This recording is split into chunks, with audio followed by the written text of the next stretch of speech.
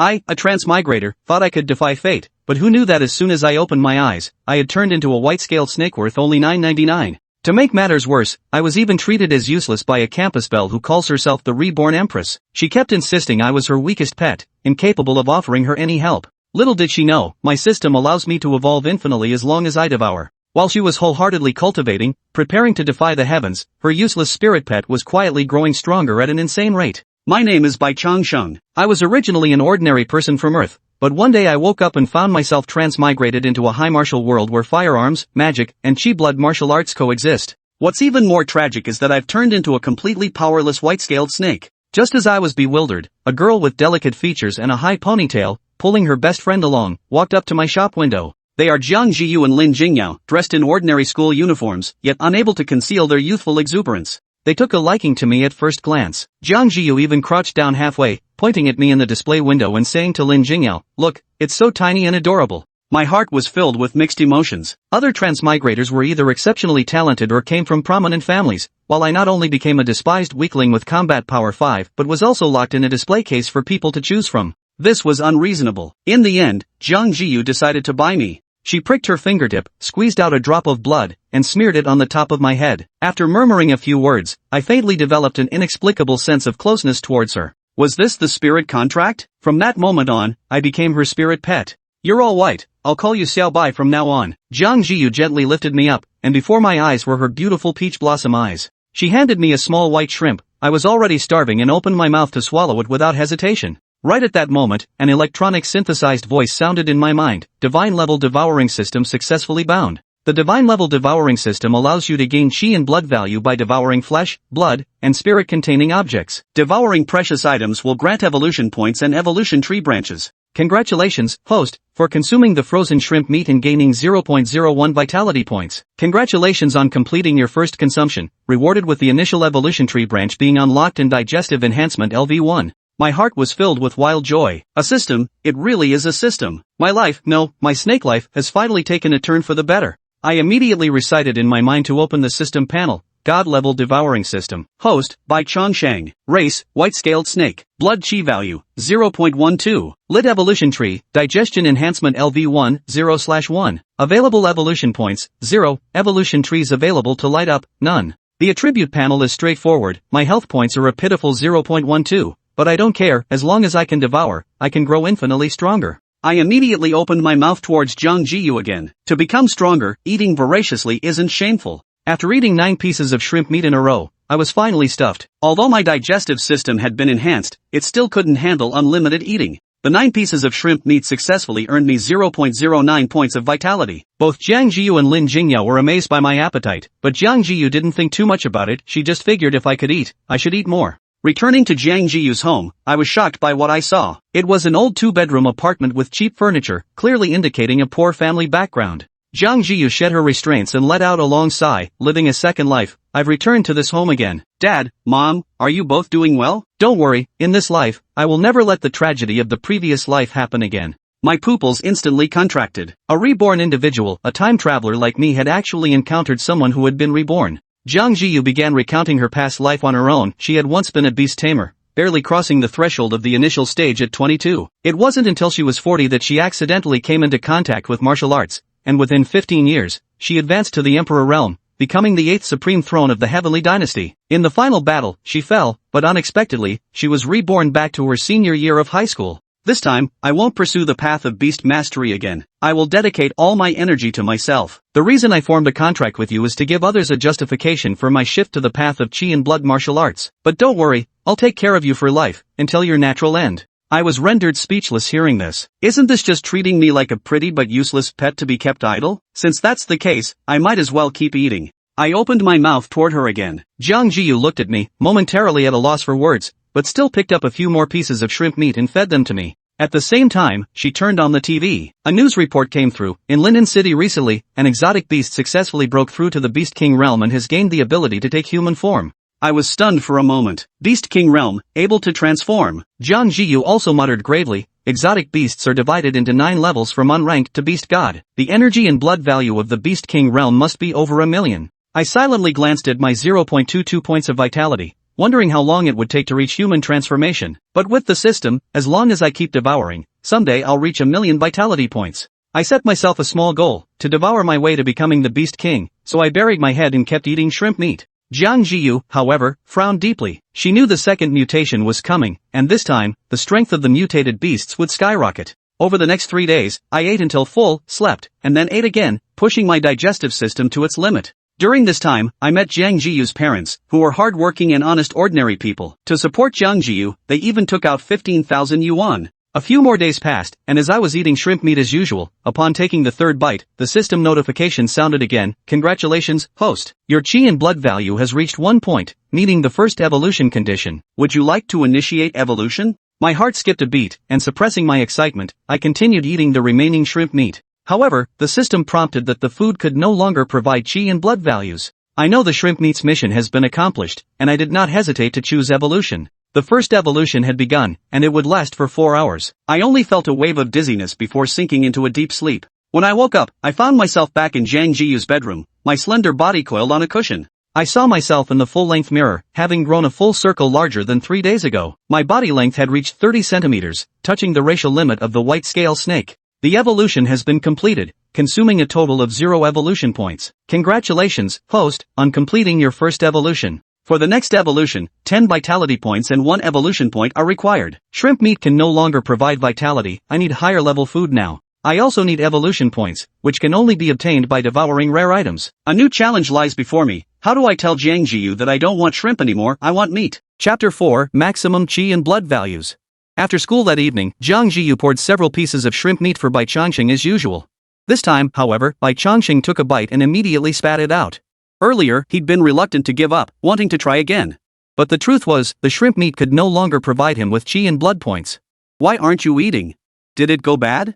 Jiang Zhiyu furrowed her delicate brows, picked up a piece of shrimp to sniff it, and finding no unusual odor, pushed the shrimp back toward Bai Changsheng. This time, however, Bai Changsheng didn't even glance at it. Maybe you're just tired of shrimp? Shall I try feeding you something else? Jiang's mother, who had been about to wash up and start cooking, noticed the commotion at her daughter's table and offered a suggestion. Bai Changsheng nodded toward Jiang's mother upon hearing this, though it was unclear if she could understand. When he first hatched, he could only perform basic actions like swallowing or opening his eyes. After his first evolution, his body lengthened. Though still utterly defenseless, he had gained some control over this form. Wow, the little guy actually understands us? And he can nod? Alright, wait here. I'll go get you some meat. In the way of chi and blood martial arts, vital energy is the foundation. Though the elderly couple couldn't offer their daughter any rare treasures to aid her martial cultivation, they could at least ensure she had meat with every meal. This situation now benefited Bai Changsheng. A small strip of meat was sliced off by Mother Jiang and placed before Bai Changsheng. Without a moment's hesitation, he opened his mouth and devoured the meat. Congratulations, host, on consuming fresh beef. Gains 0.21 chi blood points. The chi and blood value provided by beef was clearly incomparable to that of shrimp. This single strip, likely weighing only 7 or 8 grams, yielded 0.21 chi blood points. More crucially, Bai Changsheng felt only half full, far from reaching his limit. Mom, cut him some more meat. Watching Bai Changsheng finish the meat and then look at her expectantly, Jiang Zhiyu instantly understood his meaning. Soon, Mother Jiang sliced another strip of meat, no less substantial than the previous one, and placed it near Bai Changsheng's mouth.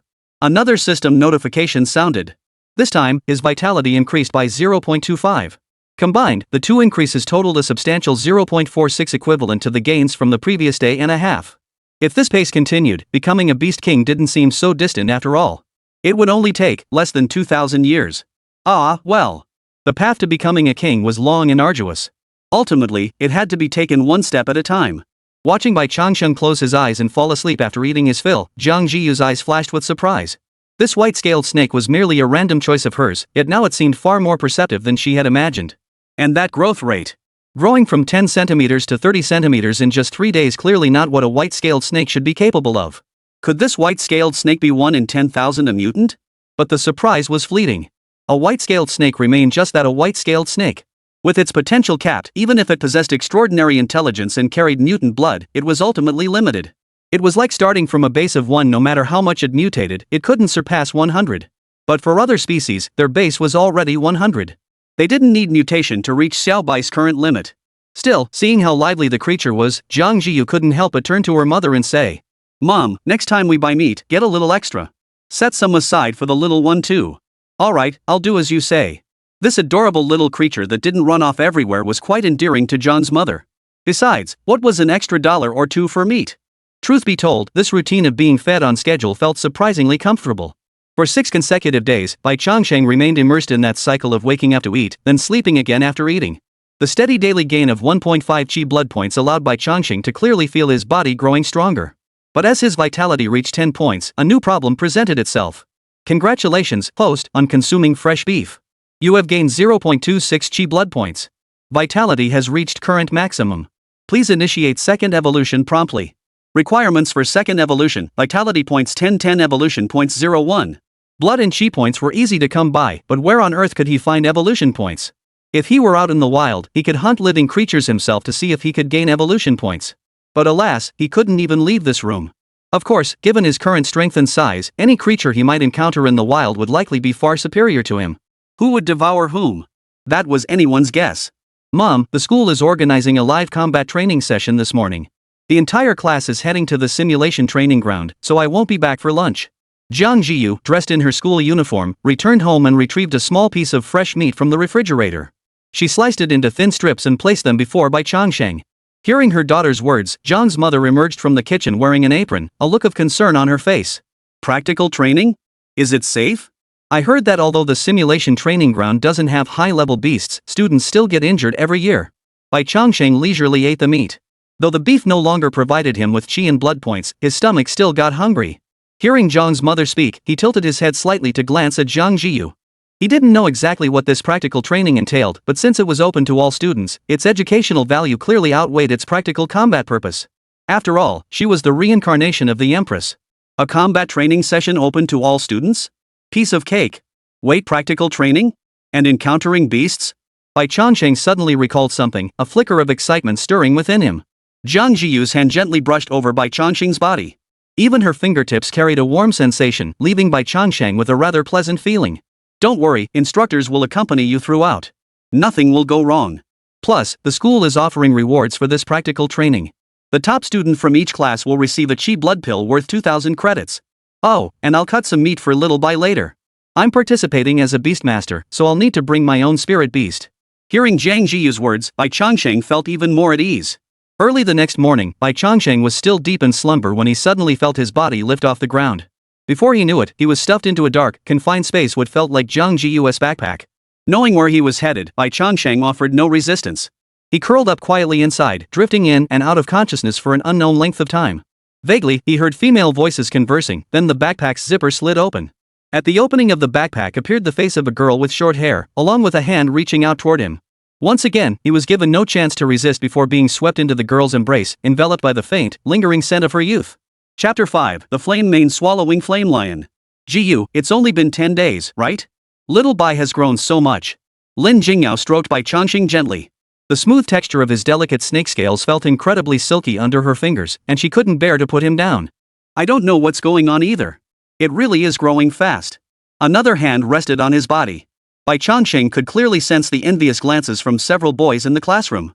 But then again, being held in the arms of the two most beautiful girls in the class or even the entire school and having them run their hands all over him, that was a privilege they couldn't even dream of. At that moment, countless boys would have gladly traded places with him. The feeling that some people lived lives worse than a snake grew ever stronger. Still so small, though. If we really sent it into battle, wouldn't it get swallowed whole by other beasts? Lin Jingyao's concern wasn't unfounded, but hearing this, Bai Changsheng felt a bit hurt.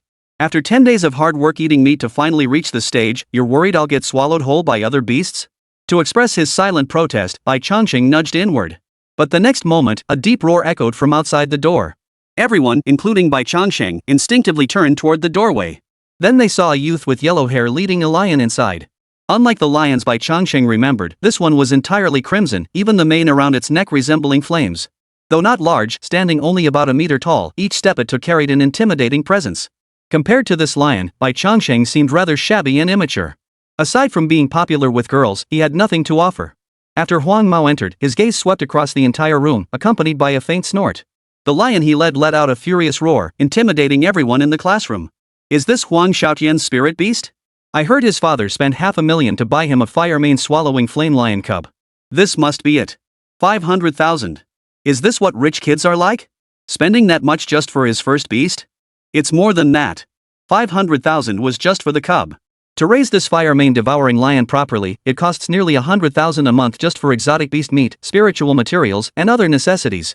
When you really crunch the numbers, keeping this fire mane flame swallowing lion costs way more than buying it. They say once a fire mane flame devouring lion reaches adulthood, it becomes a beast general tier creature. A select few with mutated bloodlines can even grow to lord tier. Compared to Huang Xiaotian, our pets are nothing but trash. Well, duh. Huang Xiaotian's aiming to get into Shuimu Martial Arts University after the college entrance exams. What are you and I compared to him? True enough. Despite being insulted, the target of the taunts didn't seem bothered in the slightest, as if it were perfectly natural. Amidst the surrounding flattery, the blonde-haired youth named Huang Xiaotian strode toward Jiang Zhiyu and the others, his spirit beast in tow, wearing an air of smug satisfaction. Wherever he passed, people stepped aside, afraid to block his path. Seeing this, both girls furrowed their delicate brows. Zhiyu, what do you think of my spirit beast? A pure-blooded fire mane swallows flame lion. My dad spent $500,000 to get it at the auction. Jiang Zhiyu remained silent, but Lin Jingyao couldn't hold back any longer. If you can afford a spirit beast worth 500,000, why can't you afford a spirit holding pouch that costs 1,000?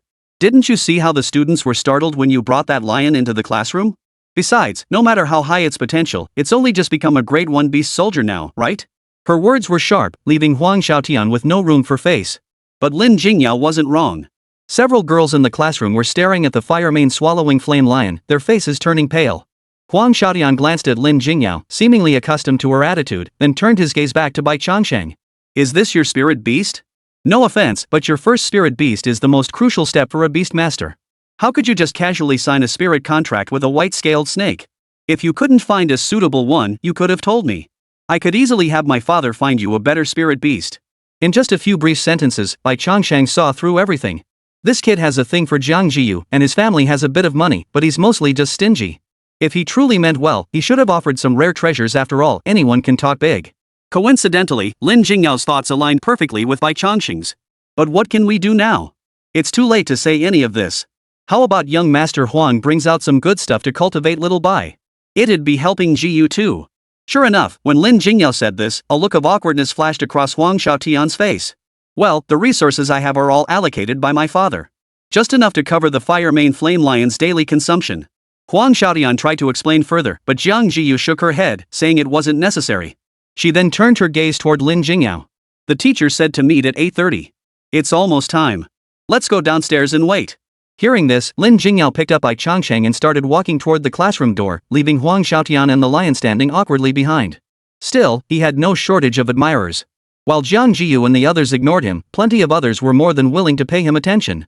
Held in Lin Jingyao's arms, Bai Changsheng avoided being stuffed back into Jiang Zhiyu's backpack. That brief encounter had made Bai Changsheng acutely aware of how far he still was from becoming a true beast. He had thought that 10 points of chi blood would be enough to give him some grounds for pride. But facing Huang Xiaotian's fire mane swallowing flame lion, he realized the gap between them was simply not on the same level. Had they met in the wild, that fire mane devouring flame lion would have devoured him as easily as snacking on spicy strips.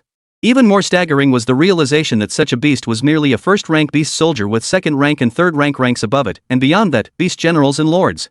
Realizing his own power was severely lacking, Bai Changsheng silently made a decision. To avoid being devoured like a spicy snack, I'll just have to keep lurking around Jiang Zhiyu. At the very least, I must reach a level where I can swallow this fire mane flame devouring lion whole before considering venturing into the wild. At the same time, I must seize this opportunity to gather enough evolution points to trigger my second evolution. Bai Changsheng wasn't one for blind confidence, yet he couldn't deny that the power gaps in this world were far greater than he'd imagined. The only silver lining was that with the system's support and Jiang Zhiyu, the future empress, by his side, he might just have a chance to touch the pinnacle of power someday. Chapter 6, Second Evolution. The practical training grounds are in the simulated combat arena, which is precisely where we're headed now. I'll outline a few key points for everyone to note. Pay close attention. First, the simulated training ground is an enclosed mountain forest. Inside, you could encounter anything. Inside the bus, the homeroom teacher, a bee stinger holstered at her waist, droned on about safety protocols, but everyone's attention had clearly drifted elsewhere. Anything could happen just sounded like a scare tactic. In reality, the area they were heading to couldn't even harbor beast soldier level monsters. This wasn't a martial arts assessment, everyone's strength was guaranteed. With students of varying combat abilities, if someone got seriously hurt, the school would be held responsible. Under these circumstances, it was likely just a formality. The bus slowly rolled into a wooded area before coming to a halt in front of a 4-story building. As the group entered, everyone received a set of weapons and armor. The precautions had already been explained during the journey, so there was no need to repeat them here. Only after confirming everything was ready and communications were functioning properly did the middle-aged man with the long sword on his back allow the group to enter. At first glance, the surroundings appeared indistinguishable from an ordinary forest. Upon entering the woods, a faint trail worn by footsteps was visible. Yet as they ventured deeper, classmates who had initially stayed close began to gradually spread out. Footsteps crunching on fallen leaves echoed intermittently. "Zhiyu, do you think we might run into some strange beast that could just gobble us up?" Lin Jingyao, who had seemed fearless outside, grew unusually quiet after entering the woods. Now, she clung lightly to Jiang Zhiyu's arm, as if afraid of being left behind. "No way. Beast soldier-level beasts are mostly confined to the martial artist trial zones. In this area, even common, unranked beasts rarely appear. And even if we did, you're a high-level apprentice. Are you really afraid of unranked beasts?" Jiang Zhiyu tilted her head slightly to glance at Lin Jingyao, a hint of exasperation in her eyes. Hearing this, Lin Jingyao gathered her courage and released her grip on Jiang Zhiyu's arm, though she tightened her hold on the little white creature still nestled in her embrace.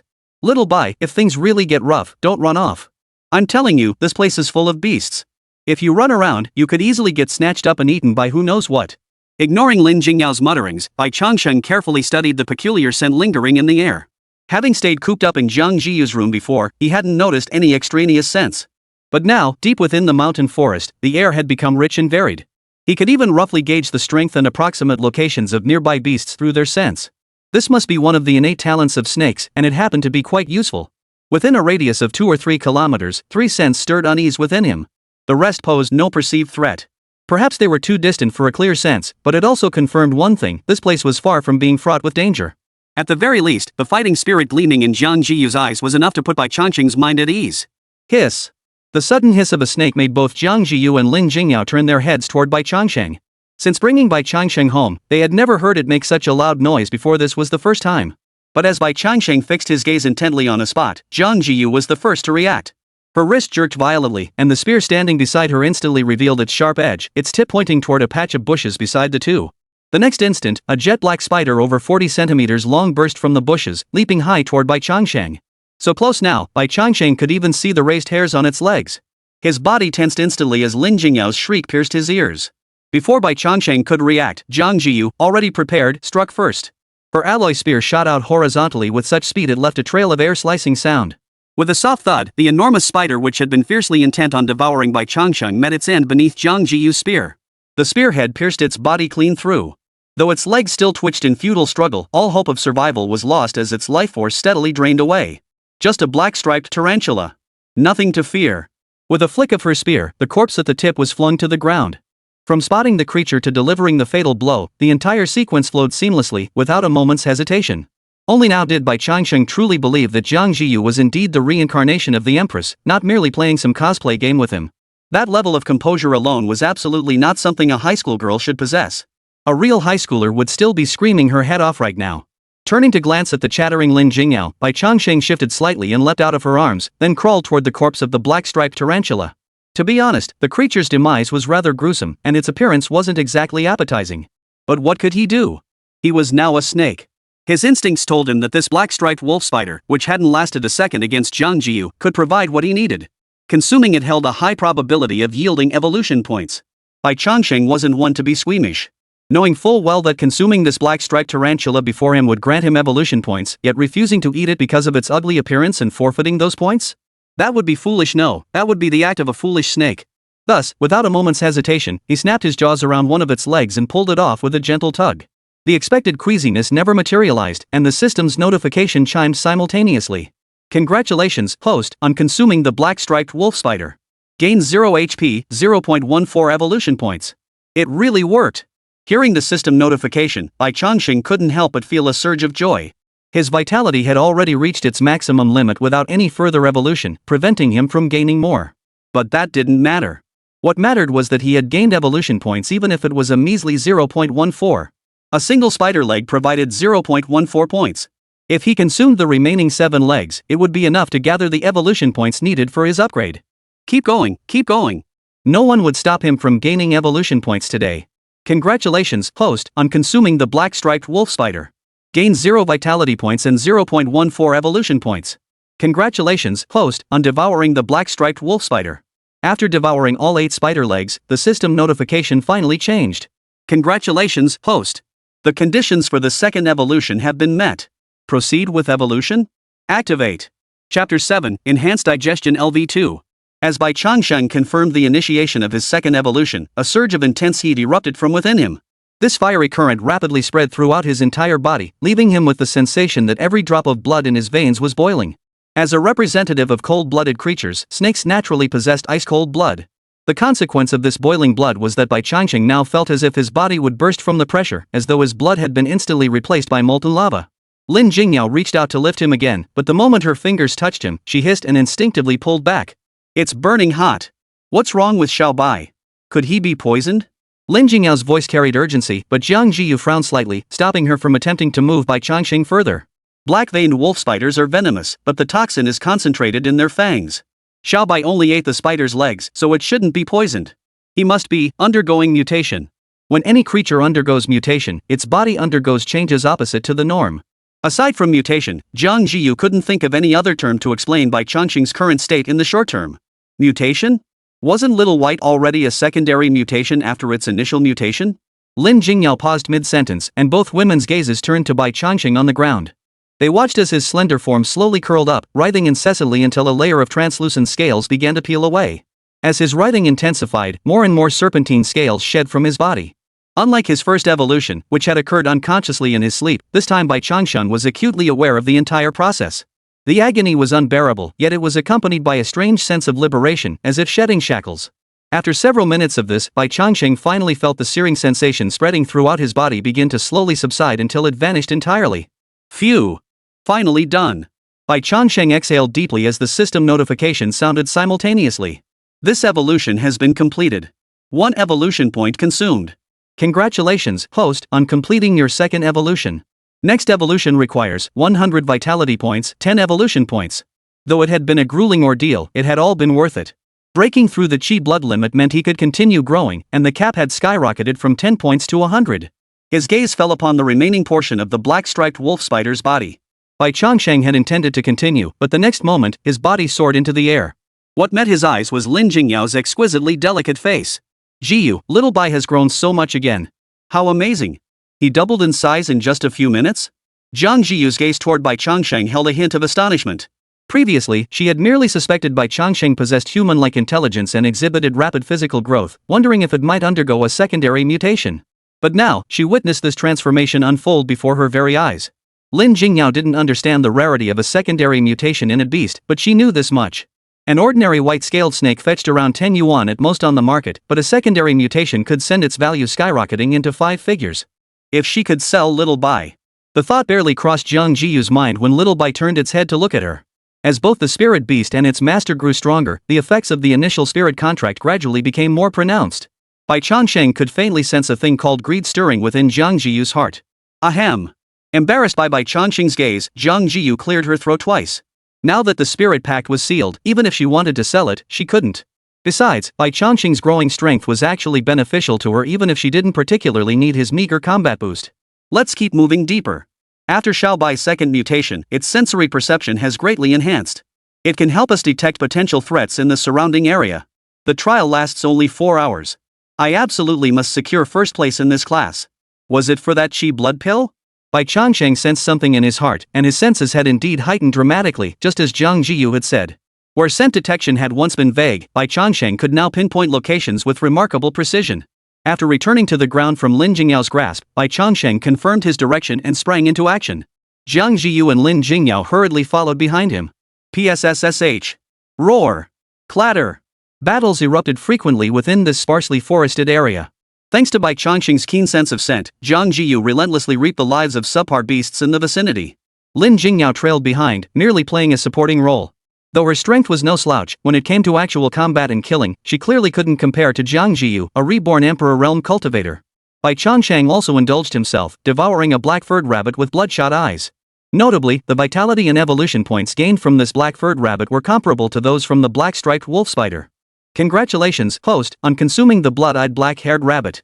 Gained 1.7 vitality points and 0.88 evolution points. The vitality points weren't the crucial part. With this 0.88 evolution point, combined with what he had left over, he had just enough to complete another point. Bai Changsheng's gaze immediately fell upon his personal panel, specifically the only illuminated branch on the evolution tree, enhanced digestion. Use evolution points to activate the digestion enhancement branch? Use. 1 evolution point deducted. Digestion enhancement branch level upgraded. Current activated evolution tree branch, digestive enhancement LV205? Before the food crisis, the speed at which Bai Changsheng's vitality grew depended entirely on how quickly he could digest. Investing hard-earned evolution points to enhance his digestive capacity was essentially a strategic investment, both expanding resources and conserving them. The only regret was that before he could continue devouring, the sound of a drone's horn blared overhead as it swiftly swept across the sky. This live-action training session is now concluded. All students, please return to the reception center building upon hearing this broadcast. Repeating, this live fire training session is now over. Jiang Zhiyu gave his spear a sharp double tap, shaking off the last traces of blood before sheathing it. Let's go. Time to head back. Over these 3+ hours, enough unranked beasts had fallen to her spear. There was no need to linger for a few extra minutes. As for Lin Jingyao, she had been eager to leave for quite some time. After trailing this man and snake through the forest for so long, though she'd barely had a chance to fight, just running non-stop for over 3 hours had completely drained her strength. Finally, we can go back. Zhiyu, your points should be enough to take first place, right? Chapter 8, The Half-Blood Pill. Whether her points were enough for first place would be clear once calculated. Half an hour later, the two women returned to the 4-story reception center with Bai Changsheng. Huang Xiaotian, who had been basking in the flattery and praise of those around him, immediately pushed through the crowd to greet them upon seeing the two women enter. Zhiyu, I scored 177 points. The next highest was only 45. Pretty impressive, huh? Huang Xiaotian's eyes sparkled with self-satisfaction and anticipation as he spoke. Clearly, he craved Jiang Zhiyu's astonishment more than anyone else's praise. If Jiang Zhiyu could look at him with admiration and let out a gasp of surprise, Huang Xiaotian would probably float straight to the heavens. But clearly, Jiang Zhiyu couldn't care less. Upon hearing the number 177, she merely sighed in relief before uttering a non-committal "oh" and heading off to submit her own battle video. Lin Jingyao, on the other hand, shot Huang Xiaotian a withering look. You bought that high-tier spirit beast with your daddy's money and still only got this measly score? Only you would have the nerve to brag about it. A fire-mane-swallowing flame lion, already a grade 1 beast soldier in power, arrived at this beginner-level simulation training ground for students. If he couldn't achieve a score that dominated the competition by a landslide, it would only prove how utterly useless Huang Xiaotian truly was. Unfortunately, the guy seemed genuinely inflated by all the praise, losing sight of his own limitations. Hearing Lin Jingyao's words, he immediately grew flustered. Even if I did get this score because of my dad, it's still the highest in the class. You, Lin Jingyao, couldn't get it even if you wanted to. Highest in the class? Lin Jingyao scoffed. Only someone like you could be that confident. Since Mr. Huang is so confident, how about we make a bet? Bet? Huang Xiaotian froze. Bet on what? We'll bet whether you really got the highest score in the class this time. Lin Jingyao reached up, unhooked the action camera hanging in front of her, gave it a little wave, and continued. If you get the highest score, I'll give you a chi blood pill. If you don't, you give me one. Huang Xiaotian fell silent. But seeing Lin Jingyao's utterly confident expression, he suddenly broke into a smile. You and Zhiyu are the only two left in the class who haven't submitted your videos. Zhiyu clearly can't. With that white-scaled snake she contracted, it's a miracle it hasn't been eaten by the forest's beasts yet, let alone helping her hunt them. As for you, while your strength is decent, you're just a girl. How many beasts could you possibly kill? Surely not more than my fire-mane swallows flame lion? Fine. I'll take your bet. If you lose, I won't take your chi blood pill. Huang Xiaotian chuckled and turned to look at Jiang Zhiyu, who was submitting her video in the distance. All you need to do is give me Zhiyu's WeChat account. Seeing Huang Xiaotian's smug expression, Lin Jingyao couldn't help but shudder. Her voice carried a hint of disgust as she spoke. Zhiyu's WeChat account is fine, but we need to raise the stakes. Besides the chi blood pill, add 2 more hybrid blood pills for spirit beasts. Chi blood pills and hybrid pills were essentially the same thing, though hybrid pills were of slightly lower quality, containing impurities that could disrupt a martial artist's chi and blood circulation, potentially causing latent ailments. However, this wasn't a concern when feeding them to spirit beasts. A chi blood pill fetched 2,000 alliance coins on the market, while a hybrid blood pill sold for around 1,000. Deal. Huang Xiaotian flashed an OK sign, a confident smile returning to his lips. But the next moment, the homeroom teacher's voice rang out. Jiang Zhiyu, 234 points. What? 234? The announcement sent all eyes darting toward the homeroom teacher. Huang Xiaotian's previously smug smile instantly froze. Lin Jingyao, however, chuckled softly before extending her hand toward Huang Xiaotian. Young Master Huang, you win you lose. You just agreed to this bet in front of everyone, you wouldn't go back on your word, would you? Huang Xiaotian's expression grew stiff, as if countless eyes were piercing through him from behind. He finally understood. Lin Jingyao had deliberately tricked him with her action camera earlier, making him believe he was competing against her when in reality, it was Jiang Zhiyu. No, even if it was Jiang Zhiyu, how could she have scored so high? Huang Xiaotian instinctively wanted to voice his doubts, but when he turned around, he met the gazes of several classmates. Relax, it's just a few pills. I'm not the kind of person to renege on a bet I agreed to. With that, Huang Xiaotian flipped his hand, revealing 2 porcelain bottles in his palm. After pouring the pills from each bottle, he tossed them to Lin Jingyao. We're even now. I guess we can't deny young Master Huang's generosity. Handing over pills worth 4,000 like it's nothing. Lin Jingyao clutched the pills in her hand, not forgetting to take a dig at Huang Xiaotian as she did so. Facing Lin Jingyao's mockery, Huang Xiaotian could only grit his teeth and swallow his resentment, though whether he cursed under his breath remained unknown. What's going on? Jiang Zhiyu, who had just submitted the video, sensed the awkward atmosphere and asked. Nothing. Just some sucker offering to give you a few pills. Lin Jingyao shoved the qi and blood pills into Jiang Zhiyu's hands, then snatched her backpack from behind her and yanked open the zipper. Xiao Bai, see what your sister got for you. Bai Changsheng was exceptionally sensitive to scents. The moment the backpack zipper opened, a delicate fragrance wafted out. The irresistible allure seemed to rob Bai Changsheng of his senses. Without a moment's hesitation, he opened his mouth and swallowed the bright red pill from Lin Jingyao's hand in one gulp. Wait. Little Bai's qi and blood are too low, he can't take a mixed blood pill. Before Jiang Zhiyu could finish her warning, Bai Changsheng had already swallowed it. Instantly, an indescribable surge of warmth and heat washed over him, accompanied by the system notification sound. Congratulations, host, on consuming the hybrid pill. Gained 28 vitality points and 12 evolution points. The sudden surge of vitality felt as though it would tear Bai Changsheng's entire body apart, a sensation far beyond mere indigestion. It felt akin to being pulled from hundreds of meters below the ocean surface back to the surface in an instant. In that split second, Bai Changsheng knew that if he didn't act, his body might explode right where he stood, torn apart by the potency of the elixir. Use evolution points to activate another branch on the evolution tree, enhance digestion. 5 evolution points deducted. Digestion enhancement branch level upgraded. Current activated branch, enhanced digestion LV3020. As digestive enhancement reached level 3, the rampaging potency was instantly restrained. With each passing moment, the sensation of his body being torn apart by the pressure steadily receded. Close call, almost choked to death on that bite. Chapter 9, The Schoolflower Empress's Free Ride, Take It or Leave It. Xiao Bai, are you okay? I'm so sorry. I really didn't know you couldn't take the hybrid pill right now. Seeing Bai Changsheng's agonized expression, Lin Jingyao, unsure if he could even understand her, blurted out frantic apologies. However, Jiang Zhiyu, standing nearby, sensed something amiss. When she looked at Bai Changsheng, her eyes held a trace of confusion. Lin Jingyao couldn't sense it, but having forged a spiritual contract with Bai Changsheng, she could roughly perceive it. Initially, Bai Changsheng felt as if his body would burst from the potency of the hybrid blood pill, waves of agony surging through him. Yet within 2 or 3 seconds, that agony vanished, replaced by exhilaration and excitement. The mixed blood pill's potency had been fully absorbed. Even Jiang Zhiyu, who had seen much in her previous life, couldn't help but feel astonished. This white-scaled snake she had chosen by chance seemed far from ordinary. It understood human nature, possessed an extraordinary appetite, underwent a second mutation, and now, even with its qi and blood dangerously low, it had forcibly absorbed a hybrid pill. Of course, it was merely astonishment. These peculiarities fundamentally changed nothing. The white-scaled snake remained just that, a white-scaled snake. Struggling even to mature into a beast soldier, it naturally wasn't worth her deep concern. Still, if possible, Jiang Zhiyu would find a way to help it. Don't worry, little white is fine. Seeing her best friend's frantic expression, Jiang Zhiyu could only offer this reassurance. Lin Jingyao finally calmed down a little, only to notice that Bai Changsheng had quietly settled down at some point, his gaze fixed on the hand holding the hybrid pill. His expression suggested that if Lin Jingyao dared to feed him, he would dare to eat again.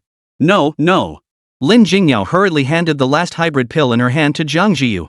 If you take another one, you'll really burst. I won't dare feed you anymore. The previous incident had already left her trembling with fear. If Bai Changliang really died because of her, how could she ever explain it to Jiang Zhiyu? It was sheer luck that nothing had happened. Lin Jingyao dared not take any more risks. Seeing Lin Jingyao hesitate and Jiang Zhiyu showing no intention of feeding him, Bai Changsheng clicked his tongue, inwardly sighing at the missed opportunity. A single hybrid pill provided him with 28 vitality points and 12 evolution points. If he could consume a few more, he might be able to trigger his third evolution in no time. But Bai Changsheng knew full well that even though his digestion enhancement had reached level 3, it would still take time to fully absorb the potency of the hybrid pill. Consuming another hybrid pill now would genuinely overwhelm his absorption capacity. His desire for more was merely the serpent's innate greed at play. Greed knows no bounds, and Jiang Zhiyu was right not to feed him a second hybrid pill. Shrinking his body, Bai Changsheng retreated into the backpack to absorb the potency. Jiang Zhiyu reached up to sling the backpack back onto her shoulders before turning toward the reception hall staff. Zhiyu, where are you going? Xiao Bai's appetite keeps growing and it seems to prefer exotic beast meat. I was wondering if we could request some for him. Lin Jingyao gave a soft "oh" and hurried after her. Hello, I'd like to purchase some exotic beast meat. Do you know where I might find it? Jiang Zhiyu's expression carried a hint of coolness, yet her striking beauty made anyone who saw her instantly feel drawn to her. Especially with Lin Jingyao beside her, equally stunning and sweet-talking.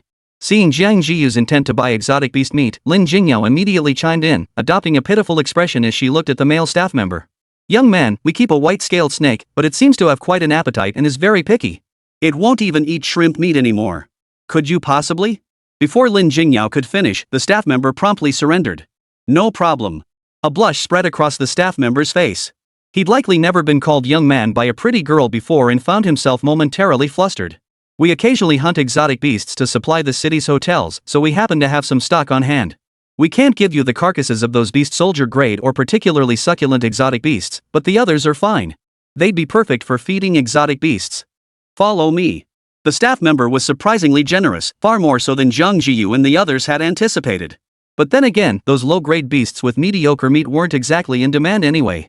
They weren't worth much to begin with. Keeping them was pointless, so why not do a favor and earn a few compliments from the young men? Inside a modest cold storage room, numerous exotic beast carcasses were stored. Jiang Zhiyu showed no hesitation, selecting over a dozen at once, all of them sizable specimens. Only after her selection did she turn to Lin Jingyao. A 3 cubic meter storage ring cost 3,000 credits. She hadn't been willing to buy one, but Lin Jingyao had. Seeing this, Lin Jingyao immediately scowled. My storage ring is full of snacks. Despite her words, to prevent Xiao Bai from going hungry, Lin Jingyao stuffed as much beast meat as possible into her storage ring. Only when there was no more room did the two return home satisfied. Bai Changsheng remained unaware of the sacrifices Lin Jingyao had made for him. The lingering potency of the hybrid pill left him in a daze, sleeping through nearly the entire afternoon. When he awoke, he found himself back home. Opening his eyes, he saw Jiang Zhiyu wearing only a tank top and shorts. Her hair was still pulled up high, but now her face was flushed, and beads of sweat glistened on her skin. She sat cross-legged on the bed, palms and soles facing upward, clearly in the midst of absorbing spiritual energy. Her white socks had slipped off, revealing 2 long legs spread before Bai Changsheng, along with her slender waist barely a hand's width and the magnificent curves before her. Bai Changsheng did not disturb her, merely watching her quietly. Truth be told, this was the first time he had ever observed Jiang Zhiyu with such quiet intensity. It had to be said, in terms of sheer beauty and physique alone, Jiang Zhiyu was flawlessly perfect. Not to mention she was the reincarnation of the empress, possessing unparalleled talent and experience. Barring any unforeseen circumstances, she was destined to attain the emperor realm in this lifetime.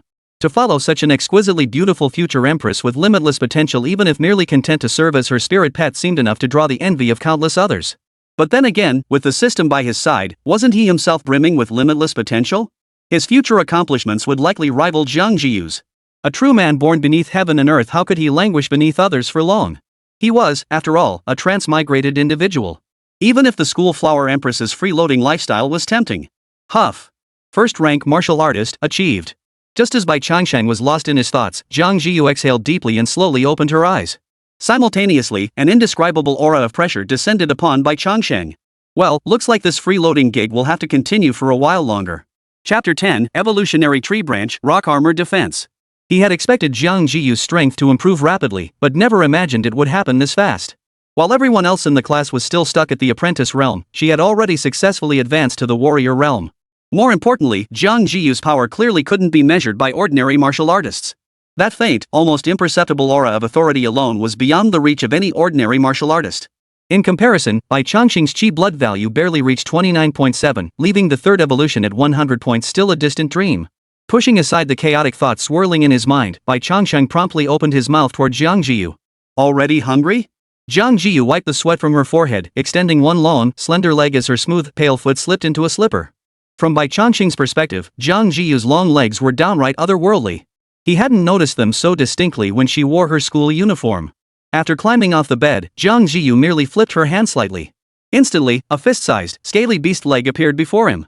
The storage ring contained exotic beast meat intended for Bai Changsheng. Since it was useless to her, Lin Jingyao had simply lent the ring to Jiang Zhiyu. Judging by its appearance alone, it was impossible to tell what creature this thing had originally belonged to. But that was beside the point. What mattered was that Bai Changsheng was genuinely hungry. After reaching level 3 in enhanced digestion, his appetite had noticeably increased. The beast leg before him appeared to weigh at least a pound. He bit down on it and swallowed it whole in one gulp. Congratulations, host, on consuming the tricolor blade lizard. Gain 2.7 chi blood points and 0.6 evolution points. The system notification chimed simultaneously. 2.7 chi blood points was no small amount before his enhancement, it would have sustained him for an entire day. Yet Bai Changsheng still felt hollow inside, utterly unsatisfied. More? Jiang Zhiyu watched as Bai Changsheng turned his gaze toward her. A flicker of thought crossed her mind as she sensed the emotion he conveyed, causing her to pause slightly. Then, intrigued, she retrieved another piece of beast meat from her storage ring. This piece was even larger than the previous leg, weighing a full pound and a half. Without a moment's hesitation, he opened his mouth and swallowed the entire piece whole. Congratulations, host, for consuming the Hanyan turtle. Gained 3.4 chi blood points and 0.9 evolution points. Congratulations, host, on unlocking the unlit branch of the evolution tree, Rock Armor Defense. Rock Armor Defense, upon unlocking, forms an Earth attribute defensive layer beneath scales, significantly enhancing defensive capabilities. Evolution points required to unlock 6. A new evolution tree branch. This sudden development filled Bai Changsheng with unexpected delight. Especially after hearing the system's explanation, this sense of delight grew even more pronounced. For a life-saving ability at such a critical moment, Bai Changsheng wouldn't hesitate to spend his evolution points. Glancing at his remaining evolution points, he saw 7 points left for upgrading his digestion enhancement. Adding the 1.5 points he had just acquired, he still had a surplus of 8.5 points. Since he hadn't even saved enough for his third evolution's chi and blood points yet, there was no need to worry about evolution points. Without a moment's hesitation, he activated the system and allocated points. System, allocate points. 6 evolution points deducted. Rock Armor Defense branch of the evolution tree activated. Current activated evolution tree branch, Rock Armor Defense LV1. Evolution points required for next Rock Armor Defense upgrade 18. There was no noticeable sensation, not even pain. After the system prompt faded, Bai Changsheng felt a tingling sensation beneath his scales. Slowly, this feeling spread throughout his entire body, only to completely dissipate a few seconds later. As the tingling faded, Bai Changsheng distinctly felt a faint energy circulating beneath his skin. It wasn't particularly substantial, but it was undeniably real. Once an attack breaks through the defense of his scales, it will be met with resistance from this energy. Not a bad deal actually, a bit of a steal. Though this evolution tree direction cost him a full 6 evolution points, it was still well worth the investment. Personal panel. Divine Devouring System. Host, Bai Changsheng. Species, white-scaled snake secondary evolution. Health points, 45.8. Unlocked evolution paths, enhanced digestion LV3, rock armor defense LV1. Available evolution points, 2.5. Unlockable evolution trees, none. 10 days had passed and the attribute panel was completely transformed. If he had been a weakling with a combat power of just 5 when he first arrived, he now possessed at least some fighting strength. At his current rate of vitality gain, it wouldn't take long before he reached the threshold for his third evolution. 100 vitality points, grade 1 beast soldier. Though his ultimate goal was to become a beast king and gain the ability to shapeshift. But realistically, the beast soldier tier was the threshold he should be focusing on right now. The next day, Jiang Zhiyu took the morning off. When she returned, she held a copper martial artist's medal in her hand, a symbol of her first-grade martial artist status. Gazing at the badge, a genuine smile spread across her face. Don't worry, Mom and Dad. After getting this martial artist medal, the state will subsidize me with 1,000 alliance coins every month, plus a vitality pill. You won't have to worry about my cultivation resources, I can earn them myself. But after graduating senior year, I plan to venture into the wilderness. Mr. and Mrs. Jiang were clearly delighted by their daughter's rapid advancement in strength. How many people spent their entire lives merely scraping past the threshold of martial artist? Yet Jiang Zhiyu went from apprentice to warrior in just 10 days. This proved one thing: Jiang Zhiyu's martial talent was truly extraordinary. Yet upon hearing the words Wasteland escape Jiang Zhiyu's lips, the couple exchanged glances, each seeing the worry in the other's eyes. After the cataclysm, humanity was forced to cede vast tracts of land, migrating from the coast to the interior. Only through the combined might of firearms and martial artists were the current cities barely established. Yet even with martial arts advancement to its current state, humanity still couldn't reclaim those lost lands from the clutches of the beasts. These regions, both land and sea, overrun by beasts, were collectively known as the wilderness. To many, the term wasteland evoked nothing less than hell, a paradise for beasts, a forbidden zone for humans. While tales of individuals amassing vast fortunes from the wasteland surface annually, far more common are reports of martial artists severely maimed or even killed by monstrous beasts there. They wanted to say something, but Jiang Zhiyu gave them no chance to persuade her. She took Bai Changsheng back to their room. She retrieved 2 pieces of beast meat from her storage ring. Watching Bai Changsheng eat, Jiang Zhiyu drifted into a dazed reverie. After becoming a martial artist, the resources needed for cultivation only increase. Every 3 days, you'll need a chi blood pill to ensure your chi blood value doesn't slow down. While becoming a martial artist eases some financial pressure, it's merely a temporary fix. Ultimately, we must venture into the Wasteland. Only by hunting beasts there can we earn enough to fund my cultivation. If only you could break through to Beast Soldier. Then I could take the Beastmaster exam, adding another source of income each month. Jiang Zhiyu gazed at Bai Changsheng, murmuring to herself. Chapter 11, Third Evolution, Beast Soldier Rank. When he first arrived in this world, Beast Soldier seemed like a distant dream to Bai Changsheng. After all, back then, even after devouring flesh and blood daily, the chi blood points he gained could still be counted on one hand. However, after completing 2 evolutions and upgrading his digestion enhancement to level 3, the amount of chi blood he could gain daily became quite substantial. 3 meals a day, each yielding 6 chi blood points. Depending on the original strength of the meat consumed, he could also gain a fair amount of evolution points. The gains varied, but his daily progress was visibly substantial. 3 days later, Bai Changsheng's vital energy reached the current level cap. Congratulations, host, on consuming the tricolor blade lizard. Gain 2.4 vitality points and 0.5 evolution points. Vitality has reached current maximum. Please initiate third evolution promptly. Requirements for third evolution: vitality 100, evolution points 10. Evolution conditions met. Proceed with evolution? Yes. After the system alerted him to reaching the limit, Bai Changsheng immediately chose to initiate evolution. This time, however, the burning sensation was far more intense than before. Without warning, a crimson hue began to surface on Bai Changsheng's originally white scales. Within just 2 or 3 seconds, his consciousness began to grow hazy. Damn it, is every evolution going to be this painful? He cursed inwardly, but Bai Changsheng had no choice but to endure. He didn't know if losing consciousness during evolution could kill him, but even a minor failure was something he couldn't afford. He'd painstakingly accumulated his vital energy and evolution points over such a long period. Failure would mean waiting days to gather enough points again. So no matter what, he had to push through. Fortunately, Jiang Zhiyu noticed something was wrong with Bai Changsheng. Gazing at Bai Changsheng, now entirely crimson, Jiang Zhiyu furrowed her delicate brows and murmured, 3 mutations? How is that possible? Even in her previous life as an emperor-level cultivator, the number of beasts she'd seen complete 3 mutations could be counted on one hand. And those capable of a third mutation were, without exception, at least beast emperor tier beings. 3 transformations are practically the exclusive domain of beast emperors. One who completes 3 transformations is destined to become a beast emperor. But Xiao Bai is just a white-scaled snake. How could it possibly achieve a third evolution?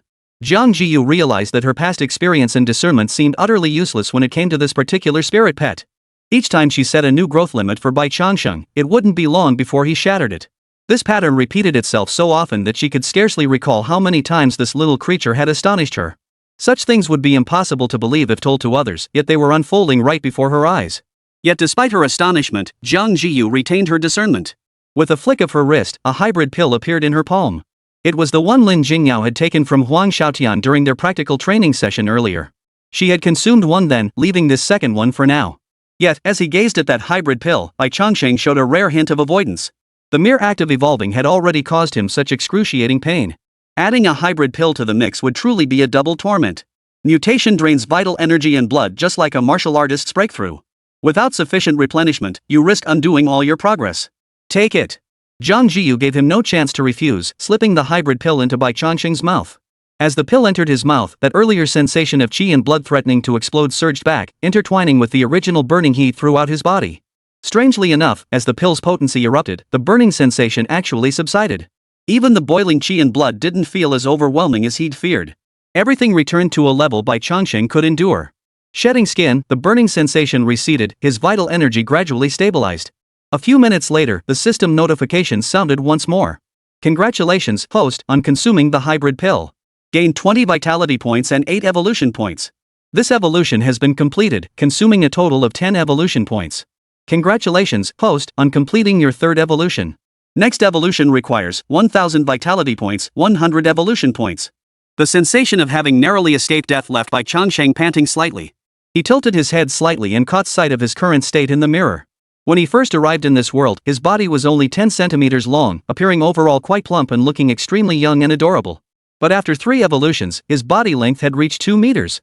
Now, there was not a trace of roundness left, especially his head, which carried a subtle, sharp aura. Paired with the 3 unevenly colored stripes beside his eyes, it made him look even more formidable. Already a beast soldier? Jiang Zhiyu's voice sounded beside him. Turning his head slightly, Bai Changsheng caught the astonishment in the young girl's eyes. Your growth rate now rivals mine in every way. Jiang Zhiyu couldn't quite pin down her own emotions, especially when Bai Changsheng turned his gaze toward her. Surprise? Joy? Or perhaps confusion? Regret? In her previous life, she devoted 22 years to mastering the art of beast taming, pouring every ounce of her heart and wealth into spirit beasts. Yet the outcome was utter ruin. When she turned to cultivating the Qi blood martial way, the time lost had already drained her potential dry. This lifetime, she embarked on the path of Qi blood martial arts from the very beginning, losing all interest in beast taming. Yet unexpectedly, a casually chosen white-scaled snake brought her such a tremendous surprise. 3 mutations in just 13 days, evolving into a beast soldier. Such growth was nothing short of astonishing. While some beasts were born possessing the strength of a beast soldier or even a beast general like Huang Shaotian's fire-mane swallowing flame lion, that was the result of a high-grade bloodline. Don't forget little Bai started out as a white-scaled snake with the most inferior bloodline and 0 combat power. Jiang Zhiyu felt an inexplicable sense of, I never expected you to succeed, yet you've proven me wrong. If I had pursued the path of beast taming from the start, would little white? The thought barely formed before Jiang Zhiyu dismissed it herself, shaking her head and chuckling wryly. Focusing on Qi blood martial arts to achieve martial emperor status was practically guaranteed, but the path of beast taming was far less certain. Among countless beasts, only a handful can reach the level of a beast god. Even the offspring of beast gods cannot guarantee reaching that level. In fact, only 1 in 10 might even reach the rank of beast emperor. The white-scaled serpent bloodline ultimately has its ceiling locked. Still, achieving beast soldier status should be enough to pass the Beastmaster assessment. Jiang Zhiyu's eyes flashed with determination. Chapter 12, Golden Needle Giant Scorpion. Jiang Zhiyu, a first-rank martial artist?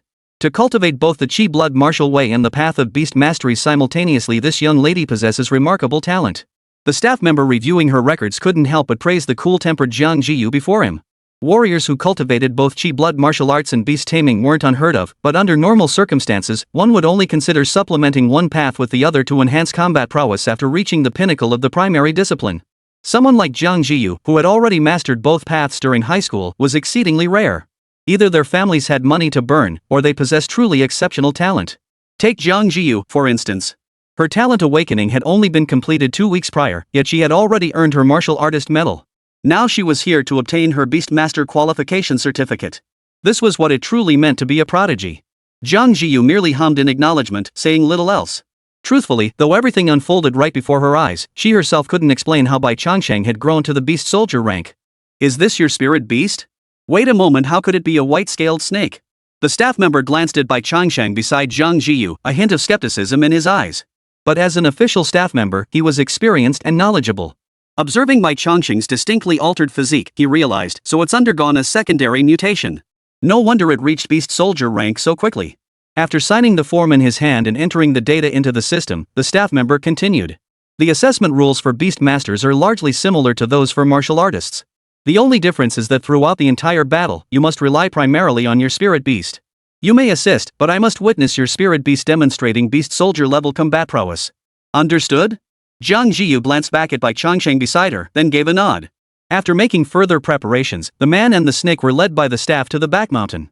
It was the same location as their last practical training session, only in a different section. The previous area was reserved for students, where the beasts were generally weak, pitifully so, in fact. The combat assessment clearly wouldn't be held there. Upon entering this new forest area, Bai Changsheng immediately sensed a shift in the air scent. For distinct scents of beast soldiers emanating from different directions brought an indescribable sense of pressure. Xiao Bai, just give it a try. No need to push yourself. Jiang Zhiyu murmured softly, resting a hand on Bai Changsheng's head. She vaguely recalled her own Beastmaster assessment in a past life. She had taken it 4 times before finally passing at 22, just before graduating university, earning her junior Beastmaster certification. The exotic beasts deployed here were all captured from the wilderness by high-level martial artists. On one side stood creatures forged in the crucible of battle, on the other, hatchlings barely 2 weeks old, untouched by any meaningful combat. Unless one's vitality far surpassed the beasts, passing the exam was nearly impossible. Bai Changsheng didn't know what Jiang Zhiyu was thinking, but he genuinely wanted to see how strong he truly was. After some thought, he chose the weakest of the 4 auras and sped off in that direction. As he drew nearer, the aura grew increasingly distinct. When only a patch of low shrubs remained before him, Bai Changsheng finally halted. The scent was most potent here. Barring any surprises, the beast soldier grade creature was hiding within these bushes. The bushes stood no taller than 40 or 50 centimeters. Whatever lurked within couldn't be very large. This was both good news and bad news. Though small in size, it had reached the beast soldier rank. Its vitality might not be exceptionally high, but it undoubtedly possessed unique traits that set it far apart from other beasts. Bai Changsheng moved slowly toward the thicket, constantly gathering the scents drifting through the air, trying to pinpoint the creature's exact hiding place. The next instant, his heart lurched in shock. He whirled to see a scorpion's tail darting toward his head with deadly precision. The speed was so blindingly fast that Bai Changsheng felt his mind registered the threat before his body could react. His body instinctively jerked backward, yanking his head several inches to the side. By the narrowest of margins, he evaded the stinger's strike. Only then did Bai Changsheng get a clear look at his opponent. Over 50 centimeters in length, it bore a pair of pincers nearly as large as its body, its entire form jet black except for the high arching tail stinger, which glowed with a golden red hue. Golden Needle Giant Scorpion? This thing is no pushover.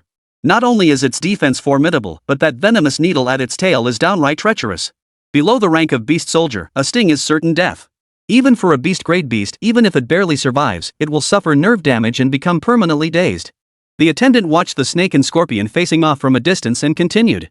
Young lady, I advise you to take your spirit beast and find a different opponent. If something goes wrong and your second mutation white-scaled snake gets injured, it would be a loss far greater than any gain. The staff member's warning was reasonable, but Bai Changsheng understood one thing: though the golden needle giant scorpion's venom was terrifying, its health pool was pitifully low. Not choosing it meant the other options would only be harder to defeat. As for Jiang Zhiyu, seeing Bai Changsheng show no intention of backing down, she understood his meaning. The golden needle giant scorpion moves very slowly. Moreover, each tail spike attack requires time to build up power before unleashing its speed. Jiang Zhiyu's words perfectly echoed Bai Changsheng's own thoughts. After a brief standoff, Bai Changsheng had already pinpointed the creature's weakness. A thought flashed through his mind. The next moment, Bai Changsheng surged forward with explosive force, his slender body charging directly at the golden needle giant scorpion. Another tail spike thrust followed, its speed not quite matching the earlier ambush but still formidable. Fortunately, Bai Changsheng was prepared this time and hadn't exerted his full strength in the charge. His body jerked to a halt, narrowly evading the tail spike before his speed erupted. Its fangs opened wide, as if intent on swallowing him whole. The golden needle giant scorpion wouldn't surrender so easily. Though its tail strike missed, its massive claws possessed lethal power. There was no doubt that if caught in those claws, he would be gravely injured if not killed outright. Bai Changsheng had no intention of testing whether its strength could breach his rock armor defense. His snake tail lashed out like a whip, striking with brutal force. The golden needle giant claw scorpion's attention was entirely focused on the front. Caught off guard, its body was sent tumbling backward. It tried to roll back to attack again, but Bai Changsheng had already coiled his tail around it. With over 120 points of vitality sustaining his effort, the sound of the golden needle giant claw scorpion's carapace cracking and shattering grew louder. From their initial confrontation to Bai Changsheng's decisive finish, the entire exchange lasted barely half a minute. The battle was so swift that even the staff watching couldn't help but voice their astonishment. Your white-scaled snake seems a bit too clever for its own good. Chapter 13, Evolutionary Branch, Toxin. Bai Changsheng remained unaware that his actions had left the two observers outside the arena slightly stunned. After confirming the giant needle-spine scorpion, now entangled in its coils, was utterly lifeless, its body gradually relaxed. Without waiting for either of them to speak, he opened his mouth and swallowed one of its pincers whole. Up until now, he had only consumed the meat of subpar beasts. Their chi and blood content was negligible, let alone any hint of savory flavor. Especially after his third evolution, his initial chi and blood reserves had reset to zero. This change allowed Bai Changsheng to discern a pattern. As his strength continued to rise, his demands for the quality and grade of flesh would only grow more stringent. To maintain the previous high rate of efficiency gains, the meat he consumes should ideally come from prey of comparable level to his own, or at least not be significantly lower. This sensation was somewhat akin to the experience compensation mechanism in games.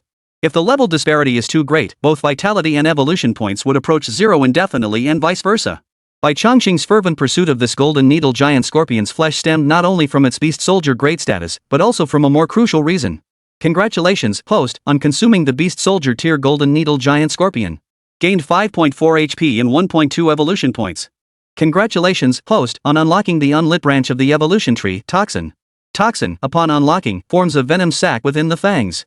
Attacks delivered via fangs can now inflict toxin damage. Evolution points required to unlock 12. It really works. This was the second reason Bai Changsheng was so eager, a new evolution tree branch. He had suspected as much when devouring the Hunyan turtle and awakening rock armor defense, and now it was confirmed. The system's mention of consuming rare entities to gain evolution tree branches specifically referred to creatures possessing unique attributes. For instance, the rock turtle's carapace, or the venom in the tail spike of this golden needle giant scorpion. Only when this characteristic was sufficiently distinctive could it gain the system's recognition and unlock an evolutionary branch. If that was the case, then everything made perfect sense. So, does that mean I passed the assessment? Jiang Zhiyu turned to the staff member, who offered a wry smile and nodded. Jiang Zhiyu hadn't lifted a finger throughout the entire battle. Bai Changsheng had fought it all alone, so naturally, she passed. The data has already been submitted. Your junior Beastmaster certificate should be issued within about half an hour. The staff member tapped on their tablet before speaking. But after finishing, he shifted his gaze to Bai Changsheng. Young lady, are you selling that white-scaled snake? Ha? What does that mean? Hearing this, even Bai Changsheng paused mid-bite and turned to look. Well, you see, I know a merchant who collects and breeds these second mutation beasts. So he asked me to keep an eye out for one. Though this white-scaled snake's bloodline is rather inferior, its power has already reached the beast soldier tier. If you're willing, I'll pay 50,000 to buy it outright. 50,000? Hearing that figure, even Bai Changsheng couldn't help but mutter to himself, am I really worth that much now? Back in the day, 9 yuan and 99 cents even came with a free bag of shrimp. In just 2 weeks, my worth has skyrocketed 5,000-fold. But would Jiang Zhiyu agree? Meeting the staff member's gaze, Jiang Zhiyu's expression remained utterly unreadable as she shook her head. Rest assured, we won't force you to break the spirit contract, nor will we harm your spirit. Even if I buy it back, it'll only be for display. I'll provide ample resources for the spirit beast's growth. The staff member tried to plead further, but Jiang Zhiyu had already beckoned to Bai Changsheng. Bai, let's go back. Swallowing the remaining carcass of the golden needle giant scorpion in one gulp, Bai Changsheng strolled back to Jiang Zhiyu's side. He hesitated, wondering whether to activate this newly acquired evolution tree and then take a bite out of the staff member. They claimed it was for viewing, but who would spend such a fortune on a massive quantity of second awakening beasts purely for interest? And this talk of providing ample resources? Only a fool would believe that. If he didn't end up torn to shreds, he'd be doing the other party a disservice for spending so much. What surprised Bai Changsheng, however, was Jiang Zhiyu's complete lack of hesitation in the face of 50,000 alliance coins. If it were Bai Changsheng in his place, with his modest home circumstances, he might not have been able to resist turning down such an offer. After all, a 5,000-fold return in just 2 weeks, anyone could do the math. As if sensing Bai Changsheng's lingering doubt, Jiang Zhiyu glanced down at him. 50,000 is indeed a high price, enough to cover my expenses as a first-rank, or even second-rank martial artist. But you are, after all, my spirit beast. And I've never been one to sell out my comrades in battle. Jiang Zhiyu knew Bai Changsheng possessed high spiritual intelligence. She wasn't certain if he could fully comprehend her words, but he definitely sensed their meaning. For after she finished speaking, she sensed the goodwill emanating from Bai Changsheng. Young lady, this is your junior Beastmaster certificate. Your monthly stipend will be deposited into your certified martial artist account. Additionally, you'll receive 2 hybrid pills monthly, redeemable at any official medical clinic. A monthly stipend of 1,000 plus 2 hybrid pills, meaning this certificate would net her 3,000 alliance coins each month. The allowance wasn't huge, but it certainly wasn't small either. Especially since Jiang Zhiyu also possessed a martial artist medal, bringing her total monthly benefits to 6,000, exceeding her parents' combined salaries. Even so, compared to her expenses, it was still a drop in the bucket. 1 chi blood pill every 3 days amounted to 20,000 alliance coins monthly, and that didn't even include nutrient solutions and other essential cultivation resources. According to Bai Changsheng's estimation, Jiang Zhiyu would head to the Wasteland in no more than another month. All he could do was maximize his own strength before she left. And indeed, events unfolded exactly as he had predicted. As her cultivation progressed, the funds in Jiang Zhiyu's pocket rapidly dwindled. From initially consuming 1 chi blood pill every 3 days, she gradually stretched it to 1 every 4 days. Eventually, she stopped taking them altogether, relying solely on her innate talent for cultivation. However, this inevitably slowed her cultivation pace. The only silver lining was that Bai Changsheng's chi and blood values were still growing at a decent rate. He was fed to his fill with exotic beast meat daily. Occasionally, Jiang Zhiyu would take him to the assessment grounds, hunting under the pretense of preparing for the intermediate Beastmaster exam. They avoided second-grade beast soldiers, focusing instead on hunting first-grade beast soldiers in that area. With the snake and her working together, most first-grade beast soldiers couldn't touch them. Consequently, Bai Changsheng's dietary standards not only remained unchanged but actually improved. Within a month, his vital energy had surged past the 500 mark. But news Bai Changsheng had long anticipated soon followed. I'm heading to the Wasteland. Want to come? Jiang Zhiyu looked at Bai Changsheng and said. Chapter 14, next stop, the Wasteland. Calculating the time, a month and a half had passed since his transmigration. From being so frail that anyone could crush him with a single kick, he had now grown to a point where ordinary martial artists posed little threat to him. Bai Changsheng would be lying if he claimed he wasn't feeling a bit cocky. After all, his progress was visible daily, and he was acutely aware of just how rapidly his strength was increasing. Just look at Lin Jingyao, who used to cling to him, calling him Little Bai constantly. She still hadn't broken through to the martial artist realm after over a month. The current Bai Changsheng could crush Lin Jingyao in a single encounter. Of course, even with his rapid progress, Jiang Zhiyu consistently held a steady edge over him. That was the only thing keeping him from getting truly arrogant. Beasts above grade 2 rarely roam near the wilderness frontiers. With our combined strength, we can handle most grade 1 beasts. And you can provide advance warning of approaching second-rank beasts. Jiang Zhiyu paused briefly at this point. Looking at the white-scaled snake, now nearly 3 meters long, even she had to admit that this creature she'd casually purchased had brought her immense surprise. Not only because it now offered immense utility, but also due to Bai Changsheng's potential, a quality wholly unexpected in a white-scaled snake. In just a month and a half, it had risen from 0 combat power to mid-tier grade 1 beast soldier strength, a feat even Huang Xiaodian's fire-mane swallowing flame lion couldn't quite match. Precisely because of this, the bond between Jiang Zhiyu and Bai Changsheng now felt less like master and spirit pet, and more like partners. If you're willing, just nod your head. Hearing Jiang Zhiyu's words, Bai Changsheng slowly nodded. Ever since arriving in this world, Bai Changsheng had understood that venturing into the Wasteland was inevitable, only the timing remained uncertain. There was no other way. Jiang Zhiyu couldn't even secure cultivation resources for him. He had no choice but to venture into the Wasteland himself to hunt for sustenance. This past month and a half had allowed him to overcome his initial period of weakness. With my current strength, entering the Wasteland should be manageable as long as I'm cautious and don't court death. I shouldn't end up in a situation where any random beast could trample me to death. Jiang Zhiyu had reached the Emperor realm in her previous life. At the very least, she wouldn't make the mistake of confronting enemies blindly. Following her provided a certain sense of security. Zhiyu, are you really going to the Wasteland? Lin Jingyao frowned, still unable to shake her unease as she asked. The wilderness is so dangerous. Even our homeroom teacher told us not to even think about going there before we graduate from college. Why are you in such a rush? If you're short on cultivation resources, I can share mine with you. Hearing Lin Jingyao's words, even Bai Changsheng couldn't help but inwardly marvel. This girl truly had no ulterior motives whatsoever. But then again, the fact that Jiang Zhiyu could maintain this relationship with Lin Jingyao after her rebirth spoke volumes. Facing Lin Jingyao's words, Jiang Zhiyu couldn't help but smile helplessly. Yao, what I lack isn't just a month's worth of cultivation resources. Not to mention your resources barely cover your own needs. You can help me for a moment, but not for a lifetime. Ultimately, my cultivation resources are something I must fight for myself. I've already secured approval from my homeroom teacher and my parents. There's no need for further persuasion. Besides, with little Bai by my side, you know full well how capable it is. Lin Jingyao heard this, glanced sideways at Bai Changsheng, and finally stopped trying to dissuade her. Have you prepared the armor, weapons, and spirit storage pouch? Should I go ask my dad for some money? Everything else is secondary. You absolutely must wear high-quality armor. It could save your life in a critical moment. Don't worry, Jiang Zhiyu reassured her. Even though it was her and Bai Changsheng heading to the Wasteland, the way things were going, it felt like Lin Jingyao was the one going. The weapons, armor, and spirit storage pouch were all purchased with a loan from the martial artists guild. Though not high grade, they'll suffice for battling first-rank beast soldiers. We can pay back the loan after we return with our spoils from the Wasteland. Knowing Lin Jingyao's tendency to ramble, Jiang Zhiyu knew that if she let her continue, neither she nor Bai Changsheng would be able to set out today. She could only offer a few more words of reassurance before escorting her out of the house. After seeing Lin Jingyao off, Jiang Zhiyu returned holding a small cloth pouch resembling a satch. This is called a spirit-containing pouch. It can hold spirit beasts bound by a spirit contract, and you can observe changes in the outside environment through it. Don't resist. I'm taking you inside. As Jiang Zhiyu finished speaking, a faint glow enveloped Bai Changsheng's body.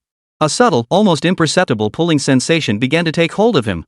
His form steadily shrank until he was fully drawn into the spirit-containing bag in Jiang Zhiyu's hand.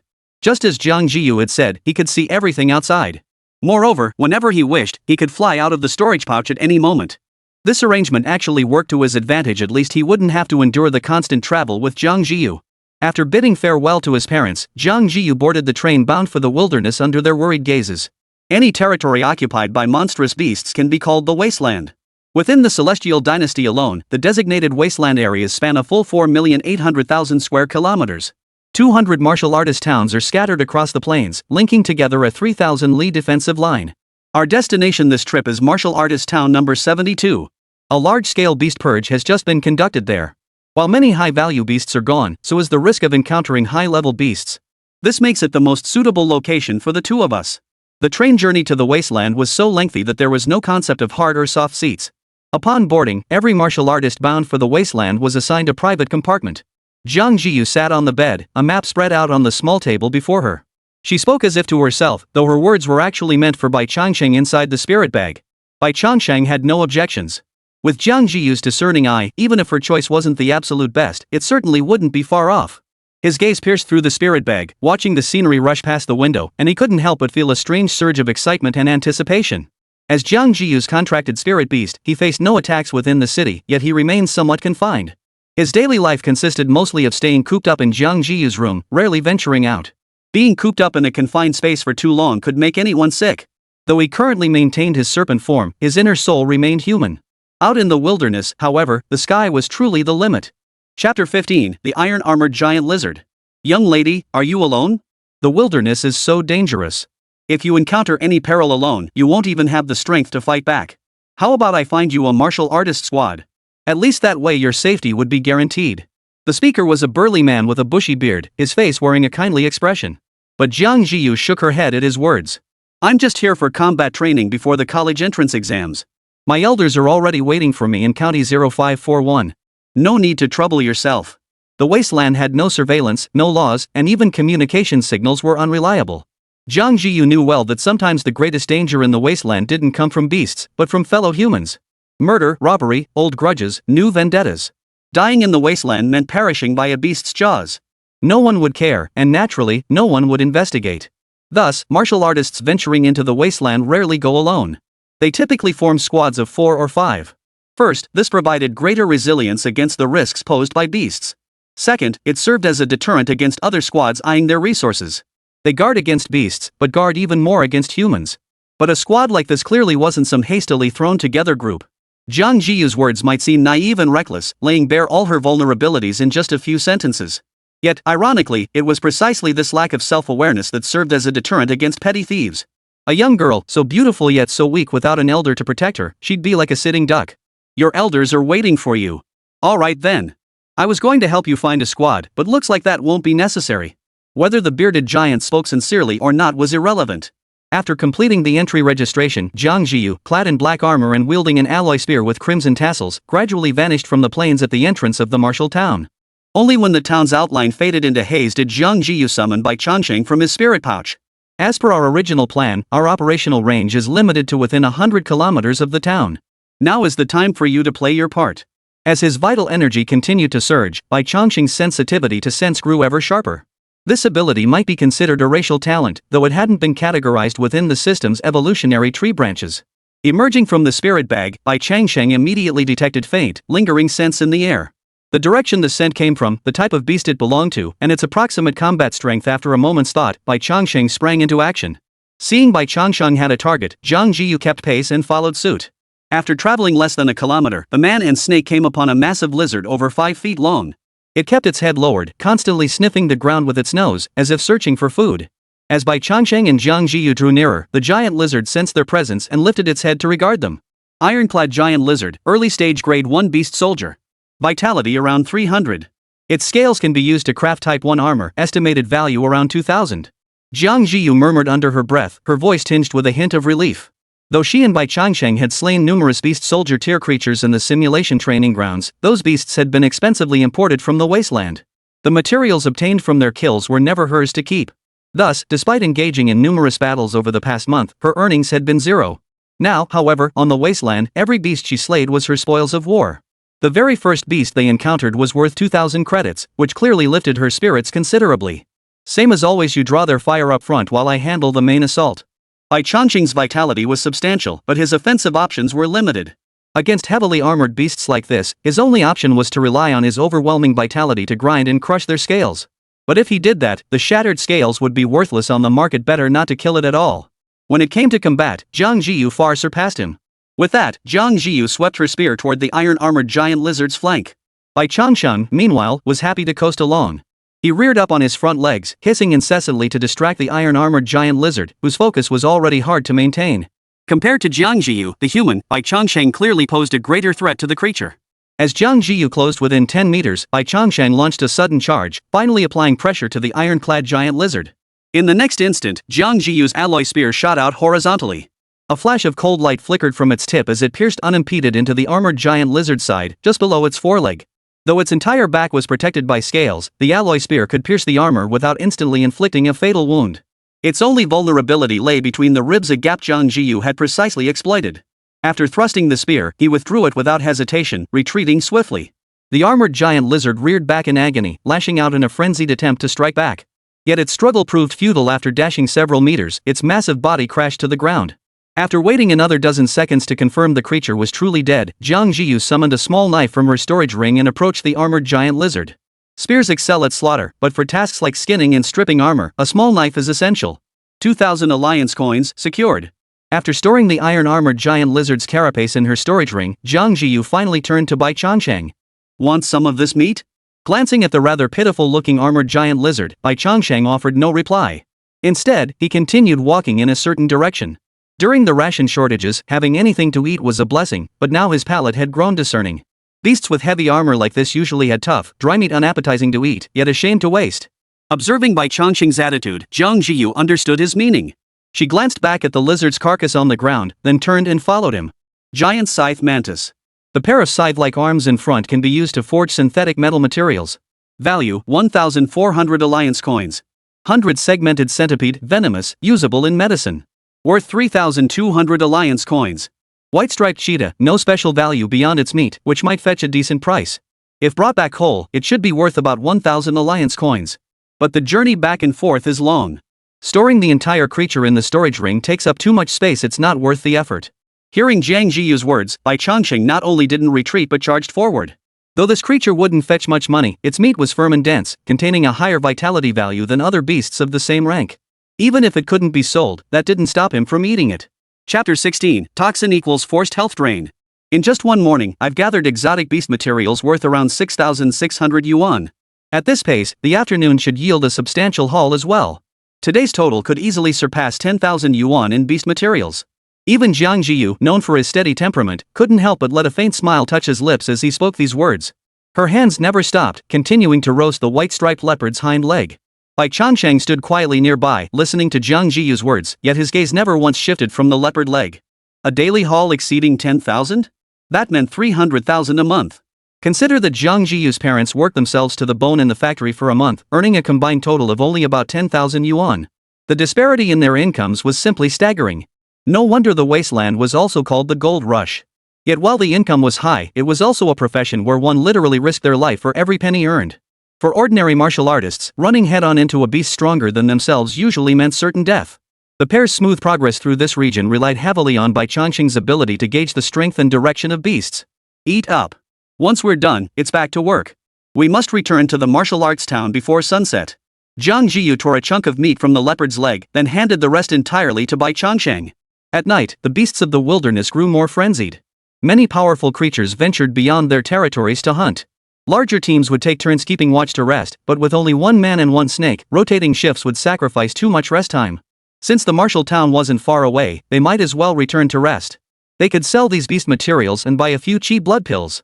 Without cheap blood pills to supplement his vital energy, Jiang Zhiyu's cultivation progress had slowed considerably. He urgently needed these pills to return to his previous state of high-efficiency cultivation. Bai Changsheng had no objections. He opened his mouth, seized the 10-plus-pound chunk of meat, and swallowed it whole. The cooked meat tasted considerably better than raw, especially after the gamey flavor had been removed. Though Bai Changsheng didn't particularly dislike the raw taste now, why eat raw when you could have cooked? He might be a snake, but his inner soul remained human. He couldn't afford to develop a taste for raw meat. What if the Beast King transformed and couldn't shake the habit? Congratulations, host, on devouring a Beast Soldier tier white-striped cheetah. Gain 6.2 vitality points and 1.3 evolution points. Savoring the leopard meat, Bai Changsheng's thoughts drifted as he summoned his attribute panel for a glance. In just 1 month, not only had his vitality surged to 500 points, but his evolution points had also climbed to over 80. As for the evolution tree, he'd only upgraded the digestion enhancement branch once more. To advance further, it now required 100 evolution points, far beyond what Bai Changsheng currently possessed. As for the other branches of the evolution tree, he'd been stuck in the city before and wouldn't have used them even if he'd upgraded them. It was better to save them for the 4th upgrade. But now that he was in the wilderness, holding back any longer made little sense. Maximizing his strength was the priority. With a flicker of thought, Bai Changsheng began upgrading and unlocking several branches of his evolution tree one by one. 18 evolution points deducted. Rock armor defense level upgraded. Evolution points required for next rock armor defense upgrade, 54. Congratulations, host. 12 evolution points consumed to unlock the toxin branch of the evolution tree. Toxin next upgrade requires 36 evolution points. 36 evolution points deducted. Toxin branch level upgraded. Toxin requires 98 evolution points for next upgrade. After a series of beeps, Bai Changsheng's attribute panel was completely refreshed. Devouring System. Host, Bai Changsheng. Species, white-scaled snake triple evolved. Health points, 507.5. Unlocked evolution paths, enhanced digestion LV4, rock armor defense LV2, toxin LV2. Available evolution points, 14.6. Unlockable evolution trees, none. If possible, Bai Changsheng would have preferred to upgrade rock armor defense to level 3. Unfortunately, the required evolution points were simply too high, so he had to prioritize raising toxin's level instead. After this expenditure, Bai Changsheng's evolution points were nearly depleted again. Fortunately, this expenditure proved worthwhile. The enhancement was palpable. The energy that had previously flowed faintly beneath his scales now became increasingly pronounced and substantial. Bai Changsheng sensed that with his current defenses, creatures of the same level would likely struggle to inflict any substantial damage upon him. As for the toxins, the improvement was even more dramatic. Toxin LV2 inflicts poison status on targets based on their strength, causing forced health drain. This brief description represented a power that ignored levels entirely. In other words, even if the opponent were a beast god, a single bite from Bai Changsheng would cause them to lose health. Of course, whether he could actually bite through the skin, how much health would be deducted, and whether Bai Changsheng would get crushed in retaliation were equally valid concerns. But none of that detracts from Toxin being an utterly insane skill. No wonder it requires so many more evolution points than rock armor defense. Jiang Zhiyu nibbled at her grilled meat thoughtfully, tilting her head slightly to glance at Bai Changsheng. For some reason, she suddenly sensed that Bai Changsheng had undergone a significant change. Yet she couldn't pinpoint the source of this shift, ultimately attributing it to her own heightened sensitivity and overactive imagination. After eating their fill, the man and the snake wasted no time and immediately set out on another hunt. This time, however, luck wasn't on their side. The beasts near the martial artist town were scarce to begin with, and passing martial artist squads were frequent. When they did encounter any, the squads wouldn't mind earning a few thousand alliance coins on the side. This meant Bai Changsheng and Jiang Zhiyu's haul would be drastically reduced. After wandering all afternoon, they managed to take down only one ironclad giant lizard, with nothing else to show for their efforts. As the sun dipped low in the sky, Jiang Zhiyu, though reluctant, had no choice but to head back to the martial town. After selling all the exotic beast materials they'd gathered today, they exchanged them for 8,400 alliance coins. Jiang Zhiyu then purchased 3 chi blood pills and 2 hybrid blood pills, leaving her with only 400 coins remaining for the day. Unfortunately, even the cheapest inn in this town cost over 400 coins. Bai Changsheng didn't mind. He could simply retreat into his spirit storage pouch. But as a young woman, Jiang Zhiyu couldn't very well sleep on the streets for the night. After working hard all day, spending every penny earned within 10 minutes was genuinely tough to stomach. However, the moment the hybrid blood pill entered his mouth, Bai Changsheng had no further complaints. Though its effects diminished with his rising vitality, it still far surpassed the nourishment of beast meat. After swallowing 2 hybrid pills, Bai Changsheng slept soundly and comfortably. Chapter 17, Little Sister, All Alone? For another 7 days, Jiang Zhiyu and Bai Changsheng repeated the routine they'd started on the first day. Set out early in the morning to hunt exotic beasts outside the city, returning only after sunset. The areas near the martial artist town don't have too many exotic beasts, and those with exceptionally high beast material value rarely appear there. However, the area offers the advantages of stability and safety. With Bai Changsheng present, these advantages were significantly amplified. Earning between 8,000 and 10,000 alliance coins almost every day was a remarkably substantial income. Especially for Jiang Zhiyu, the chi blood pills stored in her storage ring had already surpassed 20, enough to sustain her cultivation needs for 2 months. We should stay a few more days before heading back. The martial arts college entrance exam is in 2 weeks. I need to get back and prepare properly. Jiang Zhiyu murmured these words to herself as she roasted meat. Since entering the Wasteland, she hadn't spoken to a single soul. The only companion by her side was Bai Changsheng, but he couldn't speak. As his power grew, little Bai became increasingly spirited. Now he insisted on eating only well-cooked meat. Jiang Zhiyu glanced sideways at the lazy Bai Changsheng. The little guy's eyes were filled with nothing but longing for the grilled meat. He was practically drooling. But in a daze, Bai Changsheng suddenly sprang to his feet, glancing sideways. His previously lazy gaze was now filled with alertness. After so much time fighting side by side, Jiang Zhiyu knew Bai Changsheng well enough. For him to react so abruptly meant something was amiss. Following Bai Changsheng's gaze, she glimpsed a faint shadow. But within mere seconds, that shadow had already closed to within 300 or 400 meters of them. A martial artist squad? Jiang Zhiyu's brows furrowed slightly. Evading now was impossible. The enemy was driving, and their speed was far beyond what they could match on foot. Encountering martial artist squads in the Wasteland was nothing unusual, especially when the martial artist town wasn't far off. Over the past few days, she and Bai Changsheng had encountered at least 7 or 8 martial artist squads. But this time, it felt as though the squad was specifically targeting them. 300 or 400 meters closed in under half a minute. Squeak! The screech of brakes echoed as the black SUV, kicking up dust, came to a steady halt before Jiang Zhiyu and Bai Changsheng. 5 men with dyed yellow hair then emerged from the vehicle. Chaotic tattoos covered their bodies, making it immediately clear these 5 were anything but model citizens. Especially the leader, who emerged from the passenger seat wearing a white tank top paired with camouflage pants. He held a slender tang sword in his hand. Though reluctant to admit it, even Bai Changsheng could sense the powerful aura of vitality radiating from these 5 men. They were masters, absolute masters, at least in relation to his current state. "Little miss, what are you doing here all alone? And with a white-scaled snake?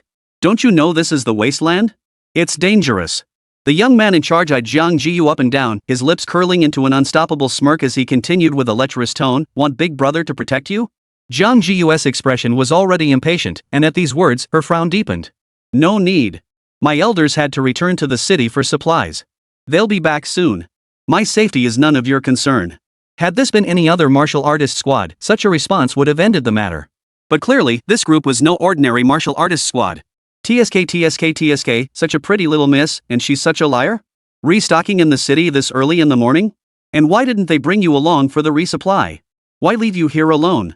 Lying isn't right, little girl. To punish you for deceiving someone who genuinely wanted to help you.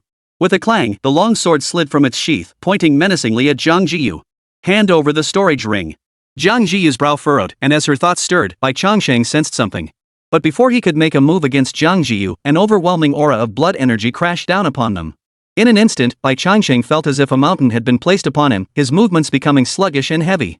"Little sister, take my advice, hand over that storage ring quietly. Brother only wants your wealth, not your life." The gains over these past few days weren't huge, but they weren't insignificant either. Jiang Zhiyu had exchanged all their alliance coins for chi blood pills, which were now stored in the storage ring. Handing over the storage ring would mean all her and Bai Changsheng's efforts over these 8 days had been for nothing. 20 chi blood pills worth 40,000 alliance coins. This figure was clearly unacceptable to Jiang Zhiyu. But if she didn't hand it over, together with little Bai, we could barely manage to fight on equal terms against a second-rank martial artist. But they have 4 second-rank martial artists and 1 third-rank martial artist. Jiang Zhiyu took a deep breath. The more critical the situation, the steadier her emotions became. 3. As the leader began the countdown, Bai Changsheng felt a flash before his eyes. The next moment, a blade pressed against his back. "I wouldn't mind letting you taste blood to see if we're truly willing to strike. But I couldn't bear to harm such a pretty little girl. So I'll just have to take it out on your spirit beast instead." "Oh ho, a white-scaled snake that underwent a secondary mutation? Slaughtering it would fetch a hefty sum for its scales. And I hear the meat of a secondary mutated white-scaled snake is delicious. Might as well treat the brothers to a good meal." 2. If he could, Bai Changsheng would have loved to let loose with a few choice words. "The storage ring is on Jiang Zhiyu's person. What the hell is this, holding knives to my throat?"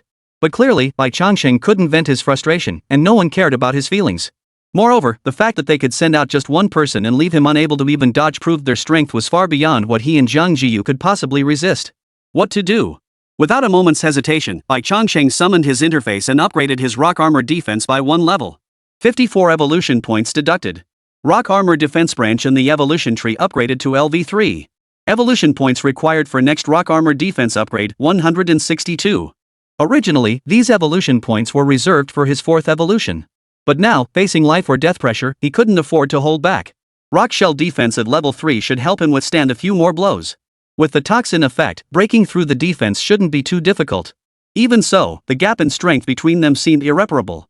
Even if he could sacrifice himself to take out one of them, the enemy had a full 5 fighters. Bai Changsheng desperately sought a countermeasure. Yet in the face of overwhelming might, all clever tricks seemed futile. 1. The leader's voice fell, and he tilted his head upward. His men immediately understood the signal.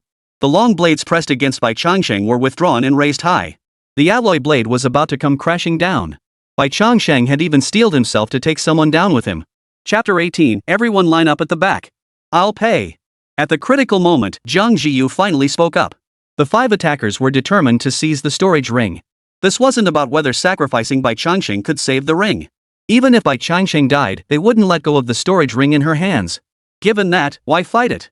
20 chi blood pills were indeed valuable, but if she preserved her life, she could always earn them back later. Under the 5 men's staring eyes, Jiang Zhiyu slipped the storage ring from her finger and tossed it toward them. "Why didn't you just do this sooner?" The blonde-haired leader caught the ring with a smile, then his expression grew serious as he began inspecting it. Within seconds, the smile vanished from his face as he turned his gaze back to Jiang Zhiyu. Little sister, don't joke with big brother. There are only 20 chi blood pills in here. Are you trying to give me pocket change? For Jiang Zhiyu, 20 chi blood pills were already a fortune. But for these warriors who had been battling in the Wasteland for who knows how long, this number clearly didn't satisfy their appetite. There are 5 of us brothers here. With just 20 chi blood pills, how much does each of us get? Hand it all over, quick. Jiang Zhiyu sighed inwardly, but patiently explained, I've only just arrived in the Wasteland. This is all I have. TSK, trying to pull a fast one on us, huh? The blonde-haired leader snorted coldly.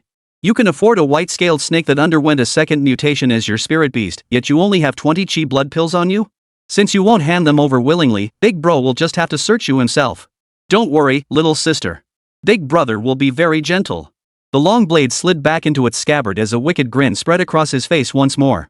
Bai Changsheng had initially thought this man was after the treasure, but only now did he realize he had underestimated the limits of certain warriors in the Wasteland. Wealth, he coveted it. Jiang Zhiyu, he had no intention of letting her go either.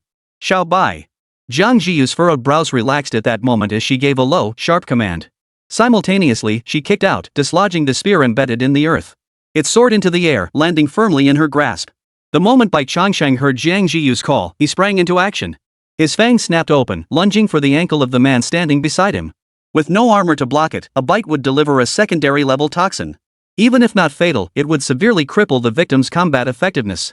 But clearly, the opponent had long been wary of a sudden attack from him and Jiang Zhiyu. Bai Changsheng's sneak attack was dodged outright, and an alloy longsword swung down toward his head. Unwilling to gamble on whether his third-tier rock armor could withstand the blow, Bai Changsheng retreated, biding his time for another opportunity. Jiang Zhiyu faced similar setbacks.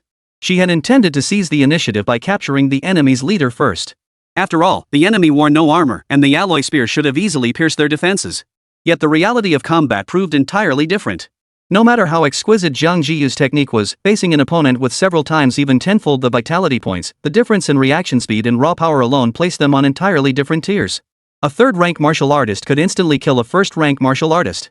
Clang! Thud! The clang of metal meeting metal echoed as Jiang Zhiyu's figure recoiled violently, colliding with Bai Changsheng. Who knew, little sister? You've got quite the fiery temper. But that's fine. The fiercer the girl, the more I like her. You lot go chop that snake. We'll use the little sister's fire to roast it up for dinner. Leave this little sister to me. Then you guys can take turns. Once we're stuffed and satisfied, we'll go slaughter that beast general. The insulting words poured from the blonde-haired man's mouth, yet Jiang Zhiyu seemed to hear none of it. She lowered her head slightly, glancing at Bai Changsheng. They're after me. I'll do my best to hold off all 5 of them. Run as far as you can. After I die, the spirit pact will dissolve automatically. From then on, you'll be free. Did he really have to deliver a deathbed message at a time like this? Bai Changsheng felt too drained to even roll his eyes. He didn't know how long Jiang Zhiyu could hold them off, but one thing was certain, once these men killed her, he wouldn't escape either. Since escape was impossible, why not go all out? Taking one down with him would be breaking even, taking 2 would be a win. Bai Changsheng's gaze swept over the 4 figures, his mind racing through the situation and how he could pull off dragging one of them down with him. Damn it, don't let me get away. If I do, every last one of you 5, I'll kill every single one of you. As the 5 closed in, combat seemed imminent until a sudden twist unfolded. Another vehicle approached from the distance, speeding up as it grew clearer. Damn it! Where'd all these meddlers come from? The leader, the guy with the yellow hair, spat viciously on the ground as he watched the sudden shadow of the approaching vehicle. In just under half a minute, the new SUV pulled up in front of the group. Uncertain whether it was friend or foe, Bai Changsheng remained on edge. The vehicle showed no intention of stopping. As it passed the standoff between the 2 sides, it merely slowed down. Then, the passenger side window rolled down, and someone peered over at them. Bai Changsheng saw clearly that the passenger was a girl barely 2 years older than Jiang Zhiyu. Yet that single glance left Bai Changsheng feeling an immense sense of pressure. Another third-rank martial artist. For days, he hadn't encountered a single third-rank martial artist, yet today, it felt like they were swarming. Bai Changsheng wasn't the only one who saw the girl. Jiang Zhiyu and the 5 blonde-haired youths had spotted her too. Just a beast general, how did we attract this woman? Forget it. Let's pull out, guys. We need to hurry to the target location before someone else beats us to it. Clearly, this sudden appearance of the girl had disrupted the yellow-haired gang's original plan. Even though they were confident they could take down Jiang Zhiyu and Bai Changsheng in no time, their enthusiasm had vanished. Something far more important awaited them, and they weren't willing to waste even a moment. Seeing the 5 prepare to leave, Bai Changsheng couldn't help but breathe a silent sigh of relief. The premise of revenge can wait a decade is that one must remain alive. But Jiang Zhiyu didn't seem to share that view. Xin Senior. Wait. That single address of Senior Xin actually halted the SUV that had been about to drive away. The passenger door swung open and a girl clad in a black bodysuit, two short daggers tucked at her waist, stepped out. Her gaze shifted to Jiang Zhiyu as a questioning voice rang out. You know me? Chapter 19 Xin Xuan Zhangxing. Accompanying the woman was a man clad in silver armor. He had short hair, muscular limbs, and a square face that rarely showed emotion. He hadn't spoken since stepping off the vehicle, only his gaze sweeping over everyone present, imposing a silent pressure on the crowd. Another third-rank martial artist. Moreover, his chi fluctuations were faintly the strongest among everyone present. My name is Jiang Zhiyu. My father is instructor Zhang Yunlu of the Shuimu Beastmaster Academy. I'd met senior sister Xin and senior brother Zhang before on the Shuimu campus. Jiang Zhiyu spoke up, offering an explanation. This single sentence, however, caused Bai Changsheng to turn his head involuntarily. What Waterwood Beastmaster Academy instructor? What meeting at Waterwood? The entire statement held not a shred of truth save for the name matching John's father. Yet the two across from him seemed unconcerned. The woman named Xin nodded thoughtfully. So you're Jiang Zhiyu. Is that even possible? Bai Changsheng froze in surprise. To him, the statement was riddled with holes, yet this woman actually believed it. He wasn't the only one feeling this way.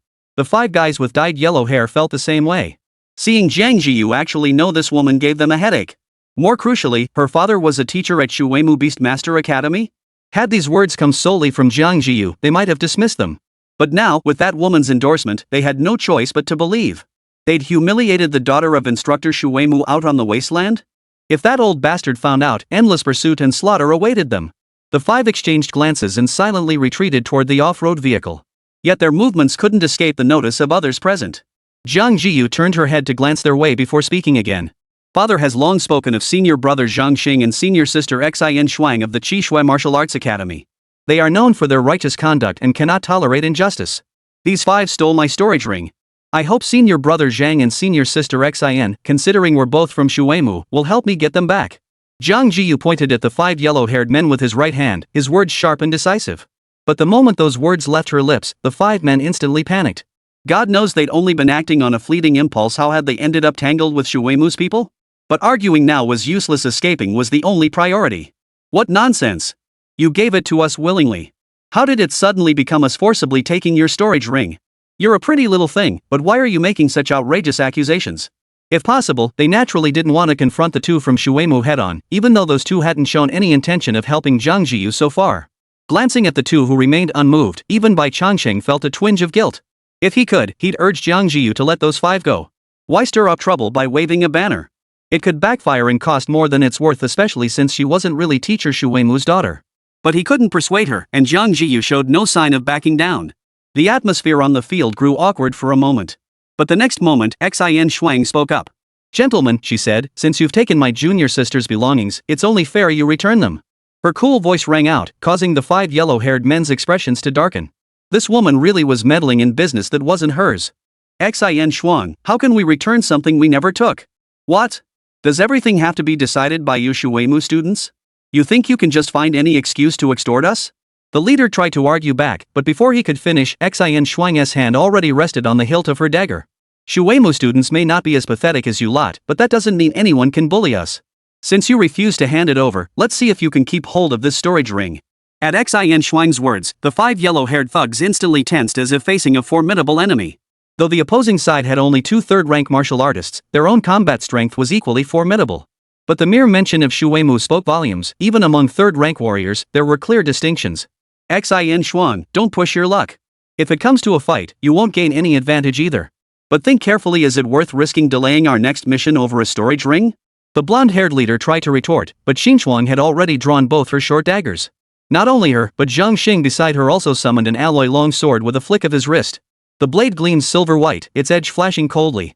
Engraved at the pommel were the characters Dragon Roar. No need to guess this blade was undoubtedly priceless. Seeing their weapons drawn and ready to strike at any moment, even the reluctant blonde leader had to consider the consequences of attacking now. After 2 seconds of silence, the guy finally tossed the storage ring back to Jiang Zhiyu. The Wildfire squad remembers today's grudge. You'll pay for this. Let's go. Even if forced by circumstances to reluctantly return the storage ring, they still had to deliver their threats. But Bai Changsheng etched the name Wildfire Squad and the faces of these five yellow-haired punks firmly into his memory. He wasn't a gentleman who could laugh off grudges some debts demanded remembrance. His gaze fixed on them as he watched the five climb into the car and drive away. This time, Jiang Zhiyu made no attempt to stop him. Only after confirming they were far away did Jiang Zhiyu turn to bow respectfully to Xin Shuang and Zhangxing. Thank you, senior sister Xin and senior brother Zhang, for your righteous intervention. Without your help, today's matter might have ended far worse. The dagger was sheathed and the long sword was stowed back into the storage ring. Yet, the gaze they cast upon Jiang Zhiyu held a hint of something unusual. Xin Shuang spoke first. Junior sister Jiang, this wasteland is no place for the faint of heart. Did Master Jiang not stop you from venturing out so recklessly? Jiang Zhiyu shook her head. I came here initially to hone my spear skills, so I kept it from father. I just didn't expect to encounter a band of raiders so close to the martial town. Jiang Zhiyu knew the wilderness was full of unpredictable people, but she truly hadn't expected such a coincidence nor that the attackers would be so bold. Had she not encountered Xin Shuang and the others, she and that martial artist squad would likely have been locked in a deadly battle today. So what are your plans now? Xin Shuang asked again. Should I return, or continue training here? My spear technique still has a long way to go. Returning now would only mean stagnating again. After a moment's thought, Jiang Zhiyu continued, I wonder where senior sister Xin plans to go. Might I and my spirit beast join you? Ever since Xin Shuang and her companion appeared, Wildfire Squad's attitude had shifted abruptly. From their subsequent exchanges, Jiang Zhiyu could vaguely infer that something significant must be unfolding nearby, otherwise, it wouldn't have drawn so many third-rank martial artists to gather here. Even Bai Changsheng could discern this, and Jiang Zhiyu, with her depth of calculation, certainly hadn't missed it. What Bai Changsheng hadn't anticipated was that Jiang Zhiyu would want to get involved. Chapter 20, The Severely Wounded Lord Class Beast.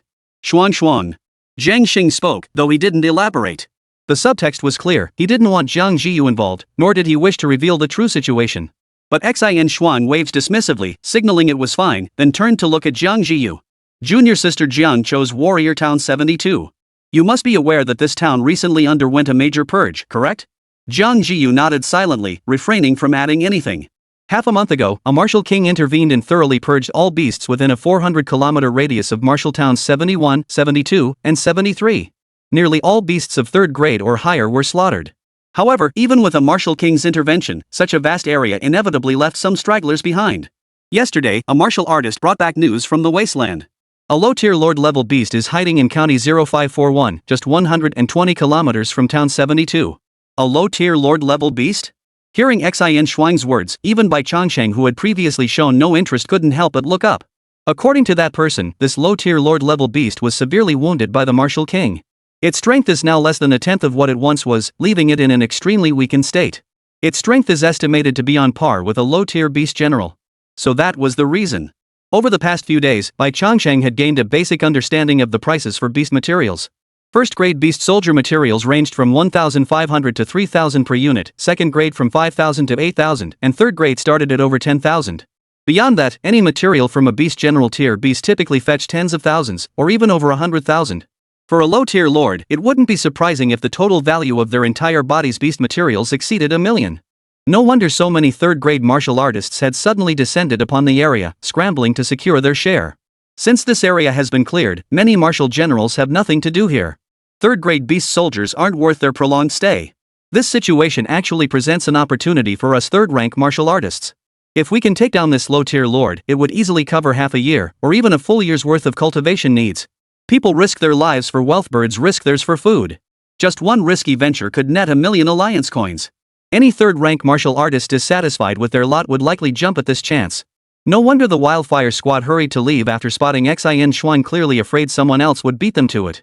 No matter how captivating a beauty may be, she cannot rival the allure of 1 million alliance coins. But that was all. Bai Changsheng merely flinched at the news before his interest waned. He knew his own strength was still far too weak. Forget about a low-tier beast general. Even if that lord-class beast's power had weakened to that of a third-grade beast soldier, it was still far beyond his ability to tempt fate. But Jiang Zhiyu clearly didn't share that view. Her eyes blazing, she was about to speak when Xin Shuang raised a hand to silence her. Junior sister Jiang, though you've reached mid-tier first-rank martial artist, the upcoming battle is clearly beyond your current strength. You'd be better off staying here or returning to Shuemu sooner rather than later. Xin Shuang's words made it clear she didn't want Jiang Zhiyu tagging along. In her eyes, a first-rank martial artist was nothing but dead weight.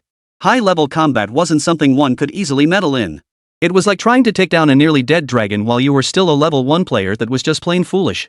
But Jiang Zhiyu clearly didn't see it that way. After a 2-second pause, she continued, a Lord-tier beast has already awakened its spirit intelligence, and its intellect is no small matter. Now that it knows its position has been exposed, it will definitely relocate to a safer area. County 0541 may not be large, but it's still an urban area spanning over 20 kilometers in diameter. Can Senior Sister Xin guarantee she can locate this low-tier lord before other martial artist squads? Xin Shuang fell silent, while Jiang Zhiyu turned to Jiang Zhiyu at that moment, puzzled by what she intended to convey. Jiang Zhiyu had no intention of keeping him in suspense. She pointed her right hand at Bai Changsheng.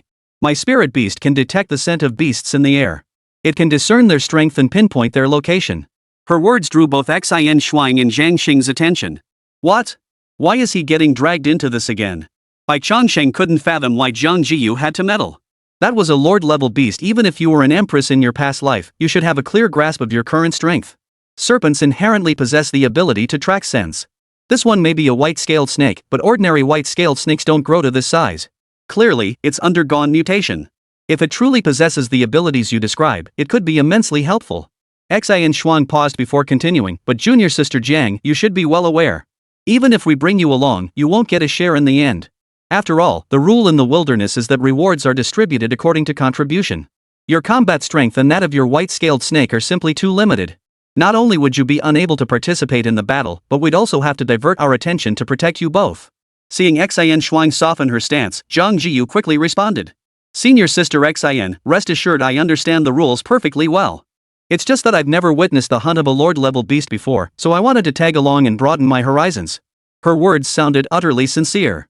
Had Bai Changsheng not known Jiang Zhiyu's background, he might have truly believed her curiosity was driving her. However, Jiang Zhiyu's sudden, uncharacteristic push forward also made Bai Changsheng notice something slightly off. If he remembered correctly, during their journey to the Wasteland, Jiang Zhiyu's arrangements had always been mature and steady. Even when their income steadily declined, she had never once entertained the idea of venturing deeper into the Wasteland. So why was she now persistently persuading Xin Shuang to accompany her to towns deeper within the wilderness? In that case, let's go together. But let me make one thing clear up front.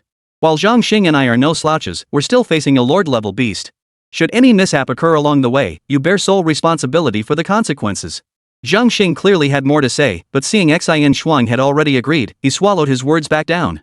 Thus, the trio plus Bai Changsheng's squad was hastily assembled. Though this venture lacked Bai Changsheng's consent, it was evident none of the three present cared much for his opinion. Bai Changsheng retreated back into the spirit-nurturing bag. He watched as Jiang Zhiyu climbed into the vehicle shared by Xin Shuang and Jiang Zhiyun, and they drove off toward their target city. As the vehicle ventured deeper into the wasteland, the surrounding resources of exotic beasts grew noticeably richer, including many species Bai Changsheng had never encountered before. Yet none of the three had any intention of stopping to hunt. Compared to these grade 1 beast soldier level materials, the corpse of that low-tier lord was clearly far more valuable.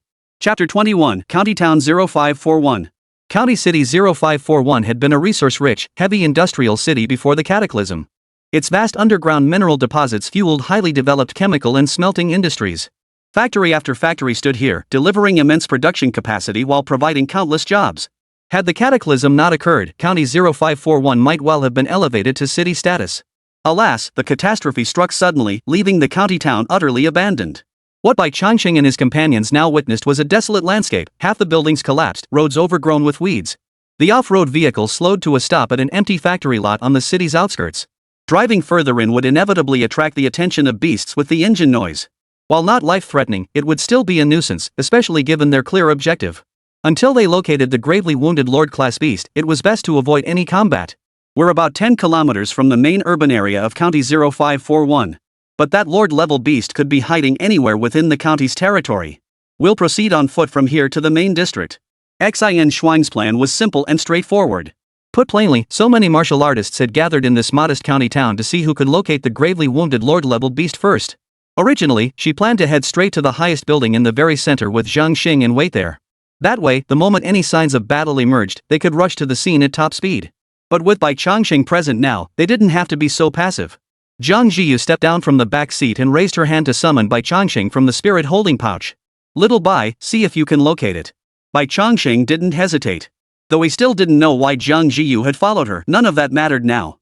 His task was clear: locate the target of their mission, then return to the spirit bag and wait quietly.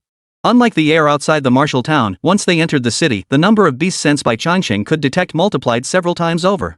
Moreover, each scent carried distinct information. Processing such a massive volume of information would be challenging for an ordinary spirit beast. Even if it could detect the scents, distinguishing them precisely would be difficult. But for Bai Changsheng, this posed no difficulty. After remaining still for 2 minutes, Bai Changsheng shook his head lightly. His demeanor drew the attention of Xin Shuang and Jiang Zhiyu. Has this white-scaled snake truly reached such a level of spiritual intelligence? It is indeed quite extraordinary. Such a spirit beast with such human-like understanding is rare. Even at the Beastmaster Academy, one would seldom encounter such a creature. Facing their praise, Jiang Zhiyu merely smiled without elaborating. On flat terrain, little Bai can detect within about 2 kilometers. But here, the complex aura of beasts easily causes interference. Even so, it can still confirm that within 1 kilometer, there's no trace of that lord-level beast. Looks like we'll need to keep pushing deeper. Upon hearing Jiang Zhiyu's conclusion, Xin Shuang didn't hesitate. She beckoned with a wave and led the way out of the factory. Jiang Zhiyu brought up the rear, while Jiang Zhiyu and Bai Changsheng walked in the middle. This formation allowed them to respond to any sudden threats while preventing beasts from ambushing the rear and causing casualties. The trio and the serpent advanced steadily toward the city center. Yet after walking 4 or 5 kilometers, Bai Changsheng detected no traces of high-level beasts. While they encountered several creatures that struck him as unusually formidable, none came close to matching the power of the lord-level beast Xin Shuang had described. They continued searching, yet after 3 solid hours of combing nearly the entire district, they found not a single trace of their target. If not for the confirmed intelligence pinpointing their location in this vicinity, Bai Changsheng would have suspected they had come to the wrong city altogether. It wasn't just their group. Other martial artist squads flooding into the city had also come up empty. Even the occasional sounds of combat were merely encounters with ordinary beast soldier-level creatures. Senior Xing, are you certain this is County 0541? Seeing Bai Changsheng shake his head again, Jiang Zhiyu couldn't help but turn and ask. Up until now, Bai Changsheng had never been wrong.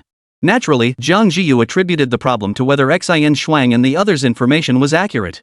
We're certain. I've already had someone check. Around dawn, several martial artist squads spotted that lord-level beast in this county town. But it was already dark by then, so they didn't dare pursue it. Xin Shuang furrowed her brow slightly, unfolding a pre-catastrophe map of County 0541 on the ground. That doesn't make sense.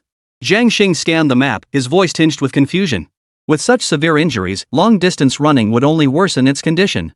Unless absolutely necessary, this lord-level beast wouldn't have chosen to retreat. But we've already searched the entire urban area. If it were still here, with so much time passing and so many martial artist squads searching together, it should have been found long ago. Unless, there's somewhere we haven't searched yet. A place we haven't searched. Jiang Zhiyu and Xin Shuang exchanged glances before speaking in unison. The mine shaft. The mine shaft? Jiang Zhiyu turned his head toward the two women. Before the cataclysm, this was a resource city. Its abundant mineral deposits were mined for 50 years without depletion. That's why so many residential buildings and industrial facilities remain above ground. 50 years of mining left countless traces of extraction. Some main shafts are wide enough to accommodate lord-level beasts. As Jiang Zhiyu finished speaking, Xin Shuang's voice chimed in. The underground tunnels are arranged chaotically. A single shaft might branch into 7 or 8 distinct mining routes.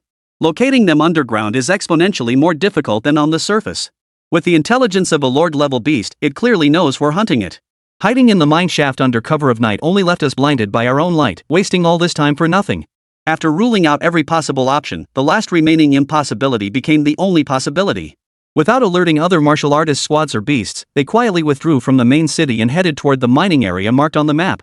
However, it was clear that many other squads, like ours, had also sensed something was amiss. When they encountered each other along the way, neither side made a sound, merely silently quickening their pace. The mining area was larger than the residential zone, and the tunnels crisscrossed in every direction. Finding their way depended entirely on skill, but that didn't mean they would warn the martial artist squads who hadn't yet reacted. Let them keep wandering aimlessly above ground. Chapter 22, The Lord, Steel Bone Wolf King. The mine's layout proved far more complex than Jiang Zhiyu and the others had imagined. 50 years of resource extraction had created over a dozen tunnels of varying sizes. After entering 2 consecutive tunnels, both had collapsed due to lack of maintenance following the disaster. While this eliminated incorrect options, discovering collapses midway and retreating proved extremely time-consuming. At this pace, thoroughly investigating every vein would likely take more than 2 days. And time was precisely what they lacked most right now. They had already encountered 2 martial artist squads on their way here. Now, as they emerged, another squad was approaching from the distance. We're running out of time. If we keep wasting it like this, within 2 hours at most, a large number of teams will arrive. Everyone pick a mine shaft based on your instincts. Advance 1 kilometer. If there's nothing found, retreat. 2 hours should be enough to explore these 3 mines.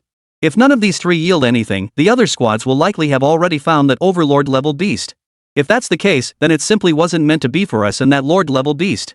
Xin Xuan wasn't one to dwell on such things. Once she confirmed they couldn't beat the other squads in exploring all the mines, she made a decisive choice.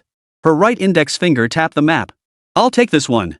Jiang Zhiyu followed suit, selecting a mine on the map. "Junior sister Jiang, you choose one too." "Me?" Jiang Zhiyu looked slightly surprised, but she didn't hesitate. Her gaze swept across the map before her pale finger landed on the southernmost mine shaft, also the farthest from their position. Bai Changsheng watched the three silently, not even granted the right to join the discussion. But it didn't matter, he'd never had much interest in hunting lord-level beasts anyway. After all, contentment is a blessing in life. He only needed to consume things imbued with vital energy to grow, so he couldn't understand why these martial artists were so eager to compete. The first mine shaft was chosen by Xin Xuan. After penetrating a kilometer deep, they found nothing unusual. Bai Changsheng detected no aura of a lord-level beast, so the group had no choice but to retreat. The second mine shaft was chosen by Jiang Zhiyu. But upon arrival, they discovered the tunnel had long since collapsed, its very entrance obliterated. There was no point in continuing. Of the three mines, only the last remained. For some inexplicable reason, standing at the entrance and gazing into the pitch-black depths, Bai Changsheng felt an overwhelming sense of panic. A faint urge to flee the place surged within him. This feeling hadn't surfaced at any of the previous mines. Surely it can't be that out of 10 choices, Jiang Zhiyu actually picked the right one? Bai Changsheng turned his head slightly to look at Jiang Zhiyu. The girl's face showed no flicker of emotion. She stared at the mine entrance, slightly lost in thought, her mind unknown. "Let's go." Jiang Zhiyu, holding a powerful flashlight, stepped into the mine shaft ahead of the others. The rest followed suit. Under the glare of the flashlight, the once dimly lit tunnel lost its air of mystery, though the deeper recesses remained shrouded in darkness. His innate serpentine abilities allowed him to see the entire surroundings clearly with just a glimmer of light, even in this dimly lit tunnel. Yet despite this, Bai Changsheng's unease didn't ease in the slightest. If anything, it seemed to intensify. Suppressing that inexplicable unease, he crawled over the jagged rocks, constantly gathering the scents in the air of the mine tunnel. 100 meters, 300 meters, 500 meters. As the group pressed deeper, Bai Changsheng suddenly detected something unusual, his body jerking to a halt. Though incredibly subtle, so faint it could easily be lost amid the damp air of the mine, Bai Changsheng was certain no ordinary beast could emit such a thick, powerful aura of vitality. This aura, no mistake about it. Xiao Bai? No warning was needed. Jiang Zhiyu had already sensed Bai Changsheng's unease. Jiang Zhiyu, leading the way, flashed his flashlight backward. Jiang Zhiyu immediately lowered her voice and whispered, "Xiao Bai has made a discovery." At these words, even Xin Xuan and Jiang Zhiyu paused slightly before their faces lit up with delight. Initially, they had only agreed to let Jiang Zhiyu join because they'd heard Bai Changsheng could track the scent of strange beasts. But who could have imagined that in the end, it was actually thanks to Jiang Zhiyu that they found this lord-level beast. Take down this lord beast first. We'll deal with the rest back at camp. Had Jiang Zhiyu contributed nothing, they could have claimed all the spoils without qualms. But now, that was clearly out of the question. But this wasn't the time for lengthy discussions. They'd only just founded whether rivals would interfere, or if they could even take it down, remained uncertain. Jiang Zhiyu showed no signs of dwelling on this. With a flick of her wrist, she retrieved 2 yuan pills from her storage ring and fed them to Bai Changsheng. "Xiao Bai, help us find it. A debt of gratitude is a bond." Having Bai Changsheng fight the Lord was unlikely, but if it was just a matter of helping locate it within this mine shaft, that was feasible. Suppressing his primal urge to flee, Bai Changsheng moved to the front of the group. Following the intermittent scent trail, he led them deeper into the cavern. Behind him, Jiang Zhiyu and the other two had summoned their weapons, ready for battle at any moment. As they descended deeper, the faint, elusive scent grew increasingly distinct. By the time the entire passage was saturated with an odor that stirred Bai Changsheng's primal fear, a low, guttural growl echoed through the darkness. Hearing that growl, the trio froze instantly, even their breathing slowing considerably. Roar! This time, the sound was unmistakable, confirming they had found the right place. Moreover, the sound alone revealed that the lord-level beast lurking in the mine shaft, though radiating formidable presence, was actually suffering from pain and weakness. "Jiang Zhiyu, take the front line. I'll look for an opening to strike its wound. As for Jiang, you just provide support from the side, distract its attention. But whatever you do, don't engage it directly." Xin Xuan whispered her instructions once more. Jiang Zhiyu nodded in acknowledgement before activating her spirit capturing bag to seal Bai Changsheng inside. The task was complete. Staying would only cause trouble, better to watch the show from inside the spirit nurturing bag. The flashlight flickered out. The trio groped their way through the dark mine tunnel for another 200 or 300 meters before suddenly finding themselves in a wide open space. Deep underground, a natural cavern over 30 meters tall and nearly 100 meters wide lay before them. Within sight stood a monstrous beast over 4 meters tall, resembling a wolf yet bearing dozens of bone spines protruding from its back. In the pitch-black tunnel, a pair of eerie green eyes flickered in and out of view. A low-tier overlord, the Steelbone Wolf King. Chapter 23, Peril at Every Turn. Upon recognizing their target, even the two third-rank martial artists, Xian Shuang and Jiang Zhiyu, found their breath catch in their throats. Though they knew what they were hunting before arriving, witnessing it firsthand was another matter entirely. Attempting to hunt a low-tier lord with only third-rank martial prowess was already an enormous risk, especially when the target was a bloodthirsty wolf-like beast. Without their school instructors standing by to intervene at any moment, the two couldn't help but feel uneasy as they watched the Steelbone Wolf King lying on the ground, licking its wounds. The only silver lining was that the beast's injuries were indeed severe. A long, narrow gash nearly 2 meters long had ripped open its entire abdomen. Though its internal organs weren't exposed, blood flowed unceasingly. It was easy to imagine that the strike had been intended to finish the beast off. Yet the Steelbone Wolf King possessed such tenacious vitality that it had somehow survived such a devastating blow. Yet even with this narrow escape, its strength was severely diminished. The deep, long gash across its belly restricted its movement so severely that even simple body motions were difficult. Each time it licked its wounds, excruciating pain shot through its abdomen, its whimpering cries echoing in the air. The three watched silently, none daring to act rashly. 2 minutes passed before Xian Shuang, satisfied that its weakened state seemed genuine, gave Jiang Zhiyu a light tap on the shoulder, a signal to move. Waiting indefinitely was not an option. Other squads could discover this location at any moment.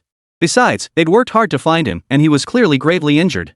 Even if defying their superiors risked their collective demise here, Xian Shuang was determined to test the waters. Roar! The Steelbone Wolf King seemed to sense something, abruptly lifting its head to let out a low, deep growl toward the cave entrance. Its eerie green wolf eyes fixed intently on this side. This posture seemed to warn Jiang Zhiyu and the others not to disturb it. Yet to the trio, it appeared to be merely putting on a brave front. If it truly had any strength left, this lord-level creature would have charged over long ago to devour them as sustenance. How could it merely issue a warning? But since they'd been spotted, there was no point in hiding their presence any longer.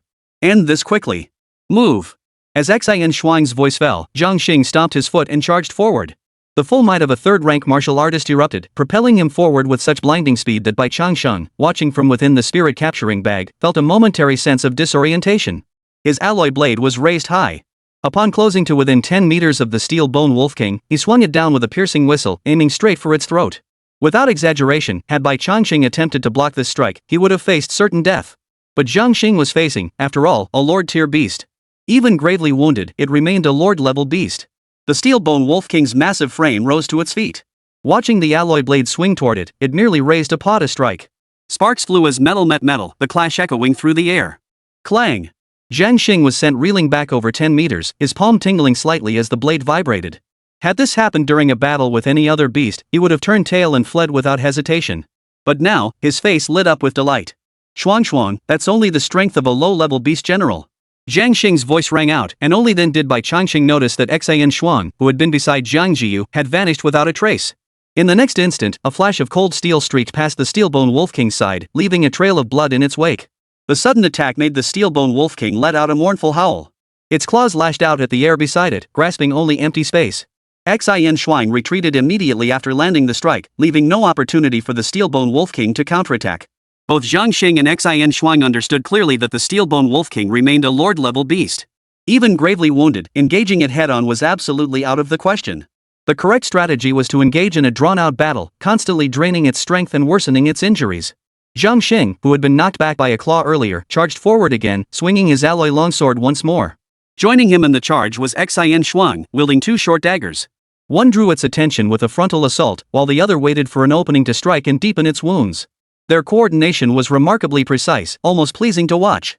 3 consecutive successful strikes tore open the Steelbone Wolf King's wounds, which had barely begun to heal. The intense pain made its dark green eyes flash with a hint of crimson. Another wave of attacks surged forward. Jiang Zhiyu charged again with his blade, Xian Shuang close behind. But this time, a fierce glint ignited in the Steelbone Wolf King's eyes. As the two drew closer, the Wolf King abandoned all defense against Jiang Zhiyu. Its head whipped toward Xian Shuang, the crimson in its eyes deepening, then its massive form vanished from the spot. The moment the Steelbone Wolf King turned its gaze upon her, Xian Shuang's heart lurched. Realizing something was terribly wrong, she instinctively tried to step back. But how could her speed possibly match that of a lord-class being like the Steelbone Wolf King? Even gravely wounded and hampered in movement, its speed remained blindingly fast. The 10-meter gap closed in the blink of an eye. Its blood-red maw gaped wide, as if poised to tear Xinshuang apart in the next instant. Yet Xin Xuan was already leaping high into the air, unable to even shift her posture mid-flight. In this position, barring some unexpected turn of events, death was all that awaited her. Xuan. Jiang Zhiyu tried to intervene, but it was already too late. He could only charge at full speed toward the Steelbone Wolf King, aiming to intercept its attack before it could harm Xin Xuan. But how could his speed possibly match that of the Steelbone Wolf King? As the Wolf King's attack drew ever closer, Xin Xuan resigned herself to her fate. She held her short dagger before her, preparing to brace for the Steelbone Wolf King's savage bite. She didn't know if her armor could withstand the attack of a Lord-level beast, but this was all she could do now. Yet in the next instant, a spear shot suddenly streaked toward them from the distance. Senior Sister Xin. Jiang Zhiyu's voice rang out sharply. As Xin Xuan watched the spear thrust toward her, she instinctively shifted the position of her dagger. Clang! The metallic clang of steel met steel echoed through the air. The force behind the spear sent Xin Xuan flying several meters to the side. Where she had stood moments before, an alloy spear now stood in her place. Then came a crunch. The supposedly unbreakable alloy spear snapped clean in half under the Steelbone Wolf King's bite, shattering into several pieces. Narrowly escaping the Steelbone Wolf King's attack, it wasn't until she landed that Xin Xuan finally came to her senses. A wave of lingering fear made her break out in a cold sweat, her heart pounding like a drum. Even the alloy spear snapped cleanly under the Wolf King's jaws. She didn't need to think to know that if that bite had connected, her life would have ended right here. Chapter 24, The Enraged Wolf King. Though Jiang Zhiyu hadn't joined the fight, his attention remained fixed on the Steelbone Wolf King. Seeing the beast's eyes turn bloodshot with savage intent, Jiang Zhiyu knew something was terribly wrong. That was why she had fired that last-minute shot, narrowly rescuing Xin Xuan from the Steelbone Wolf King's jaws. Yet though Xin Xuan narrowly evaded the Steelbone Wolf King's fatal strike, the danger remained. After crushing the alloy spear in its jaws, the Wolf King showed no sign of stopping. It turned and lunged at Xin Xuan once more. Fortunately, Xin Xuan now had leverage to propel herself backward. As she retreated explosively, Jiang Zhiyu's attack arrived. Raging Tide. Jiang Zhiyu's alloy blade seemed to channel the power of endless waves, accompanied by faint murmurs of water. Xin Xuan's perilous situation left him no time for hesitation. Even if this strike couldn't deal a fatal blow to the Steelbone Wolf King, he had to at least reclaim its attention. Thousands of vitality points erupted in an instant, unleashing his most devastating strike. Such overwhelming force could not be completely ignored, even by the Steelbone Wolf King. Had it been at full strength, it could have devoured these mere ants in a single bite. But now, gravely wounded. Moving was already an immense struggle, and the more vitality it channeled, the heavier its wounds became. This was precisely why Jiang Zhiyu and his two companions had managed to engage it for so long. Abandoning its retreat, the Steelbone Wolf King turned to face Jiang Zhiyu, who was unleashing his full power. Its claws rose, slamming viciously toward Jiang Zhiyu's long sword. The clang of metal against metal echoed through the small underground cavern, while the violent surge of vital energy shook the ceiling, causing fragments of rock to fall. Jiang Zhiyu's body shot backward, plunging his long sword deep into the ground to absorb the recoil force. Xin Xuan had also retreated, now standing shoulder to shoulder with Jiang Zhiyu. The Steelbone Wolf King's eyes had turned completely crimson, like two ghostly flames in the gloomy cavern. Though enraged, it did not charge recklessly, instead emitting low growls in an attempt to intimidate the trio into retreat. Thanks for that earlier. Xin Xuan tilted her head slightly toward Jiang Zhiyu, her breath still coming in short gasps from the narrow escape. We'll talk about this once we're out. Jiang Zhiyu's expression remained calm. Our repeated attacks have thoroughly enraged this beast. The real battle begins now. It'll be tough to take down this beast with just the two of you. Xiao Bai and I will join the fight too, just to harass it and distract the Steelbone Wolf King. The rest depends on you and senior brother Zhang. The brief skirmishes had made Xin Xuan and Jiang Zhiyu acutely aware of the gap in their respective strengths. Especially after the Steelbone Wolf King's sudden frenzy. Had Jiang Zhiyu not intervened, Xin Xuan would already be dead. At this point, if they still thought about fighting separately, forget about taking down the Steelbone Wolf King. Even their own survival was uncertain. Moreover, with the battle already raging, other martial artist squads could detect the commotion and arrive at any moment. They had to finish this quickly. Xin Xuan and Jiang Zhiyu exchanged a glance, then nodded in unison. Rest assured, junior sister Jiang. I pledge it in the name of a Waterwood disciple. If we truly defeat the Steelbone Wolf King, whatever we gain will include your share. Xin Xuan spoke, and Jiang Zhiyu hummed in acknowledgement, not dwelling on the specifics of her share.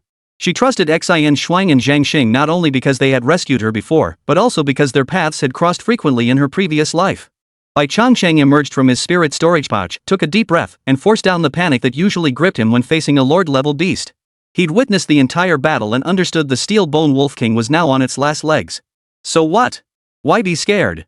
He wasn't the primary damage dealer anyway, just causing some disruption wouldn't be a problem.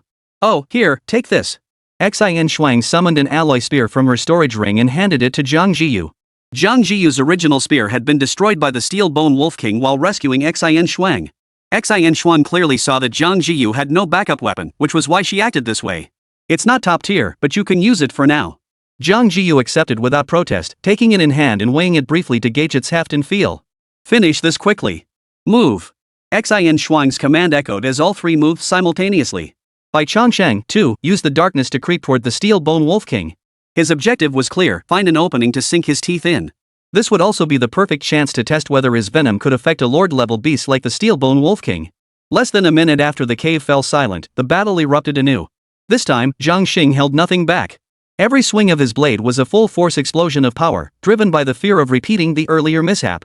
Xian Shuang, too, grew far more cautious. Though her attacks became less frequent, each strike was aimed squarely at widening the Steelbone Wolf King's abdominal wound. Jiang Zhiyu held her spear, circling nearby to support the attack. Before each of Xian Shuang's strikes, she attempted to join the assault, helping to share the offensive pressure. Under the relentless combined assault of the three, the Steelbone Wolf King's abdominal wound was torn open further and further. No matter how tenacious its vitality, it couldn't withstand this relentless barrage, blood spurting forth continuously.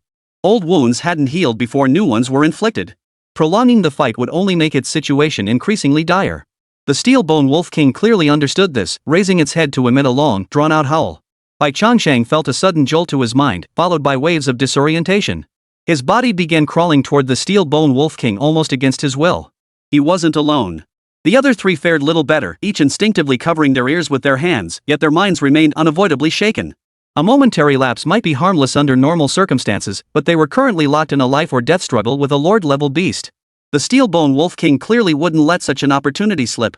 Its crimson eyes swept across the battlefield before charging toward Jiang Zhiyu and Xian Shuang. Its claws lifted, then lashed out violently. Thud!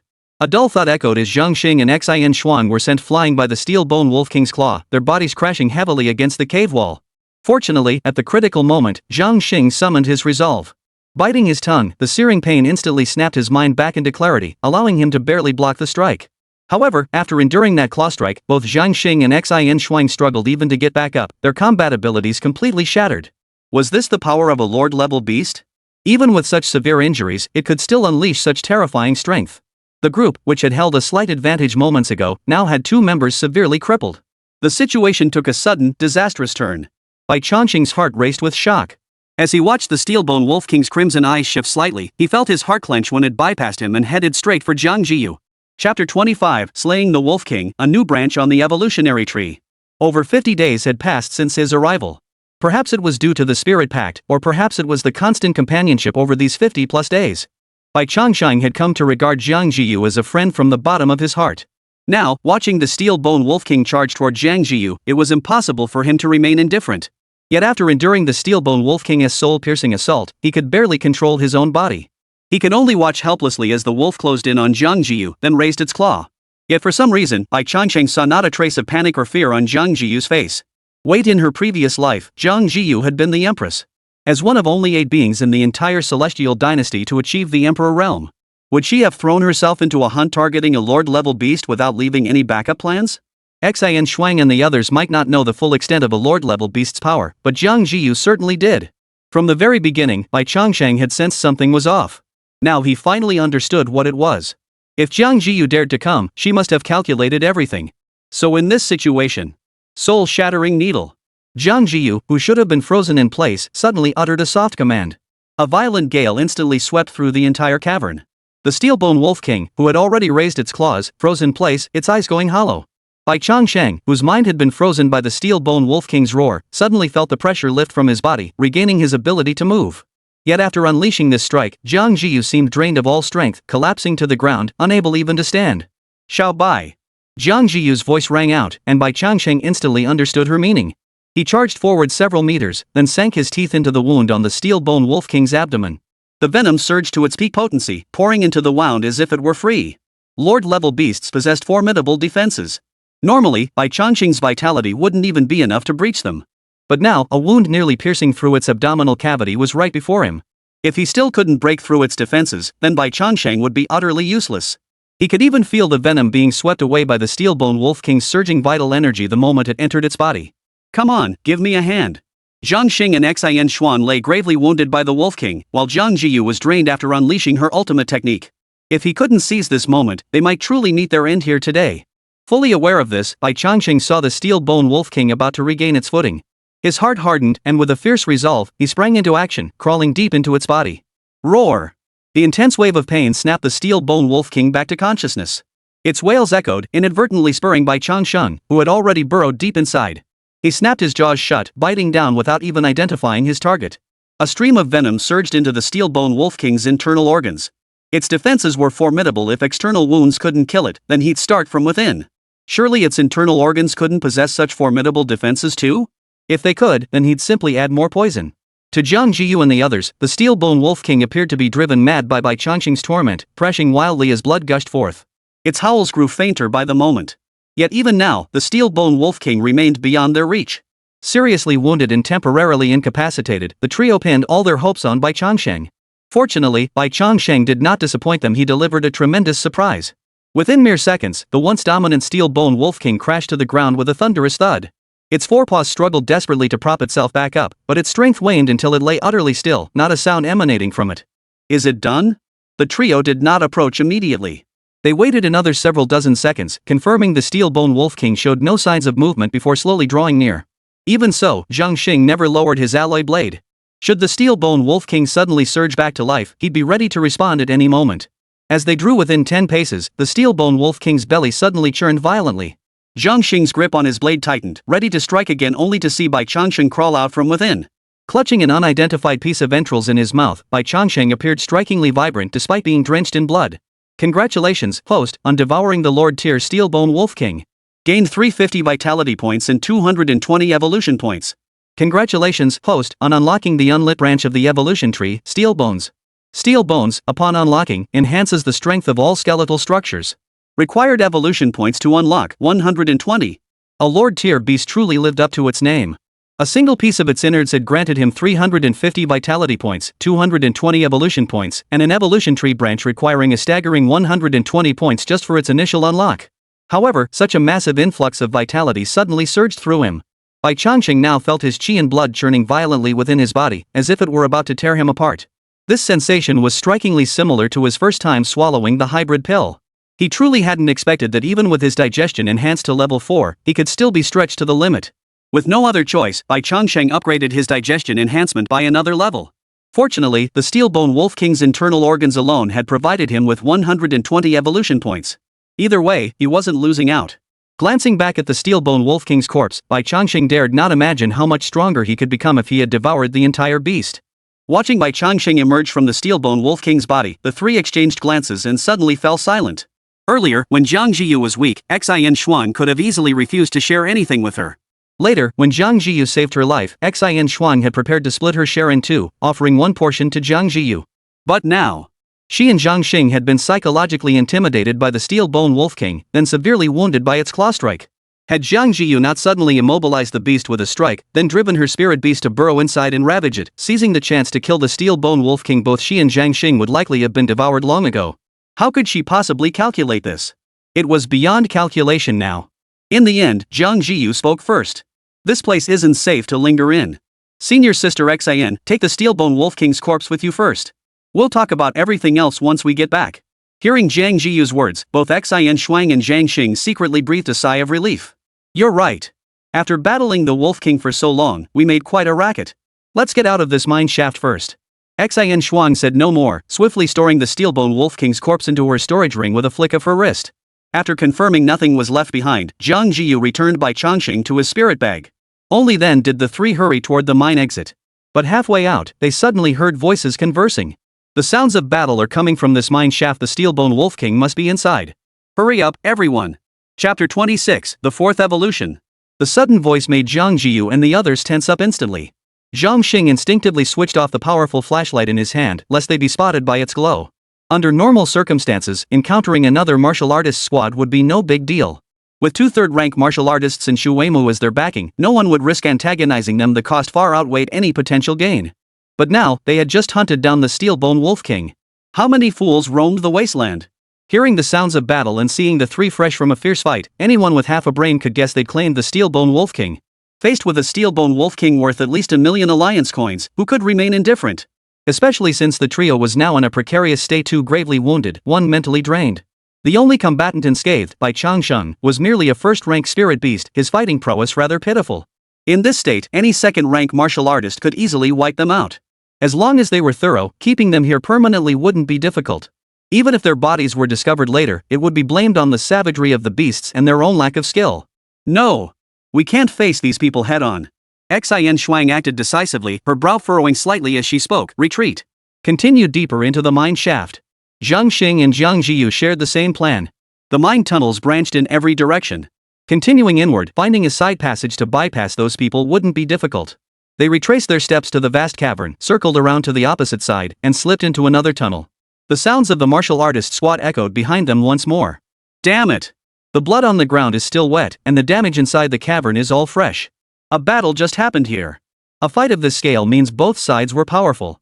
It's highly likely another martial artist squad found the Steel Bone Wolf King before us. The Steel Bone Wolf King is gone, and we heard fighting ahead. Even if they got it, they must still be in the mine. The voice sounded familiar, yet he couldn't quite place it. After battling the Steel Bone Wolf King and then avoiding us, they must have suffered heavy casualties. Find them. Track them down.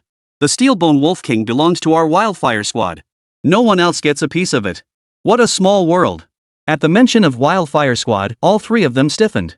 If they'd encountered another squad, even if found, handing over the Steelbone Wolf King's corpse might have secured their release. But facing Wildfire squad? Given their past actions, even handing over everything might not end this well. Their only option now was to flee. Jiang Zhiyu tapped the spirit bag lightly, summoning Bai Changsheng from within. Though Bai Changsheng had remained inside the spirit bag, he had clearly perceived the sounds and sights outside and fully understood the perilous situation they now faced. Without a moment's hesitation, he darted deeper into the mine shaft. Jiang Zhiyu and the others hurriedly followed. In these unfamiliar underground tunnels, Bai Changsheng's serpentine nature clearly gave him an advantage over them. Even if he couldn't lead them to a new exit, at least he wouldn't steer them into a dead end. The group wound left and right through the tunnels until the sounds behind them finally ceased. Only then did they halt. Junior Sister Jiang, if we make it out of this unscathed, I'll reward you handsomely when we return. Xin Shuang murmured softly. Jiang Zhiyu shook her head slightly. We'll discuss that once we're out. Right now, the priority is to focus on regulating our chi. Though the mine tunnels are intricate, the Wildfire squad should have no trouble locating us given enough time. Before they arrive, you and Brother Zhang must at least be able to fight. Neither had suffered external injuries, they were merely disoriented from the Steelbone Wolf King's claw strike. Such wounds would heal completely within a week even without deliberate treatment. But clearly, the Wildfire squad wouldn't grant them that much time to recuperate. Xin Shuang and the other naturally understood the urgency. With a flick of their wrists, they retrieved a porcelain vial from their storage rings. These are blood-calming pills. Each sells for 30,000 alliance coins on the market. They can rapidly stabilize your chi and blood, suppressing any surging energy. Junior Sister Jiang, would you like to take one as well? Others might not know her condition, but Jiang Zhiyu understood clearly, blood-calming pills were useless for her current state. What she needed were pills that could soothe and calm her spirit. A third-rank martial artist had no qualifications to use spiritual attacks, and naturally, she wouldn't stock spiritual soothing pills. After shaking her head in refusal, Jiang Zhiyu turned her gaze to Bai Changsheng. After a moment's thought, she retrieved 2 blood-mixed pills from her storage ring and tossed them to him. Xiao Bai, keep watch. If anyone approaches, alert us immediately. Swallowing both chi blood pills in one gulp, he glanced at Xin Shuang and Jiang Zhiyu, who were already seated in meditation regulating their chi and blood. Then, Bai Changsheng turned and crawled away toward the distance.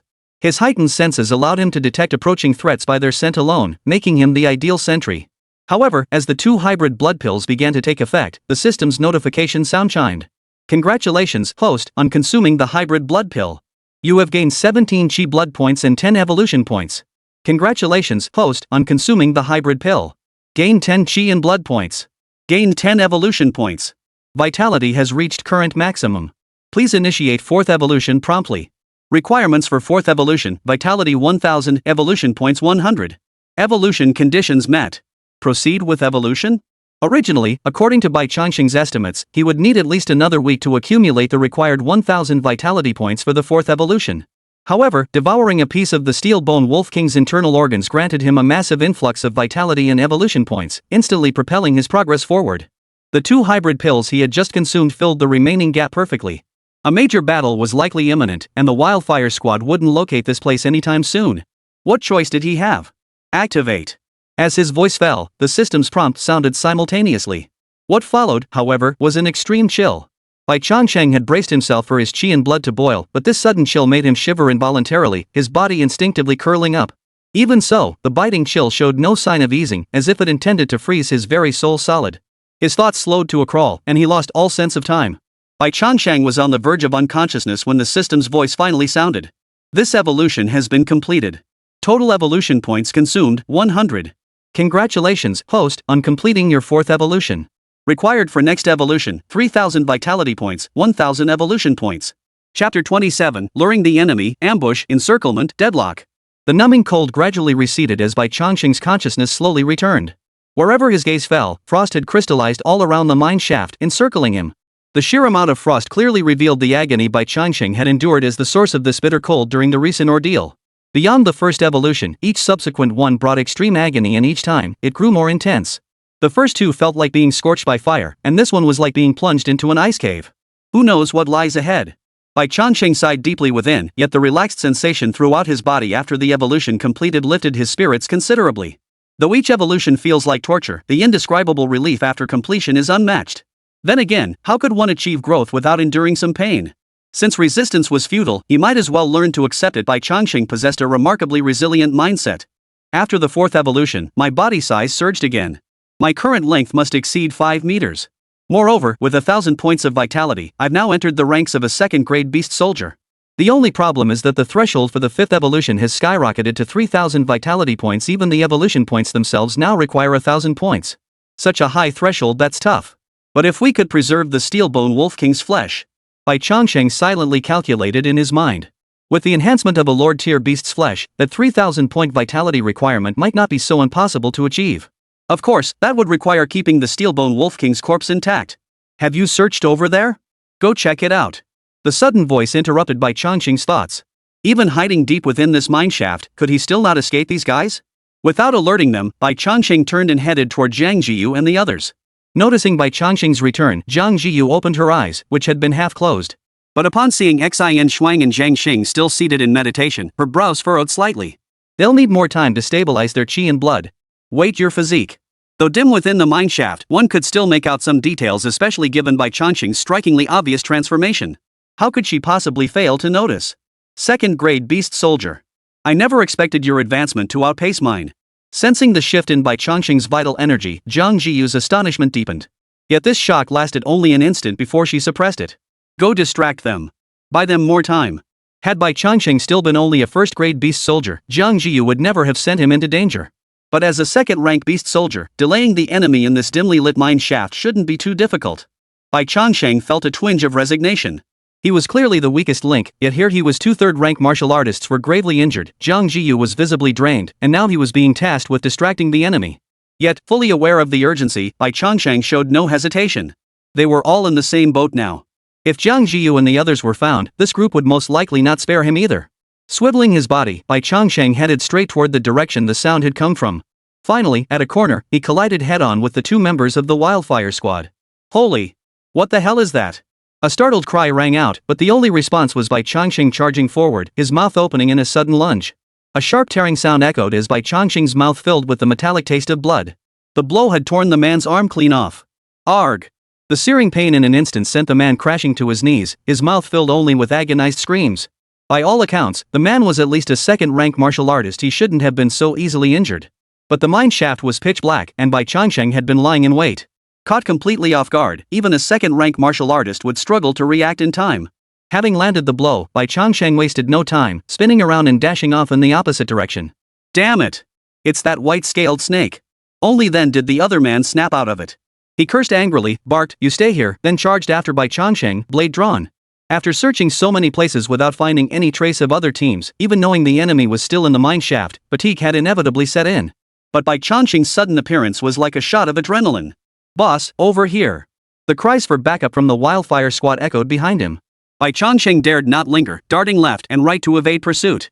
Yet the figure behind him clung like a bone-gnawing maggot, impossible to shake off. Both were 2nd rank, but Bai Changsheng had only just crossed the threshold into 2nd-rank beast soldier. He was clearly no match for his opponent. Fortunately, he had crippled one of them in the earlier ambush, otherwise, his situation would be even more dire now. Just as Bai Changsheng managed to pull away after 2 sharp turns, his body suddenly froze at a corner. A cold gleam flashed, a vertical slash descending straight for his head. Caught off guard, Bai Changsheng felt a chill run down his spine. His body instinctively tensed, forcing his momentum to halt. Clang! The alloy blade struck the rocky floor of the mine shaft, producing a metallic clang and sparks that flashed briefly. Bai Changsheng could even clearly see that the alloy blade had come within a mere 2 inches of his head. Had the opponent struck just a fraction faster, or had the blade veered a few inches closer? Failing to land the strike, the opponent swiftly shifted the blade's angle, transforming the downward slash into a flick upward. This time, however, Bai Changsheng was prepared. His body retreated swiftly, narrowly evading the strike once more. After 2 consecutive missed attacks, the assailant let out a soft gasp. Yet he did not strike again, it was no longer necessary. Behind him, the figure who had been relentlessly pursuing Bai Changsheng had finally caught up, blade raised, eyes burning with malice. Trapped between an ambush ahead and pursuers behind, after fleeing such a long distance, Bai Changsheng was finally cornered in this mine tunnel. With no other exits in sight, escape was impossible. How long has it been since we last met, and yet its size has grown again? A beast that underwent a second mutation is truly something else. The man who had ambushed him, now holding his blade, couldn't help but voice his astonishment at Bai Changsheng's increased size. That beast has reached the rank of a second-grade beast soldier. It just ambushed and bit off my brother's arm. Slay it. Avenge my brother. Martial artists dread physical mutilation above all else. For once a limb is severed, it means blocked meridians and disrupted chi flow. For the rest of their lives, they'll struggle to make any breakthroughs. Even maintaining their current cultivation level becomes an arduous task. In other words, becoming crippled meant becoming a useless. Hearing that his close comrade had been crippled by Bai Changsheng, even the man who had just ambushed them couldn't help but flash anger across his face. Chapter 28. If you lack ability, look within yourself. Bai Changsheng's gaze swept back and forth between the 2 figures closing in, mentally calculating the gap in their combat strength. Though he had ascended to the 2nd rank, facing 2 martial artists whose strength matched or even far surpassed his own still felt like a reckless gamble. If they joined forces, he wouldn't last 3 strikes before being utterly slaughtered. No, I must find a way to break through. Judging purely by the fluctuations of their vital energy, the 2 were nearly equal. However, the pursuer had been chasing him for so long that his stamina would inevitably be depleted. Unlike the other who had been lying in wait, his momentum still at its peak. As Bai Changsheng turned his gaze toward him, the pursuer who had followed him this far instantly understood his plan. Yang Chang, this white-scaled snake thinks you're an easy target. Hearing his companion's words, Yang Chang's already boiling anger reached a fever pitch. Come on then. I'll kill you and avenge my brother. Without further ado, Bai Changsheng's body surged forward. His serpentine jaws snapped open, aiming straight for Yang Chang's throat. Yang Chang showed no sign of retreat. Seeing Bai Changsheng actually dare to attack, he swung his alloy blade. A flash of cold steel sliced downward. Bai Changsheng sought his life, and he intended to end Bai Changsheng's right then and there. What caught him off guard, however, was that halfway through his charge, just as the blades seemed poised to clash, Bai Changsheng abruptly halted his momentum. With a flick of his body, his thick, long tail lashed out like a whip, striking toward Yang Chang. With 1 defensive move and 1 offensive strike, Bai Changsheng not only evaded the blade but also seized the moment when his opponent couldn't fully retract his force. Yang Chang could only barely raise his blade to block. A dull thud echoed as Yang Chang was sent staggering back several steps by the unexpected blow before finally halting his retreat. He looked up at Bai Changsheng, surprise flickering in his eyes. A second-grade beast soldier-level creature, yet so intelligent it could faint? The beasts he'd encountered before, even 3rd-rank ones, had only ever charged recklessly. None had shown the cunning of this Bai Changsheng. But no matter how clever it was, today he would cut Bai Changsheng down. Bai Changsheng, however, wasn't thinking as much as he imagined. The feint strike repelled Yang Chang, and in the next instant, he charged forward again. Attacking once more. Bai Changsheng understood the principle that momentum wanes after the first surge. Having finally driven Yang Chang back, he pressed his advantage while his opponent was off balance. If Yang Chang regained his footing, breaking through would become far more difficult. The man closing in from behind had already charged forward with his blade raised, clearly not intending to stand by and watch Bai Changsheng and Yang Chang duel. Faster! Faster! Faster! His panic drove his attacks to blistering speed, but his urgency was met by a figure darting from behind Yang Chang. A cold gleam flashed. Thud! Bai Changsheng's body slammed heavily into the mine wall, dislodging several fragments of rock before crashing down onto the ground. With a single stroke, the newcomer had sent Bai Changsheng, who had already advanced to the 2nd-grade beast soldier realm, flying. Though Bai Changsheng had only recently reached the rank of 2nd-grade beast soldier, he still possessed a full 1,000 points of vitality.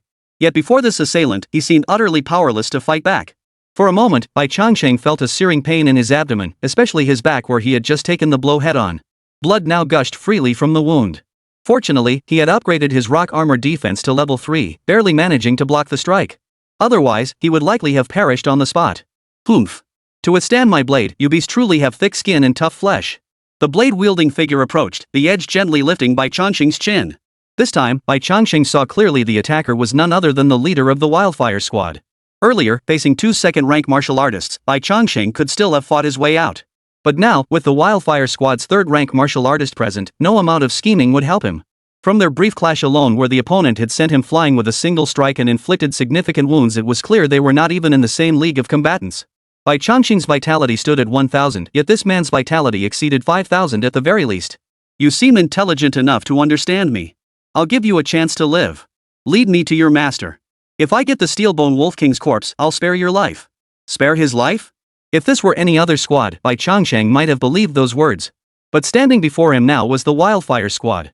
A squad bold enough to kill and loot at the gates of a martial arts town would spare survivors after obtaining $1 million beast carcass? If word got out, not even a ghost would believe it. Begging the Wildfire squad to spare him was clearly impossible. His only chance of survival was to wait for Xian Shuang and the others to regain their fighting strength. With no idea how much longer Jiang Zhiyu would need, Bai Changsheng could only stall for time. Lifting his head slightly, Bai Changsheng nodded at the yellow-haired man before him. Ha! You actually understand? Very well. Since that's the case, lead the way. Don't even think about running. You should know you can't escape my blade. As a third-rank martial artist, the man certainly had the right to say that. His vitality was 5 times greater than his own, and his speed was at least double. Boss! That beast crippled my brother's arm. Yang Cheng tried to say more, but a single glare silenced him. If you lack the skill and get crippled by a beast, blame yourself. If this delays our search for the Steelbone Wolf King, I'll cripple you too. Yang Cheng opened his mouth but ultimately chose silence. Seeing the look on his subordinate's face, the leader with the yellow hair finally spoke up. Don't worry. Once we find the Steelbone Wolf King, your brother's share of the reward won't be overlooked. Alright, thanks, boss. Bai Changsheng glanced back, but saw the other waving him onward.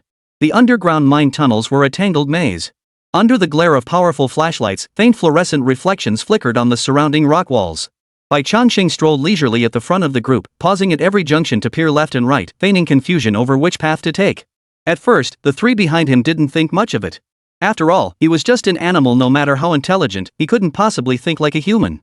But gradually, the leader with the yellow hair sensed something was off. After leading them in circles for over 10 minutes, Bai Changsheng had somehow brought them back to their starting point. The blood on the ground was still fresh, left by the very blade he just plunged into Bai Changsheng. You beast! You've been leading us in circles. You're asking for it. Bai Changsheng's heart skipped a beat at the words. He tried to flee, but the alloy blade was already swinging down from behind him. The blade's speed was too swift for Bai Changsheng to dodge. He could only watch helplessly as the flash of steel sliced past, accompanied by the clang of metal striking metal. Chapter 29, not third rank? Then what are you pretending to be? Su Hong, you wanted to kill my junior sister Zhang's spirit beast, did you even ask us? A woman's voice cut through the air. The furious redhead's hand froze mid-swing. His brow furrowed slightly as he withdrew the alloy blade, which still trembled faintly. The bright flashlight illuminated 3 figures emerging from the gloomy mine shaft ahead. 2 women and 1 man. It could only be Jiang Zhiyu and her companions. Finally, they'd made it in time. Without a moment's hesitation, Bai Changsheng quickly distanced himself from the blonde-haired man named Su Hong. With reinforcements here, why wait to be taken hostage? The trio's brows furrowed at the gash on Bai Changsheng's back, especially Jiang Zhiyu. She cast a lingering glance at the figures in the distance, lost in thought. Just a beast. If they cut him down, so be it. Just slain? Xian Shuang seemed almost amused by the remark. If you don't give me a proper explanation for this, do you believe I won't let you leave this mine alive? Hearing Xian Shuang's words, Su Hong slung his long sword over his shoulder, tilting his head slightly as he gave a cold snort. Xian Shuang, in the city, you're a student of Shuemu. But out here in the wilderness, the name Shuemu isn't as useful as you think. I gave you leeway before only because I didn't want to delay the hunt for the Steelbone Wolf King. But now that the Steelbone Wolf King is dead, I've no desire to keep up appearances with you. The Steelbone Wolf King must be on your person, right? Hearing this, Xian Shuang and her 2 companions offered no rebuttal. Su Heng's group had blocked their entry, and no other warrior squad had arrived since. The facts were plain to see. Arguing or explaining wouldn't change anything. Su Heng's gaze burned as it swept over Xian Shuang and the others. He clicked his tongue twice. Though the Steelbone Wolf King was gravely wounded, its vital energy reserves were substantial. Its combat prowess was far beyond that of a mere low-tier beast general. Let me guess, your battle with the Steelbone Wolf King left you in Jiangxing badly wounded. That's why you've been hiding from us, even going so far as to send spirit beasts to disrupt our progress. All to buy time for your recovery. Tell me, am I right? One had to admit. Though Su Hong was despicable in his actions, his mind was genuinely sharp. From just a few clues, he'd deduced the entire situation with near-perfect accuracy. Yet this sharpness wasn't channeled into battling beasts. Instead, he turned his blade on his own kind, making him look all the more despicable. But in such a short time, even with elixirs to aid you, your strength could never possibly return to its peak. Make a deal. Hand over the Steelbone Wolf King's corpse, and I'll let you go. And if you refuse? Xin Shuang's expression remained unchanged, but her voice had turned icy. Then I'll. Su Hong snorted, his alloy blade slowly pointing at the three. Kill you and take it myself. Such an attitude could no longer be described as mere arrogance. And the fact that Su Hong could utter such words proved he was prepared to burn all bridges. Clearly, the value of this Steelbone Wolf King had driven him mad. Of course, old grudges and new grievances might also be factored in, but none of that mattered now. Faced with a Steelbone Wolf King worth 1,000,000 credits, neither side could easily let it go. Since that was the case, they'd settle it with blades drawn. Junior Jiang, take Xiaobai and leave first. Jiang Xing and I will catch up with you shortly. Jiang Zhiyu merely hummed in acknowledgement before turning to head back. Her strength was insufficient, and with her current mental exhaustion, she was utterly incapable of fighting. Staying would only complicate matters for Xin Shuang and the others. But before she and Bai Changsheng could take a few steps, another beam of light illuminated the path ahead. Leave? I never said you could go. Old Wang, keep this little sister. Today, I won't just take the Steelbone Wolf King's corpse, I'll also taste what this pride of Shuemu tastes like. The man blocking Jiang Zhiyu and Bai Changsheng's retreat chuckled upon hearing Su Heng's words and nodded in agreement. The mine shaft fell into an eerie silence, the situation growing tense.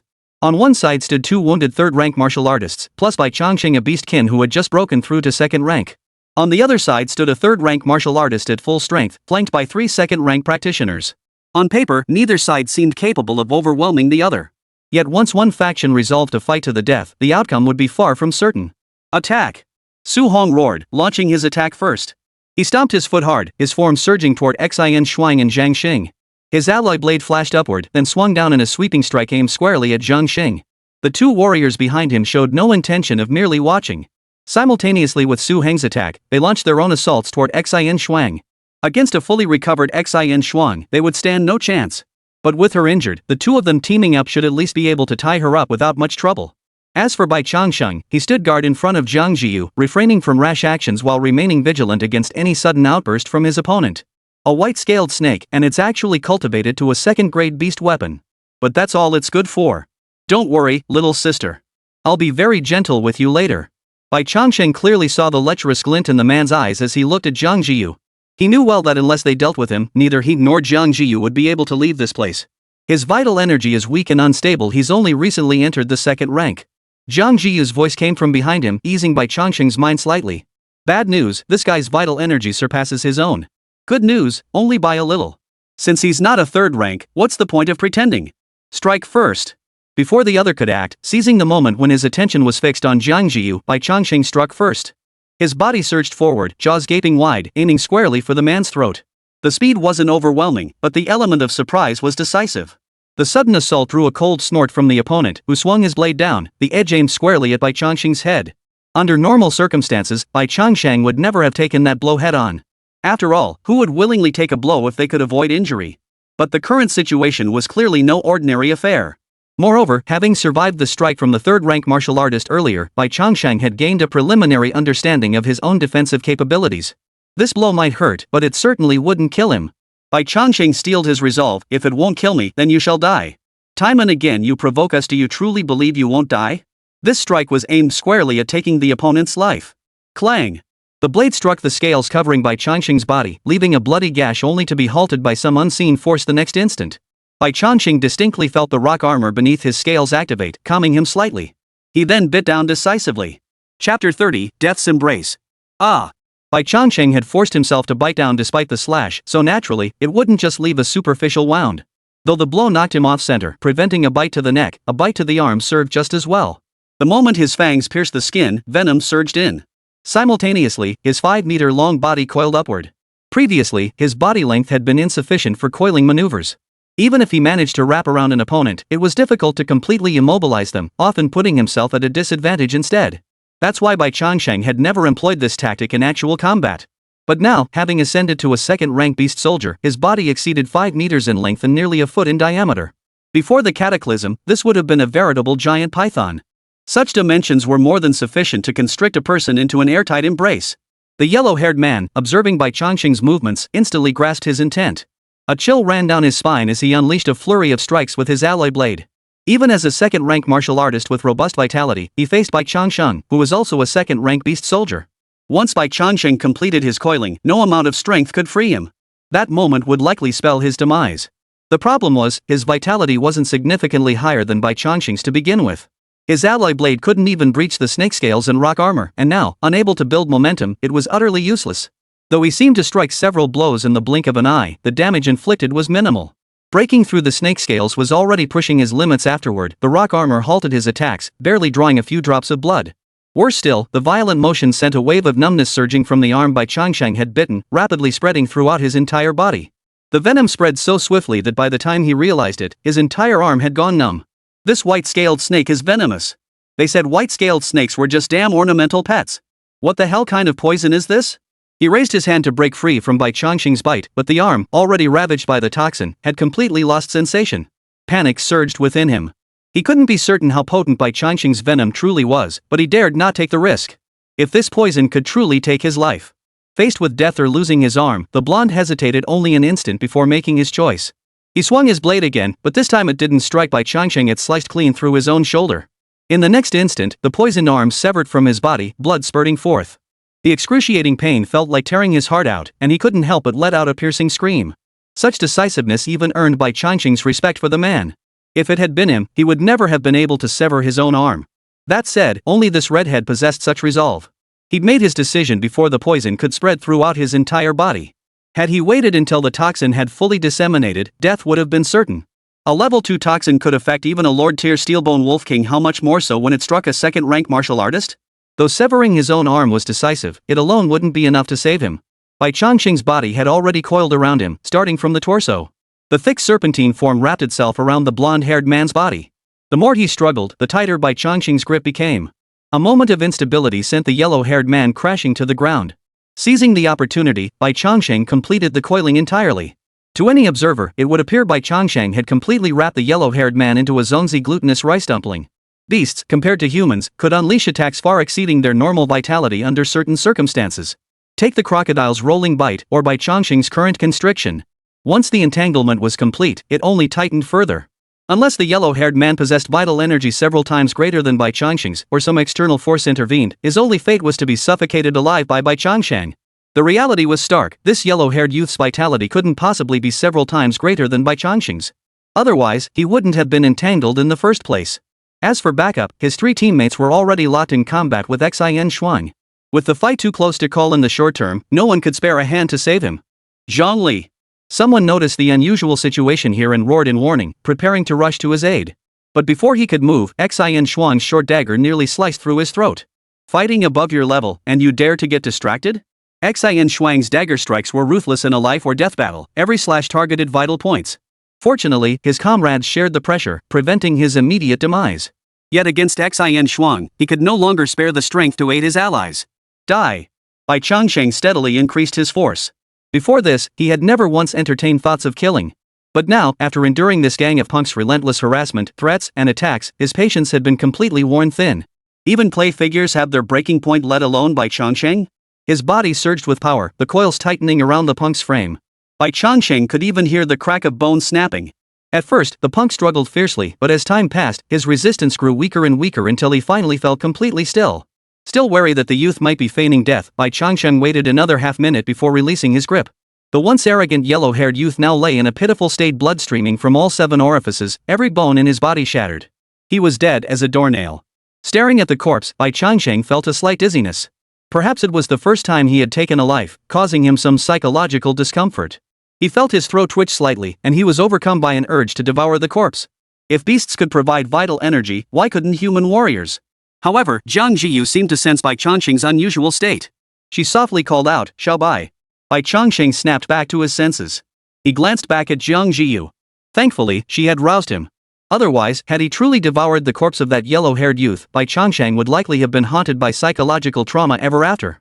Though his body had transformed into that of a snake, his soul remained human. Cannibalism. Glancing once more at Xin Shuang and the others still battling in the distance, he slithered past the yellow-haired corpse and led Jiang Zhiyu toward the mine exit. With Xin Shuang and the others' combat prowess, even if they couldn't defeat Su Hong, escaping was still within their reach. He himself was badly injured. Even if he joined the fight, he could offer little help. It was better to get Jiang Zhiyu safely out of the mine first. If Xin Shuang and the others hadn't finished their battle by then, he could always return to join them. Following the route etched in his memory, they traversed the subterranean cavern and then hundreds of meters of mine tunnels. The moment the sunlight touched his skin again, Bai Changsheng felt an immense weight lift from his shoulders. Behind him, Jiang Zhiyu exhaled deeply, a palpable sense of relief washing over her like the calm after a storm. Chapter 31, $1 million in earnings. Let's go back to the car first. Jiang Zhiyu spoke up. Bai Changsheng glanced at her in puzzlement, his expression seeming to ask, "Don't we need to go back?" Understanding his unspoken question, Jiang Zhiyu nodded slightly and explained. "Don't worry. Although senior sister Xin and the others are injured, with their abilities, escaping shouldn't be difficult. With our combined strength, returning now wouldn't make much difference.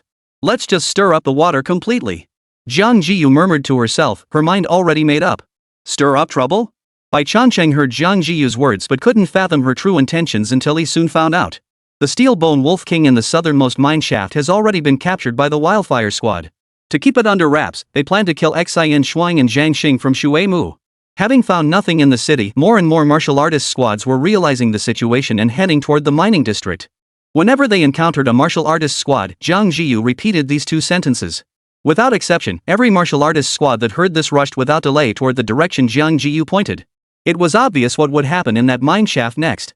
Escalate the situation, muddy the waters, and then Xin Shuang and Zhang Xing could slip away amidst the chaos, leaving the Wildfire squad alone to face the pressure from the gathering martial artist squads. For some inexplicable reason, Bai Changsheng found himself hoping the Wildfire squad members weren't truly dead. "You'd better stay alive, I'll come and deal with you personally."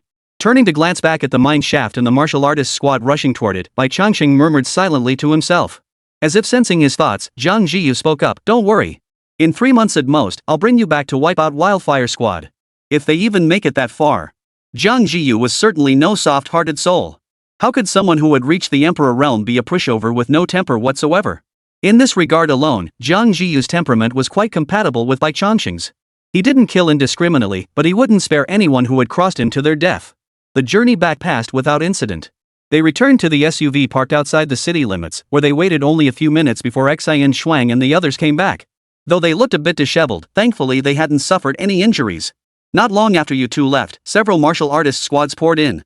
They were demanding the Wildfire squad hand over the Steel-Bone Wolf King's corpse. Zhang Xing and I slipped out amidst the chaos. From the looks of it, those three from Wildfire squad are in for a rough time.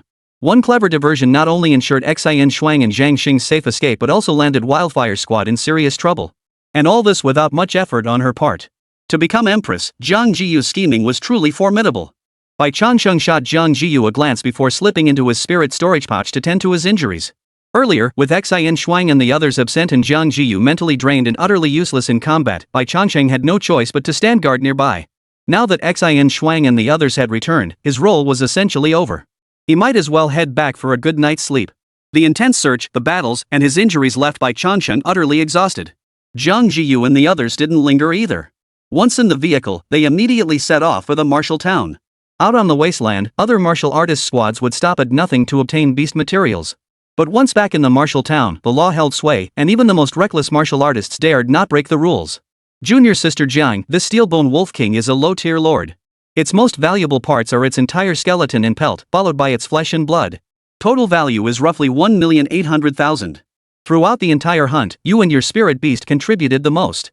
In fact, if not for your final push, both Zhang Xing and I would have ended up as the Steel-Bone Wolf King's meal. By the rules, you take 60%. Zhang Xing and I split the remaining 40%. Is that acceptable to you? 60% of 18 million equaled a staggering 10.8 million. To put it bluntly, such a colossal sum would take him and Jiang Zhiyu 4 to 6 months to earn at their current rate. And that was assuming no other factors interfered. If other matters arose or injuries occurred along the way, the timeline would stretch even longer. A sudden windfall. Hearing that figure, even Bai Changsheng inside the spirit bag couldn't help but open his eyes. However, Jiang Zhiyu shook her head upon hearing this. It won't be that much. While I did land the decisive blow, the real heavy lifting came from senior sister Xin and senior brother Zhang, your efforts to wear it down and distract it. A lord-tier beast has already begun to grasp the basics of psychic attacks. Had it sensed me, landing that final strike wouldn't have been so straightforward. 60% is too much.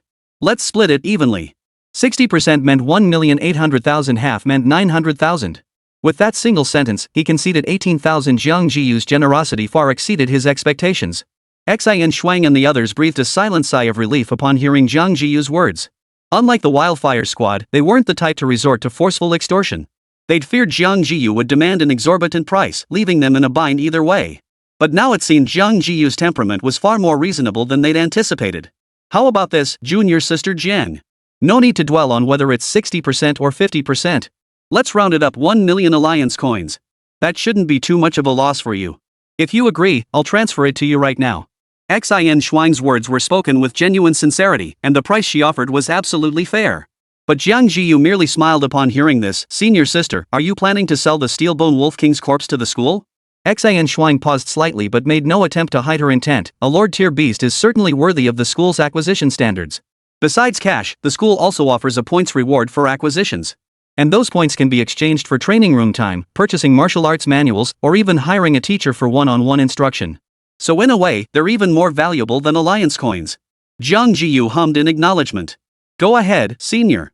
Then please give me your bank account details, junior sister Jiang. I'll transfer the funds immediately.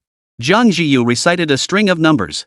Xin Shuang operated on her combat bracelet, then, realizing Jiang Zhiyu didn't have one, raised her hand to show her the transaction confirmation text message. A combat bracelet cost over 10,000 credits, ensuring communication even in the wilderness. Such a steep price was clearly beyond Jiang Zhiyu's previous means, but with 1 million now in her account, it was suddenly within reach. Chapter 32, Who doesn't have secrets to become a martial artist? Xin Shuang noticed Jiang Zhiyu lacked a combat bracelet but chose not to inquire further. In truth, the peculiarities surrounding Jiang Zhiyu far exceeded her imagination. Despite being merely a first-rank martial artist, she wielded psychic martial arts typically mastered only by martial lords.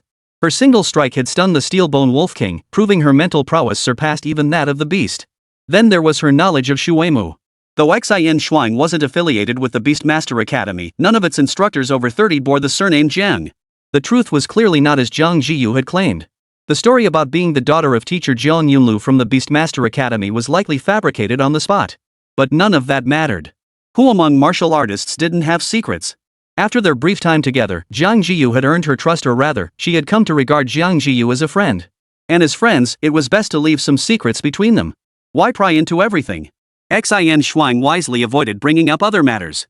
After the car pulled into the parking area of the martial artist town, the group got out. Junior sister Jiang, the Steelbone Wolf King's meat won't keep for long.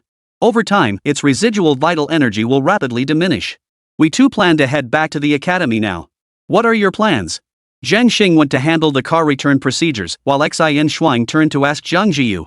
I plan to head back too. Sneaking out for this long, my family must be frantic by now. Upon returning to the martial arts town, her phone finally picked up a signal. Glancing at the balance in her account starting with 1 million, Jiang Zhiyu lost all desire to linger in the Wasteland any longer. Her sole purpose for coming to the Wasteland was to make money. As for honing martial skills or gaining combat experience, none of that mattered to her. Now that she had money, she could return home and focus on cultivating her strength and peace. Upon hearing this, Xin Shuang said no more. After bidding farewell with a promise to meet again in Shuemu, the two women parted ways. However, Jiang Zhiyu didn't rush to board the train back.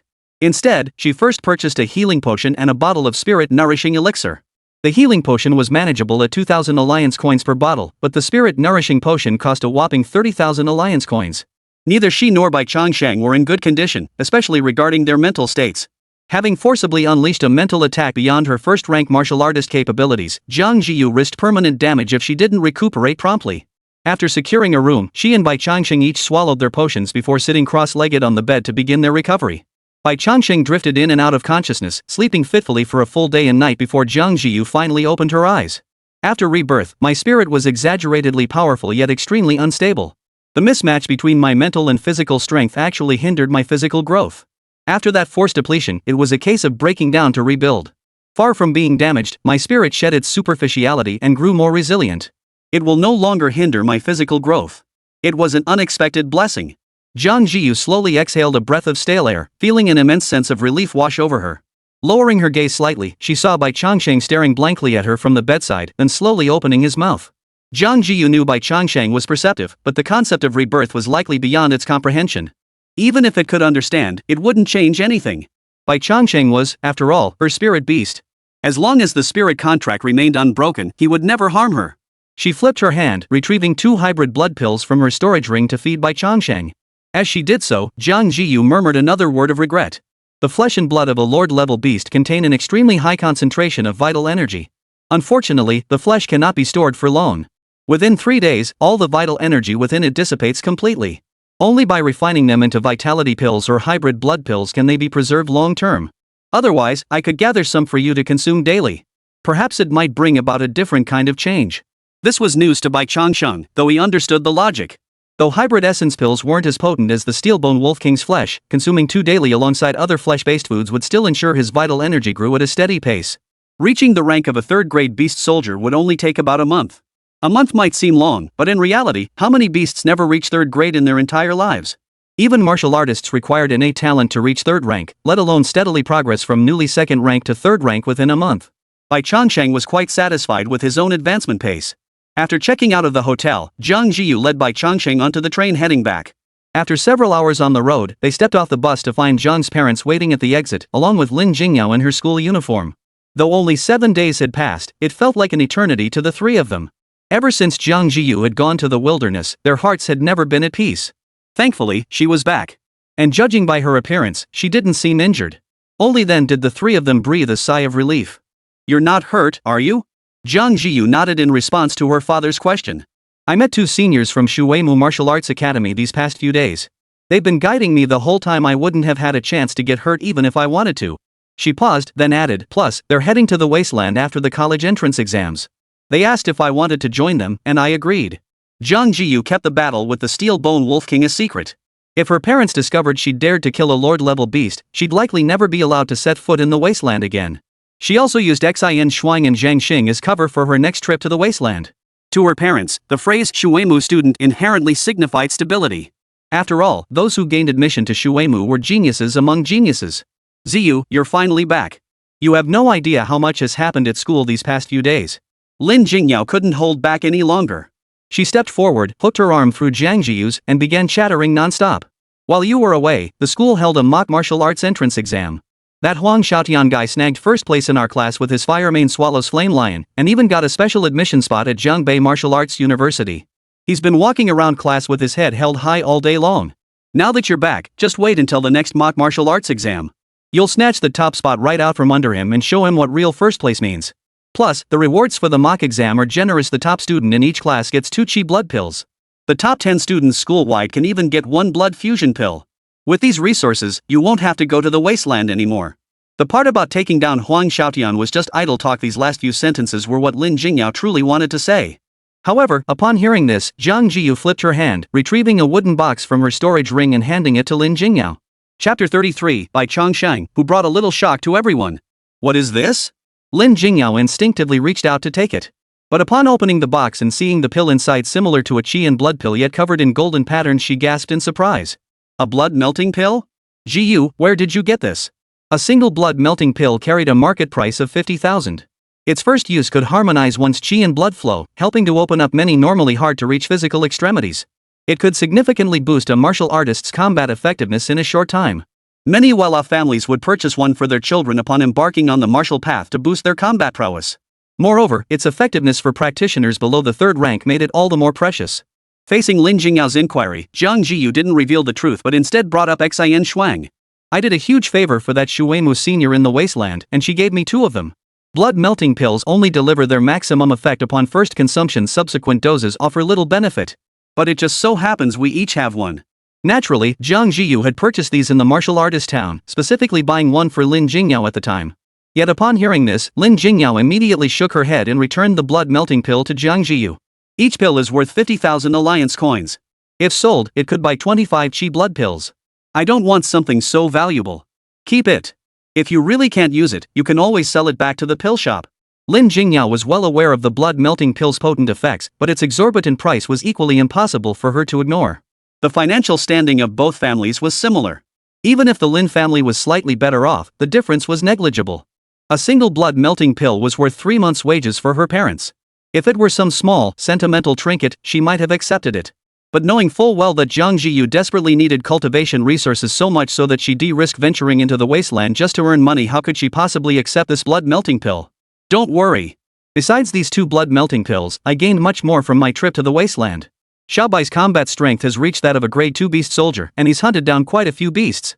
At least I won't have to worry about cultivation resources before the college entrance exams. Xiaobai has already reached a grade 2 beast soldier? At this news, not only did Lin Jingyao pause in surprise, but even Zhang's parents turned their gaze toward them. Xiaobai, their own picky-eating white-scaled snake? A grade 2 beast soldier? Bai Changsheng, stored within the spirit capturing bag, was summoned by Jiang Zhiyu. The 5-meter-long creature instantly became the most eye-catching presence in the entire train station. Even passers-by couldn't help but glance over. Lin Jingyao, seeing Bai Changsheng's exaggerated size, instinctively covered her mouth with her small hand. How long had it been since Jiang Zhiyu brought Bai Changsheng to the Wasteland? While she knew his strength had been improving rapidly, this level of advancement was simply too fast. This pace was even more astonishing than that of Huang Xiaotian's Firemane Devouring Flame Lion. After all, that Firemane Devouring Flame Lion possessed a bloodline grade far superior to Bai Changsheng's, and was nourished daily by various resources. Even so, it had only reached the mid-stage of a grade 1 beast soldier. Yet Bai Changsheng had reached a 2nd grade beast soldier in less than 2 months? Is this still the same standard combat inept white-scaled snake? Lin Jingyao began to doubt whether she and Jiang Zhiyu had initially been drawn to little Bai's looks at all. What's going on? How could little Bai's strength improve this rapidly? If not for witnessing it firsthand, no one would believe such a thing. I'm not sure either. Perhaps the 2nd mutation fully unleashed little Bai's potential. Jiang Zhiyu reached out to touch the wounds on Bai Changsheng's body. After taking the healing potion, the wounds had accelerated their recovery. A day and night had passed, and the gashes that Su Hong had inflicted, once deep enough to expose bone, were now completely healed. Only a faint white scar remained, one that would likely fade away completely within a few days. Seeing Bai Changsheng like this, Lin Jingyao couldn't hold back any longer and reached out her hand toward him. Her fingers touched skin that felt smooth and familiar. Sensing that familiar coolness, Lin Jingyao finally confirmed that the person before her was indeed Bai Changsheng. Wait, Xiaobai has already reached the 2nd rank beast soldier level. If judged by the admission standards of the martial arts college entrance exam, Zhiyu, wouldn't you already be qualified to enter Shuemu? Lin Jingyao's sudden realization snapped Zhang's parents back to their senses. According to the martial arts university admissions rules of previous years, regardless of whether a student specialized in Qi blood martial arts, beast control, or magic, as long as they reached the 1st rank, they were guaranteed admission to a top-tier martial arts university. Reaching the 2nd rank qualified them for admission to Shuemu. As for the 3rd rank beyond that, it was essentially out of the question. Since the rise of martial arts, no one had ever ascended directly to the 3rd rank within 3 months of awakening their talent. Mentioning this, Jiang Zhiyu couldn't help but feel a touch of helplessness. Though she hated to admit it, Bai Changsheng's combat power increase was truly astonishing. She had never deliberately cultivated Bai Changsheng from start to finish, yet he had surpassed her and entered the 2nd rank on his own. Even so, Jiang Zhiyu never wavered in her resolve to specialize in Qi blood martial arts. That may be true, but the college entrance exam is still a month away. Barring any unforeseen circumstances, this month should be sufficient for me to elevate my own strength to the 2nd rank as well. I still wish to pursue the Qi blood martial way. Zhang's parents had no objections to their daughter's decision. From start to finish, they had never provided Jiang Zhiyu with any substantial assistance. Her growth to this point was entirely her own doing. Unfamiliar with martial arts, they could only silently support every decision she made. Lin Jingyao knew her best friend was strong-willed. She opened her mouth but held back the words she was about to say. Most people possessing a 2nd grade spirit beast would focus solely on enhancing its power to secure admission to Shuemu Academy. How could anyone, like Jiang Zhiyu, pursue both the paths of Qi blood martial arts and beast taming simultaneously? Trying to master everything would only lead to being a jack of all trades, master of none. But as a mere advanced apprentice herself, she felt no authority to criticize Jiang Zhiyu. Take this. With the blood fusion pills boost, breaking through to 1st rank martial artist shouldn't be too difficult. Give it your all this final month, and you might just get into a top martial arts university. You don't want to fall too far behind me, do you? Seeing Jiang Zhiyu's earnest expression, Lin Jingyao suddenly smiled and reached out to take the blood-melting pill from her hand. Alright, I'll work hard. Let's aim to go to Shuemu together. Chapter 34, Martial Arts College Entrance Exam. Days passed relentlessly. As the martial arts college entrance exam drew nearer, everyone was consumed by a mix of anxiety and intense effort. Even Lin Jingyao, who had always shown little interest in cultivation, began immersing herself in training after that day's incident. Especially after taking the blood-melting pill, her daily progress was nothing short of monumental, giving her tremendous motivation. Yet when it came to the martial arts college entrance exam, Jiang Zhiyu's mindset was as steady as could be. She maintained her own training rhythm, refusing to join others in frantic, last-minute training binges as the exam approached. Everything requires moderation. Excessive training not only fails to significantly boost one's strength but also risks physical collapse from prolonged exertion. It was akin to the rhabdomyolysis caused by high-intensity strength training.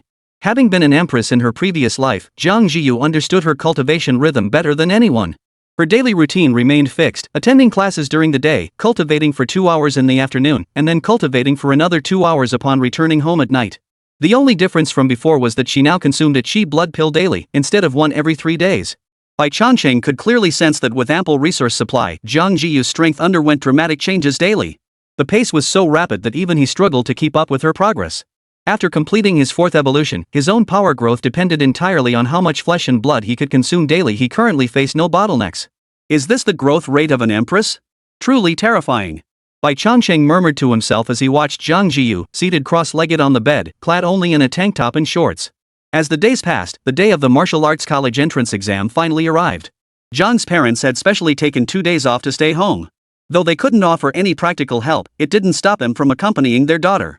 According to the martial arts college entrance exam regulations, the entire assessment would span 4 days. The first 2 days comprised cultural examinations, covering not only the most fundamental subjects of language and mathematics, but also the history of martial arts development, identification of various spiritual materials and exotic beasts, and more. However, this portion carried little weight in the overall exam score. Out of a maximum of 1,000 points, it accounted for only 300. The real crux of the exam lay in the final 2 days of practical martial arts assessments. Vitality assessment, virtual combat simulation, and wilderness combat trials. These 3 stages progress sequentially, each eliminating candidates along the way. For instance, in the first stage, the Chi and Blood assessment, anyone whose levels failed to meet the minimum threshold for martial arts university admission was immediately eliminated. Only those who pass the 5th level of the virtual assessment qualify for the wilderness combat test. Moreover, all top martial arts universities, including Shuimu, would only select recruits from among those who participated in the wilderness combat trials. But none of this posed a problem for Jiang Zhiyu. Having ascended to the 2nd rank martial artist realm half a month prior, Jiang Zhiyu's chi and blood were now stable. Moreover, her combat skills were already top tier. With Bai Changsheng by her side, her admission to Shuimu was practically guaranteed. Bai Changsheng had shown no interest in the previous day's exams. It wasn't until the final day, when they were to head to the wilderness for combat training, that he finally felt a flicker of motivation. Zhiyu, the rules for this field training have been announced. Teams of up to 2 are allowed. We can go to the Wasteland together. Lin Jingyao stared at the message on her phone, her face lighting up with delight. She had been anxious, fearing the rules might prohibit teaming up. With her abilities, she doubted she could achieve much in combat alone. Moreover, she had never once experienced a real battle against a beast, and her heart couldn't help but feel a little afraid. But now it was settled, no restrictions on teams meant she could go with Jiang Zhiyu. And with Jiang Zhiyu's strength plus Xiao Bai, they might just achieve what they'd discussed before, both of them entering Shuimu together. A month had passed, and Lin Jingyao's strength had made significant progress. With the blood fusion pill and her month of intense training, she had successfully advanced from a high-level apprentice to a first-rank martial artist. Yet she had only barely crossed that threshold, and her extreme lack of combat experience made it difficult to consider her a reliable combat asset. Compared to Lin Jingyao, however, Jiang Zhiyu and Bai Changsheng's power increases were nothing short of terrifying. Jiang Zhiyu's chi blood value registered at 2,103, though his actual combat prowess clearly exceeded this level. Bai Changsheng's vitality was already approaching 2,700. At most, another week would see him reach the threshold for a 3rd-rank beast soldier. Such prowess would not be considered weak even in the wilderness, let alone when compared to these students who had awakened their talents less than 3 months ago. The only issue was that while Bai Changsheng's vitality was nearing the current level cap, his evolution points were still far behind, barely surpassing the halfway mark. There was no way around it. The flesh of low-tier beasts simply couldn't compare to that of a powerhouse like the Steelbone Wolf King. Even this modest accumulation was only possible because Jiang Zhiyu was no longer short on funds, ensuring a steady supply of hybridization pills to push his evolution points to their current level. Without the hybrid pills, the efficiency would likely be even lower. This was precisely why Bai Changsheng had grown restless upon hearing they were heading back to the Wasteland. Don't get too excited just yet. Jiang Zhiyu, busy packing his things, couldn't help but pour cold water on Lin Jingyao's enthusiasm upon hearing her words. Every detail of the battle will be recorded by the combat bracelet. Your scores will be determined only after cross-verification of how many beasts you slay, your combat techniques, teamwork abilities, and more. If we can think of ways to game the system, how could the instructors specifically tasked with overseeing the martial arts college entrance exam not have anticipated them? They're guarding against those who aren't strong enough, trying to muddy the waters. Lin Jingyao's face fell instantly upon hearing Jiang Zhiyu's words. Oh, I thought. But it's not entirely hopeless.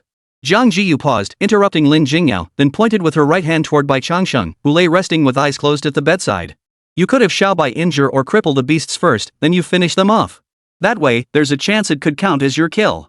Every assessment method has its loopholes and flaws.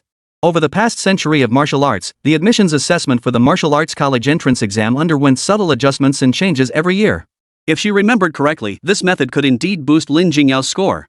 Of course, it sounded simple enough, but anyone attempting to replicate this would soon discover that second-grade beast soldiers were not easy to come by. Moreover, creatures like Bai Changsheng who could understand human speech directly were exceedingly rare. Chapter 35, let's see who's the real good-for-nothing. On the intercity train bound for the Wasteland, teachers overseeing the college entrance exams provided a detailed briefing on the practical assessment rules. Jiang Zhiyu and Lin Jingyao sat together. While Jiang Zhiyu remained calm, Lin Jingyao was visibly curious and excited, her chatter flowing non-stop. A total of 17,200 students will participate in this practical assessment. They will be dispersed across 17 martial arts towns, with approximately 1,000 students assigned to each town. The assessment lasts 1 day and 1 night. Before the time expires, you must hunt as many beasts as possible. Once the time ends, the combat bracelets will automatically stop recording. After the assessment, specialized instructors will conduct cross-evaluations to determine scores. A word of caution, any form of cheating will be detected and will not succeed. Serious cases will result in disqualification. It's worth noting that while external assistance in hunting beasts is prohibited during the exam, there are no restrictions on armor or weapons. This could be seen as a subtle advantage for students from wealthier backgrounds. After all, armor and weapons don't boost combat effectiveness as much as one might imagine. Even the finest weapon in the hands of someone who can't wield it properly won't unleash its true power. Understanding this, Jiang Zhiyu specifically purchased brand new armor and an alloy spear, spending a full 320,000 credits. This comprehensive upgrade wasn't just for the upcoming martial arts entrance exam, the real significance lay beyond it. During the nearly 3-month break, Jiang Zhiyu couldn't possibly stay cooped up at home practicing. She would inevitably venture back into the wilderness to hunt beasts. Zhiyu, I heard the beasts in the Wasteland are incredibly savage, they kill anyone they see. Is that true? Lin Jingyao had never set foot in the wilderness before, her only knowledge came from television. Jiang Zhiyu shook her head helplessly, about to respond, when a man's voice sounded from behind them. The beasts in the wilderness are creatures that fight day and night. Of course they're vicious. If you ask me, you shouldn't be participating in actual combat. If you really get into trouble, Zhiyu will have to come save you. Wouldn't that just slow Zhiyu down? Hearing the voice, Lin Jingyao instinctively turned around. But upon seeing the person approaching, her expression instantly twisted into utter disgust. That signature mop of yellow hair, plus the fire-mane swallow's flame lion trailing behind him, who else could it be but Huang Xiaotian?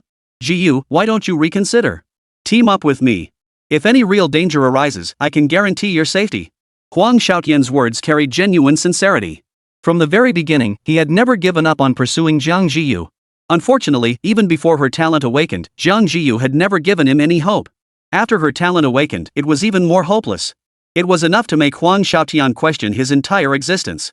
Jiang Zhiyu remained silent, but Lin Jingyao beside her couldn't hold back any longer. So what if I'm causing trouble for Zhiyu? Zhiyu enjoys me causing trouble for her. It's better than having a clingy nuisance who can't even help out properly. Lin Jingyao's sharp tongue remained as straightforward and unfiltered as ever. The phrase sticky plaster instantly darkened Huang Xiaotian's expression. Lin Jingyao, my fire-mane swallowing flame lion is a late-stage grade 1 beast soldier. It's just a hair's breadth away from breaking through to grade 2. Its power is unmatched in the entire class. You say I can't help Zhiyu? Sorry, but I honestly can't fathom how you came to that conclusion. Mentioning his spirit beast, Huang Xiaotian's face brimmed with pride. This pride stemmed not only from the beast's exceptional bloodline but also from the resources Huang Xiaotian had poured into it.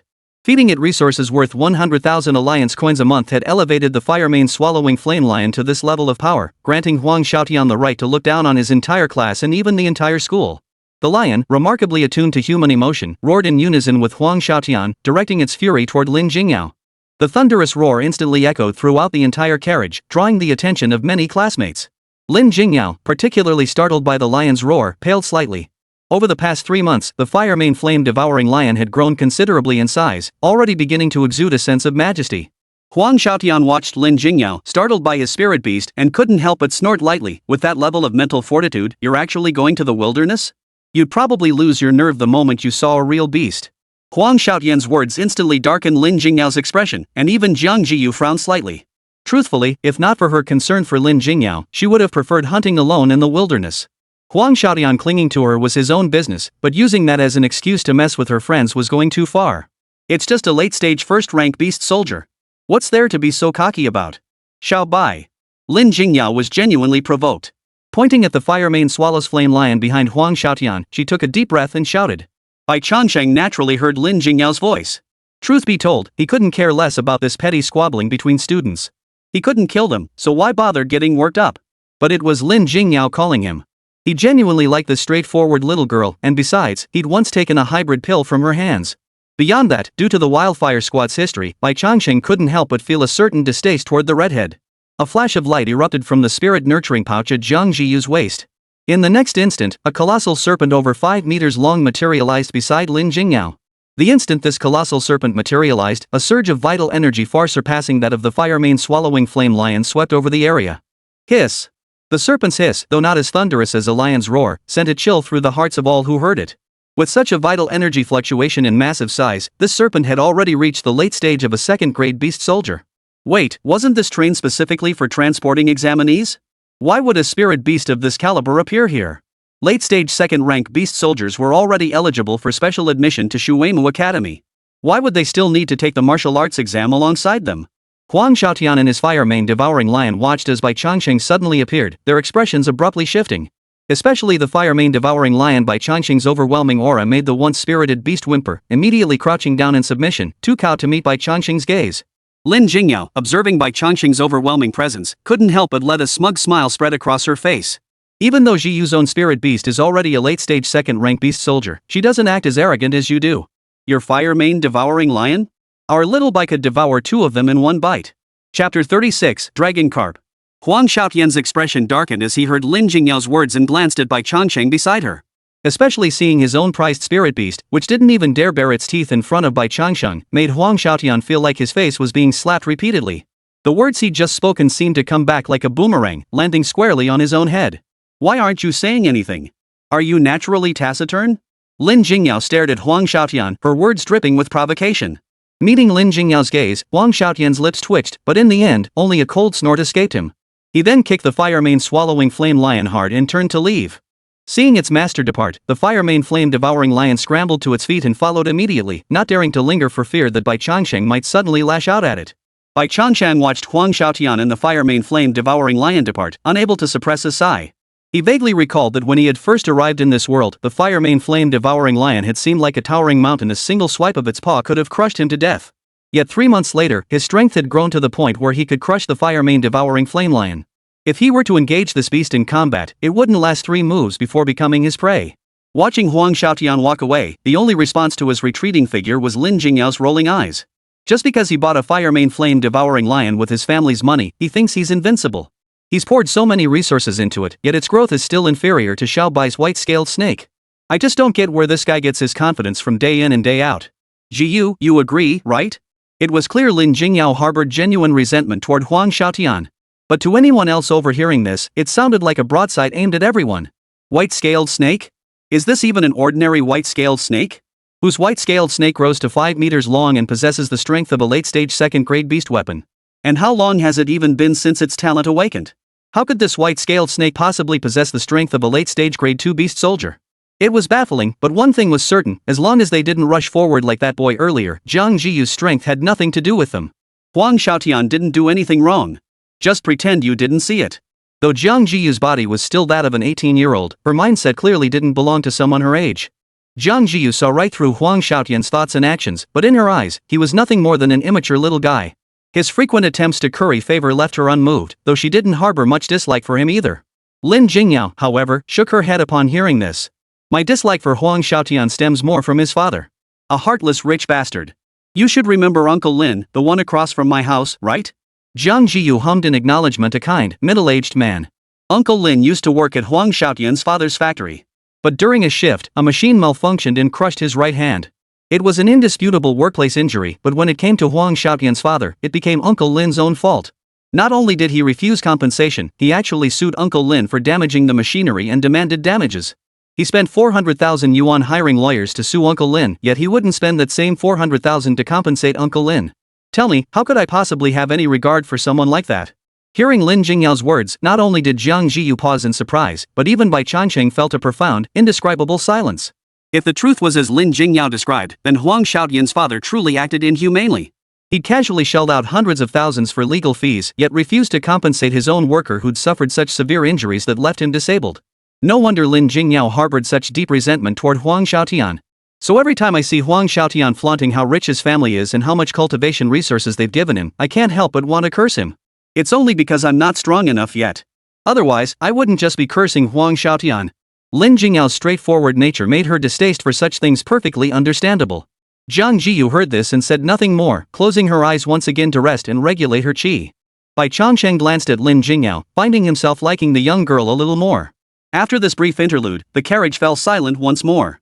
Even those who spoke did so only in hushed tones with their companions, careful not to disturb others. Several hours passed in this manner before the train finally pulled into martial artist town. Seeing the martial artist town, previously only glimpsed on television and short videos, most students' eyes held a hint of astonishment. But for Jiang Zhiyu and Bai Changsheng, this was nothing new. Ignoring Lin Jingyao's gasps, they pulled her along as they followed the crowd toward the small square in the center of martial artist town. Due to the martial arts college entrance exam, the entire martial town had been temporarily requisitioned by the authorities to prevent any uncontrollable factors. Simultaneously, all high-level beasts within a 300-kilometer radius of the town had been cleared. The martial arts town Jiang Zhiyu and Bai Changsheng had visited before lay within the designated area for the practical combat assessment of the martial arts college entrance exam. However, this time they weren't assigned to that particular town. According to the official guidelines, we can rest one night in the martial town to adjust our condition to peak performance. The specific assessment period runs from noon tomorrow until noon the day after tomorrow. Students requiring official armor or weapons may collect suitable gear at the plaza. But we too don't need any, so we can head straight back to our rooms to rest. Jiang Zhiyu intended to head straight back to their room to rest, but Lin Jingyao's curiosity had clearly been piqued by the martial artist town. Had it not been for the martial arts college entrance exam, she might never have set foot here in her lifetime. Naturally, she intended to explore thoroughly. Jiang Zhiyu couldn't refuse her, so he accompanied her on a stroll all afternoon. But the afternoon wasn't entirely wasted, at least they got to sample the unique specialty dish of this martial artist town. Ladies, this dish is a specialty unique to our martial town 042. It's called Leaping Dragon Gate. The ingredient is a unique beast from Dragon Blood Lake, 100 kilometers from Marshalltown 042, the dragon carp. Legend has it that Dragon Blood Lake was formed when an ancient powerhouse slew the dragon god, whose blood spilled upon the land. Long-term consumption of this water is said to strengthen the body and extend one's lifespan. The dragon carp dwells year-round in Dragon's Blood Lake, causing its body to undergo a subtle mutation. It has acquired a trace of dragon blood lineage. Though not as rare as beasts that underwent secondary mutations, they are still exceptionally uncommon. Moreover, these dragon carp die the moment they leave the water, making long-distance transport impossible. That's why they can only be found in Warrior Town 042. Chapter 37, Evolutionary Tree Branch, Dragon Blood. How to put it? The waiter's lengthy explanation boiled down to one thing: pricey. First, they spun a grand, high-profile backstory how some great power did this or that, when in reality, how long has it even been since the spiritual energy revival? Then they'd elaborate on how incredibly difficult it was to obtain the ingredients, how painstaking the transportation and preservation. These sales pitches had been refined countless times before the cataclysm and were now being dusted off again. Though they didn't believe it, it made for an entertaining story. The two women never intended to take it seriously, they simply wanted to try something they hadn't tasted before. Even Bai Changsheng, who had been quietly observing from the sidelines, rolled his eyes at the remark. Anyone could spin a tale, but what truly mattered was whether it tasted good. Lin Jingyao was the first to pick up her chopsticks. She plucked a small piece of fish, placed it in her mouth, and savored it for 2 seconds. Suddenly, her eyes lit up. The texture is so smooth and tender, with a subtle sweetness. It's really good. Zhiyu, you should try it. Jiang Zhiyu followed suit, taking a bite and nodding in agreement. This fish really is different from what we usually eat, and it tastes much better too. Seeing both women give such high praise, the waiter beamed. See? I didn't lie to you, did I? This dragon carp is only available here. You wouldn't find such a treat anywhere else. It's a pity this is only the common dragon carp. If it were the highest grade, the rarest purple-scaled dragon carp, the flavor would be even more exquisite. But purple-scaled dragon carp are extremely rare. Even I've only seen one once. And it's incredibly expensive. A single purple-scaled dragon carp is worth at least 100,000 alliance coins. If anyone catches one, it would even draw wealthy patrons from the capital city specifically to come. Another round of boasting, and this time, even Bai Changsheng found himself intrigued. Could this fish really be that delicious? Lin Jingyao noticed Bai Changsheng's gaze and, without hesitation, picked up a large piece and fed it to him. In terms of flavor, it truly was beyond ordinary fish, living up to the waiter's hype. But before Bai Changsheng could fully savor it, the system's notification chimed. Congratulations, host, on consuming the dragon carp. Gain 0.26 vitality points and 0.34 evolution points. Detected evolutionary tree branch, Dragon Blood? Dragon Blood content in Bloodline is too low to unlock this evolution tree branch. The succession of alerts left Bai Changsheng frozen in place. No way, man, there really is Dragon Blood. Bai Changsheng had considered it a made-up story by the restaurant to charge a premium price, or perhaps a rumor spread by misinformation. But he never imagined the waiter's words moments ago would actually be true. Dragon Blood Lake, Dragon Carp, Purple-scaled Dragon Carp. He could dismiss others' words as mere stories, but now the system itself had issued a prompt. Bai Changsheng had no choice but to believe. Bloodline concentration too low to unlock an evolution tree branch? What if he ate several more?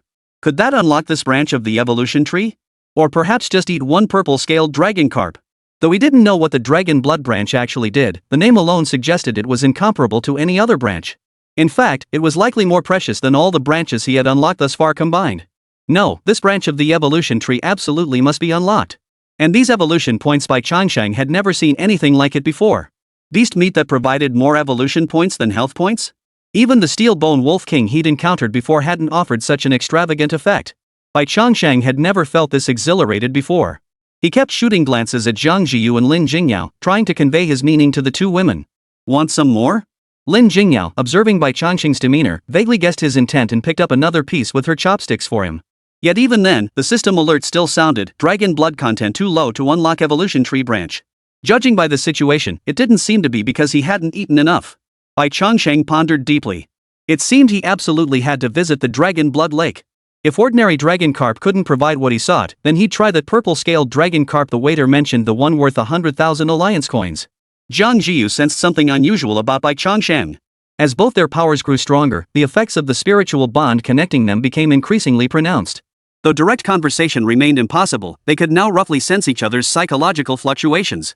After Bai Changsheng finished eating the dragon carp meat, his emotions had fluctuated noticeably. She shot Bai Changsheng a puzzled glance before turning her attention back to the dragon carp. Was there truly something special about this meat? It shouldn't be. If it were truly extraordinary, her past self would have known something about it.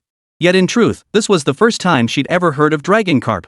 Yet Bai Changsheng's reaction couldn't be faked. At the very least, his intense response wasn't merely because the dragon carp meat tasted good. Unable to fathom the reason, Jiang Zhiyu shook her head and dismissed the thought. Once they tasted its savory flavor, one fish was clearly insufficient for both women. Especially Lin Jingyao. She ate a piece herself, then fed another piece to Bai Changsheng, showing no interest in trying any other dishes. They ordered 2 more dragon carp, one for each woman.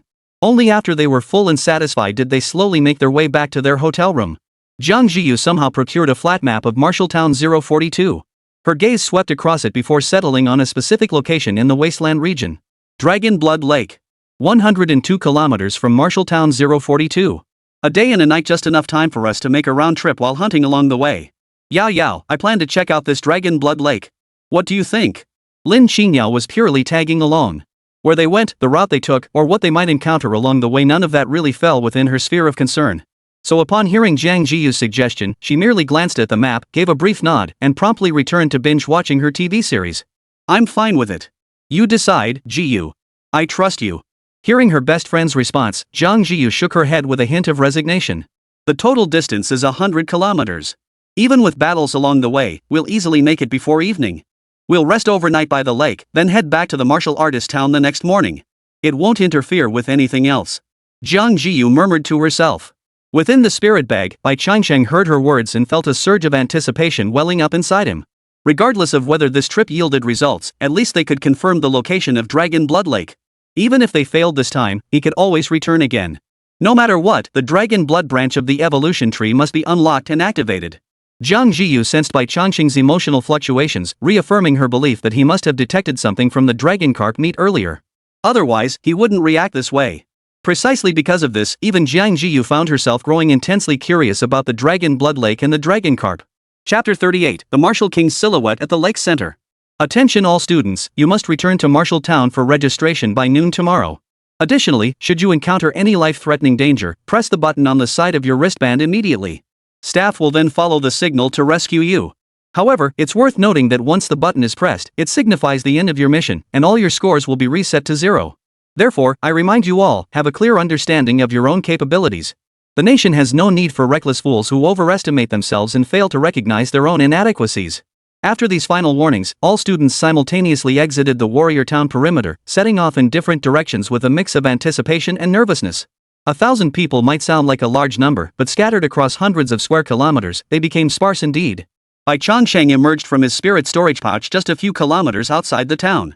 He then set off in the direction Jiang Zhiyu had indicated, simultaneously scanning the surroundings for any nearby beasts.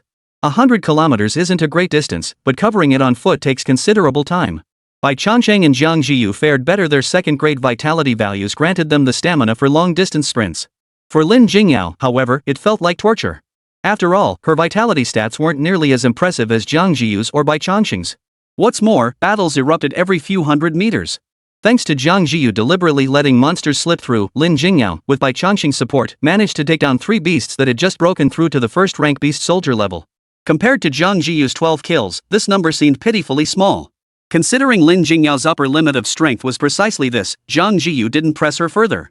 If possible, they could find a way for Lin Jingyao to kill a few more upon their return. Their immediate task, however, was to make a detour to Dragon Blood Lake. The remaining beasts were all dealt with by Bai Changsheng and Jiang Zhiyu, significantly boosting combat efficiency and accelerating their pace. The 100-kilometer distance was covered in just 6 hours. A vast lake came into view from afar, and as they drew nearer, it filled them with awe. Green water signifies shallowness, clear water indicates depth, black water points to an abyss, and blue water suggests vastness. The waters of Dragon Blood Lake are exceptionally clear, yet their depths remain hidden from view. Visibly, the lake grows deeper the farther one moves from the shore. Its deepest point likely exceeds 100 meters. Jiang Zhiyu scooped up a handful of the lake water. It felt cool and refreshingly clear in her palm. With such vast expanse and depths exceeding 100 meters, these conditions could indeed foster the birth of rare, extraordinary beasts. It's not impossible that it could even nurture high-level exotic beasts. Given Jiang Zhiyu's expertise, his words carried considerable weight. However, such statements alone were insufficient to prove that Dragon Blood Lake truly held any unusual qualities.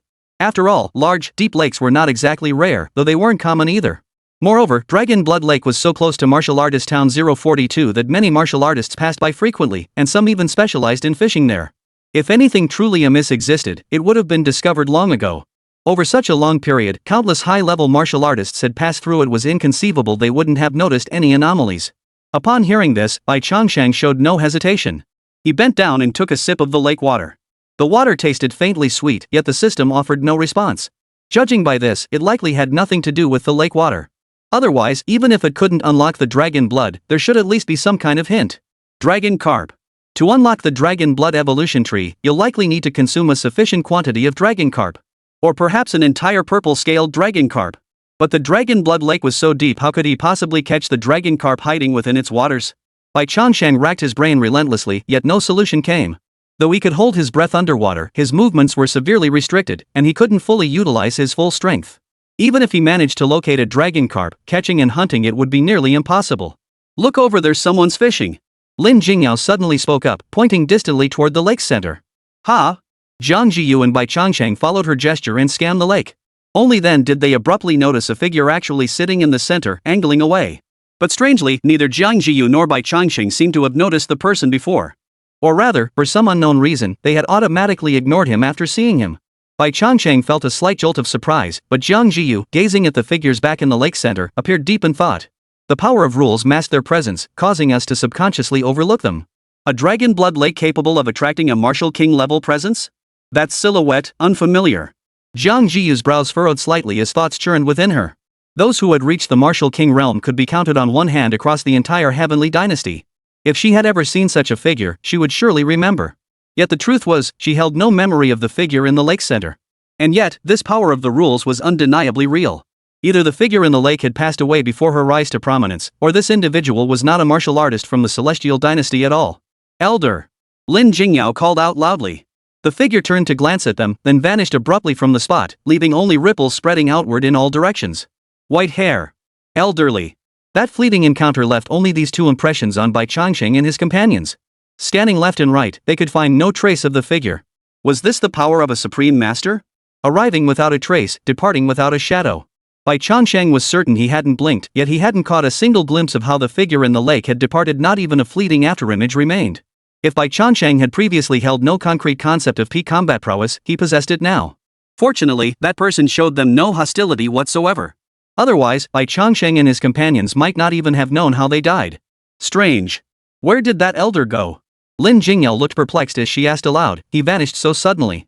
I wonder just how powerful that senior was. Martial King. Jiang Zhiyu pursed her lips before uttering the two words. Martial King? Bai Changsheng's heart skipped a beat upon hearing this. If a martial king was this formidable, then the beast king corresponding to that. For the first time, Bai Changsheng clearly grasped the vast chasm separating him from the modest goal he'd once set for himself. Without the system's support, he would likely never reach the threshold of the beast king, even in a lifetime. Know if the martial king was this formidable, then Jiang Zhiyu's emperor realm from her previous life. Chapter 39, Baiting the Dragon Carp with One's Own Body. Bai Changsheng glanced at Jiang Zhiyu, then silently buried his astonishment deep within. But the astonishment lasted only a moment. Though the emperor realm was terrifying, he still had a chance to attempt it. With the system's boost, even if Jiang Zhiyu was the reincarnation of an empress, her cultivation speed still seemed slower than his. But the immediate priority now was figuring out how to unlock and activate the dragon blood evolution tree. That elder had departed without responding to them. Cutting corners clearly wasn't an option, so they'd have to figure out how to catch it themselves. But we don't even have a fishing rod or anything. The dragon carp are all in the lake water. We can't even catch them if we wanted to. Lin Jingyao looked around helplessly, racking her brain to no avail. Finally, she sighed, we can't exactly jump in and grab them, can we? Diving in was obviously out of the question, but Lin Jingyao's words gave Bai Changsheng an idea. No matter how they caught them, they first needed a way to lure the dragon carp closer. To catch fish, you need bait. If they could gather the dragon carp in one place, they'd surely find a way to get some. Jiang Zhiyu seemed to grasp this point as well. With a flick of her wrist, several beast carcasses materialized from her storage ring. These were all hunted along their journey, originally intended as provisions for Bai Changsheng to bring back. Now, it seemed they had a greater purpose. Yao Yao, do me a favor and chop this beast meat into smaller pieces. Dragon carp were beasts themselves, and no beast would refuse blood-soaked bait. Using this meat as bait should pose little difficulty in gathering the dragon carp. Lin Jingyao showed no hesitation or disgust at the request, though handling these beast carcasses would be bloody work. She grabbed the knife and began chopping. After just over a dozen strokes, the beast meat was divided into fist-sized chunks. As the chunks splashed into the water, sending ripples across the surface, Jiang Zhiyu finally turned to look at Bai Changsheng. Before coming, I researched Dragon Blood Lake. Aside from dragon carp, no other aquatic beasts inhabit the lake. However, the lake water shows no other abnormalities. It doesn't appear as though other beasts couldn't survive in it. It's likely the dragon carp are highly territorial and attack other beasts in groups. I recall that the white-scaled snake is aquatic, correct? Hearing Jiang Zhiyu's words, Bai Changsheng instantly understood her meaning. She was asking him to sacrifice himself as bait. Go or not? He absolutely had to. Setting aside that Jiang Zhiyu had her reasons for asking him to do this, facing the dragon blood evolution tree waiting to be unlocked, Bai Changsheng simply couldn't stand by and do nothing. Fishing from the shore was out of the question. Neither of the two humans nor the serpent knew how to fish, leaving only one option: risk their lives. Ignore the ordinary dragon carp. Their attacks aren't particularly strong and can't break your defenses. Find a way to lure the purple-scaled dragon carp to the shore. When the time comes, I'll use the soul-destroying needle to forcefully kill the purple-scaled dragon carp. Jiang Zhiyu stared at the surface of Dragon Blood Lake, her eyes burning with intensity. The soul-extinguishing needle, she had used it once before during her battle with the Steel Bone Wolf King. It had briefly stunned the Lord-tier Steel Bone Wolf King. Judging solely by that encounter, the soul-extinguishing needle might not seem particularly potent. Yet in reality, its effects far exceeded everyone's expectations. Remember, back then, Jiang Zhiyu was merely a first-rank martial artist. To forcefully leap across 4 major realms and activate a spirit-based attack requiring martial marquee level power and even wound a lord-level beast. This was essentially an attack executed with every possible negative buff stacked. Now, Jiang Zhiyu's spirit was steadfast, and her strength had risen to the rank of a second-tier martial artist. Under these circumstances, channeling the soul-extinguishing needle would yield even greater results. Moreover, the purple-scaled dragon carp clearly wasn't on the same level as the Steel Bone Wolf King. The purple-scaled dragon carp's strength is roughly at the second-rank beast soldier stage. I'm confident I can finish it with one strike, but if possible, try to get as close to the shore as you can. After listening to all of Jiang Zhiyu's instructions, Bai Changsheng silently crawled toward the lake. He took a deep breath and submerged his snake head first. An icy chill instantly washed over him, though it wasn't overwhelming, at least within his tolerance. As his slender body submerged completely, Bai Changsheng became acutely aware of the peculiarity of Dragon Blood Lake. The entire Dragon Blood Lake had a peculiar shape. Visibly, for every meter one ventured inward, the water depth increased by 40 to 50 centimeters. This gradient made the lake's bottom resemble a funnel. If all goes according to plan, the purple-scaled dragon carp should be concentrated at the very center of the lake, where the water is deepest. His thoughts flickered as Bai Changsheng shifted his body, swimming toward the lake's heart. On the shore, Lin Jingyao and Jiang Zhiyu continued tossing chunks of exotic beast meat into the lake, staining the once crystal clear water with a reddish hue. As expected, the spreading scent of blood drew the attention of crimson dragon carp, which began converging toward the shore. Within Bai Changsheng's sight were 4 of them. Observing the robust specimens, each measuring 50 to 60 centimeters in length, Bai Changsheng fought the urge to hunt them on the spot. Hunting them now would likely scatter the entire school, making it a losing proposition. Moreover, observing how the dragon carp moved with such swift agility through the water, while his own movements were clumsy and slow, Bai Changsheng realized that even if he wanted to catch one, he'd have to be able to keep up first. One of the dragon carp noticed Bai Changsheng. Abandoning the exotic beast's flesh, it abruptly turned and charged toward him. Thud! Bai Changsheng felt as if he'd been kicked hard by someone. His body suddenly felt heavy, and he whipped his head to bite at the fish beside him. But the dragon carp that had just attacked him had already darted away, leaving Bai Changsheng no chance to sink his teeth in. The dragon carp's attack wasn't particularly powerful. It might have caused him pain, but it was likely only on par with the strength of a beast soldier just entering the first rank. A single strike meant little. But if their numbers grew, each strike from a dragon carp, even if it couldn't kill him, would still torment him thoroughly. Can't get entangled. Must find the purple-scaled dragon carp before the others discover me. Bai Changsheng's heart sank. Ignoring the dragon carp's persistent harassment, he continued swimming toward the lake's center. Yet Bai Changsheng had ultimately underestimated the dragon carp's territorial instincts. As he delved deeper into the dragon blood lake, more and more dragon carp passed by, then locked onto him. Glancing back, he found over a dozen now trailing him. Each attack felt like a heavy hammer blow. Gradually, Bai Changsheng found it increasingly difficult to maintain his balance. He could fight them off but never catch them. The agility of these dragon carp surpassed his imagination. Their sheer speed alone was beyond what ordinary first-grade beast soldiers possessed. If ordinary dragon carp were this formidable, what about the purple-scaled variety? Chapter 40, 3 Purple-scaled dragon carp. Breathing in a gulp of air at the surface, he scanned the shore once more, estimating his distance from land. Distracted by the dragon carp, it took him 3 minutes to swim a mere 200 meters. Yet the lake's center remained at least 500 meters away. Not far, but not close either. Little Bai surfaced. Lin Jingyao on the shore watched Bai Changsheng suddenly surface, her voice tinged with excitement. Then she saw him plunge back into the water. Upon re-entering the water, he immediately faced another wave of attacks from the dragon carp. This time, however, among the swarm of red-scaled dragon carp, each no longer than 40 or 50 centimeters, there was one that stood out, nearly a meter long, its back covered in purple scales. At the sight of it, Bai Changsheng's heart skipped a beat. Purple-scaled dragon carp. He had assumed he'd have to swim to the lake's center to find one, yet here it was, coming to him. Its size, several times that of ordinary dragon carp, made its formidable vitality obvious. While ordinary dragon carp could only inflict pain without breaching his defenses, this purple-scaled specimen was another matter entirely. Particularly, its head had elongated, with a hardened protrusion atop its snout, a distinct morphological difference from ordinary dragon carp, suggesting its attack methods would also be altered. His abilities were severely limited in the water, making a drawn-out battle pointless, not that he needed one anyway. Without hesitation, Bai Changsheng turned and fled the moment he spotted the purple-scaled dragon carp. His slender body twisted violently, propelling him forward in a sudden burst of speed. This was Bai Changsheng's true speed in water, unleashed at full burst. The problem was, he was fast, but the purple-scaled dragon carp was faster. A sharp jolt of terror shot through Bai Changsheng. Before he could react, a violent impact slammed into his body. In that instant, a sensation like the sea turning upside down surged through him. Damn it! The sensation made Bai Changsheng instinctively curse in his native tongue.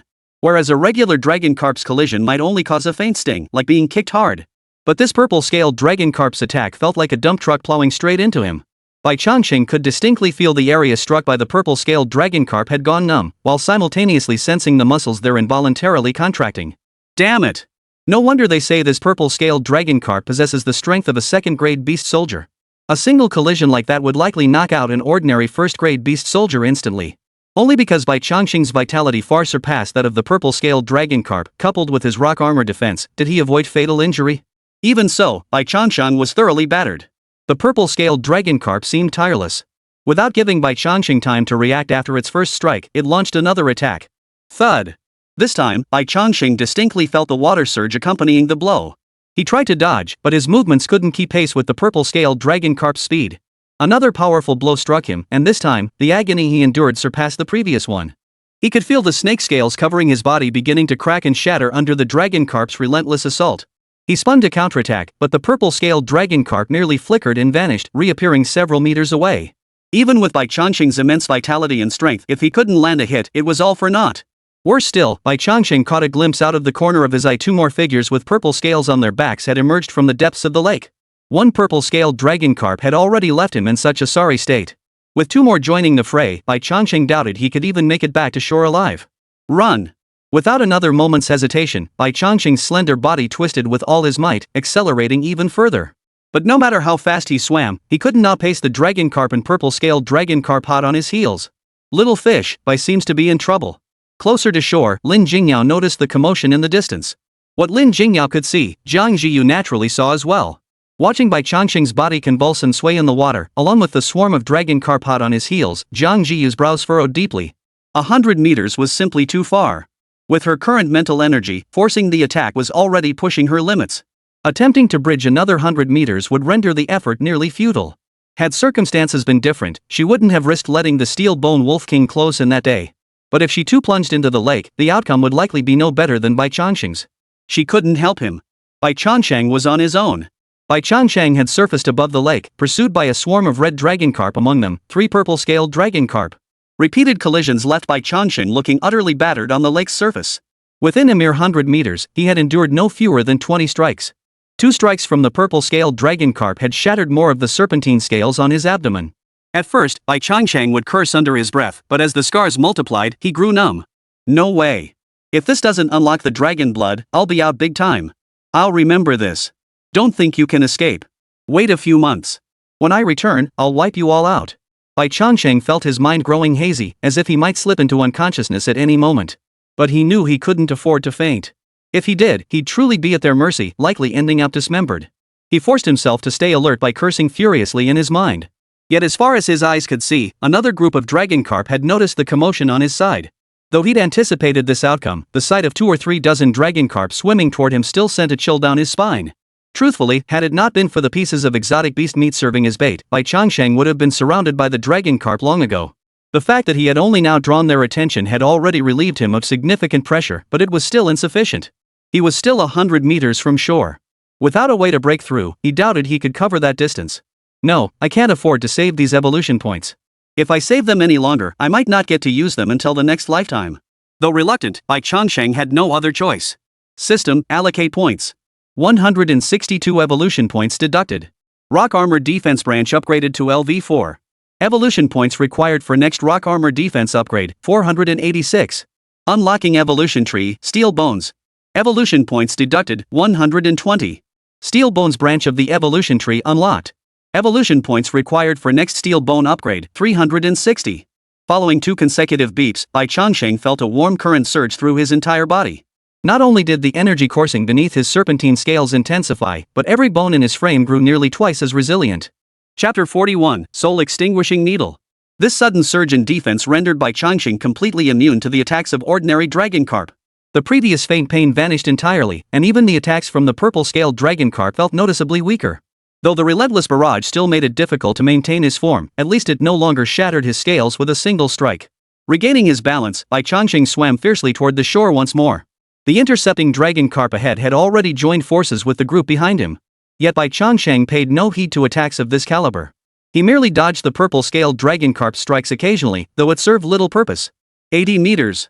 60 meters. Jiang Zhiyu frowned deeply, watching the churning waves on the lake's surface as she mentally calculated the distance. Closer, just a little closer. 40 meters. 30 meters. Bai Changsheng drew ever closer to the shore, yet the school of dragon carp trailing behind him seemed to sense some impending danger. Their attack frequency slowed, as if wary of the 2 figures on the shore. These creatures possessed an exceptionally keen sense of danger. No wonder they were so elusive and commanded such high prices. Bai Changsheng glanced back. The 3 purple-scaled dragon carp that had been relentlessly pursuing him now trailed far behind, showing no intention of attacking again. This won't do. At this rate, the dragon carp would likely disperse before he even reached the shore. By then, even if Jiang Zhiyu had a way to eliminate them, the distance would prevent her from acting. If he truly let them slip away, wouldn't all his recent ordeal have been for naught?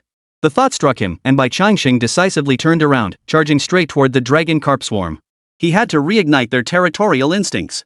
Only by making them realize he wouldn't leave easily would they continue their pursuit. His jaw snapped open, biting down on a dragon carp charging toward him. The sudden counterattack caught them off guard. After all, Bai Changsheng was a late-stage second-rank beast soldier. Against these dragon carp, his vitality alone was overwhelming. Earlier, the purple-scaled dragon carp's attacks had prevented him from turning to fight back. Now, free from interference, dispatching a few dragon carp posed little difficulty. The dragon carp clamped in his jaws struggled desperately, but against Bai Changsheng's overwhelming vitality, its resistance was futile. He bit down hard, and the pungent taste of fish blood instantly filled his mouth as he swallowed the entire fish in one gulp. The system notification chimed in response. Congratulations, host, on devouring the dragon carp. Gained 6 vitality points and 9 evolution points. Detected evolution tree branch, dragon blood. Bloodline dragon blood content is too low to unlock this evolution tree branch. As expected, a single dragon carp, though rare, was utterly insufficient to meet the unlocking requirements. Even consuming the entire fish failed to meet the requirements. It seemed the only way to unlock it was to find a way to devour a purple-scaled dragon carp. Bai Changsheng's gaze shifted slightly toward the 3 purple-scaled dragon carp in the distance. The purple-scaled dragon carp, which had previously displayed fierce aggression, now watched Bai Changsheng hunt other dragon carp as if they were completely invisible, utterly indifferent. But for Bai Changsheng, their indifference no longer mattered. Since the purple-scaled dragon carp refused to come forward, he naturally had to seize the opportunity. While the chi blood value provided by dragon carp was modest, the evolution points they yielded were substantial. Ordinary beasts newly entering the first rank couldn't yield this many evolution points. Having just spent nearly 300 evolution points, Bai Changsheng's craving for them now reached a new peak. 3 consecutive attacks landed squarely, netting him another 30 points. Truthfully, at the dragon carp's speed, it shouldn't have been so easily caught by Bai Changsheng. If blame must be placed, it lay solely with the sheer numbers of the dragon carp. Unlike the purple-scaled dragon carp, they lacked the intelligence to avoid Bai Changsheng's frontal attacks. It was like even the worst marksman could hit someone by firing randomly into a sea of soldiers. However, this state didn't last long. The 3 purple-scaled dragon carp could no longer stand idly by. While wary of the 2 figures on the shore, they couldn't stand idly by and watch Bai Changsheng slaughter their kin. Here they come.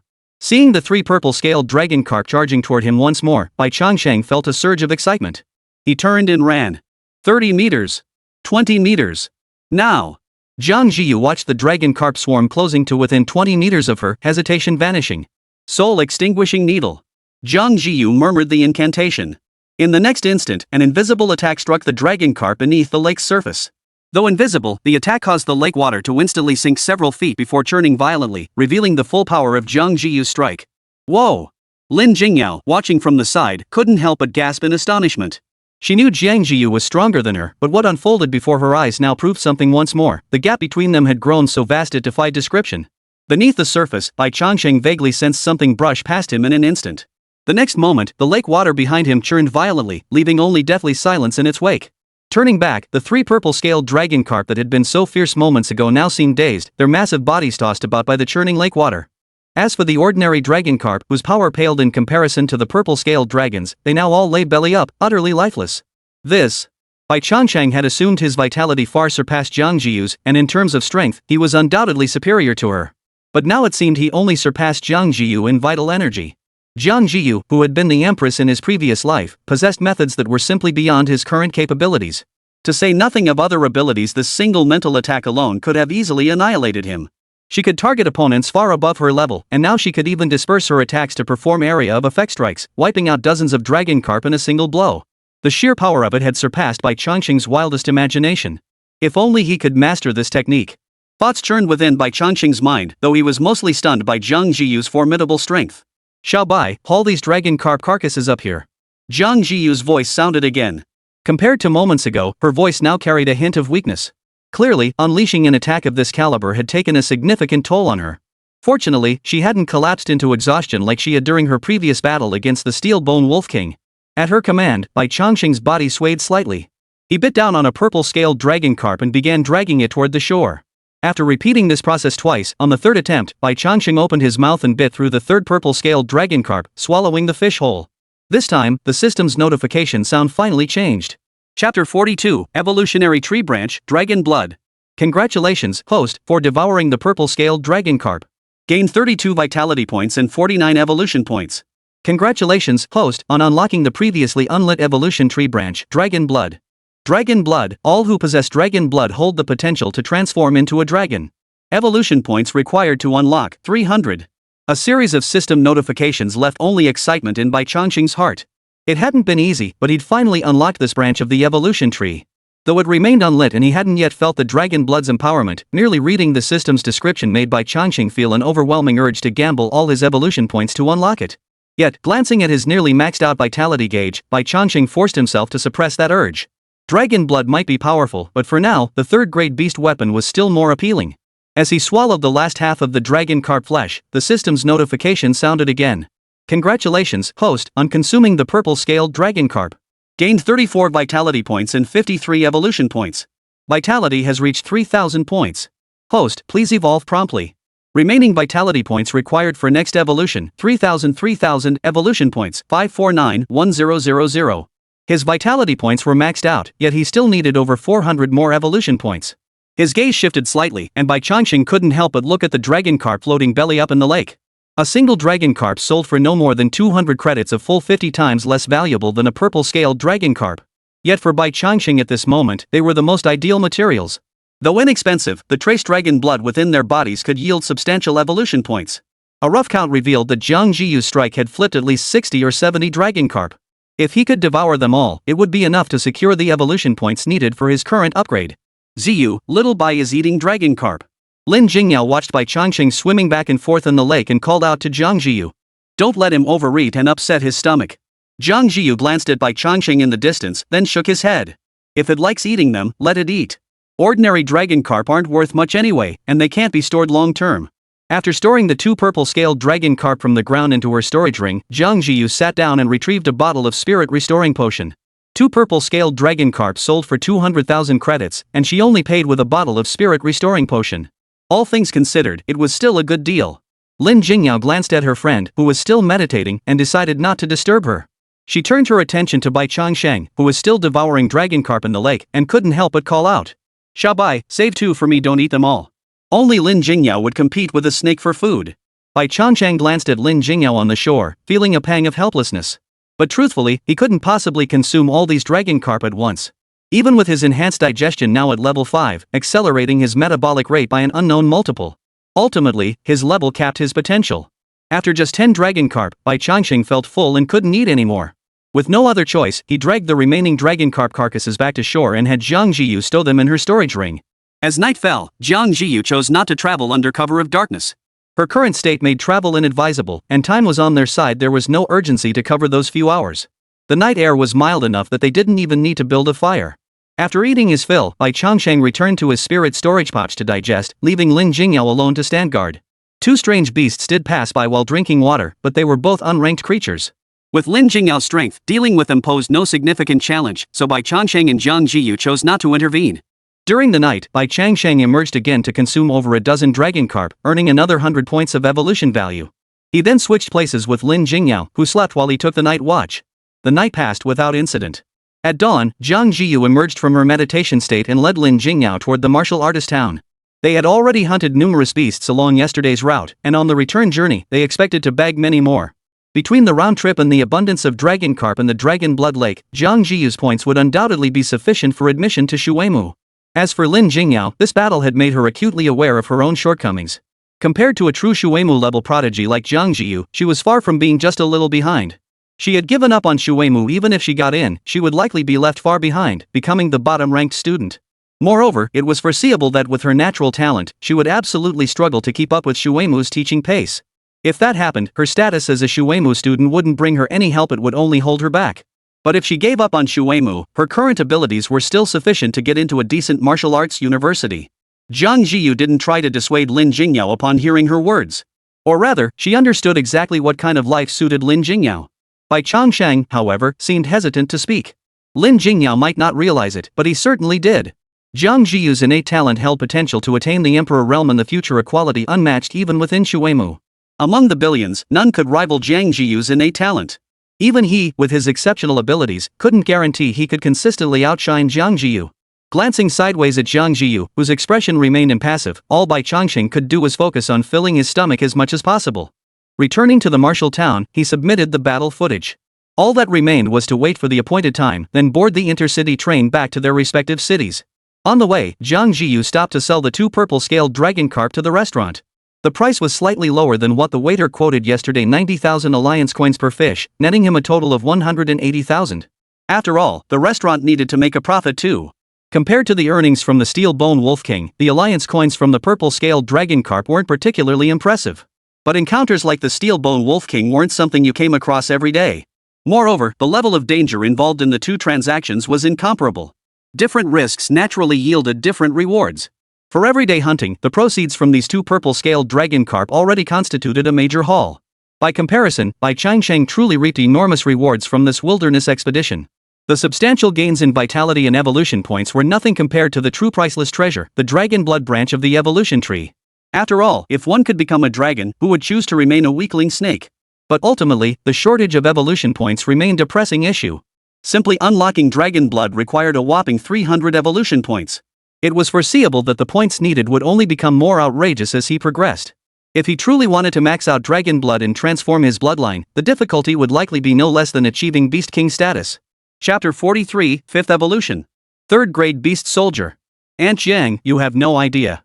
Those beasts in the Wasteland? They're no match for Little Fish and Little White. One spear per beast, they don't even have the strength to fight back. Hearing Lin Jingyao's slightly exaggerated account, Aunt and Uncle Jian remained concerned but felt considerably more at ease. Though they'd never set foot in the Wasteland, they possessed sufficient understanding of martial artists and beasts. They understood their daughter's strength level quite well. A second-rank martial artist, while surpassing the vast majority of ordinary people, was hardly invincible in the wilderness. That notion was somewhat far-fetched. Even near the martial town, the beasts were mostly beast soldier tier, with beast general tier creatures being rare. But even among beast soldiers, there were third-rank ones, weren't there? Venturing into the wilderness demands utmost caution. Zhang's mother gazed at Jiang Zhiyu, her eyes never losing their look of worry. Jiang Zhiyu merely nodded in response, saying little else. Some things simply couldn't be shared too openly with parents. If it could be concealed, it should be concealed. If it couldn't be hidden, then honesty could come later. The group slowly made their way home, and everything seemed to return to its usual rhythm. Jiang Zhiyu devoted herself entirely to cultivation day after day, occasionally venturing out for a stroll with Lin Jingyao at most. Bai Changsheng, meanwhile, spent his days eating and sleeping, all to accumulate the evolution points needed for his next transformation. Finally, on the 4th day, Bai Changsheng forced down the last batch of dragon carp, its spoilage now unmistakable despite the overwhelming urge to vomit. As the system notification sounded once more, his evolution points had finally reached 1,000. Congratulations, host. The conditions for the 5th evolution have been met. Proceed with evolution? Yes. Over a full month had passed since his 4th evolution. As his power continued to grow, the time required for each subsequent evolution had noticeably lengthened. After waiting so long for this opportunity, Bai Changsheng didn't want to delay another moment.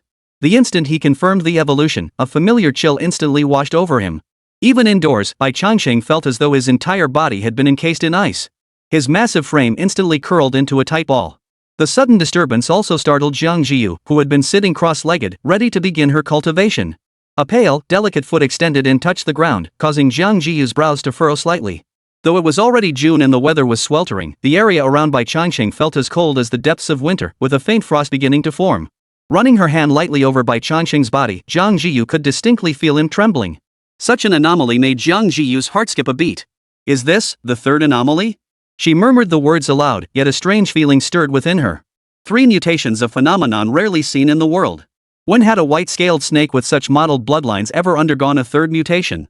Even in her previous life, she had never witnessed such a phenomenon. Yet the evidence was right before her eyes. It was no longer a matter of belief. Judging by Bai Changsheng's state, he was clearly enduring extreme agony, his consciousness already beginning to blur. Without external intervention to assist him in completing the mutation, even if he managed to scrape by, his vital energy would suffer severe depletion. The thought struck her, and Jiang Zhiyu swiftly summoned a golden vial from her storage ring. Golden flame potion crafted by a 5th-rank alchemist. It contains fiercely volatile flame energy that purges bodily impurities. Priced at 170,000 alliance coins per vial. I originally prepared this for my own breakthrough to 3rd-rank martial artist, to solidify my foundation. But now you need it more than I do. Open your mouth. Jiang Zhiyu pulled the stopper from the vial. An intense wave of fiery energy instantly filled the entire room, starkly contrasting with the icy chill emanating from Bai Changsheng. Though Bai Changsheng's consciousness was nearly unconscious, he heard Jiang Zhiyu's words and opened his mouth without hesitation or defense. As the golden flame potion entered his mouth, the violent fire energy instantly spread throughout Bai Changsheng's entire body. From extreme cold to extreme heat, the transformation occurred in an instant. Bai Changsheng, whose body had been frozen stiff by the frigid chill, now felt as though a fire was burning within him. Before he could react, the original chill suddenly regained dominance. After a few seconds, the intense heat returned. This cycle repeated, leaving Bai Changsheng feeling numb throughout his entire body. Fortunately, such fluctuations in temperature were still within his tolerable range. As his consciousness returned, he faintly heard the system's notification sound. Congratulations, host. By consuming the Golden Flame Potion, you have gained 0 chi blood points and 141 evolution points. This figure represented the highest single-time gain Bai Changsheng had ever achieved. Even when he had devoured the Steelbone Wolf King's entrails before, he had only gained 120 evolution points. You get what you pay for a potion priced at 170,000 was truly terrifying. As the Golden Flame Potion's effects fully took hold, the icy chill emanating from Bai Changsheng's body gradually subsided until it vanished completely. This evolution has been completed, consuming a total of 1,000 evolution points. Congratulations, host, on completing your 5th evolution. Required for next evolution, 10,000 vitality points, 2,000 evolution points. After a series of system notifications, Bai Changsheng felt an overwhelming sense of lightness throughout his body. The 5th evolution had directly raised his maximum vitality to 10,000 points. This meant that, at least for the short term, he no longer needed to worry about being restricted by his vitality cap. He had now fully crossed the threshold into the ranks of a 3rd-grade beast soldier. Though he had only just crossed the threshold, this new level of power already placed him above 80 to 90% of all beasts. How long had it been since his transmigration? This pace of advancement far outstripped even Jiang Zhiyu beside him. Filled with sudden pride, Bai Changsheng turned to look at Jiang Zhiyu, only to find her eyes already fixed on him. As if sensing his thoughts, Jiang Zhiyu's lips curved into a faint smile. Reached the 3rd grade so quickly? Your chi and blood cultivation speed truly surpasses mine by a wide margin. But that's about it. Beast soldiers are still just beast soldiers. Save your pride for when you reach the beast general tier.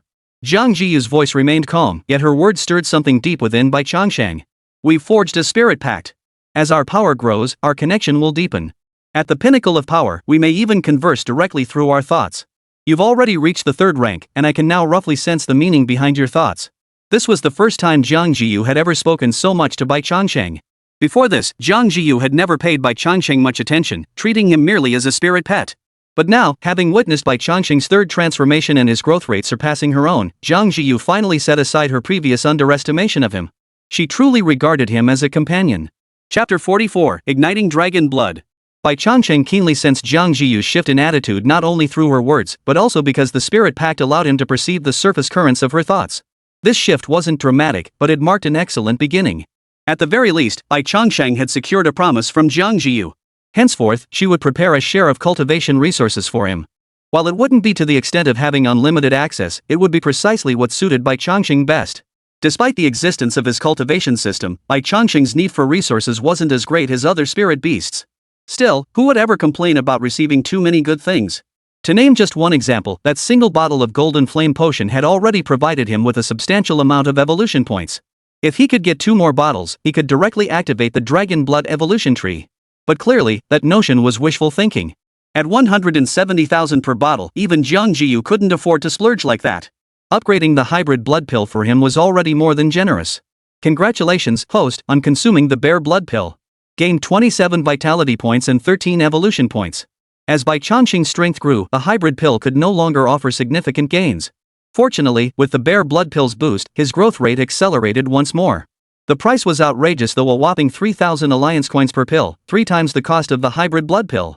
After another 4 days of steady progress, consuming Bear Blood Pills with every meal, Bai Changsheng finally accumulated enough evolution points to activate the Dragon Blood trait.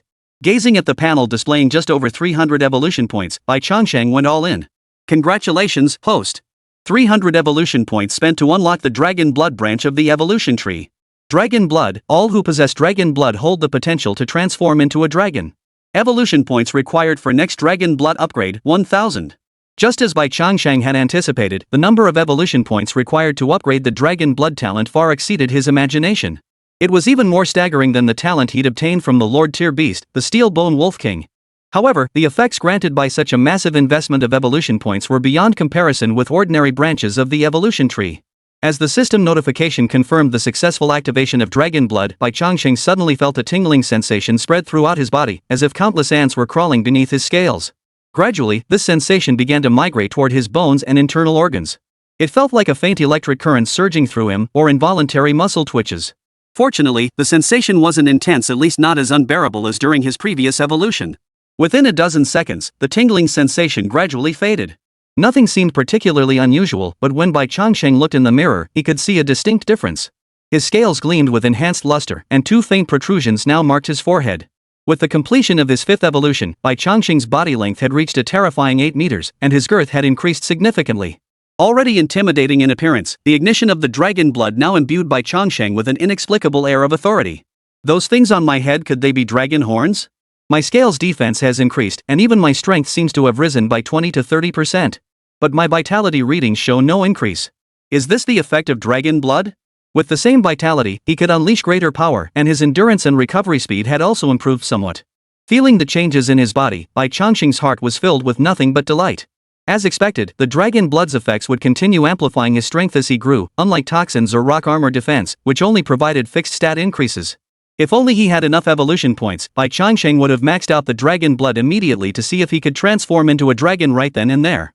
System Panel. Divine Devouring System. Host, Bai Changsheng. Species, white-scaled snake 5th evolution 1st stage of dragon transformation. Vitality, 3438. Unlocked evolution tree, enhanced digestion LV5, rock armor defense LV4, toxin LV2, steel bones LV1, dragon blood LV1. Available evolution points, 4.8. Evolution tree unlockable, none. It wasn't a long time, but it was enough to completely transform Bai Changsheng's stats. Not only were his vitality and health values borderline absurd, but he also unlocked a whole string of evolution trees. If enhanced digestion was the root of it all, then the dragon blood determined just how lush Bai Changsheng's evolution tree could grow.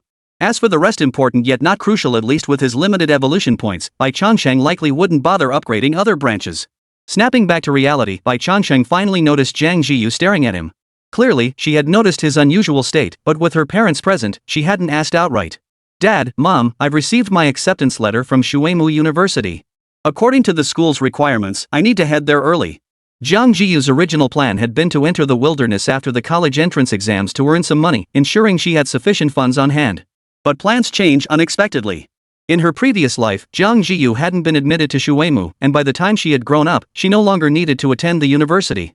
Thus, she genuinely hadn't known that Shuemu started classes 2 months early. This truly threw off her rhythm. But since she had to go to school sooner or later, the only difference was the timing. Upon hearing Jiang Zhiyu's words, her parents both fell silent. While both involved schooling, high school and university were entirely different concepts. Barring any unforeseen circumstances, once Jiang Zhiyu left, it would likely be several months before she returned. The couple had never been separated from their daughter for such a long period, and they couldn't help but feel a bit sentimental. After a few seconds, John's father rose and went back to his room. When he returned, he held 10,000 yuan in cash. When other kids go off to college, their parents always see them off. But you know our situation, dear. Mom and Dad can't get away to see you off. This 10,000 yuan is what your mom and I saved up for you over the past few months. Don't think it's too little, and don't refuse it. If anything unexpected happens, it can help you out in a pinch. If you ever need money, just call your mother. Don't deprive yourself while you're at school. Jiang Zhiyu fell silent. Her father had already anticipated everything she wanted to say. To speak further would only cause her parents more pain. Taking the money, Jiang Zhiyu nodded. Don't worry, Dad, Mom. My senior said Shuemu has plenty of holidays each year. If you miss me, I can always come back anytime. Truthfully, with Jiang Zhiyu's innate talent, even if she hadn't gone to Shuemu, her future achievements wouldn't have been much less impressive. But as the premier martial arts academy in the nation, Shuemu possessed profound foundations. There were certain things even she couldn't afford to miss out on. Chapter 45, Enrolling at Shuemu, Ascending the Star Tower. New students from Capital Martial Arts University, this way. Northern Region Martial Arts University. Stepping off the intercity train and following the crowd out of the station, several banners immediately caught their eyes. Capital Martial Arts University, Northern Region Martial Arts University, Extreme Martial Arts University. But the most eye-catching display was undoubtedly the 4 characters Shuemu Martial Arts University standing prominently at the center. No one called out greetings, yet the mere presence of the banner was enough to capture everyone's attention. Every student who passed by couldn't help but glance at the 4 characters Shuemu Martial Arts University with a look of envy in their eyes. Their entrance exam scores weren't bad, they were all top martial arts universities in the country, and each had been prominent figures at their respective schools. Yet it was clear beyond doubt, among the nation's martial arts universities, only Shuemu stood at the pinnacle. It was as if every martial arts university's banner revolved around Shuemu. No matter how much they resented it, they were perpetually overshadowed by Shuemu's dominance. Shuemu sure knows how to put on airs. We're all top martial arts universities, yet only Shuemu stands apart, acting like they're too good to associate with the rest of us. Right, beautiful? Amidst the crowd, a youth in a pink suit curled his lip and addressed the girl beside him, his words dripping with resentment toward Shuemu. The girl remained silent, but upon seeing Shuemu's banner, she lifted her step and walked over. I mean, I was top of my high school class, and my family invested so much in my cultivation resources. Shuemu didn't even accept me. If you ask me, Shuemu is all talk. They flaunt the title of the nation's top martial arts university, but inside, it's full of incompetent fools. Don't you think I've got a point? Hey, beautiful, I haven't asked you yet which school are you from. Unusually, the girl responded for the first time.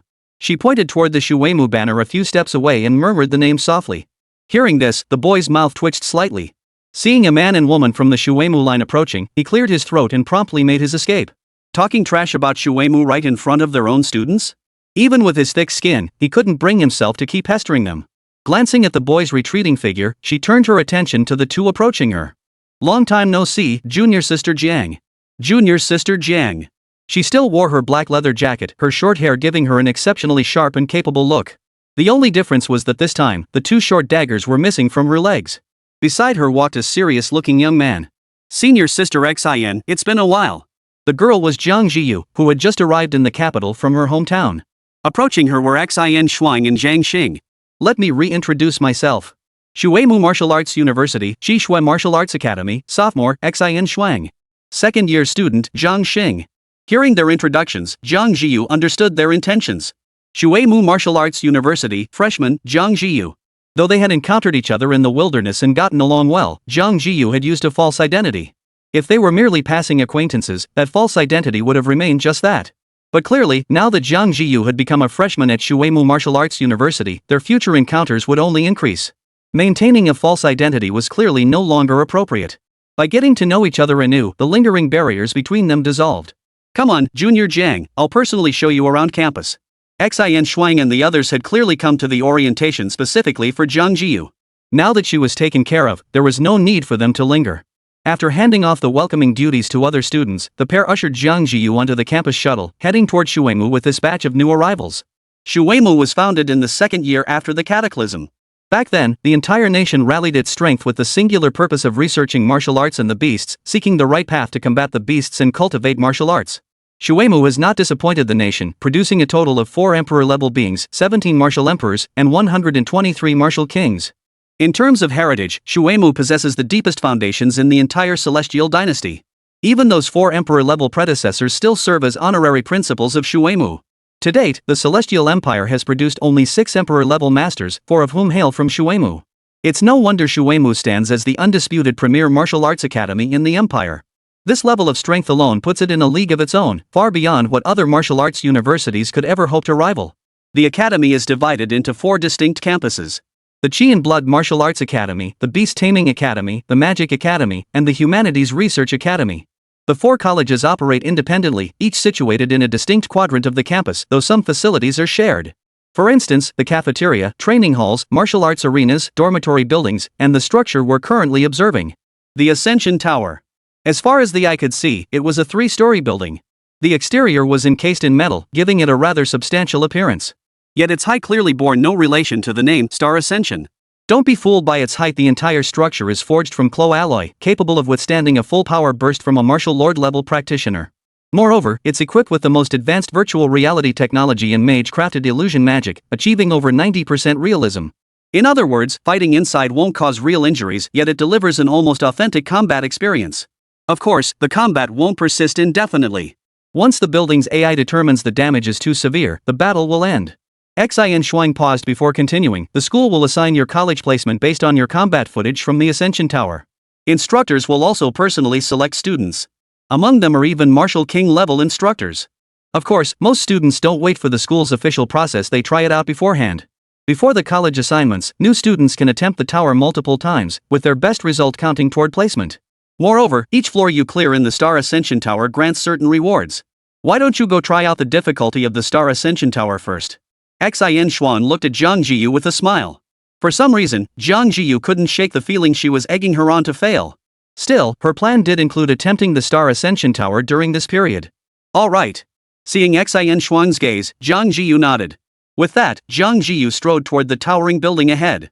As Xin Shuang and the other watched her retreating figure, they began whispering among themselves. Jiang Xing, how many floors did you reach when you first attempted the Star Ascension Tower? 6th floor. Got taken out by a third-grade beast soldier, a fire main swallowing flame lion in one bite. Jiang Zhiyu shrugged. Wasn't that the same for you? Yeah, freshmen usually only make it to the 3rd to 5th floors. The 6th floor is already the limit for new students. Care to guess how far Jiang will get? Chapter 46, Conquering the 6th floor of Star Ascension Tower, slaying the fire main devouring flame lion.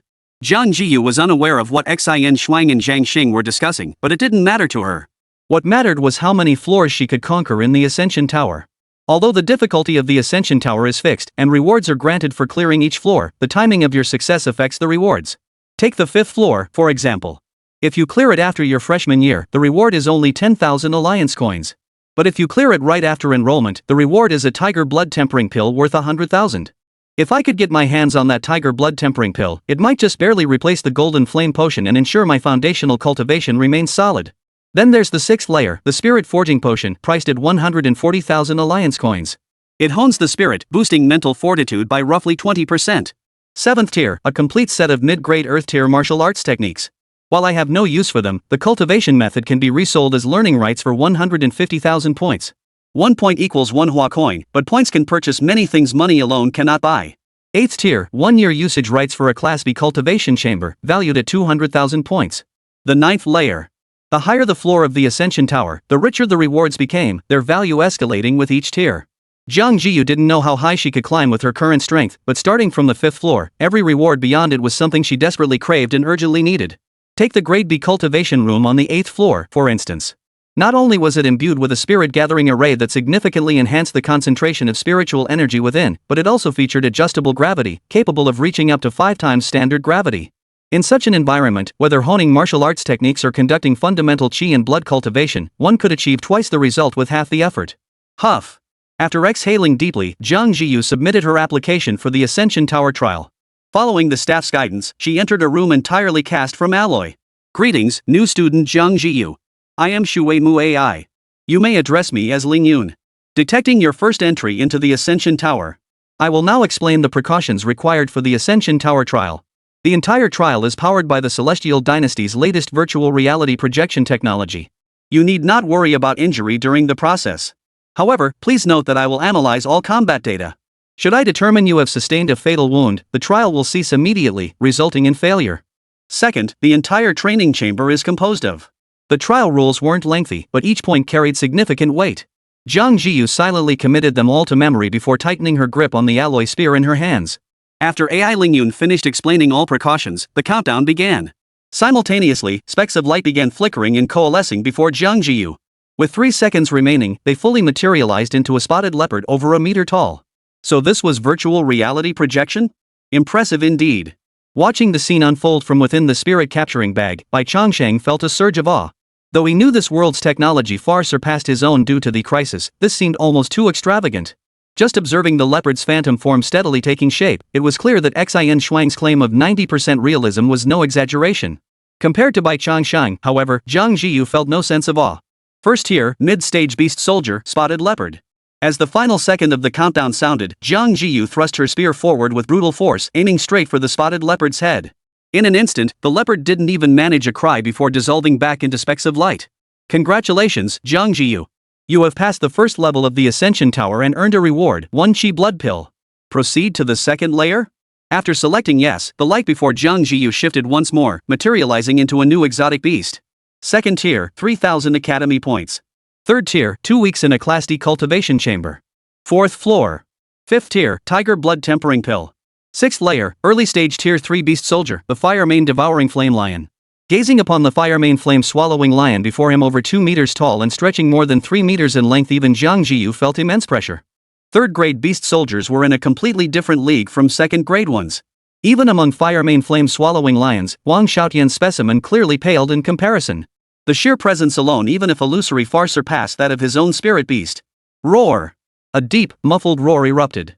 Whether it was a visual effect or the real thing, a visible ripple spread from the lion's mouth, blowing the strands of hair across Jiang Zhiyu's forehead. As if sensing something, Jiang Zhiyu spoke indifferently, "No need. It's just a virtual beast. It won't really hurt me. Besides, it's only early 3rd rank. No real pressure." Her alloy spear traced a graceful arc as Jiang Zhiyu charged forward instead of retreating. Compared to her opponent, Jiang Zhiyu's vitality was significantly weaker. Fighting above her level against a stronger foe was already difficult enough. If she allowed the other to seize the initiative and strike first, her chances of victory would diminish greatly. Within the spirit nurturing bag, Bai Changsheng noticed Jiang Zhiyu hadn't summoned him and made no further demands. Besides, he was eager to see just how formidable Jiang Zhiyu, an Emperor Realm cultivator, truly was. The spear led the way, followed swiftly by her steps. Jiang Zhiyu aimed her strike squarely at the fire mane flame devouring lion's neck. The fire mane devouring flame lion, watching Jiang Zhiyu charge toward it, flashed a vivid glint of anger in its eyes.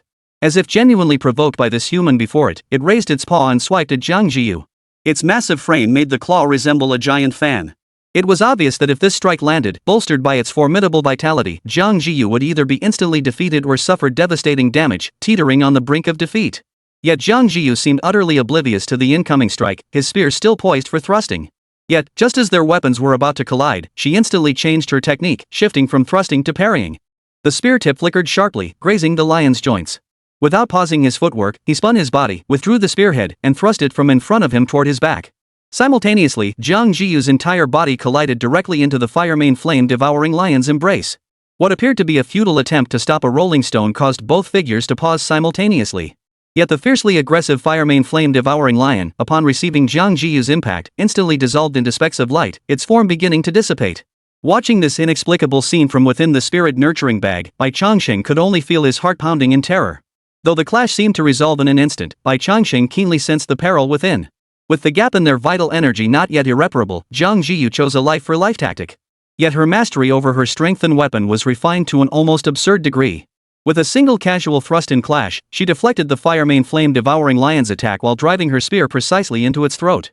Chapter 47, 7th Layer, Earthshaker Ape. Congratulations, Jiang Zhiyu. You have cleared the 6th layer of the Ascension Tower. Your reward, 1 bottle of Forging God Elixir. Proceed to the 7th layer trial? Hearing the AI prompt, Jiang Zhiyu selected yes without a moment's hesitation. In the previous 6 battles, she had adopted a strategy of swift and decisive combat, expending minimal stamina throughout.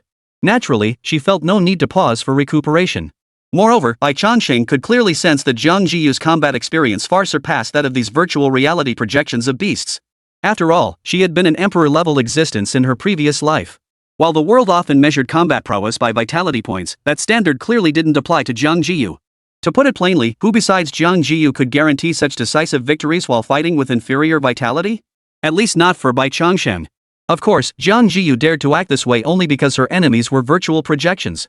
Once the system determined she had inflicted sufficiently lethal damage, it immediately declared her the victor. Otherwise, in a normal battle against a beast, even if mortally wounded, the beast could still claw at Jiang Zhiyu a few times before dying. Thud.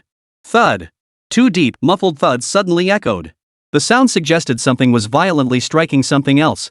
This time, the beast hadn't even materialized yet, and already the sounds were beginning. Moreover, judging by the intensity of the noise, its momentum far surpassed that of the fire mane swallowing flame lion just moments ago.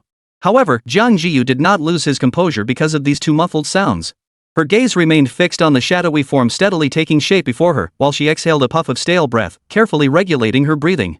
The new beast was humanoid in form. Standing over 3 meters tall, its lower limbs were somewhat short, yet its arms were exceptionally thick and powerful. Its muscles bulged prominently, radiating an imposing presence. Even during its entire formation process, it showed no intention of settling down. It slammed its claws against its chest twice, then let out a furious roar directed at Jiang Zhiyu, who stood over 10 paces away. Earthshaker Ape, early stage 3rd rank beast soldier?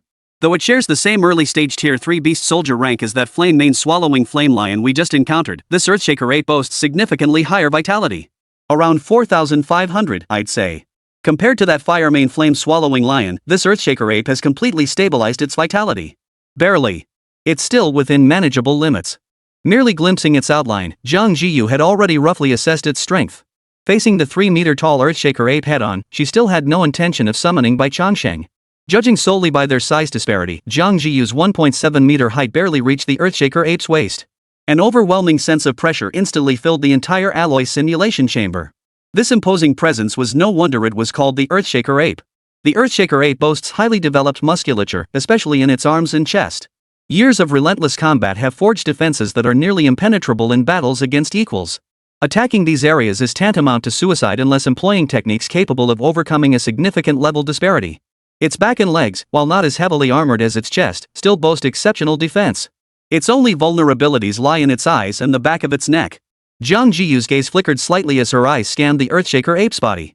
A battle strategy was already forming in her mind. Meanwhile, outside the Ascension Tower, Xin Shuang and Zhang Xing studied a list in their hands, whispering their discussion. This year's freshmen total over 1,500. Most arrived this morning and completed their first tower ascent. Among those who've completed their ascent, 327 reached the 5th floor, while 47 made it to the 6th. As for the 7th floor, only 6 have made it. Zhang Xing glanced at the numbers on the list and murmured, "The quality of this year's freshmen is surprisingly high. Usually, those who reach the 7th floor can be counted on one hand.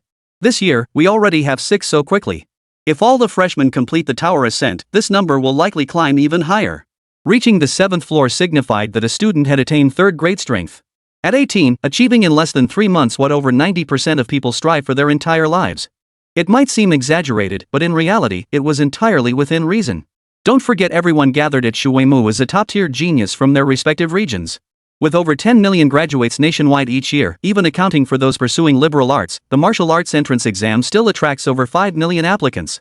From those 5 million newcomers, only about 1,500 are selected. Among such a pool, the emergence of extraordinary talents comes as no surprise. First place, Su Yi, cleared the 6th layer in 2 minutes and 47 seconds. Lin Che, ranked 2nd, completed it in 3 minutes and 15 seconds. I wonder if junior sister Jiang can break through the 6th layer, and how long it will take her. Seeing these numbers, Zhang Xing felt nothing out of the ordinary. A time of just over 2 minutes was still within acceptable limits, not significantly different from previous years.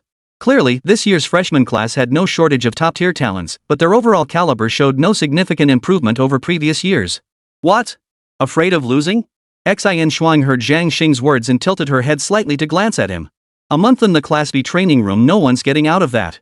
Seeing Xin Shuang's expression, Zhang Xing's face immediately took on a look of helplessness. Win or lose, this month's training room time is for junior sister Jiang. Why would I renege on a deal? Besides, are you so certain junior sister Jiang can break through the 6th layer? Don't forget, junior sister Jiang hasn't broken through her chi blood value yet. She's still only a 2nd grade martial artist. While geniuses reaching the 6th or even 7th layer certainly deserve attention, the reality is that 5th layer, or even 4th layer, freshmen are the norm.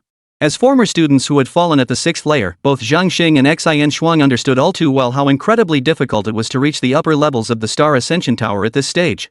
It was precisely for this reason that Zhang Xing accepted Xin Shuang's wager, setting the decisive threshold at the 6th level. If Jiang Zhiyu cleared the 6th floor, Xin Shuang won otherwise, he would prevail.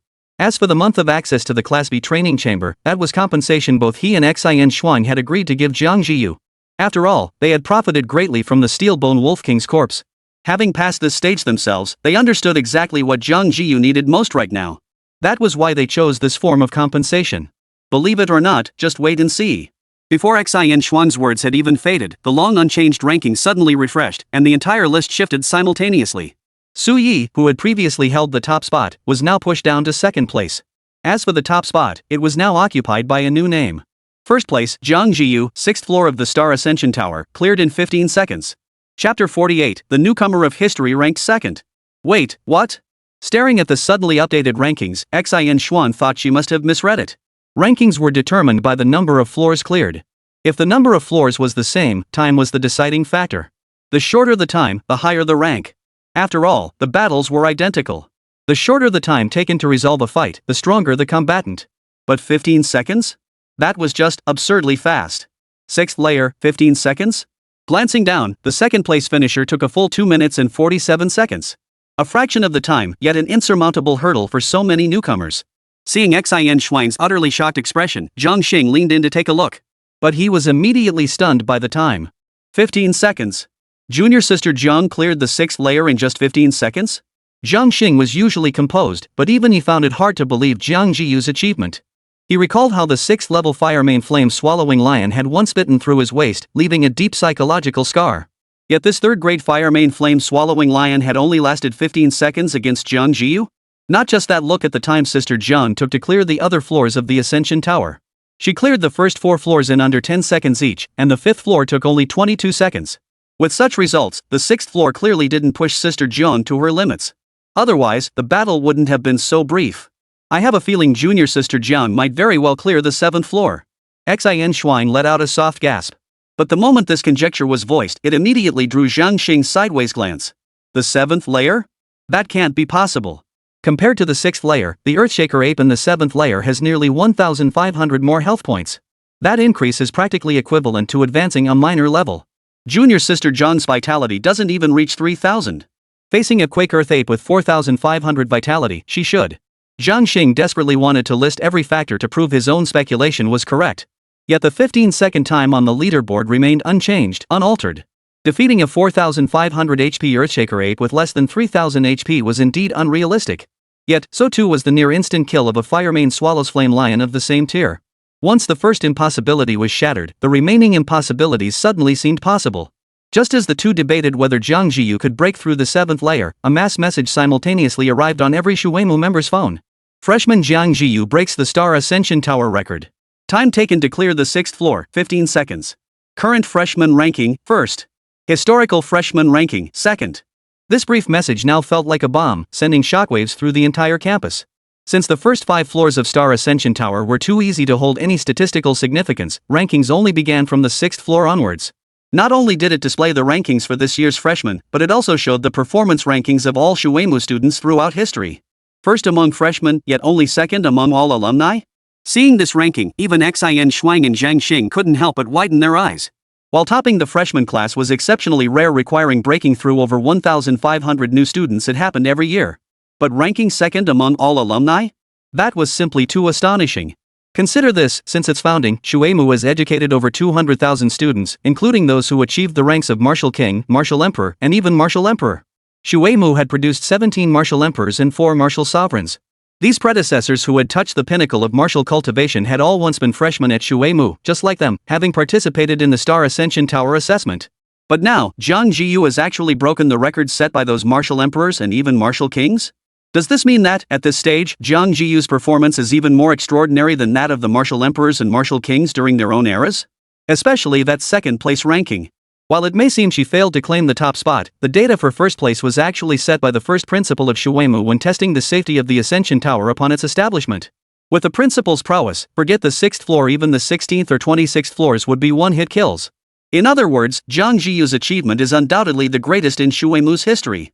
One can only imagine the uproar such an achievement would cause. Junior sister Jiang truly possesses the potential of an emperor. Jiang Xing opened his mouth, searching for words to describe the shock this achievement had delivered. After pondering for a long moment, only 4 words came out: emperor-level potential. She had crushed the scores of emperors from her own era. How could that not be considered having the potential of an emperor? As Jiang Xing finished speaking, 3 figures suddenly materialized before the Star Ascension Tower, appearing as if they had instantly teleported there, yet also as if they had always stood there.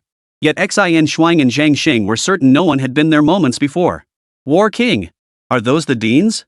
To appear so abruptly, far exceeding their reaction times, and to blend seamlessly into the surroundings, only a Martial King-level existence, one who commands the power of the rules, could achieve such feats.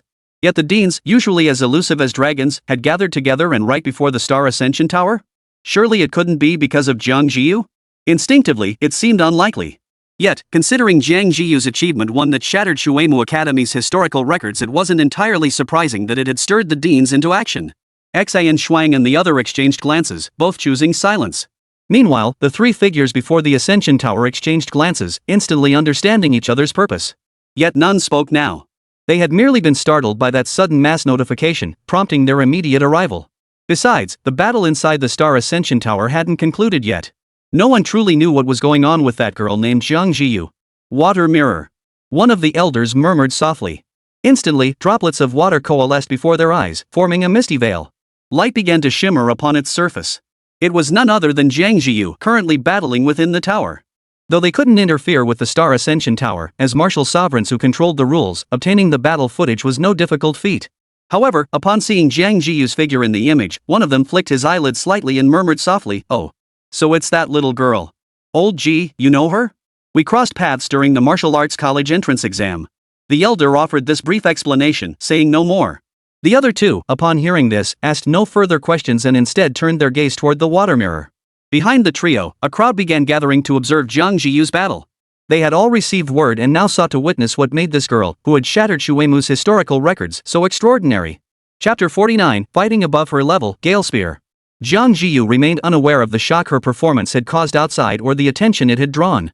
At that moment, she remained fully immersed in her battle against the Earthshaker ape. Facing an Earthshaker ape with 4,500 HP, she clearly couldn't adopt the same life or death tactics she'd used against the Firemane devouring lion. Otherwise, the system would simply declare her defeat. In defense, the Earthshaker ape boasted thick, impenetrable fur. In agility, this humanoid beast demonstrated astonishing speed in both attack and evasion. In raw power, its massive HP pool made every strike feel like a thunderous blow.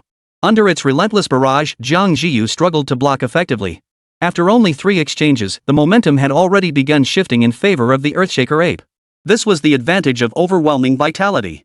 Strength, constitution, defense, speed, none of these could Jiang Zhiyu match. All she could do was rely on her alloy spear to constantly parry and maneuver. But continuing like this offered no advantage in the fight. Instead, it only plunged her deeper into peril. In truth, this was the norm within the Star Ascension Tower. As the floors rose higher, the strength of the beasts encountered surged rapidly. Eventually, one would inevitably face an opponent beyond their current capabilities. For the Waterwood freshman, the limit was almost always falling before the Earthshaker ape on the 7th floor. It's rare for anyone to advance beyond the 7th floor, even over several years. Yet faced with this predicament, Jiang Zhiyu's eyes showed not a trace of panic, only growing calm. Her alloy spear swept out horizontally, crashing heavily against the Earthshaker ape's massive hammered fist. Jiang Zhiyu shifted her stance, abruptly retreating several paces backward. Where she had stood moments before, a colossal fist slammed down with devastating force. Watching the perilous battle unfold from within the spirit capturing bag, Bai Changsheng showed no intention of emerging. Had he joined the fight, teaming up with Jiang Zhiyu to take down the Earthshaker ape wouldn't have been difficult. But since Jiang Zhiyu hadn't called for help, he saw no reason to force his way in. Crucially, though Jiang Zhiyu appeared to be constantly on the defensive, the Earthshaker ape had not once touched her throughout the entire fight. This clearly wasn't the appearance of someone overwhelmed and unable to defend. Bai Changsheng couldn't quite put his finger on the feeling, but something was profoundly off. Subtle level footwork. Outside the Ascension Tower, an elderly man with white hair murmured in astonishment. The students couldn't see it, but how could they possibly miss it? Each time seemed perilously close, yet Jiang Zhiyu consistently evaded the Earthshaker ape's attacks at the most critical moments with the slightest shift of her body, even managing to leave a wound on the beast's hide. Such feats were rare even among martial generals, let alone students. Unlike martial arts techniques, footwork relied heavily on personal insight. To this day, no complete, top-tier footwork manual had been created. After all, combat is unpredictable. When to dodge, how to dodge, and in which direction to evade are never fixed. And now, they were witnessing a freshman demonstrate footwork at the level of penetrating the subtle? A raw gem. Absolute raw talent. Regardless of her vitality or blood energy, the sheer insight required to master a subtlety-level body technique at the second-rank martial artist level alone made Jiang Zhiyu an absolute unpolished gem. And it's not just mastery-level footwork. There's also her attacks. Each strike appears effortless, yet the spear tip consistently lands precisely where the Earthshaker ape's defenses are weakest. The wrists, elbows, knee joints. This level of weapon mastery alone is impossible without years of dedicated training. Which family's heir is this? The 3 present were no ordinary individuals, possessing keen discernment. Yet after studying him intently for over a minute, they still couldn't pinpoint which martial lineage Jiang Zhiyu's style originated from. Jiang Zhiyu. There have been 7 martial kings and martial emperors bearing the Jiang surname throughout the Celestial dynasty. Yet only one practiced the Qi blood martial way and wielded a spear. Yet that man never married and had no descendants. He cannot be his heir. All 3 fell silent. If this wasn't a planned inheritance, then there was only one possibility. Jiang Zhiyu possessed a talent in spearmanship so extraordinary it moved them to awe. His footwork was at the subtle level, his spear technique peerless. It was obvious with just a little refinement, Jiang Zhiyu would fully unleash his innate talent. In the future, he might even stand shoulder to shoulder with them. A martial king in the making. An absolute martial king in the making. The elderly man standing among the 3 wore a hint of excitement in his eyes. He was the headmaster of the Qishui Martial Arts Academy, but also a teacher. Faced with a student possessing such top-tier talent, it was only natural to feel a surge of excitement. Yet such admiration inevitably drew envy from the other 2. A raw gem, you're getting a bargain. Martial cultivation followed 3 distinct paths: Qi blood martial arts, beast taming, and palm-controlled magic. These 3 paths are entirely distinct, each requiring different emphases of innate talent. They could clearly discern which path Jiang Zhiyu's displayed talents suited best. It's been a while. It's about time the Qi blood martial arts academy got a promising new recruit. Hearing the sour remarks from the 2 beside him, the elder in the middle lifted his head slightly, wearing an expression of self-assured certainty. The 7th layer poses no challenge to this young girl. Now we'll see how long she can endure the 8th layer. As soon as the words fell, Jiang Zhiyu suddenly launched an attack from within the water mirror.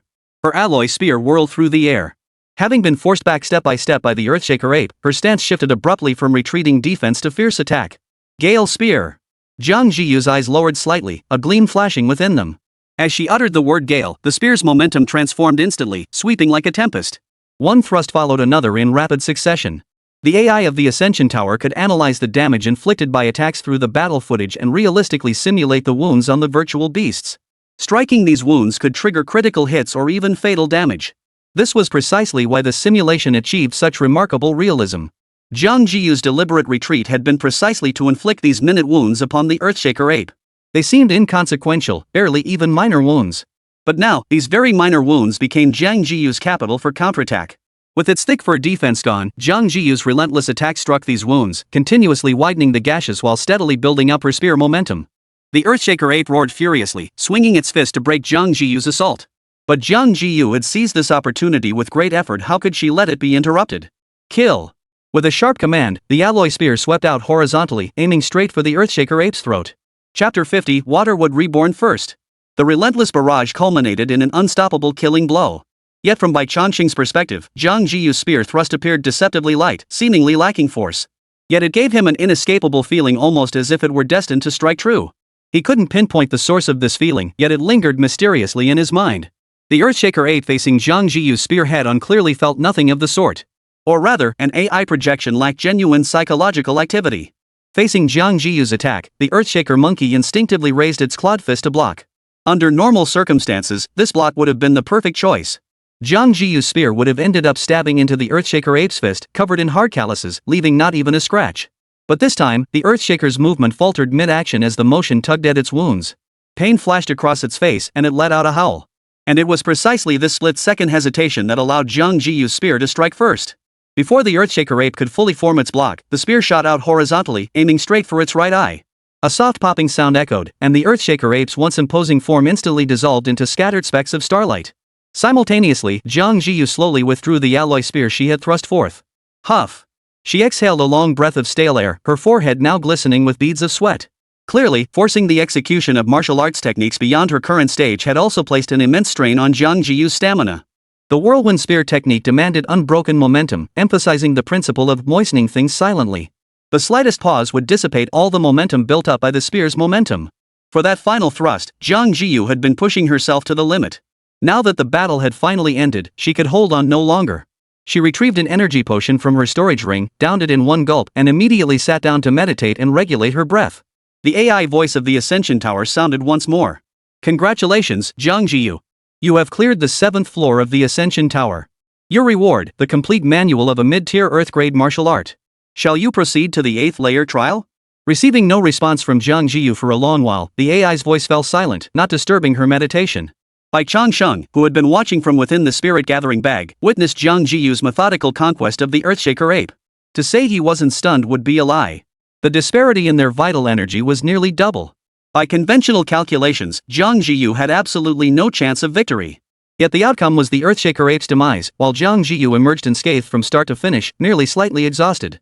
The Empress's profound foundation was displayed to its fullest extent in that moment. The sheer spectacle of her fighting above her level left Bai Changsheng utterly speechless, a shock that could not be conveyed in mere words.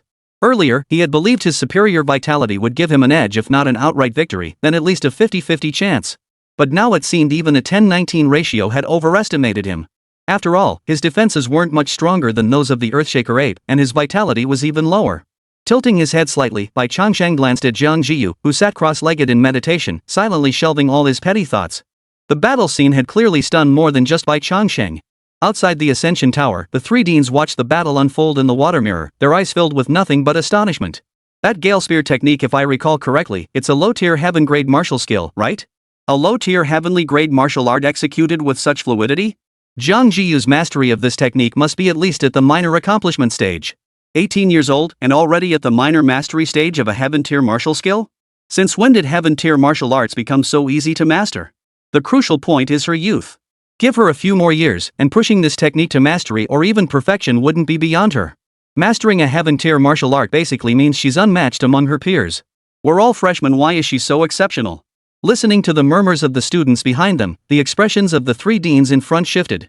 The dean of the Chi Blood Martial Arts Academy could barely suppress the smirk tugging at his lips. Jiang Zhiyu had conquered the 7th layer, making her the first among this year's freshmen to do so. Judging by the situation, she might very well be the only one. Add to that her display of subtle level footwork, a heavenly tier martial skill nearing mastery, and her command of the situation. Such a promising talent now belonged to his Chi and Blood Martial Arts Academy. How could he not be overjoyed? A promising talent indeed. Old G, your Chi Blood Martial Arts Academy has gained a promising talent. If nurtured properly, her future achievements could be boundless. Indeed. Judging by what she's shown so far, even Li Changming back then probably couldn't have done much better. Li Changming was a senior at the Shuemu Magic Academy, his strength already reaching the River Realm. By Chi Blood martial arts standards, that equated to the Martial Marquis realm. He was also the youngest River Realm mage in the entire Celestial dynasty. At 21, he had dominated all Shuemu students for the past 4 years and was the pride and joy of the Academy's dean. Thanks to Li Changming, the Academy's dean had always looked down on the other two institutions. And now, he had actually stated that Jiang Zhiyu could rival Li Changming. This remark left not only the students behind him speechless, but even the other two deans couldn't help but glance over. Yet after a moment's comparison, everyone accepted this assessment. Judging solely by what Jiang Zhiyu had demonstrated, she truly held her own against the Li Changming of old. Not at all. The dean of the Chi and Blood Martial Arts Academy waved his hand dismissively, maintaining an air of nonchalance as he continued, compared to Li Changming, Jiang Zhiyu is still too young. This was indeed true. Geniuses were called geniuses precisely because they hadn't fully matured yet. Having spent decades at Shuemu, they had witnessed far too many cases of the tragedy of Zhongyong. Some had their talents cut short, others exhausted their gifts and stagnated. Though Jiang Zhiyu appeared exceptionally promising now, no one could guarantee she would sustain that potential and drive to soar ever higher.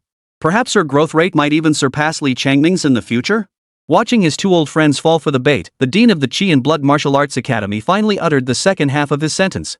But the moment those words left his lips, a sapphire blue formation appeared beneath his feet.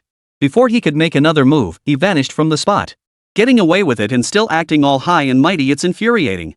The one who acted was none other than the dean of the Magic Academy. Only he possessed the ability to teleport a martial king away without any casting animation. Chapter 51, Dragon Blood within this white-scaled snake. Within seconds, a violent gale erupted. When the whirlwind finally subsided, the headmaster of the Chi and Blood Martial Arts Academy, who had been teleported away, stood beside the two once more. That whirlwind had been nothing more than the air pressure surge created by his rapid movement. Yet the two deans seemed utterly unaffected. You old rascal, resorting to underhanded tricks.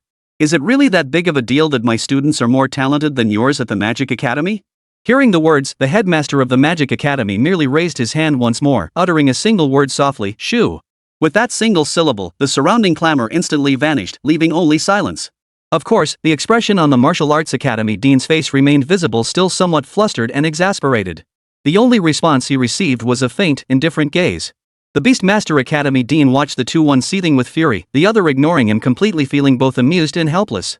The Magic Academy had Li Changming, and now the Chi Blood Martial Arts Academy had produced Jiang Zhiyu. One after the other, both were students with boundless potential. Not a single student at Beastmaster Academy could step up to uphold its reputation. Though there were certainly talented individuals among them, they still fell short when compared to Li Changming and Jiang Zhiyu. Enough, stop arguing. Jiang Zhiyu is about to begin her ascent into the 8th layer. Catching a glimpse of starlight gathering in the water mirror, the Beastmaster Academy's headmaster intervened to silence the two. Poof. I'm in a good mood today, so I won't bother with you. One side flung his sleeves back dramatically, while the other dissolved the magic he'd just cast. All eyes refocused on the water mirror's display. Within the image, specks of starlight continuously coalesced, eventually solidifying into a colossal tiger. Its forehead bore the engraved character for king, its eyes blazed crimson, yet its entire body was pure white. Height, 2.7 meters. Length, 4.5 meters. Vital energy fluctuation, 6,000. Mid-tier 3rd rank, crimson-eyed white tiger. Xiao Bai. The instant the 8th layer beast materialized, Jiang Zhiyu hesitated not a moment. With a flick of her waist, Bai Changsheng emerged from the spirit-gathering pouch. His form steadily enlarged until he returned to his original size. It slowly coiled around Jiang Zhiyu, wrapping its body around her to shield her within. Though the Earthshaker ape's vital energy was staggering, it remained within manageable limits. But the crimson-eyed white tiger before them now possessed a vitality so immense it was beyond Jiang Zhiyu's ability to handle. 6,000 vitality points, more than double Jiang Zhiyu's own. Under these circumstances, if she chose to fight alone, the slightest misstep could lead to defeat. That was precisely why she had summoned Bai Changsheng with such decisiveness. Bai Changsheng understood Jiang Zhiyu's intentions perfectly. The moment he materialized, he enveloped her in a protective barrier, shielding her completely from the red-eyed white tiger's sudden attacks. Roar! A long, piercing roar sent a palpable wave of pressure through Bai Changsheng and Jiang Zhiyu, the unmistakable aura of a mid-tier 3rd rank beast soldier. This creature was undoubtedly the most formidable presence they had encountered thus far. When confronting the Steel Bone Wolf King, Xin Shuang and Jiang Zhiyu had borne the brunt of the pressure head-on. Though the entire process had been perilous, the actual pressure they felt had been relatively manageable. Now, however, Bai Changsheng must engage the red-eyed white tiger head-on. Jiang Zhiyu, spear in hand, her gaze sharpened as she scanned the red-eyed white tiger relentlessly, searching for any vulnerabilities. But it was clear facing a foe whose vitality far surpassed theirs, the red-eyed white tiger had pitifully few vulnerabilities. Even if any existed, they were likely in areas like its eyes or rear, places nearly impossible to strike. This battle was going to be tough. Outside the Star Ascension Tower, the crowd watched Bai Changsheng's sudden appearance, each of them startled. They knew Jiang Zhiyu possessed extraordinary talent in Qi blood martial arts, but they never imagined she had also cultivated the art of beast control. Moreover, judging by her spirit beast, its vitality was even more formidable than her own, surpassing the threshold of a third-grade beast soldier. The only question was, why did her spirit beast look so much like a white-scaled snake? Jiang Zhiyu's spirit beast is just a white-scaled snake? Are you sure? If I recall correctly, isn't the white-scaled snake just an ornamental pet? Can it really be cultivated as a spirit beast? A typical white-scaled snake, even when fully grown, wouldn't exceed 30 centimeters in length. But take a look for yourself. Is Jiang Zhiyu's white-scaled snake even a typical one? 8 meters long, over 50 centimeters in diameter? If that's an ordinary white-scaled snake, I'll write my name backwards. To me, it looks like it underwent a secondary mutation. Amidst the crowd, Xin Shuang and Jiang Zhiyu exchanged glances, both seeing astonishment in each other's eyes. They knew Jiang Zhiyu cultivated both Qi blood martial arts and beast taming, but they never imagined that in such a short time apart, she had advanced to this level. Even little Bai had progressed from early second grade to third grade. If given a few more months, even she and Jiang Zhiyu might be left behind. Compared to these students, the three deans in the front row clearly had a much higher regard. The moment Bai Changsheng appeared, the Beastmaster Academy dean's eyelid fluttered slightly. He instantly recognized the extraordinary qualities radiating from Bai Changsheng. That white-scaled snake has undergone at least 2, perhaps even 3 mutations. Otherwise, it would never have reached this level of growth. Not only that, but beneath its scales, energy flows subtly, and its bones are exceptionally resilient. It has completely shattered the growth limits of a white-scaled snake. I've never seen a white-scaled snake like this before. Rare, truly rare. But the most crucial point is, the other 2 deans turned to look at him upon hearing this. They knew little of beasts, but their old friend, as the dean of Shuemu Beastmaster Academy, possessed profound expertise in the field.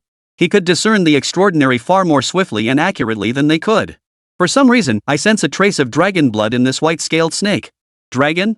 Hearing that word escape his lips, even the 2 deans, men of considerable experience, couldn't help but look at the water mirror with doubt. Dragons exist on Blue Star. The realm of beasts held 22 beast gods scattered across the world, with 9 residing near the Celestial Dynasty. Among these 9 beast gods, 3 possess dragon bloodlines: the dragon god of the Dark Sea, the dragon god of the Weak Waters, and the black dragon god. However, the bloodlines of these 3 beast gods were also impure. In other words, they are not true dragons, merely possessing dragon blood within their own lineage. Even so, they have still ascended to the beast god realm. Those with less concentrated dragon bloodlines mostly remain at the beast emperor or beast king realms. It is no exaggeration to say that any being possessing dragon blood has limitless potential for future greatness. But now, their friend the dean of Shuemu Beastmaster Academy actually claimed this white-scaled snake carried the aura of dragon blood? Chapter 52, 8th Layer, Crimson-Eyed White Tiger. Old Qian, have you lost your mind? A white-scaled snake, dragon bloodline? You're so obsessed with dragons you're hallucinating seeing a white-scaled snake and imagining it's something else. Having worked together for so many years, they knew exactly what their old friend was thinking. His own contracted spirit beast possessed dragon blood, yet its concentration was too dilute. Reaching Beast King was its absolute limit. His power had ceased growing since he turned 35. Despite consuming countless elixirs, potions, and even rare treasures, he couldn't break through the bottleneck. Over time, his spirit had been gradually worn down. Cultivating a spirit beast with exceptionally high dragon blood concentration became his lifelong ambition. However, while spirit beasts with exceptional innate talent were relatively common, those possessing bloodlines with exceptionally high dragon blood concentration were rare and difficult to find. Over the years, they had sought assistance in the search. Even during the martial arts college entrance exam, Dean Ji of Qi Shui Martial Arts Academy, upon hearing of a dragon blood lake nearby, had made a special trip to investigate. Of course, the outcome remained fruitless. The purple-scaled dragon carp there did possess dragon blood, but it seemed more like they had been tainted by it. Moreover, the concentration was far too low. They could only ever become beast soldiers at best. I'm not crazy, this white-scaled snake truly carries dragon blood lineage. Otherwise, with the white-scaled snake's innate potential, it would never have developed to this extent. It's just that the bloodline is too weak, and its dragon form hasn't manifested yet. Look closely at the top of its head. Ha! At his words, both men shifted their gaze to Bai Changsheng. The protrusions on either side of its head, the shimmering scales, these are the hallmarks of a latent dragon form. That's it? Both felt a sense of bewilderment deep within. Those two protrusions could just as easily be tumors or something similar. If any bump counted as a dragon's image, then dragon blood would be worthless. But neither said much more. Everything would be clear once Jiang Zhiyu emerged from the Star Ascension Tower. Arguing was pointless and wouldn't change anything. The battle is about to begin. A late-stage second-rank martial artist versus an early-stage third-rank beast soldier. Their combined vitality might not even match that of the crimson-eyed white tiger. I wonder if this girl can make it through the 8th level. According to Shuemu's tradition, a new student's performance in the Star Ascension Tower could, to some extent, reflect their potential. If the 3rd layer was Shuemu's threshold, the 5th layer represented the limit for ordinary students, while the 6th layer marked the ceiling for average geniuses. Only those who cleared the 6th level qualified for intensive cultivation. Naturally, those who surpassed the 6th level were almost always among the top 10, or even top 5, students of each cohort. Beyond the 6th level lay the realm of true prodigies. Even within Shuemu's environment, where geniuses abound, these individuals represent the absolute pinnacle. Such students emerge only once every few years. As for the 8th level, it is something one can only hope to encounter, not something easily sought. Those who conquer it are virtually guaranteed to become future martial arts champions, individuals who dominate their peers throughout their entire university careers. Back then, Li Changming from the Magic Academy had made it through the 8th level, only to fall at the 9th. As for passing the 9th level, the 3 deans had never even considered it. This was beyond the realm of what freshmen could achieve. It was akin to asking a freshman high school student to solve college entrance exam questions and get into a top-tier university possibly, but the odds were infinitesimally close to zero. All eyes were fixed on the water mirror display, with second-year students particularly tense. Many of them had only just crossed the threshold of the 8th level. If a freshman like Jiang Zhiyu were to surpass them, they'd likely never be able to hold their heads high around her again. Could she conquer the 8th layer? A lingering doubt settled in everyone's hearts. Although Jiang Zhiyu had previously demonstrated extraordinary abilities, his critically low vitality remained a fatal flaw. Facing beasts with twice his vitality, it was questionable whether he could even hold his ground. But for Bai Changsheng and Jiang Zhiyu within the Star Ascension Tower, such concerns were now irrelevant. At this moment, both man and serpent shared a single thought: kill. Bai Changsheng charged ahead of Jiang Zhiyu the moment the crimson-eyed white tiger materialized. His serpentine jaws snapped open, aiming for the beast's throat. Facing the mid-stage third-rank beast soldier, the crimson-eyed white tiger, both Bai Changsheng and Jiang Zhiyu had clear objectives.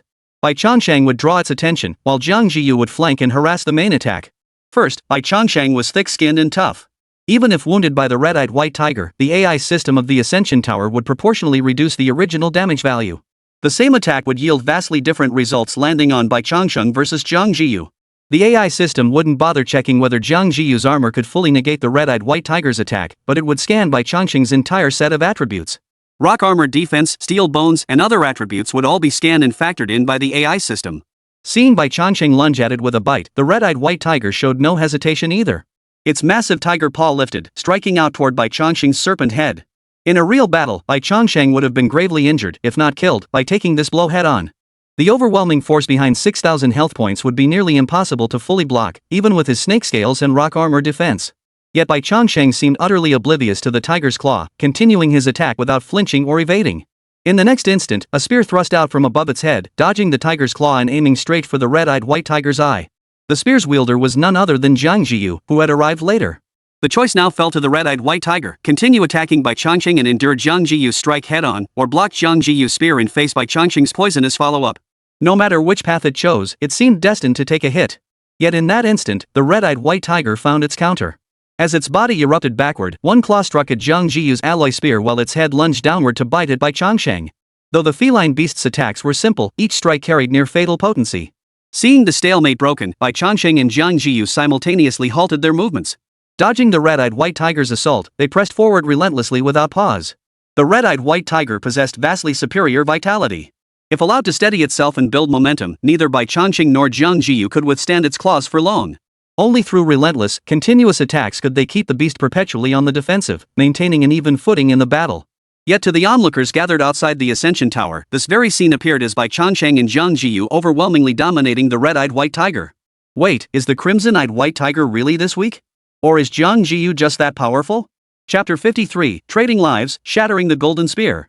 Most present had encountered the 8th-tier Star Ascension Tower. Even those unfamiliar knew its true might from its 6,000 vitality points alone. Without exaggeration, the crimson-eyed white tiger was an absolute nightmare for many Shuemu students. Some had even suffered over a dozen defeats at its hands.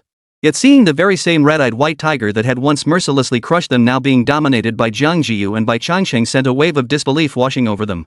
Why am I getting crushed while they just keep getting stronger? Even though my health is so much lower, why does it feel like Jiang Zhiyu is gaining the upper hand? If this pace keeps up, Jiang Zhiyu might actually make it through the 8th layer. Wait, are this year's freshmen this formidable? Even Li Changming back then didn't have it this easy, right? Behind them, the students murmured in confusion. Yet to the three deans observing, there was more to it than met the eye. This young girl's combat experience is indeed quite rich. At the very least, she knows how to handle being outmatched. And the synergy between her and her spirit pet, it doesn't feel like they've only been spirit-bound for 2 or 3 months. It feels more like they've been working together for over a decade. Compared to other students, Jiang Zhiyu's vitality is indeed somewhat lower. However, this gap is compensated by her spirit beast, making it less noticeable. Moreover, with both her and her beast attacking simultaneously, it creates a situation where the red-eyed white tiger can't defend both ends effectively. Very good, very good. Dean G of the Vital Energy Martial Arts Academy watched the scene reflected in the water mirror, murmuring praise continuously as his satisfaction with Jiang Zhiyu's performance grew. The Dean of the Magic Academy also offered generous praise. Though Jiang Zhiyu wasn't a student of his Magic Academy, they were all Shuemu students, weren't they? Departmental rivalries were important, but only if they united against external threats. Only Dean Qian of the Beastmaster Academy remained silent, his gaze fixed intently on the water mirror's display, lost in thought. The sudden silence caused the other two to glance at him. One look at his expression was enough for them to understand what was on his mind. Old Qian, I'm warning you, Jiang Zhiyu is a student of my Qi Blood Martial Arts Academy. Don't even think about poaching her. Seeing his thoughts exposed by his old friend, Dean Qian showed no sign of embarrassment. He waved his hand dismissively. The department hasn't been finalized yet, has it? Besides, Jiang Zhiyu's spirit beast's Qi blood value surpasses her own. She's clearly better suited for the Beastmaster path. It was true that Shuemu's freshmen hadn't been assigned departments yet. However, there was an unspoken rule: one should choose the department corresponding to their primary path. The problem now was that this rule applied to almost everyone except Jiang Zhiyu. After all, few could match her feat of simultaneously mastering both Qi blood martial arts and beast taming to such extraordinary heights. Each discipline alone placed her among Shuemu's top geniuses, and when combined, Dean G of the Qi and Blood Martial Arts Academy flinched at the words, about to speak further, but Dean Qian cut him off. The battle is ending. With a pointed gesture of his right hand, he forcibly interrupted Dean G's incantation, redirecting everyone's attention back to the water mirror. On the screen, Bai Changsheng and Jiang Zhiyu had already encircled the crimson-eyed white tiger. Bai Changsheng faced the beast head-on, while Jiang Zhiyu had somehow maneuvered behind it. The once menacing red-eyed white tiger now bore a multitude of fine, hairline wounds across its body. They weren't serious injuries, not even minor ones. Under normal circumstances, with the red-eyed white tiger's constitution, these minor wounds would heal completely overnight, leaving not even a scar. Yet now, they slowed its movements to a crawl. Every movement tugged at the wounds, causing its body to involuntarily flinch. Compounding the issue was the toxin injected after Bai Changsheng's 2 bites. Though the crimson-eyed white tiger was a virtual projection, its AI detected the toxin. After analysis, it made corresponding arrangements. Though not lethal, it plunged the red-eyed white tiger into a semi-weakened state, drastically diminishing its ferocity. And now, Bai Changsheng and Jiang Zhiyu seized the moment of the red-eyed white tiger's weakness. Xiao Bai. Jiang Zhiyu's sharp command echoed, and Bai Changsheng instantly understood her intent. With 2 sharp hisses, Bai Changsheng lunged at the tiger's neck, its slender fangs flashing coldly. Simultaneously, a flicker of human-like anger flashed in the red-eyed white tiger's eyes. The entire battle had lasted over 5 minutes. Throughout those minutes, it had been toyed with almost relentlessly by Bai Changsheng and Jiang Zhiyu. Despite vastly superior vitality, the man and snake refused to let it unleash its full power. Attack one, and the other would pounce, landing a blow before it could retaliate, only to take another hit in return. It couldn't strike, yet it couldn't stand idly by either. Truthfully, if it ignored everything else and focused solely on killing one of them, it could have ended the fight quickly. But the crucial point was this. Both Bai Changsheng and Jiang Zhiyu possessed the power to severely cripple it within moments of ceasing resistance. This dilemma clearly troubled the virtual projection of the red-eyed white tiger. Now, watching Bai Changsheng charge toward it with death-defying ferocity, the red-eyed white tiger finally made its decision. Bai Changsheng lunged at it with a savage bite, and it responded in kind. Between Bai Changsheng and Jiang Zhiyu, it prioritized eliminating the larger, more robust Bai Changsheng. This decision mirrored the instincts of wild beasts, yet the truth was that only Jiang Zhiyu possessed the power to deliver a single, fatal strike. Facing the completely exposed rear of the red-eyed white tiger, Jiang Zhiyu's eyes narrowed slightly. A faint golden light flickered across the spear in her hand. Golden piercing spear. With a light shout, the spearhead pierced through the projection, sinking deep into the red-eyed white tiger's body. Compared to the swift wind spear, Jiang Zhiyu's strike carried greater force and destructive power. The golden light enveloping the spear seemed specifically designed to pierce armor. After the strike, the crimson-eyed white tiger's body jerked to a halt before dissolving into scattered points of light. The AI prompts from the Ascension Tower sounded in succession. Jiang Zhiyu, your spirit beast has fallen. Congratulations, Jiang Zhiyu. You have cleared the 8th floor of the Ascension Tower. Reward, 1-year usage rights to a Class B cultivation chamber. Proceed to the 9th tier trial? According to the AI's assessment, I couldn't withstand the crimson-eyed white tiger's attack? Listening to the voice, Bai Changsheng gained a rough understanding of his defensive capabilities. Ordinary attacks posed no threat, but he couldn't withstand the lethal strikes of beings whose vital energy far surpassed his own. Those fangs alone, if real, would have torn him clean in two by now. Yet precisely because this crimson-eyed white tiger was illusory, he and Jiang Zhiyu had chosen this path. Life for life, and they had 2 lives to spare. Chapter 54, 9-turn spirit due. She made it. Jiang Zhiyu actually made it through the 8th layer. Even if it was achieved by sacrificing her spirit beast, passing is passing. Who would have thought? The 8th layer that so many failed to pass, Jiang Zhiyu cleared it on her very first day of enrollment? Barring any surprises, it looks like we'll be living in Jiang Zhiyu's shadow for the next 4 years. Getting dominated by such a gorgeous girl for 4 years? That's kind of thrilling when you think about it. Hey, you there, wipe that drool off your chin. The gathered students buzzed with discussion. Though they'd braced themselves for Jiang Zhiyu's breakthrough, the moment it actually happened, astonishment still washed over everyone. Who among those admitted to Shuemu wasn't a prodigy from their respective regions? And geniuses, by nature, possess their own pride. Yet on her very first day at Shuemu, Jiang Zhiyu taught them all a lesson. While most couldn't even clear the 5th level, Jiang Zhiyu leapt straight past the 8th and stepped into the 9th. Though they were all geniuses, Jiang Zhiyu's talent clearly surpassed theirs by an immeasurable margin. Such a staggering gap and blow dealt a crushing defeat to these freshmen, who had still clung to a shred of pride. Especially those who had managed to clear the 6th level. They had been basking in the glory of ranking among the top 10 freshmen, convinced they were destined for greatness. But then they witnessed fellow freshman Jiang Zhiyu effortlessly clear the 7th layer, and now, with steady determination, the 8th layer. The blow they suffered was far more direct than that felt by other freshmen. Among the 1,500 freshmen at Shuemu, they were indeed considered geniuses. Yet now, Jiang Zhiyu's achievements far outshone theirs. Compared to her, even the achievement of clearing the 6th layer seemed dull and pale. As if sensing the shift in the students' mindset behind them, the corners of the 3 deans' mouths lifted slightly.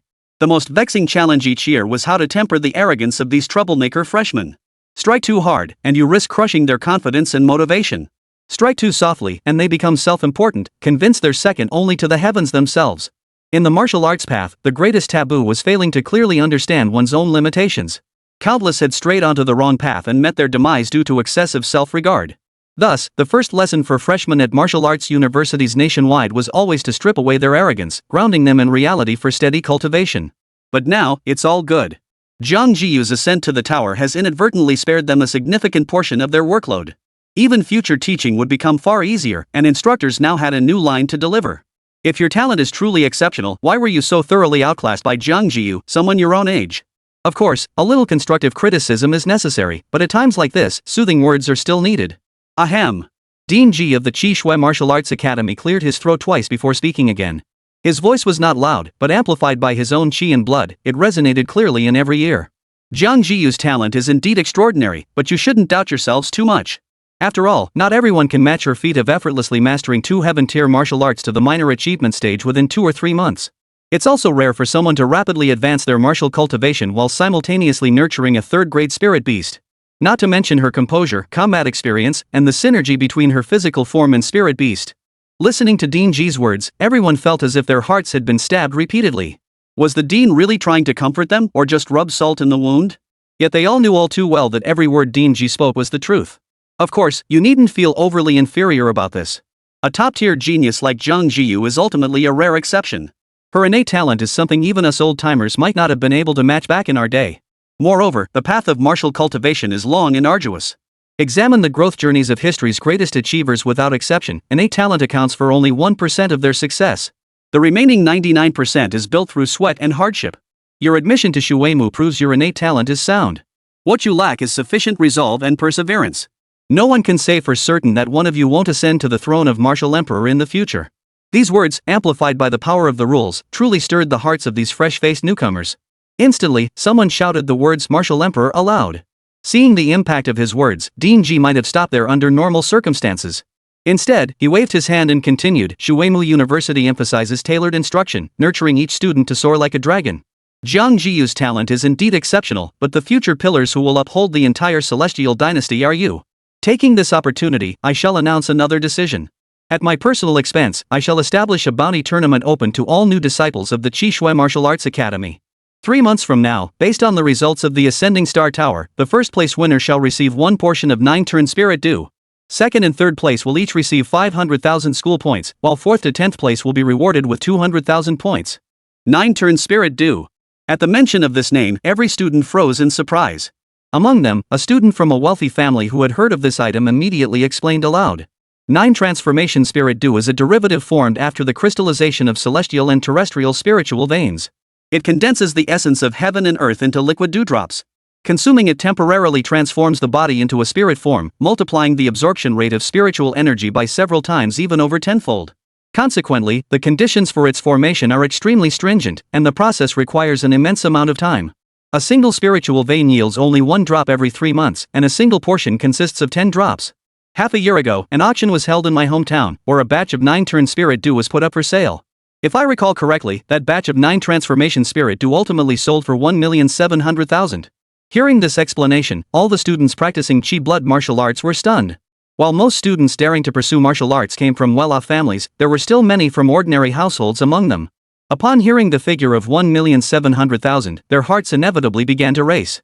If they could obtain this 9 turn spirit due, their gazes drifted unconsciously toward the water mirror, where Jiang Zhiyu sat cross-legged in meditation, regulating her breath.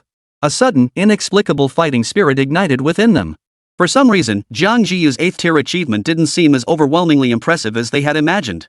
And even if they couldn't surpass Jiang Zhiyu, there were still 50,000 points for the top 3 and 20,000 points for the top 10 to be had. Beyond that, scaling the tower offered various additional rewards from the school. They absolutely had to climb this tower. And their target was Jiang Zhiyu surpasser, then claim the 9 turn spirit due. Chapter 55, Dragon Blood Jade Marrow. With just a few words, he completely rallied the morale of the crowd, who had been utterly crushed by Jiang Zhiyu. They even capitalized on the momentum to launch a bounty competition, giving the freshmen of the Vitality Martial Arts Academy a massive morale boost. Unsurprisingly, over the next 3 months, every new student at the Qi Blood Martial Arts Academy would be in a state of heightened excitement. Their drive to cultivate and challenge the Ascension Tower would be far stronger than before. This was evident from the eager expressions on everyone's faces. Though the cost was 2,400,000 points plus a bottle of 9 turn spirit due, for Martial King level beings, this was practically nothing. They could easily earn it back by slaughtering a single Lord level beast. This development, however, left the new students of the Magic Academy and Beastmaster Academy feeling somewhat resentful. Earlier, they had even taken some schadenfreude in the situation. No matter how extraordinary Jiang Zhiyu was, he belonged to the Qi and Blood Martial Arts Academy. Though they were all freshmen, they weren't in the same academy, so no one would compare them to Jiang Zhiyu. But now, with Dean Ji's bounty tournament announced, they suddenly found it hard to hold back. Compared to being overshadowed by Jiang Zhiyu, what they craved more was the bounty reward. No matter how powerful Jiang Zhiyu might be, she was still just one person. At most, she could take the first place reward, but the points behind her were solid and undeniable. At this realization, the freshmen from both the Magic Academy and the Beastmaster Academy turned their gazes toward the remaining 2 deans. Their eyes were somber, yet tinged with a hint of anticipation. Meeting the students' gazes, the 2 deans couldn't help but feel a touch of helplessness. Who could have imagined their old friend would suddenly pull such a stunt? Now they were stuck neither following nor refusing to follow.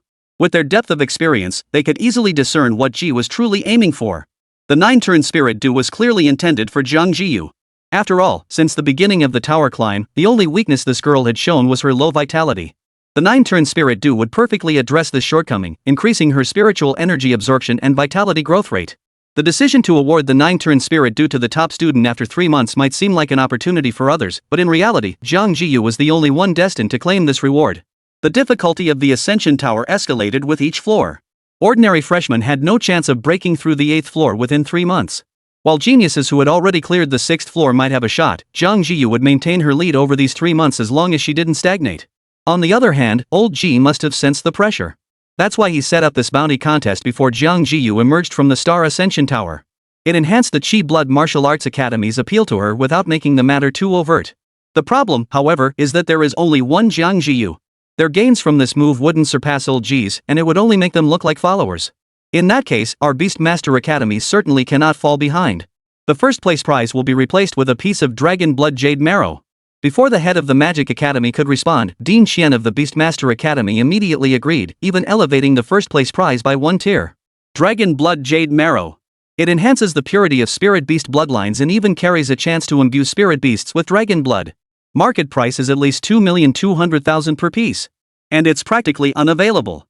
Those who recognized its value voiced the true worth of dragon blood jade marrow, unsurprisingly triggering another wave of astonished gasps from the crowd. For Beastmaster Academy students especially, their growth potential was entirely tied to their spirit beast's limits. A spirit material that directly enhanced bloodline purity was priceless to them. Is this the Dean of Beastmaster Academy? Truly wealthy and powerful.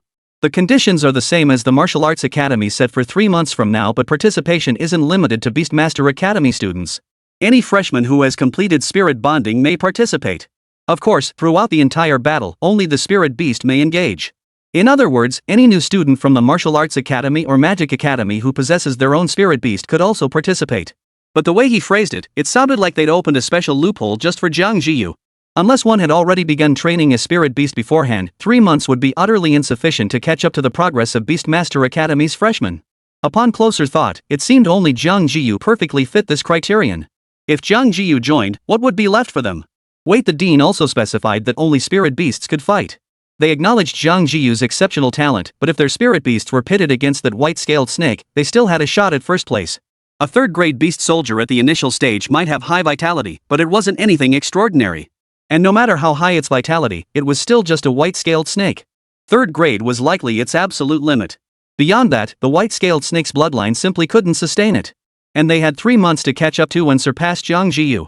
Dean Chen watched the students growing increasingly excited, feeling quite satisfied inside. Though he might not be able to lure Jiang Zhiyu to the Beastmaster Academy, this move had certainly earned him some goodwill in her eyes. After all, Jiang Zhiyu had cultivated that white-scaled snake to such a level that she couldn't possibly remain indifferent upon hearing the words dragon blood marrow. Moreover, by removing the restriction on new academy students, the Beastmaster Academy freshmen would now directly compete against Jiang Zhiyu. This would also put sufficient pressure on the younglings of the Beastmaster Academy. If old Ji could use Jiang Zhiyu as a catfish to stimulate the Martial Arts Academy's freshmen, why couldn't he do the same? However, this move left the head of the Magic Academy in a rather awkward position. Shaking his head, the headmaster of the Magic Academy was about to speak when Jiang Zhiyu stirred within the water mirror. Instantly, all eyes were drawn to her. Initiate the 9th tier challenge. Jiang Zhiyu stood poised with her spear, her cool voice ringing out once more. So, what kind of beast is in the 9th layer? The Thorn Rock Turtle mid-tier 3rd grade beast, 7,000 vitality points. Its back is covered in thorny rock armor, granting astonishing defense. Both physical and magical damage barely scratch its surface. Forget second-rank fighters, even third-rank warriors struggle to breach its defenses without devastatingly powerful attacks. That's precisely why even a prodigy like Li Changming fell on the 9th layer. This creature is a true watershed moment. But the saying that the Thorn Rock Turtle is still a complete pushover in combat isn't a joke. Even if Jiang Zhiyu manages to slay the crimson-eyed white tiger, she won't get past the Thorn Rock Turtle. The only question left is how long she can hold out. Chapter 56, The Thorn Rock Turtle.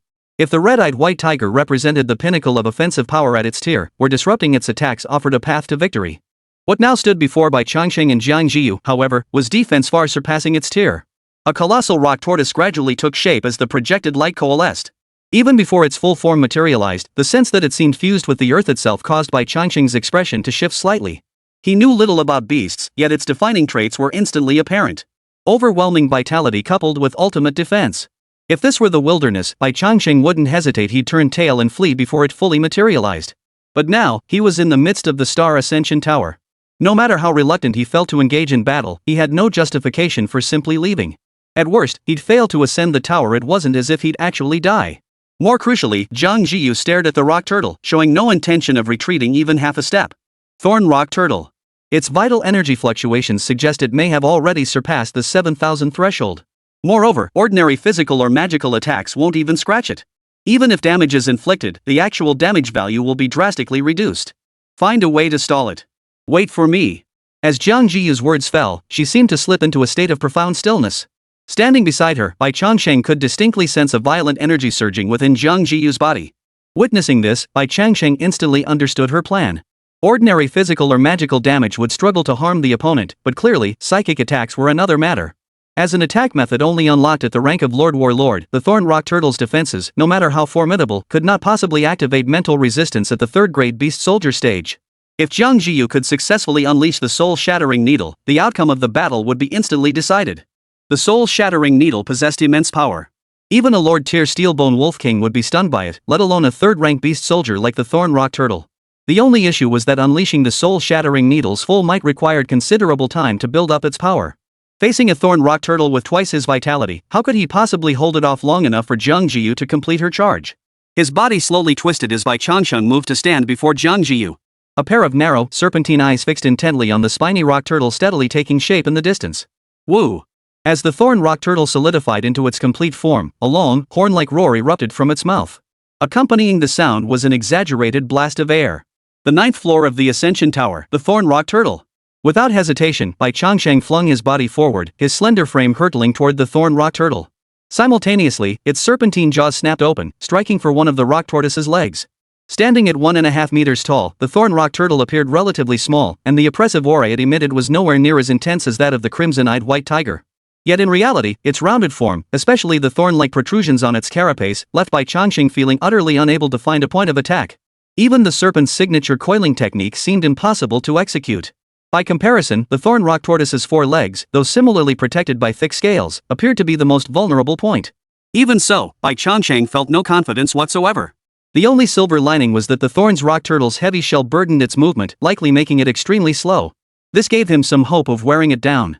The distance between them closed rapidly from 30 meters to 10 in the blink of an eye. But just as Bai Changsheng prepared to sink his teeth in and inject his venom, a sudden, inexplicable pang of dread washed over him. With no time to react, Bai Changsheng relied purely on instinct to forcefully retract the snake head he had extended.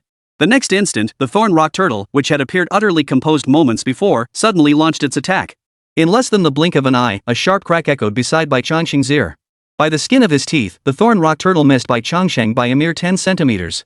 The sheer force of the strike alone made it clear, had that bite landed squarely, it would have been no less devastating than the red-eyed white tiger's strike. The defensive bonuses provided by rock armor and steel bones would struggle to withstand this blow. Had it connected, Bai Changsheng would have suffered severe injuries, if not been instantly declared dead by the Ascension Tower AI. Fortunately, a sudden, inexplicable sense of dread forced him to halt his charge, narrowly evading the strike. Snapping back to his senses, Bai Changsheng retreated explosively, refusing to give his opponent a second chance to strike. Is this thing a turtle-type beast? No turtle moves this fast. Even when facing the crimson-eyed white tiger, he hadn't been this thoroughly flustered. Bai Changsheng cursed inwardly, abandoning his earlier assumptions about the Thorn Dragon Turtle. After all, it possessed 7,000 vitality points, twice his own. Even a turtle-type beast, typically slow, could unleash such an outrageously fierce assault. But ultimately, Bai Changsheng had been too overconfident and arrogant. That's why he rashly assumed its speed was slow without understanding its capabilities. Had he been prepared and held back a third of his strength, this wouldn't have happened. The slender body kept moving, and with the lingering heart palpitations, Bai Changsheng dared not rush forward recklessly again. As long as the creature's attention remained fixed on him, there was no need to rush the attack. He only needed to wait for Jiang Zhiyu to complete her build-up that would be the Thorn Rock Turtle's doom. To the onlookers gathered outside the Star Ascension Tower, however, this scene seemed utterly baffling. Why hasn't Jiang Zhiyu made her move yet? She sent only her spirit beast to fight. Surely she doesn't expect that white-scaled snake to take on the Thorn Rock Turtle alone? Has she lost her mind? Setting aside whether that white-scaled snake can break through the Thorn Rock Turtle's defenses, even if it could, a Thorn Rock Turtle with 7,000 chi blood points isn't something that white-scaled snake can handle. Or is she trying to buy time to prolong her own endurance? But the problem is, the Star Ascension Tower ranks based on floor count.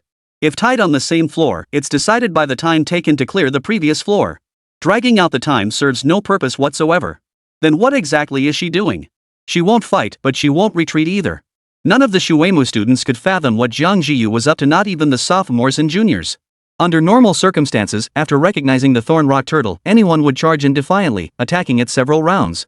Then they'd either get bitten by the spiny rock turtle or realize they couldn't break through its defenses and choose to retreat. But Jiang Zhiyu's approach was entirely different from everyone else's. She didn't even attempt to test it. The only one who sensed something amiss was the former dean of the Magic Academy. As if sensing something, a flash of astonishment suddenly crossed his previously calm face. Wait, this feeling. Holy. Chapter 57, Martial Sage Level Mental Power. That single exclamation instantly drew the attention of everyone present. When they recognized who had spoken, every heart skipped a beat. Holy? Did the dean just say holy?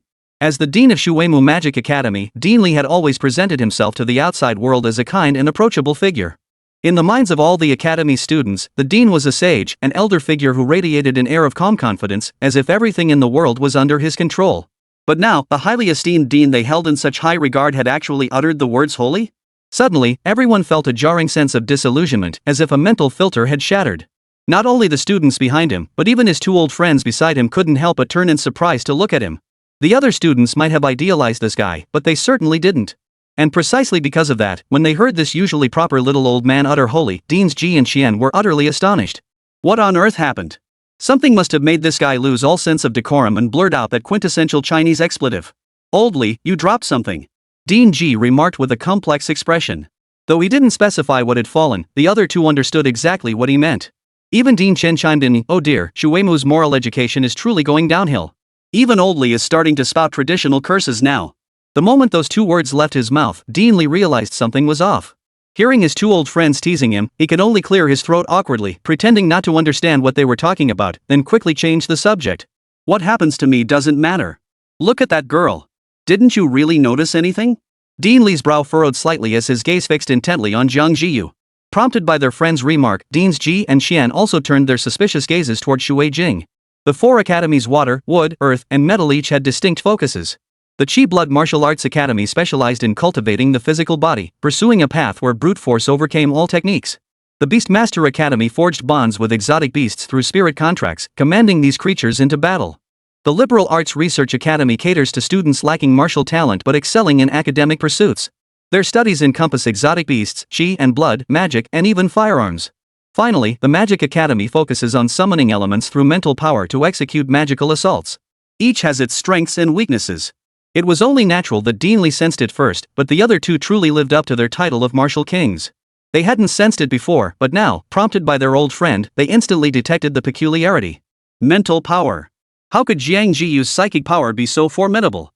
Late second-rank martial power in physical strength, yet possessing early martial marquis-level mental power?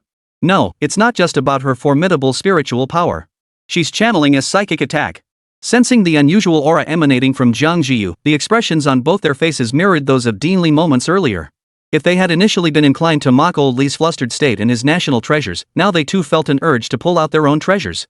Yet the thought of the students watching behind them forced them to hold back. But that didn't mean they weren't deeply affected. Below the level of a military strategist, all are mere ants. Dean Ji murmured under his breath, prompting his two friends to instantly grasp his meaning. The phrase, beneath the martial lord, all are mere ants, represented three words, spiritual power. Below the rank of Wu Ho, spiritual energy was scarce.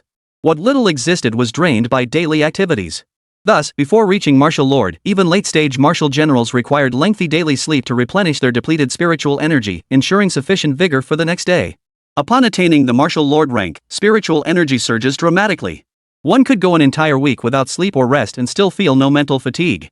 Beyond this, practitioners can cultivate techniques for mental attacks and defenses against adversaries. Mental attacks are intangible, blazingly fast, and strike directly at the soul. Without specialized training in mental defense techniques, one cannot even detect such attacks, let alone defend against them. The progression from early martial sage to late martial general appears to be merely a minor advancement in realm. Yet in reality, a martial sage can instantly kill a martial general. This level of dominance achieved through a seemingly minor advancement is unmatched by other tiers. Hence the saying all below martial lords are mere ants has spread and gained universal recognition among martial practitioners. Yet now, the formidable spiritual power hailed as the hallmark of martial lords has been unlocked by Jiang Zhiyu, a mere second-rank martial artist? A prodigy? No. Jiang Zhiyu's performance transcends the mere label of genius. An unparalleled prodigy. She cultivates both martial arts and beast taming simultaneously, has trained a third-rank beast soldier in the form of a white-scaled snake, can effortlessly unleash two heaven-tier martial arts techniques, and now, as a mere second-rank martial artist, has demonstrated the mental power exclusive to martial lords. She was even gathering power for a psychic assault. Just how many secrets does this girl harbor? A single possibility simultaneously flashed through all three minds, only to be instantly dismissed by each of them. The capital city was unlike other cities, guarded by the martial emperor. Not even a beast king, let alone a beast emperor or beast sovereign, could slip in unnoticed. Unless Jiang Zhiyu was in existence beyond the sovereign realm, but was that even possible? Then it could only mean Jiang Zhiyu possessed truly peerless talent unmatched throughout history, with no equal to come after her. Their eyes blazed as the three locked gazes. Then, without a word, each silently cursed, those two old fools. Teaching a genius of this caliber to them would be a waste. This damnable tacit understanding. Yet no matter how turbulent their inner thoughts raged, their expressions remained utterly unreadable. Regardless, Jiang Zhiyu's talent must not be revealed any further. Her previous displays could still be explained away as innate brilliance honed from childhood practice. But the matter of spiritual power is simply too unfathomable. Even back then, Li Changming had only surpassed 2 minor levels of spiritual power. Should the Beast faction learn of this, Jiang Zhiyu would likely face endless assassination attempts. With a wave of his hand, the water mirror that had been vividly displaying the battle scenes within the Ascension Tower instantly vanished. The students behind him were instantly speechless. Just as they were witnessing the crucial moment, it was abruptly cut off. Who could possibly tolerate that? But before they could erupt, Dean Li's voice rang out. Today's events end here. No one is permitted to discuss what transpired today outside these walls. Furthermore, the Magic Academy will host a bounty tournament open to all freshmen of Shuemu. There are no conditions, only the final rankings in the Star Ascension Tower will matter. 2nd to 10th place will receive identical rewards. The 1st place winner will become my personal disciple. The words fell, and the crowd erupted in an uproar. Dean Ji and Dean Xian, upon hearing these words, both paled. You old fox, playing dirty tricks. Chapter 58, Dean's personal disciple, top freshman. Casting a glance at the two, Li saw the slight shift in their expressions. A faint smile touched his lips, radiating an air of superiority. Two brutes, relying solely on brute force, thinking they could win Jiang Zhiyu over with money. Little did they know, he was a master of strategy. What good would recruiting Jiang Zhiyu into his own academy do? On the surface, it seemed like he'd gained everything. But in reality, when they met, Jiang Zhiyu would still only address him as Dean. The gap between Dean and teacher was no small matter. You two can fight it out all you want.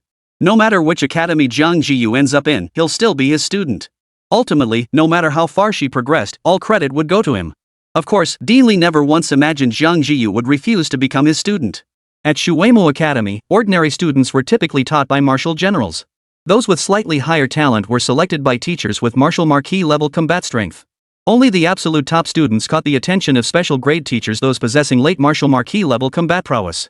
Even Li Changming, a figure Shuemu produced only once every several years, was taken as a student by the vice dean of the Magic Academy. Given this context, as the dean personally recruiting her and even as a direct disciple, Jiang Zhiyu would be foolish to refuse. After all, a direct disciple represented the inheritance of his teaching's unreserved cultivation, techniques, resources, connections, and more. In other words, whatever he possessed and whatever Jiang Zhiyu desired, he would spare no effort to provide. Compared to that, things like 9-turn spirit dew or dragon blood jade marrow? They were nothing. This was precisely why Dean Ji and Dean Xian's expressions had abruptly darkened upon hearing his words. Both knew full well that whatever they offered couldn't compare to the prestige and tangible benefits that came with being a direct disciple of the martial king. But was this truly the right course of action? Exchanging a glance, they instantly reached a consensus. Worth it? Absolutely worth it. Based on what Jiang Zhiyu had demonstrated so far, provided he didn't falter midway, there was absolutely no doubt about his future achievements surpassing those of the martial king. Surpassing their own current achievements was merely a matter of time. They were indeed the deans, but they themselves had risen step by step from being teachers. Teaching students was their fundamental duty. And what teacher doesn't hope their students will surpass them? Moreover, with the bond of teacher and student, even if Jiang Zhiyu surpasses them in strength one day, he will still address them as teachers. No, we can't let that Li guy reap all the benefits alone. The thought surged simultaneously in both their minds, and then. In that case, I'll match the offer. In 3 months, the top-ranked freshman in the Ascension Tower will also qualify to become my direct disciple. Same here. Dean Ji and Dean Xian, one after the other, also announced their own direct discipleship openings. What? 3 deans recruiting personal disciples simultaneously? Hearing their words, the crowd of Shuemu freshmen behind them erupted into a frenzy. Who would even glance at other Shuemu instructors if they could become a martial king's direct disciple? A single extra look would be disrespectful to the dean. If they could, they'd kneel right then to pledge allegiance, declaring, disciple, name, swears eternal loyalty to the dean. But this excitement was only shared by most of the freshmen. Those who had actually made it to the 6th floor of the Ascension Tower, those qualified to vie for the direct discipleship, now wore bitter smiles, words on the tip of their tongues. With their intelligence, how could they fail to see who the 3 deans were truly targeting? Before, there hadn't been any obvious signs after all. No matter how powerful Jiang Zhiyu was, she wouldn't threaten their interests. But now, faced with the prospect of becoming a personal disciple, their hearts inevitably stirred. One step ahead meant staying ahead. Becoming a dean's personal disciple would undoubtedly smooth their path for the next 4 years at Shuemu. But to become a personal disciple, they must first surpass Jiang Zhiyu. A chill gripped their hearts as Jiang Zhiyu loomed like an insurmountable mountain, blocking their path to prominence. Though they were still far from scaling this mountain, it was a challenge they could not avoid, a peak they must climb and conquer. Yet, the 8th floor of the Star Ascension Tower was no easy feat to conquer. Instinctively, their eyes turned toward the Star Ascension Tower, but just then, their wrists trembled slightly. The next moment, the Star Ascension Tower AI sent another campus-wide announcement. Freshman Jiang Zhiyu breaks the Star Ascension Tower record. Becomes the 4th student in Shuemu's history to conquer the 9th floor on their first day of enrollment. Time taken to clear the 9th floor, 85 seconds. Current freshman ranking, 1. Historical freshman ranking, 2nd. Here it comes again. Another campus-wide announcement, top freshman again, 2nd in history. More crucially, since Shuemu's founding, only 4 freshmen have ever cleared the 9th floor on their first day, one of whom was the former principal. In other words, based solely on Star Tower performance, Jiang Zhiyu's talent ranks among the top 3 in Shuemu's entire history. This is a comparison against the likes of martial kings, martial emperors, and even martial sovereigns. If reaching the 6th floor could be chalked up to a stroke of luck, this new achievement was a declaration to every student and faculty member at Shuemu: a freshman of extraordinary talent had arrived. And the gap between the 8th and 9th levels. It was over. The mountain blocking all freshmen''s path had grown taller and more distant. The alloy doors slowly swung open, revealing a slender figure before everyone, accompanied by a white-scaled serpent several meters long. Perhaps because of the backlighting, only a vague outline was visible to the crowd. Yet even so, as they gazed upon that slender figure, their eyes held nothing but complexity. Envy, astonishment, defiance, but never underestimation or doubt. Except for the final 9th layer, all of Jiang Zhiyu's battle scenes had been simultaneously projected onto the water mirrors for them to witness. They understood exactly what that slender figure, and the white-scaled snake by her side, represented. What had begun as an ordinary tower climbing contest had inadvertently become Jiang Zhiyu's defining moment. Barring any surprises, after today, Jiang Zhiyu's title as the top freshman would be cemented. Yet Jiang Zhiyu herself seemed oblivious to what was unfolding. Seeing so many eyes fixed on her simultaneously, each gaze carrying a mix of astonishment and recognition, she felt a wave of confusion wash over her. But she didn't dwell on it. Her mind calm as still water, she began walking toward Xin Shuang and Zhang Xing in the distance. Suddenly, 3 figures flashed before her, blocking her path. Her eyelid twitched slightly as she sensed the overwhelming aura of martial energy emanating from the 3 figures before her. 3 martial kings. Chapter 59, for Jiang Zhiyu, the dean started fighting. Existences at the martial king level, having grasped the essence of the rules, typically moved about without a trace. Most chose to seclude themselves for cultivation when not engaged in battle, or simply fought their way through the wastelands. Unless something unexpected happened, ordinary people would never encounter a martial king. Though she had been reborn from the emperor realm, Jiang Zhiyu knew full well that with her current strength, she was unworthy of meeting a martial king. Yet here they were, all 3 martial kings staring at her. The implication was clear, they were targeting her. Combined with the glances from the students in the distance, Jiang Zhiyu began to piece together what was happening. It must be connected to her actions in the Star Ascension Tower. Being at Shuemu University and possessing the status of a martial king, the identities of these 3 were not difficult to guess. Greetings, esteemed deans. Though she hadn't studied at Shuemu in her previous life, she was well versed in the structure of martial arts academies. The presidents of ordinary martial arts universities are typically at the martial duke level, while those of top-tier institutions are martial kings. Shuemu stands uniquely apart. Not only has it produced martial emperors, but its successive presidents have all been martial sovereigns.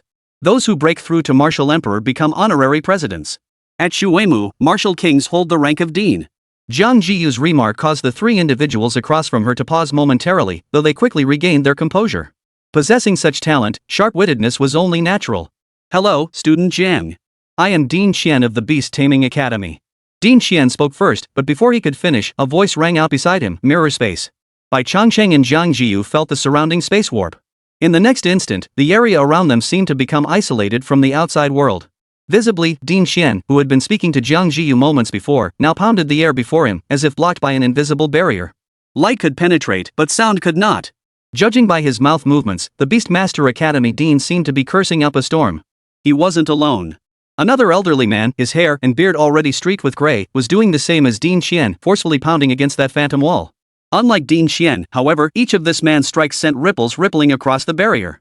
Hello, Jiang. I'm Dean Li Jifang from the Magic Academy. A voice drew the attention of Bai Changsheng and Jiang Zhiyu.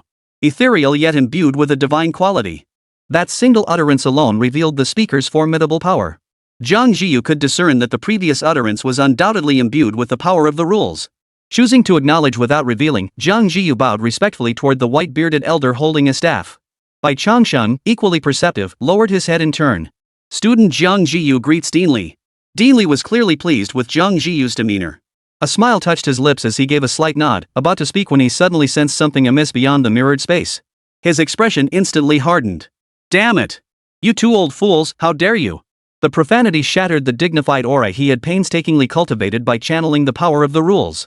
Following Dean Li's gaze, the man and the serpent turned to look. Upon seeing the scene unfolding there, their mouths twitched slightly. There stood Dean Xian, who had been helpless against the barrier moments before. Unbeknownst to them, he had summoned his spirit beast. Standing over 50 meters tall, it resembled a ferocious lion, yet its body was covered in black jade-like scales. The mane around its neck was also a deep, ominous black, exuding an inexplicable aura of mystical power. At a glance, Jiang Zhiyu recognized the beast's lineage. A beast king. A black jade swanee.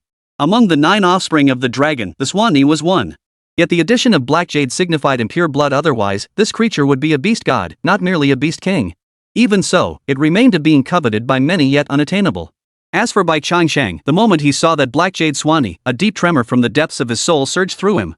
His body instinctively assumed a defensive posture.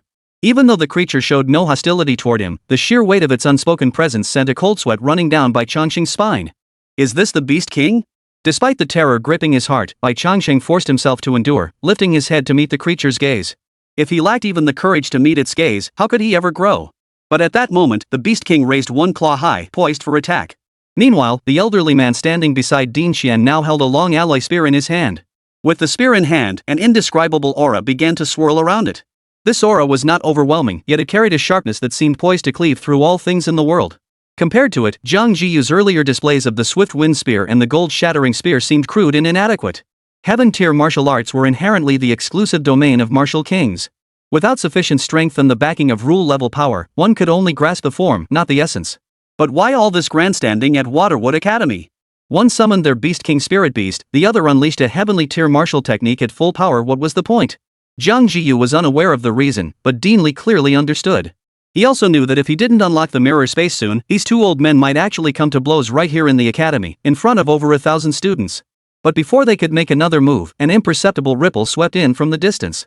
In the blink of an eye, the jade black lion over 50 meters tall vanished. Dean Ji, who had already gathered his power, disappeared as well.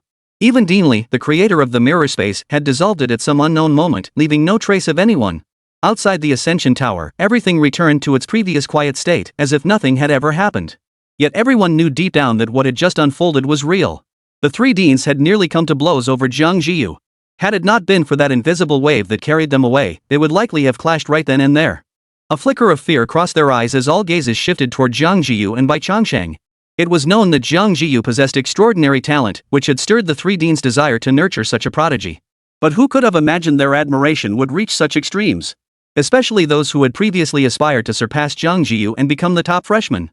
Witnessing the scene that had just unfolded before their eyes, they found it increasingly difficult to convince themselves otherwise. Even if Jiang Zhiyu chose not to compete and they managed to surpass her to claim first place, would the three deans truly take them as personal disciples? Jiang Zhiyu merely pursed her lips slightly before leading Bai Changsheng toward Xian Shuang. Chapter 60, Principal Shuimu, the 3-month pact. A flash of light flickered before their eyes. After a momentary daze, they found themselves face to face with the face of their old friend. The three of them snorted coldly and turned their heads away, refusing to look at him. Haven't you had enough of this? A ethereal voice echoed, drawing all three to look in its direction. Upon recognizing the speaker, their expressions immediately stiffened, and they hastily bowed in respect. Principal. They could act on impulse around students, but daring to misbehave in front of the figure before them would be nothing short of lawlessness. Behaving so unbecomingly in front of your students, resorting to physical altercations. You three really are. Hearing this, all three deans wore expressions of awkward embarrassment. Faced with Jiang Zhiyu's extraordinary talent, they couldn't bear to fall behind and let someone else seize the initiative. Yet now, having calmed down, they all sensed their own impropriety. Regardless of anything else, if they continued to act like deans in front of their students, no one would believe them anymore. Those two old fools have ruined me. The thought surfaced simultaneously in all three minds. Speak up. What's the reason this time? The elder turned to face the trio. Dressed in coarse hemp robes, he looked no different from the farmers who had tilled the land their entire lives before the catastrophe. Simple, aged, even slightly stooped, yet his eyes were deep as ancient wells. In truth, before becoming headmaster, he really had been a farmer, tilling the land his entire life until he collided head-on with the revival of spiritual energy. But to dismiss him as merely a farmer would be a colossal mistake. The fact that he could effortlessly teleport all three martial kings here spoke volumes about the sheer power he possessed. Principal, this really isn't my fault. You be the judge. Dean Ji spoke up first. My Chi and Blood Martial Arts Academy finally got a prodigiously talented freshman. Barely a semester in, he's already mastered 2 heaven-tier martial arts techniques to a minor proficiency level. Yet these 2 old fools actually want to snatch my student away? How could I possibly agree to that? What do you mean your student? Jiang Zhiyu has only just enrolled and hasn't even chosen a college yet. No sooner had Dean Ji finished speaking than Dean Xian couldn't help but interrupt. Besides, Jiang Zhiyu's talent isn't limited to Chi blood martial arts. And what about that 3rd-grade white-scaled snake with its bloodline mutation and dragon blood aura? Did you not see that at all? If you ask me, Jiang Zhiyu's talents are perfectly suited for the path of beast taming. Sending her to your Chi blood martial arts academy would be nothing short of misleading her and wasting her potential. At this, Dean Ji grew visibly agitated, opening his mouth to retort only to be cut off by the principal. And what about you? What are your reasons? As he spoke, he turned to Dean Li. You're the most level-headed. Logically, you shouldn't be arguing with these two. Even Li Changming back then didn't stir your desire to nurture talent. Jiang Zhiyu clearly isn't suited for the Magic Academy, so why are you the one losing your composure? Dean Li wore a bitter smile as he shook his head. Jiang Zhiyu is different. She's only a 2nd-rank martial artist, yet possesses the mental strength of a martial marquis. She even managed to unleash a secret mental attack technique on the 9th floor of the Ascension Tower. The principal fell silent, his usually still eyes now showing a flicker of disturbance. Are you saying this freshman self-taught 2 heaven-tier martial arts? While cultivating both martial arts and beast taming, she raised a white-scaled snake to a 3rd-rank beast soldier? She possesses dragon blood lineage? She forged her mental power to the martial marquis realm? And casually mastered an offensive secret technique? Is my understanding correct? None of the 3 spoke, for they saw the strange light in the principal's eyes. Exchanging glances, they silently took half a step back. They could compete among themselves, but if the principal himself developed a desire to nurture talent, what point would their rivalry serve? Comparing the dean to the principal is like comparing an ordinary teacher to the dean. As I said before, as long as Jiang Zhiyu isn't stupid, she'll know which choice to make. Ahem, well. Principal, I suddenly remembered I have something to attend to. I'll take my leave now. Dean Ji spoke and immediately departed. Deans Qian and Li followed suit, excusing themselves before turning and leaving as if resolved to some purpose. They came swiftly, and they departed just as quickly. The conflict between the 3 was complex and intractable. After all, they were all at the martial king realm. They'd come to blows in front of their students, yet none was willing to back down. Attending to one meant neglecting the other 2. No solution would be entirely satisfactory. Yet in truth, finding the right approach could resolve the matter with a mere glance. Just like earlier, all he needed to do was show a hint of curiosity toward Jiang Zhiyu, and the 3 of them would naturally retreat behind closed doors to sort things out themselves. Whichever of the 3 conceded afterward, such a scene would never repeat itself. Since internal conflicts couldn't be resolved, he'd introduce a 4th party to force them to redirect their friction. From the looks of it, the effect seemed quite good. Watching the trio leave his small courtyard, the principal shook his head with a hint of resignation before returning to tending his vegetable patch. Once the trio was far enough away and certain the principal wasn't following, they all stopped in their tracks. Let's talk. How do we resolve this? What do you mean, solve? You saw the path Jiang Zhiyu specializes in. She belongs as a student at my Chi Blood Martial Arts Academy. Forget about it. Is that so? But what I observed was that Jiang Zhiyu's white-scaled snake possessed Chi blood fluctuation stronger than her own. And with dragon blood enhancement, her achievements in the art of beast taming wouldn't be lacking either. Old Shen, you're dead set on challenging me? Fine. Let's settle this with our fists. Whoever wins gets to be Jiang Zhiyu's teacher. Fine, bring it on. Like I'm afraid of you? Watching the 2 about to erupt in another argument, Dean Li felt a headache coming on and couldn't help but press his temples. Enough. Do you 2 really want the principal to intervene? At this remark, the 2 men's previously confrontational stances instantly wilted. In my opinion, this matter should be left entirely to Jiang Zhiyu to decide. The 3 of us arguing back and forth won't get us anywhere. Here's what we'll do. The bounty tournament is set for 3 months from now, right? Over these 3 months, we'll each take turns teaching Jiang Zhiyu. No interference. Each of us will rely solely on our own abilities. After 3 months, let Jiang Zhiyu choose for herself whom she wishes to study under. This is fair enough and avoids escalating the matter to the principal's attention. What do you think? Dean Li presented his solution. The other 2 glanced at him and fell silent. It must be said, this was indeed the fairest and most acceptable solution for all 3 parties at present. The only question was, who would go first and who would go second? Simple. Draw lots. Dean Li flipped his hand, producing a jade tube with 3 willow twigs inserted inside. The order will be determined by the length of the twigs. The longest goes first. Each of you gets 3 days, and I'll go last. That should settle it, right? Chapter 61, If only I could taste a bite of the black jade lion. You mean the 3 deans displayed my entire battle footage for everyone to see? After hearing Xin Shuang's words, Jiang Zhiyu's gaze shifted slightly, looking at her with a hint of surprise. Even Bai Changsheng felt a sudden jolt of shock upon hearing this. He had expected Jiang Zhiyu, with her exceptional talent, to stand out at Shuweimu and make a name for herself soon. But he hadn't expected it to happen on her very first day. And to have captured the attention of 3 deans simultaneously, even performing a divine display before over 1,000 students. Yes. Xin Shuang nodded, then pursed her lips. Not only that, but after you cleared the 7th layer, the 3 deans announced they would hold a bounty competition. 3 months from now, whoever becomes the top freshman will earn the right to become a personally taught disciple of all 3 deans. Direct discipleship? Jiang Zhiyu understood exactly what the term personal disciple implied. It meant treating the student as the direct heir to one's teachings. Unless the master had absolute confidence in the student's character and talent, such a promise would never be made lightly. Come to think of it, in her previous life, she had taken on a female direct disciple. But based on the timeline, that little one wouldn't be born for another 2 years. Quick-witted, Jiang Zhiyu grasped the gist the moment she heard those keywords. The 3 deans had specifically organized a bounty competition because of her talent, aiming to recruit her as a student. What on earth was going on? Jiang Zhiyu could only feel helplessness deep within. In her original plan, her first semester at Shuweimu was supposed to be one of steady growth. At least before Wuhou, she faced no bottlenecks. She only needed to steadily accumulate resources and cultivate step by step. But who could have predicted that plans would be overtaken by events?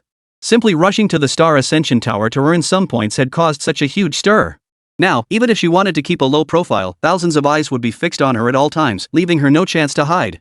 Despite the suddenness of the situation, Jiang Zhiyu quickly accepted this reality.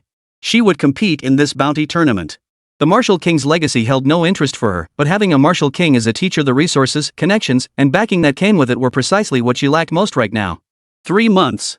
Jiang Zhiyu murmured under her breath, glancing once more at the rankings on the Ascension Tower.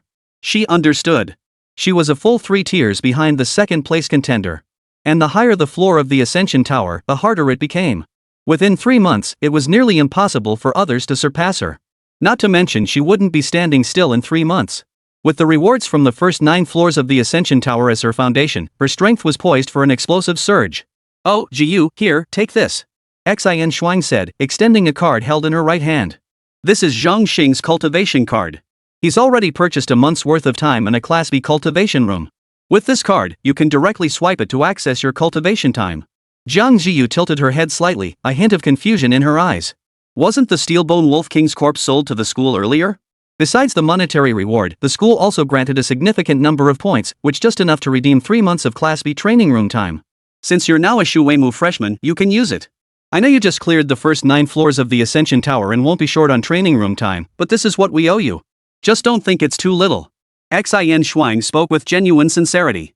Hearing this, Bai Changsheng finally understood why Jiang Zhiyu, who normally kept her distance from others except for Lin Jingyao, had been willing to travel with Xin Shuang and Zhang Xing from the very first moment she saw them.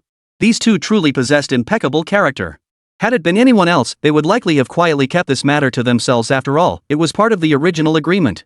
Though it remained unclear whether their decision stemmed from witnessing Jiang Zhiyu's talent or had been planned beforehand, their actions now were beyond reproach.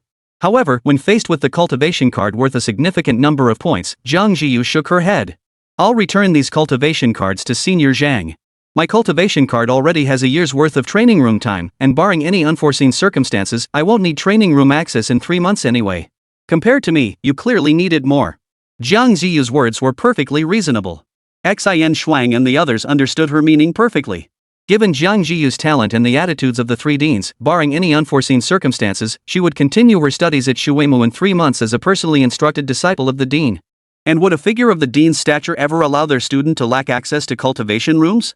Forget grade B cultivation rooms, greater rooms would likely be at her disposal whenever she wished. This. Xin Shuang hesitated, turning to look at Zhang Xing. Just as Zhang Xing was about to speak, 3 figures suddenly materialized before them. They were the 3 deans who had vanished moments earlier. Compared to the tense standoff moments ago, the 3 of them had clearly calmed down now. Zhang Xing's words, which he had been about to utter, were choked back by the appearance of the 3 deans. "Greetings, esteemed deans." He bowed slightly in greeting before being warmly welcomed by the 3 deans. "We have some matters we'd like to discuss with Jiang Zhiyu. If you two have business elsewhere, feel free to leave first." Facing ordinary students, the 3 deans still commanded considerable authority. Upon hearing this, Xin Shuang and the other immediately straightened their expressions. After a brief acknowledgement and a farewell to Jiang Zhiyu, they walked away at a distance. The 3 deans, clearly impatient, couldn't wait for them to fully disappear. With a wave of his hand, Dean Li of the Magic Academy conjured a mirrored space that instantly enveloped Jiang Zhiyu and Bai Changsheng. Unlike before, this time the other two deans were also drawn inside. Hello, Jiang. Allow me to introduce myself. I am Dean Ji of the Qi Blood Martial Arts Academy. We met briefly at the Dragon Blood Lake. You should recall that encounter. Dean Ji spoke with a warm smile, attempting to establish rapport. Jiang Zhiyu, of course, wouldn't point out that they'd had no real interaction that day. She pursed her lips slightly before nodding. Student Jiang Zhiyu, greeting Dean Ji. Beside him, Bai Changsheng instinctively cringed under the intense stare of Dean Xian, who had been fixed on him since the start. If he hadn't misjudged, that Beast King level Black Jade Lion earlier must have been this gentleman's spirit beast, right? It was hard to imagine that this smiling, crinkle-eyed old man could summon a Beast King tier spirit beast at any moment. Yet amidst his awe and trepidation, a bold thought began to take shape in Bai Changsheng's mind. What if he could consume a piece of that Black Jade Lion's flesh? Wouldn't that send him straight to heaven? Chapter 62, Old Deng, Exploding Gold Coins.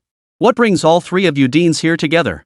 Jiang Zhiyu greeted each of the three deans before composing herself and asking the question. Combining what she'd previously heard from Xin Shuang, she had already guessed the reason for their visit. Still, some things needed to be stated directly. It's like this, Jiang. We witnessed your entire battle video. We are deeply impressed by your talent and have developed a genuine desire to nurture such potential. You've just enrolled at Shuimu and haven't selected a mentor yet, correct? Given your exceptional talent, an ordinary instructor wouldn't be able to guide you for very long. Why not let us deans personally guide you? We've come today to ask you, who would you like to choose as your mentor?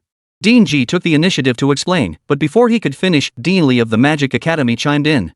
The three of us will jointly instruct you. You can make your final choice of mentor in 3 months' time. For now, you only need to choose who to study with first.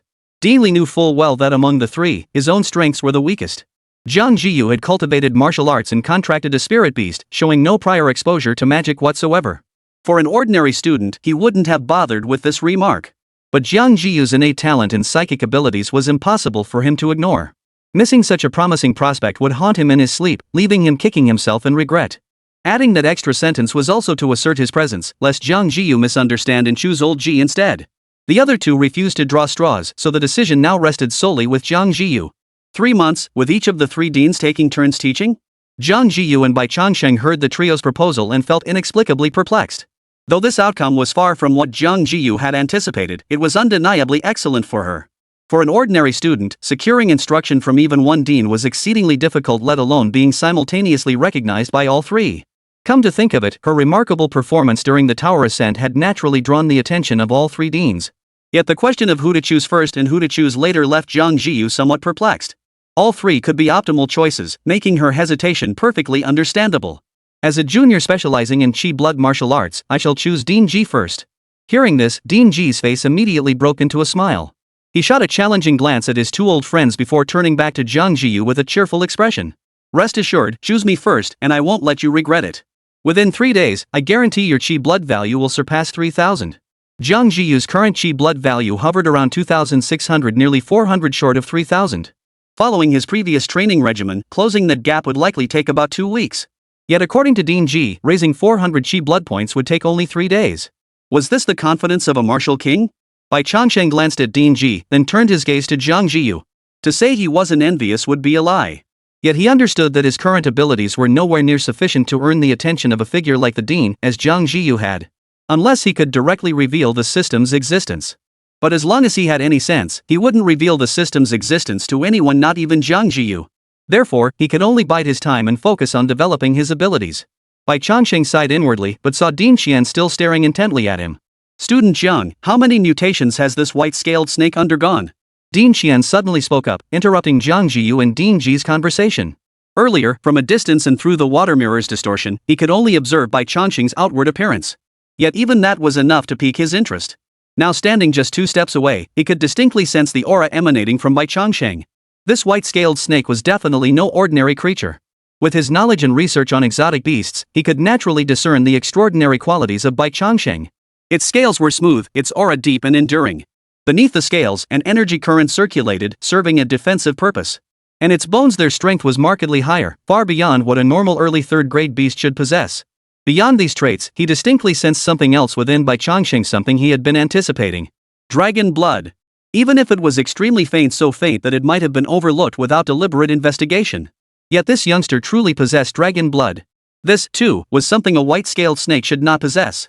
To be honest, Din Xian, Little Bai has undergone 3 transformations in total. Jiang Zhiyu glanced down at Bai Changsheng, who had remained utterly still throughout, then extended her slender, pale hand. Her fingertip gently traced the snake scales along his body. 3 transformations? Hearing this number from Jiang Zhiyu, not only did Din Xian startle, but even Din Ji and Din Li couldn't help but give Bai Changsheng another look. Though their paths did not lie in beast taming, they understood precisely what 3 transformations signified. A normal white-scaled snake bloodline could never have allowed Bai Changsheng to develop to this extent. To shatter the bottleneck and breach the bloodline barrier, mutation was the only path forward. And 3 mutations meant Bai Changsheng's growth ceiling had been completely shattered. No one could predict how far he could go now. After all, beasts that undergo 3 mutations were exceedingly rare, and every recorded instance involved beings no lower than the rank of Beast King. One thing was certain, however, a 3rd-grade beast soldier was clearly not his limit. No wonder, no wonder. A flicker of astonishment flickered in Din Xian's eyes, but he quickly regained his composure. Gathering his thoughts, he spoke, "Actually, this isn't contradictory at all. After undergoing 3 mutations, this white-scaled snake now carries a trace of dragon blood within its lineage. However, this trace is extremely impure. It requires constant refinement with spiritual herbs and materials to achieve sufficient concentration. If student Jiang is willing, you may first entrust this white-scaled snake to me. Once you've completed your studies with old Ji, I'll teach you the rest." Dragon blood can be purified? Bai Changsheng's heart skipped a beat upon hearing this. Even Jiang Zhiyu was unaware of his acquisition of dragon blood. That Din Xian could discern this didn't surprise him. What astonished him was that Din Xian actually possessed a method to refine dragon blood. But upon reflection, it made sense. Over the centuries of martial arts evolution on Blue Star, the 2 other paths that emerged nearly simultaneously with martial arts had naturally developed just as profoundly. Through the relentless research and experimentation of countless predecessors, discovering methods to purify bloodlines seemed hardly unimaginable. But for Bai Changsheng, with the system at his disposal, this whole process didn't need to be so complicated. All he needed was for Din Xian to shell out some gold coins, granting him enough evolution points to elevate the dragon blood's grade. Chapter 63, President Qian, the billionaire CEO. President Qian's words startled more than just Bai Changsheng. Jiang Zhiyu, standing beside him, couldn't help but glance over. Unlike Bai Changsheng's astonishment, however, her surprise stemmed from a different question: when had Little Bai acquired dragon blood? Her delicate brows furrowed slightly as a sudden realization dawned on her, dispelling her confusion. If we could purify the dragon blood, that would be ideal. But the materials needed for such purification would likely be quite costly. It might require a significant investment from President Qian. Jiang Zhiyu bowed slightly, offering a respectful salute to Din Xian.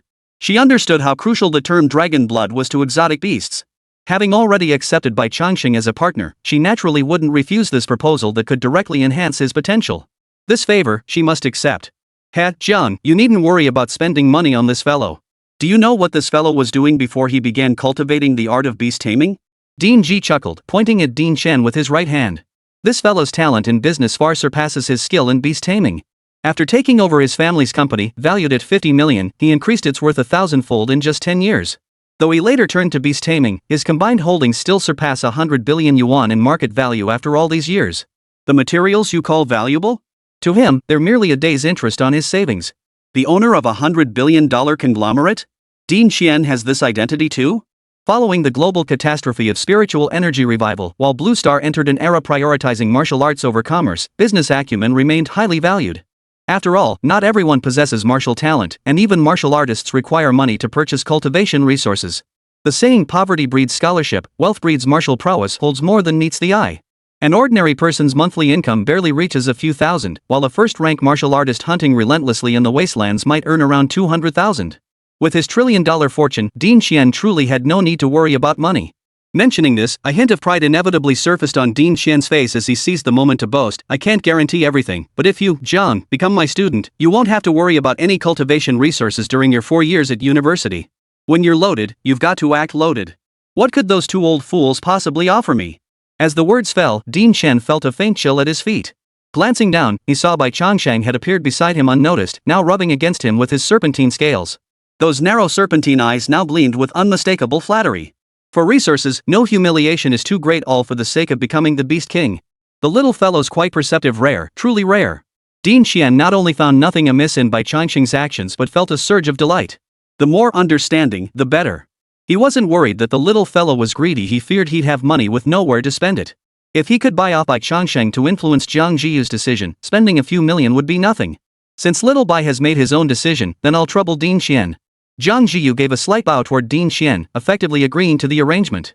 But with this arrangement, both Dean Ji and Dean Xian stood to gain except for Dean Li. As all eyes turned to him, Dean Li couldn't help but smile. It's no matter. The higher your vital energy, the better my teaching results will be. This time, I shall concede. Seeing Director Li speak up first, Directors Ji and Xian instantly breathed a silent sigh of relief, having feared he might change his mind and refuse to stay. In that case, it's settled. Tomorrow morning at 8 o'clock, Xiao Jiang, you need only come find me at the Haoqi building. Dean Ji exchanged a brief farewell, then led Dean Li away first. Dean Xian also bid farewell to Jiang Zhiyu, mentioning he would come to pick up Bai Changsheng tomorrow morning before turning and leaving as well. They came in a hurry and left in a hurry. Xin Shuang and the others hadn't gone far. Seeing the mirror space dissipate and all three deans depart, they approached. Both were tactful enough not to inquire about the deans, acting as if the incident had never happened. They continued guiding Jiang Zhiyu on a tour of the campus. It took a full hour to cover all the major areas of Shuimu, giving Jiang Zhiyu a basic understanding of the campus. This is the Resource Distribution Center. All rewards from the Star Ascension Tower can be claimed here. Additionally, this is where you sell exotic beast materials and purchase cultivation resources like pills. However, the school has specific level requirements for purchasing exotic beasts. Those below Beast General rank are bought at market rates, while Beast General and above command additional point rewards. This is the dormitory building. You should have received your room assignment via text message. Let me take a look. 207, right here. Shuimu's accommodations are quite decent. Every freshman gets this standard, a 70 square meter room with a private kitchen and bathroom for each person. But since you're currently ranked first among freshmen, I expect a school representative will contact you within a week to arrange your move into the Villa District. That's a hidden perk for the top performers on the star ranking board, but only the top 10 qualify. If you drop off the list, you'll have to move back. This is the cultivation room. Cultivation rooms are divided into 3 tiers, A, B, and C. Tier C rooms require no points to access, though their spirit gathering effect is the weakest. Still, it's better than cultivating elsewhere, and the best part is it's free. Grade B cultivation rooms offer about 30% better effects than Grade C. The enhancement to cultivation is noticeable enough to feel the difference. As for Class A rooms, the cost is prohibitive. 1 day in a Class A room could buy you 3 days in a Class B room, yet the improvement over Class B is only about 50%. For daily practice, it's not worth the cost. That's why, aside from the top geniuses, few students exchange for extended periods in Class A rooms. Unless it's a critical moment for a breakthrough. Hey, junior sister Jiang, where are you going? Xin Shuang called out as Jiang Zhiyu suddenly began walking forward. I exchanged some items after challenging the Star Ascension Tower. Since I have time now, I want to consolidate my chi and blood. Hearing Jiang Zhiyu's explanation, Xin Shuang and the others were momentarily at a loss for words. No wonder she's the top freshman. Glancing at Zhang Xing, Xin Shuang spoke again. Come on, I'll accompany you. Heading to the cultivation chamber on the very first day of school might seem odd to outsiders, but once they stepped inside, both Jiang Zhiyu and Bai Changsheng sensed a stark difference from the outside world. The concentration of spiritual energy here was so potent that if one could stay immersed for long enough, even a pig might become a beast general. Of course, that was assuming one could afford the price of 1,000 points per hour. Jiang Zhiyu pulled out everything she just exchanged from the supply depot, casually tossing 2 bare blood pills to Bai Changsheng. Chapter 64, Bloodline Purification. The path of a martial artist's growth was always accompanied by tedious and monotonous cultivation. Absorbing and expelling spiritual energy, tempering and regulating one's chi and blood, practicing and learning martial arts techniques over and over again. This tedious process often meant getting stuck at a cultivation level for extended periods. Occasionally, a minor breakthrough would spark excitement, only to be followed by renewed boredom. Even Jiang Zhiyu, as the empress in her previous life, had no way to escape this. While she could bypass the tedious honing of martial arts and the grinding against cultivation barriers thanks to her past life's realm and experience, accumulating vital energy and blood was not something that could be achieved overnight. Even she required years of steady cultivation to advance gradually. In comparison, Bai Changsheng's path seemed far more comfortable and pleasant. Simply by consuming constantly each day, he could rapidly increase his vital energy.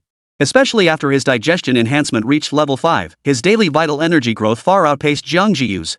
However, this gap was not significant. As Jiang Zhiyu advanced in cultivation and gained ample resources, the already small difference was soon evened out. Yet Bai Changsheng's potential was far from exhausted. The level 5 digestive enhancement hadn't reached its maximum limit as indicated by the system, but advancing further now required a staggering 300 evolution points. No spare points. I'll just have to hold off for now. Glancing at Jiang Zhiyu, whose entire skin glowed with a reddish hue, Bai Changsheng closed his eyes and feigned sleep. Early the next morning, the training room door opened from the outside. Din Xian, dressed in black, entered and observed Jiang Zhiyu still immersed in her cultivation state. He silently nodded to himself. To become a student at Shuemu, both talent and diligence were indispensable. Many students set entering Shuemu as their goal, only to lose focus and become lazy after admission. Jiang Zhiyu's self-discipline, however, was something he found deeply satisfying. Even the finest teachers and resources could only yield their full potential if the student applied themselves diligently. Din Xian remained silent, not interrupting Jiang Zhiyu's cultivation state. He waited a full 10 minutes before Jiang Zhiyu's body gradually faded from its crimson glow, her breath settled, and her eyes opened. Din Xian.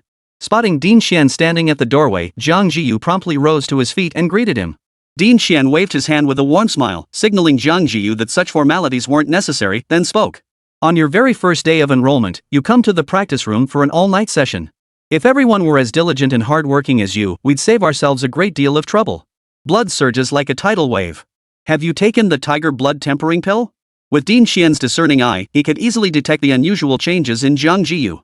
Compared to when they parted yesterday, her qi and blood value had skyrocketed by nearly 200 points, already touching the threshold of the 3rd rank. Such an extraordinary increase proved Jiang Zhiyu had never consumed a pill with similar properties before. In other words, Jiang Zhiyu had yet to experience the explosive growth phase fueled by pills. Given sufficient resources, her vital energy would soon undergo a dramatic surge. This girl's future potential is likely far beyond that of a martial king. Din Xian murmured inwardly but said nothing more. I'll go fetch that little one. In the realm of qi and blood cultivation, he couldn't offer Jiang Zhiyu much guidance. After all, his own cultivation peaked at late martial general level nowhere near old Ji's caliber. Better not to offer misguided advice. However, in the art of beast taming, he possessed absolute confidence. Though Bai Changsheng's potential fell short of Jiang Zhiyu's, his innate talent was still extraordinary. If the upcoming training could fully awaken the dragon blood within Bai Changsheng, even the title of Beast King might not be beyond reach. The question was, how far could Bai Changsheng push his own potential with this opportunity? Xiao Bai. Jiang Zhiyu murmured softly, then gave a slight wave of her right hand. In the next instant, Bai Changsheng was summoned forth. Still dazed and half asleep, Bai Changsheng stared at Din Xian, who had appeared without warning, and a sudden jolt of realization struck his heart. Here it comes, the fortune of a lifetime is finally upon us. It's still a while before 8. Can I come along to see what's happening? Though she knew Director Qian wouldn't harm Bai Changsheng, Jiang Zhiyu instinctively wanted to follow and see what was going on. Of course. Old Ji's office happens to be nearby, so it's on the way. The 2 humans and 1 snake exited the cultivation room, following Old Qian's footsteps toward the administrative wing. After about 10 minutes, they entered a 12-story building. Haoqi Tower housed the offices of the deans and the university president. Under normal circumstances, not even faculty members were permitted to enter, let alone students. At Din Xian's rank, he alone occupied half a floor. The 800-square-meter office included not only standard workspaces but also. It was evident that old Master Qian's office was lavishly decorated. Contrary to the image of gold, silver, and jade ornaments filling the space, his office was instead filled with various spiritual materials and elixirs. The moment he stepped inside, Bai Changsheng was enveloped by a potent medicinal fragrance. The blend of high-grade spiritual herbs created a sensation that was both invigorating and deeply soothing. His gaze swept over shelf after shelf of spiritual herbs, and excitement filled Bai Changsheng's eyes. Though he didn't know the names or effects of these herbs, it didn't matter. What mattered was that if he could consume them all, the sheer quantity alone could likely boost his vital energy and blood to over 10,000 points. Of course, if he gobbled them all down at once, he might suffer from an overdose and explode. The cultivation plan for this youngster spans 7 days. For the first 2 days, I will use pills to deeply stimulate its body, activating its innermost systems. During this phase, its digestive capacity will be greatly enhanced, while simultaneously inducing a state of extreme hunger. However, you must not feed it anything during this time. Maintaining prolonged, extreme hunger will trigger its body to begin automatically digesting and absorbing substances that are not only useless but harmful. After 2 days, once all the chaotic elements within its body have been absorbed, I will feed it potent elixirs to replenish its vital energy and blood, pushing its qi and blood levels to their peak. Then, we'll use spiritual elixirs to fully activate the dragon blood lineage within him. As for how pure the bloodline can ultimately be refined, no one can say for certain. Regardless of the outcome, his vital energy and potential will see a definite enhancement. Din Xian glanced at Bai Changsheng and added after a moment's thought, however, the entire process carries a certain degree of risk. If it cannot withstand the pressure of forcibly purifying the bloodline, there is a high risk of fatality. The decision to proceed rests with you. Chapter 65, Evolutionary Tree Branch, Toxin Resistance. Bloodline purification carries life-threatening risks? Bai Changsheng froze momentarily upon hearing Din Xian's words, but quickly regained his composure. There was no such thing as a risk-free venture in this world. Forcing an upgrade to one's bloodline was an act of defying the heavens. How could it possibly come without risk? Just as Bai Changsheng endured extreme agony when pushing his own level limit, it was impossible to say whether he might perish if he couldn't endure the process. Not to mention, this was fundamentally a venture with immense benefits and no apparent drawbacks.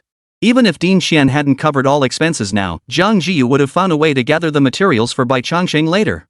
Xiao Bai has made his choice. Glancing at Bai Changsheng crawling toward Ding Xian, Jiang Zhiyu gave a slight nod before bowing respectfully to the Dean. Dean, proceed with the procedure without hesitation. Whatever consequences arise, Xiao Bai and I will bear them. Hearing Jiang Zhiyu's resolute assurance, Ding Xian finally hummed in acknowledgement before flipping his hand to summon a jade bottle. The lid of the green jade porcelain bottle was opened, and an indescribable scent immediately wafted out. It had a mouth-watering quality, yet was simultaneously tinged with an indescribable, foul stench. He poured one out and held it in his palm, greenish-blue in color, about the size of a thumb. This pill is called triple spirit poison. It's refined from the toxins of 3 beast-level venoms. However, the toxins counteract each other, preventing lethal effects. Instead, they stimulate the body into a pseudo-poison state, pushing every organ's function to its absolute limit. Remember, no matter how hungry you are, do not eat anything. Ding Xian added one final warning before finally feeding the pill to Bai Changsheng. Congratulations, host, on consuming the 3 spirits gathering toxin pill. Gain 0 chi blood points and 10 evolution points. You have entered a mildly poisoned state. Time required for toxin dissipation, 24 hours. Congratulations, host. Unlocked Unlit Evolution Tree Branch, Toxin Resistance. Toxin resistance, upon unlocking, grants partial immunity to toxins. Evolution points required to unlock, 10. Hearing the system prompt echo in his mind, Bai Changsheng felt a flicker of delight. Judging by the evolution tree description and the required evolution points, this toxin resistance seemed to be a low-tier functional evolution tree. Similar to rock armor defense, it was the kind of branch that offered little significant benefit whether unlocked or not. Given Bai Changsheng's current vitality, ordinary, unranked toxins couldn't harm him at all. Even if he were bitten without resistance, it wouldn't injure him at most, it would leave him feeling weak and exhausted for a short while. Unless he maxed out the toxin resistance branch, but that seemed like a poor trade-off. With those evolution points, he'd be better off unlocking digestive enhancement and dragon blood instead. Pushing the system notification to the back of his mind, Bai Changsheng distinctly felt a faint stinging sensation spreading from his abdomen throughout his entire body as the pill was swallowed. The pain wasn't intense, but it carried a palpable sense of escalation. Seeing Bai Changsheng's body slowly curl into a coil, Ding Xian knew the pill's effects had begun to take hold.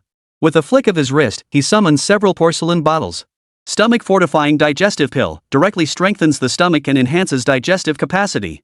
Eliminate Waste and Promote Blood Circulation Pill, fortifies blood vessels and aids the body in expelling waste.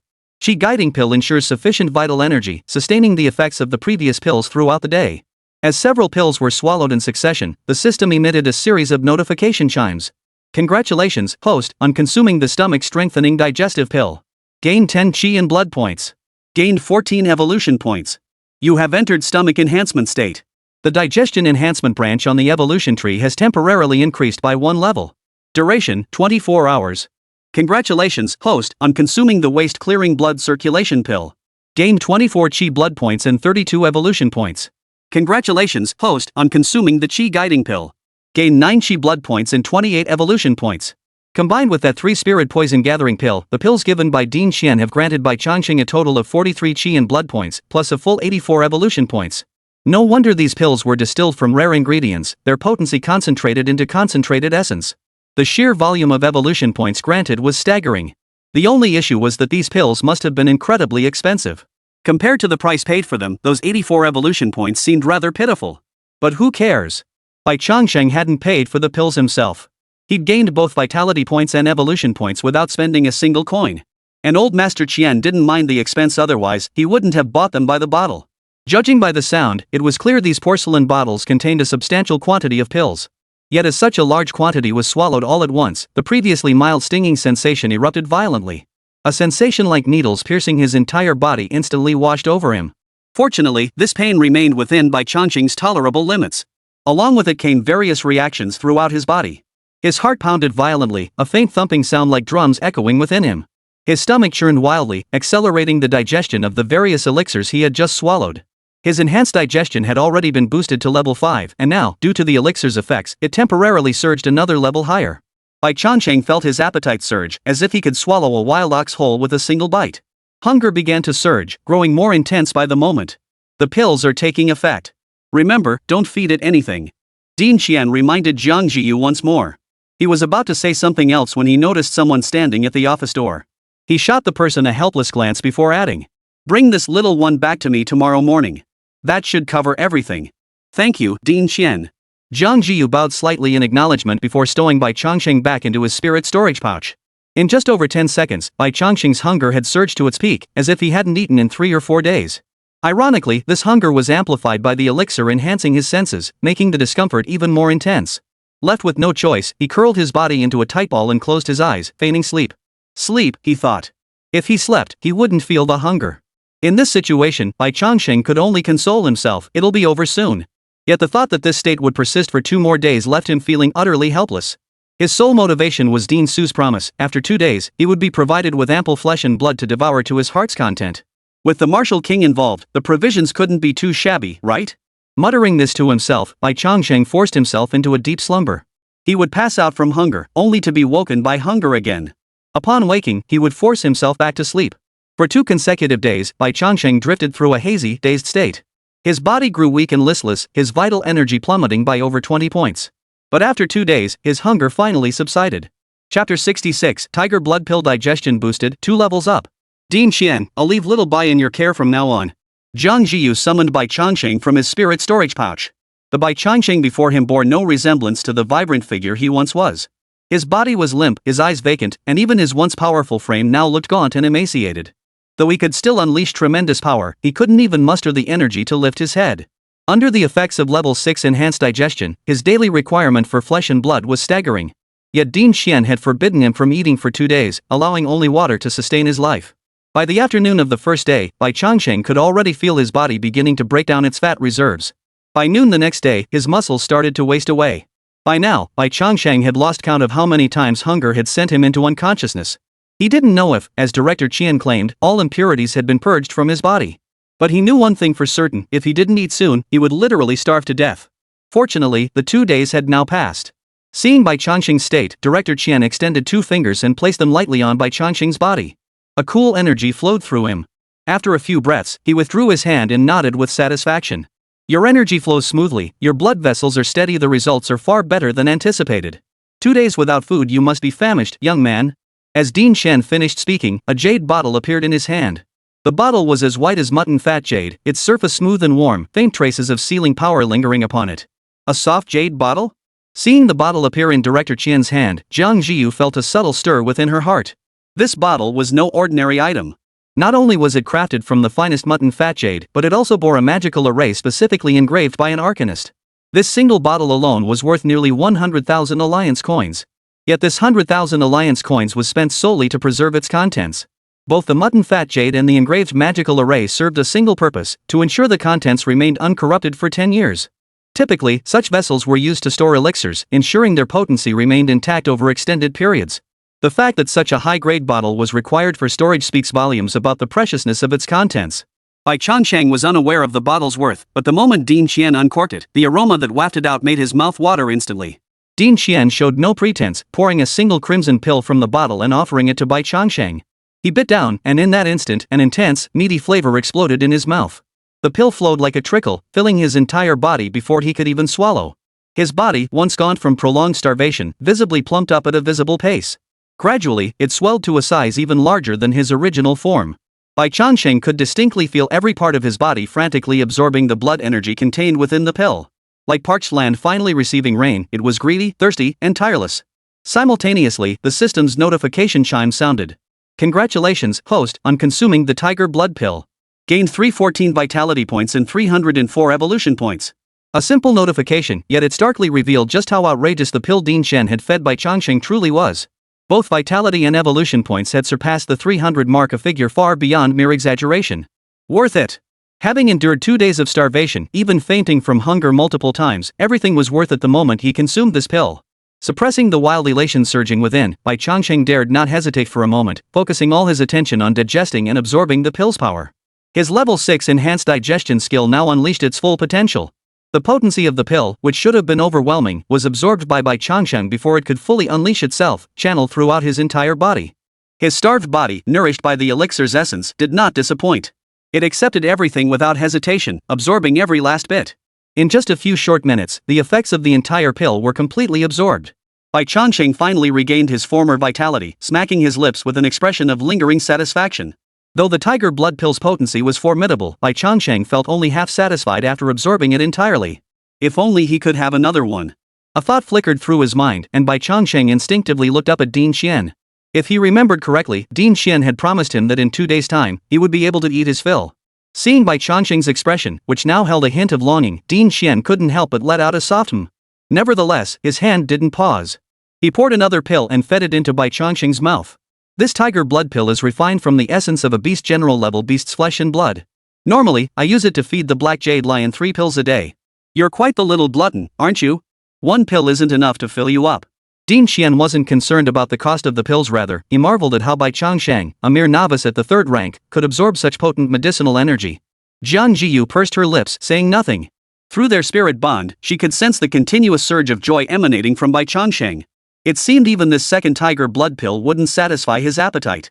Sure enough, after a few more minutes, Bai Changsheng looked up at Ding Xian again and opened his mouth. You can eat more?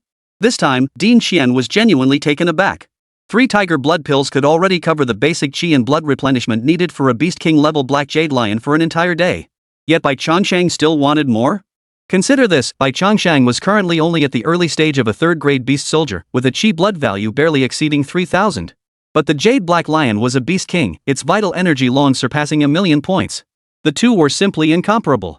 Ding Xian genuinely feared overfeeding Bai Changsheng to the point of bursting. Hesitating whether to administer the 3rd tiger blood pill, he glanced at Bai Changsheng's gaze and ultimately poured out the 3rd pill. Congratulations, host, on consuming the tiger blood pill. Gained 301 vitality points and 289 evolution points. As the system notification sounded, Bai Changsheng felt his body instantly swell, like a balloon nearing its limit.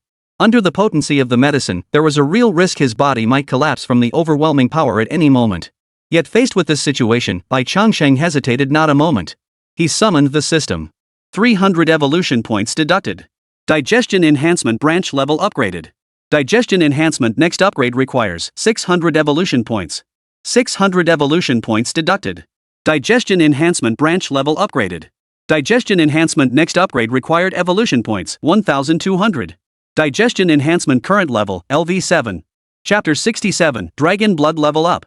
As the system notification sounded, the fully upgraded level 7 digestive enhancement unleashed its full potential. The medicinal energy that had been wildly surging through Bai Changsheng's body instantly found its destination, converging toward his stomach. Upon entering his stomach, however, the potency seemed to vanish into a bottomless pit, disappearing into thin air. Bai Changsheng's heart skipped a beat, but upon catching the description of digestive enhancement out of the corner of his eye, he felt a slight sense of relief. Digestion enhancement LV7 deeply develops your digestive capabilities while allowing you to store a certain amount of chi and blood. Current capacity limit 257-1000. A capacity limit of 1000? Reading this new evolution tree description, Bai Changsheng felt a vague suspicion stirring within him. After reaching level 7, digestive enhancement gained a feature akin to a power bank, freeing him from the need to eat at fixed times and locations. After a rough mental calculation, Bai Changsheng realized his current daily chi and blood absorption capacity was roughly capped at around 100. In other words, one substantial meal could satisfy his digestive needs for 10 days. But more crucially, with a daily increase of 100 chi blood points, the 1,000,000-point threshold for Beast King tier seemed less unattainable. It would only take 10,000 days, a mere 27 years. From the initial 10,000 years required to becoming a Beast King in just 27 years now, Bai Changsheng's chi and blood growth rate had increased by an immeasurable multiple. This was truly a feat achievable within his lifetime. Seeing the progress bar for enhanced digestion still far from completion, Bai Changsheng shamelessly opened his mouth to Ding Xian once more. Eat again? This time, even Ding Xian was taken aback. It wasn't his talent that astonished him, but the sheer volume this fellow could consume. Don't be fooled by the tiger blood pill's thumb-sized appearance. The energy it contained was enough to sustain an ordinary low-tier beast general for an entire month without needing to eat. Yet here was Bai Changsheng, having just devoured 3 of these potent pills, each brimming with vital energy and still showing no sign of satiety. It's well known that snakes have voracious appetites, otherwise, the saying "a snake swallowing an elephant" wouldn't exist. But this was simply too much. Ding Xian glanced at Jiang Zhiyu, only to find her equally astonished. Like him, she hadn't expected Bai Changsheng to consume so many tiger blood pills and still want more. Yet Jiang Zhiyu could distinctly sense a craving emanating from Bai Changsheng through their spiritual bond. After a moment's thought, Jiang Zhiyu finally spoke up. Little Bai possesses exceptional spiritual awareness. If he truly couldn't handle any more, he'd stop on his own. Seeing Jiang Zhiyu speak so decisively, Din Qian felt no need for further hesitation. He was also quite curious to see just how far Bai Changsheng could push himself. The fourth, the fifth. By the time the sixth pill was swallowed by Bai Changsheng, Din Qian and Jiang Zhiyu could no longer conceal the shock in their hearts. 6 tiger blood pills. Even a Beast King tier Black Jade Lion could probably only eat this much if it opened its stomach wide. It was normal for a Beast King to consume that much, but for Bai Changsheng, a mere third-rank beast soldier, to eat so many was utterly absurd. Fortunately, after swallowing the 6th pill, Bai Changsheng finally stopped. His chi blood value had successfully surged to 3,800 points. The level 7 digestive enhancement could store the devoured chi and blood essence, though it didn't directly convert it into his own. Barring any mishaps, this essence would be gained as his digestion continued to strengthen. Evolution points, however, were acquired instantly. The 6 tiger blood pills provided him with a full 1,800 evolution points. Combined with his previous surplus of over 300 points, even after upgrading his digestive enhancement twice consecutively, Bai Changsheng still had over 1,200 points remaining. Having finally fought a battle that left him flush with resources, Bai Changsheng hesitated not a moment before deciding to upgrade his digestive enhancement one more level. If all went according to plan, an 8th level digestive enhancement would allow him to store even more chi and blood. This meant he could fleece Din Qian for another round of resources. But just as Bai Changsheng was fantasizing about this windfall, the system alert sounded. Digestion enhancement has reached its current level cap. Host must promptly advance to Beast General rank. Having 1,200 evolution points with nowhere to spend them felt. Before, he constantly needed evolution points, yet they were incredibly hard to come by. Now he had them, yet the system wouldn't let him spend them. His gaze drifted downward, settling on the dragon blood column. Both digestive enhancement and dragon blood belong to the 2 essential evolutionary tree branches Bai Changsheng must upgrade. Since the economic boost aspect of digestive enhancement could no longer be improved, enhancing dragon blood was a decent alternative. After all, the path to advancing his cultivation realm was still long and arduous. There was no need to rush this particular matter. The thought crossed his mind, stirring Bai Changsheng's heart. 1,000 evolution points deducted. Dragon blood branch level upgraded. Evolution points required for next dragon blood upgrade, 3,000. Dragon Blood LV2. The concentration of dragon blood within your veins has increased to a certain degree, bringing you one step closer to your aspiration of transforming into a dragon. As the system notification faded, Bai Changsheng felt an inexplicable heat surge through his entire body. It felt as though a sudden flame had ignited within him, spreading through his bloodstream to every part of his body. Vaguely, Bai Changsheng sensed his entire body's serpentine scales loosening under the scorching heat of this flame. The slightest touch caused large patches of scales to begin shedding. Beneath the original scales, tender new snake scales were emerging. What is this? Din Qian's pupils contracted slightly at the strange transformation occurring on Bai Changsheng's body. Shedding scales, he exclaimed in astonishment. Dragon blood essence. The dragon blood aura on the little one has grown stronger. Jiang Zhiyu was puzzled, yet she too sensed that something significant had occurred within little Bai's body. Noticing the confusion in Jiang Zhiyu's eyes, Din Qian paused briefly before explaining. Though we don't know the cause, the concentration of dragon blood within this youngster has suddenly surged significantly, reaching the 2nd stage. His dragon-like traits will manifest more fully, and his potential will be elevated to new heights. These newly grown snake scales are the hallmark of 2nd stage dragon blood. Look closely, you should be able to see a faint golden thread running along its back. That is the dragon sinew. Once the dragon blood concentration reaches the 4th stage, the dragon sinew will fully form. At that point, its growth ceiling will be directly elevated to the Beast King tier. My Black Jade Lion already possesses 4th stage dragon blood. Having spent his entire life dealing with and researching dragon blood, Din Qian naturally understood what Bai Changsheng's current state signified. I had assumed the dragon blood concentration within this youngster would only increase after all procedures were completed. I never imagined it would purify the dragon blood concentration on its own. Consuming all those tiger blood pills just now must have been to accumulate the vital energy needed for the dragon blood transformation. Excellent! Excellent! Excellent! After uttering 3 consecutive excellent S, Din Qian's gaze toward Bai Changsheng held an added spark of delight. As long as the next procedures go smoothly, this little one's dragon blood concentration should reach the 3rd stage. If that truly happens, it will possess the potential to become a lord-level beast. Chapter 68, Consuming the Dragon Blood Jade Marrow. Clearly, the potential Din Qian spoke of differed somewhat from conventional notions of potential. The potential for a lord-level beast he spoke of now was a certainty, something guaranteed to come to pass. The potential of others, however, was merely a possibility far from guaranteed. The gap between them was as vast as heaven and earth, utterly incomparable. Warlord-level combat prowess was considered pillar-level strength even when viewed across the entire celestial dynasty. Though Shuemu students appeared to be geniuses selected from thousands or even tens of thousands, there was no guarantee everyone would achieve marquis status in the future. In fact, the ratio was pitifully low. If 1 or 2 out of 10 become Wowo, that cohort is already considered exceptionally outstanding. For the majority of Shuemu students, their ultimate limit after graduation is merely late-stage martial general. One can imagine what Dean Chen meant when he spoke of a lord-level beast's potential. With proper cultivation, Bai Changsheng might very well reach the late-stage lord tier. Such combat prowess would be no ordinary feat even within Shuemu's ranks. Jiang Zhiyu's gaze toward Bai Changsheng grew complex upon hearing this. In her previous life, despite dedicating over a decade to mastering beast taming, she had achieved little in the field. Her understanding of spirit beasts naturally paled in comparison to Dean Xian's expertise. Hearing Dean Xian's words now, an inexplicable sense of guilt welled up within her. She understood all too well that Little Bai's current achievements and potential were entirely due to its own efforts. By comparison, she, as its master, seemed utterly inadequate. Had she been able to provide Bai Changsheng with more resources, perhaps its accomplishments would have far surpassed what they were now. As this thought crossed her mind, Jiang Zhiyu made up her mind. She bowed respectfully toward Dean Xian. Dean Xian, if it's possible, I'd like to leave Xiao Bai in your care here. I'll choose you directly as my teacher. In Jiang Zhiyu's eyes, the choice of teacher wasn't nearly as crucial as others might think. She lacked neither guidance nor cultivation experience, nor even cultivation techniques. The only thing she lacked were cultivation resources and protection during her growth period. All 3 deans could provide this. Therefore, in reality, choosing any of them as her teacher made little difference to Jiang Zhiyu. If this choice could serve as a condition to ensure Bai Changsheng never had to worry about resources, it would be well worth it. Besides, under Dean Xian's guidance, Bai Changsheng would clearly receive superior cultivation. At the very least, she had never known about this method of bloodline advancement before. Had Jiang Zhiyu proposed this 2 days prior, Dean Xian would likely have been overjoyed and readily agreed. But now, hearing Jiang Zhiyu repeat the offer, Dean Xian nearly shook his head with a wry smile. I know what you're thinking, but this achievement isn't mine. That youngster's dragon blood concentration had likely already reached a critical threshold. All he needed was sufficient vital energy nourishment to elevate his bloodline concentration further. I merely help things along, paying nothing more than a few tiger blood pills. If you're basing your decision solely on this, old G and old Li would probably come after me when they find out. I do want to take you on as a student, but I need to win over those 2 old fools first. There's no rush. We can discuss everything in 3 months' time. Dean Chen waved his hand, his gaze flickering as he watched Bai Changsheng's scales continue to shed. He added, but this little fellow's performance has truly surpassed my expectations.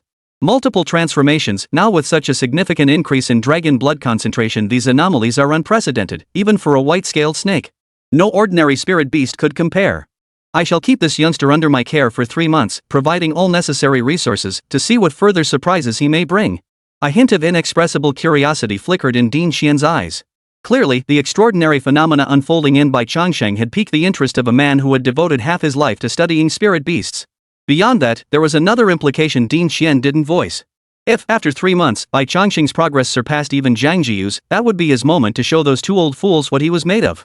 You nurtured Jiang Zhiyu into excellence, but that's because she was born with extraordinary talent, a peerless prodigy. Yet if I cultivate a white-scaled snake to surpass Jiang Zhiyu, 2 books missing from the 4 books and 5 classics, no poetry or ritual. At the thought of this potential future scenario, a faint smile crept onto Dean Xian's lips.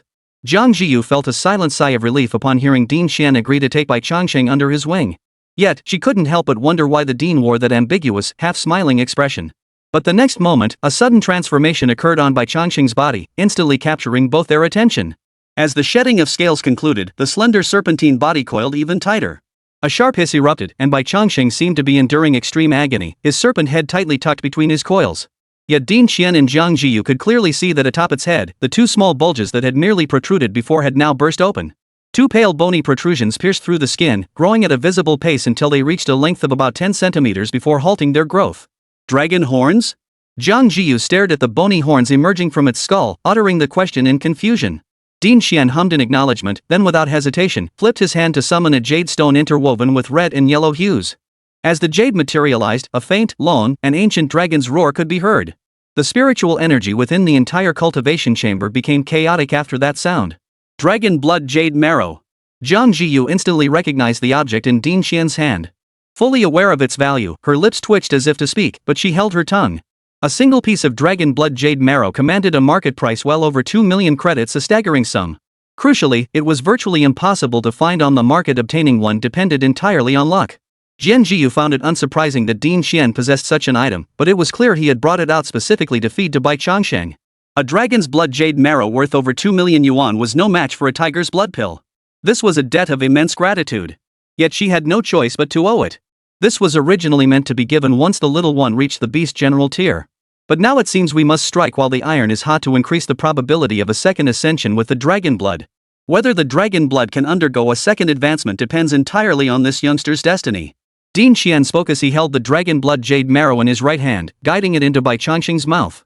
As the dragon blood jade marrow entered his mouth, a thunderous roar exploded in Bai Changsheng's ears. Roar! As the dragon's roar echoed, Bai Changsheng felt a sudden flash before his eyes. When the scene returned, he found himself above a watery pool. Before him stood a white dragon, pale-headed, its eyes glowing with a golden light. Though only its head emerged from the water, that single head alone measured dozens of meters in length. It was not difficult to imagine that the dragon's body hidden beneath the water might well be hundreds of meters long. Chapter 69, The White Dragon, nearly a kilometer long. As their gazes locked, Bai Changsheng felt a sudden tremor deep within his heart. Even without the slightest movement from its opponent, the sheer presence alone was enough to make Bai Changsheng's spirit wilt. Though he couldn't be certain of the exact power level of this white dragon before him, Bai Changsheng knew clearly that even Din Qian's black jade lion paled in comparison to this being. It stood absolutely above all beast kings. Even a beast emperor might not be worthy of comparison to this white dragon. Wait, wasn't I in Din Qian's office? How the hell did I end up here? Under the white dragon's piercing gaze, Bai Changsheng dared not move an inch, terrified that the slightest motion might provoke a sudden, violent attack. An existence of this caliber could probably crush him to dust with a single sneeze. Motionless, Bai Changsheng seemed frozen in place, unable to even avert his gaze, let alone flee. The two stood frozen in place as time slowly ticked by. After an unknown duration, Bai Changsheng sensed something amiss. Though he couldn't fathom why this being was here, it was clear that a beast emperor or even a beast god would never stoop to playing such a tedious game with him. Was it truly amusing to frighten a mere third-grade beast soldier? He shifted his body slightly.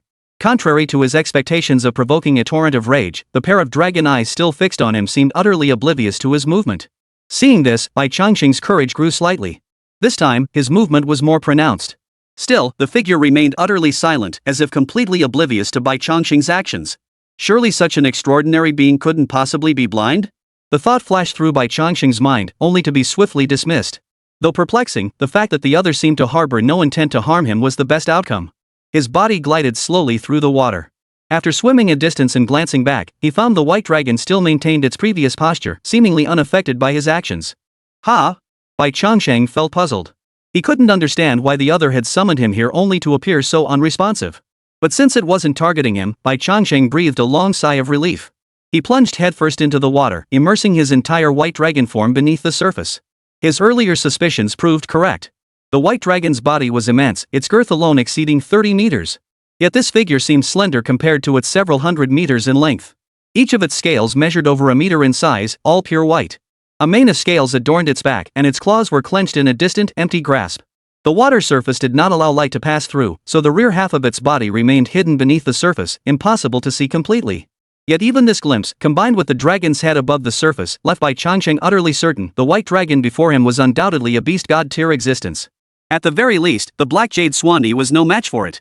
What puzzled Bai Changsheng, however, was the eerie realization upon closer inspection: this white dragon seemed utterly devoid of life. A beast god, or a fallen beast god? Who could have severed the life force of an entity that once stood at the pinnacle of power in this world?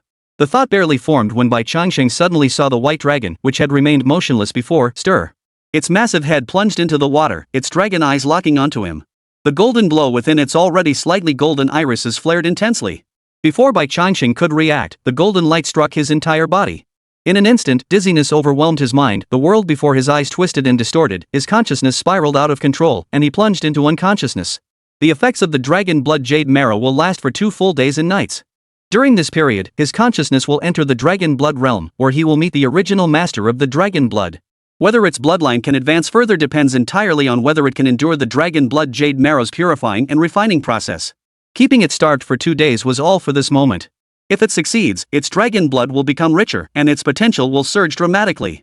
Defeat leads to the depletion of vital energy and blood, and the soul being scattered by dragon blood. Din Qian murmured to himself, offering an explanation to Jiang Zhiyu. Jiang Zhiyu glanced at Bai Changsheng, whose body was tightly coiled and now unconscious. She sensed not a trace of his vital energy, as if all life had vanished, yet his breath still stirred. Then I entrust him to you, teacher. Jiang Zhiyu changed her words, shifting from Din to teacher. Din Qian paused slightly, but accepted the title without protest. Waving his hand dismissively, he said, "Alright, you should go to the Ji family's side first. I'll keep an eye on things here. Nothing will happen." Jiang Zhiyu bowed respectfully once more before turning to leave. The office door closed behind her. Dean Qian glanced at Bai Changsheng lying on the floor, then flipped his hand to summon another jade vial.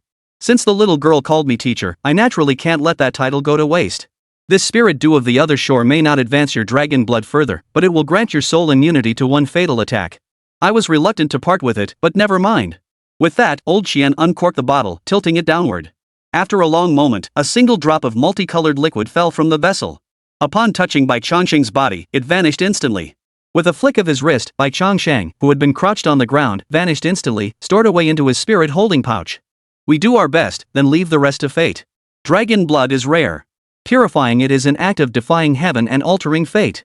Protecting your life is already pushing the limits.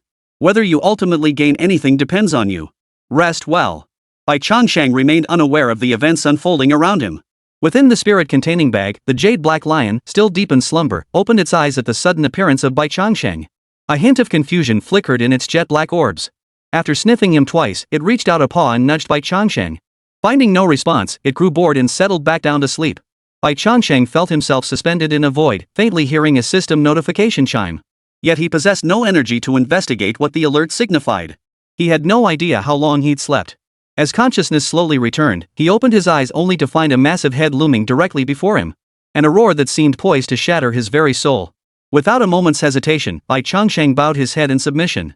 The imagined scene of being bitten in one gulp did not materialize. Lifting his gaze, he saw that the colossal beast had somehow transformed into human form. Clad in black armor, its form was imposing. The only peculiarity was that it retained the semblance of a lion's head, and even its limbs differed from before only in size. A slender tail swayed lazily behind it. It now stared at Bai Changsheng, its expression seeming to say, "Is that all the guts you've got, kid?" Chapter 70, Your Master. A broke ass. Facing a beast king with a third-rank body, kneeling isn't shameful, failing to kneel fast enough is. Truth be told, Bai Changsheng didn't actually want to kneel. Rather, the overwhelming pressure of the black jade lion beast king, combined with the dragon blood coursing through his veins, compelled Bai Changsheng to feel a sense of forced submission. For any other beast soldier, that single roar alone would have been enough to shatter their spirit. Once beasts reach the lord level, their psychic power surged dramatically, much like human martial artists. They were called sovereign level precisely because beasts at this rank could use their psychic power to influence the intellect of lower-tier beasts, subconsciously instilling thoughts of submission. This was especially true for a beast king who slaughtered lords as easily as butchering dogs. But beast kings possessed their own pride. Seeing Bai Changsheng's reaction, the black jade lion, who had intended to tease him, now felt awkward about pushing him further. Though Bai Changsheng's presence still felt awkward, at least he now had a companion, making things less tedious. Having grown up under Dean Qian, the black jade lion's mindset leaned more toward human thinking than that of beast kings raised through combat on the wilderness, possessing a strong territorial instinct. Had this been any of those wild beast kings, Bai Changsheng would likely have been swallowed whole the moment he appeared in the spirit nurturing bag. How could he possibly have been allowed to wake up? You are so weak. The jade black lion spoke in human words, extending a claw to point at Bai Changsheng, its eyes brimming with disdain. Beasts that reached the beast king tier could not only take human form, but with sufficient sentience, speaking human language was hardly unusual. Though Bai Changsheng's power fell far short of that level, the black jade lion understood the meaning behind his faint hiss. Two more soft hisses followed. The jade black lion had intended to further humiliate Bai Changsheng. Yet upon hearing these soft hisses, pity flickered in its eyes. Your master is a broke ass. My master is rich. Bai Changsheng had no idea where the black jade lion had picked up the term broke as a joke, but it was clear he'd grasped the meaning perfectly. When you're under someone's roof, you gotta bow your head. Hopefully Jiang Zhiyu won't blame him when she finds out. Yeah, my master is a poor schmuck. You have no idea what kind of life I lead, big brother. A poor master, lowly bloodline, a survival environment fraught with danger, and a shattered me. Every ounce of strength I possess today is earned through my own sweat and toil. Clearly grasping Bai Changsheng's meaning, the pity in Mayu Swani's eyes deepened. Just then, a large chunk of exotic beast meat was tossed into the spirit bag. No need to guess it was Dean Qian feeding the jade black lion. However, Dean Qian seemed oblivious to the scene unfolding within the bag. After casually tossing in the meat, he returned to processing his documents. This beast meat was rich in vital energy and blood. At a glance, it was clear it had been carved from at least a beast general level creature, specifically the most tender leg meat, with not a trace of fat, only lean muscle. What could the meat of a beast general level creature possibly taste like? Bai Changsheng swallowed hard, his gaze fixed on the lean meat. His eyes flickered as if noticing something, shifting toward the jade black lion before he quickly ducked his head. He was eyeing the meat, while the jade-colored lion was eyeing him. Beasts instinctively guarded their food. He'd barely managed to placate this one without provoking it. If a piece of meat caused resentment, it would be a loss far greater than any gain. Though the meat of a beast general level creature was delicious, Bai Changsheng could still resist. Yet to the Jade Black Lion, Bai Changsheng's actions appeared nothing short of cowardly and pitiable. Its intelligence was not low, roughly equivalent to that of an 11 or 12-year-old human child. Moreover, having been overly protected by Din Xian, its mind remained fundamentally immature. Observing Bai Changsheng's demeanor, the Jade Black Lion pondered briefly before nudging the beast meat toward him. Bai Changsheng sensed the unusual gesture and lifted his eyes to meet the Jade Black Lion's gaze, a hint of confusion in his own. Eat it. I don't care for meat. A beast that dislikes meat? Bai Changsheng clearly saw the Jade Black Lioness throat twitch slightly as it swallowed saliva. But since the other had offered, refusing would seem ungrateful. He took a bite, yet his attention remained fixed on the Jade Black Lion. If it showed any sign of displeasure, he'd stop immediately. Yet even when the system notification sounded, the Jade Black Lion never glanced back at the meat. Congratulations, host, on consuming the long-furred ling deer. Gained 57 chi blood points and 21 evolution points. Though he'd been unconscious and unaware of the time passed, he'd maxed out the 1000-point vitality storage cap granted by his enhanced digestion before losing consciousness. By the 200-odd points of vitality missing, Bai Changsheng could roughly estimate how long he had been asleep. 2 full days of unconsciousness. He wasn't starving, but his stomach was empty, and his mouth was watering. The Jade Black Swandy showed no sign of turning back, and Bai Changsheng showed no sign of holding back. After their brief time together, he had already grasped the essence of the Jade Black Lion's temperament. At least his earlier fears of the creature suddenly lashing out were unfounded. With that certainty, he naturally had little left to fear. He wolfed down several more mouthfuls, and the modest portion of venison was now reduced by about 2/3.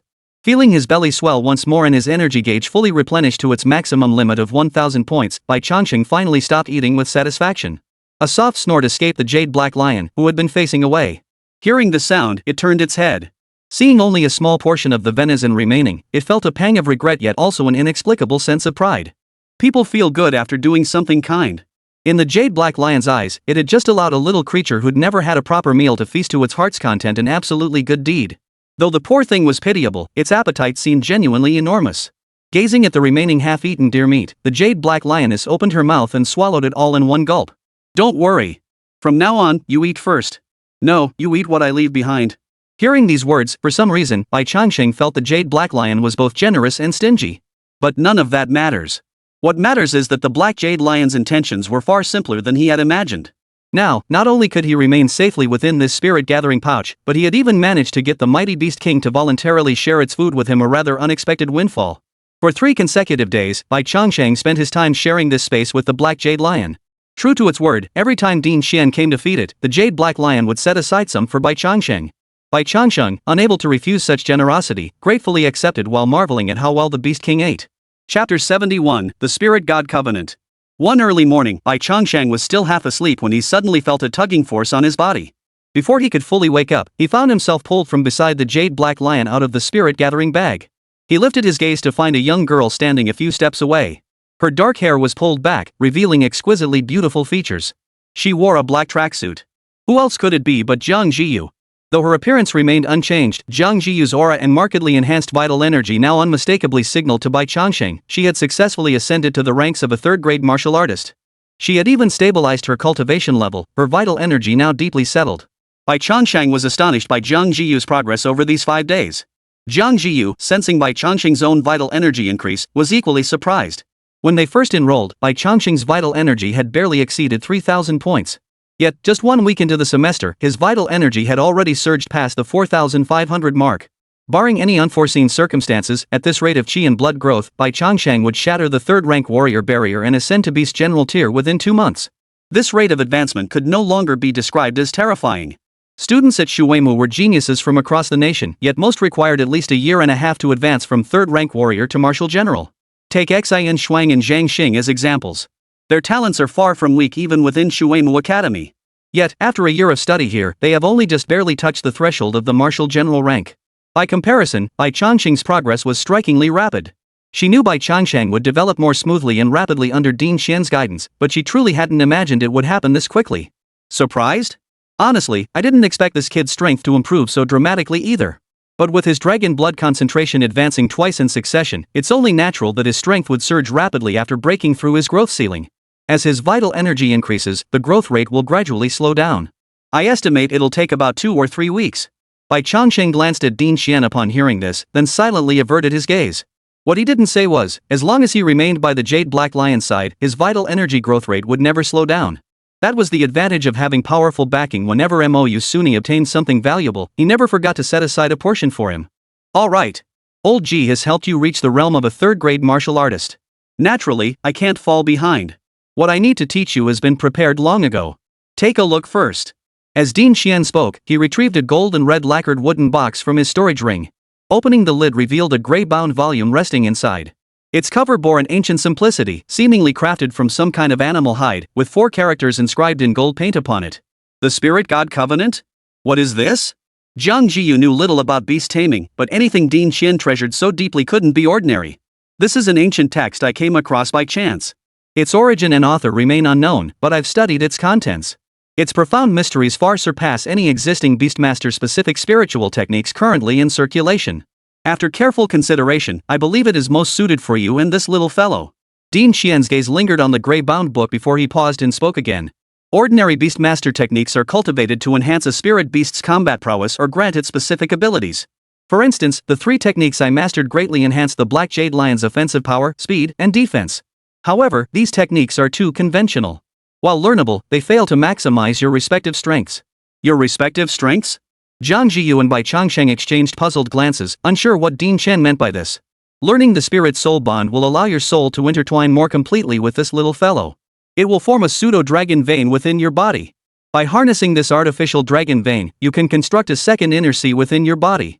If Jiang Zhiyu hadn't grasped Dean Xian's intentions before, the moment he heard the words second inner sea, everything clicked. He instantly understood the Dean's meaning. Martial cultivation relied on spiritual energy. By absorbing spiritual energy and integrating it into their bodies, martial artists could unleash attacks far exceeding their physical limits when the energy empowered their flesh. After reaching the 3rd rank, a martial artist's spiritual energy gradually becomes abundant. It begins to condense into dew-like droplets, and storing it within flesh and blood becomes increasingly unsuitable. At this stage, one must carve out an inner sea within the body to store spiritual energy. The completion of this internal sea marks the transition to becoming a martial general. Beyond that, the only distinctions lie in the size and resilience of the internal sea. On this foundation, every martial artist possesses only one inner sea, a consensus held by all practitioners since the revival of spiritual energy. Even those at the Emperor realm cannot break this constraint. Yet now, she had heard the words second inner sea from Dean Xian's mouth? Jiang Zhiyu knew all too well how maddening this revelation would be if it spread. Under identical conditions, a second inner sea meant more explosive spiritual energy, longer-lasting combat endurance, and accelerated cultivation speed. But if it were truly achievable, why hadn't Dean Xian cultivated it himself? Noticing Jiang Zhiyu's gaze, Dean Xian understood her thoughts and shook his head with a wry smile. The rewards of mastering it are immense, but the conditions required to cultivate it are equally harsh, perhaps even impossible to achieve. First, the martial artist's spiritual power must be sufficiently formidable. The martial marquis rank is the threshold. Without it, the soul weaving technique cannot be activated at all. You perfectly meet this requirement. Second, the potential of the spirit beast bloodline must be substantial. If it doesn't meet the standard for opening the inner sea, even if one practices it, it will be utterly useless. In this regard, while 3rd stage dragon blood falls short, after several mutations, the bloodline level within this little one clearly surpasses mere 3rd stage dragon blood. Third, and most crucially, neither party's vital energy can be too high. The soul resides within the physical body. If the body is too formidable, attempting to force another soul into it will only result in the body rejecting the soul. Even if successful, it would bring no benefit. Instead, the body would gradually decay. In that case, these conditions are indeed demanding. Perhaps someone could meet 1 or 2 of the 3 points, but fulfilling all 3 is exceedingly difficult. Those with exceptionally strong spiritual power typically specialize in magic. Opening a second inner sea requires the high-grade bloodline of a spirit beast, yet those possessing such bloodlines would never abandon their true calling to pursue martial arts. Even if one pursued both paths simultaneously, spiritual power itself would become the stumbling block. A martial artist's physique, yet possessing the mental strength of a martial marquis. Had he not been reborn with the cultivation base of an emperor from his previous life, Jiang Zhiyu himself couldn't fathom how he could have achieved this. In other words, fulfilling all 3 conditions simultaneously signifies possessing peak talent in magic, beast taming, and martial arts. No wonder Dean Xian had called the conditions harsh, even impossible to meet. Chapter 72, Soul Link with Jiang Zhiyu. By harnessing the false dragon vein, you can condense a second inner sea. And this little one, because its soul is intertwined with yours, gains the ability to practice human martial arts. Moreover, to a certain extent, it will be influenced by you, allowing it to advance rapidly. Beyond that, its mental power will be greatly enhanced, and it will gain the ability to speak human language. I can cultivate martial arts too? Hearing Ding Xian's words, Bai Changsheng's heart skipped a beat. Martial arts, at their core, are essentially a method of circulating spiritual energy within the body. By channeling it through distinct meridians and manifesting it through external movements, one can often unleash effects far surpassing ordinary capabilities. However, due to their distinct meridian systems, beasts cannot simply replicate martial arts for cultivation. This was precisely the reason for metamorphosis. Theoretically, the human body possesses the most complete and intricate network of meridians, allowing for the highest potential in martial arts cultivation. However, even after shape-shifting, it remains difficult to achieve the same level of unimpeded meridian flow as humans. Of course, beasts possess their own racial talents. Some exceptionally potent racial talents are even innate heaven-tier martial arts. But there's one crucial point to note. If you truly decide to cultivate the spirit-god covenant, once mastered, your souls will become deeply intertwined. You will rise and fall together. Its effects will be far more extreme than any ordinary spirit pact. While ordinary spirit contracts can be dissolved, the spirit-god pact will backfire upon the other party if one dies or suffers severe soul damage. In severe cases, it could even obliterate half of your soul. Ding Xian's expression grew grave as he looked at Jiang Zhiyu. Having explained the benefits, the dangers must be made clear as well. The choice was entirely up to Jiang Zhiyu to make. Upon hearing this, Jiang Zhiyu merely pursed her lips slightly and glanced at Bai Changsheng. When she saw him nod, an involuntary smile touched her lips. Bai Changsheng had made the same choice as her. With that settled, what was there left to hesitate about? Master, I wish to study the spirit god covenant. Jiang Zhiyu declared with unwavering resolve, and Ding Xian's face broke into a smile. Truth be told, I'm genuinely curious to see what the spirit soul covenant looks like when fully cultivated. Especially with your talent, if you could open a second inner sea. Unrivaled among your peers would no longer be your limit. No teacher dislikes seeing their students' exceptional talent. And if they could help a student already blessed with extraordinary gifts reach even greater heights, the sense of accomplishment would be beyond words. The spirit god covenant requires establishing a soul link between both parties. With the foundation of the spirit covenant already in place, this step won't be difficult. We should have results within 3 days. I'll prepare some spirit-nourishing elixirs and potions to ensure your safety and that of this little fellow. Close your eyes and calm your spirit. Attempt to sense each other's souls. Following Ding Xian's instructions, the human and the serpent sat cross-legged, gently closing their eyes. Bai Changsheng, unsure how to search for souls, closed his eyes only to find utter darkness before him. The entire room fell silent. Bai Changsheng could even hear the slow, steady beat of his own heart. Yet as time slowly passed, Bai Changsheng still felt nothing. Instead, the sleepiness that had been disturbed earlier began to return. His consciousness gradually dulled, and Bai Changsheng actually drifted into a deep sleep. A full stomach always makes one drowsy, or perhaps it was the overly comfortable days spent in the waterwood that made Bai Changsheng sleep so deeply and soundly. And he had a dream. In the dream, there was a lotus pedestal carved from ice. Standing upon it was a figure slightly gaunt. All he could see was a back, black hair cascading to the waist, a spear held firmly in hand. For some inexplicable reason, Bai Changsheng felt a sense of familiarity toward this figure. He strained to draw closer, desperate to see who it was. Yet a distance remained between them, and no matter how hard he tried, he could not reach the figure. When he finally awoke, Bai Changsheng still hadn't seen the figure's face clearly. Instead, he felt utterly exhausted. This sleep left Bai Changsheng drenched in sweat and utterly drained. Meanwhile, Jiang Zhiyu slowly opened her eyes. Noticing both man and snake awake, Director Qian casually handed over 2 vials of medicine, sharing one with Bai Changsheng. Without hesitation, Bai Changsheng bit off the cap and gulped down the entire vial in a few swift swallows. The cool liquid slid down his throat, and he felt his previously foggy mind clear slightly. Teacher, I failed. Though she spoke of failure, Jiang Zhiyu's expression remained unruffled. Ding Xian shook his head upon hearing this. This step requires patience and perseverance. There are no shortcuts. Once your spirit is restored, try again. Don't be discouraged. For 2 consecutive days, Bai Changsheng and Jiang Zhiyu persistently attempted to establish the soul link Ding Xian had described. Jiang Zhiyu didn't even return to her dorm, staying in Ding Xian's office the entire time. Yet after 3 full days, there was still no progress. Bai Changsheng could no longer count how many times he'd dreamed of that figure treading upon the ice lotus, yet he still couldn't see its face. When exhaustion set in, he'd take a potion to replenish his energy and continue. Until the evening of the 3rd day, when Bai Changsheng finally fell into a deep sleep. There, facing him, the figure atop the ice lotus had turned to look directly at him. Bai Changsheng recognized the figure instantly. Who else could it be but Jiang Zhiyu? This must be Jiang Zhiyu from my previous life, right? Though her body had been reborn, her soul retained the form of her previous life, appearing to be around 25 or 26 years old. Compared to her current youthful appearance, she carries less coldness, yet an inexplicable divine aura. He murmured these thoughts to himself when suddenly, a thunderous roar erupted, jolting Bai Changsheng out of his reverie. Across from him, Jiang Zhiyu was drenched in sweat, gasping for breath as if she'd just woken from a nightmare.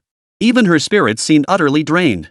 This time, Bai Changsheng could clearly sense Jiang Zhiyu's profound exhaustion, as if her spirit had been drained in an instant. Seeing Jiang Zhiyu in this state, Ding Qian's face lit up with delight before he hurriedly handed her a pill. Soul-stabilizing pill. Jiang Zhiyu took the pill, swallowed it in one gulp, and sat cross-legged to regulate his breath. As the pill began to take effect, Bai Changsheng could distinctly feel Jiang Zhiyu's spirit rapidly recovering from its exhaustion. Only after a full 10 minutes did she finally open her eyes again. It worked? Jiang Zhiyu gave a soft nod and turned to look at Bai Changsheng. Now, I can clearly sense Xiao Bai's emotional changes and his location. Beyond that, his body seems to have resonated with mine, allowing me to faintly sense the presence of dragon blood. Chapter 73, The 10 Million Loan. The link is established. Next, we proceed step by step as instructed. The first step is to construct a false dragon vein within your body. Ding Qian retrieved a pile of items from his storage ring. As they materialized, the entire office was instantly filled with spiritual energy, the air carrying a refreshingly invigorating sensation. Tricolored grass, rootless fruit, twin lotus from the spirit lake. Even Jiang Zhiyu, with her typically aloof demeanor, couldn't help but speak up upon seeing the items Ding Qian had produced. Bai Changsheng could clearly sense a noticeable emotional stir from Jiang Zhiyu's side after these items appeared. You recognize them all? That's convenient, it saves me from having to explain each one's properties and usage to you. With a wave of his hand, the newly retrieved herbs all flew toward Jiang Zhiyu. Teacher, these things are far too precious. I cannot accept them. This time, however, Jiang Zhiyu's refusal was exceptionally firm. She and Ding Qian were mere acquaintances, they had only known each other for 10 days. Earlier, Bai Changsheng had obtained a piece of dragon's blood jade marrow worth over 2 million. Adding these medicinal herbs to the mix would likely push the total value well beyond 5 million. If Ding Qian were a close relative, she might have accepted them without hesitation. But the problem was, he wasn't. It might seem a bit pretentious or overly polite, but that was simply Jiang Zhiyu's nature. You can use all of this. Take it quickly. Ding Qian waved his hand dismissively. Before he could say more, he saw Jiang Zhiyu stubbornly shake her head. You little brat, you call me teacher, what's wrong with me giving you a few things? You know perfectly well these things mean nothing to me. Besides, they're all essentials for your next phase. Unless you're willing to give up the chance to solidify your second inner sea. With such an opportunity right before her, one others would beg for but could never obtain, how could Jiang Zhiyu possibly give it up? After 2 seconds of silence, Ding Qian finally spoke first. Your talent is extraordinary. Your cultivation speed is astonishing, and you're simultaneously mastering multiple paths. The resources required are no small matter. To earn such resources, even if you spent every day in the wilderness, you might not be able to keep up. Ding Qian's words were undeniably true. Even setting aside high-grade spiritual herbs, the basic resources Jiang Zhiyu and Bai Changsheng consumed daily were substantial. It was only after enrolling at Shuemu Academy that they managed to scrape together a modest fortune through the Star Ascension Tower, combined with the savings earned from the Steel Bone Wolf King, that they could barely meet their daily basic needs. Even so, should any high-grade spiritual medicine be required, Jiang Zhiyu's savings would be utterly insufficient. Take the spiritual medicines before her now, picking just 2 would drain her entire savings. And even if you wanted to go earn money in the Wasteland now, we wouldn't let you. The we here clearly referred to the 3 deans. First, safety cannot be guaranteed unless one of us old codgers accompanies you. But that would be putting the cart before the horse, wouldn't it? Second, your cultivation hasn't even reached a bottleneck. You don't need combat to break through realm barriers. What you should be doing now is focusing on cultivation. When your strength is still weak, risking your life for money only wastes your cultivation time and squanders your innate talent. Only a fool would do such a thing. Ding Qian spoke harshly to Jiang Zhiyu for the first time, determined to dispel her misguided notions. Yet after speaking, his words faltered slightly. After a moment's thought, he added, "All right then, take the items for now. I'll go fetch something." Jiang Zhiyu had no idea what Ding Qian intended to do, but it was clear she had no right to question his affairs. With that, Ding Qian turned and left the office, leaving Jiang Zhiyu and Bai Changsheng staring at each other in bewilderment.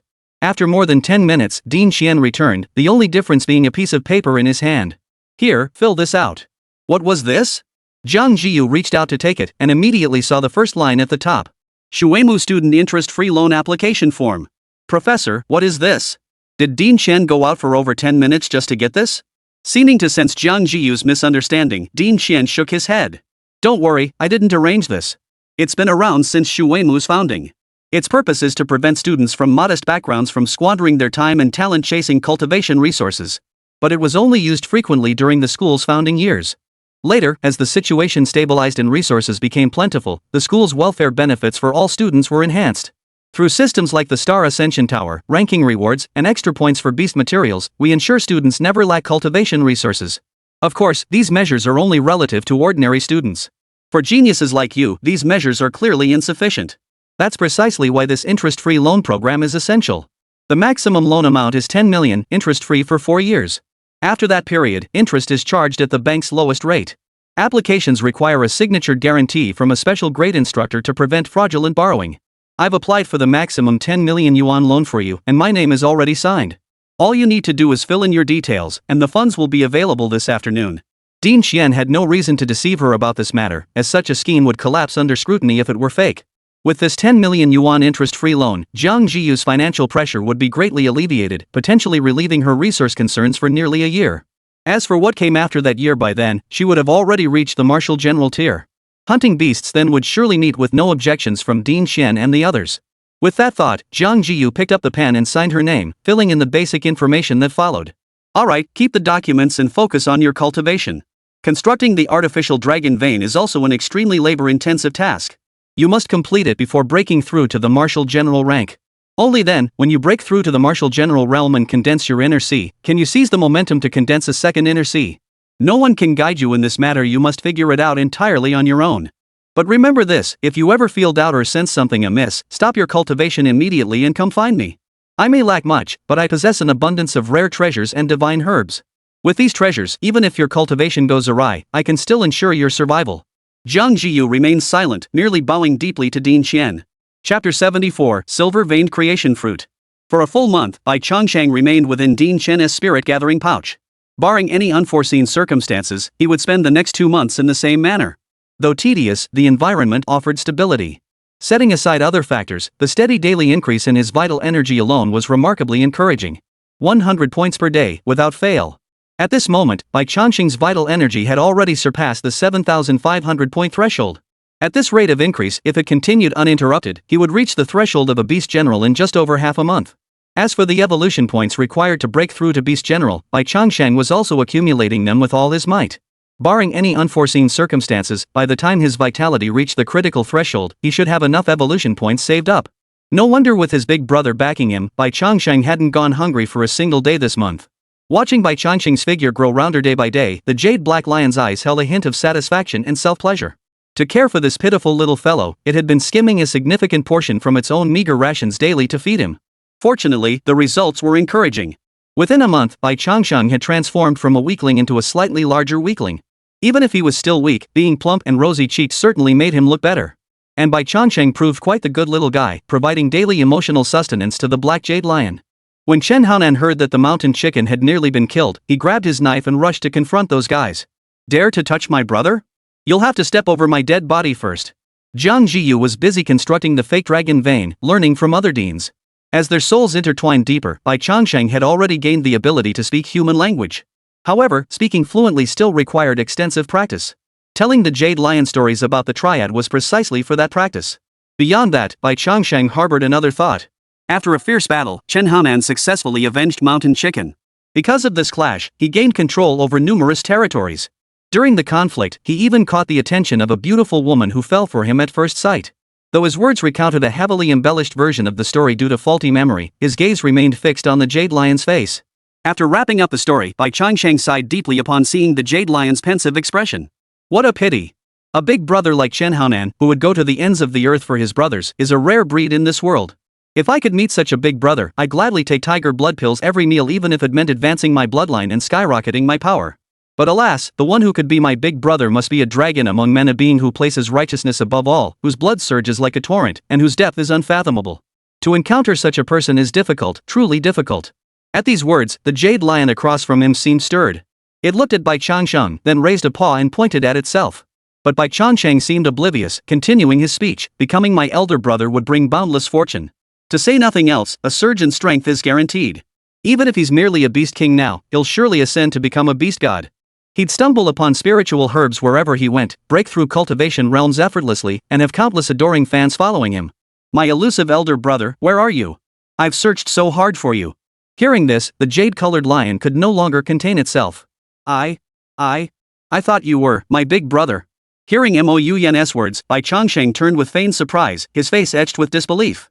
You? How could I possibly accept that? You really want to be my big brother? With a thud, Mo Yuyan slammed a paw against his chest, then nodded firmly. Yes. After baiting the hook for so long, the bait had been out for half a month, it had finally taken the bait. But Bai Changsheng didn't immediately agree. Hesitation flashed across his face. But I'm weak and powerless, while you're the Beast King. My bloodline is impure, yet you're the dragon's son. My background is shallow, while you have Din Shuemu as your backing. Bai Changsheng's words were cut short by Mo Yusuni. It's fine. I don't look down on you. Only the Jade Black Lion could utter such blunt words. Bai Changsheng's mouth twitched involuntarily. Before he could respond, the jade-colored Swanee spoke again. I want to be your leader. Share the blessings, face the hardships together. Seriously, big bro? Mo Yuyan persisted relentlessly, while Bai Changsheng tried his hardest to dissuade him. In the end, with no other choice, he reluctantly agreed. Elder brother, I bow to you. With a pure heart and immature intelligence, setting aside his strength and appearance, Mo Yuswani truly resembled a human child of 11 or 12. From the moment Bai Changsheng truly understood the Black Jade Lion's nature, he had already formed this plan. It might seem like deceiving a child, but wasn't that how the struggle for the crown prince's position always played out? Bai Changsheng possessed none of the resources, connections, or background needed to grow steadily. Certain things he would have to fight for himself. Chun Haonan, a token of our meeting. The Jade Black Swanee spoke, producing a fruit from somewhere and offering it to Bai Changsheng. The fruit was small, no larger than a fist, a deep emerald green with intricate silver patterns etched across its surface, clearly no ordinary item. This fruit. Mo Yuyan's lips twitched several times as he searched for words to describe the fruit's rarity. Yet, after much deliberation, no fitting phrase came to mind. In the end, only a single word escaped his lips. Good. See? That's our good brother for you. Bai Changsheng showed no pretense of politeness, opening his mouth and swallowing the fruit whole. The next moment, a wave of refreshing coolness exploded in Bai Changsheng's mouth. The fruit's juice was cool and refreshing. Bai Changsheng could distinctly feel that as the juice entered his mouth, something began to work frantically throughout his entire body. Congratulations, host, on consuming the silver-veined creation fruit. Gained 0 chi blood points. Gained 3,000 evolution points. Holy! Hearing the system notification, Bai Changsheng felt a tingling sensation surge up his spine straight to his brain. Only one word could describe his current state of mind. Awesome! So this is the perk of recognizing the Ink Jade Lion as your big brother. He just casually gifted him a fruit worth 3,000 evolution points. Such an outrageous quantity was something Bai Changsheng had never seen before in his life. His previously insufficient evolution points skyrocketed to 4,102 after swallowing this single fruit.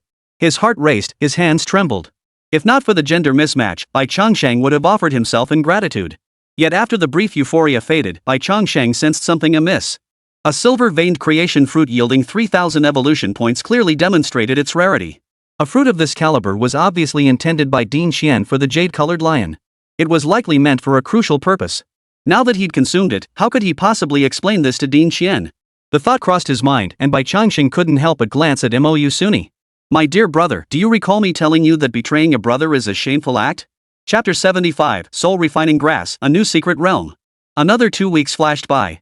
As time progressed, Bai Changsheng could distinctly sense the threshold marking the Beast General rank growing ever clearer. In truth, after his vital energy surpassed 9,000 points, Bai Changsheng sensed that a breakthrough could come at any moment. Measured by martial artist standards, he should now be considered a fully accomplished third-grade beast soldier. However, with the system interface, Bai Changsheng could clearly see the gap. 10 days. Just 10 more days, and he would transcend the beast soldier realm, formally stepping into that of a beast general. At this level of combat power, he wouldn't be considered weak even in the Wasteland. In smaller towns near the Wasteland, Bai Changsheng could even become a leader among the beastmen. Yet this sense of self-satisfaction was firmly suppressed by Bai Changsheng. No wonder, just look at the beings he interacted with daily. The Jade Black Lion of Beast King rank was beyond comparison. Even if he grew to Lord rank, it would be but a single swipe of its claw. Din Xian, merely dabbling in martial arts, possessed combat prowess on par with a late-stage military commander. The only one who gave him a sense of presence was Jiang Zhiyu. But Jiang Zhiyu's chi blood growth rate was equally terrifying. In just a month and a half, her chi blood value had also surpassed the 7,000 mark. Judging solely by the vital energy gap, Bai Changsheng seemed to hold a significant lead. Yet the truth was, if Jiang Zhiyu unleashed her full power, Bai Changsheng would likely not last 3 rounds against her. He might block the whirlwind spear, but he couldn't block the gold-shattering spear. And even if he blocked the gold-shattering spear, the soul-extinguishing needle awaited him. Then again, below the rank of Beast General, there was likely no one who could withstand all 3 of Jiang Zhiyu's attacks. Even low-tier Beast Generals would struggle. Precisely because of this, Bai Changsheng had clearly recognized his own shortcomings. While his vitality seemed to rise rapidly, beyond that, he possessed little else of value. His defense was barely held together by rock armor and steel bones, but his offensive capabilities were woefully lacking. He was like a toothless tiger. No matter how formidable he appeared, it was all for show. If only he could possess a racial talent like the jade black lion. Bai Changsheng's gaze drifted toward the jade-colored lion cub sleeping soundly beside him, his mind wandering momentarily. But the sudden knock on the door snapped Bai Changsheng back to his senses. "Come in." Din Xian paused his work and lifted his gaze toward the doorway. The mahogany office door swung open, revealing a man in his 30s stepping inside. "Din Xian, the president requests your immediate presence along with Din Ji and Din Li." "Understood." Din Xian waved his hand, and the office door closed once more. It was still the same thatched cottage, still the same vegetable patch. But this time, 3 cups of hot tea now sat upon the stone table. "You're here?" The principal still looked every bit the old farmer, but upon seeing the already poured tea, the 3 knew without a doubt that the principal definitely had something important to discuss with them. "Principal." All 3 bowed in greeting, then sat down and took a small sip from their cups. "My recent journey was to eliminate high-level beasts near the Wasteland. En route, near Linen City, I encountered a beast king. Given its bloodline, a lord-level beast was its absolute limit. Without some kind of mutation, it had no chance of advancing further. Yet this beast king not only elevated its bloodline rank, it even mastered a divine ability." Hearing the headmaster's words, all 3 furrowed their brows. Under normal circumstances, a beast's bloodline is determined at the moment of birth. The bloodline's level also determines the beast's growth ceiling. While methods exist to enhance bloodlines, they only work on lower-tier bloodlines. For instance, Bai Changsheng could elevate his dragon blood rank by 1 tier using dragon blood marrow, yet this substance would be utterly useless for Mou Swani. Generally, a bloodline capable of supporting a beast's growth to the lord level was already considered high grade. Further advancement beyond that was exceedingly difficult. Even Din Xian, with his billion-dollar fortune, couldn't grant the Jade Black Swani the bloodline of a beast emperor, proof of its immense difficulty. Yet now the chancellor claims the lord-level beast has advanced its bloodline? Has it undergone a mutation? Or consumed some rare treasure? I spent a full day and night surveying the area and finally located an entrance to a secret realm.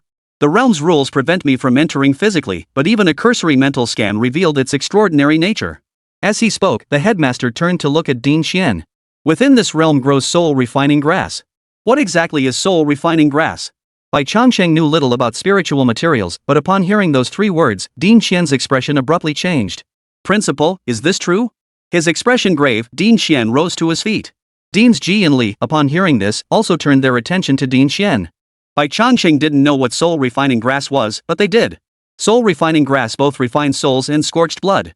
When consumed in large quantities, it could purify the bloodline of beasts, effective for all creatures below the level of a beast god. In other words, if he could obtain enough soul-refining grass, he might be able to further enhance the bloodline of the Jade Black Lion. However, soul-refining grass was exceedingly rare. Since the revival of spiritual energy, it had only appeared 3 times. No matter how wealthy old Qian was, he couldn't buy something that simply didn't exist. "Don't rush into things." Seeing Din Xian's grave expression, as if he were about to set off for that secret realm at any moment, the principal could only offer a word of reassurance. "Soul-refining grass does exist. That beast king likely consumed it to advance its bloodline. But that secret realm is sealed off by prohibitions and suppressed by the world's rules. Even I couldn't force my way in. Even if you went, you'd return empty-handed." Din Xian opened his mouth to speak, but ultimately chose silence. "After lurking there for nearly half a month, I've roughly figured out the rules of that secret realm.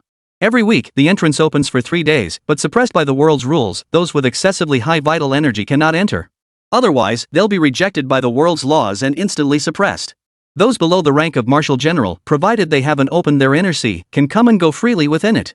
I've reported this matter, and the response is that the 10 major martial arts academies, including Shuemu, will each organize a 10-person team to enter for preliminary exploration. Subsequently, the state will dispatch military personnel to take control of this secret realm." All 3 fell silent upon hearing this. Once the military took control, whatever lay within would no longer concern them. But there was little they could do about it. The secret realm lay in the wilderness, making it ownerless territory. Dealing with beast invasions was manageable, but if word spread and attracted foreign covetousness, it would become a headache no matter how they handled it. Being taken by the military meant it would remain within their own hands. The real dilemma now was deciding who to send into the secret realm. Chapter 76, The Final Spot. Selecting students to enter the secret realm was no difficult task. With thousands of students at Shuemu Academy, though the secret realm's rules capped their strength below the level of martial generals, the number within that range was still substantial. Across the entire sophomore class, aside from a handful of exceptionally gifted individuals who had already broken through to the martial general tier, the vast majority were stuck at the third-rank martial artist level. Finding 10 students whose vital energy reached the peak of third-rank martial artist among them was quite straightforward. The only problem was this. The destination for this expedition was a newly emerged secret realm. Its danger level remained undetermined, its type unconfirmed, and its contents entirely unknown. Under these circumstances, entering recklessly meant the best-case scenario was all students returning unharmed, while the worst-case scenario. Principal, is there any way to use divine sense to probe and clarify the specific conditions within that secret realm? Specifically, its type, whether naturally formed or left behind by a great power, and its danger level. Dean Li frowned slightly as he spoke. The principal shook his head upon hearing this. My divine sense is suppressed by the world's rules. I could only maintain it for less than 3 breaths before the rule's suppression descended. In 3 breaths, I could only roughly scan the entire secret realm. It's impossible to determine the specifics. But one thing is certain. Within this secret realm, aside from spiritual herbs, there are no living creatures with abundant vital energy. It seems those living creatures were likely ordinary beasts that accidentally entered after the secret realm emerged. It's worth noting that these beasts are also suppressed by the rules. Those above the rank of 3rd grade beast soldier cannot enter. Beasts of the 3rd rank and above cannot enter? If that's the case, then it shouldn't pose a major problem. At least the students' safety is greatly assured. As long as they avoid going solo, they should be able to emerge safely. Their focus now shifts to selecting which students to send, aiming to gather as many spiritual herbs as possible. This matter is left to your discretion. The reward scheme, student roster, and escort arrangements along the way are all to be decided by the 3 of you. The capital is the farthest from that secret realm. Depart in 2 hours once all preparations are complete. So soon? Hearing the principal announce a 2-hour departure deadline, the trio felt their hearts tighten, though none voiced their concern. Urgent matters call for urgent measures. The higher-ups have only given us a window to activate the cycle, barely 13 days at most. Tomorrow morning marks the start of the next cycle. We cannot afford delays in entering the secret realm. The sooner, the better. I've already coordinated with the principals of the other 9 schools. Tomorrow morning at 8 o'clock, all students will enter the secret realm together. I've also made arrangements with the nearest martial arts town. Supplies, weapons, armor if needed, you may freely take what you require. Though they were told all arrangements were their responsibility, the principal had already handled most matters. Their role was merely to execute the plans. Seeing this, the 3 dared not delay further. They rose together, bowed in respect, and departed. Yet, standing before a fork in the road, all 3 halted once more. 10 students per school. I propose 3 from each academy. Each college will manage its own students' earnings, with students receiving 10% of the profits from the spiritual herbs they harvest. How does that sound? This ratio was quite generous, 2 percentage points higher than the typical harvest for a secret realm exploration team. To put it plainly, a single soul refining grass could fetch around 10 million at auction. 10% of that was 1 million. If they could gather several more, perhaps the single hall could provide enough resources for their cultivation needs for years to come. Since the school couldn't offer other forms of support to students entering the realm, this profit-sharing arrangement served as their compensation. I have no objection. This is what the students deserve. I agree too, but there's one thing I'd like to discuss with you first. Soul refining grass, regardless of which academy student obtains it, must be handed over to me. Of course, I'll purchase them at 30% above market price. Cash, points, or exchange for other spiritual materials, any form is acceptable. Dean Xian had no shortage of funds for other spiritual herbs. Anything money could buy was insignificant to him. But the soul refining grass, he absolutely must have it. After years of relentless searching, the chance to obtain it had finally presented itself, an opportunity he would not let slip. Deans Li and Ji understood their old friend's determination. With a nod, they tacitly agreed to the arrangement. Their usual bickering mattered little, but this matter was clearly no laughing matter. But to which academy should this final spot be given? Dean Li added. 10 spots divided among 3 colleges, it was impossible to split them evenly. Whichever college received this final spot would inevitably feel slighted. The 3 fell into a momentary silence, much to the agitation of Bai Changsheng inside the spirit bag. Though confined within the spirit bag, he could observe everything unfolding outside. Having listened to the entire discussion, Bai Changsheng couldn't deny the temptation.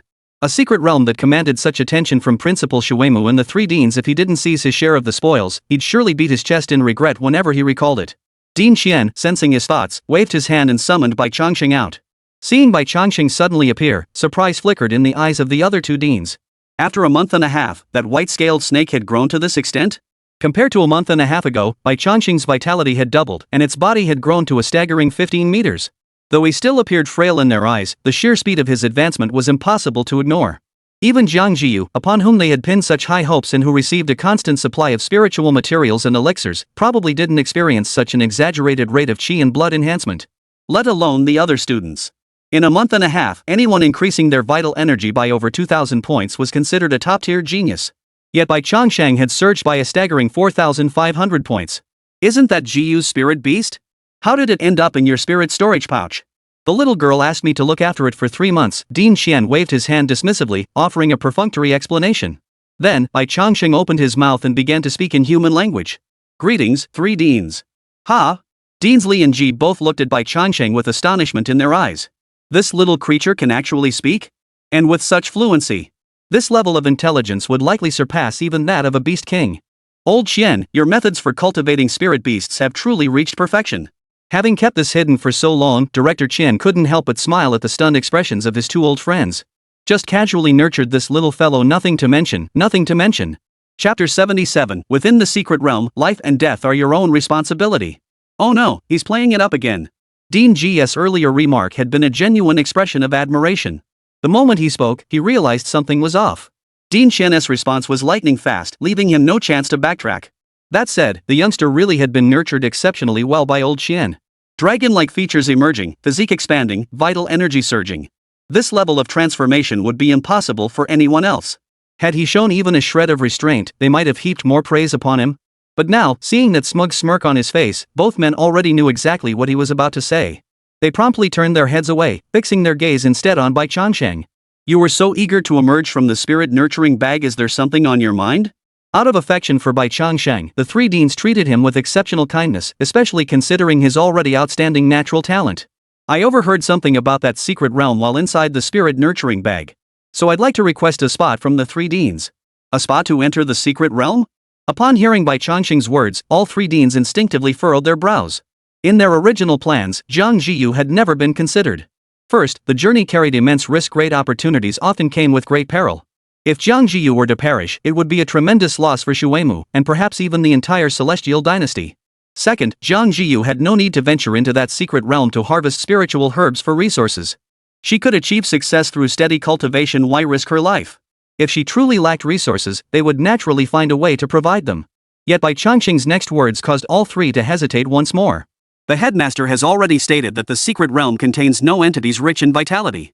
Only beast soldier level beasts dwell there. They cannot harm us in the slightest. That is the first point. Second, all 3 deans know Jiang Zhiyu's character well. If she can earn it herself, she won't ask others for help. And this happens to be a perfect opportunity.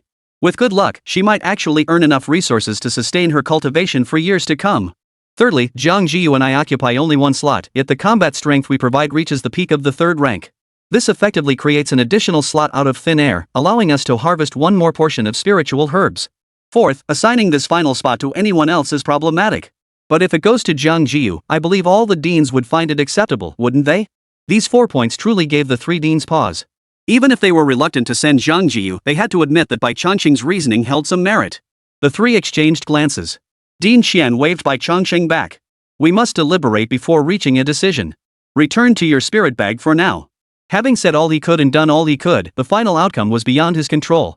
Thus, without resistance, Bai Changsheng was reabsorbed into the spirit-nurturing bag. In the classic cultivation chamber, Jiang Zhiyu was still immersed in a deep state of cultivation when she was abruptly pulled out of it by the faint vibration of her bracelet. Over the past month and a half, the 3 deans had imparted all they could teach her. The rest was up to her to digest and absorb on her own. Further instruction would only commence after her qi and blood reached the level of a martial general. Thus, for the past few days, Jiang Zhiyu had spent every waking moment in the classic cultivation chamber, except for eating and sleeping.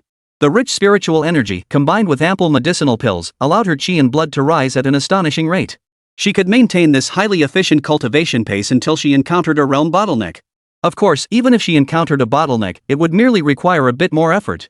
The Emperor realm was like a game she had already cleared once. Playing it a second time would feel almost effortless. Calm her breath and gather her spirit, Jiang Zhiyu slowly opened her eyes. Glancing down at the notification on her wristband, a hint of confusion flashed across her face. Teacher Qian is looking for me? Dean Qian knew she was in the midst of cultivation, yet he still sent this message. Clearly, it wasn't a trivial matter. Without delay, she rose and headed toward the exit of the cultivation room. A few minutes later, Jiang Zhiyu met Dean Qian at the foot of the Haoqi building. Alongside him were 9 other students roughly her age. Judging by their vital energy, all were near-perfect third-grade practitioners. As Jiang Zhiyu approached from afar, the 9 students wore varied expressions, yet all eyes held envy. They couldn't help but envy this junior classmate who had conquered the 9th level of the Ascending Star Tower on her very first day of enrollment, prompting 3 deans to disregard their pride and vie to take her as a disciple. However, upon learning that Jiang Zhiyu spent every spare moment in the cultivation chamber, they found their envy tempered. Talent was one thing, but her sheer perseverance alone was enough to make them feel ashamed. While the crowd watched Jiang Zhiyu, she, too, was observing them. Notably, she spotted 2 familiar faces in the crowd. Their eyes met, and both Xian Shuang and Zhang Xing, hidden in the crowd, lit up with joy. Though puzzled by the dean's sudden gathering, they knew teaming up with familiar faces would be far preferable to partnering with strangers. Everyone here? After Jiang Zhiyu approached and stood beside Xian Shuang, Dean Qian nodded and spoke up.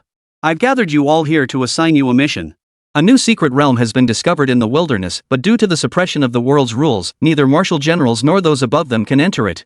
Therefore, we need to assemble a group of individuals below the martial general rank to pioneer the secret realm. Dean Qian explained the entire situation concisely and thoroughly. As the reason gradually dawned on them, excitement and anticipation began to flicker in each pair of eyes. Especially when Dean Qian mentioned the abundance of high-grade spiritual herbs within, and that students could keep 10% of their harvest, everyone clenched their fists in silent determination. Even Jiang Zhiyu pursed her lips, clearly tempted. That's the gist of the situation. If anyone wishes to withdraw, raise your hand now. As Dean Qian finished speaking, his gaze swept across the group. Not a single hand went up. Clearly, no one was foolish enough to pass up such an opportunity, even at the risk of their lives. After a brief pause, Dean Qian spoke again. Let me remind you, the secret realm is fraught with perils. Although the principal's divine sense has confirmed there are no overwhelmingly powerful beasts within, no one can predict what dangers you might encounter. Even with the school's compensation fund, a life lost is still a life lost. Once you enter the secret realm, you bear sole responsibility for your own life and death. Seeing that no one was deterred by this warning, Dean Qian finally nodded. Then, with a wave of his hand, he declared, "Depart." Chapter 78, Tender Green Leaves and the Little Tavern. During the second half of their freshman year, Shuimu students would typically venture into the wilderness for hunting expeditions. The school deliberately releases high-point tasks to encourage students to engage in more practical combat. Merely grinding through arduous training or honing skills solely in the Star Ascension Tower yields achievements that are nothing but a pretty pillow. Only through continuous, direct combat could one truly integrate all their chi and blood. Precisely for this reason, aboard the train bound for the wilderness now, everyone moved with practiced ease, perhaps even an unnerving calm. Some pored over records of unexplored secret realms, others researched historical auction prices for high-grade spiritual medicines, while still others closed their eyes, their slumber indistinguishable from wakefulness. After boarding the train, Bai Changsheng bid farewell to the jade-inlaid lion, his heart heavy with reluctance. He and Jiang Zhiyu were about to enter the secret realm, and continuing to freeload in Dean Qian's spirit-gathering pouch wasn't a viable solution. Before departing, however, Bai Changsheng managed to scrounge a tiger blood pill from his good big brother, filling his belly to bursting. Only then did he leisurely make his way through the carriages, following the soul aura to find Jiang Zhiyu. Little Bai's vital energy has surged so rapidly even his physique has grown considerably. And those horns on his head, are they dragon horns? Jiang Zhiyu pursed her lips slightly and gave a soft nod. Dean Qian of the Beastmaster Academy granted Little Bai an opportunity, infusing him with dragon blood. Jiang Zhiyu couldn't elaborate on the specifics, but Xian Shuang clearly had no intention of pressing further. From their previous interactions, Jiang Zhiyu knew Xian Shuang possessed impeccable tact. At this rate of vitality growth, it won't take half a month before Little Bai's vitality surpasses both mine and Zhang Xing's. I vaguely recall that when we first met, Xiao Bai's vital energy was extremely weak. Even Zhang Xing couldn't help but look slightly embarrassed at this mention. Heaven only knew how Bai Changsheng had grown. In just 2 or 3 months, he had caught up to what Xian Shuang and Zhang Xing had achieved through a year of grueling training. After all, they were both students of Shuimu Academy geniuses selected from thousands. Even within Shuimu, their talents were far from weak. Yet when facing Jiang Zhiyu and Bai Changsheng, they inexplicably felt like goods discarded when compared, people dying when measured against each other. Senior Xing, Senior Zhang, it's been a while.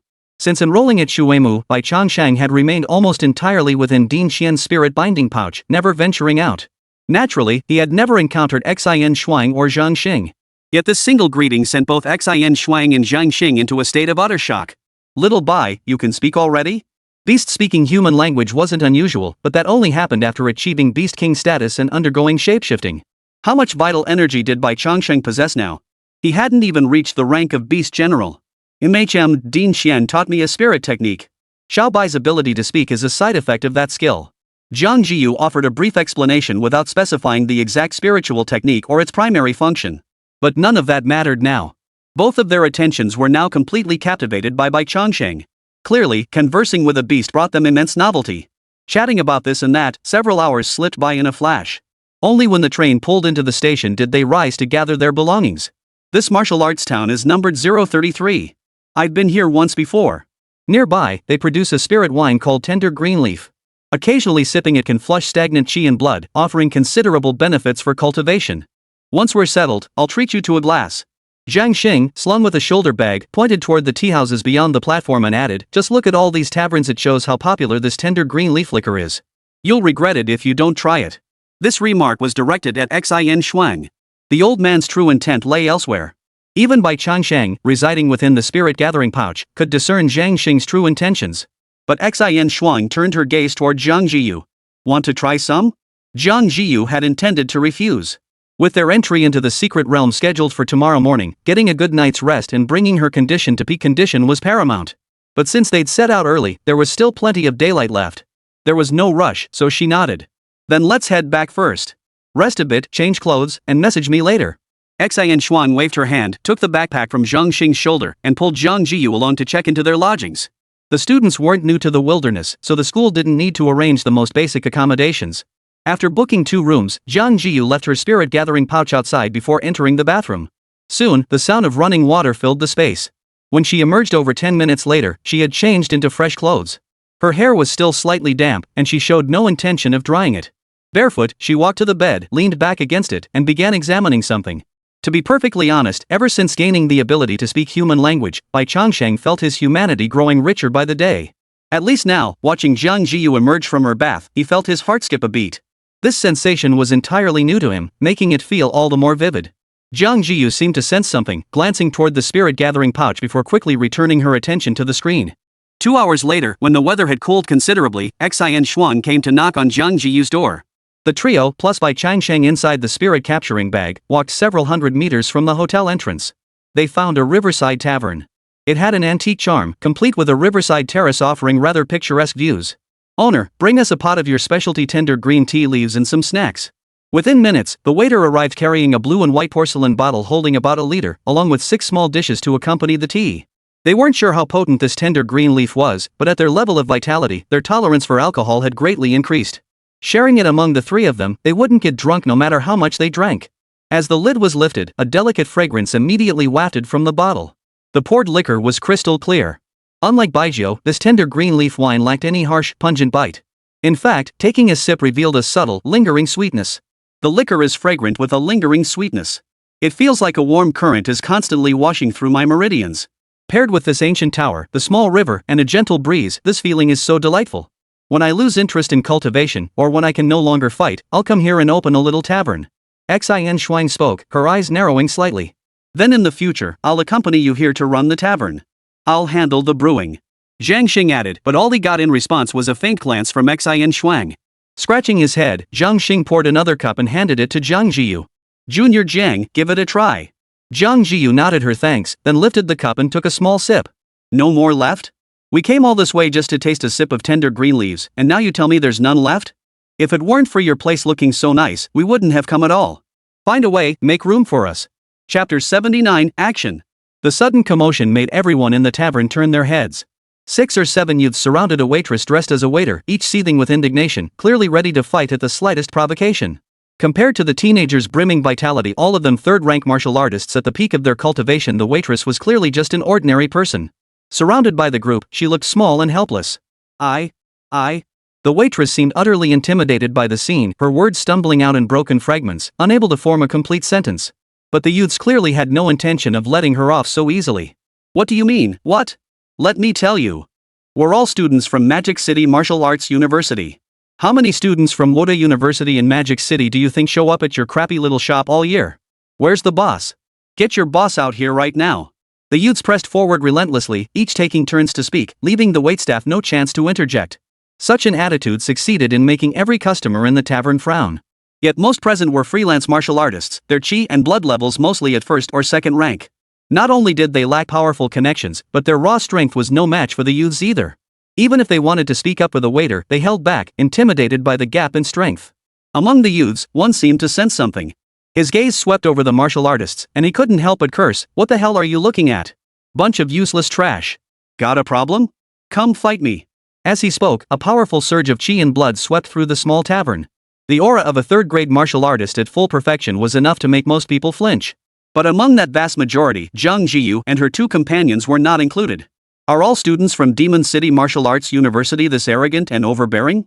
Xin Shuang snorted coldly. It's only natural. After all, Demon City Martial Arts Academy is the second-ranked martial arts school under Shui Mu.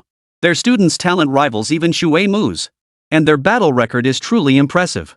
Shui Mu hasn't participated in the annual 10 schools tournament for quite some time. For the past decade, the championship has been claimed by Magic City Martial Arts University. Other martial arts schools haven't even had the chance to compete. Given this prolonged dominance, it's only natural they've developed an arrogant and overbearing attitude. But to be this arrogant is truly rare. Zhang Xing drained the cup of spirit wine and chuckled softly. Such behavior caused even Jiang Zhiyu, usually composed and reserved, to furrow her brow slightly. My apologies, everyone. Please don't be upset. Don't be upset. But just then, an elderly voice echoed from the staircase on the second floor. A man missing one arm descended the stairs with a slight stagger. His hair was streaked with gray, his frame stooped. Upon reaching the bottom, he immediately bowed his hands in greeting toward the group, though the sleeve on his right arm hung empty. My granddaughter is young and inexperienced. She has been rude to you all. There happens to be an empty private room upstairs. If you don't mind, please join us there. The old man's demeanor was humble, even bordering on ingratiating. Most people would have calmed down at such an attitude and gone upstairs. But these 6 or 7 youths showed no intention of letting the matter drop. The more submissive the old man became, the more arrogant they grew. What's the point of the second floor? We drink by the window. One of them scanned the entire tavern before pointing at the largest private booth. You, he ordered, clear that table. We're taking it. The patrons hadn't even finished their drinks, yet they were being kicked out. If the innkeeper actually did this, his reputation would be ruined, and business certainly wouldn't thrive that way. The targeted group wore expressions of anger, yet they dared not truly confront the aggressors, wary of their strength. The old man sighed bitterly upon hearing this, then quickly offered, "Gentlemen, hear me out. I have some connection to the Magic City Martial Arts Academy. Meeting today is fate. Do me a favor, today's drinks are on the house. How about it? A connection to the Demon City Martial Arts Academy?" Hearing this, even Jiang Zhiyu and the others were slightly taken aback. They hadn't noticed before, but now, upon closer inspection, they realized the old man's vital energy fluctuations were also quite strong. Though he appeared to be only a second-rank martial artist, not a trace of his chi and blood fluctuations spilled outward as if suppressed by some unseen force. As martial artists age, their chi and blood naturally wane, entering a period of decline. Judging by the old man's appearance, he must be well over 70. At that age, coupled with the loss of an arm. Yet he still possessed the vital energy of a second-rank martial artist. This alone spoke volumes about the formidable strength he must have wielded in his youth. A martial general? Xin Shuang and Zhang Xing exchanged glances, their thoughts clearly aligned. If he truly had been a military commander in his youth, his connection to the Demon City Martial Academy would make perfect sense. Yet the scene they imagined those 6 or 7 youths reigning in their arrogance upon hearing this never materialized.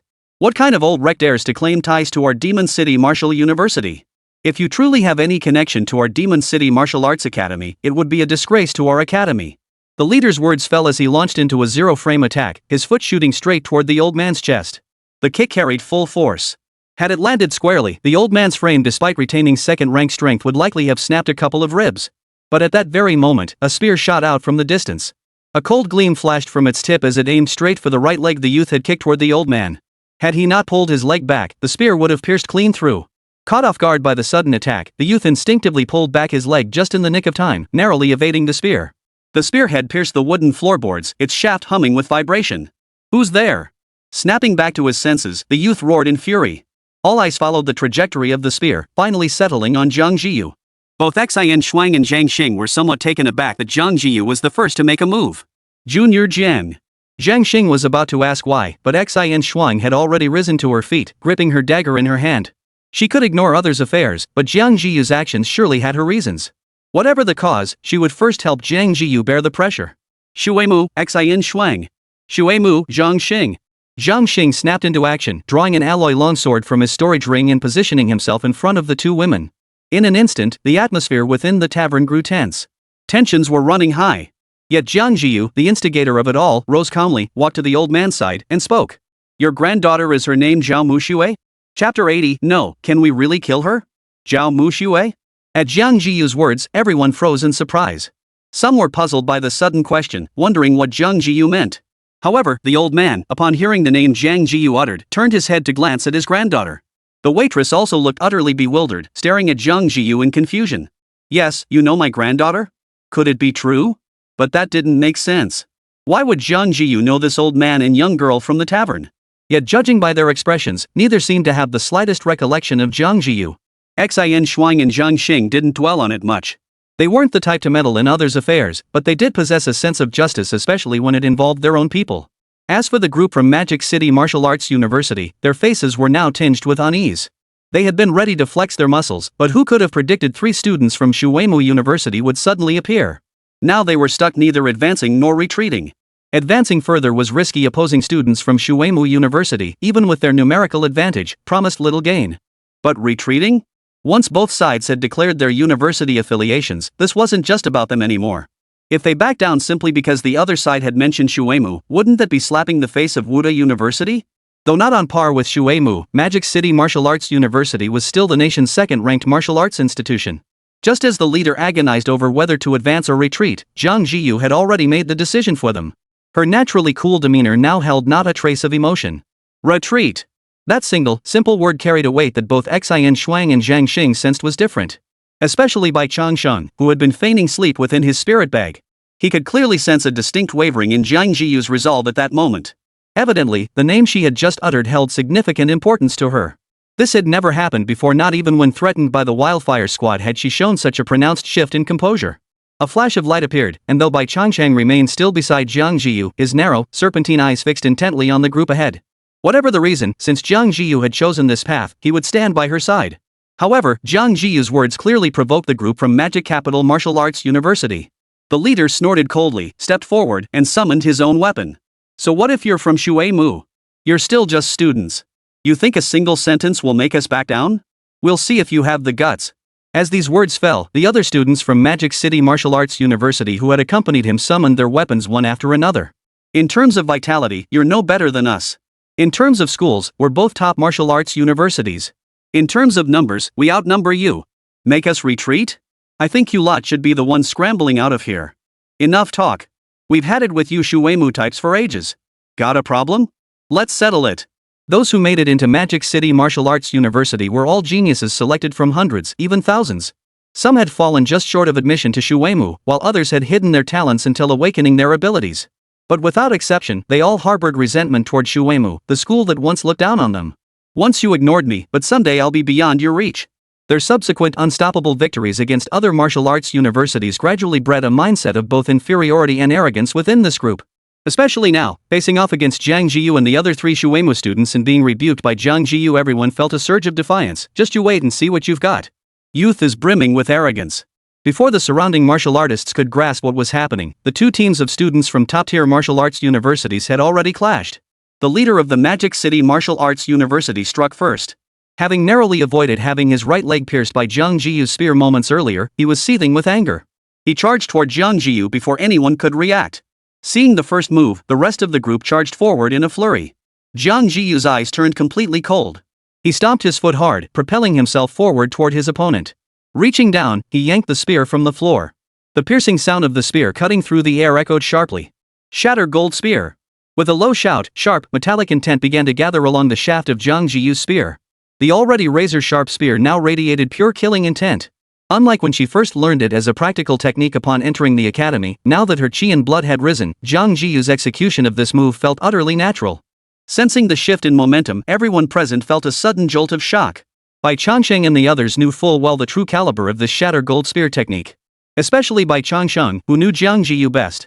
He understood that the shattering gold spear was undoubtedly her most powerful killing move, second only to her game-breaking soul-extinguishing needle. Within the same tier, no one could possibly withstand this strike. Even a low-ranking martial general, faced with Jiang Zhiyu's such a blatantly lethal attack, would likely have to weigh whether their life was worth risking. Yet now, Jiang Zhiyu unleashed it with such directness and decisiveness. This attitude clearly signaled his intent to take the opponent's life. Wait, can he really kill him?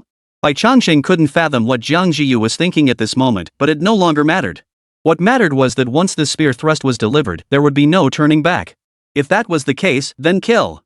At worst, he and Jiang Zhiyu would flee to the Wasteland to scrape by. It was just a pity about the big brother he'd just recognized he wouldn't get to fleece him anymore. And clearly, Bai Changsheng wasn't the only one harboring such doubts. Especially the man facing Jiang Zhiyu's spear head-on. Originally, even if a fight broke out, it would be nothing more than a skirmish. They'd each suffer minor injuries before running back to complain to their respective masters. After all, their vitality levels were evenly matched. Even with their numerical advantage, defeating the enemy quickly would be difficult. But now, witnessing the crystallized, razor-sharp intent of the spear coalescing at Jiang Zhiyu's spear tip, an inexplicable chill ran through him. Such overwhelming might even those who had broken through to become martial generals might not be able to block this strike. This woman truly intended to take his life. Wait, didn't she realize that if she killed him, she herself would be sentenced to death? Fighting, let alone killing, in the martial town was a grave taboo. Even Xu Weimu's reputation couldn't protect her. Yet Jiang Zhiyu had unleashed that spear and showed no sign of holding back. As the spear grew faster and faster, the man tried to dodge. Yet he felt as if his vital energy had been locked onto by Jiang Zhiyu. No matter how he evaded, the spear drew ever closer. In the next instant, it would claim his life. Chapter 81, Got a problem with my student? Zhiyu. Sensing Jiang Zhiyu's sudden murderous intent, Xin Shuang's heart jolted in alarm. Fully aware of the consequences of such an act, she saw Jiang Zhiyu showed no intention of sparing the opponent. Her heart tightened, and she urgently called out, hoping to restore some reason to Jiang Zhiyu. Fighting was one thing. These were top martial arts university students. Even if brawling was explicitly forbidden in Martial Town, as long as no one died, it remained an internal school matter. But now that Jiang Zhiyu had harbored murderous intent, the nature of the incident had changed. Injuring someone and taking a life were two entirely different concepts. She couldn't fathom why Jiang Zhiyu, given her temperament, would suddenly seek to take a life over such a trivial matter. Yet Jiang Zhiyu showed no sign of halting at Xin Shuang's shout. The spear tip remained locked onto her opponent's head, closing the distance rapidly. A mere blink would see it pierce completely through. But at that very moment, a thunderous shout exploded in everyone's ears. You dare! Simultaneously with that thunderous shout came the clang of metal striking metal. Jiang Zhiyu's spear intent, which had seemed unstoppable moments before, was now effortlessly parried by a single fist. The spear tip touched the fist but gained no ground whatsoever. Under the immense force, the spear shaft even bent slightly before snapping back violently. Jiang Zhiyu's charging momentum abruptly halted.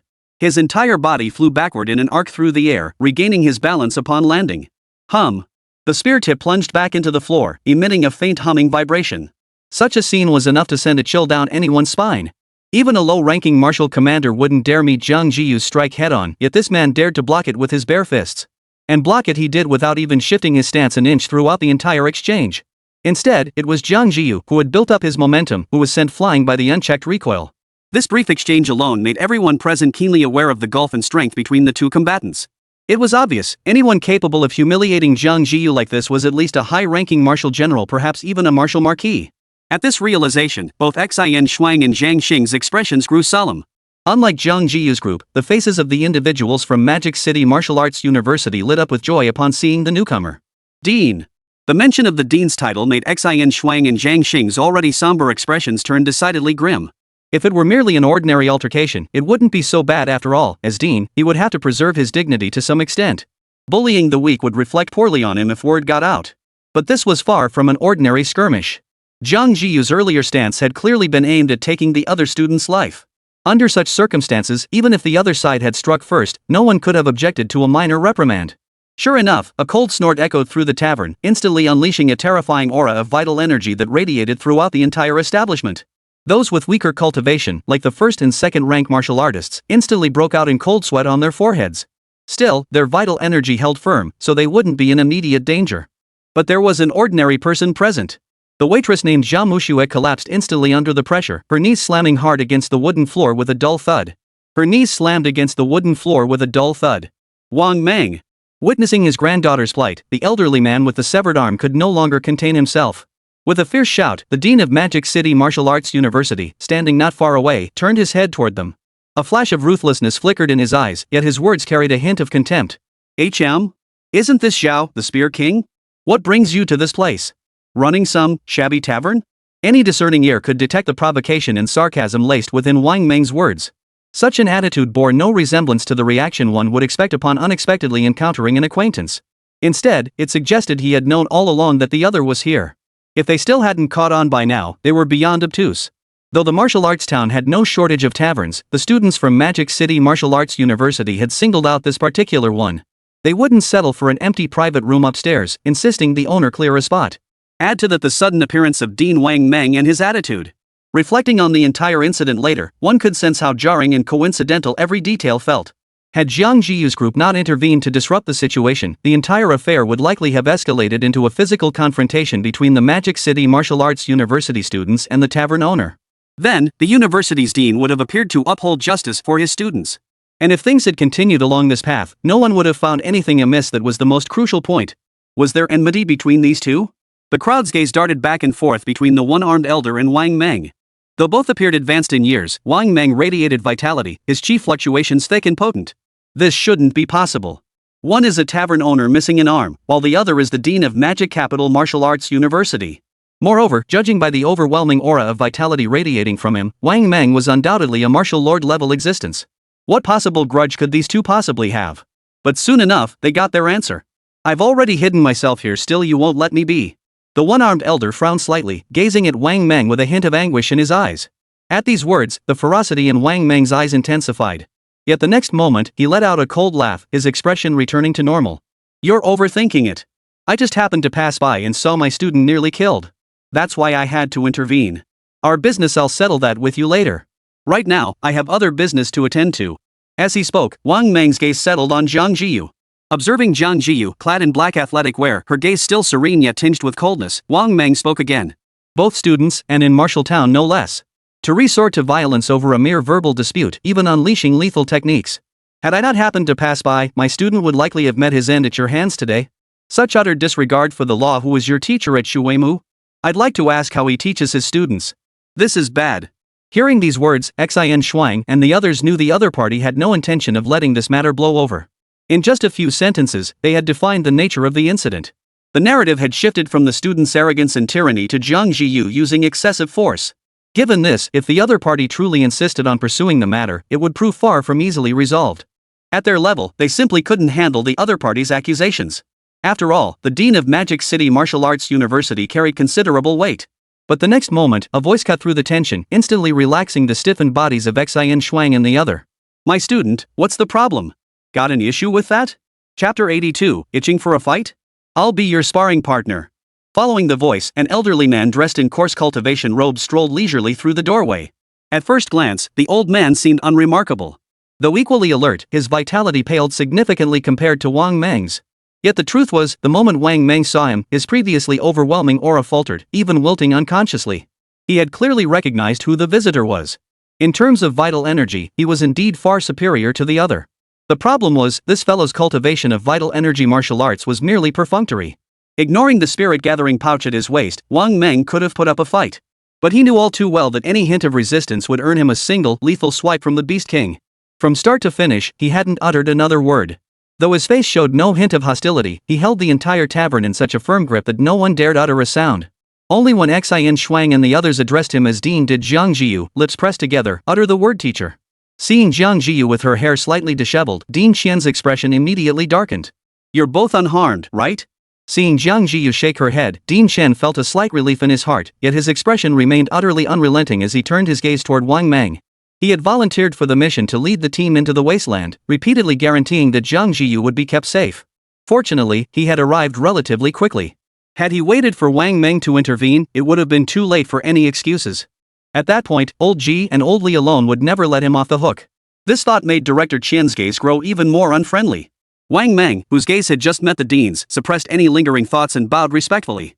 Greetings, Martial King Qian. At this level, regardless of their chosen path of cultivation, they were all addressed externally as martial lords. Those who attained martial king status were all individuals who had made significant contributions to the celestial dynasty. While bowing and saluting wasn't strictly required, under normal circumstances, no one would be so ignorant of protocol. Even Wang Meng, whose strength had reached the late stage of martial marquis and who served as the headmaster of the Martial Vitality Martial Arts Academy in the Demon Capital, still offered a respectful greeting to Headmaster Qian. But Dean Qian had no patience for such empty formalities.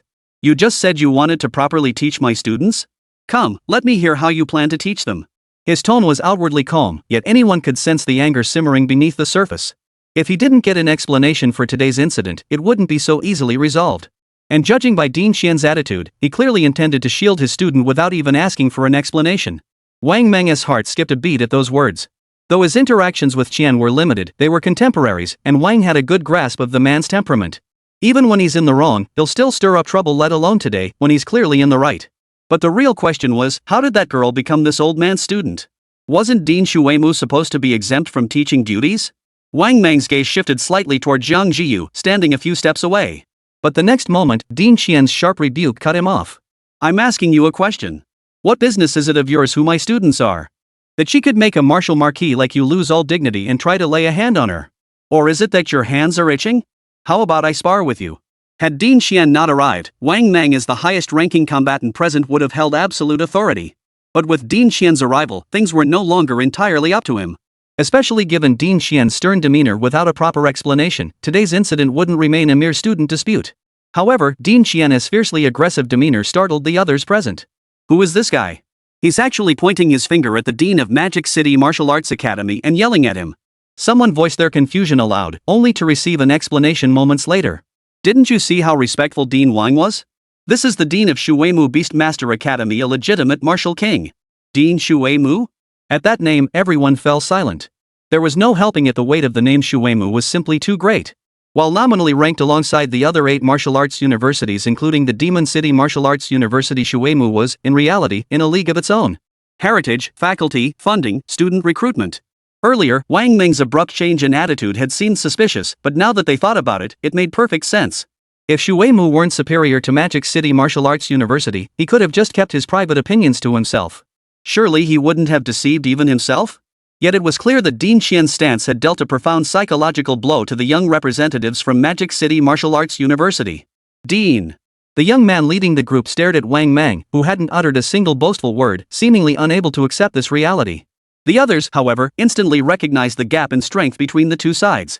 They wisely kept their mouths shut, not daring to make a single misstep.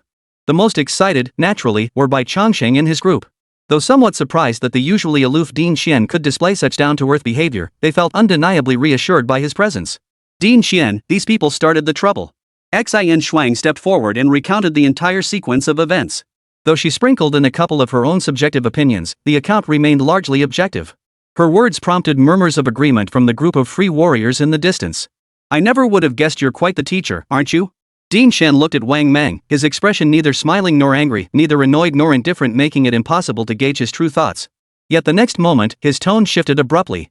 As the dean of a top martial arts university, when faced with student conflict, you don't bother to inquire about the facts first.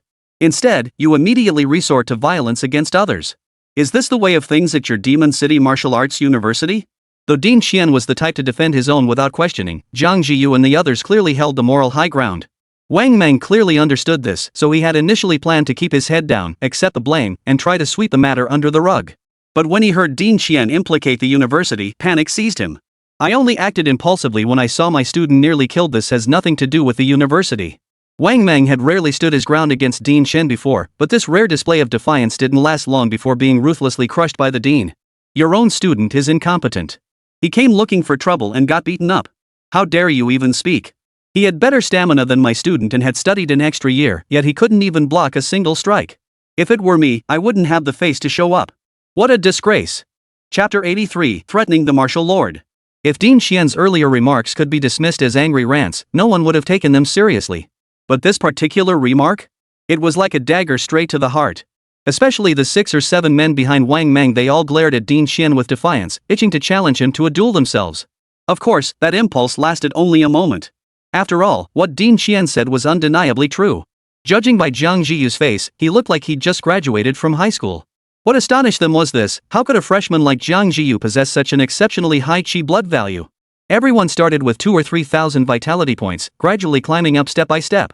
How long had it even been? After Dean Qian's remark, Wang Mang glanced at Jiang Zhiyu again and, in passing, took another look at Bai Changsheng. Though reluctant to admit it, the evidence was undeniable. Though Demon City Martial Arts University boasted of being the second best martial arts academy in the nation, not much inferior to Shuimu, the caliber of students between the two institutions was simply incomparable. At that moment, Wang Mang suddenly snapped back to reality, realizing the true reason behind Dean Qian's fury. She was only a freshman, yet her chi blood levels had already caught up to sophomores, even juniors. If given a few more years, achieving the rank of Martial Marquis would be but a natural progression. Earlier, the urgency of the moment had prevented him from fully processing it, but now that he'd calmed down, the implications hit him. That spear thrust Jiang Zhiyu had just delivered bore no resemblance to the enhancement typical of ordinary martial arts techniques. A heaven-tier martial skill.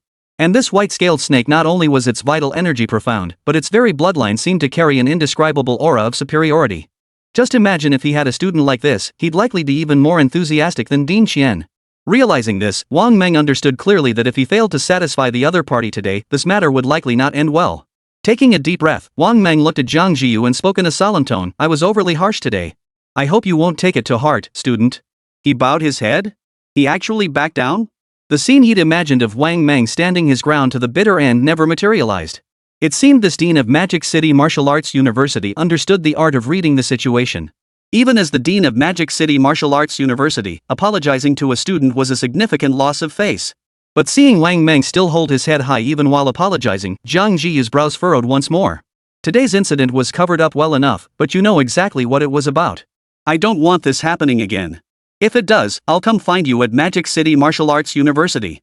Jiang Zhiyu's words were inexplicable, even tinged with a hint of threat. Has this girl lost her mind? The thought flashed through everyone's mind. She wasn't even a martial general yet, and she was already threatening a martial marquis? Especially when the other party was the dean of the Martial Arts Academy of the Demon City, a late-stage martial marquis. Did she really think she was a martial king? But to some ears, the focus wasn't on the latter part, it was the first sentence. Upon hearing Jiang Zhiyu's words, Bai Changsheng confirmed his earlier suspicions. Jiang Zhiyu wasn't the impulsive type, yet today she seemed completely out of control, utterly uncharacteristic. Especially after witnessing Jiang Zhiyu and the one-armed elder confirm a name, Bai Changsheng had already formed a suspicion. Today's events were likely connected to Jiang Zhiyu's past life and not just tangentially. Otherwise, she wouldn't have lost control like this. Besides him, the one-armed elder and Wang Meng were also startled. Though we couldn't fathom how a mere young girl like Jiang Zhiyu had uncovered this matter and read his thoughts, it was clear that now was not the time to delve deeper. Exchanging a glance with Jiang Zhiyu, Wang Meng turned and walked away. The students from the Demon Capital Martial Arts Academy who had followed him glanced around before hurrying after him. This time, Din Qian did not intervene. After all, the other man was the dean of Magic City Martial Arts University, nominally his equal. Even though his own strength far surpassed the dean's, it wouldn't be appropriate to force a duel. An apology was enough to draw a line under the matter. With the main figure gone, the others naturally saw no reason to linger. We should head back. Don't let this delay tomorrow's affairs. Xin Shuang and the others dared not disobey Din Qian and obediently followed behind. However, Jiang Zhiyu paused for a moment. Turning back, she saw the one-armed elder looking at her too, along with the frightened, timid-looking young girl beside him. After a moment's hesitation, Jiang Zhiyu walked toward the old man and the girl. "Young lady, thank you for today." The one-armed old man bowed deeply, offering his gratitude to Jiang Zhiyu. Though he didn't know how this girl had learned of his feud with Wang Meng, she had certainly done him a great favor. Otherwise, today's situation might not have been so easily resolved. After she stood up, Jiang Zhiyu spoke. "You'd better hurry up and find a new place to live. Now that Wang Meng knows your whereabouts, he won't let it rest." The one-armed elder nodded, then watched as Jiang Zhiyu and her group departed. Once outside the tavern, everyone tacitly avoided mentioning the recent incident. Only upon entering the inn, as they prepared to part ways, did Din Qian pause. However, Director Qian neither praised her sense of justice nor reprimanded her for harboring murderous intent within the martial arts town. He merely offered 2 words of caution. "I remember that Wang Meng fellow, he holds grudges. He won't dare come after me for today's incident, but he might target you. Be cautious once we enter the secret realm tomorrow, especially guarding against those students from the Demon City Martial Arts Academy. Above all, ensure your own safety." Jiang Zhiyu pursed her lips, offering no explanation.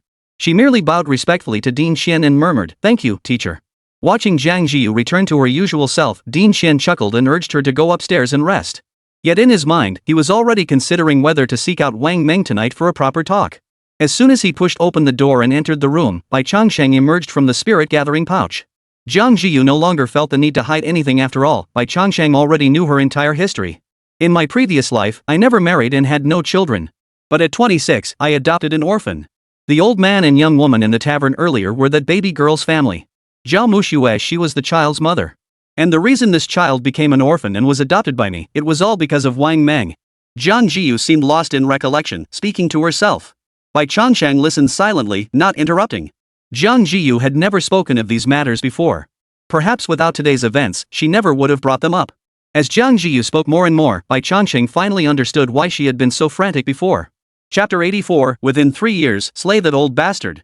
She had witnessed him murder Zhao Muxue, then raise her child as his own. Yet, unable to overcome the psychological barrier, he could only treat the child as his direct disciple. Jiang Zhiyu had contemplated avenging Zhao Mushui. But by the time she had trained in the Qi blood martial way and gained the strength to seek vengeance, Wang Meng was already dead. With no one left to avenge, the matter gradually became a demon haunting Jiang Zhiyu's heart. That little one is quite well behaved. She rarely causes trouble and has remarkable talent for cultivation. She's more mature than most children her age. Sometimes after school, she'd even bring me a bouquet of flowers, though they were always picked from the roadside.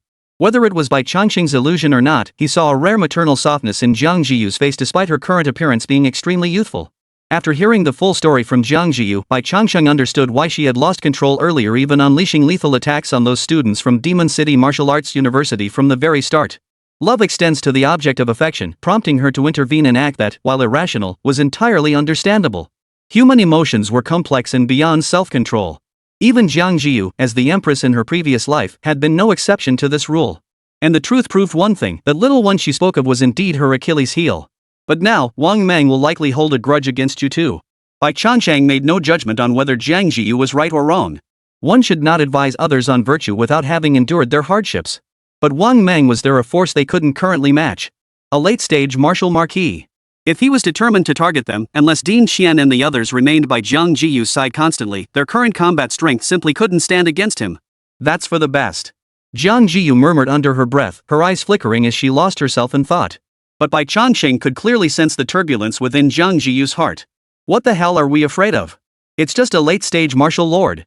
His coming to us will actually take some pressure off that old man and the young one. Within 3 years, we'll take down that old bastard. Bai Changsheng didn't know why this thought had taken root in his mind, but he was willing to go along with Jiang Zhiyu's madness. Perhaps it was because their souls were intertwined, or perhaps it was because the system had given him enough confidence. In truth, late Wuhou realm wasn't so unattainable for him now. Whether it was him or Jiang Zhiyu, surpassing martial lord was merely a matter of time. The only difference lay in when it would happen. Yet these words drew Jiang Zhiyu's gaze. She clearly not expected Bai Changsheng to speak thus, and now her face held a hint of surprise. The man and the snake exchanged a glance.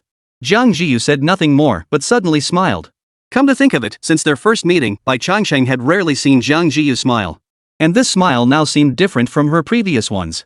It carried a hint of release, a touch of ease. Early the next morning, as the sky just began to lighten, everyone gathered in an open area of the martial arts town. Only now did the students from the 10 top martial arts academies fully see each other. Their youthful faces, still bearing traces of innocence, radiated anticipation and unwavering determination for the journey ahead. Occasionally, their eyes would drift toward Shuemu, lingering a moment longer on the figure with the ponytail. Yesterday's incident hadn't been major, but it wasn't minor either. At least it had spread among this group of students. Though the reasons behind it remained unclear, the name Jiang Zhiyu had left a deep impression. It was hard to ignore most present were sophomores or even juniors, making Jiang Zhiyu, a freshman standing among them, feel somewhat out of place. And then there was that heavenly tier martial technique, one move that nearly took the life of a student from Magic City Martial Arts University. Her striking beauty, ironically, became the least remarkable aspect of her. The students didn't have to wait long, however, as Dean Xian soon issued the order to depart. Among all present, he possessed the greatest strength and held the most detached status at Shuemu, making him the natural leader. It was worth noting that today's Wang Meng bore no resemblance to yesterday's imposing figure. A fresh wound now marred his face, clearly inflicted by a ferocious beast.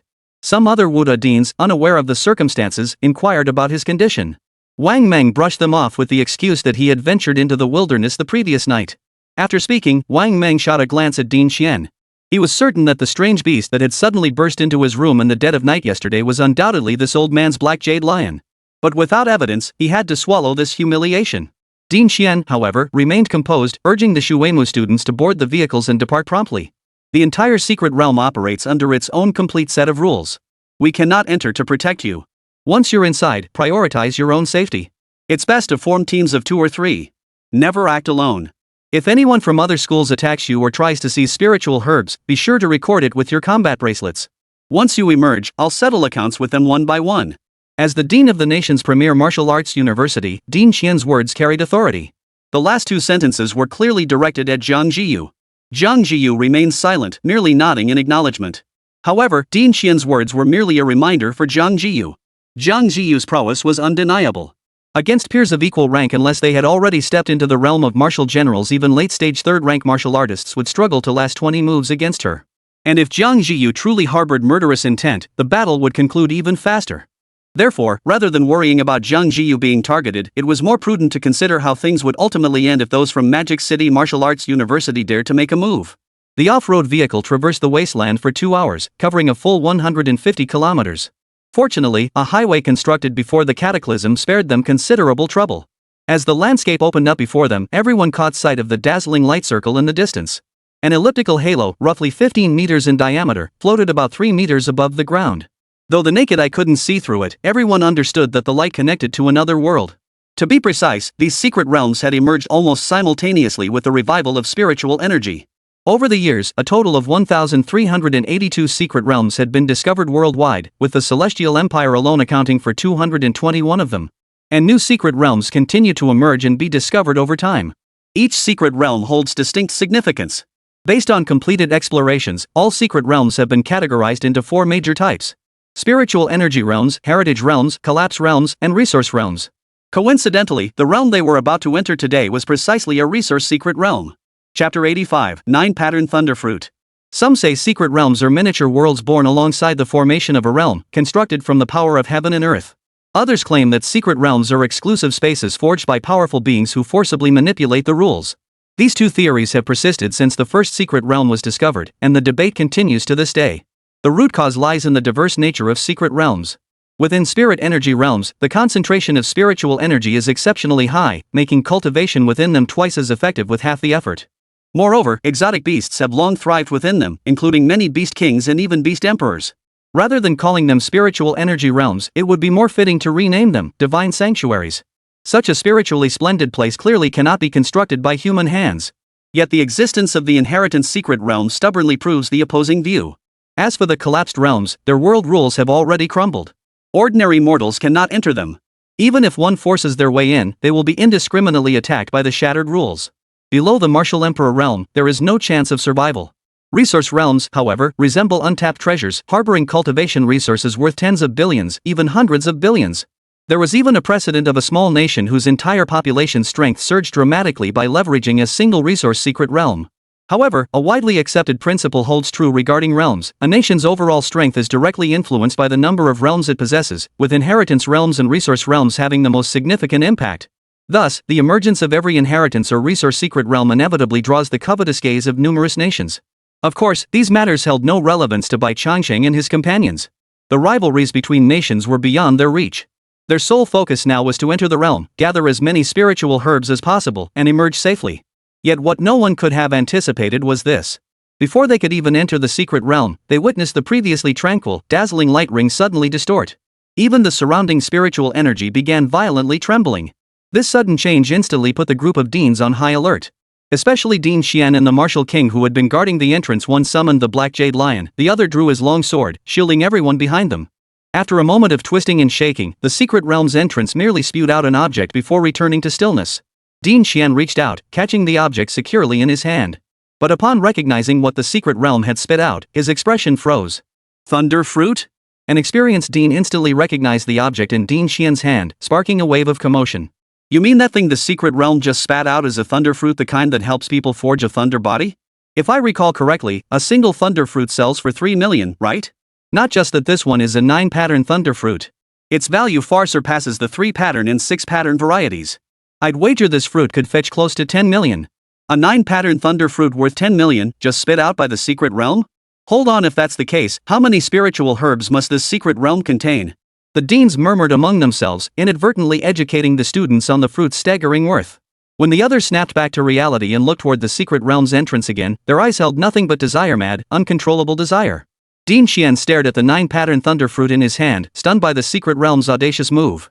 He had previously wondered why, despite the secret realm's rules suppressing high-level beasts from entering, the headmaster had still encountered a beast king that had broken through its bloodline limit near the realm. Now it seemed clear that Beast King had likely consumed a spiritual medicine expelled by the secret realm, enabling its bloodline advancement. When a vessel is filled to the brim, it overflows. This single fact alone gave a rough sense of just how abundant the resources within this secret realm truly were. Clearing his throat, Dean Xian declared the start.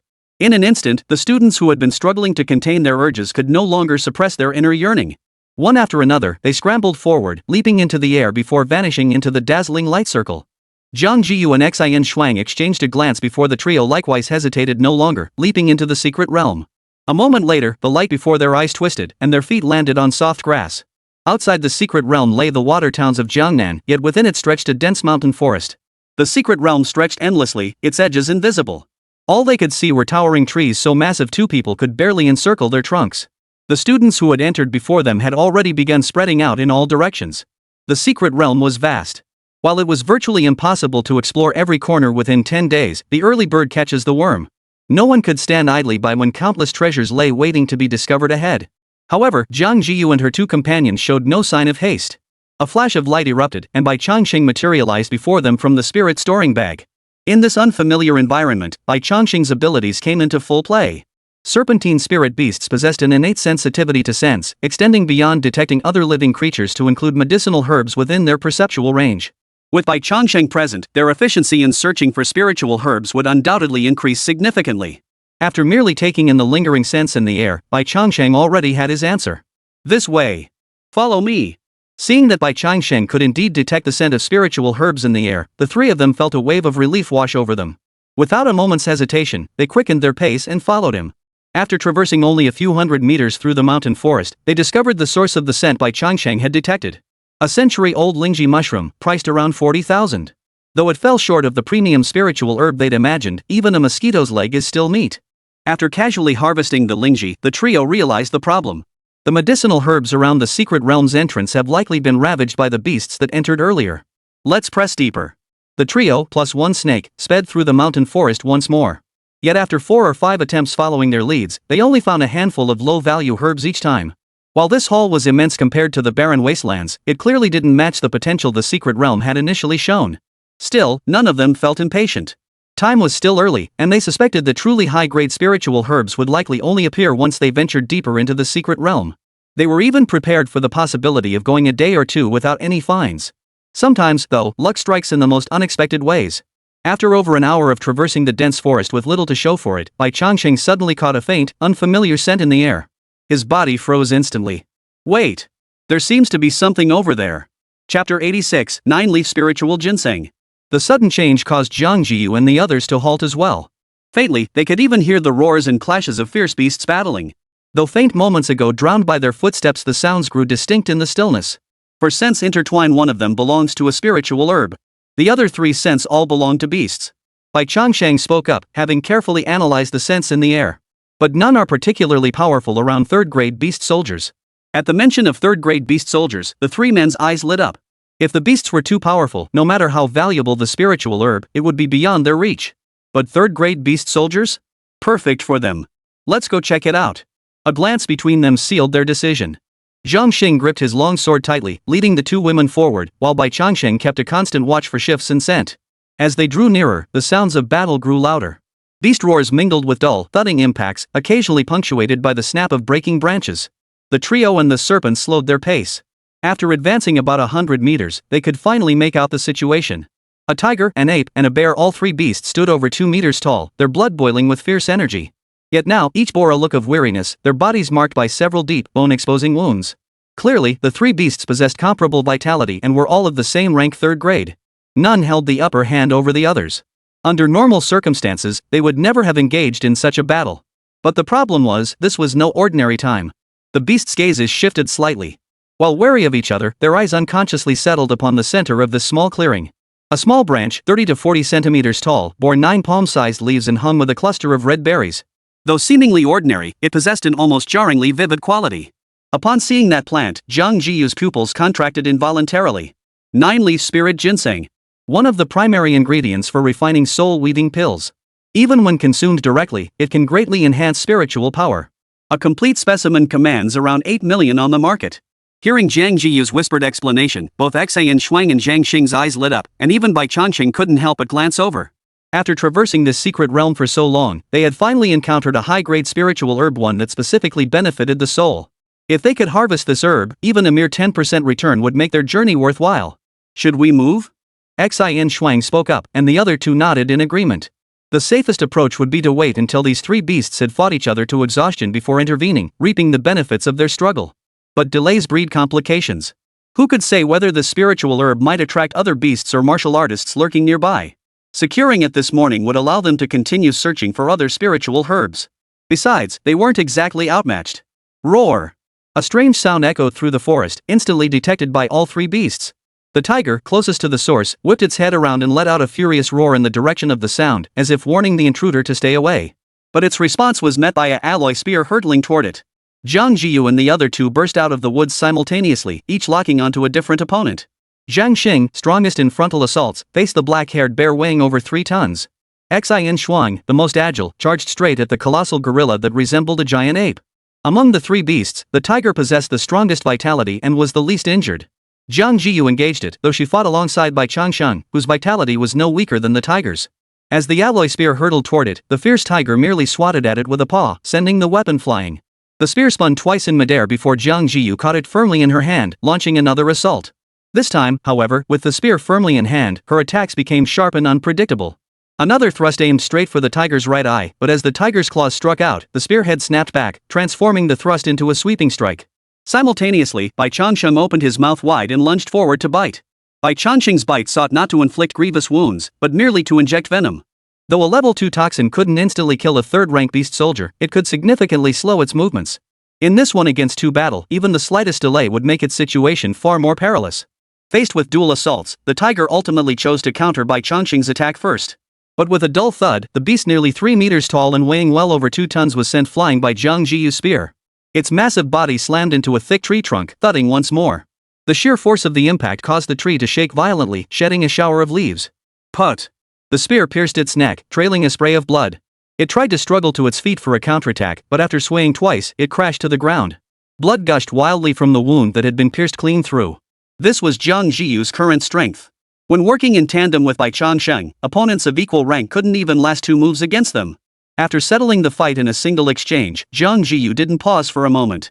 Spear in hand, he charged swiftly toward Shuang. Though lacking thick, protective scales, the giant ape moved with surprising agility. Its iron-like fists swung relentlessly, making it difficult for Shuang to land effective blows unless she could seize an opening in its attacks. However, with Jiang Zhiyu joining the fray, the tide turned instantly. With the two women coordinating their attacks, no matter how ferocious and violent the giant ape became, it could only be repeatedly lacerated by the long spear and short dagger. The final thrust drove the spearhead through its right ear. The force transmitted through the shaft sent a violent jolt, instantly depleting the ape's health bar. The clamor of battle still echoed, but among the three, only Jiang Zhiyu was still locked in fierce combat. The black bear, relying on its massive bulk, proved a formidable opponent. Jiang Zhiyu's repeated attacks were easily parried, while each of the beast's powerful swipes forced him to brace with all his strength. Though his attacks seemed blocked, he was steadily forced back, the situation looking increasingly grim. Noticing that Jiang Zhiyu and Shuang had already finished their fight, Jiang Zhiyu showed no intention of calling them over to help. He even actively stopped Jiang Zhiyu, who was about to rush over. "You two go gather the spiritual herbs. Don't worry about me. I refuse to believe I can't take down this beast." Chapter 87, 3 days, 120 million in medicinal herbs. Watching Jiang Zhiyu's stubborn pride take hold, Shuang's lips curved into a faint smile. She genuinely waved off Jiang Zhiyu's offer of help, instead pulling her along to gather the 9-leaf ginseng. Poor Jiang Zhiyu, however, faced alone against a beast several times his size, looked to be under immense pressure. Meanwhile, Bai Changsheng sank his teeth into a tiger's leg, replenishing his chi and blood while keeping his eyes fixed on Jiang Zhiyu's battle with the black bear. Jiang Zhiyu's fight appeared chaotic and perilous, yet it was anything but safe. The black bear was massive and robust, its chi and blood surging. Each swipe of its claws or smack of its paw delivered force measured in tons. Though Jiang Zhiyu wielded a sharp blade, nearly piercing the beast's thick fur proved arduous, let alone penetrating the layer of dense fat beneath. Thus, even though Jiang Zhiyu landed numerous attacks, the actual damage inflicted was minimal, hardly scratching the bear's core. Jiang Zhiyu dodged relentlessly, never allowing the bear to land a single blow. He looked a bit disheveled, but at least he remained unharmed. Bai Changsheng didn't look down on Jiang Zhiyu.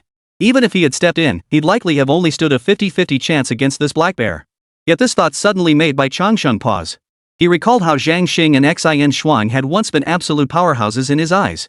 Yet how much time had truly passed since then? He had already caught up to them, his vitality nearly matching theirs, his combat prowess almost on par. Judging by this, the speed at which his vitality was increasing seemed absurdly fast. Barring any surprises, he would soon break through to the beast general tier. At that point, he would leave those too far behind, the gap only widening with time. "I truly possess extraordinary talent," he muttered to himself, ignoring the system notification as he leisurely continued eating the tiger leg meat. By the time he finished the entire tiger leg, Jiang Zhiyu's battle was nearing its end. Several minutes of relentless grinding had left the black bear covered in countless gashes. Yet the beast stubbornly clung to the 9-leaf spirit ginseng, refusing to budge even at the cost of its life. The final outcome was Jiang Zhiyu cleaving off the massive bear's head, its bulky body crashing to the ground. After delivering the final blow, Jiang Zhiyu struck a pose he deemed supremely cool. "You've sliced its fur to shreds, and you're still trying to look cool?" Xin Shuang glanced back at the sound, then delivered a merciless critical hit to Jiang Zhiyu. "Hurry up and chop off those claws, then let's keep searching for other spiritual herbs." Hearing Xin Shuang's words, Jiang Zhiyu scratched his head and turned to collect the beast materials, gathering the remains of the other 2 beasts as well. Though these 3 beasts weren't as valuable as spiritual herbs, they were still grade 3 beasts. Even a mosquito's leg is still meat. Small gains add up to a considerable sum. Meanwhile, Jiang Zhiyu and Xin Shuang carefully unearthed the entire 9-leaf spirit ginseng. Beneath its vibrant green foliage lay a root the size of a palm, spreading out in a broad, open shape. Dozens of root tendrils hung down, coated in soil, with the longest stretching over a meter. This was the most time-consuming part. The 9-leaf spirit ginseng had to remain completely intact, otherwise, its medicinal properties would rapidly dissipate. Simply excavating all the roots left Xin Shuang's forehead glistening with a fine sheen of sweat. Fortunately, she managed to extract the entire root without compromising its integrity. As the entire 9-leaf spiritual ginseng was brought to the surface, a faint herbal scent filled the air. Strangely, this aroma was not unpleasant, it even carried a hint of freshness. "Sis Jiang, you can hold on to this 9-leaf divine ginseng for now. We'll keep all 3 of our finds with you for now. We'll divide them up once we're out. As for the profits, we'll split them evenly among the 4 of us." Dividing it among 4 clearly included Bai Changsheng. In any other team, Jiang Zhiyu and Bai Changsheng would likely have shared a single portion. Jiang Zhiyu was about to protest, but Xin Shuang waved her hand, signaling Jiang Zhiyu to stop refusing. "Xiao Bai's vitality is strong, he's a top-tier combat asset. Besides, we rely on him to locate spiritual herbs. Without him, who knows how much time we'd waste searching. Junior sister Jiang, there's no need to refuse." Jiang Zhiyu understood Xin Shuang's meaning and added another sentence. These words struck a chord with Bai Changsheng, warming his heart. During the hunt for the Steel Bone Wolf King, Xin Shuang and Jiang Zhiyu had been remarkably clear-headed. They never took more than they should. This time was no different. More crucially, they counted him as a combat asset. How to put it? They treated him like a person. Seeing Jiang Zhiyu speak thus, Jiang Zhiyu said no more. Nodding, she retrieved a wooden box from her storage ring and placed the 9-leaf spirit ginseng inside. The wooden box had been distributed by Dean Qian before they entered the area. Crafted from red nanmu wood, it maximized the preservation of spiritual essence and was specifically designed for storing high-grade spiritual herbs. Continue? Let's continue. Finding a high-grade spiritual herb in just over an hour was an immense boost to their morale. Although they could only get 10% of the 8 million, and that would be split into 4 shares, each share was still 200,000. Moreover, it was foreseeable that over the next 10 days, their haul would be nothing short of substantial. Indeed, as they ventured deeper into the secret realm, the frequency of encountering spiritual herbs steadily increased. Though 90% were common herbs worth only tens of thousands, nothing in life is perfect. The occasional appearance of a high-grade spiritual herb was enough to send them into a frenzy. For 3 consecutive days, the trio and the serpent traversed the secret realm, their search yielding rich rewards. Over these 3 days, we've gathered 12 high-grade spiritual herbs, totaling 930 million in value. 137 ordinary spiritual herbs, mostly valued between 40,000 and 80,000, totaling roughly 9 million. Plus 34 rare spiritual herbs, priced between 300,000 and 2 million each, totaling 22 million. Plus various beast materials, which only brought in about 3 million. Compared to 93 million, 3 million could only be described as a drop in the bucket. The catch, however, was that this animal material income didn't need to be handed over to the school, it was theirs to split among the 4 of them. In 3 days, we've gathered a total of 124 million worth of spiritual herbs and 3 million worth of beast materials. According to the rules, we can each receive 12,400,000. Including the beast materials, that's 15,400,000, averaging 3,850,000 per share. After Xin Shuang uttered that figure, even she felt momentarily dazed. She had anticipated a large sum, but this was beyond her expectations. This was truly a million yuan daily wage. Chapter 88, 5 Soul Refining Grasses. Before entering the secret realm, they had anticipated that the rewards from this journey would be extraordinary. Yet, seeing the actual figures laid out before them, they still felt an indescribable surge of excitement. Jiang Zhiyu, who was entitled to 2 shares of the earnings, would receive 7,700,000 in just 3 days. If this income rate could be sustained for a few more days, the figure would only climb higher. Compared to the excitement of Xin Shuang and Jiang Zhiyu, however, Jiang Zhiyu remained remarkably calm. While this income was substantial, it was only relative. In her previous life, her account balances were measured in tens of billions or even hundreds of billions. A mere few million wasn't enough to make her lose control with excitement. Still, if I really could secure 20 million, it would at least cover my cultivation resources for these university years. Exhaling a long breath, Jiang Zhiyu's expression relaxed considerably. Only Bai Changsheng seemed utterly disinterested in the figure, his eyes closed as if dozing, yet his senses remained hyper-alert to the slightest shift in the surrounding air. The secret realm had its own night, distinct from the outside world. With all light drained from it, the sky above held no starlight to illuminate the darkness, leaving everything shrouded in complete obscurity. No matter how anxious they felt, they could only gather around the fire and wait for the darkness to pass. Fortunately, this darkness lasted only 4 hours. The trio took turns keeping watch through the night. As light gradually returned to the secret realm, their search began anew. This time, however, they encountered a major problem. Wait, something's up. After finding only a few ordinary spiritual herbs all morning, Bai Changsheng detected the scent of spiritual herbs again around noon. The scent of high-grade spiritual herbs, but alongside them, the scent of high-grade exotic beasts. High-grade beast? Hearing Bai Changsheng's words, Xin Shuang and Zhang Xing immediately tightened their grip on their weapons. What level? Can you tell? Jiang Zhiyu, however, showed no sign of panic. She turned to ask Bai Changsheng. I can't pinpoint it exactly, but this scent gives me a chilling feeling. At the very least, it's a low-tier beast general and it might even have touched the threshold of a mid-tier beast general. After a moment's thought, Bai Changsheng shared his observations and speculations. At the mention of low-level beast generals, Jiang Zhiyu and the other two frowned. While the secret realm's rules barred martial generals and those above them from entering, there was a significant loophole. Those who entered the realm and then broke through their limits were clearly exempt. However, exploiting this loophole was no ordinary feat. At the very least, one must possess vitality pushed to its absolute limit and be on the brink of breakthrough at any moment. It was unknown if any other students from the martial university possessed such capability, but none of Jiang Zhiyu's trio could meet the requirement. Bai Changsheng was the closest to reaching that threshold. Even so, it would take him a full week to build his vitality up to 10,000 points. For them at this moment, facing a low-tier beast general or even one approaching mid-tier felt somewhat overpowered. Even with all three of them attacking together, plus Bai Changsheng, it would be a stretch. Go check it out. If possible, force a kill. Even within this secret realm, high-grade spiritual herbs were rare and hard to come by. To simply abandon them would be a tremendous waste. Jiang Zhiyu's words clearly signaled she intended to unleash her ultimate move.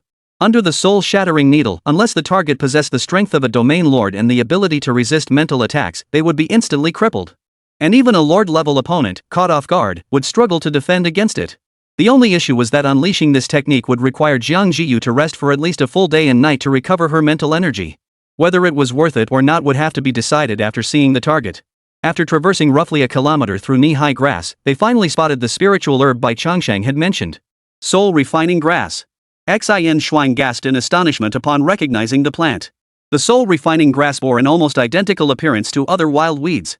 Were it not for its golden leaves, it could easily blend in with the surrounding vegetation. But the problem was, those 4 or 5 flashes of gold swaying in the wind were simply too dazzling.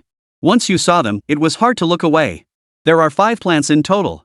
Jiang Zhiyu's gaze swept over them, his brow furrowing deeply. No wonder it attracted a beast general level beast. 5 soul-refining grasses could directly satisfy half of the Black Jade Lion's needs. Before their departure, Dean Xian had specifically briefed them on soul-refining grass, making clear his desperate need for it. He promised to purchase any they brought back at a 20% premium. As Dean Xian's student, Jiang Zhiyu naturally knew more. Dean Xian required 10 soul-refining grasses to help the Jade Black Lion advance its bloodline. 10 plants, priced at 12 million taels each, would cost 120 million taels, not including other spiritual herbs. A rough estimate suggested they'd need at least 5 to 600 million taels to gather all the required materials. However, if the bloodline upgrade succeeded, the Jade Black Lion, this Beast King, would possess the potential to grow into a Beast Emperor.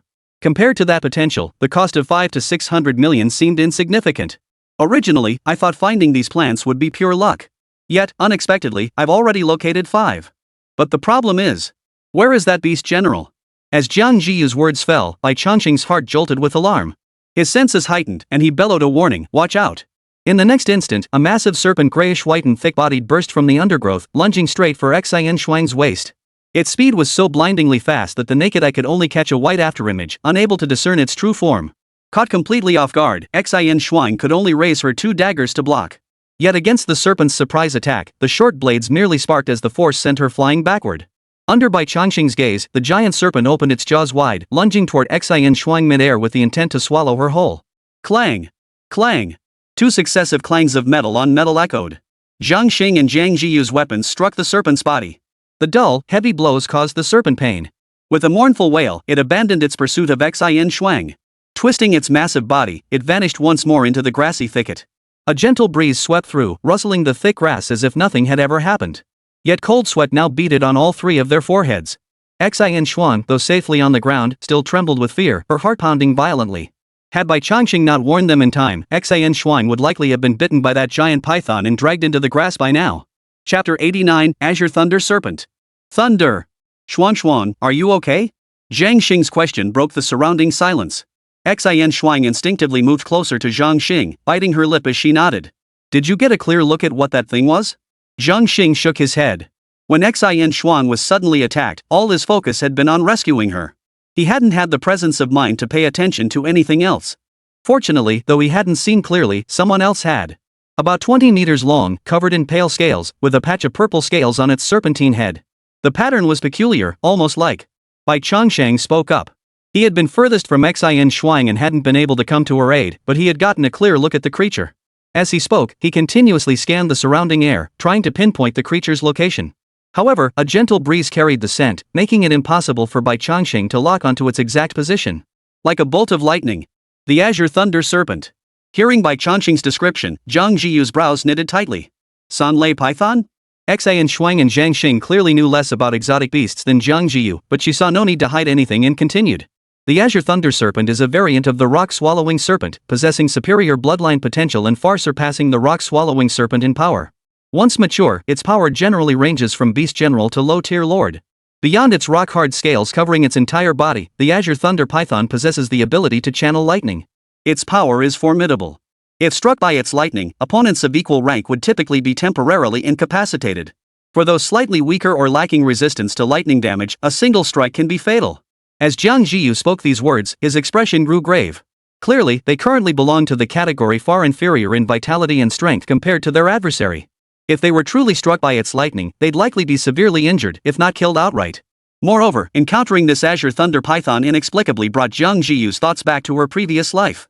In that past life, after switching to cultivating the Qi blood martial way, she had frequently ventured into the wilderness. It was precisely in the wilderness that she had encountered a Azure Thunder Serpent. Back then, she was only at the late Martial Marquis level, while that Azure Thunder Serpent was already at the Beast King tier. She had found it strange then. Now it seemed highly likely that the Azure Thunder Serpent they faced now was the very same Beast King tier creature she had encountered in her previous life. After devouring 5 soul-refining grasses, this creature's bloodline had advanced once more. This thing can actually summon lightning? Hearing Jiang Zhiyu's words, Jiang Zhiyu couldn't help but exclaim in astonishment, instinctively tightening his grip on the 2 long blades in his hands. He wasn't afraid of being electrocuted, but the problem was this wasn't just a simple shock. Xiao Bai and I will draw the Azure Thunder Python's attention. You two find a way to harvest the soul-refining grass. Jiang Zhiyu weighed his options and made his decision instantly. Their earlier clash had already revealed the opponent's vitality range. To have sent Xin Xuan flying so effortlessly, this Thunder Serpent's vitality must be at least 15,000. No one could stand up to this Thunderbolt Python head-on, not even Jiang Zhiyu. Fortunately, they weren't alone. 4 combat-ready individuals meant there was no need to engage in a desperate fight to the death. Xiao Bai. Jiang Zhiyu's soft command instantly conveyed her intent to Bai Changsheng. Truthfully, this wasn't about whether Jiang Zhiyu chose Bai Changsheng or not. As a kindred spirit, Bai Changsheng held a far greater allure for the Azure Thunder Python than anyone else. Just then, Bai Changsheng sensed something amiss. His gaze darted around, yet he could find no trace of the Thunderbolt Python. The next instant, a blue-white bolt of thunder shot toward him from the distance. Its speed and power were so immense that the grass swaying in the wind was instantly blasted aside, forming a half-meter wide path in its wake. Bai Changsheng turned his head just in time to see the lightning bolt rapidly growing larger. He wanted to dodge, but there was simply no way to evade it. The drawbacks of his enlarged form were laid bare in that instant. His agility was no match for Jiang Zhiyu's. Yet just as Bai Changsheng braced himself to endure the direct hit, Jiang Zhiyu, who had remained standing behind him, made her move. Her alloy spear thrust forward, passing Bai Changsheng and colliding with the thunderbolt before he could. Bai Changsheng clearly saw the thunder strike the spear's tip, sending a dense web of electrical arcs racing down the shaft toward Jiang Zhiyu's hands. Yet despite this situation, not a trace of panic flashed across Jiang Zhiyu's face. With a sudden burst of strength, she swung the spear in a sweeping arc before slamming it forcefully into the ground. Boom! The terrifying thunderous power erupted instantly, radiating outward from the spear tip. In the blink of an eye, the once soft earth cracked open under the thunder's force, revealing over a dozen jet-black fissures spreading outward in all directions. The dense grass was completely obliterated by the single strike. This. Xin Xuan and Jiang Zhiyu, standing over a dozen paces away, watched the scene unfold, their hearts jolting in shock. Such overwhelming power, if they were hit by it, they would likely be instantly gravely injured. Even those at a considerable distance were stunned. Bai Changsheng, experiencing the thunder's fury up close, felt his heart skip a beat. The air around him grew scorching under the thunder's influence. Yet Jiang Zhiyu, who had blocked the strike, showed no hesitation. Her form surged forward, charging toward the direction the thunder had struck from. "Don't just stand there. We can't hold it off for long." The voice rang out, alerting Xian Shuang and Zhang Xing and Bai Changsheng as well. Snapping back to his senses, Bai Changsheng felt a surge of blood rush to his head. "Damn it, you nearly got me, you bastard." Bai Changsheng didn't know if he'd survive this direct hit, but if not for Jiang Zhiyu blocking it for him, he'd likely be lying on his back right now. The bitter taste of nearly capsizing in such shallow waters filled Bai Changsheng with an indescribable rage. Without a moment's hesitation, he charged forward, following Jiang Zhiyu as they rushed toward the Tsanglei python. Xian Shuang and Zhang Xing exchanged a glance, realizing they couldn't afford to waste another second. They had no idea how long the Thunder Serpent's lightning attack cooldown lasted. Blocking one strike didn't guarantee they could block a second.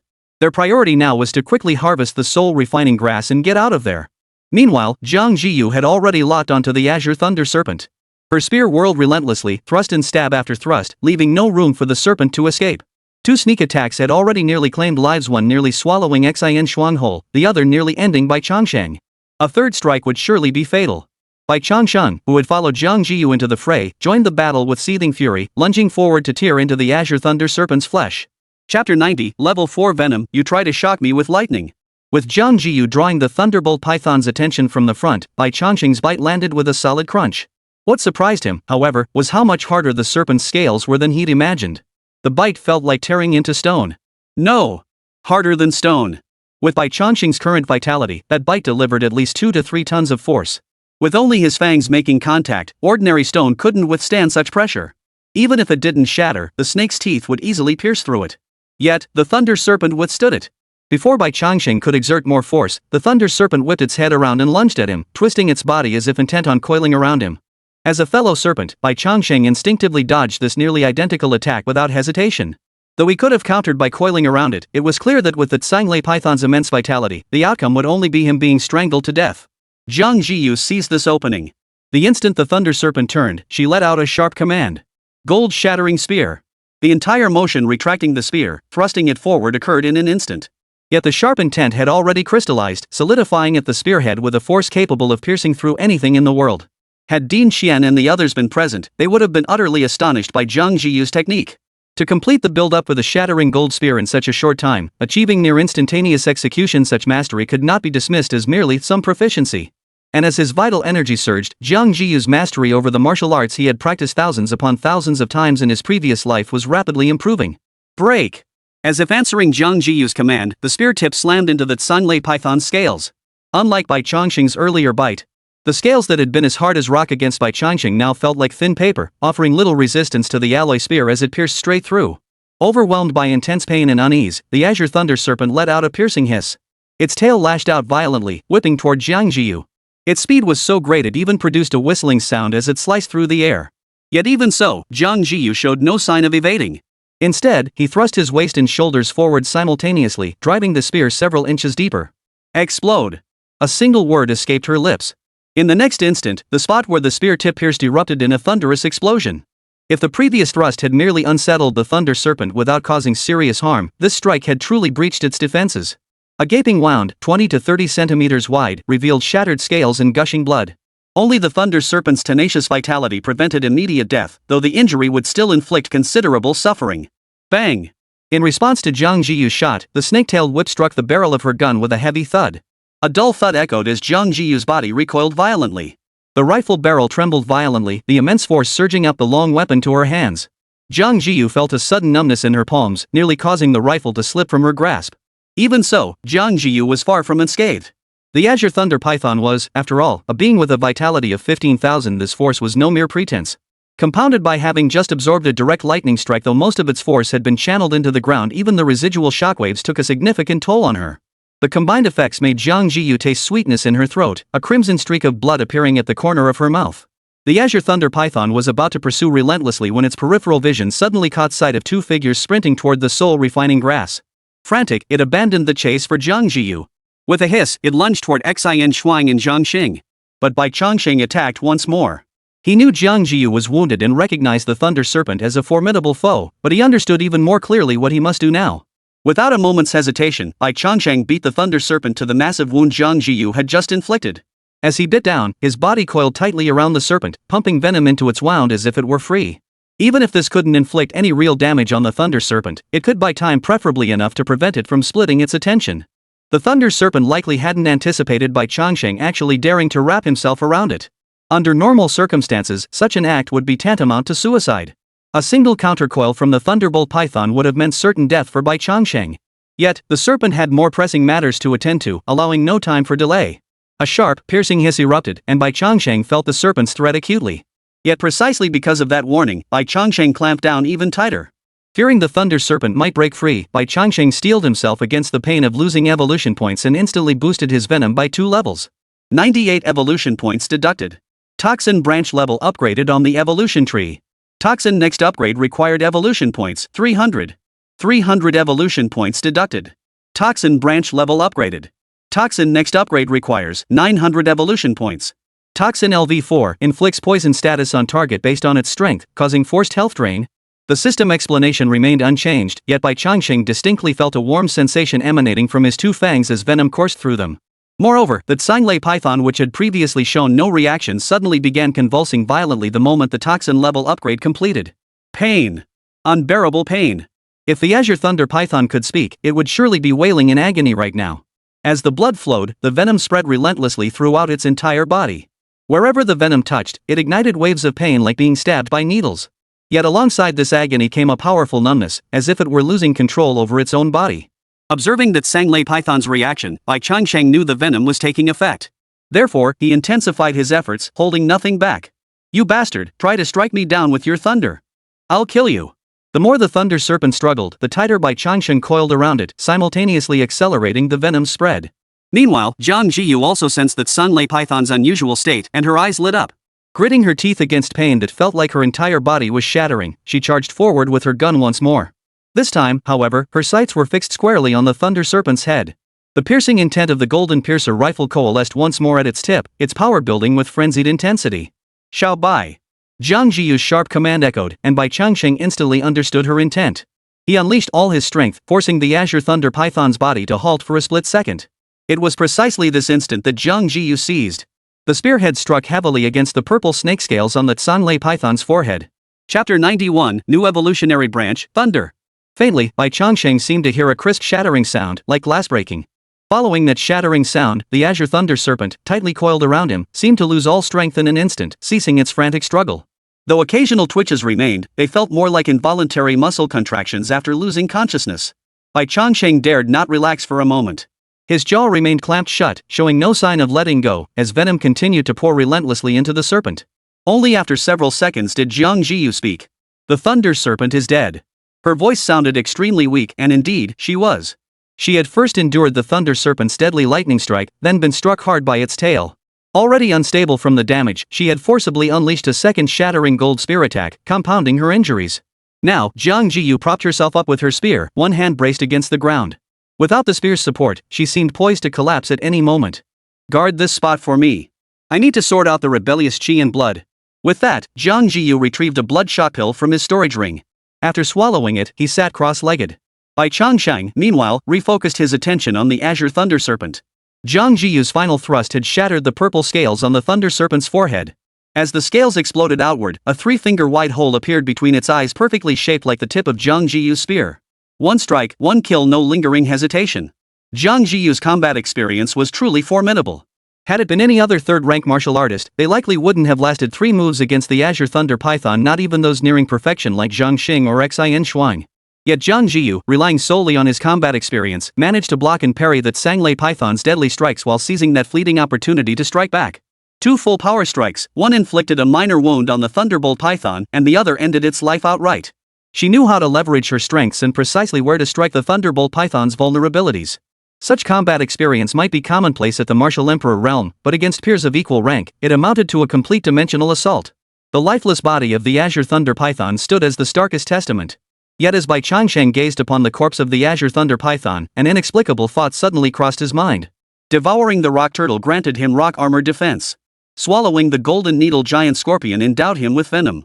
Later encounters with the Steel Bone Wolf King and Dragon Carp unlocked the Steel Bone and Dragon Blood evolutionary branches. Yet compared to them, this Azure Thunder Serpent possessed one strikingly distinct trait. That was the bolt of thunder it had unleashed. Only those who had personally experienced the might of that thunderbolt could truly grasp its terrifying power. He hadn't considered this aspect before, but now that the battle had ended and Bai Changsheng had regained his composure, an indescribable urge welled up within him. If and I mean if. After consuming this beast's flesh system, you should be able to replicate its lightning control talent for me, right? Bai Changsheng murmured to himself, then lunged at the wound on the Azure Thunder Python's body. He bit down hard, refusing to let go, tearing off a chunk of flesh larger than a fist before tilting his head back and swallowing it whole. Congratulations, host, on consuming the Azure Thunder Python. Gain 12 vitality points and 6 evolution points. Congratulations, host, on unlocking the unlit branch of the evolution tree, Thunder. Thunder, upon unlocking, grants the ability to unleash thunder attacks. Attack power increases with the host's mental strength and evolution tree level. Evolution points required to unlock, 300. Holy. Holy. The moment the system notification echoed in his mind, Bai Changsheng felt utterly overwhelmed by ecstasy. It actually works. That initial thought had been just that, a mere thought. He couldn't decide which evolution tree the system would unlock. After all, while in Director Qian's spirit binding pouch, he'd scavenged plenty of rare items alongside the Jade Green Lion, yet none had unlocked any evolution tree branches. Devouring the flesh and blood of the Azure Thunder Python had been nothing more than a whim, thinking he might as well try it since he had it. Who would have thought the system would actually give him a surprise, a huge one? Glancing at the required conditions, Bai Changsheng hesitated not a moment before activating it. Congratulations, host. Spend 300 evolution points to unlock the Thunder branch of the evolution tree. Evolution points required for next Thunder upgrade, 1000. The evolution points required to activate and upgrade Thunder were identical to those needed for Dragon Blood. This alone hinted that its tier couldn't be low.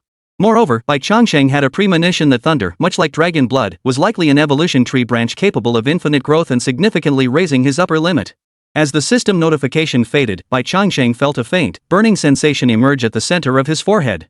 It felt like a burning sensation, yet without any sharp pain, remaining within his tolerable range. However, Bai Changsheng had slightly underestimated this searing sensation. As time passed, the burning grew increasingly intense, like a red-hot branding iron pressed against his forehead only to turn icy cold in the blink of an eye. Had anyone observed Bai Changsheng at that moment, they would have noticed a patch of dragon scales on his forehead, shimmering with a faint purple glow that flickered on and off. Simultaneously, Bai Changsheng sensed something profoundly familiar permeating the air around him. With a mere flicker of thought, the elements drifting through the air began to converge toward his forehead. When their concentration reached a certain threshold, Bai Changsheng recognized precisely what this substance was. Thunder. So this was the sensation? As the thunder elements continued to gather, Bai Changsheng felt his spiritual energy being rapidly drained. Once the elements had accumulated sufficiently, he completely lost control over the thunder. With a thunderous boom, a streak of blue-white lightning shot forth from his forehead. Just like the bolt unleashed by the Azure Thunder Serpent moments before, it sliced through the grass, sending a wave of scorching heat rippling outward. It finally slammed into the grass dozens of meters away, sending up plumes of scorched earth. Though not quite matching the Azure Thunder Serpent's power, it was certainly no less formidable. Among beings of equal rank, unless one was a prodigy like Jiang Zhiyu, it would be extremely difficult to withstand such a strike. Moreover, his thunderbolts would continue to grow in power as his vital energy and cultivation level increased. Watching the aftermath of the thunderbolt striking the distant ground, Bai Changsheng felt an immense sense of satisfaction. For so long, his offensive arsenal had been so pitifully sparse that even he felt sorry for himself, relying solely on his toxins as his only somewhat usable weapon. But now, with this thunder strike as his lethal weapon, Bai Changsheng would finally no longer have to risk his life in every battle. The tremendous commotion caused Xinchuang and Zhang Xing, far away, to turn their heads involuntarily. Even Jiang Zhiyu, who had been meditating with closed eyes, now looked his way. Especially when she caught sight of the faint purple snake scales emerging on Bai Changsheng's forehead, a flicker of confusion and astonishment crossed Jiang Zhiyu's eyes. Chapter 92, The Wooden Tablet Within the Azure Thunder Serpent. The purple snake scale flickered briefly before its glow faded, blending seamlessly with the surrounding scales. Yet Bai Changsheng could distinctly sense that he still possessed control over thunder. Whenever he wished, he could unleash the same attack again. Of course, that depended on his mental energy being sufficient. Though Bai Changsheng hadn't studied spiritual energy extensively, he had a basic grasp of its nature. That single bolt of thunder had drained a full third of his spiritual energy. In other words, with his current reserves, he could unleash no more than 3 consecutive bolts of thunder. After the third strike, his spiritual energy would be depleted, plunging him directly into unconsciousness. If I really pass out, I'll be as helpless as fish on a cutting board. But for an enemy who can withstand 3 thunderbolts without dying, whether they're unconscious or not seems rather irrelevant. Bai Changsheng muttered to himself before locking eyes with Jiang Zhiyu. Jiang Zhiyu said nothing, merely closing her eyes once more to continue her meditation. From the very beginning, she had sensed that Bai Changsheng was different from other beasts, more attuned to human nature and with a remarkably rapid rise in vital energy. Initially, Jiang Zhiyu hadn't given it much thought. Even after Bai Changsheng underwent several mutations, Jiang Zhiyu had merely upgraded him from a spirit pet to a combat partner. But after their journey to the Dragon Blood Lake, a nagging suspicion began to take root. This white-scaled snake she'd bought on a whim seemed to harbor a great secret. But it remained just a suspicion. But now, sensing the thunder Bai Changsheng unleashed and the patch of purple snake scales on his forehead, Jiang Zhiyu was utterly certain Bai Changsheng definitely had secrets, and not just any secrets. The ability to replicate another's innate talents and bloodline upon contact. How could such power belong to a mere white-scaled snake? Yet Jiang Zhiyu chose not to ask. She didn't even plan to question Bai Changsheng about it. First, Xin Shuang and Zhang Xing were still present. Though she trusted them implicitly, one could never be too careful. Some secrets were best kept to oneself. Second, under the influence of the spirit god pact, her soul was now intertwined with that of the snake. At this moment, Jiang Zhiyu and Bai Changsheng were bound together, their fortunes inseparable, their fates inextricably linked.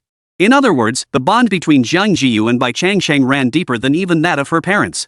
She didn't need to ask, for Bai Changsheng would never entertain thoughts or actions detrimental to her. Meanwhile, Xin Shuang and Zhang Xing had finally managed to harvest the soul-refining grass intact, roots and all. To preserve its vitality, they even dug up a substantial amount of soil around it. Yet, after carrying the soul-refining grass over and seeing the thunder serpent, now completely devoid of life, the two instinctively exchanged another glance. Xin Shuang had experienced that Xinglei python's formidable vitality firsthand during its initial ambush. It couldn't have been clearer. A head-on assault? Not only would she be no match, but even Zhang Xing would struggle to withstand that Xinglei python's explosive power. Though the trio plus Bai Changsheng possessed considerable vitality, they were still no match for that Xinglei python. Thus, their initial plan had been to harvest the soul-refining grass swiftly and escape that Xinglei python's pursuit. But now, plans had been overturned by unforeseen events. Jiang Zhiyu and Bai Changsheng had fought through severe injuries, their qi and blood reversed, to slay the thunder serpent. Naturally, the distribution of the spiritual herb could no longer be as it had been before. From start to finish, neither she nor Zhang Xing had lifted a finger. They were practically just bystanders. Dividing it equally into 4 shares now would be utterly unreasonable. Zhang Xing went to gather materials from the Xinglei python's corpse, while Xin Shuang remained nearby, waiting for Jiang Zhiyu to steady her qi and blood. Fortunately, Jiang Zhiyu didn't keep them waiting long. After only 10 or so minutes, she opened her eyes and exhaled a long, heavy breath. "Junior Jiang, you're not seriously injured, are you?" Xin Shuang asked with concern. Jiang Zhiyu gave a soft nod. "Just a minor qi and blood reversal. After taking the blood shock pill, I'm fine now." If qi and blood reversal wasn't properly addressed, it could easily leave hidden injuries within the body. Occasional occurrences might seem harmless, but if ignored repeatedly, these latent wounds would eventually resurface, minor cases leading to stagnant qi and blood flow, severe ones resulting in complete loss of power. This was precisely why the blood shot pill commanded such a high price. "That's good," Xin Shuang exhaled deeply before handing over the 5 soul-refining grasses, neatly packed in a red nanma wood box. "Keep these 5 soul-refining grasses separate. Once we're out, Zhang Xing and I won't be sharing this portion of the money." Each of the 5 soul-refining grasses was worth 10 million. Even taking just 10% meant 5 million. With that single sentence, Xin Shuang gifted Jiang Zhiyu 2.5 million yuan outright. He knew she had her own principles, but even Bai Changsheng was taken aback upon hearing her words. The world was never short of people willing to compromise their principles for money. If anyone else had been offered these 5 soul-refining herbs, how could they possibly give them away so readily? It was already surprising they hadn't seized the moment when Jiang Zhiyu's qi and blood were unstable to make a move. This left even Bai Changsheng feeling somewhat embarrassed, for when Xin Shuang and the others had arrived earlier, he had harbored some wariness toward Xin Shuang. After all, Jiang Zhiyu's storage ring contained spiritual herbs worth over 100 million spirit coins. Adding these 5 soul-refining grasses brought the total value close to 200 million. Yet here he was, projecting his own petty suspicions onto others. "Senior sister Xin, we agreed on the ratio earlier. No need to change it." Jiang Zhiyu merely shook her head lightly at his words. Xin Shuang was about to speak when Zhang Xing suddenly called out. "Come see." "What is this?" Hearing Zhang Xing's call, Jiang Zhiyu and Xin Shuang could only set aside their argument for the moment and walked over together. They saw Zhang Xing's blood-stained hand holding an ancient wooden plaque. The bloodstains obscured the tablet's true form, and it emitted no unusual fluctuations, appearing to be nothing more than an ordinary wooden plaque. But everyone knew this thing couldn't possibly be ordinary. "Where did you find this?" Xin Shuang examined the plaque briefly before turning to Zhang Xing. Right inside that Sanglei python's belly, Jiang Zhiyu replied, pointing to the gutted serpent. I was originally searching for its snake gallbladder, but instead I found this. Jiang Zhiyu remained silent, merely retrieving a bottle of purified water from her storage ring. The clear water washed away the bloodstains on the wooden plaque, revealing its true appearance. What do these two characters mean? Xian Shuang stared at the two characters on the wooden plaque, which resembled earthworms wriggling across the surface, filled with confusion. However, upon clearly seeing those two characters, Jiang Zhiyu's heart trembled involuntarily. An ancient script. These two characters mean, departing fire. Chapter 93, The Midnight Assault. Separate fire? These two characters alone offered no clue to its origin or purpose. Could this thing have been brought in from outside by the Azure Thunder Serpent? Possible, but its origin wasn't important for now. Jiang Zhiyu examined it from every angle but found no clues, so he simply handed it to Jiang Zhiyu. This was extracted from that Sanglei python's body, and you, junior sister Jiang, were the one who killed it. It rightfully belongs to you. Though I have no idea what this thing is for either. Jiang Zhiyu accepted it without refusal.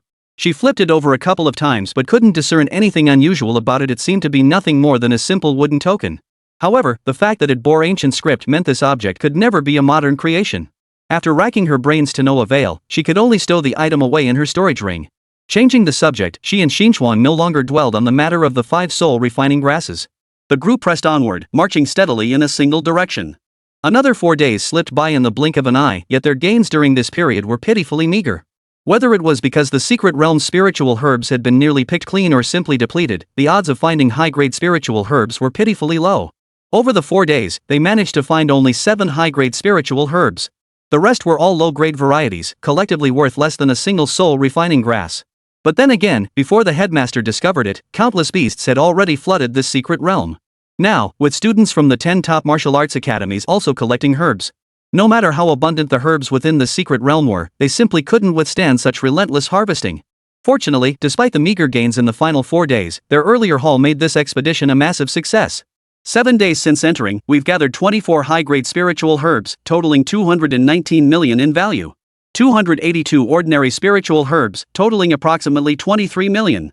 77 rare spiritual herbs, totaling 41 million in value. Beast materials filled 2 storage rings, but this portion yielded the least profit, a maximum of 7 million. Excluding the beast materials, the total income is 283 million. Xian Shuang roughly tallied all their gains, 10 days, nearly 300 million in income. And this was just their team's haul. If you added in the earnings of other martial arts teams, plus the herbs ruined by beasts, the total value of herbs in the entire secret realm would easily surpass 10 billion. No wonder the Academy placed such importance on this expedition. A windfall barely scratched the surface of their gains. Jiang Zhiyu was busy roasting meat over the fire when Xian Shuang's words reached him, causing him to clench his fist in silent admiration. Such a massive haul felt like money falling from the sky. If they could have stayed a few more days, the figure would have been even more staggering. Unfortunately, they only had 10 days total. And 7 days had already passed. We've gained a lot already. Staying longer won't bring much more. Besides, time is running out. From our current position, it'll take at least 2 days of walking and resting to reach the secret realm's exit. I suggest we head back at first light tomorrow. What do you think? Over these 7 days, they had journeyed from dense mountain forests to grasslands, and then back into forests. If they delayed another day or two, time would become very tight. Especially since the secret realm's exit lay within the mountain forests. While they wouldn't get lost, finding the correct path would inevitably take considerable time. Upon hearing Jiang Zhiyu's words, Xian Shuang and the others naturally had no objections. They had planned to do just that. The meat's ready. Eat up. After you finish, you two sleep. I'll take the night watch. Jiang Zhiyu removed the bear paw, now divided into 4 portions, from the fire. After half an hour of roasting over the flames, the bear paws now sizzled with oil, their aroma intensified by the marinade.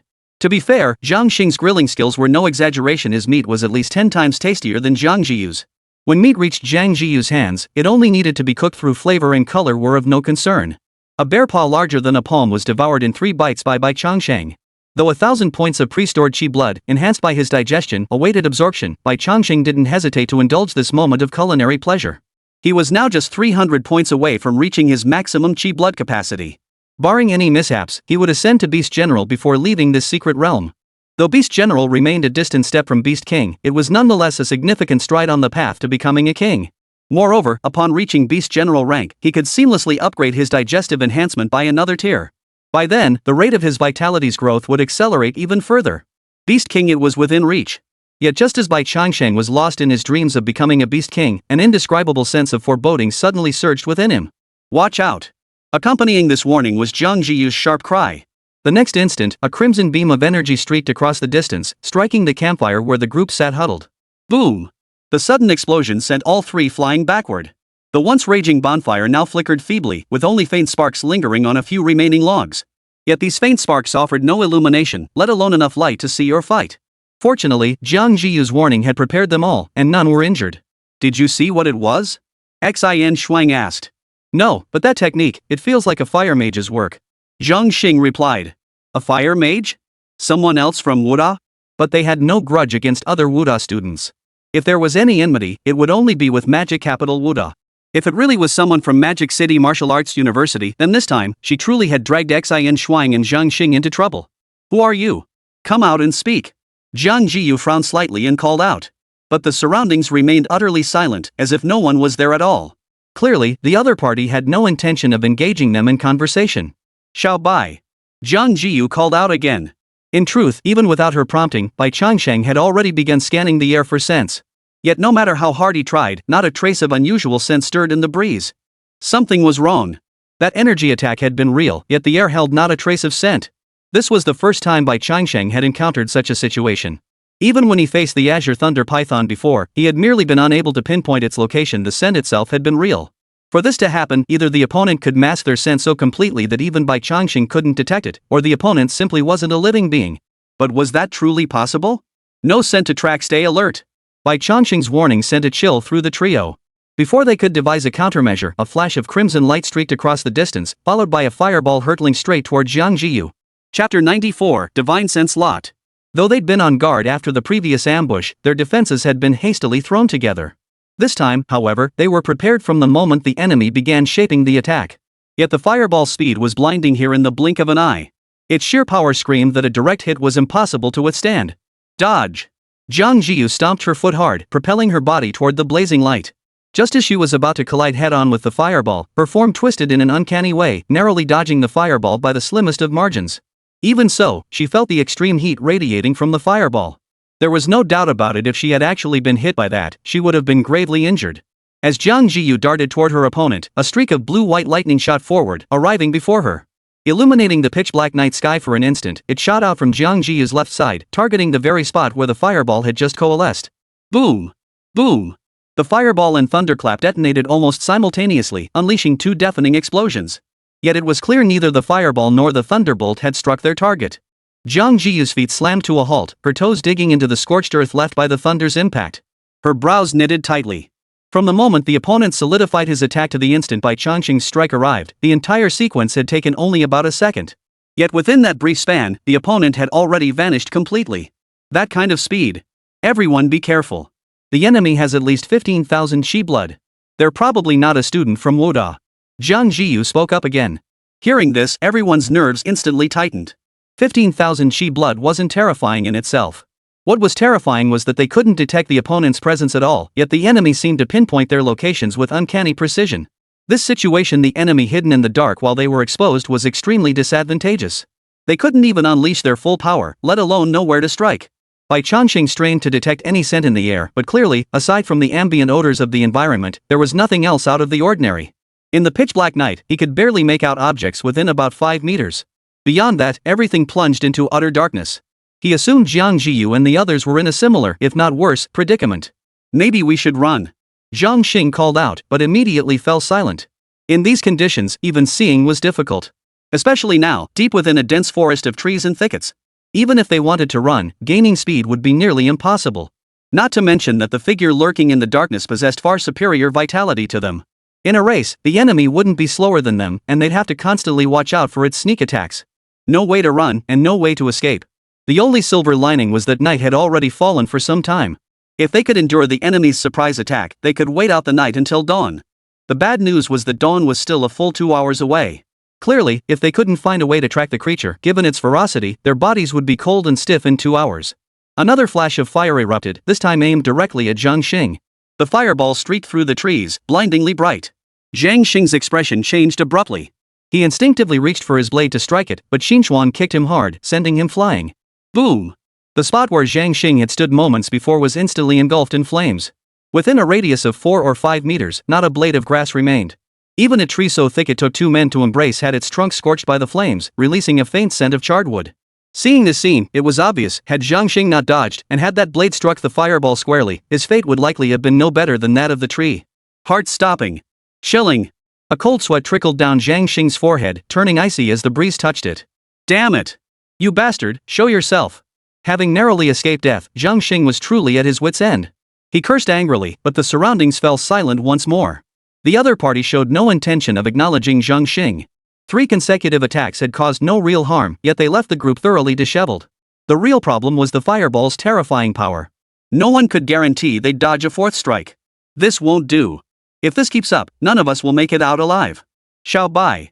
Jiang Zhiyu's sharp command echoed, and Bai Changsheng instantly grasped her meaning. Under these circumstances, Xian Shuang and Jiang Zhiyu were clearly unreliable. Though both were students of Shu Weimu, they were merely students after all. Their methods were limited. Faced with such an attack defying all logic, they had no solution whatsoever. Fortunately, Jiang Zhiyu had devised a countermeasure. Hold the line for me. I'll use my divine sense to track him down. Jiang Zhiyu's voice remained as calm as ever, but it was clear this was her last resort. If even her divine sense couldn't locate the enemy, then Jiang Zhiyu was truly helpless. Bai Changsheng said nothing, merely coiling his body to shield Jiang Zhiyu within his embrace. Thus, even if the hidden assailant attacked, the blows would first strike Bai Changsheng. Jiang Zhiyu thrust her spear into the ground, sat cross-legged on the spot, and closed her eyes slightly. Perhaps due to their intertwined souls, Bai Changsheng could sense ripples spreading out like waves across a lake surface.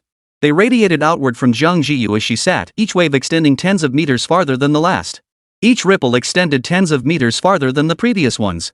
At this rate, within a dozen seconds, Jiang Zhiyu could sweep through the entire 100-meter radius around her. Yet as Jiang Zhiyu's consciousness expanded, an invisible pressure instantly bore down upon her. It felt as though some colossal entity had taken notice, causing even Bai Changsheng to feel a jolt in his heart. The world's rules of this secret realm. Bai Changsheng didn't know the source of this terrifying pressure, but he recalled Principal Shu Weimu mentioning that when he had scanned the entire secret realm with his divine sense, he had triggered the suppression of the world's rules. It seemed Jiang Zhiyu's divine sense, like the principles before, had now drawn the suppression of the world's rules. However, her divine sense was too weak to warrant such forceful suppression. Even so, Jiang Zhiyu bore immense pressure, cold sweat already beading on her forehead. Just then, Bai Changsheng's heart lurched. He whirled around to see a red glow gathering in the distance. The next instant, a fiery orb hurtled toward him and Jiang Zhiyu. Without a moment's hesitation, almost instinctively, Bai Changsheng began channeling thunder elements. Then, boom! The fireball and thunder collided violently, sending waves of flame rippling outward. Sparks scattered across the ground, igniting some shrubs and tree bark, casting a faint glow over the surroundings. Found you! Jiang Zhiyu opened her eyes at that moment, her gaze locking onto a single point. Chapter 95, Puppet Marionette. Junior Jiang? Xian Shuang watched Jiang Zhiyu and Bai Changsheng charging toward her with guns drawn, her voice tinged with confusion. Behind you! Jiang Zhiyu's voice cut through the air as her spear shot out horizontally. A faint golden edge of sharpness clung to the spearhead. This strike was aimed squarely at taking the opponent's life. Behind? Xian Shuang's heart jolted at Jiang Zhiyu's words. Her grip tightened on the short dagger in her hand, and she slashed fiercely behind her. Clang! The clash of metal rang out, sending sparks flying. In the flash of light that followed, a face like a doll's appeared. Her strike blocked, another thrust aimed straight for Xian Shuang's abdomen. This time, however, Jiang Zhiyu's attack arrived. The alloy spear, enveloped in an extreme sharp spear intent, sliced past Xian Shuang's neck and shot out horizontally. If Xian Shuang's strike was merely an ordinary attack from a third-rank martial artist, then Jiang Zhiyu's piercing gold spear far surpassed the capabilities of a third-rank fighter. Any ordinary person, faced with such an obviously abnormal attack, would block it even if they didn't dodge. Yet this creature seemed utterly oblivious to Jiang Zhiyu's strike, continuing its previous actions without a care. Was it intent on trading lives, determined to kill Xian Shuang at any cost? Witnessing such a reckless fighting style, Jiang Zhiyu couldn't help but feel a chill run down her spine. Yet her hand never faltered. Only the direction of the spear tip shifted from aiming for the opponent's head to targeting the shoulder joint. Snap! The tip struck the joint, its razor-sharp metal piercing intent sparking an eerie flash before driving deep, cleanly severing the opponent's right arm. The opponent's full-powered punch, built up with momentum, became feeble and weak after the shoulder joint was severed. Immediately afterward, Jiang Zhiyu, who had rushed over, slashed the opponent's chest with a single stroke, sending the body flying backward. The immediate danger was averted. With her divine sense locked onto the opponent, his position was now completely exposed to Jiang Zhiyu's perception. There was no need for a pursuit. Huff! Jiang Zhiyu exhaled a long breath of stale air, standing poised with his spear. Jiang Xing and Xian stood side by side, their eyes fixed warily on the direction the opponent had just been sent flying. Bai Changsheng coiled upward, landing beside the trio without rushing forward. In the faint glow of scattered torches, a figure could be vaguely seen slowly rising to its feet over 10 meters away. Sir, your arm is crippled. You're locked in my divine consciousness, and without the cover of night, you can no longer ambush us. Do you still wish to continue fighting? Jiang Zhiyu frowned slightly, her gaze fixed on the figure as she spoke. After all, the opponent was a martial general level existence, and his vital energy didn't seem weak. Though he'd lost an arm in their life for life clash, his overall strength remained formidable. If they could cease hostilities now, it would be the best possible outcome. Yet the figure in the distance seemed utterly oblivious to Jiang Zhiyu's words, muttering incessantly to himself. Pests. Exterminate. Pests. Exterminate. Such bizarre behavior caused the three to exchange puzzled glances, none quite sure what to make of it. Wait, look at this. Jiang Xing pointed his long sword at the ground. Everyone followed his gaze and saw that the severed hand lying there showed not a single drop of blood. No, it wasn't even a human hand. The flickering flames around them were dim, yet still provided enough light for them to see what this thing truly was. Though it resembled a human hand, it bore no resemblance to flesh and blood whatsoever. What? Bai Changsheng exclaimed in surprise, glancing at Jiang Zhiyu. Yet Jiang Zhiyu looked just as bewildered, as if seeing this thing for the first time. She reached down, picked up the limb from the ground, and examined it for a couple of seconds before shaking her head. It's not a human arm, nor is it flesh and blood. It's a type of mystical ironwood, tougher than ordinary alloys. No wonder my shattering gold spear didn't shatter his body outright just now. Jiang Zhiyu murmured softly, having pieced together a rough guess. This thing must be a puppet left behind by the original master of this secret realm, specifically to guard these spiritual herbs. Barring any surprises, it should be something akin to a robot.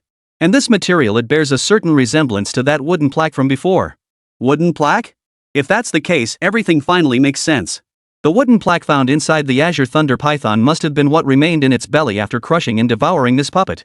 But if this thing truly is a puppet, then new questions arise. They had no idea how many years this secret realm had been sealed, but judging by the spiritual herbs within, even 1,000 years wouldn't have been enough to preserve them. Over such an immense span of time, without any source to replenish the puppet's energy or repair them, they would likely have rotted and decayed long ago. Which meant, there must be a place within this secret realm that served as the puppet's stronghold? Some things, when you think about them deeply, are truly terrifying. Especially with Jiang Zhiyu's knowledge, connecting the dots wasn't difficult.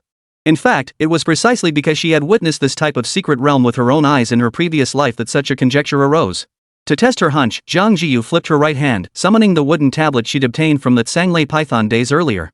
Pest, Ge. The muttering abruptly ceased the moment the wooden tablet appeared. The humanoid puppet in the distance tilted its head in a surprisingly human-like manner, as if verifying the tablet's authenticity. After a silent 2-second wait, it turned and walked away. That's it? Watching its retreating figure, everyone except Jiang Zhiyu was left speechless. If they'd known it would be this simple, why bother fighting to the death? Just flash the token and it's done. But this was for the best. At least there would be no need for further fighting.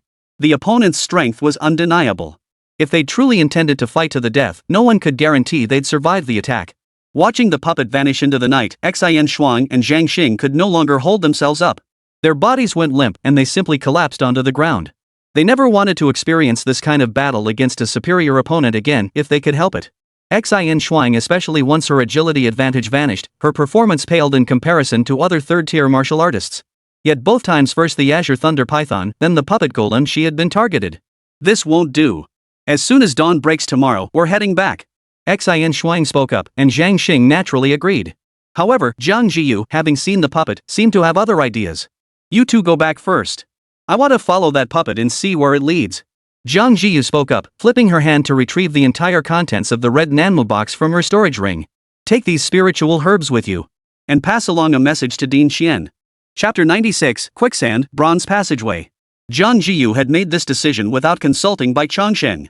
But Bai Changsheng understood exactly what she was after. The spiritual herbs within the secret realm alone were worth over 100 billion. If they could locate the enemy's stronghold, its value would far surpass these herbs. Knowing that following this puppet for a while would lead to a major payoff, who could resist the temptation? Of course, there was also the possibility that following it would lead straight into a tidal wave of puppet golems. After all, based on current knowledge, this puppet was certainly not the only one. If they truly provoked an attack from the puppet army, forget about being mere third-rank martial artists, even generals or marquises might perish under the relentless, suicidal onslaught of those puppets. Humans have their limits. Unless one reaches the level of a martial king and masters the rules, the human wave tactic will remain effective. The difference between a skilled warrior and a reckless fool lies in whether one truly possesses the capability. But this assumes the headmaster has scanned the entire secret realm with his divine sense, confirming no high-level sentient creatures dwell within. Junior's sister Jiang. Upon hearing Jiang Zhiyu's words, Xin Shuang instantly grasped her scheme and was tempted to dissuade her. After all, judging by the combat prowess displayed by that single puppet just now, dealing with one was already so taxing. If more appeared, they wouldn't even know how they died. Moreover, their haul from this expedition was already substantial. As long as they returned safely, the money they'd earned would cover their cultivation needs. There was absolutely no need to risk their lives for more wealth. But when she met Jiang Zhiyu's gaze, Xin Shuang swallowed the words that had formed in her throat.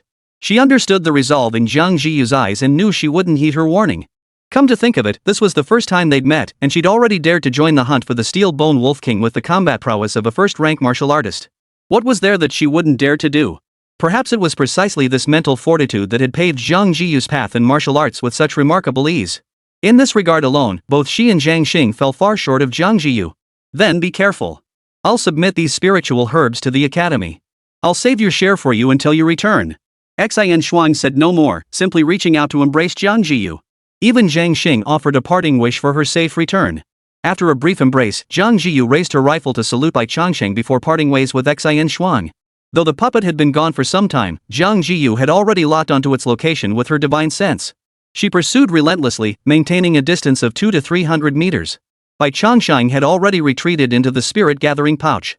2 consecutive bolts of thunder had nearly drained his mental energy dry. Fortunately, after downing a bottle of mental potion, he could feel his mental energy rapidly replenishing. Since it was merely a matter of travel, Bai Changsheng closed his eyes and pretended to sleep, intending to emerge only upon reaching the puppet's lair. 2 hours, 4 hours, 6 hours. Night fell, then dawn broke. Bai Changsheng had indeed intended to rest his eyes, but the journey proved unexpectedly long. Before he knew it, his drowsy gaze had deepened into sleep. When he opened his eyes again, they had emerged from the mountains and forests into a vast desert. Endless golden sand stretched as far as the eye could see. It was hard to imagine that this relatively small secret realm could simultaneously contain 4 such disparate terrains: mountains, forests, grasslands, and desert. Bai Changsheng even wondered if lakes or marshes might lurk within. After all, even after spending over 7 days within this secret realm, they still hadn't traversed it entirely. Just because they hadn't seen something didn't mean it didn't exist. A flash of light erupted as Bai Changsheng emerged from his spirit storage pouch. His body landed on the soft sand, feeling its gentle warmth and a faint heat that even he, a cold-blooded creature, found comforting. Warm and cozy. Quite thoughtful. Still haven't reached our destination? Bai Changsheng asked. Jiang Zhiyu glanced at him, still half asleep, and gave a soft nod. But we should be close. That wooden tablet flashed twice. The most recent flash was 20 minutes ago. As Jiang Zhiyu finished speaking, her footsteps halted abruptly, her brow furrowing. Where did that puppet go? Ha! Bai Changsheng scanned the surroundings, only to find that the puppet, which had been about 200 meters ahead of them, had vanished without a trace. It vanished so swiftly that by the time he and Jiang Zhiyu had merely turned their heads, it was already gone. Yet strangely, there was no trace of any unusual scent in the air. It truly seemed to have vanished into thin air. Only a trail of footprints in the sand indicated it had indeed been there moments before. My divine sense is severed.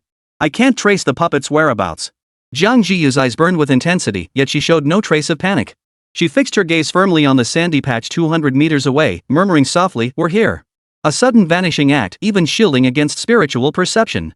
The only explanation Jiang Zhiyu could fathom was that the puppet had either entered another dimension or teleported directly out of her spiritual senses' reach. Either outcome was connected to the sandy area the puppet had just traversed. "Xiao Bai, come in." Jiang Zhiyu tapped her spirit storage pouch. Bai Changsheng understood the signal and slipped back inside. Though she didn't know what lay beneath its sandy ground, anything involving another dimension demanded extra caution. What if this sand could instantly teleport people to different locations, separating him and Jiang Zhiyu? Once everything was prepared, Jiang Zhiyu stomped hard on the ground beneath her feet. Her entire body shot forward, gliding over the sandy terrain as she charged toward the patch where the puppet had vanished. The moment her feet touched the sand, an exaggerated suction force pulled her down, trapping her feet firmly in place. Simultaneously, the entire expanse of sand began to flow, forming a scene resembling a water vortex. Facing this transformation, Jiang Zhiyu didn't struggle. She let the quicksand carry her downward. When her head was submerged, darkness instantly filled her vision. Fortunately, after only 2 or 3 seconds, Jiang Zhiyu felt herself suspended in midair for an instant before her feet touched solid ground. Before them lay a bronze passageway 3 meters wide and 5 meters high, its destination unknown. Perpetually glowing pearls hung upon the walls, their faint, flickering white light allowing them to see. Behind them lay a dead end, making it clear that forward was their only path. Even so, Jiang Zhiyu held her ground. Summoning Bai Changsheng once more, she spoke, "Little Bai, see if you detect any unusual scents around here." She herself approached the bronze wall, refraining from touching it. Standing about half a meter away, she studied the abstract patterns etched into its surface. Chapter 97, Spirit Herb Seeds. Nothing unusual. There likely aren't any living creatures in this passageway. The inscriptions on the walls are ancient characters. When combined, they reinforce the structure, nothing more. Bai Changsheng and Jiang Zhiyu spoke in unison. Exchanging a glance, they knew they should continue descending. The narrow bronze passageway was utterly silent, broken only by the flickering pearls on the walls that brought slight shifts in light. Glancing back, they saw the same deep darkness stretching behind them. Fortunately, this state didn't last long. After no more than 5 or 6 minutes, both man and serpent felt their vision suddenly open up. The passage hadn't been narrow, but compared to this space that now resembled a vast hall, it made one reluctant to look back. At a glance, the semicircular space before them measured well over 200 meters in diameter. Dozens of ghostly white beads illuminated the entire chamber, casting a bright glow. 7 passageways opened around its perimeter, mirroring the one they had just traversed. But none of that mattered now. What was crucial was that scattered throughout this hall stood 2 or 3 dozen puppet-like golems. Such an exaggerated number if they were all stirred into attacking together. Bai Changsheng dared not imagine how gruesomely he would die. Though he had once evaded an attack by a puppet using that wooden token, no one could guarantee the trick would work against so many puppets now. The man and the snake exchanged a glance, both clearly understanding what they should and should not do. His gaze returned to the puppets. Upon closer inspection, he realized these ones all appeared wounded.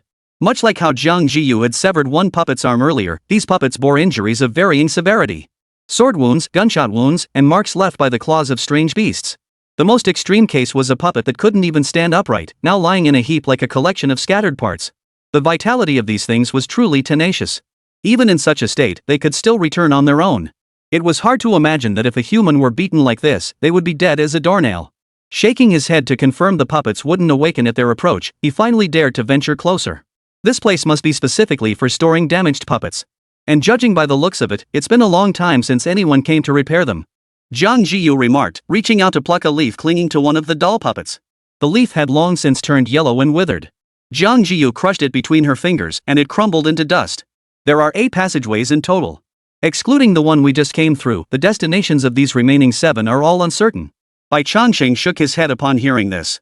I already sniffed them out. None of these 7 passages carry any scent, nor is there even a noticeable air current.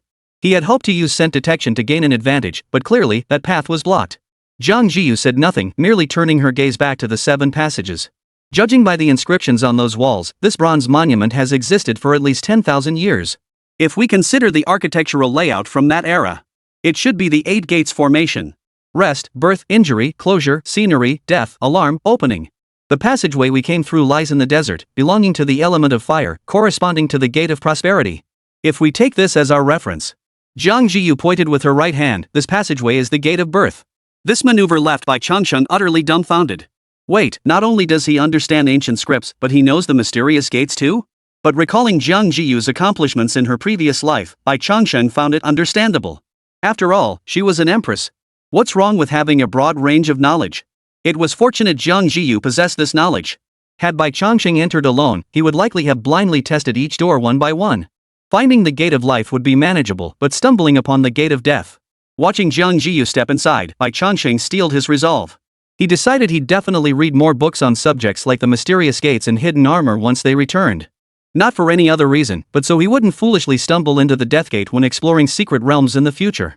Passing past a row of broken, mangled puppet-like figures, the man and the snake entered another passageway. It was identical to the previous passageway, utterly silent. After 10 minutes of full-speed traversal, light flooded their vision once more. Like the chamber housing the damaged puppets, this was another semicircular hall. But this time, instead of puppets, it was filled with stacks upon stacks of wooden crates. Perhaps due to the passage of time, some of the wooden crates had rotted away, spilling their contents onto the floor. Upon closer inspection, they were fist-sized fruits. What are these? Jiang Zhiyu picked one up, examined it from both sides, and spoke with a hint of astonishment. Seeds of the wood-grain spirit fruit? This crate alone must hold over 100. If this crate contains wood-grain spirit fruit seeds, then these other crates. Jiang Zhiyu's mind began to speculate, but Bai Changsheng had already taken action. With a flick of his tail, he shattered several crates, sending their contents scattering across the floor. Green spirit anise. spider vein grass. Fourth transformation wood pear. All seeds of top-tier spiritual herbs. Pity they've been stored too long, they've lost their vitality. Otherwise, these seeds alone would be worth over 10 billion. The growth cycles of top-tier spiritual herbs are measured in millennia. The martial arts realm of the Celestial Dynasty had only existed for a little over 100 years. Under normal circumstances, no one could wait for these herbs to mature from seed to harvest. However, Shui Mu's Humanities Research Institute possessed a technology capable of accelerating their maturation. Herbs that would normally require 1,000 years to mature can reach maturity in just 20 to 30 years under this technology. The only drawback is that these artificially matured herbs possess significantly diminished potency. Compared to those that naturally matured over 1,000 years, their efficacy is only about 10% or even less. It is indeed a pity. Bai Changsheng could clearly detect that these seeds, upon being removed from the box, did not emit the refreshing fragrance he had imagined. Instead, they carried a faint, putrid stench. These seeds, now completely dead, would be utterly useless even if taken back. Just as the man and the snake were about to continue on their way, they suddenly heard footsteps echoing from the passageway in the distance. Exchanging a glance, Bai Changsheng immediately dived into his spirit-gathering pouch, while Jiang Zhiyu flashed behind a crate. The footsteps grew louder, each one feeling like a stomp on Bai Changsheng's heart. Both he and Jiang Zhiyu had sneaked in. If discovered, even a single puppet would be more trouble than they could handle. Chapter 98, Unlikely Encounters. Damn it! After all this circling around, we're back here again. 3 days in, 6 dead, and we haven't even seen a single hair. Besides these rotten seeds, there's only that trashy puppet. Now we can't even find the damn way out. If I'd known this would happen, I'd have just gone back with the elixir in peace. Footsteps grew dense. Through the cracks in the crate, he could see 4 figures emerging from the passageway, cursing under their breath. For some reason, Bai Changsheng felt an odd familiarity with those voices, as if he'd heard them somewhere before. Alright, cut the damn whining. You'd be better off figuring out how to get out of here instead. If the earlier voices had merely felt vaguely familiar, this one instantly jogged Bai Changsheng's memory. That voice, wasn't it from those troublemakers at the Demon City Martial Arts Academy? They'd even crossed paths in a tavern before, though their confrontation had been interrupted by Wang Meng from the Demon City Martial Arts Academy. Never did he expect to cross paths with them again here. Talk about running into enemies in the most unexpected places. But for Jiang Zhiyu and Bai Changsheng, encountering these 4 from Magic City Martial Arts University actually brought them a sigh of relief. The unknown was always the most terrifying. Facing the uncertainty of what lay ahead, the sudden appearance of acquaintances, even enemies, somehow brought a strange sense of reassurance, even if they outnumbered them 2 to 1. Moreover, judging by their conversation, it seemed they had been wandering this bronze passage for quite some time, and many had perished? What exit? I reckon we're all going to die in here. Even if we don't get killed by those traps, we'll starve or dehydrate to death sooner or later. The grumbling persisted, but the leader suddenly frowned and barked out a sharp command. Shut the hell up, all of you. Clearly, this man commanded authority. At least the other 3 fell silent. Zhao Su, how many did you open when you went to open that box earlier? I can't remember, 3 or 4, I think. Someone responded, as if suddenly reminded of something, and exclaimed sharply, I absolutely did not open 7 boxes. The moment those words left his mouth, Jiang Zhiyu and Bai Changsheng knew they'd been exposed. To be fair, these guys did have their guard up. After all, they were students from a top martial arts academy, they certainly had their merits. Meanwhile, the 4 from Magic City Martial Arts University tightened their grip on their weapons, adopting a battle-ready stance. The leader stepped forward 2 paces ahead of the others and spoke, Sir, I am Duan Hongtao of Magic City Martial Arts University. I come with no ill intent. Please come out to speak. After finishing his sentence, Duan Hongtao deliberately waited a few seconds. But the reality was that Jiang Zhiyu showed no intention of responding. Taking a deep breath to suppress the anger welling up inside him, Duan Hongtao spoke again, this ancient site is fraught with danger. Venturing in without any knowledge is a sure way to trigger its deadly mechanisms. We've already lost 6 classmates, all killed by the site's traps. I mean, no offense, but we just walked this dead-end path and don't want you to repeat our mistake. His words were spoken with apparent sincerity. If one ignored the long sword clenched tightly in his hand, they might have believed him. Several seconds later, Duan Hongtao snorted coldly, since you refuse to come out willingly, we'll have to force you to reveal yourself. Attack! The words barely left his mouth when Duan Hongtao struck first. His sword slashed forward violently, unleashing a phantom blade of energy that shot toward the wooden crate. Wind listening sword chi. The sword energy carried formidable power.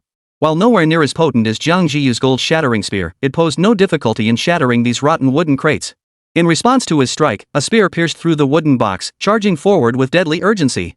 The spear tip collided with the ethereal sword energy, shattering it instantly into the purest form of spiritual energy. Yet the alloy spear's assault seemed utterly unaffected, retaining its fierce momentum and lethal intent. Anticipating this very scenario, Duan Hongtao swung his sword again, unleashing 3 successive slashes of sword energy. Clang! Clang! Clang! The spear danced, scattering all 3 streaking sword energies.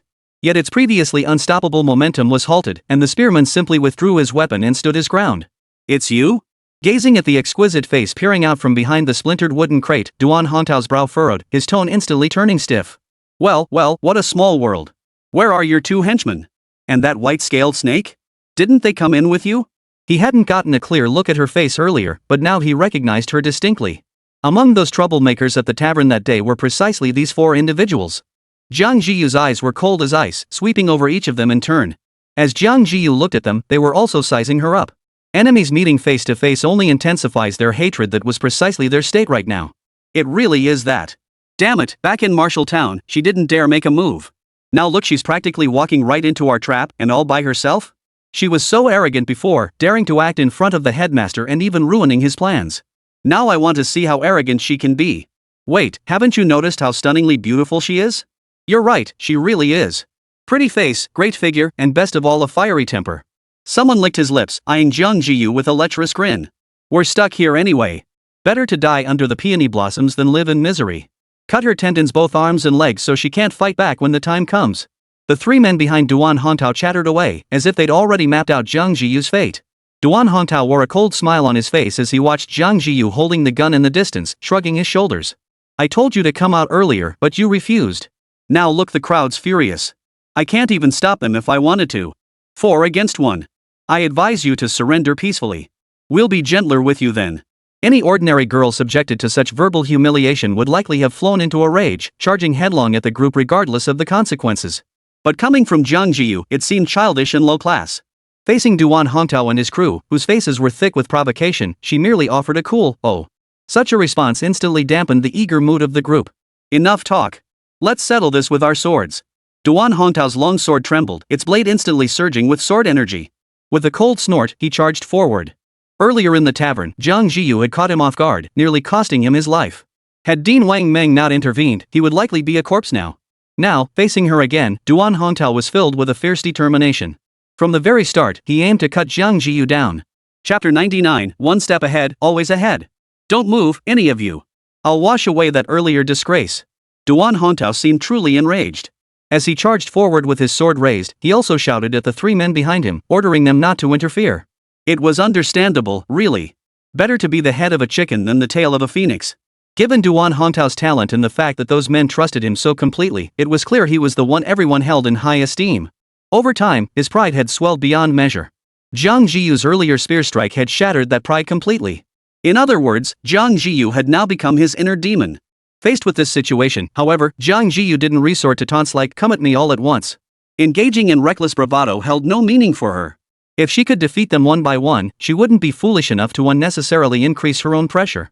2 streaks of sword energy shot toward her in rapid succession. Jiang Zhiyu's gaze sharpened. With a flick of her spear, the tip struck the sword energy precisely. Simultaneously, she whipped the spear's tail to block another strike. The shattered sword energy created a gust of spiritual air that whipped her ponytail wildly, yet her expression remained utterly unruffled. Withdrawing her spear halfway, its tail resting against her waist, she suddenly tensed her entire body. As she spun, the spear traced an exaggerated arc through the air, lashing out forcefully toward Duan Hongtao, who had already closed within 5 paces. Clang! The spear shaft slammed against Duan Hongtao's sword, producing a metallic clang. The force was so immense that Duan Hongtao felt a violent jolt through the web of his right hand, almost losing his grip on the sword. His vitality far surpassed Jiang Zhiyu's. Logically, this should never have happened. Yet the reality was that as his body rotated, the force built steadily. The power unleashed by a full swing versus a close-range strike was fundamentally different. Jiang Zhiyu had channeled every ounce of his strength into this single strike. If Duan Hongtao could still parry it effortlessly, that would be nothing short of a miracle. Duan Hongtao's momentum stalled abruptly. Just as he prepared to steady himself for another attack, Jiang Zhiyu, seemingly unaffected by the collision, thrust his spear forward before Duan could react. This thrust aimed directly for his chest. Though his body was protected by armor, given the sheer force Jiang Zhiyu had unleashed just now, that armor would likely prove insufficient. Left with no choice, Duan Hongtao forced his sword up to block. Hum. The spear tip struck the sword's edge, causing it to vibrate and hum. Fortunately, the thrust was blocked. But Jiang Zhiyu's attack followed immediately. With the spear blocked, he swiftly withdrew it while stepping forward. Not only did this close the distance between retracting and thrusting, it also caught Duan Hongtao off guard. One step ahead, every step ahead. In a clash between equals, whoever seized the upper hand would maintain it, especially for Jiang Zhiyu. Her wealth of combat experience meant she had already devised a countermeasure the moment Duan Hongtao charged at full force. 1 strike, 2 thrusts, 3 pursuits. In just 3 moves, Duan Hongtao's initial advantage in stamina and momentum dissolved. He found himself unable to steady his footing, forced to retreat step by step, barely managing to raise his sword for parries. The price he paid, however, was a growing number of wounds etched onto his body by Jiang Zhiyu's spear. None were fatal, but the pain was unavoidable. Gritting his teeth to endure, Duan Hongtao felt nothing amiss. Instead, he took solace in the fact that while Jiang Zhiyu's attacks were frequent, their power was notably lacking. From his perspective, he had already stabilized the situation. The other 3 spectators shared this assessment. After all, over 20 exchanges had passed since the fight began, and neither fighter had gained the upper hand. This confirmed that Jiang Zhiyu had indeed ambushed him in the tavern that day, catching Duan Hongtao off guard. Yet to Bai Changsheng's eyes, the scene took on an entirely different meaning. Here it comes. Again. While the fight appeared evenly matched, the initiative had always been firmly in Jiang Zhiyu's grasp. She thrust when she wished, swept when she desired, and struck when the moment called for it.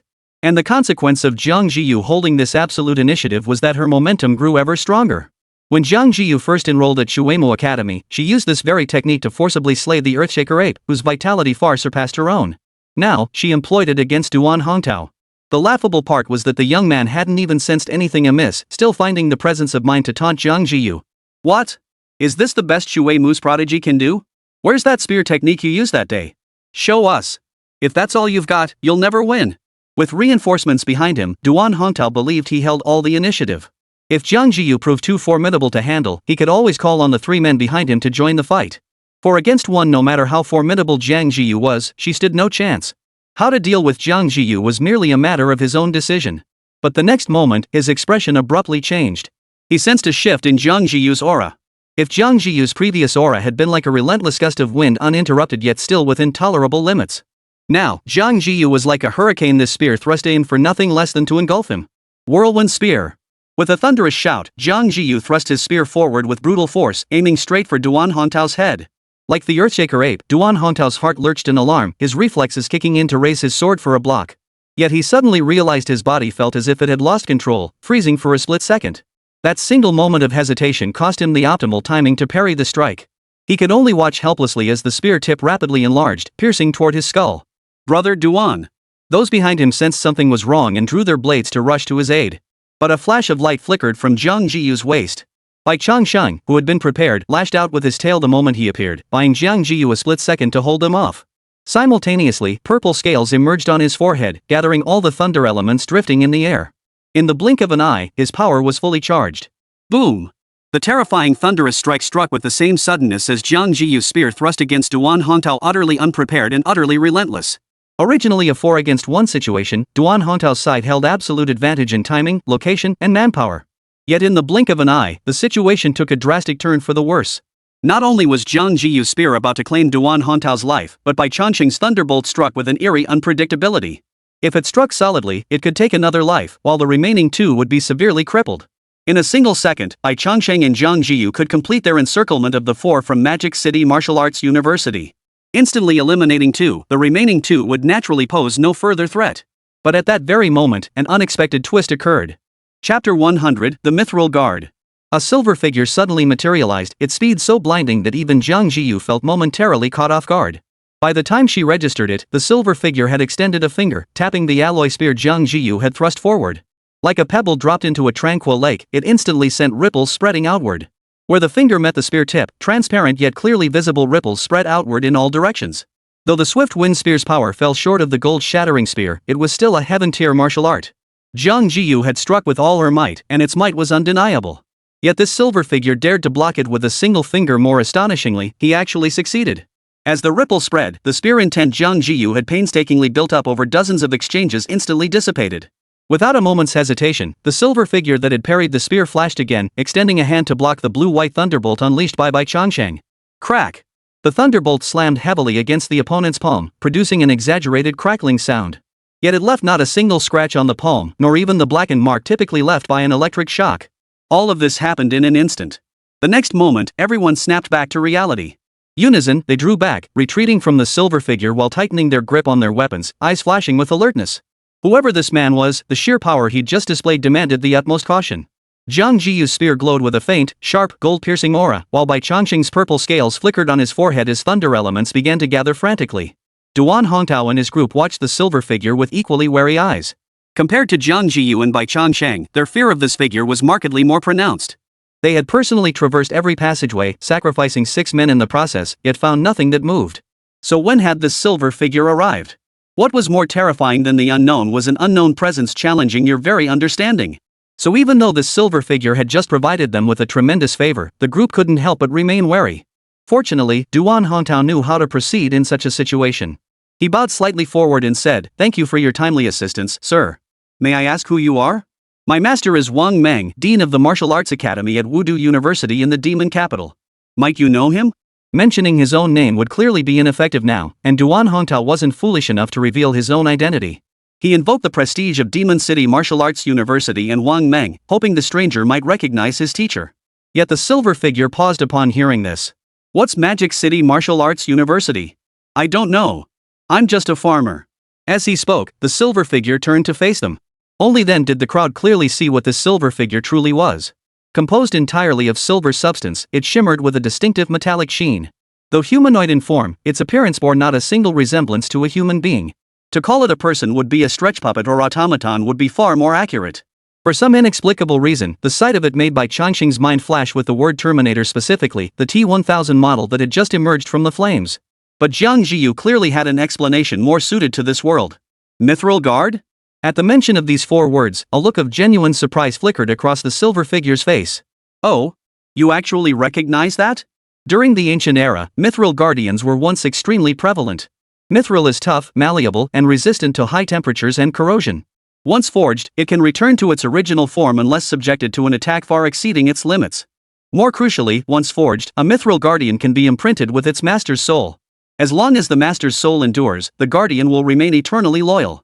It's no exaggeration to say mithril guardians are flawless in every way. Their only drawback is their cost. Thus, after enjoying popularity for only a short time, mithril guardians were replaced by cheaper puppet constructs. I couldn't previously confirm when this secret realm appeared, but seeing you now, I can be certain. Jiang Zhiyu spoke these words while sheathing her spear. This action seemed to signal a complete abandonment of caution toward the mithril guard. Bai Changsheng shot her a puzzled glance before Jiang Zhiyu offered an explanation. The mithril guard possesses at least martial lord level strength. If he truly intended to kill us, we wouldn't even have a chance to resist. But just now, he merely blocked my attack without countering. This suggests he must have other motives for being here. As she spoke, Jiang Zhiyu turned her gaze back to the secret silver guard. Is it your master who wishes to see us? What had been a tentative inquiry was met with a genuine nod from the guard. My master requests your presence. Please follow me. With that, the mithril guard walked toward the bronze wall. Then, under everyone's gaze, he walked straight through the wall and vanished. Was a teleportation array engraved upon the bronze wall? Someone from Duan Hongtao's group couldn't hold back. Glancing at Jiang Zhiyu and Bai Changsheng, fearing others might beat them to it, they charged headlong toward the bronze wall. But all he received in response was a dull thud. The force of his impact matched the speed of his charge. So hard, in fact, that he flew backward, landing flat on his back. Such a spectacle could only be described as utterly foolish. Yet the next instant, the ground beneath their feet shook violently. Immediately after, that same tugging sensation they'd felt upon first entering the passageway returned. Darkness engulfed their vision, and all awareness of the outside world vanished. Fortunately, this sensation lasted only an instant before returning to normal. Yet, as far as the eye could see, only Jiang Zhiyu remained. The 4 from Wudu University in the demon capital had vanished without a trace. Even their location had shifted from the bronze passageway to a sealed chamber with bronze walls on all sides. To be precise, it wasn't even a room. There were no doors, no windows, only 2 beads embedded in the walls provided a faint, thread-like light. Standing at the very center of this chamber was a bronze pillar thick enough for a person to wrap their arms around. One end touched the ceiling, the other plunged deep into the ground, anchoring itself firmly in the room's heart. The scene flickered, and the mithril guard reappeared. Unleash your most powerful attacks upon this pillar. According to the rules, you have 3 chances. If you fail to shatter it within 3 attempts, you will never have the chance to see the master. And be confined here permanently. Chapter 101, Level 2 Thunder. Shatter the stone pillar? Hearing the mithril guard's words, Bai Changsheng's gaze drifted toward the bronze pillar. Abstract patterns were carved upon its surface. Thick enough for one person to wrap their arms around, it exuded a solid, substantial feel. A pillar this thick? Who could possibly break it? But clearly, the mithril guard had no intention of discussing this with them. Without waiting for Jiang Zhiyu or Bai Changsheng to voice their doubts, he had already vanished through the wall. Silence settled over the room once more. 2 seconds later, Jiang Zhiyu exhaled a long breath before speaking.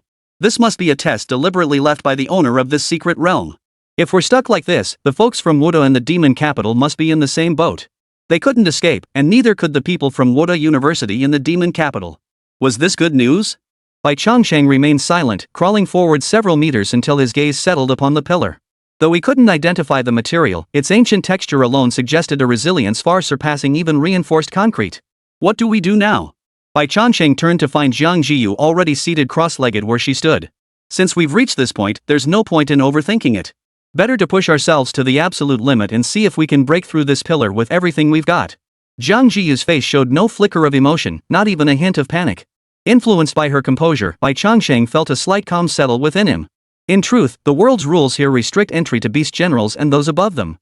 The master of this secret realm must be aware of this, yet they still established such a rule. That can only mean one thing. In his eyes, someone is capable of achieving it. If someone can achieve it, why worry? Instead of wallowing in self-pity, one should focus on pushing their own strength to the absolute limit. With those words, Bai Changsheng's resolve was finally steadied. True enough, since there was no way out, what was the point of overthinking it? His thoughts flickered, and Bai Changsheng summoned his attribute panel for a glance. Divine Devouring System. Host, Bai Changsheng. Species, white-scaled snake 5th evolution 3rd stage of dragon transformation. Vitality, 9851. Unlocked evolution tree, enhanced digestion LV7, rock armor defense LV4, toxin LV4, steel bones LV1, dragon blood LV3, thunderbolt LV1. Available evolution points, 3121. Life points required for next evolution, 9851 10,000, evolution points, 3,121 2000. After such a long time, his attribute panel had undergone a complete transformation. With his HP nearing its cap in this extensive array of evolution tree branches, Bai Changsheng genuinely wished he could max out every single one of them. But clearly, that notion was utterly unrealistic. Had he not spent considerable time under Dean Xian's tutelage, accumulating even 1,000 evolution points would have been a struggle, let alone 3,000. His original plan had been to enhance his digestion after evolving, but with this unexpected turn of events, it was highly likely that even after reaching the beast general level in vitality, he would have to prioritize upgrading his thunder level first. Otherwise, he wouldn't even be able to leave this bronze room. What good would maxing out his digestion level do if he was more likely to starve to death? Just 1.5 days, only 1.5 days, and he could trigger his 6th evolution. By then, his vitality would reach beast general level, and with thunder upgraded by 1 tier, he'd achieve his current limit. So what if he had to wait a day and a half? What's the big deal? With that thought, Bai Changsheng curled up beside Jiang Zhiyu and closed his eyes to sleep. Yet, after only 4 or 5 hours, movements from Jiang Zhiyu's side slowly roused Bai Changsheng. Whether it was his imagination or not, he sensed Jiang Zhiyu radiating an overwhelming aura. She now resembled that alloy spear, sharp and unyielding. 3 chances. First, let's test just how hard this stone pillar really is. Jiang Zhiyu's thoughts perfectly mirrored Bai Changsheng's. Without knowing the pillar's true hardness, neither of them felt confident. Testing its strength would at least give them a mental preparation. I'll activate the gold shattering spear. You unleash the thunderbolt to attack together. Setting aside the soul extinguishing needle, the gold shattering spear and thunder were undoubtedly their most potent offensive tools.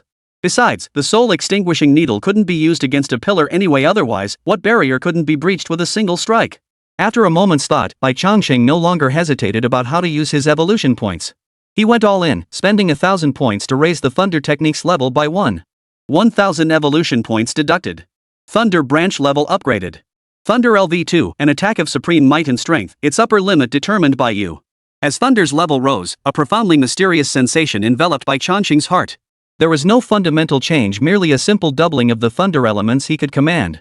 Bai Changsheng sensed that if before, his thunder attack could reliably kill and guaranteed to severely wound a 3rd-rank martial artist at peak power, now with its upgrade, it would guarantee the death of a 3rd-rank martial artist at peak power and reliably inflict severe wounds on lower-tier martial generals. If struck squarely, even a martial general might fall. To Jiang Zhiyu's eyes, this transformation manifested as the purple scales on Bai Changsheng's forehead growing more pronounced. It even stirred an inexplicable sense of unease deep within her heart.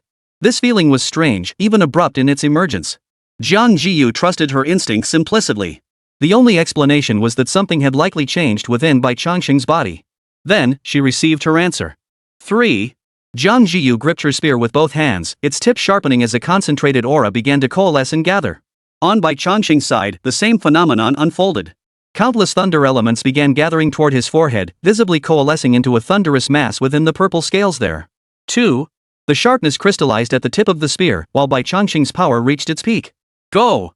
Jiang Zhiyu erupted with explosive force, channeling every ounce of his strength into the spear tip. Empowered by the sharpened intent, the alloy spear unleashed an unprecedented ferocity.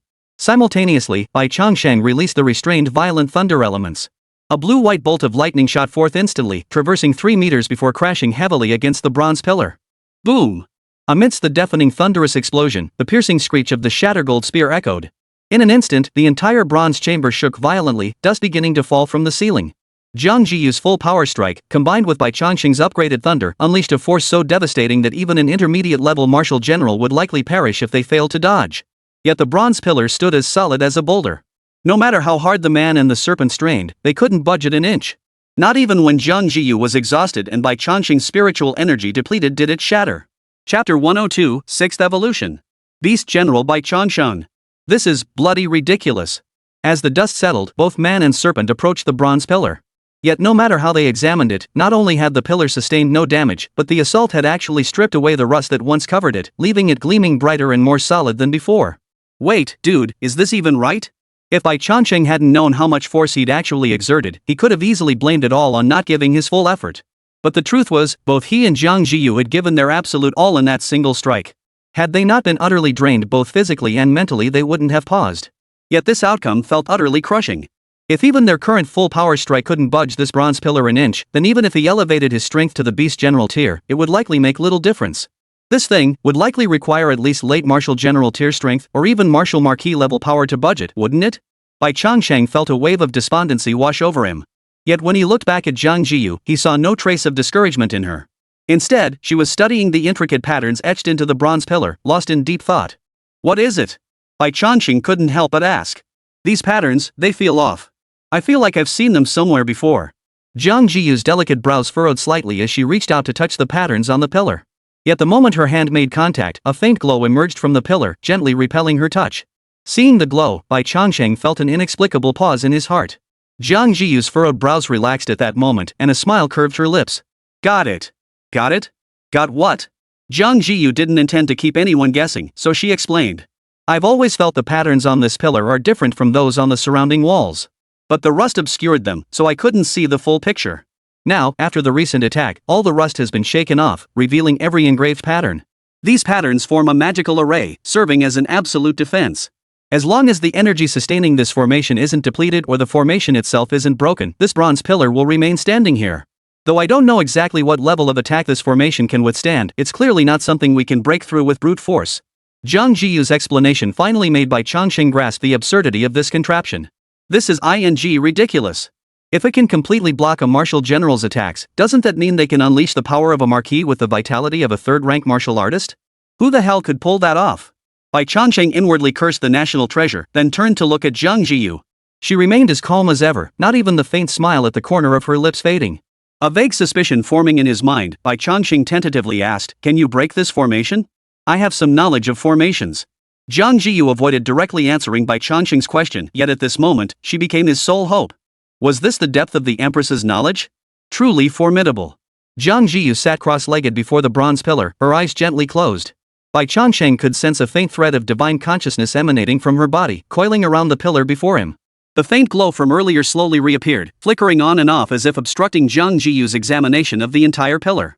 But now, Jiang Zhiyu's focus had shifted from the pillar itself to that very faint glow. His divine sense clung to the glow like a bone-eating maggot, relentlessly analyzing and deconstructing it. Bai Changsheng had no idea how to decipher the array's mechanics. Though he wanted to learn, after watching for 10 straight minutes without the slightest change, not even a flicker of expression on Jiang Zhiyu's face, he grew bored and simply drifted back to sleep. The earlier thunderbolt had drained his mental energy completely. Now, his eyelids felt like they were locked in a fierce battle, and the moment he closed them, he plunged into a deep sleep. He had no idea how long he slept, but upon waking, the system alerted him that his chi and blood had reached their current maximum. Glancing over, Jiang Zhiyu remained engrossed in deconstructing the formation array, clearly maintaining that posture for an extended period. After a long yawn, Bai Changsheng chose to initiate his 6th evolution. Congratulations, host. The conditions for the 6th evolution have been met. Proceed with evolution? Yes. As the system received the command, Bai Changsheng's already meager remaining evolution points nearly depleted to 0. Simultaneously, an extreme chill began surging from within him, rapidly spreading throughout his entire body. Just as Bai Changsheng attempted to channel his qi and blood to resist the chill, he suddenly realized his entire body felt frozen stiff, utterly unable to muster any strength. This realization sent an inexplicable panic through Bai Changsheng. He could only twist his body as much as possible, hoping to get his blood flowing. Yet this merely delayed the inevitable, the complete rigid paralysis of his body.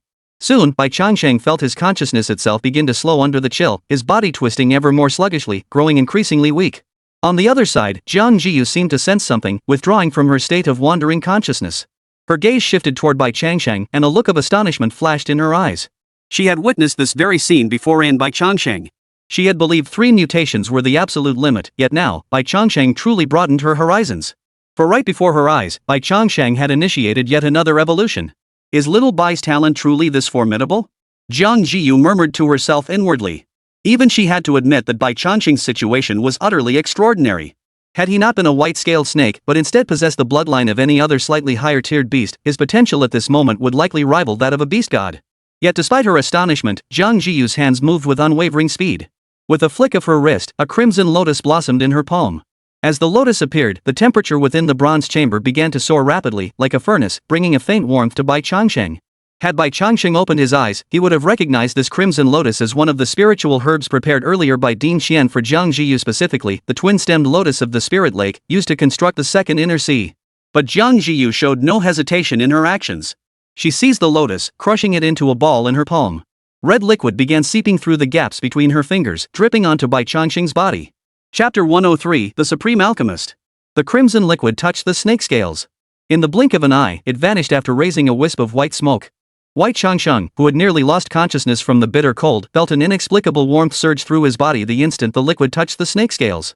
His muscles, nearly frozen stiff, began to thaw under this warmth. Drip! Another drop fell onto Bai Changsheng's scales, and this time, the warmth grew even more pronounced. His frozen body regained vitality as blood began to flow, while more and more sap continued to drip. The nectar of the twin lotus of the spirit lake must be applied externally.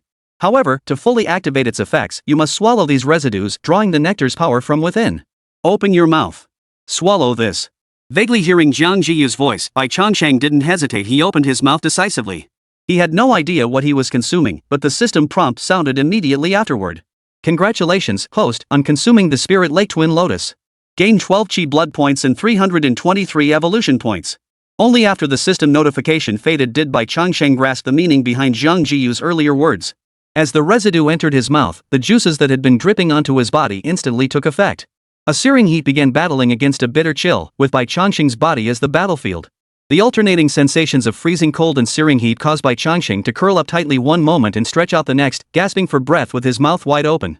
Fortunately, both the cold and the heat were now within tolerable limits.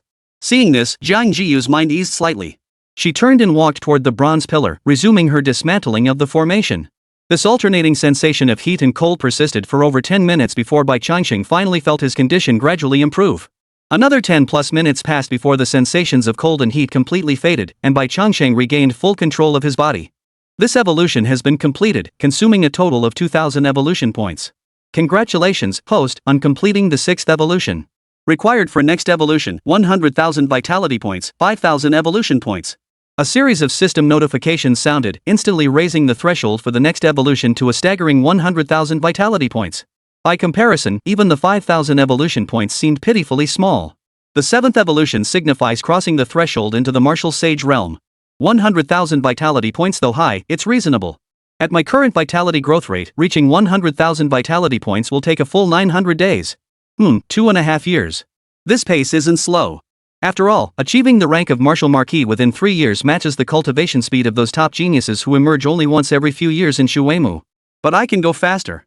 Bai Changsheng had already made up his mind. Once he escaped this hellhole, he'd stick close to his good big brother. He'd quickly accumulate enough evolution points to enhance and upgrade his digestion, and then damn it, he'd eat. This evolution brought no physical changes to his form, yet he could distinctly feel his body growing more resilient. This toughness enhanced far more than just the defensive capabilities of his scales. Bone strength, muscle resilience, recovery speed, and even the energy his body could handle had all increased 2 to 3-fold. Most crucially, Bai Changsheng's mental power had also surged significantly. Though not excessive, it was enough to prevent him from being knocked out cold by 3 consecutive thunderbolts. He was young, but whether he'd pass out instantly depended on the situation. The most obvious enhancement now was that Bai Changsheng's thunder attacks had become even more ferocious. Alright. Just as Bai Changsheng was basking in the joy of his evolution, Jiang Zhiyu's voice suddenly cut through the air from the other side, snatching his attention. The moment her words fell, the faint glow that had been lingering around the bronze pillar began to shatter visibly, piece by piece.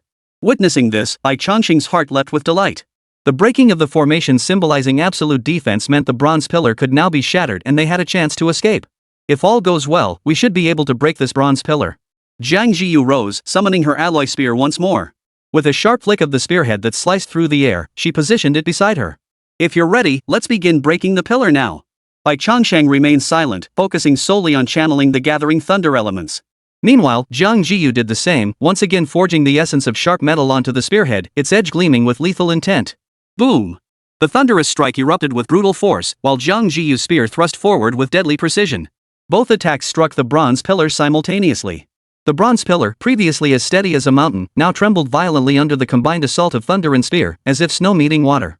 Even the intricate carvings etched upon its surface began to crack and shatter inch by inch. 1 breath, 2 breaths, 3 breaths later, the bronze pillar could no longer withstand the combined assault of man and serpent. A massive crack spread outward from its core, and finally, the pillar that had once been embraced by a single man crashed down with a thunderous roar. Amidst the swirling dust, Bai Changsheng exhaled a long, quiet sigh. From within the dust, a silver figure emerged from the wall. Gazing at the collapsed bronze pillar, a flicker of surprise crossed its eyes clearly. It hadn't expected Jiang Zhiyu and Bai Changsheng to actually succeed. Gentlemen, the master invites you. Perhaps because they had shattered the bronze pillar, the mithril guard's attitude toward them had undeniably improved. The man and the serpent exchanged a glance, saying nothing as they silently sheathed their weapons. The next instant, a flash of light enveloped them, and the pulling force surged once more. When the light faded, they found themselves in a vast hall, facing a colossal 10-meter-tall stone statue. For some inexplicable reason, the moment Bai Changsheng's gaze swept over the statue, an immense pressure weighed down upon his heart. Instinctively, he bowed his head, unable to bear looking at it a second time. This sensation was inexplicable, yet undeniably real. Beside him, Jiang Zhiyu, upon seeing the statue, bowed forward with hands pressed together. Junior disciple Jiang Zhiyu greets the venerable Han Yuan Dan Emperor. Wait, she knew him? The moment those words left her lips, even Bai Changsheng beside her was startled, and he wasn't the only one. You know my master? Another silver figure materialized. Unlike the secret silver guard they had encountered before, this one appeared as a young woman, her voice radiating gentleness. I had the honor of reading about him in an ancient text. In the ancient era, there was a genius who attained enlightenment through alchemy. At merely 40 years old, he ascended to the emperor realm, his innate talent boundless.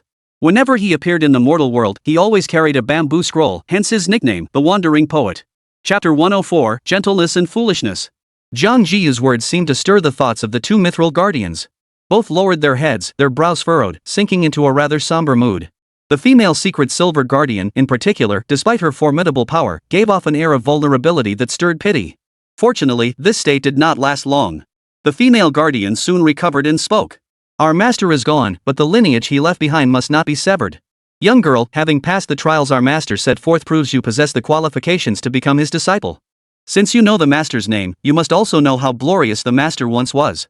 I ask you now, are you willing to take the master as your teacher? Hold on, did the tone just shift a bit abruptly?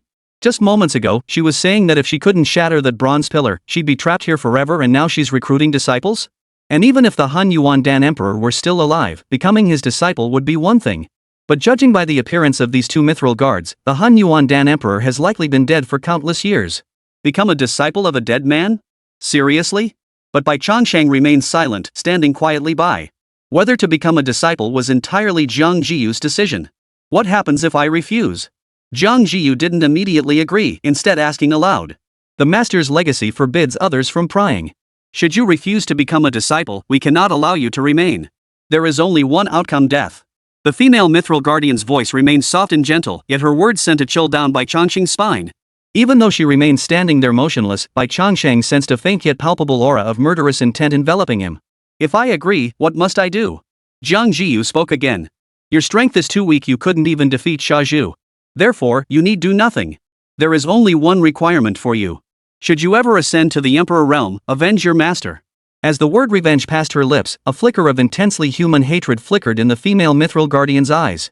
Clearly, this hatred, born who knows how many years ago, had persisted to this very day. Jiang Zhiyu fell silent, as if weighing the feasibility of this task. The two mithril guards remained silent, waiting quietly for Jiang Zhiyu's decision. After over 10 seconds, Jiang Zhiyu turned directly and bowed once more before the stone statue of the Han Yuan Dan Emperor. Master, I offer you my deepest respect. This bow was offered with genuine sincerity. Upon rising, he bit through the skin of his right index and middle fingers. I swear by my blood here, should I ever gain the power to avenge you, master, I shall not betray your trust and will give my all. As the last syllable of her oath faded, a single drop of blood rose from her fingertip, only to vanish abruptly in an instant. Bai Changsheng's soul intertwined with Jiang Zhiyu's. As the blood vanished, he faintly sensed something intangible binding itself to her being. Her power was too weak to perceive it clearly, but as her strength grew, this sensation would become increasingly tangible. So in this world, oaths truly held power? Bai Changsheng murmured to himself before watching the two mithril guards move. Without hesitation, they knelt on one knee before Jiang Zhiyu. Our master has passed away, his divine soul utterly destroyed, leaving no heir in this world. Today, you become the master's disciple, and thus the new master of both myself and Xiaozhu. Furthermore, this entire hall and all its contents shall be placed under your command. If Bai Changsheng had been deeply displeased with the two secret silver guards' forced initiation moments ago, the dissatisfaction vanished instantly upon hearing these words. He even felt somewhat overjoyed. Though he knew little of what lay within this hall, the Han Yuan Dan Emperor was, after all, an emperor-level existence. Even a mere trickle of his power would be more than enough to feed both him and Jiang Zhiyu until their bellies were full to bursting. And then there were these two secret silver guards. Two secret silver guards, the kind even an emperor-level being wouldn't dare buy in large quantities, were being offered outright. What more could one ask for? The mere martial level strength of the mithril guards alone made their value incomparable to any inanimate object. His name is Xiaozhu. What's yours? Jiang Zhiyu addressed the two secret silver guards kneeling before her. In response to your question, master, my name is Gentle. The female secret silver guardian, Qianro, spoke softly, her eyes still lowered. This name was given to me by your master. Perhaps because she cherished this name and couldn't bear to change it, she had spoken these words. However, Jiang Zhiyu had no intention of forcibly renaming anyone. Nodding, she said, you don't need to call me master. Just use my name, Jiang Zhiyu, or Zhiyu is fine. Also, besides the two of you, what else is in this hall? Finally, the question got to the heart of the matter. Bai Changsheng's eyes burned with intensity as he stared at Rongwen and Xiaozhu. But the next moment, a look of awkwardness flashed across both their faces. Master's demise was too sudden back then. Only some miscellaneous items and spirit stones remain in the hall. But the spirit stones were long depleted over these nearly 10,000 years, and other items like medicinal seeds have also lost their vitality. So, aside from the two of you, there are only those puppet dolls left? Bai Changsheng interjected, and Wenro could only nod. Yes. After all that, it turned out there was nothing in the grand hall after all. What a waste of excitement. The greater the expectation, the greater the disappointment. Yet seeing the awkward expressions on both their faces, Bai Changsheng felt it best to say no more. Well, at least they'd gained two secret silver guards with martial marquis level combat prowess, hadn't they? At least for now, Bai Changsheng had no grounds to look down on them. Jiang Zhiyu pursed her lips upon hearing this, though she showed little disappointment. What comes as a blessing, what goes as fate. Her composure was far steadier than Bai Changsheng's. We've been here quite a while. We need to leave before the secret realm's entrance closes. What about you? Will you leave with us or stay behind? At this, Wenru and Xiaozhu immediately spoke up. Naturally, we'll leave with our master. But before we leave, there's one matter requiring your decision. Should we let those who entered here with you go? With a single gentle word, Jiang Zhiyu halted her advancing steps and turned to look at Bai Changsheng. I know exactly what kind of people they are. In truth, it won't be long before they start committing crimes under Wang Meng's influence. Worse still, they'll betray the nation's interests. In truth, Jiang Zhiyu had already made up her mind. Her words were meant for Bai Changsheng's ears. Seeing Bai Changsheng nod in agreement, Jiang Zhiyu said no more. She turned her gaze to Xiaozhu and uttered a single word. Kill. Chapter 105, I'm just a farmer. In the dimly lit bronze chamber, Duan Hongtao stared at the immovable bronze pillar before him, his heart filled with utter frustration. After all, he was a student at the Demon City Martial Arts Academy, a top-tier genius among his entire sophomore class. Yet now, he couldn't even sever a single bronze pillar. Over the past day, he had tried 3 times, each attempt more desperate than the last. Yet the outcome remained unchanged. Forget severing the pillar, not even a significant amount of rust had been chipped away from its surface. Clearly, he was still a long way from severing this bronze pillar. He wasn't stupid. He understood that the establishment of this rule meant someone had indeed achieved this feat. But precisely because of that, he felt even more defeated. Others could do it, yet he couldn't, and by such a vast margin. Could it be that he was truly destined to be trapped and die here? He hadn't failed to try swinging his sword at the surrounding walls, but clearly, they weren't any more fragile than the pillar. A single strike left nothing but a trail of sparks, no other mark. Clearly, breaking through these bronze walls to escape was unrealistic. The only silver lining was that he'd brought ample water and food before entering. Even now, his storage ring held all their loot from the secret realm. With these provisions, surviving for a while in this chamber posed no problem. His master was waiting outside the secret realm, and it wouldn't be long before official teams entered in large numbers to conduct a thorough search for spiritual herbs. Once the designated time passed and he still hadn't emerged, his master would undoubtedly order the authorities to launch a search and rescue operation. By then, no matter how well hidden this ancient site was, it would inevitably be discovered, and he would naturally be rescued. Thus, even with all three chances exhausted, Duan Hongtao showed not a trace of panic or urgency. But at that very moment, a silver figure burst through the wall, instantly putting Duan Hongtao on high alert. Before the intruder could speak, Duan Hongtao cut in. "I warn you, my master is the dean of the martial arts university in the demon capital. Our heavenly dynasty boasts countless martial kings, martial emperors, and even emperor-level experts standing guard. If you dare kill me, they won't let you off the hook." If it were anyone else, Duan Hongtao's words might have intimidated them. But he was facing Shazhu, a mithril guardian who only obeyed his master's commands. "I'm just a farmer. Why threaten me?" Shazhu scratched his head, looking utterly bewildered. Seeing this, Duan Hongtao's guard dropped slightly. But before he could relax, he saw Shazhu move. Snap! A crisp sound echoed, and Duan Hongtao saw his own back. But why he saw his own back? That was a question Duan Hongtao would probably never figure out. "I'm a farmer," Shazhu declared. "And I can tell you'd make excellent fertilizer." Shazhu scratched his head, hoisted Duan Hongtao by one leg with one hand, and began walking toward the bronze wall. From the moment Shazhu left until his return took only 10 minutes. Seeing him covered in mud, Bai Changsheng couldn't help but ask curiously, "What were you doing? Why are you covered in mud?" "Haha, I went to fertilize the flowers and plants outside." "Fertilizing plants? He's about to leave and still has time for that? Wait. Holy." Bai Changsheng suddenly realized something. Looking at the seemingly simple-minded Shazhu, he suddenly felt that this guy might not be as dumb as he appeared on the surface. But Shazhu didn't elaborate. He walked up to Jiang Zhiyu holding something in his hand, then opened his palm. For storage rings lay quietly in his open palm. "I took these from those 4 guys." Jiang Zhiyu said nothing, merely nodding before taking the rings. She began examining each one. Storage rings required recognition by their owner, but upon the owner's death, these rings had clearly become ownerless. He emptied their contents onto the table. Beyond the basic necessities of food and water, the rest were all valuable items.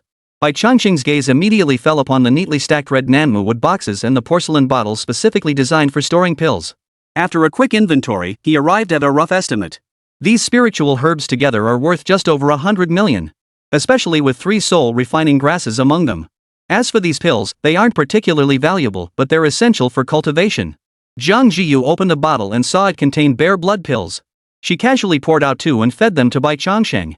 As the bear blood pills entered his mouth, the system alert sounded. However, Bai Changsheng smacked his lips, finding the bear blood pills no longer quite satisfying his appetite. After spending time with Dean Xian, he'd grown accustomed to tiger blood pills, which had spoiled his appetite. Moreover, the current bear blood pills were indeed somewhat lacking. After advancing to Beast General, a single bear blood pill only provided 15 or 16 points of vitality and a pitifully small amount of evolution points. At this rate, how long would it take to accumulate 1,000 evolution points? Speaking of pills, though the ones your master personally crafted have long lost their potency, he did leave behind several formulae. If you need them, I can transcribe them for you once we're out. Ruowen glanced at the porcelain bottles holding the pills and suddenly spoke up. "Formulas?" Hearing this, both Bai Changsheng and Jiang Zhiyu instinctively turned their heads toward Wenro. She likely felt she owed Jiang Zhiyu something for leaving behind no inheritance, which was why she offered this. But truth be told, the formulas were far more valuable than the pills themselves. One gives a man a fish, the other teaches him to fish. The two are incomparable. The only caveat was that these formulas hadn't been discovered by pharmaceutical companies and patented otherwise, even the finest formulas would be wasted.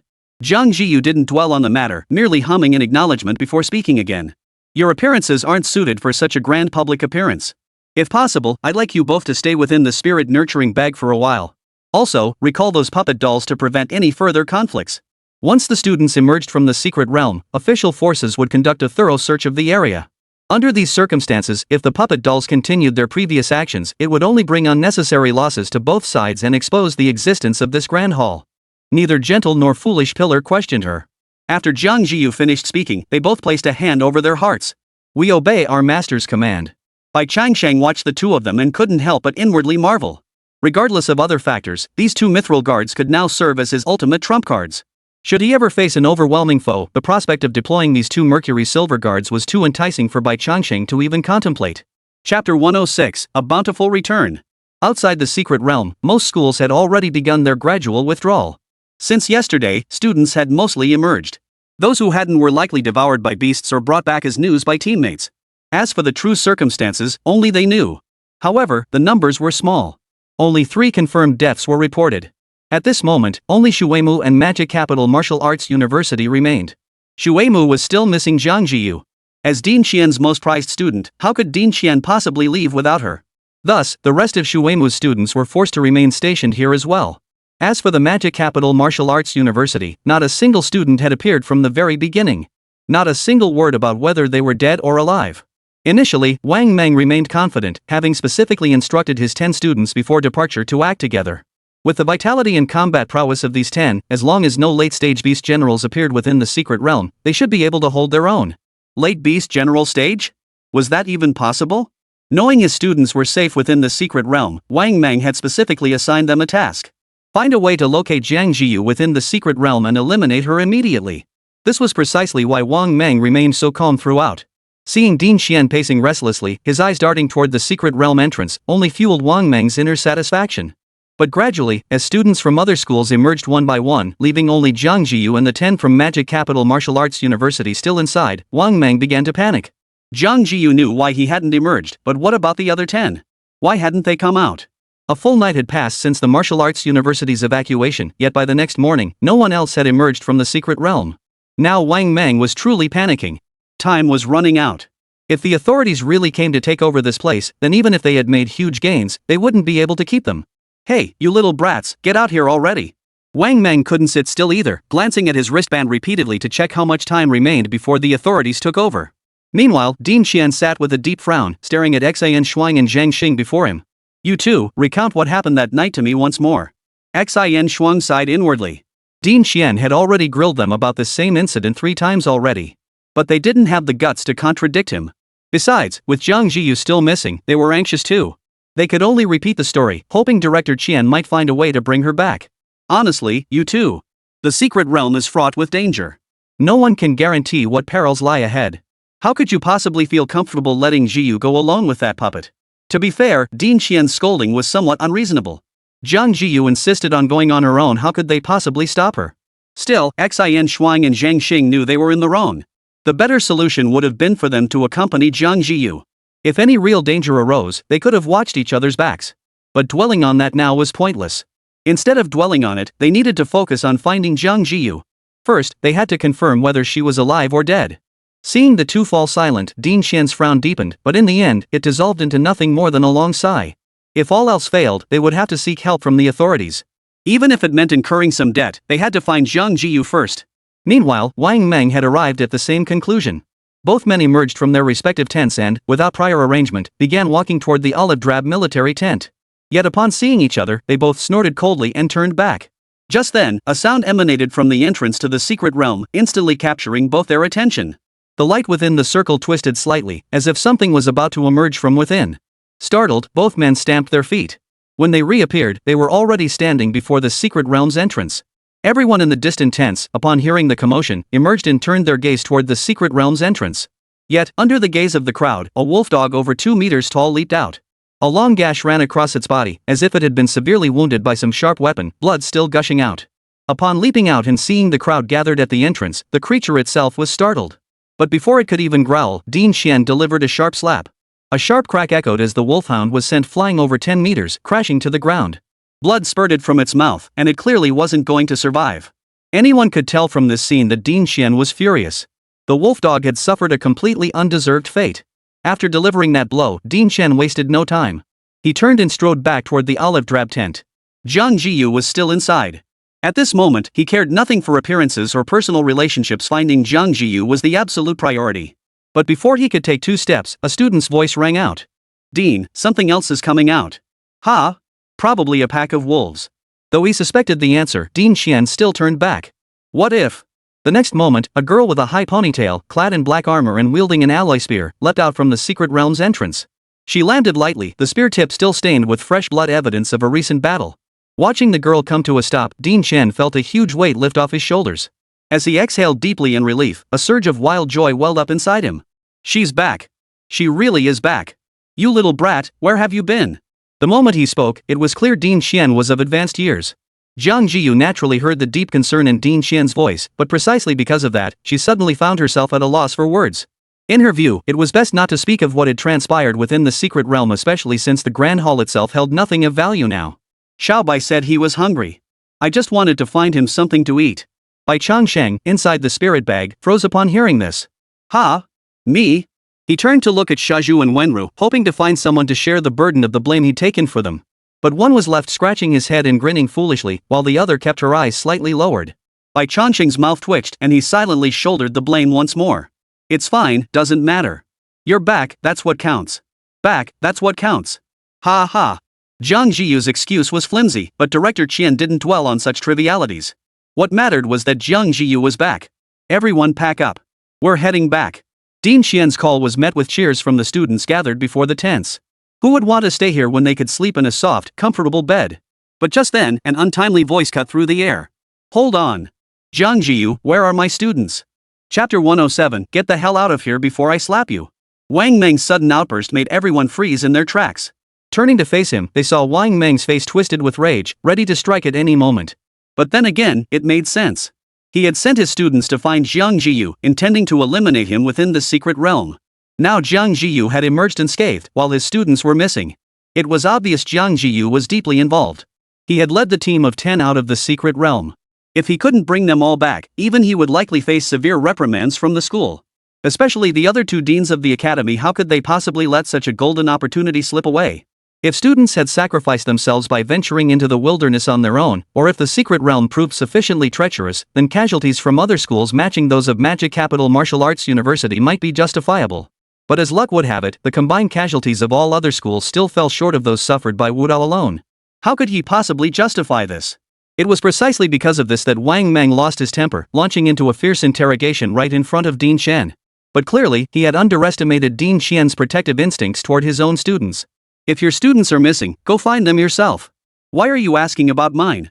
Dean Xian stepped forward decisively, blocking the space between Jiang Zhiyu and Wang Meng. His brow furrowed slightly as he continued. Get lost. I'm in a good mood right now, so don't come near me. Under normal circumstances, Wang Meng might have gritted his teeth and endured it. But this was no longer a matter of personal recognition. If this incident wasn't resolved, even if he managed to get past Dean Xian, he would never get past the school authorities. Especially with government officials stationed here, they'd never tolerate Dean Xian acting recklessly. With that thought, Wang Meng stepped forward. No one leaves until I get an explanation today. Wait, when did Wang Meng become so bold? Dean Xian was inwardly puzzled, but his actions showed no hesitation. He tapped the spirit-gathering pouch at his waist, summoning the black jade lion. The moment the jade black lion, towering dozens of meters high, materialized, it instantly filled the open space before the secret realm's entrance.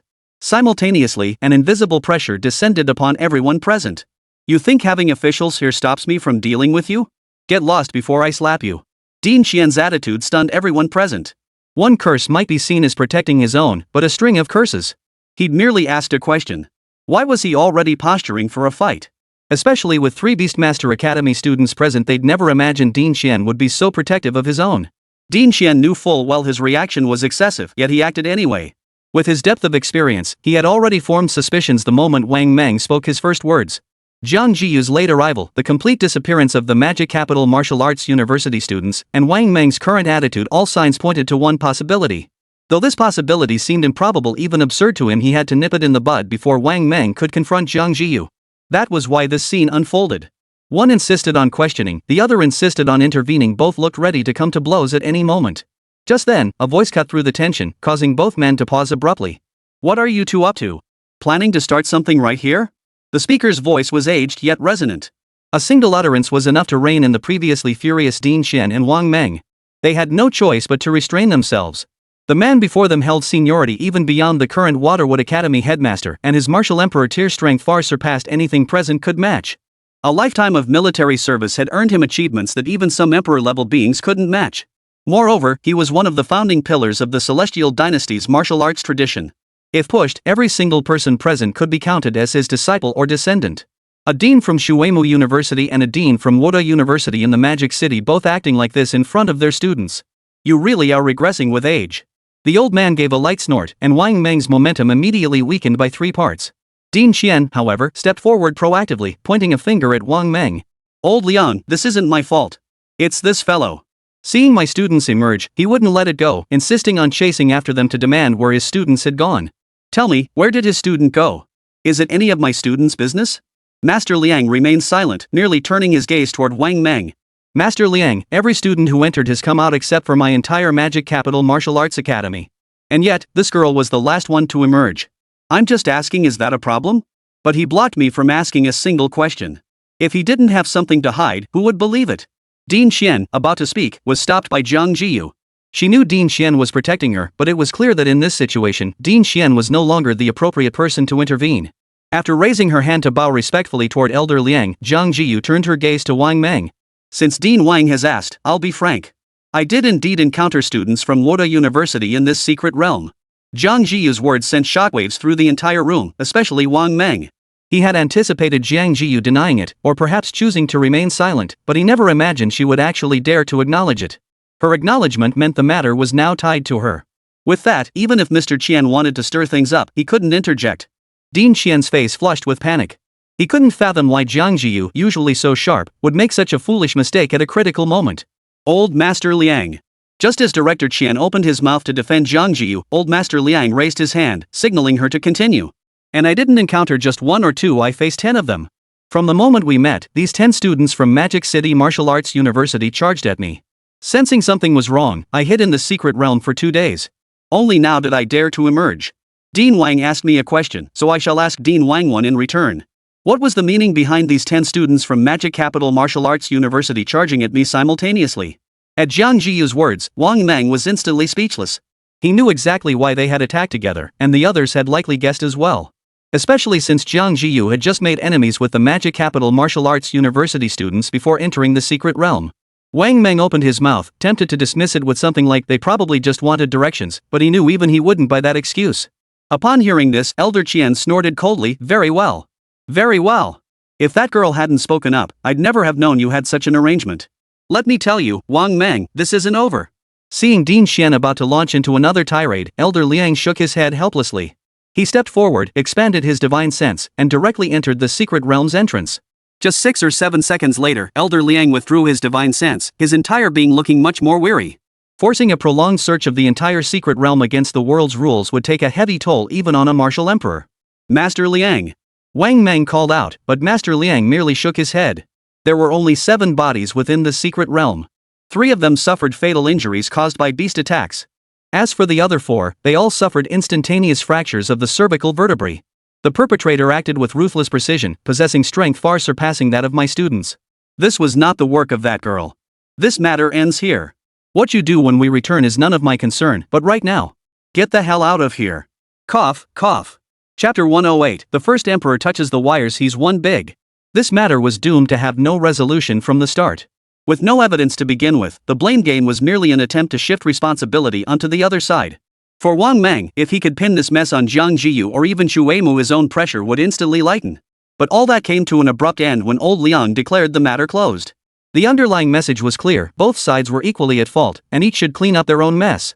Given old Master Liang's standing and influence, his words silenced any further dissent. Yet one thing deeply troubled Wang Meng. He was almost certain that Jiang Zhiyu was involved in his student's death, yet old Master Liang specifically stated that the student's neck had been snapped in an instant. These two accounts were clearly contradictory. As for the final outcome, it would likely only be determined once the authorities brought out the bodies of those students. When that time came, he would request professional coroners to conduct autopsies. Whatever the findings revealed, he would have his answers. Thus, Wang Meng remained behind, determined to see the bodies no matter what. Meanwhile, Dean Xian led the group of Xu Weimu students back to campus. This trip, aside from Jiang Zhiyu's delayed departure, had proceeded remarkably smoothly overall. The key point was the immense haul. The total value of the spiritual herbs collected by all the students exceeded 800 million yuan. The quantity of high-grade spiritual herbs alone was enough to make this trip a huge success. Though 10% would be distributed to the students, their rightful share, Dean Xian had no ill intentions regarding this sum. Of course, none of that mattered. What truly mattered was that he had obtained what he needed, 10 soul refining grasses. 5 were brought by Jiang Zhiyu and her 2 companions, while the other 2 teams collectively gathered the remaining 5.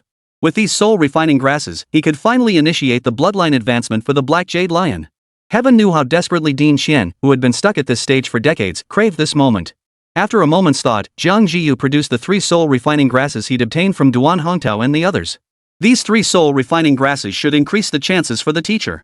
At that moment, the carriage was empty except for Jiang Zhiyu and Ding Xian. Upon seeing the 3 soul refining grasses, Ding Xian seemed to grasp something. He glanced at Jiang Zhiyu without a hint of courtesy and accepted them outright. 10 soul refining grasses are already sufficient to refine the yuan restoring pill and elevate the bloodline of the black jade lion by 1 tier. Adding 3 more won't yield any fundamental difference. However, I can refine these 3 soul refining grasses for you as well. When the pill is refined, though its potency won't elevate the bloodline of a beast king tier creature, it will benefit your white-scaled snake. Jiang Zhiyu pursed her lips upon hearing this. These 3 soul refining herbs were actually bait she had offered. Ding Xian had protected her before, and she felt she owed him a favor. These 3 soul refining herbs were the perfect gift, and also a way to test Ding Xian's attitude. If Ding Xian accepted them, she could then ask him to intervene should Wang Meng target her again in the future, her conscience clear. Moreover, given Ding Xian's depth of insight, he had likely already surmised that something significant had transpired within the secret realm. She could certainly keep all 100 million worth of spiritual herbs, but converting them into cash presented a major problem. 100 million yuan with even minimal effort, given Ding Xian's influence, it wouldn't be difficult to trace. Thus, rather than being a token of gratitude for Ding Xian's prior support, these 3 soul refining grasses were essentially hush money. Jiang Zhiyu truly hadn't anticipated Ding Xian's outright refusal and his counteroffer to help refine the pills for her. Jiang Zhiyu remained silent, and Ding Xian showed no intention of speaking either. The carriage fell instantly quiet, broken only by the faint whistling of the wind as the carriage sped along. After over 10 seconds, Jiang Zhiyu took a deep breath and spoke, "Teacher, actually, there are quite a few more spiritual herbs in my storage ring. Combined with these 3 soul refining grasses, their total value is around 100 million credits. As for their source..." Just as Jiang Zhiyu was about to explain the origin of these herbs, Ding Xian interrupted her. "Everyone has their own path. You needn't disclose every detail to me. I've already received the portion of spiritual herbs you gathered within the secret realm. As for the remainder..." Ding Xian paused before asking, "You didn't gather them yourself, did you? Picked by hand? What did that have to do with anything?" After a moment's thought, Jiang Zhiyu shook her head. The spiritual herbs were gathered by Duan Hongtao and his group, while the storage ring was snatched by Xiazhu. Strictly speaking, she had merely received a storage ring filled with spiritual herbs from Xiazhu. Since you didn't gather them yourself, consider this a fortune earned through your own struggles. Keep it with peace of mind. As for the rest, don't dwell on it. If you lack connections, I can even help you sell these herbs. Could this matter be resolved so easily? Bai Changsheng, listening from within the spirit-gathering pouch, was utterly dumbfounded. If Principal Shuemu heard this, he'd probably have a serious talk with him, wouldn't he? But that's fine. Ding Xian wouldn't make unfounded accusations. If he said Jiang Zhiyu could keep these spiritual herbs, it clearly meant there was no issue. With this windfall of 100 million worth of spiritual herbs, combined with the earnings from her previous collection with Xin Xuan, Jiang Zhiyu's total haul from this expedition would directly reach approximately 120 million. Beyond that, there were 2 Wuhuo-grade secret silver guardians of unknown value. This was the true highlight, worth far more than the 100 million. The term substantial barely scratches the surface of Jiang Zhiyu's haul. This was pure Emperor Qin Shi Huang touching a live wire. He hit the jackpot. Jiang Zhiyu politely declined Ding Qian's offer of further assistance, and the dean made no further remarks. However, just as Jiang Zhiyu turned to leave, he called out to her once more. "Zhiyu, I know you're mature and meticulous in your thinking, but I still have something I'd like to share with you. I don't know what you've been through before, nor why you've developed such strong guardedness and defensiveness. But here with me, you needn't be constantly on guard." Jiang Zhiyu paused slightly at his words. Clearly, Ding Xian had seen through her previous thoughts. She offered no defense, merely bowing deeply to Ding Xian before turning and walking away. The train arrived at the station, and everyone returned to campus. Though the school hadn't explicitly forbidden it, everyone chose to remain silent about this trip. After all, they understood the wisdom of keeping quiet while making a fortune. The proceeds from collecting those spiritual herbs were deposited into their accounts the very next day after their return. Excluding the proceeds from the beast materials, the total amounted to 16,650,000 yuan, slightly more than Bai Changsheng had anticipated. Clearly, Xin Shuang and Zhang Xing had genuinely declined their share of the profits from the 5 soul refining grasses, leaving that portion entirely to Jiang Zhiyu. Such a kind person, though it's a pity her talent is lacking. Bai Changsheng muttered this while chewing a tiger blood pill, frantically absorbing vitality and evolution points. With money in hand, Bai Changsheng's resources never dried up. He took 1 tiger blood pill daily and occasionally visited his good big brother for a couple of days, living off his generosity. His stored evolution points surged dramatically each day. He waited only for the moment when he reached 1,000 points, so he could upgrade his enhanced digestion skill once more. Chapter 109, Level 8 Digestive Enhancement, Replenishment Pills. For 3 consecutive days, Bai Changsheng's vitality remained steady at around 100 points daily, yet his evolution points skyrocketed at an astonishing rate. Even if it meant nearly 2/3 of the tiger blood pill's effects were wasted, Bai Changsheng felt no pang of regret. Today's waste was for a better tomorrow. And just then, the system notification chimed. Congratulations, host, on consuming the tiger blood pill. Gain 274 vitality points and 241 evolution points. Watching his evolution points cross the 1,000-point threshold, Bai Changsheng hesitated not a moment before decisively selecting the digestion enhancement upgrade. 1,000 evolution points deducted. Digestion enhancement branch level upgraded. Current digestion enhancement level, LV8. Required for next upgrade, 3,000 evolution points, vitality, 100,000. Digestive enhancement LV8 deeply develops your digestive capabilities while allowing the storage of a certain amount of qi and blood. Current capacity limit, 1,000 5,000. As a series of system notifications echoed, Bai Changsheng felt a subtle coolness envelop his stomach, dispelling the faint bloated sensation that had lingered after swallowing the tiger blood pill. So this was level 8 digestive enhancement? Truly absurd. Though he didn't yet know how much qi and blood this enhancement could absorb daily, the mere 5,000-point capacity cap allowed Bai Changsheng to eat to his heart's content without fear of being overwhelmed by excessive qi and blood. The only issue remained, just like level 7, level 8 digestive enhancement also imposed a qi blood level restriction. The requirement of 100,000 qi blood points meant that if he wished to further upgrade his digestion enhancement, he'd have to elevate his own strength to the Lord level. No way. He'd have to find Big Brother to scavenge some snacks. Coincidentally, Jiang Zhiyu, who was in the midst of cultivation, received a message from Dean Qian. The replenishing essence pills are ready. Bring Xiaobai over. Half an hour later, Jiang Zhiyu knocked on Dean Qian's office door. Pushing the door open, he found Dean Qian sitting at his desk, lost in thought. Before him lay 2 golden pills, one large, one small, each housed in a brocade box. Their appearance alone made it clear they were no ordinary items. Teacher! Jiang Zhiyu called out softly. Only then did Dean Qian turn his gaze toward her. You're here? It took so much effort to obtain these, I found myself lost in thought for a moment.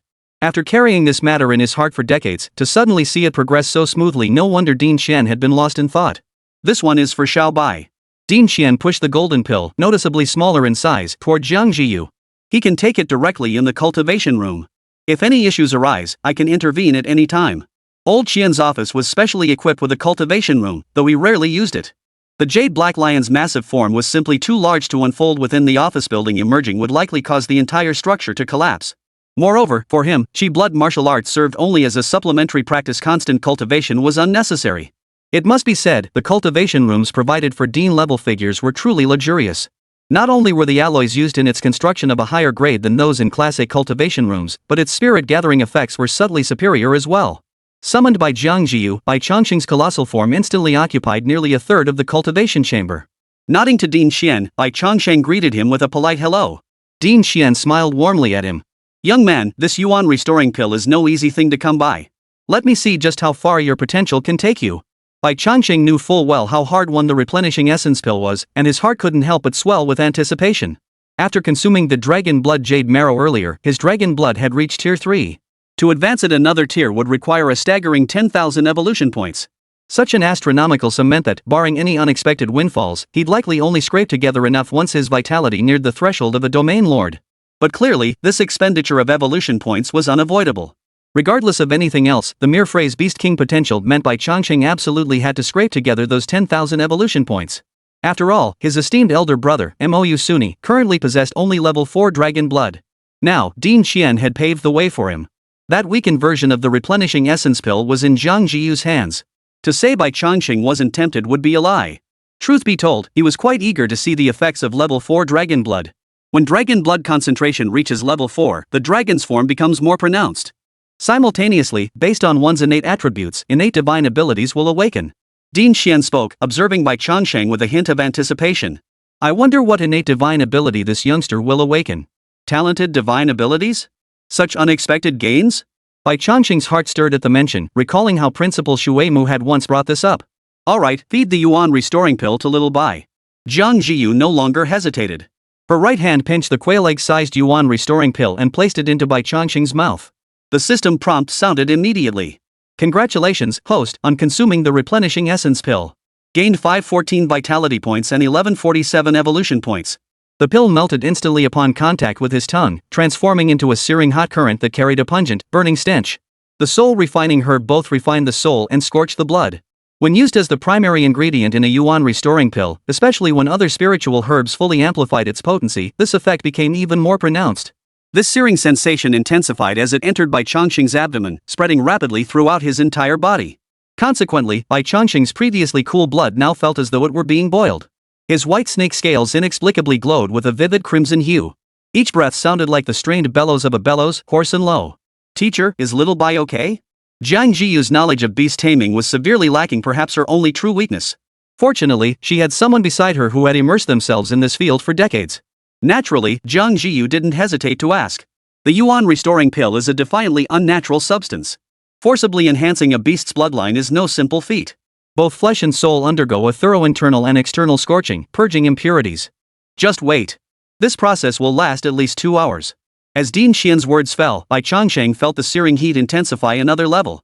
This time, it felt as though his very soul was being roasted in flames. The words were practically gritted out between clenched teeth. This sensation was unlike ordinary pain. Though not excruciating, the extreme heat began warping his very consciousness. It felt like a steel wire being violently twisted and straightened, teetering on the brink of snapping at any moment. Yet if he could endure it, both Bai Changsheng's soul and physical body would be vastly strengthened.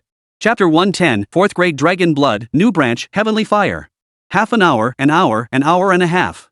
Bai Changsheng dared not contemplate how he had endured this ordeal for over an hour.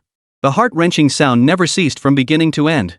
There was no other reason this sensation, like being scorched by fire, was simply too agonizing to bear. If it were real fire, it would be bearable at worst, he'd be roasted to a crisp. But what scorched him now was no real flame. It was as if he'd been plunged into boiling oil, then waded through molten lava, only to return unscathed. Yet Bai Changsheng forced himself to stay conscious, refusing to let himself pass out, lest the effects of the yuan restoring pill be wasted. Such commotion even drew the attention of the jade-colored lion, which had been residing within Dean Xian's spirit-gathering pouch. It materialized into human form and emerged from within. Watching its younger brother struggle and writhe frantically, the jade-black lion's eyes filled with concern.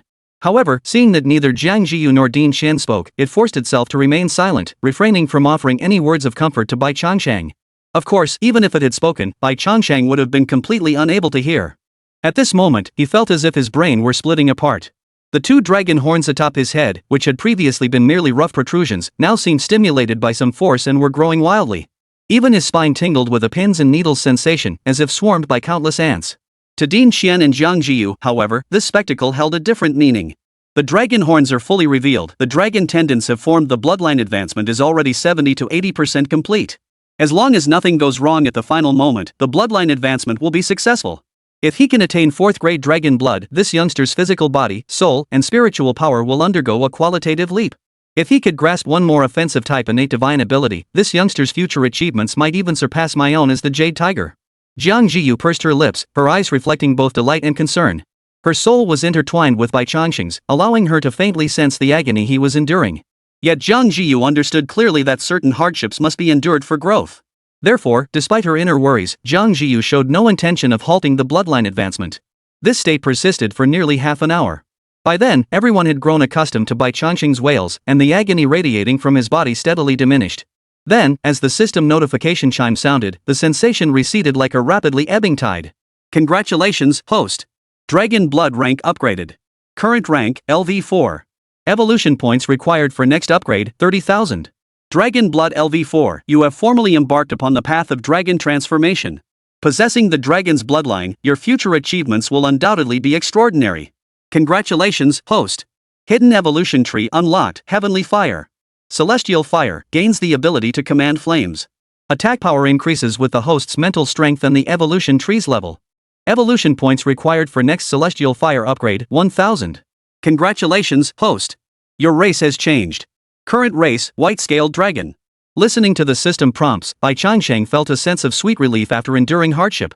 Such a tremendous leap meant those 2 agonizing hours hadn't been wasted.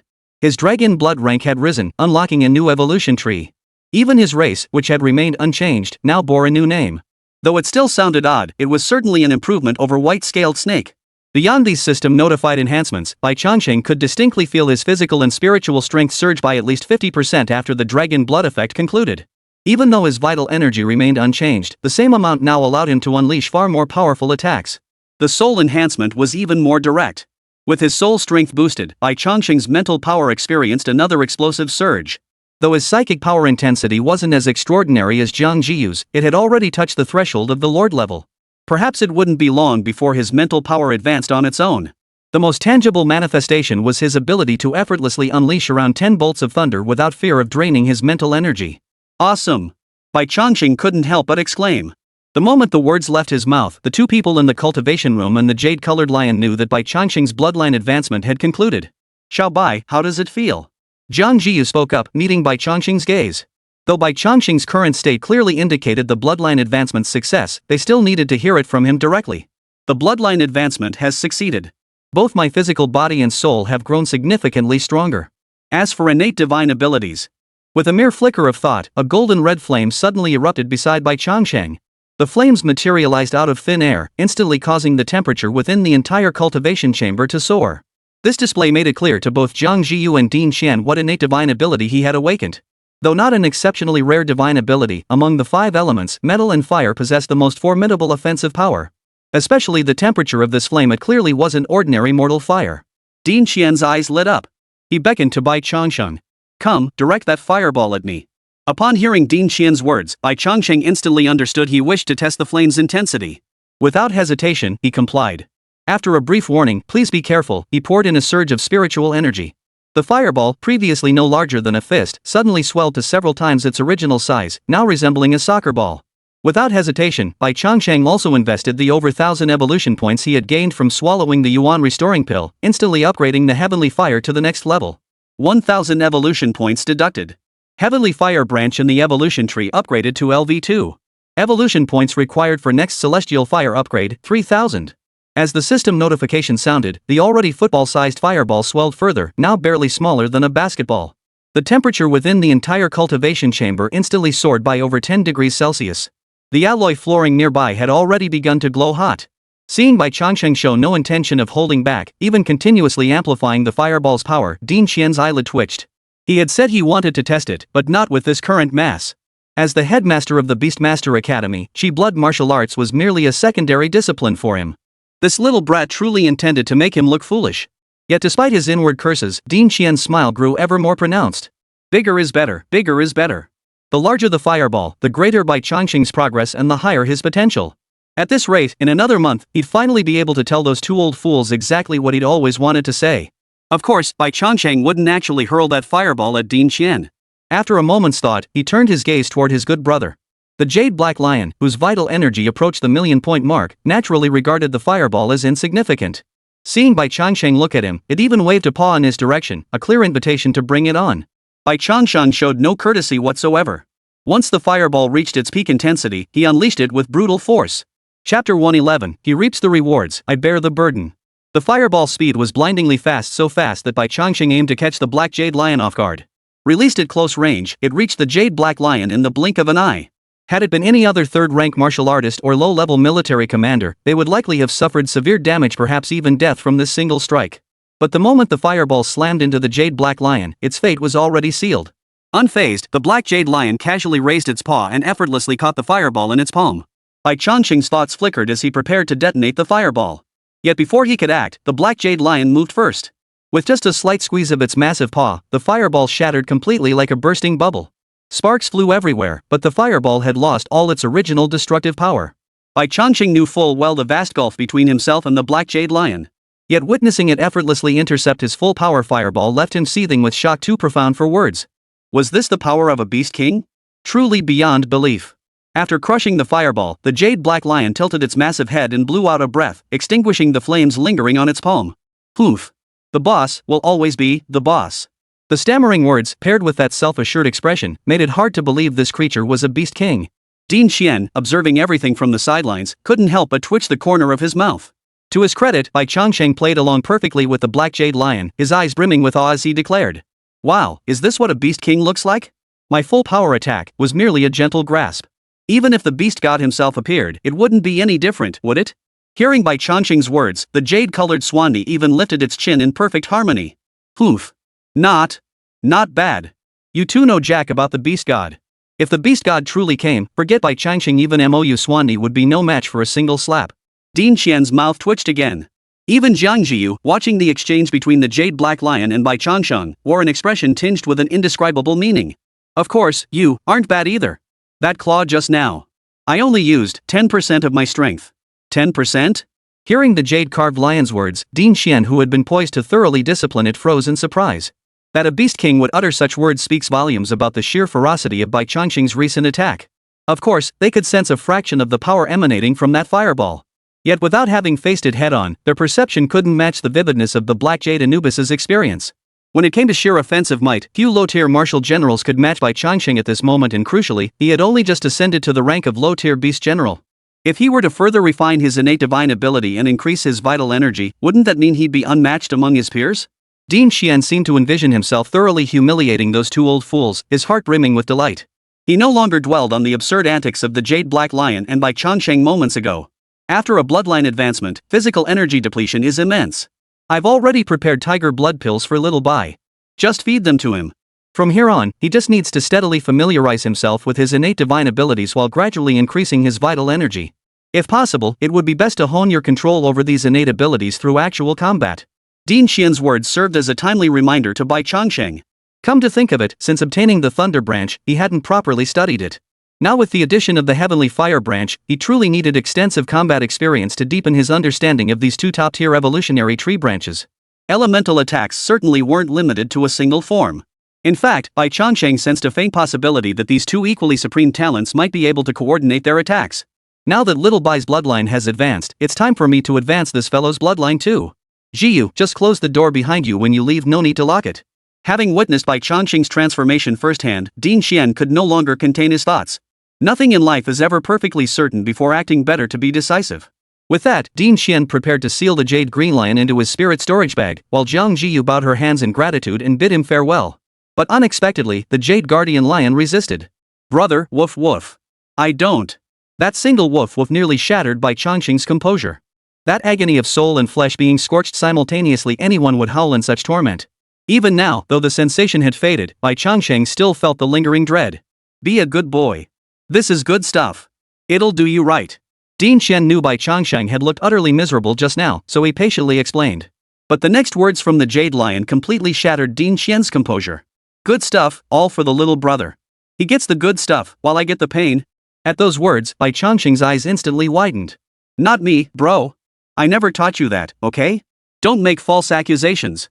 Bai Changsheng wanted to protest, but seeing the change in Din Xian's expression, he hesitated not a moment and darted straight into Jiang Zhiyu's spirit storage pouch at her waist. Jiang Zhiyu promptly bowed her hands in respect before turning and striding out of the cultivation chamber without looking back. Heaven only knew what Bai Changsheng would teach the Jade-Eyed Lion while left under Director Qian's care. And judging by the situation, it seemed unlikely Din Xian would allow the Jade Tiger and Bai Changsheng to interact again anytime soon. For some inexplicable reason, Jiang Zhiyu couldn't shake the feeling that Bai Changsheng had gone out and corrupted the little creature. She shook her head, banishing these chaotic thoughts from her mind. Thanks to that single chi-restoring pill, Bai Changsheng's strength had surged rapidly. His vitality and attack power had already surpassed hers. If Jiang Zhiyu didn't step up her cultivation soon, she might truly be left far behind by Bai Changsheng. In the end, the Jade Black Lion couldn't escape Din Xian's punishment. Consuming the yuan restoring pill was non-negotiable. This matter determined whether the Jade Black Lion could ascend to Beast Emperor. It wasn't something he could dismiss with a simple "I don't want it." However, to prevent it from rolling around wildly and charging headlong like Bai Changsheng after swallowing the pill, Din Xian brought it before the headmaster. He couldn't forcibly suppress the raging Jade Black Lion, but the headmaster could. Though the headmaster's intervention prevented the Jade Black Lion from losing control, its roar inevitably echoed throughout the entire Shuemu campus. True to its title as Beast King, its roar was so piercing that even Jiang Zhiyu and Bai Changsheng, deep within their cultivation chambers, heard it loud and clear.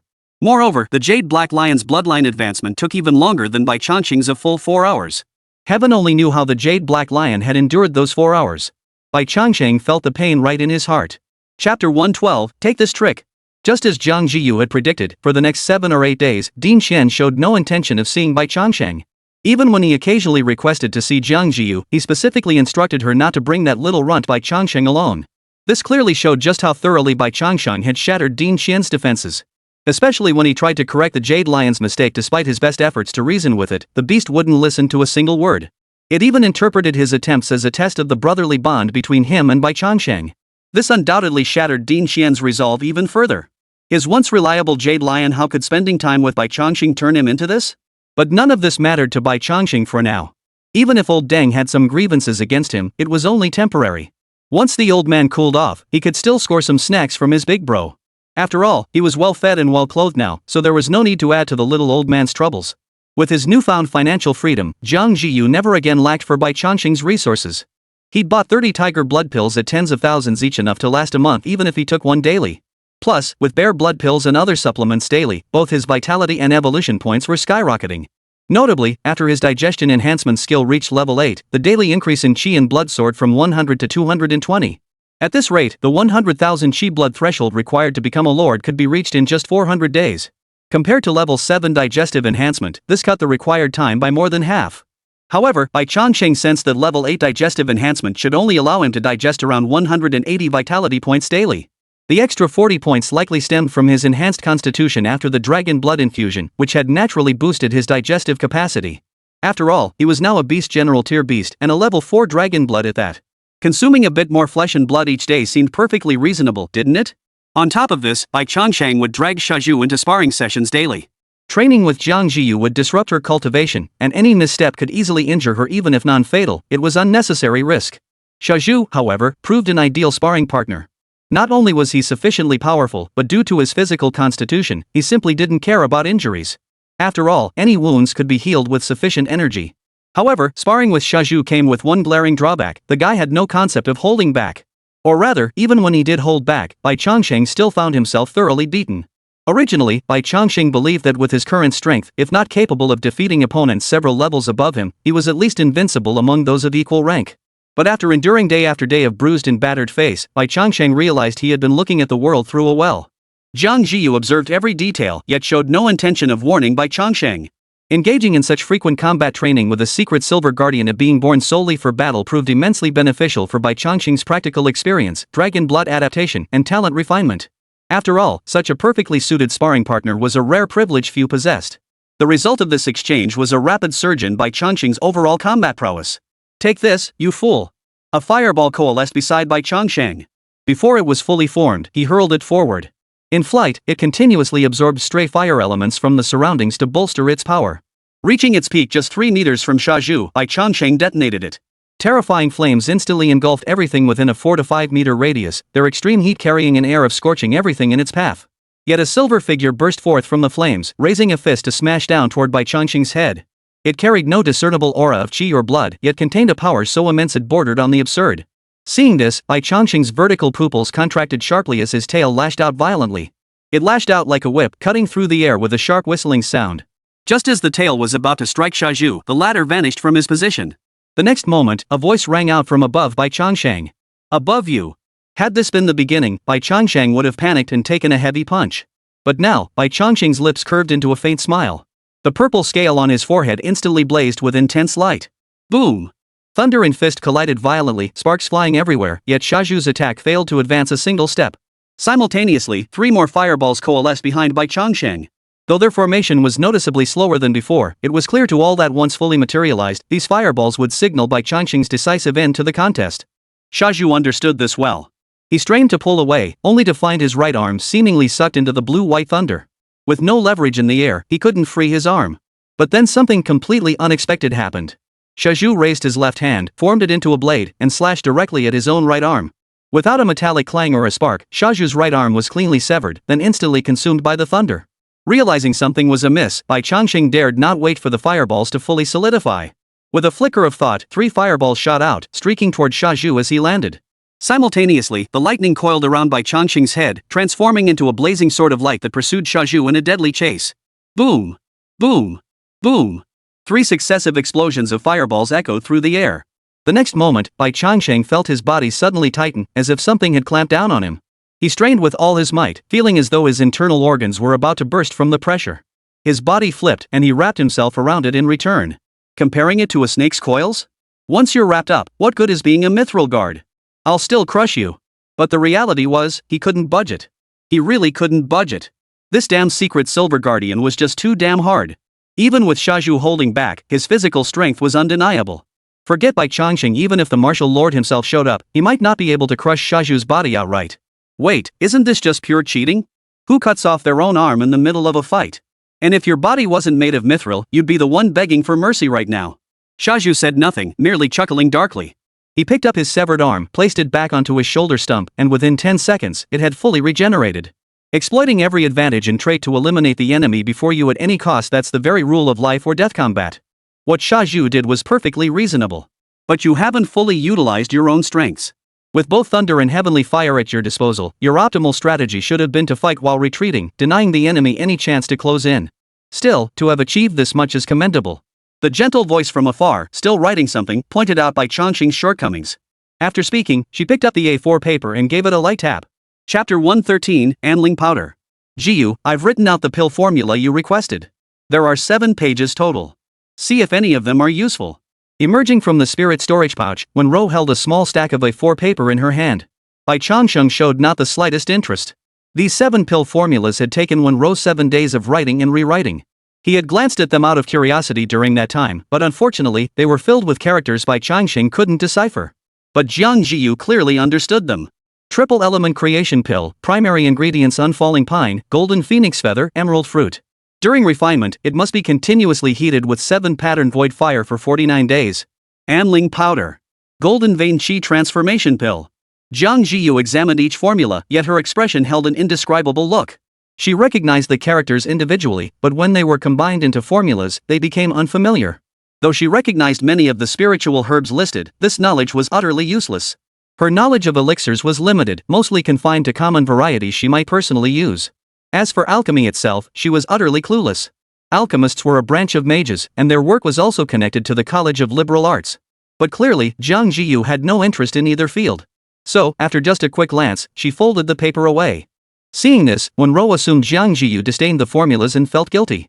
Master can refine many pills, but I'm too dull-witted. Plus, so much time has passed that I only recall these 7 formulas. Jiang Zhiyu glanced at Wenru, then shook her head gently. Remembering 7 formulas is already quite impressive. But my knowledge of alchemy is truly too limited. I cannot say whether these 7 formulas are correct, whether the herbs listed can even be found, or how to refine them in detail. This matter must be entrusted to a specialist for further research. Seeing Jiang Zhiyu held no blame, Wenro gave a slight nod before returning to the spirit storage pouch. Silence once again settled over the cultivation chamber, yet Jiang Zhiyu no longer felt inclined to practice. She reopened the 7 alchemy formulas, her eyes growing slightly somber as she pondered something. Though she knew nothing of alchemy, she possessed a basic understanding of elixirs. Coupled with her high status in her previous life, she understood precisely what these 7 formulas represented. If even one of these 7 formulas could be mass-produced and met with high demand, it would be a source of inexhaustible wealth. Though she had never heard of these 7 elixirs in her previous life, their true value could only be determined by having them examined by a professional. Her thoughts stirred, and Jiang Zhiyu rose decisively. Her cultivation wasn't urgent, so she might as well resolve the matter of these formulas first. Carrying the formulas out of the Class A cultivation room, Jiang Zhiyu headed straight for the Haoqi Tower. Among those she knew, only Dean Li and Dean Xian possessed any knowledge of elixirs. Compared to Dean Li, Dean Xian held a significant advantage, his status as a business tycoon. Refining a single pill wasn't difficult, the real challenge lay in mass production. Take the Qi blood pill, the most commonly consumed elixir. Jiang Zhiyu alone required 1 to 2 pills daily, let alone the tens of millions of martial artists across the entire celestial dynasty. While not every martial artist could afford to consume Qi blood pills daily without restraint like Jiang Zhiyu, the sheer scale of the population meant the annual consumption across the entire celestial dynasty easily surpassed 100 million pills. This figure alone dictated that Qi blood pills couldn't be produced by alchemists batch by batch. Instead, after research, they would be directly placed on a production line for mass manufacturing. Jiang Zhiyu didn't know if Dean Xian had a pill production line, but he was certain he could find one. After hearing Jiang Zhiyu's request, Dean Xian showed no hesitation or evasion.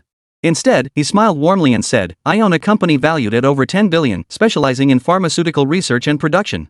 While we don't specialize in alchemy, we've recently been considering entering the elixir industry. If you don't mind, I can have someone look into it for you? Jiang Zhiyu naturally had no objections. This was precisely why she had come. President Qian wasted no time, making 2 phone calls in quick succession. Taking advantage of the moment, Jiang Zhiyu copied out the pill formula again. The original was written in ancient script, a language understood by very few. Within just 20 minutes, 2 middle-aged men arrived together. Let me introduce you both. This is my newest student, and the one I hold in the highest regard, Jiang Zhiyu. And this gentleman is the head of our newly acquired R&D department, specifically tasked with alchemy research. His name is Lin Shuhai. You may address him as Uncle Lin. Show him your formula. He can give you a rough idea of whether it's feasible, what effects it might produce, and even the potential market scale. As for this gentleman, he heads the patent department. Have him file the patent applications for these 7 formulas right away. Whether they prove useful or not, it's always better to be prepared. To be fair, Ding Xian was reliable in the art of beast taming, but he was even more dependable in business matters. After all, as the CEO of a $100 billion conglomerate, he could spot these minor issues at a glance. Jiang Zhiyu nodded, then handed the freshly transcribed formula to the bespectacled Lin Shuhai. After receiving them, Lin Shuhai nodded and sat down to review them. But as soon as his attention turned to the formulas, his brow furrowed and remained furrowed the entire time. President Qian engaged Jiang Zhiyu in conversation about cultivation practices. After waiting about 10 minutes, he heard a long sigh from the other side and finally stopped chatting, turning his gaze toward Lin Shuhai. Mr. Qian, I've reviewed the formula. Never heard of it, never seen it. Student Jiang, where did you obtain this alchemy formula? Lin Shuhai's expression seemed somewhat agitated as he looked at Jiang Zhiyu, his face etched with urgency. Ahem. Ding Xian cleared his throat upon hearing this. Lin Shuhai immediately realized his slip and changed the subject, shifting focus away from the formula's origin to its description. I've examined all 7 formulas. 4 of them are definitively unfeasible to refine, as they contain spiritual herbs that have been confirmed extinct. There might be substitutes, but I'll need to study them thoroughly back at the academy to reach a conclusion. As for the remaining 3, these 2 require spiritual herbs of such high grade that, though equally valuable, they can only be used by martial emperors or even beings above that rank. Their potency is too extreme. Those with insufficient vital energy have no need for them, nor could they utilize them. Without the means for mass production, their commercial value is low. They are better suited for alchemists to refine. Only this final one, the calming spirit powder. Long-term consumption nourishes the soul and enhances mental strength. Moreover, its ingredient requirements are minimal, all common spiritual herbs, keeping production costs low. Ding Xian, ever the astute strategist, had already reached his conclusion upon hearing Lin Shuai's words. In other words, this substance possesses significant commercial potential and it's substantial. Chapter 114, The 3 Paths Proposed by Ding Xian. All mature products possess 2 defining characteristics: high repurchase rates and broad market coverage. High repurchase rate means frequent repeat purchases. Take Qi blood pills and shot blood pills, for example. No brainpower needed to guess which has the higher repurchase rate. High coverage refers to products with a broad target audience. Take Qi and blood pills, for instance. They can benefit nearly all martial artists. Even mages occasionally purchase a couple to boost their vitality.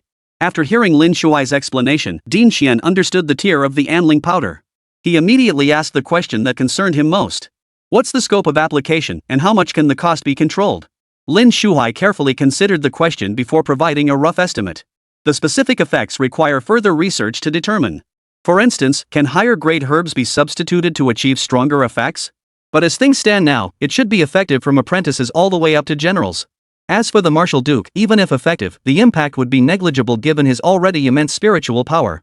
Lin Shuai's words struck like a shot of adrenaline, instantly brightening old Master Qian's eyes. From the martial lord level onwards, one can cultivate secret techniques to train spiritual power. But a mere marginal increase in spiritual power holds little value for a martial lord. The range from apprentice to martial general perfectly covers the population in need. Moreover, it's foreseeable that there will be significant demand from mages, martial artists, and beast tamers alike. While not an absolute necessity like Qi blood pills, the potential market is vast enough. The key point is, there are simply no comparable products on the market. Restorative potions for mental energy do exist, but potions or pills specifically designed to aid in mental cultivation have never been developed. This is largely because martial arts development is still in its infancy, and research in certain specialized fields hasn't fully caught up yet. What about the cost? If mass-produced, how low could the cost be controlled? The market potential is immense. If costs could be brought down to match Qi blood pills or even lower, Ding Xian dared not imagine how lucrative this venture could become. Based on the ingredients listed in this formula, hold on, let me calculate. Lin Shuai said, opening the laptop he brought with him. He began researching and calculating simultaneously. Preliminary estimate 18,000 per batch. But this figure assumes all raw materials are sourced from the open market. If we establish our own cultivation base for raw materials and optimize the production process, that figure should drop by 30 to 40%. 3 to 4%. If calculated at this rate, once everything was up and running, the cost per batch of anling powder would be reduced to between 12,600 and 10,800 yuan. Ding Xian fell silent. Moments later, his expression returned to its usual calm composure. He waved his hand, signaling the 2 to step out first. Begin pursuing the patents. Secure the domestic patents for the Celestial Dynasty as quickly as possible, then proceed with international applications. Just before exiting, Director Qian offered one final reminder to the patent specialist. Remember, not a single word must leak out. Aware of the gravity of the situation, the man nodded solemnly before exiting with Lin Shuai. As the office door closed behind them, Dean Xian turned his attention to Jiang Zhiyu. Zhiyu, you heard what was said earlier. You should understand the value of this now, right? Jiang Zhiyu nodded. Truthfully, even before arriving, she had held the highest hopes for the anling powder, and reality had indeed proven her right. In that case, I won't beat around the bush. What are your plans for this formula? Jiang Zhiyu paused briefly, a rare sense of conflict stirring within her. Anling powder held immense potential, a flagship product rivaling Qi blood pill in strength, with profits foreseeable in the hundreds of millions. But how to manage anling powder was a major problem. Secondary development, production, management, marketing, sales, distribution channels, logistics, any one of these tasks alone could consume a person's entire energy. Under these circumstances, Jiang Zhiyu's strength alone was clearly insufficient. His gaze inevitably turned to Dean Xian. You must have an answer by now, right? Dean Xian showed no intention of hiding anything. Nodding, he spoke again, 3 paths. The first path, I'll pay to acquire this anling powder. I can provide you with 100 billion in cash, paid in full within 1 month. The second path is for us to establish a joint venture. You contribute the formula as equity, holding 51% of the shares, while I contribute capital, equipment, distribution channels, and other resources, holding 49%. As for the third path, you would manage the anling powder yourself, funding it, hiring staff, purchasing equipment, and so on. Of course, when necessary, your teacher will assist you. Hearing Dean Xian outline these 3 paths, not only was Jiang Zhiyu stunned, but even Bai Changsheng, who had remained hidden in the spirit nurturing bag, too afraid to meet him, was taken aback. What astonished them was how exceptionally generous Dean Xian seemed to be. 100 billion in cash for a single pill formula? While anling powder held immense market potential, certain factors couldn't be calculated so simply. The state imposed strict pricing restrictions on elixirs and potions, especially those deemed essential necessities like the Qi and blood elixir, a prime example.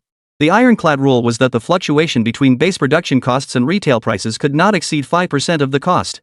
And that 5% gross profit margin must account for R&D, marketing, transportation, distribution channels, and other costs, leaving actual net profit at a mere 1-2%. For instance, a Qi blood pill priced at 10,000 yuan yields only 100 to 200 yuan in net profit for the operating company. Therefore, theoretically, if Dean Xian truly acquired the anling powder, he would need to sell at least 50 million units just to break even. Anything less than that would mean pure loss. Meanwhile, Jiang Zhiyu, having secured 10 billion in cash, could likely advance all the way to Martial Emperor without ever worrying about resources again. As for the second path, it's even more absurd. Merchants chase profits, especially when faced with a pill like anling powder, whose potential audience encompasses all martial artists. Even a single percentage point of shares could represent future profit shares calculated in the billions. What Dean Xian did wasn't merely handing over substantial profits to Jiang Zhiyu, it also meant relinquishing control of the new company. He had invested billions in cold, hard cash and contributed everything else he could possibly offer, only to hand over the company's control to Jiang Zhiyu?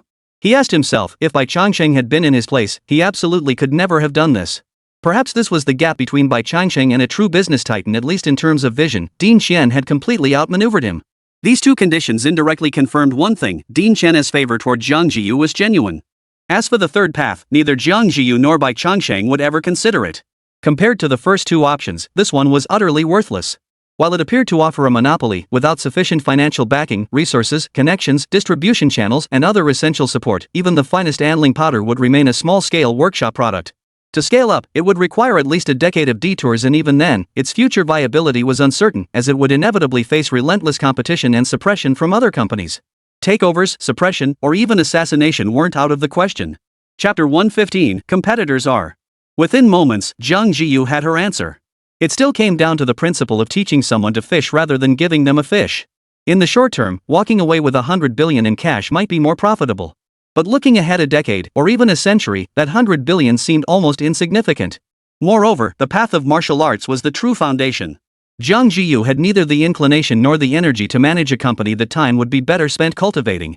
Of course, whichever path she chose would mean her daring venture into the ancient ruins had paid off handsomely. A single alchemy formula surpasses 10,000 spiritual herbs. Master, I choose the second option. Jiang Zhiyu spoke, delivering an answer that had long been anticipated by Dean Xian. Agreed. But there's something I must make clear first. Although I will do everything in my power to expedite this matter, it will still take considerable time for the anling powder to be officially launched. Even after it hits the market, sales might struggle due to cost issues. Worst case scenario, it could even run at a loss. Based on my estimates, it will take at least 2.5 years to reach a stable profit phase. To those unfamiliar with such processes, 2.5 years might seem like a long time. But in reality, the multi-tiered approvals and clinical trials required for the formula alone take at least 5 years. Only with President Qian's backing from a trillion-dollar conglomerate and extensive connections could this timeline be cut in half. Jiang Zhiyu understood this well, so she had no objections whatsoever. And President Qian proved remarkably capable, taking full charge of every detail. Alright, you needn't worry about anything else. I'll have the lawyers draft the contract. All you need to do is sign it and wait to collect your payment. Joyful events lift the spirit, especially when two come at once. The advancement of his bloodline through the Jade Black Lion meant he now possessed the potential to reach the level of a martial emperor. Now, encountering a formula for a pill like the Anling powder would propel his business achievements to a whole new level. He dared not imagine the scene when, in a few years, he became both a martial emperor and the nation's wealthiest man, and then encountered those business associates and old friends again. Looking at his business partners, you're all. Turning to his old friends, you're no different. Just picturing that scene made Dean Chen feel utterly refreshed. Especially when he looked at Jiang Zhiyu again, he felt she was nothing short of his lucky star. Ever since meeting her, everything he did went smoothly. The only real thorn in his side was Jiang Zhiyu's spirit beast. The thing was downright ungrateful. His perfectly good black jade lion was now set on becoming some kind of kingpin in Causeway Bay. But thanks to Jiang Zhiyu, Dean Xian couldn't be bothered to argue with Bai Changsheng for now. In fact, feeling so elated, he even retrieved a porcelain bottle from his storage ring and handed it to Jiang Zhiyu. This contains 10-ingredient tonic pills, refined from 10 types of spirit herbs that replenish qi and blood. Originally prepared for the Jade Lion's bloodline advancement, 3 remain. I'll give them to that little fellow. Tell him to take it easy and not stuff himself. That last remark carried a distinct hint of resentment. Hearing it, Bai Changsheng, still inside the spirit gathering pouch, couldn't help but shudder. As for the fear of overeating, Bai Changsheng glanced at the 5,000-point qi and blood storage cap granted by his level 8 digestive enhancement. His mind settled considerably. Overstuffing was impossible. He could never be stuffed to death in this lifetime. Mentioning Bai Changsheng made Jiang Zhiyu feel somewhat awkward. She wanted to ease the tension between Bai Changsheng and Dean Xian, but then she remembered all the things Bai Changsheng had done. Ah well, let nature take its course. After leaving the Haoqi Tower, Jiang Zhiyu returned to her cultivation chamber. Now that the pill formula matter was resolved, it was time to resume her cultivation. But before entering her cultivation state, Jiang Zhiyu remembered something. She took out the porcelain bottle Dean Xian had just given her, poured out a pill, and summoned Bai Changsheng from her spirit storage pouch. Bai Changsheng wasted no time, opening his mouth the moment he emerged from the spirit storage pouch. He was genuinely curious to test just how filling the 10 treasure replenishment pill which Dean Xian claimed could literally stuff him to death actually was. The dark red pill, about the size of a thumb, entered his mouth. An explosion of pure, concentrated vital energy erupted instantly. As if a balloon had been inflated to its breaking point in an instant, Bai Changsheng's entire body swelled several sizes under the force of this vital energy. Fortunately, his enhanced digestion proved remarkably efficient. In the blink of an eye, the once raging surge of vital energy vanished without a trace. Only then did the system notification sound belatedly. Congratulations, host, on consuming the 10 perfect tonic pill. Gain 1721 qi blood points and 325 evolution points. Wait, a pill barely the size of a thumb could provide 1,700 qi blood points? No wonder Dean Xian had warned him to take it slow. Without his enhanced digestion, Bai Changsheng might have actually been injured by the qi and blood surge triggered by this 10 treasure tonic pill. Getting injured from that would have been truly laughable. After eating his fill, Bai Changsheng tucked the pill back into his spirit pouch and retired to rest, while Jiang Zhiyu once again immersed herself in cultivation. Her qi and blood had been surging rapidly lately. At most another week, and she would reach the threshold of a martial general. Of course, before that, she must open her second inner sea. The second inner sea was paramount. There could be no room for error. Compared to this, breaking through cultivation realms seemed trivial. Meanwhile, progress at Dean Xian's end was equally swift. Patent applications, company establishment, office space finalization, personnel recruitment, production line and factory construction, medicinal field leasing, and spirit herb cultivation, everything proceeded methodically. Each new development was reported to Jiang Zhiyu by dedicated staff. Scanning the dense stream of updates, she could only sigh with relief. If she had to handle these matters herself, she might as well abandon martial cultivation altogether. Freed from the distraction of mundane tasks, Jiang Zhiyu's daily routine became calm and fixed, a 3-point line between the cultivation room, the cafeteria, and the dormitory, with occasional visits to the other 2 deans to seek instruction. Bai Changsheng's daily routine included swallowing a tiger blood pill, followed by sparring sessions with Xiaozhu. This honed his skills while steadily boosting his qi and blood. Dean Xian, meanwhile, was preoccupied with matters concerning the Yanling powder and hadn't set foot on campus in quite some time.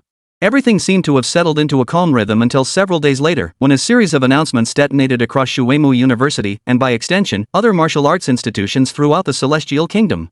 The Free Academy, Saint Angel Academy, and the War Academy have jointly launched the 14th Global University Martial Arts Tournament. In the 13th Global University Martial Arts Tournament, Shuemu ranked last among the 4 top martial arts universities. Can they redeem themselves this year? Once the top-ranked martial arts university, Shuemu's glory days are long gone. With a severe talent shortage, they may withdraw from this year's tournament. Chapter 116, Global University Martial Arts Tournament. Bai Changsheng knew nothing of the Global University Martial Arts Tournament, but when Xian Shuang and Jiang Zhiyu invited Jiang Zhiyu to dinner and brought it up, he learned the details. Within the Celestial Empire, Shuemu holds an unchallenged first place. Yet globally, 3 other institutions stand shoulder to shoulder with it. Liberty Academy, St. Angel Academy, War Academy, and Shuemu are collectively known as the 4 premier martial arts universities. To be precise, it's the 4 super and 12 greats 4 super martial arts universities and 12 first-tier martial arts universities. However, among these 12 top-tier martial arts universities, only the Magic City Martial Arts University made the list and it ranked dead last. Xian Shuang looked at Bai Changsheng's puzzled expression and offered a brief explanation. So what exactly is this Global University Martial Arts Tournament? Simply put, the Global Martial Arts Tournament is an academic exchange competition jointly initiated by the 4 top martial arts universities, held every 4 years. All martial arts universities worldwide may participate after paying the registration fee, but each school is limited to 12 spots, 3 per grade level from freshman to senior year. It follows a points-based group stage followed by knockout rounds, ultimately determining the top 3 finishers across all 4 grade levels. Theoretically, it's possible for one school to sweep all the awards, though practically speaking, that's highly unlikely. Regarding rewards, the entire pool of registration fees paid by all WUDA institutions serves as the prize fund. The host institution additionally contributes 4 sets of spiritual medicine or spiritual materials as the championship prize. While the rewards for each martial arts tournament vary, one thing is certain: no champion has ever received less than 50 million in prize money and bonuses combined. As Xian Shuang spoke of this, her eyes gleamed with intense longing. 50 million credits and the title of champion. No student could possibly refuse such an offer, even if she herself currently lacked neither money nor cultivation resources. After all, she'd already made a fortune just from that secret realm. Jiang Zhiyu's reaction wasn't much different from Xian Shuang's. Both were in that age of youthful fervor and reckless passion. No matter how composed they tried to appear, they couldn't help but let their excitement show. But winning the championship at the Global College Martial Arts Tournament? That was clearly out of their league. Ultimately, their strength was simply too weak. Even after emerging from the secret realm, both had advanced to the martial general tier. Yet even at Shuemu University as sophomores, their strength wouldn't land them in the top 100, let alone compete against geniuses worldwide. So some things were best left to the imagination. To take them seriously would be to delude oneself. But if it's Zhiyu, taking the freshman division championship shouldn't be a problem. Xian Shuang's gaze was intense as she looked at Jiang Zhiyu. Jiang Zhiyu remained silent, absent-mindedly flipping the grilled meat before her. Zhiyu? Xian Shuang beckoned to Jiang Zhiyu, pulling her back from her daze. Sorry, I was lost in thought for a moment. So, what do you say? Are you going to sign up for this year's Global University Martial Arts Tournament? With your skills, you'd dominate if you entered. Only students from the other 3 top martial arts universities could possibly challenge you.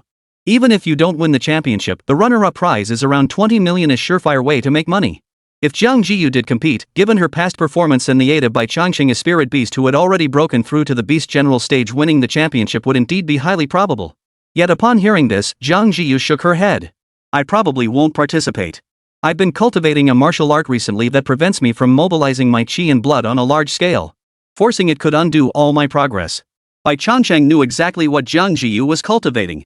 As her chi and blood gradually approached the level of a martial general, the construction of her second inner sea was already more than halfway complete. However, judging by her current pace, it would take her at least another month to fully construct the second inner sea and fill it with vital energy. Before that, any injury or overexertion causing chi and blood to reverse flow could cause the nascent second inner sea to collapse entirely. Compared to the 50 million from the championship, the second inner sea was clearly more crucial. Xian Shuang didn't know what Jiang Zhiyu was doing, but seeing her refusal, she didn't press the matter. Instead, she shifted to discussing other gossip related to the event.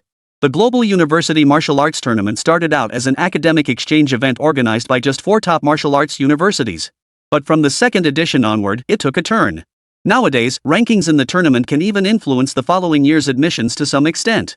So even if martial arts schools are just going through the motions, they'll still pay the entry fee and try to boost their rankings.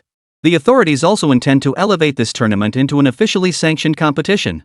However, Shuemu's performance in the last 3 editions has been dismal, consistently finishing near the bottom. Overseas, there's even talk that Shuemu is unworthy of standing alongside the other 3 major martial arts academies. If they finish last again this time, the authorities will likely abandon that idea.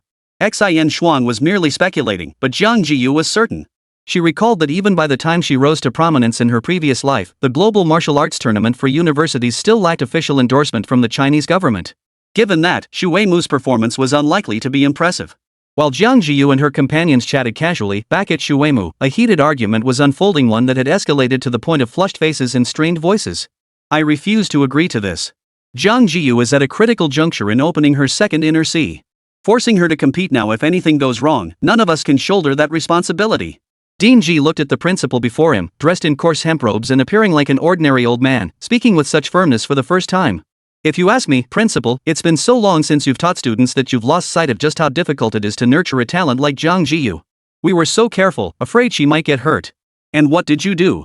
At the critical moment of her cultivation, you sent her off to participate in this ridiculous martial arts tournament.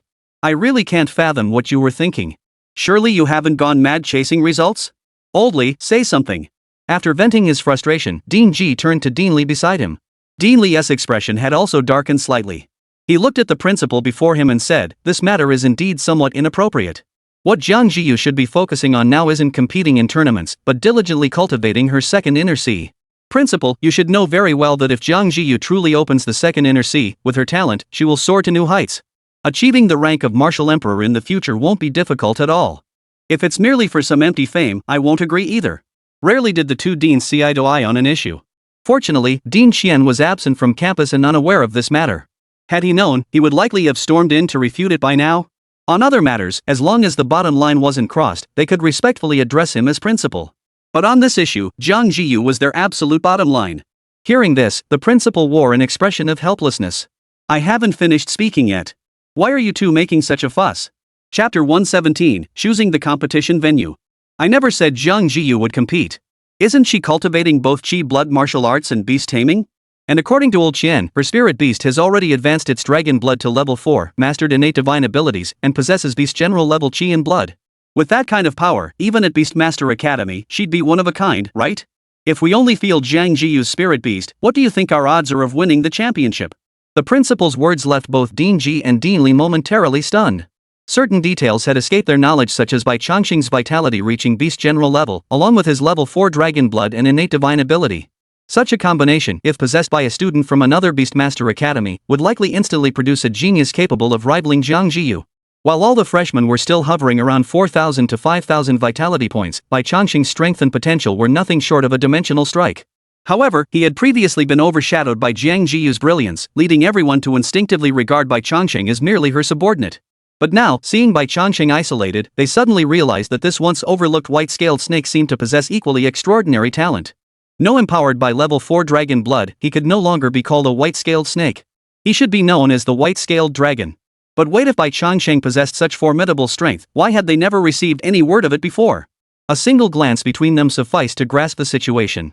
That such news could be sealed off so thoroughly that even they remained unaware clearly pointed to Mr. Qian pulling strings behind the scenes. What his motives were, they could guess without even thinking. Damn it, that old bastard Qian almost pulled it off. Dean Ji and Dean Li silently breathed a sigh of relief. Had the principal not summoned them this time, the Qian faction might have been preparing a major move. Amidst their shock, they began considering the possibility of letting Bai Changsheng compete. Truth be told, after the principal's hint, Bai Changsheng's chances of winning the championship seemed surprisingly high. Bai Changsheng's setup alone was enough to put him head and shoulders above all the other freshmen. At least within Xu Weimu University. As for the situation with this year's freshmen at other martial arts universities, even they didn't have concrete intelligence yet. But it was obvious, these three institutions wouldn't have dared to jointly organize this year's global university martial arts tournament without something substantial to back it up. Why else would they organize this? To hand out money to other schools? Or to embarrass themselves in front of countless global spectators? Truth be told, Xu Weimu's student recruitment hasn't been stellar lately. In over a decade, they've only produced Li Changming. Now they have Jiang Zhiyu, but she's too busy constructing the second inner sea to compete. Otherwise, why would they be in such a predicament? When a school has only one student capable of upholding its reputation, attracting ridicule is inevitable. If everything you just said, Principal, is true, then deploying Jiang Zhiyu's spirit beast is indeed a sound choice. At the very least, it would prevent us from being utterly crushed by the other three martial arts universities. Speaking of this, Deans Ji and Li couldn't help but feel a bit helpless. They had truly done their utmost, whether in student benefits or faculty resources, they provided the very best. They even frequently urged the school's teachers to invest more effort in student development to tailor their teaching to each individual's strengths. Yet the harsh reality remained: the gap between a prodigy and a top-tier prodigy was often not something that could be bridged through nurture alone. While Jiang Zhiyu's relentless drive brought them joy, the widening gap between her and other students also caused them great anxiety. Fortunately, Jiang Zhiyu had fulfilled his intended role. Her arrival ignited an unprecedented fervor for cultivation among the entire freshman class and even some sophomores, far surpassing any previous cohort. This was precisely why they had fought over Jiang Zhiyu in the first place, to have her serve as that catfish. Since you all agree it's acceptable, then it's settled. You will discuss this matter with Jiang Zhiyu. The other participants for the competition will also be selected by you. Following tradition, this year's Global University Martial Arts Tournament will be held at Shuimu. As for the timing, I'll discuss it further with them. We'll tentatively set the date for 2 weeks from now. Should any changes arise, I'll notify you immediately. 2 weeks? Though the timeline was tight, it wasn't insurmountable. There weren't any particularly complex arrangements to make. Compared to the timing, their greater concern was the venue. Past defeats could be blamed on being the away team, but this year, hosting it in the Middle Kingdom and on Shuimu's campus no less, meant another failure would leave them utterly disgraced. Hearing the president's words, both understood the matter was now set in stone. Whether they liked it or not, the venue choice of Shuimu was non-negotiable. Then we'll take our leave, President. Dean Ji and Dean Li exchanged a glance before bowing in unison. The president showed no intention of pursuing their earlier remarks, waving them out with a dismissive gesture. You go give Li Changming a last-minute pre-competition push. Even if we can't win the senior division championship, we must secure at least a runner-up finish. I'll go find Jiang Zhiyu, explain the situation to her, and test that white-scaled dragon's strength while I'm at it. Dean Ji spoke up, his words perfectly aligning with Dean Li's thoughts. Hosting it at Shuimu, that's a lot of pressure. The president hadn't explicitly stated ranking requirements, wanting to avoid putting pressure on them, but the two men were already feeling the weight of it.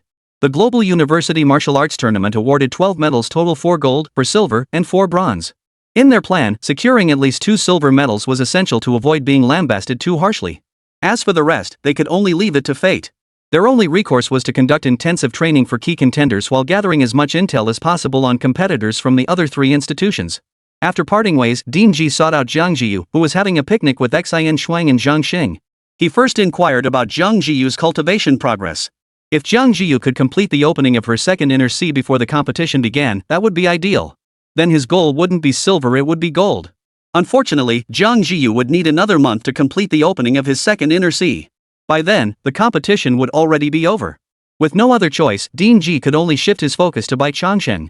Compared to when he first enrolled, Bai Changsheng's appearance had undergone a tremendous transformation. Not only did he exude an increasingly imposing presence, but his dragon-like features were fully evident. Aside from the absence of dragon claws, what trace remained of the white-scaled snake? Particularly striking was the vigor of his chi and blood, which even slightly surpassed that of second-year students Xian Shuang and Zhang Xing. At a glance, Dean Ji recognized Bai Changsheng's immense power growth, though true confirmation would only come through testing. Chapter 118, That Little Brat's Too Sneaky. 2 minutes later, Dean Ji stopped. He had no choice. With Bai Changsheng's underhanded tactics, it was hard to imagine what this guy was scheming about all the time. First, he whipped his tail to pinch a flash burst fireball. Then he used the fireball to mask his thunder strike, detonating it with the thunder. After coiling it around his opponent, he essentially turned himself into a suicide truck. Any ordinary martial general would have had their defenses shattered by Bai Changsheng's underhanded tactics long ago. Fortunately, Dean Ji was no ordinary warrior, he was a martial king. Bai Changsheng's attacks were simply too weak to harm Dean Ji. Instead, it was Dean Ji who had to tread carefully, constantly wary of overdoing it and crippling Bai Changsheng. Though the attacks couldn't harm Dean Ji, they certainly made him look like a fool. The crux was that Dean Ji had dismissed Bai Changsheng as just another ordinary beast, still stunned that he could simultaneously command both thunder and flame only to be ambushed by this little bastard. How to put it? It was quite hard to judge. Dean Ji naturally blamed all this on Dean Xian, convinced he'd taught Bai Changsheng these tricks. But then he thought old Xian couldn't possibly be as devious as this kid. If old Xian really had taught him, then the student truly had surpassed the master. Not bad. You're quite something. Dean Ji gave Bai Changsheng a thumbs up, but the tone sounded less like praise and more like gritted teeth contempt. But upon reflection, it made perfect sense. Who could possibly a dean of such stature be so thoroughly flustered by a youngster that their hair stood on end and their face darkened with embarrassment, yet still managed to offer genuine praise with a smile? Bai Changsheng shrank his head back, feeling a bit embarrassed. You're the one who told me to go all out, can't blame me if I couldn't hold back. Shaju wouldn't be like you. But Bai Changsheng clearly dared not voice this thought aloud. And Dean Ji didn't really hold it against him. After all, the stronger Bai Changsheng became, the better it was for Shuimu. If even he had fallen victim, what about the other freshmen from the martial arts universities? Wouldn't they be driven to the brink of collapse by Bai Changsheng? After a quick wash, he steered the conversation back on track. The president has specifically selected you to compete in this year's Global University Martial Arts Tournament. Dean Ji's words caused a flicker of confusion to pass through Jiang Zhiyu's eyes, though she remained silent. Professor Ji clearly understood she was in a crucial phase of her cultivation, yet he still brought it up. Evidently, there was more to say. However, you won't be competing personally. Instead, you'll register as a Beastmaster. When the actual fighting begins, it will be your white-scaled dragon that battles. If possible, I wouldn't want you to engage in such a major conflict at this time, but... Dean Ji paused, hesitating briefly before continuing. Of course, you may refuse. However, I hope you will consider this decision carefully. Dean Ji didn't resort to moral coercion by invoking the glory of the nation or the school. He simply explained the rules of past tournaments before leaving the decision entirely to Jiang Zhiyu. Jiang Zhiyu remained silent for a long while before finally nodding. If only Xiao Bai needs to compete, that shouldn't be a problem. But if anything happens that might disrupt my qi and blood, I'll withdraw immediately. I hope you understand this, Professor. Within her capabilities, Jiang Zhiyu had no objection to doing what she could. Of course. Dean Ji nodded upon hearing Jiang Zhiyu's agreement. That is precisely my thinking.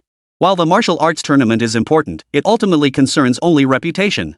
Do your best, and that is all.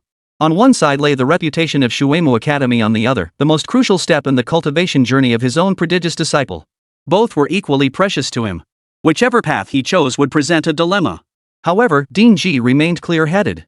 Even if they were to lose this martial arts tournament, it would only be temporary. But cultivating a martial emperor or even someone surpassing that rank would be the most beneficial outcome for Shuemu, and indeed for the entire celestial dynasty. Between nominal weakness and actual weakness, everyone knew which path to choose. Young man, are you alright? After speaking, Dean Ji turned his gaze toward Bai Changsheng. Though nominally Bai Changsheng was merely Jiang Zhiyu's spirit beast, requiring only her consent, prolonged interaction revealed his astonishingly high sentience. He could now even speak. Dean Ji's inquiry to Bai Changsheng was purely a heartfelt gesture, treating him almost as a student of Shuemu. Naturally, Bai Changsheng had no objections to competing. After all, this type of competition didn't involve life or death stakes. His daily routine was simply eating his fill and then picking a fight with Xiaozhu. Competing was merely a chance to pick a fight with someone new. Moreover, if he performed well, he could earn a hefty prize. Why not? Seeing that Bai Changsheng had no objections, Dean Ji finally nodded. Alright, you two continue your meal. Once the competition rules are finalized, I'll send you a copy. I'll also compile a detailed list of competitors. You can study it beforehand. Speaking of competitor profiles, Dean Ji suddenly realized something. For over a month, Bai Changsheng had barely appeared in public, and Jiang Zhiyu had always kept a low profile. Even he hadn't truly grasped the extent of Bai Changsheng's abilities until personally testing him today. Even if the other three factions knew of Jiang Zhiyu and Bai Changsheng's existence, their records would likely only go back to that battle at the Star Ascension Tower during their enrollment. Thus, Bai Changsheng had become a secret weapon. Perhaps, the top spot in the first-year class isn't entirely out of reach after all. He muttered to himself, suddenly growing eager to witness Bai Changsheng's performance once he took the stage. After Dean Ji departed, Xin Shuang and Zhang Xing, who had stepped aside earlier to avoid overhearing the conversation, returned. However, having been thoroughly beaten and already quite full, the three packed up and headed back. For the next week, Jiang Zhiyu maintained her daily routine of 3 points in a line, while Bai Changsheng showed no signs of psychological burden despite his impending stage battle. He ate and drank as usual, and when boredom struck, he'd find Xiaozhu for a fight. In the meantime, Dean Ji sent over the competition rules and participant profiles. But it was clear that the only profiles thoroughly researched were those of the filler contestants, the ones there just to make up the numbers. The true top seeds, on the other hand, had vague profiles clearly well protected by their respective academies. Their actual strength would likely only be revealed once they stepped onto the stage. Therefore, Bai Changsheng glanced at the information once and then turned his attention elsewhere, heading back to spar with Xiaozhu. These past few days, he'd been studying the synergy between thunder and heavenly fire, and he'd actually figured out a new approach. But his mental power still wasn't strong enough, so he couldn't successfully execute it. He estimated he'd have to wait until his spiritual power broke through to the Lord level before attempting it again. As time slowly passed, students with golden hair and blue eyes began appearing on the Shuemu campus. Their numbers steadily grew with each passing day. Chapter 119. Hey, pretty girl. Where there are people, there are conflicts. Especially when a group of young people from different cultures, speaking different languages, and even with different skin colors gathered together. Even a dispute over a training room could escalate into a full-scale brawl. Even Jiang Zhiyu and Bai Changsheng, who had been staying in the cultivation room, came out to take a look. But before they could figure out what was going on, the teachers arrived and put a stop to it. A single statement: any student who initiated the provocation would be disqualified from the competition if they were from outside Shuemu, while Shuemu students would receive a major demerit restored calm to the campus. The reason for the conflict was eventually revealed by Xin Shuang. Upon learning it was merely over a Class B cultivation room, both Jiang Zhiyu and Bai Changsheng felt inexplicably baffled. Though the school had temporarily quelled the students, everyone could sense the tension between the two sides had reached a boiling point. As time passed, the hostility only intensified, waiting for the martial arts tournament to begin. That day finally arrived, though belatedly. According to the tournament rules, contestants from the 4 top martial arts universities were exempt from participating in the group stage. After all, given the caliber of their students, their participation in the group stage would likely spell trouble for any opposing team, potentially skewing the results. In reality, the group stage was designed for schools like Magic City Martial Arts University to compete for rankings. When no medals are awarded, or when medal counts are equal, rankings are determined by point totals. From the opening ceremony onward, the entire global university martial arts tournament was broadcast live simultaneously and globally. The first day alone generated immense buzz, evoking in Bai Changsheng a faint echo of that global-scale athletic meet from his previous life. However, Jiang Zhiyu only attended the opening ceremony on the first day before returning to her own cultivation routine. Bai Changsheng, on the other hand, accompanied Xin Shuang to watch 2 group stage matches.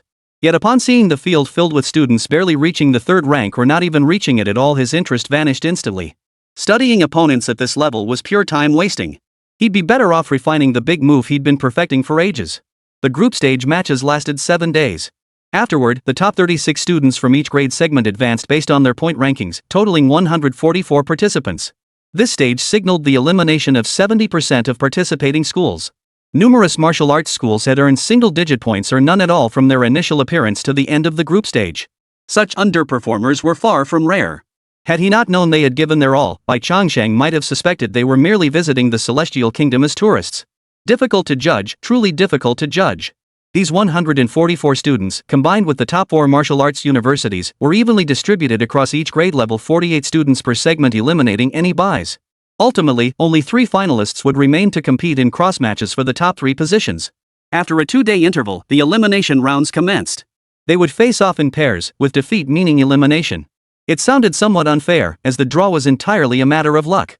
Drawing a strong opponent meant an early exit, while good luck could carry one through to the top ranks. But wasn't luck itself a form of strength? As for Bai Changsheng, he couldn't quite say whether his luck was good or bad. But the luck of the guy across from him? Clearly not so great. Yo, Miss Flower. Some people speak in a soft, adorable way that instantly wins you over, while others open their mouths and make you want to strangle them. Take this guy right in front of him, for instance, face shrouded in black cloth, a katana in hand. Speaking broken Heavenly Dynasty slang, occasionally mixed with foreign words, Bai Changsheng could barely make out the meaning. The gist was something like, he was thrilled to encounter Jiang Zhiyu, a woman, and urged her to surrender immediately, otherwise, he wouldn't hold back. Jiang Zhiyu, who had also understood the words, darkened slightly and turned to look at Bai Changsheng beside her. The moment their eyes met, Bai Changsheng grasped Jiang Zhiyu's intent. With a swift, decisive backhand strike, he sent the cowardly contestant flying dozens of meters away. The man landed motionless beneath the martial arts platform.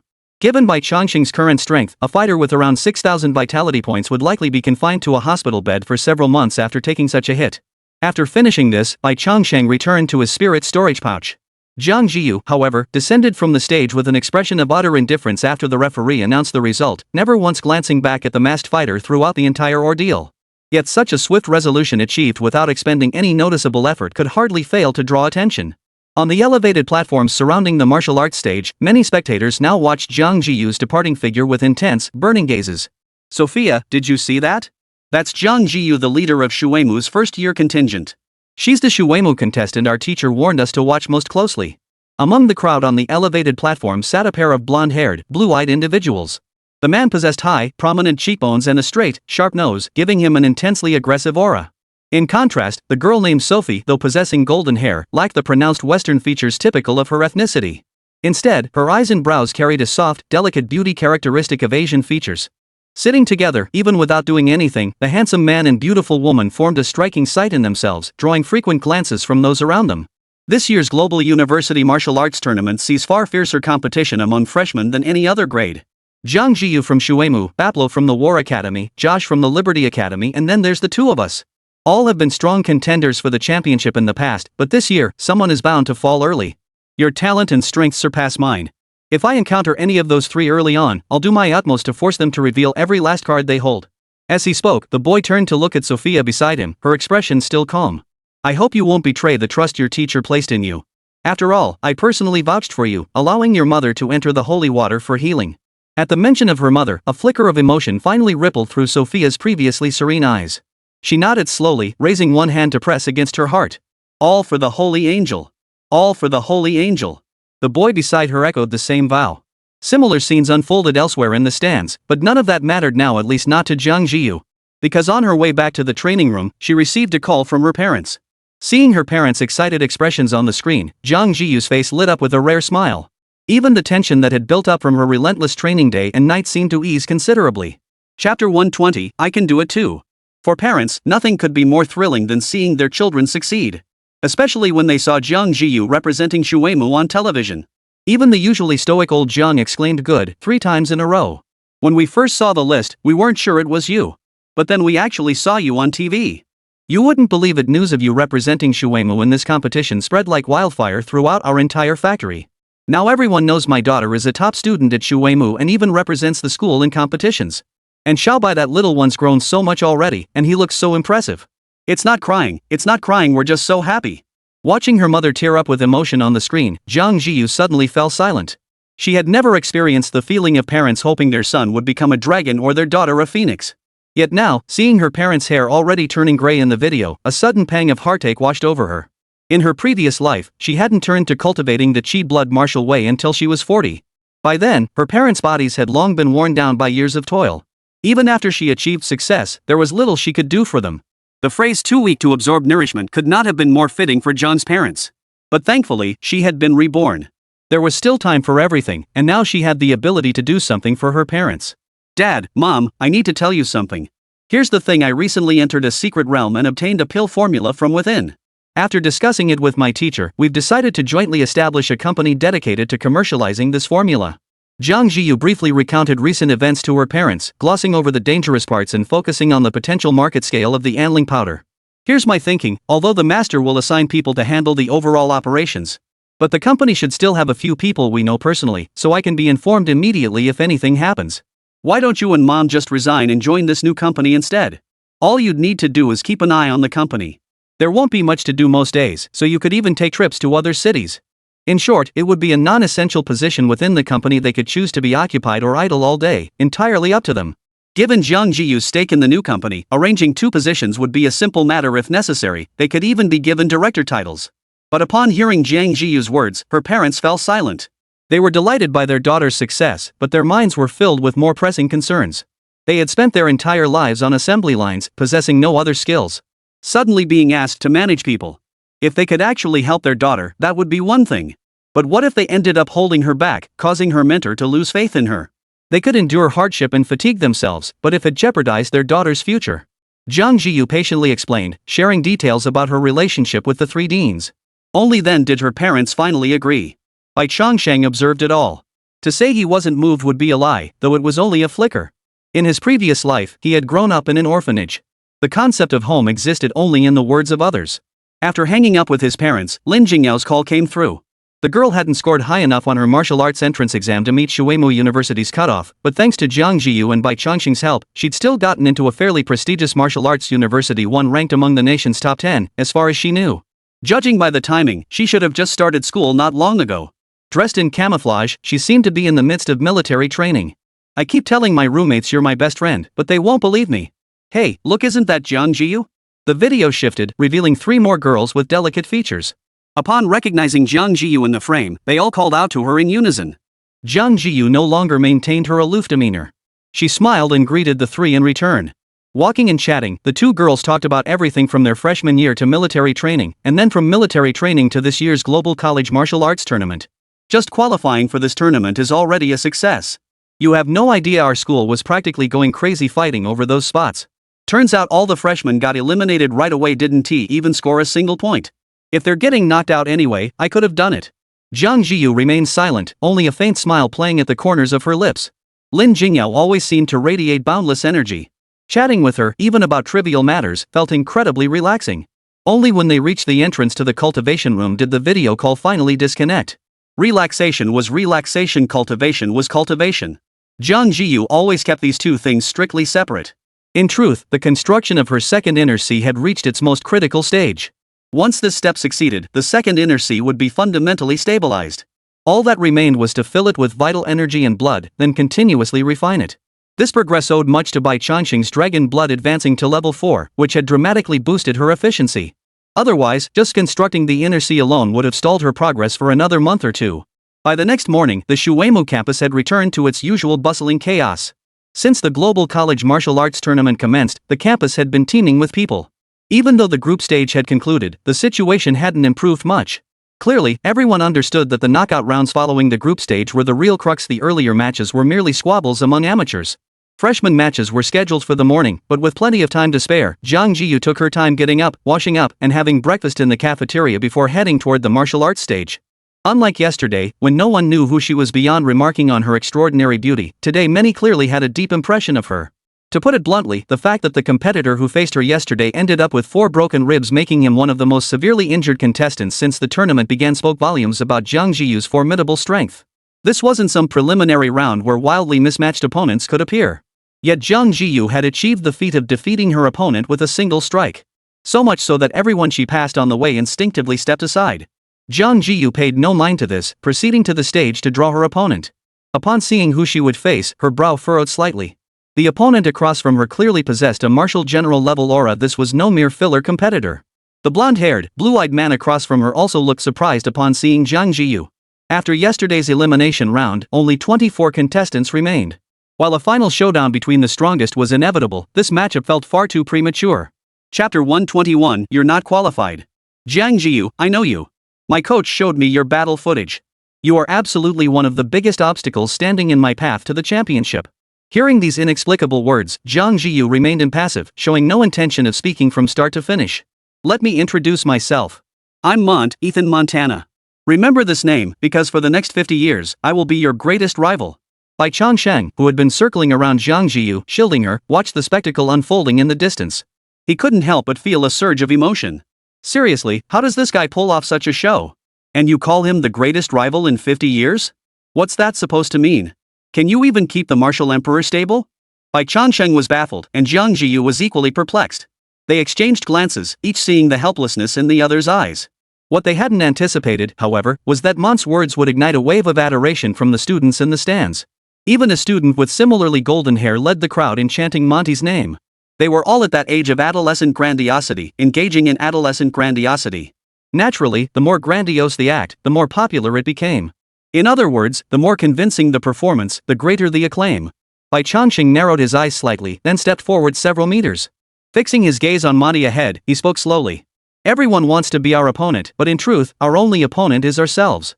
His words were delivered with understated calm, seemingly lacking Mont's brash confidence.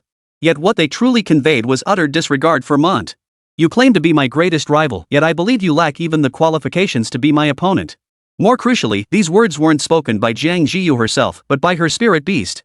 Though no one knew why Bai Changsheng could speak, it was clear that having him utter these words carried far greater impact than if Jiang Zhiyu had spoken them herself.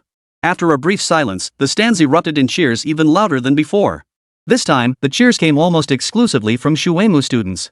On Shuemu's home turf, whether they could win was another matter, but at least they couldn't let their momentum fall short of the opponents. Bai Changsheng's words struck a chord with them. Upon hearing Bai Changsheng's words, Mengta narrowed his eyes slightly.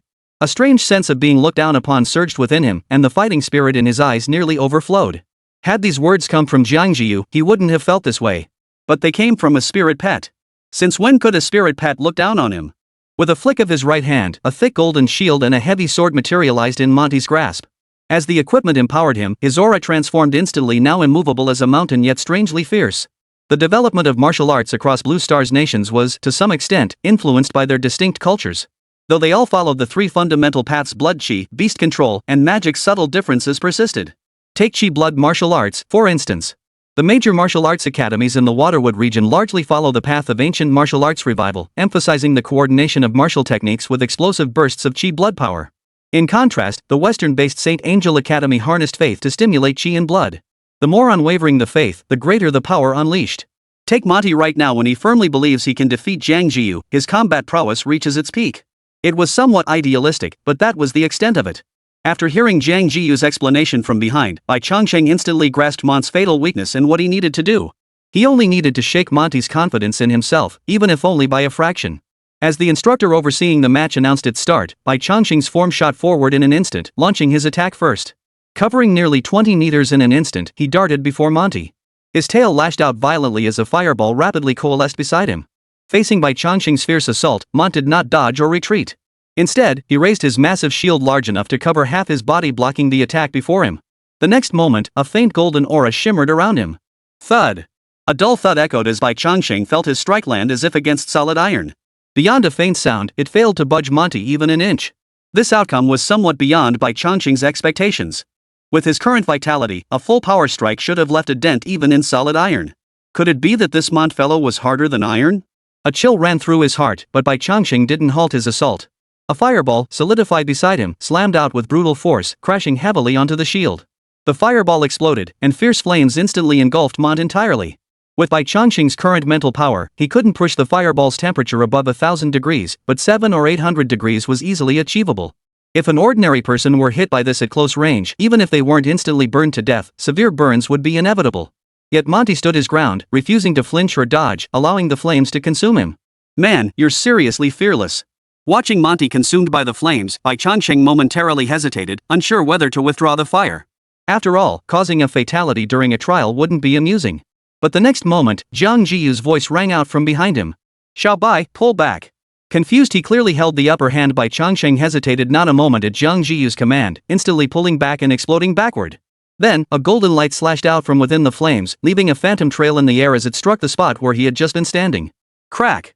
The golden slash struck the alloy-forged training platform, instantly leaving a fine crack. Witnessing this, Bai Changsheng's eyelid twitched involuntarily.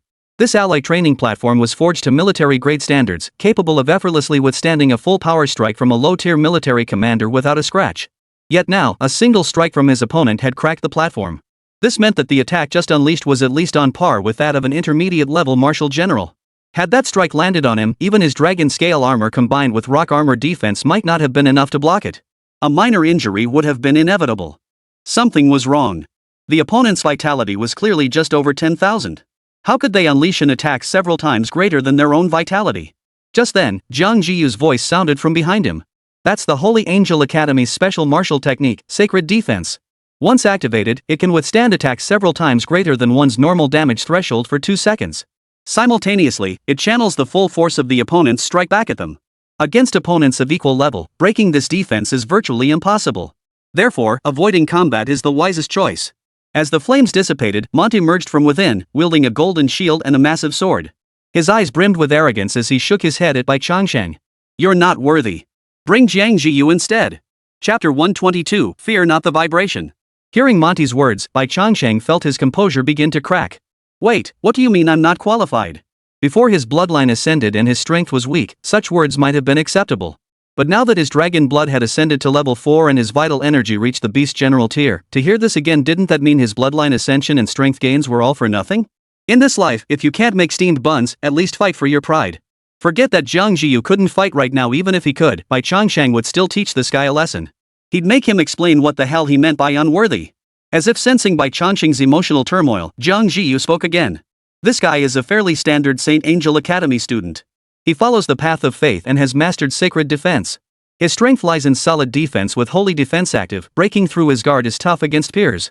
But his weaknesses are equally obvious: insufficient offense. That is, assuming his attacks aren't blocked. Beyond that, activating holy defense involves a very noticeable shield-raising animation. Such an obvious wind-up motion, even without Jiang Zhiyu pointing it out, Bai Changsheng had noticed it. In fact, the frequent, high-intensity battles with Xiaozhu had elevated his combat experience to a whole new level. From being toyed with like a plaything by Xiaozhu at the start, to now being able to hold his own for over 10 minutes, Bai Changsheng's progress was nothing short of remarkable. Such rapid advancement occasionally startled even Jiang Zhiyu. After all, Xiaozhu was a secret silver guardian born for combat, possessing combat skills among the very best. Even without divine abilities or similar enhancements, few of equal rank could surpass a secret silver guardian. To put it plainly, in her previous life, even when she was at the same level as Bai Changsheng, she hadn't possessed such extraordinary combat experience. It was precisely for this reason that Jiang Zhiyu had agreed to Dean Ji's proposal. In her eyes, Bai Changsheng's strength was already on par with any first-year student, even when compared to the top geniuses. Jiang Zhiyu, stop holding back. You won't defeat me with just this spirit beast. The massive sword in his hand struck the shield 3 times with a heavy thud, drawing everyone's attention. Bring your strongest strike. Shatter my defenses. Mont's words carried a palpable fighting spirit, though it was unclear whether he was genuinely taunting or simply brimming with absolute confidence. Bai Changsheng couldn't fathom this foreigner's way of thinking, finding his attempt at goading him rather clumsy. Use my strongest strike, just so you can block and counterattack? Bai Changsheng stepped back between Jiang Zhiyu and Mont, gazing at the towering figure radiating overwhelming momentum. I am your opponent. You don't even have the right to make her fight. 3 parts truth, 7 parts bluff. Bai Changsheng certainly possessed the strength to face Mont alone, but Jiang Zhiyu's inaction clearly stemmed from reasons beyond deeming him unworthy. Rather than exhausting himself protecting Jiang Zhiyu from surprise attacks, it was wiser to draw all the enemy's attention onto himself. However, Mont clearly misinterpreted Bai Changsheng's intent. At the words, "You're not worthy of her intervention," Mont snorted coldly. He took several swift steps, dragging his heavy sword along the ground as he charged toward Bai Changsheng. The blade scraped fiercely against the ally combat platform, sparks flying, and suddenly, Mont seemed cloaked in an unmatched aura of savage ferocity. When he closed to within 3 meters of Bai Changsheng, the heavy sword shifted from dragging to thrusting. The blade surged forward, aiming to slash viciously at Bai Changsheng's jaw. This sword strike was powerful and heavy, though lacking the force of a slashing stance, its angle was quite devious. If Bai Changsheng tilted his head back to dodge, he would expose his most vulnerable spot. Yet if he didn't tilt his head, whether he dodged left or right, Mont could instantly alter his attack direction. Though Bai Changsheng appeared trapped in a deadlock, this move was riddled with flaws in his eyes. Instead of retreating, Bai Changsheng lunged forward, snapping at Mont with a vicious bite. Simultaneously, a flicker of intent ignited within him, and a fiery orb coalesced behind Mont. It didn't need to be large, just enough for Monty to sense the threat. As the fireball coalesced, its intense heat made Mont instinctively turn his head only to see the fireball hurtling toward his face. In an instant, Bai Changsheng had completely reversed the situation. Yet facing dual attacks from front and rear, Mont showed no flicker of panic. His longsword continued its downward swing toward Bai Changsheng while his massive shield pivoted to block the fireball behind him, his entire body once again radiating golden light. This trick again? Bai Changsheng snorted coldly inwardly. Yet his massive frame retracted like a stretched rubber band released, instantly pulling back. Even the fireball detonated mid-air, exploding before it could strike the shield. The greatsword sliced through the air with a piercing whistle, grazing Bai Changsheng's scales by the narrowest of margins. On the surface, neither side gained much from this exchange. Yet in reality, Bai Changsheng had already grasped Mont's rhythm. Every attack held back 3 parts of its power, allowing fluid movement in and out. And this rhythm? It was precisely what Bai Changsheng knew best. You little bastard, you probably have no idea how much that guy I spar with every day loves to clash head-on. As the golden blow faded, Bai Changsheng gave Mont no chance to regroup. His massive tail lashed out with blinding speed. The piercing whistle alone suggested he was striking with full force. Yet the reality was this: as Monty raised his shield to block and activated his sacred defense, the tail that had been lashing out suddenly slowed. Though it finally struck with a dull thud, the force behind it was scarcely stronger than a door knock. Realizing he'd been tricked again, Monty's heart sank with panic. The golden light faded as he raised his sword to strike at Bai Changsheng, only to find a fireball already waiting for him. It seized the moment Monty's golden light faded. Boom! The fireball exploded, unleashing a wave of flames several meters wide that spread outward. Mont, struck head-on, was sent flying backward, crashing to the ground over 10 meters away. Compared to his earlier arrogance, Mont now had no pride left to show, appearing utterly disheveled. He had guarded against that fireball, but not completely. Having been deceived twice in succession, Monty assumed this was yet another feint from Bai Changsheng. He merely raised his shield slightly, intending to use a feint to lure Bai Changsheng into holding back his power. But the truth was, Bai Changsheng had channeled the fire element to its absolute limit in that single blast. Truth and deception, deception and truth. The brutal fireball strike left Mont utterly bewildered. What baffled him even more was, what gave Bai Changsheng the audacity to unleash this attack? Didn't he fear Mont might activate his sacred defense again? Bai Changsheng's explanation? When you're charging up, don't be afraid of the recoil. Chapter 123, Should I dodge his edge first? Mont's sudden defeat clearly caught everyone in the stands off guard. Many among them hailed from the same region as Monty. Though not from the same school, most had heard his name. Naturally, quite a few were former opponents he'd challenged to prove himself. As former opponents, they knew firsthand just how formidable Monty truly was. Especially his divine defense technique at St. Angel Academy, Mont was even dubbed the most authentic successor to St. Angel. Yet now, they were actually witnessing Monty being wounded by a spirit beast? Wait, where was Monty's sacred defense? Why didn't he activate it to block that strike? Do you think activating sacred defense doesn't consume spiritual energy? With Monty's reserves, he can only use it 5 times max. He's already used it 3 times before. If he used it again, the fight would be over before it even started. Even without sacred defense, shouldn't Monty still easily defeat that guy? Hard to say. That spirit beast is a beast general level existence, and it seems highly intelligent. No way. After beating us, Mont actually loses to some woman from the celestial kingdom? No. That woman hasn't even moved yet, and just her spirit beast alone has caused Mont so much trouble. What the hell is he playing at? Why can't he even handle a spirit beast? Clearly, they weren't the only ones noticing something was off. Sophia sat among the crowd, watching the battle unfold on the field. Her brows furrowed slightly, and her eyes a pale green tinged with a hint of azure held nothing but gravity. Her perspective naturally surpassed that of the surrounding crowd. Especially since she wasn't seated too far away, she'd witnessed every detail of the earlier events on the field. Originally, they had assumed Mont could at least force Jiang Zhiyu to reveal herself, helping them gauge some of her hidden capabilities. But now it seemed likely that Monty might not even get past Jiang Zhiyu's spirit beast. Her teacher had been right. Jiang Zhiyu was undoubtedly one of the biggest stumbling blocks on her path to victory. No, perhaps the biggest one. If her spirit beast was already this formidable, what would happen if Jiang Zhiyu herself joined the fray? Sophia's heart sank slightly. Her previously unshakable confidence now began to waver. May the holy angel protect me. Sophia lowered her gaze, pressed a hand to her heart, and murmured a silent prayer. But no matter what, she would claim this first-year championship. Her mother was waiting for her. With that thought, Sophia's gaze hardened once more as she turned her attention back to the martial arts stage. Mont, who had been sent flying by Bai Changsheng's fireball, was already back on his feet. His hair, once meticulously combed, was now wildly disheveled from the blast. This sight nearly caused the rage boiling within him to overflow. Fortunately, his golden shield was back in his grasp. Had it not blocked the initial blast, he might not even have been able to stand at such close range. His response? Bai Changsheng unleashed another savage lash. Strike while the iron is hot. Bai Changsheng timed this strike precisely to exploit Mont's momentary instability. But as the attack closed in, Mont clenched his teeth, thrust the shield forward, and charged straight at Bai Changsheng. Simultaneously, he began gathering power in his massive sword. At this level, every fighter was a top-tier genius from around the world. Their combat awareness was nothing short of exceptional. After several exchanges, Bai Changsheng had identified his weakness, and Monty, naturally, had devised a counter. If the mountain won't come to me, I'll go to the mountain. If Bai Changsheng could feign a retreat to lure him into using sacred defense, then Mont could just as easily counter Bai Changsheng's feint with a fierce charge. If Bai Changsheng didn't hold back, Mont would activate his sacred defense. But if he did hold back, Bai Changsheng would face Mont's fierce assault. Getting clever, aren't you? Watching Mont charge toward him with his shield raised, Bai Changsheng had already guessed his intentions. Yet, he could only sigh inwardly at the missed opportunity. He thought this move would clear the field of this opponent, but in the end, it still required considerable effort. Still, after that last exchange, this guy probably wouldn't use sacred defense so easily again. Crash! The thick dragon tail struck Mont's golden shield with tremendous force. The collision's terrifying impact sent a tingling sensation through Bai Changsheng's tail. Yet with equal vitality, beastly constitutions far surpassed human ones, especially now that he possessed fourth-tier dragon blood. Compared to him, Mont clearly suffered far worse. His body faltered momentarily as the shield-bearing arm went numb, blood surging upward. Fortunately, the sheer momentum kept him from being knocked back. After forcibly blocking the lash, Mont's greatsword swung out with brutal force, trailing a golden light as if intent on severing Bai Changsheng's tail in one stroke. Bai Changsheng responded in kind, coalescing another fireball that hurtled toward Mont. Swinging his sword meant he couldn't raise his shield to block, so Bai Changsheng unleashed the strike with his full might. Boom!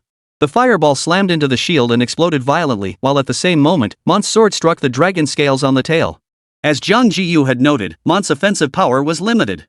His full force strike only dislodged a few scales before the rock armor absorbed the remaining force.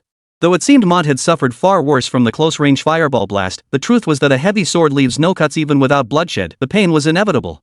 Both fighters pulled back, then charged at each other once more. By this point in the fight, both Bai Changsheng and Mont had been whipped into a fury. Mutual restraint and stubborn refusal to yield created an atmosphere where neither would back down until one was lying down. Such relentless, bone-crunching exchanges thrilled the spectators in the stands, whose deafening cheers seemed to fuel the combatants themselves. Both seemed to be fighting with a newfound intensity. For every sword strike, a fireball was the inevitable response. As Monty charged forward once more, shield raised and sword drawn, radiating overwhelming momentum, Jiang Zhiyu, standing at the edge of the stands, watched the scene unfold. Her brows furrowed slightly, and she couldn't help but call out. "Bai, calm down. The Holy Angel Academy has a cultivation technique that temporarily boosts vitality through continuous combat. First, avoid the sharp edge, then proceed cautiously." In the past, Bai Changsheng would have retreated upon hearing such advice. But after enduring several heavy sword strikes, he had no intention of yielding. I should avoid his initial onslaught? Why not ask him if he fears me? Chapter 124, Unmute. You two, why didn't you inform me about the Global University Martial Arts Tournament? From the faculty viewing platform, Dean Qian's voice rang out, tinged with irritation. Dean Ji and Dean Li glanced sideways at their old friend, who had arrived unnoticed, exchanged a look, and neither bothered to acknowledge him. Judging by his appearance, he had clearly rushed here in a hurry. The reason for Qian's urgency was obvious to both of them. It could only be Bai Changsheng, who was currently battling on stage. They could even guess what he was about to say next. Ignoring him was undoubtedly the wisest choice. Ignoring me? Seeing their indifference, Dean Qian's lips curled into a wry smile. Bai Changsheng had already taken the stage. This was no longer a matter of whether they acknowledged him or not. Wealth without returning home is like wearing brocade in the dark. Clearly, he wasn't the type to hold back on putting on a show, especially in front of his two close friends. Today, I'm forced to put on a show. Not even the principal can stop me, I said it. Shouldn't Jiang Zhiyu be cultivating right now? Why is she on stage? Dean Qian sat beside Dean Ji and suddenly uttered a soft huff before asking the question. The question was clearly directed at his two friends, but Dean Qian was sensible enough not to reveal that Jiang Zhiyu was currently opening her second inner sea. After all, other deans and professors from Woda University were present on the faculty viewing platform. This guy sure knows how to put on a show. Don't you know why you're here? Still, no one responded. Dean Qian tilted his head slightly and continued his performance. Why has little Bai joined the battle too? Didn't I tell him to focus on his cultivation? How impatient of him. Old man, you sure know how to put on a show. Both Dean Ji and Dean Li cursed inwardly, yet their expressions remained impassive, as if they hadn't heard a word. But Dean Qian spoke again. The one fighting him actually knows sacred defense? Looks like a top contender from Holy Angel Academy. Though little Bai's strength is decent, he might struggle against a top contender from Holy Angel Academy. Though he claimed it would be tough, not a trace of such concern showed on his face. 3 consecutive husses were enough to unsettle even the steadfast Deans Ji and Li. Judging by his expression, if they didn't respond, he'd probably keep uttering indefinitely. Seeing Dean Qian about to speak again, Dean Ji quickly interjected, his strength is indeed quite impressive. Seeing old Ji finally respond, Dean Qian narrowed his eyes slightly, unable to suppress the smile tugging at his lips. Well, it's just average. He's only increased his vital energy by 7 or 8,000 points in 2.5 months, incidentally upgraded his dragon blood from level 1 to level 4, and awakened one innate divine ability. Dean Ji? Wait, I just chimed in once, and you've been waiting for me to say all this? Fine. I'll respond to you one more time. I'm a dog. Dean Ji resolved to ignore this guy completely. But Dean Qian had already achieved his goal. Just one line was all he needed to kick off his performance. You have no idea how much effort it took to cultivate an ordinary white-scaled snake to this level. Forget the tens of millions in resources, it's the day and night of teaching and dedication I poured into it. Thankfully, this little one proved worthy. At least my efforts weren't wasted. Its progress over these past 2.5 months has even surpassed that of that girl Zhiyu. Tell me, Zhiyu clearly had the greater natural talent. Why has this little one surpassed her in growth? Hearing this, both Dean Ji and Dean Li's mouths twitched simultaneously. Sure enough, the little rascal was waiting right here for them. Dean Qian, Ji, Li, open mic. No way they're going to speak up. Not in this lifetime. Deans Ji and Li could already foresee the verbal assault awaiting them the moment they responded. Hold back. You absolutely must hold back. The two deans managed to hold back, but a teacher who had been standing by watching couldn't contain himself. Crucially, he was genuinely curious, how could Bai Changsheng, with just a white-scaled snake, achieve such a tremendous improvement? Hearing the word "why" echo from behind him, Dean Qian's lips slowly curled upward, while Deans Ji and Li's expressions froze instantly. For some inexplicable reason, the teacher felt a fleeting flash of murderous intent, only to meet Dean Qian's beaming smile. You know, Shuemu has always upheld the principle of education for all. In my view, the meaning of these 4 words extends far beyond mere talent or bloodline. Only by nurturing the most ordinary bloodlines can I truly prove my teaching prowess, unlike certain individuals who dare only to carve polished jade. Young Duan, you must understand, carving a piece of rough jade into a treasure doesn't signify a craftsman's high skill because he was working with rough jade. But if one can transform a tree root into a treasure, that artisan's skill far surpasses the former. Right. So you're taking a shot at me, huh? After hearing this, Teacher Showdown still looked utterly bewildered. It seemed as though Dean Qian had explained everything, yet it felt like he hadn't explained anything at all. Seeing Teacher Showdown about to ask more questions, Dean Li quickly interjected, Ahem, Teacher Showdown, didn't you have something to attend to? Go handle it first. With the dean speaking, Teacher Showdown had to find something to do even if he didn't. As the irrelevant sidekick departed, the stands fell silent once more. Dean Qian opened his mouth to speak again, only to be cut off by Deans Ji and Li simultaneously. Shut up and watch the game. Oh dear, someone's getting impatient. Under normal circumstances, he'd never just shut up like that. But for now, let's just call it showing respect for the elders.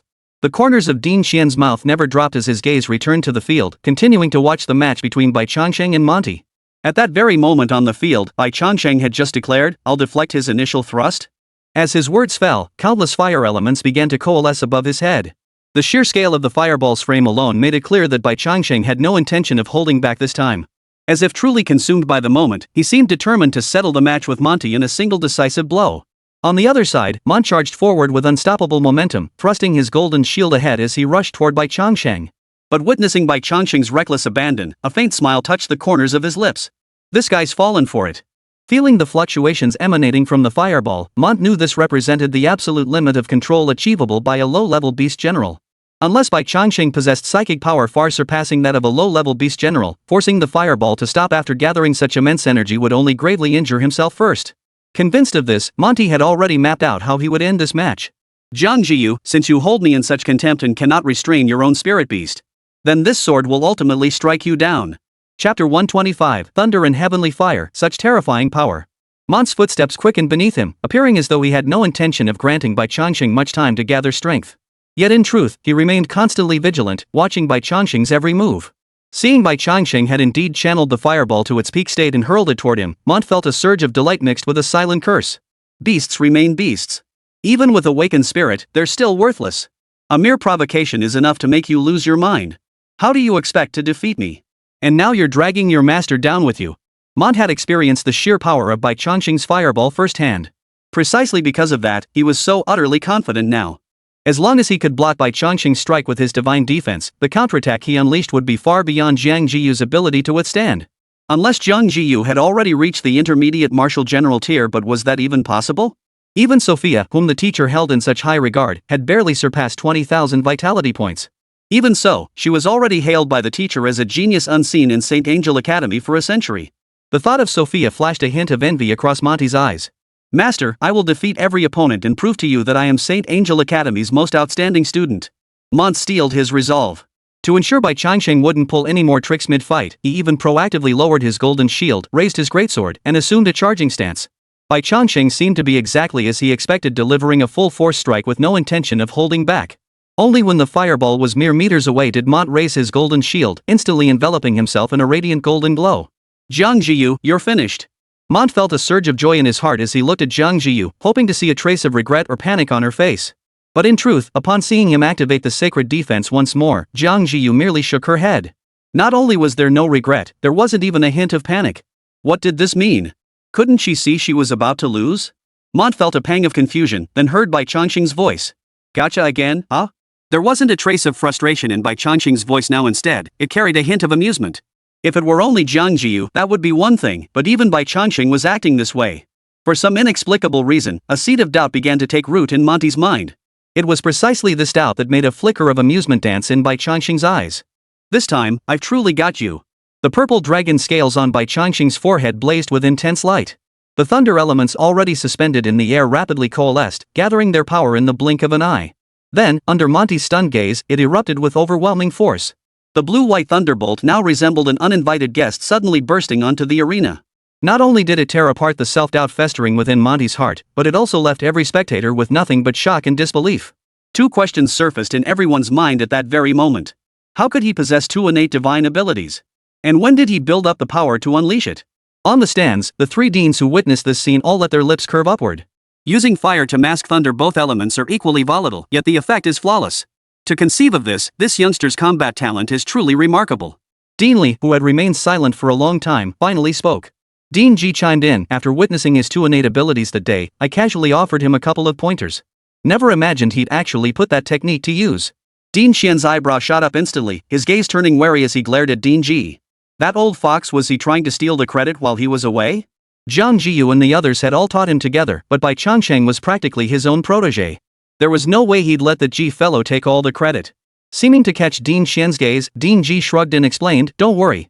It was just a spur-of-the-moment suggestion encouraging him to explore that path." Purely off the cuff. Hearing this, Dean Chen finally turned back. "Right. You know jack about beast taming. Director Ji." The spectators in the stands were unaware, and naturally, the contestant in the arena was even less so. But none of that mattered. What mattered was that although Bai Changsheng's attack had caught him off guard, fortunately, he had already activated his sacred defense. If he could withstand these two assaults, he would unleash a counterattack far exceeding anyone's expectations. Now, the same question loomed before both Bai Changsheng and Monty. Could the sacred defense withstand the heavenly fire and thunder unleashed by Bai Changsheng? If this were the beginning, the answer would be unequivocal. Defensive power several times greater than his own would have easily allowed Monty to withstand the full force of a mid-tier martial general strike. But now, after a series of strategic maneuvers, a coordinated play with Jiang Zhiyu, and finally a surprise strike with long-concealed thunder, Monty's once unshakable confidence had been shaken. Even if the sacred defense still functioned, its effectiveness had been drastically diminished. Come on, let's see what happens. Boom! The massive fireball exploded upon impact with the golden shield, engulfing Monty in surging flames as a scorching heatwave swept across the entire training ground. The thunder followed swiftly, piercing through the flames without mercy, striking Monty with full force. Witnessing this scene, every spectator in the stands felt their hearts clench. Could a freshman truly unleash such overwhelming power? If they had to face it, they would likely be incinerated in the flames and thunder in the blink of an eye. In that instant, everyone's gaze toward Bai Changsheng shifted. No wonder Jiang Zhiyu dared to let her spirit beast fight alone while she stood by and watched. With such prowess, he clearly possessed strength that rivaled any top-tier genius. Even those top geniuses couldn't guarantee they could unleash an attack surpassing Bai Changsheng's. As the flames dissipated and the thunder faded, the crowd saw Monty still holding his shield aloft, his body still radiating golden light. Had he withstood it? Indeed, he had. Yet, after waiting a long while, they saw no sign of Monty taking advantage of the moment to strike out with that long-prepared sword against Bai Changsheng or Jiang Zhiyu. This only deepened their confusion. Why not strike? If he had just swung that sword, he would have won. Snap! A crisp cracking sound echoed. Then, under the gaze of everyone on the stands, a crack appeared in the golden light surrounding Monty. Monty remained frozen in his stance, but after the first crack appeared, the golden light enveloping him began to crumble like an avalanche. Unable to hold itself together, cracks multiplied at a visible speed. Finally, it shattered completely. Monty seemed drained of all strength, collapsing straight onto the alloy cast training platform. Wait, had Bai Changsheng's two attacks literally shattered Monty's sacred defense? The might of heaven's fire and thunder was truly terrifying. Chapter 126, The Golden Badge Angel. Monty's collapse plunged the entire arena into a momentary silence. Yet within 2 seconds, a deafening roar of cheers erupted. Especially among the students of Shuemu Academy. They had imagined Jiang Zhiyu winning, but only if she joined the fight a 2-on-1 scenario. Yet now, Bai Changsheng had single-handedly achieved the feat of defeating 4 top-tier martial arts university seeds before everyone's eyes. How to put it? In the eyes of the Shuemu crowd, Bai Changsheng had previously been little more than a sidekick to Jiang Zhiyu. Even though his own chi blood strength was already absurdly high, no spirit beast among the first-year students at Beastmaster Academy possessed higher chi blood than his. Yet, in the face of Jiang Zhiyu's monstrous talent upon enrollment, even that formidable chi blood was merely a backdrop.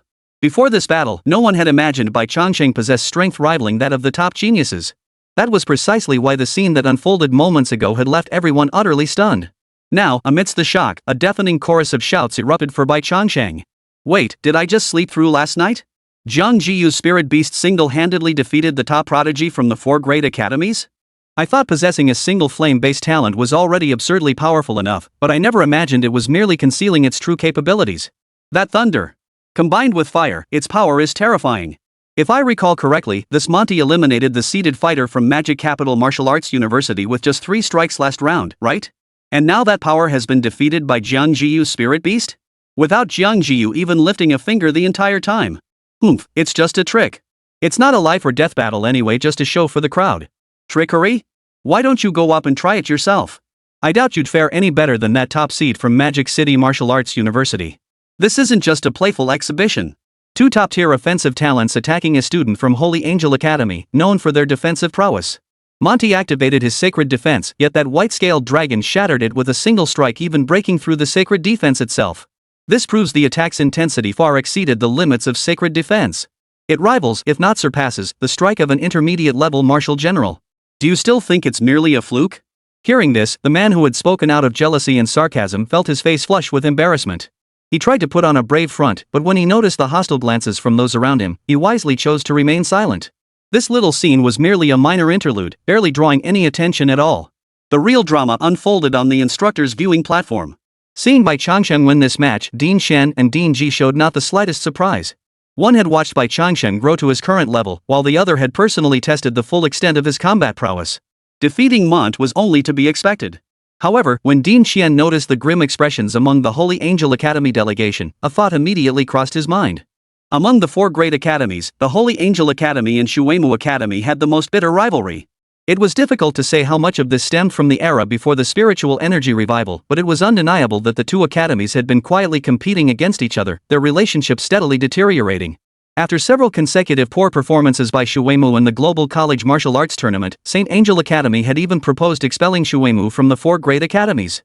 Unfortunately, even a starving camel is bigger than a horse.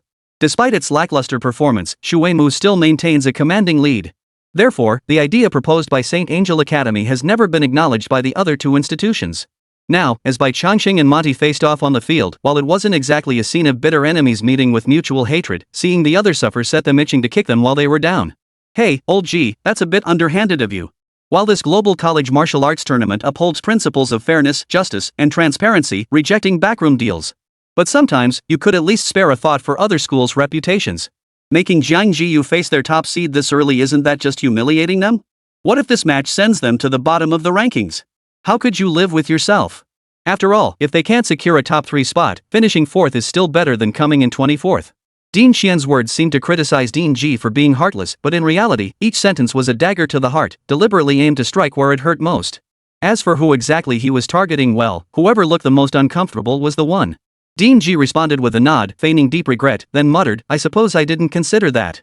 Watching the two trade remarks as if Holy Angel Academy had already been eliminated, someone finally couldn't hold back. St. Angel Academy's top contender isn't Monty. A blonde-haired elder spoke up, his words carrying a certain stiffness that drew everyone's attention. Standing only about 5 feet tall, the old man sported a small goatee and wore a golden robe that hung somewhat loosely on him. Yet no one could mistake him for a clown. For around his neck hung a golden emblem pendant, the St. Angel Academy's Golden Angel Badge, an honor reserved solely for martial kings. Sophia is the student I've meticulously trained, and her talent far surpasses Monty's. Only after you've passed through Monty's trial will you earn the right to meet Sophia. I hope you two will still be laughing then. With a cold snort, the blonde elder flung his robe sleeves and stormed off the mentor viewing platform. Dean Xian and the other two watched his departing figure without a word of restraint or warning.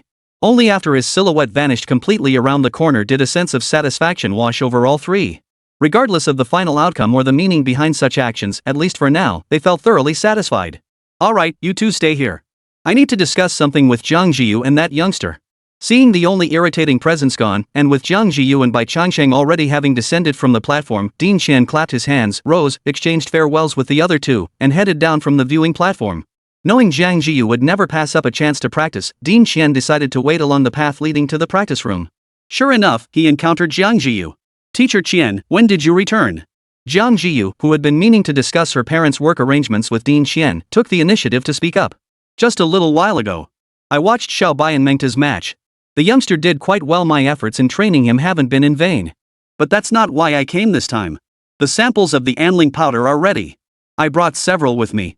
Chapter 127, Anling Powder at 12,000 per pill. Samples of anling powder? So quickly? Following the formula you provided, our researchers replicated it while experimenting with substitutions. Using spirit herbs of different grades but equivalent efficacy, we've produced 3 tiers of anling powder. As he spoke, Dean Xian flipped his palm, revealing 3 porcelain bottles of different colors. These contain the 3 specifications of anling powder. They've all been tested and are non-toxic, but more experiments are needed to determine their precise effects. Additionally, commercialization will require more time to obtain official certification. Jiang Zhiyu took the porcelain bottles from Dean Xian's hand. Opening one of the white bottles, she found the medicinal scent faint, almost muted. Inside lay 7 or 8 pills, barely larger than grains of rice. Dean Xian pointed to the other 2 porcelain bottles and continued, "The white porcelain bottle contains the lowest grade. Each pill costs only about 3,000 yuan to produce, but the effects are negligible. For martial generals, the benefits are practically imperceptible. The contents of this bottle are made according to the formula written on the prescription. Each pill costs around 15,000 yuan. Taking one ensures rapid growth of spiritual power for about 3 days. And this bottle contains the most expensive pills, made with the finest herbs. A single pill is worth 1,200,000 yuan. Dean Xian pointed to the final sapphire blue porcelain vial, uttering a figure that sent Bai Changsheng's heart racing. 12,000 per pill? He had to taste it for himself. I've tested this bottle myself. It has no effect on the Black Jade Lion, but it proves immensely effective for the mental energy of a martial general. Take all 3 bottles back with you. Test whether this one is effective for martial-level spiritual power. 12,000 per pill. This bottle likely contained about 10 pills, meaning it was worth 120,000. However, Ding Qian's purpose in this transaction was to test the medicine, not the price. Understood. I'll document the effects in detail after administration. Gripping the porcelain bottles tightly, Jiang Zhiyu stored all 3 vials into her storage ring. She then looked back at Ding Qian, hesitating to speak. What is it? Ding Qian naturally sensed Jiang Zhiyu's hesitation and asked directly. It's just that, my parents. Jiang Zhiyu briefly explained her thoughts. After hearing her first sentence, Director Qian immediately understood her meaning and nodded. Don't worry. I'll handle this. Not only was Jiang Zhiyu the largest shareholder in the new company, but even without that status, such a matter would be easily resolved simply by her request. Alright, I won't disturb your cultivation any longer. I still need to discuss something with the principal. Tell that youngster to keep pushing hard in the competition. If he can clinch the championship, adding another brother to the Jade family wouldn't be out of the question. Winning the championship was merely a pretext. Jiang Zhiyu could sense the underlying meaning behind Ding Qian's words. Bai Changsheng's potential had earned his recognition. Even if he didn't quite measure up to Mou Suani, he certainly wasn't far off. What Jiang Zhiyu didn't know was that Ding Qian's concession stemmed partly from Mou Yan's stubborn refusal to listen, no matter what he said. He was genuinely exhausted and decided to let the 2 youngsters run wild on their own. After seeing Ding Qian off, Jiang Zhiyu re-entered the Class A cultivation chamber. Slipping off his sneakers and stepping barefoot in white socks onto the soft padding, he crossed his legs and settled into a seated meditation posture. After a moment's thought, she retrieved the 3 porcelain bottles containing the spirit-soothing powder from her storage ring and summoned Bai Changsheng. He poured 2 grains of the blue-hued powder from one vial, swallowing one himself before offering the remaining grain to Bai Changsheng. The implication was clear. Bai Changsheng accepted it without hesitation, swallowing the rice grain-sized pill. He felt no immediate effect, only a faint, characteristic bitterness of traditional Chinese medicine. The system prompt sounded, yet Bai Changsheng felt profoundly disappointed. Congratulations, host, for consuming the spirit-soothing powder. Gained 14 Qi blood points and 27 evolution points. 12,000 per pill, and this is it? Forget the Qi and blood points, even the evolution points were a measly 27. If this hadn't been personally delivered by Ding Qian for his own people, Bai Changsheng would have suspected it was counterfeit medicine. He clicked his tongue twice, confirming no further notifications would sound. Feeling utterly uninspired, he simply curled up beside Jiang Zhiyu, closed his eyes, and feigned sleep to replenish the spiritual energy drained from the recent battle. But what began as feigned sleep soon deepened into a sound slumber within a minute. Bai Changsheng rarely dreamed, but this time, he had a strangely eerie one. In the dream, he found himself in a world resembling the apocalypse. Volcanoes erupted, spewing scalding lava that filled the air with a sour, acrid stench. Dark clouds hung heavy in the sky, punctuated by the occasional crack of thunder. After merely a few seconds of this scene, Bai Changsheng felt an overwhelming urge to flee this place welling up within him. As time passed, this urge only intensified. He tried to move his body, only to discover that no matter how hard he struggled, he couldn't shift even an inch. Just then, the volcano erupted with even greater fury. Red-black lava flowed down its slopes, surging toward Bai Changsheng. Bai Changsheng's eyelids fluttered violently. He struggled desperately, yet it proved futile. He could only watch helplessly as the lava drew ever closer. Simultaneously, thunder began to crackle down from the dark clouds overhead, adding a grim, ominous edge to the already turbulent atmosphere. Boom! The closest bolt of lightning struck mere meters before Bai Changsheng. The sudden, deafening crack sent a chill down his spine. It must be a dream, right? It has to be a dream, doesn't it? Bai Changsheng tried to reassure himself, telling himself this was merely a dream, that neither the thunder nor the lava could possibly harm him. But the truth was, he felt every sensation with brutal clarity. The sound, the smell, even the scorching heat as the lava drew near, it all felt utterly real. Fortunately, at that moment, a voice rang out, a voice that sounded like heavenly music to Bai Changsheng. Xiao Bai. The voice was soft, yet it jolted Bai Changsheng awake. Instantly breaking free from his immobilized state, his consciousness flickered and slowly returned. Xiao Bai. Are you okay? Opening his eyes again, he met Jiang Zhiyu's gaze, tinged with a hint of concern. I'm fine. Just had a nightmare. Bai Changsheng shook his head, but felt nothing but a pounding headache. He had clearly slept, yet now he felt anything but refreshed. Chapter 128, The Fusion of Spiritual Meridians in Mind. Your spiritual energy just experienced a momentary disruption. Under the stimulation of your spiritual energy, the flames and thunder nearly spiraled out of control. Fortunately, you regained consciousness in time. Had you been a moment later, everything in this cultivation chamber would likely have been destroyed? Hearing Jiang Zhiyu's words, Bai Changsheng finally realized the room's temperature had become absurdly high, at least 50 degrees Celsius. Even the metal floor panels now felt scorching. Both the fire and thunder elements had become intensely concentrated. Something was wrong. Why had his spiritual energy suddenly become chaotic? Could it be from that earlier collision with Mont? That shouldn't be it. While the impact was intense, it was Mont who took the brunt of it, not him. Wait, could it be because of that anling powder? Jiang Zhiyu lifted a strand of sweat-dampened hair from her forehead and tucked it behind her ear. The temperature in the training room was indeed excessively high, even she was now drenched in sweat. Even her thin white t-shirt clung tightly to her skin. I only realized it after taking it myself. The highest grade anling powder must have had Mingxin fruit added to it. This substance has the side effect of causing mental hyperarousal. Without having cultivated secret techniques to temper one's spirit, it's easy to lose control of one's mental energy in an unconscious state. But your state just now proves that this anling powder has a significant effect on you. Closing his eyes slightly to feel it, he found Jiang Zhiyu was indeed correct. Though his mind felt foggy, as if he'd pulled several all-nighters in a row, the intensity of his spiritual energy had indeed increased. The boost wasn't massive, but it was distinctly noticeable. If he continued at this pace, it wouldn't be long before his spiritual power broke through to the martial lord tier. The problem, as Jiang Zhiyu had pointed out, was that he hadn't cultivated any secret techniques for tempering the spirit. If he took more anling powder, he might well plunge back into that state of mental chaos. Recalling that near-fatal sensation of nearly burning himself out, Bai Changsheng had absolutely no desire for a repeat performance. Are spiritual techniques difficult to master? Bai Changsheng looked at Jiang Zhiyu and asked. Indeed, they are. Typically, one must reach the martial lord or lord tier, or spiritual power surges dramatically, before qualifying to practice them. But there are other ways. If a martial king level expert who masters this art guides you, helping you grasp the pathways and rules of spiritual energy flow, you could embark on this path earlier. A martial king who masters this? Among all the people he knew, the only one Bai Changsheng could think of was Deanly. A martial king level mage, whose primary focus is mental energy, would certainly possess the means to do this.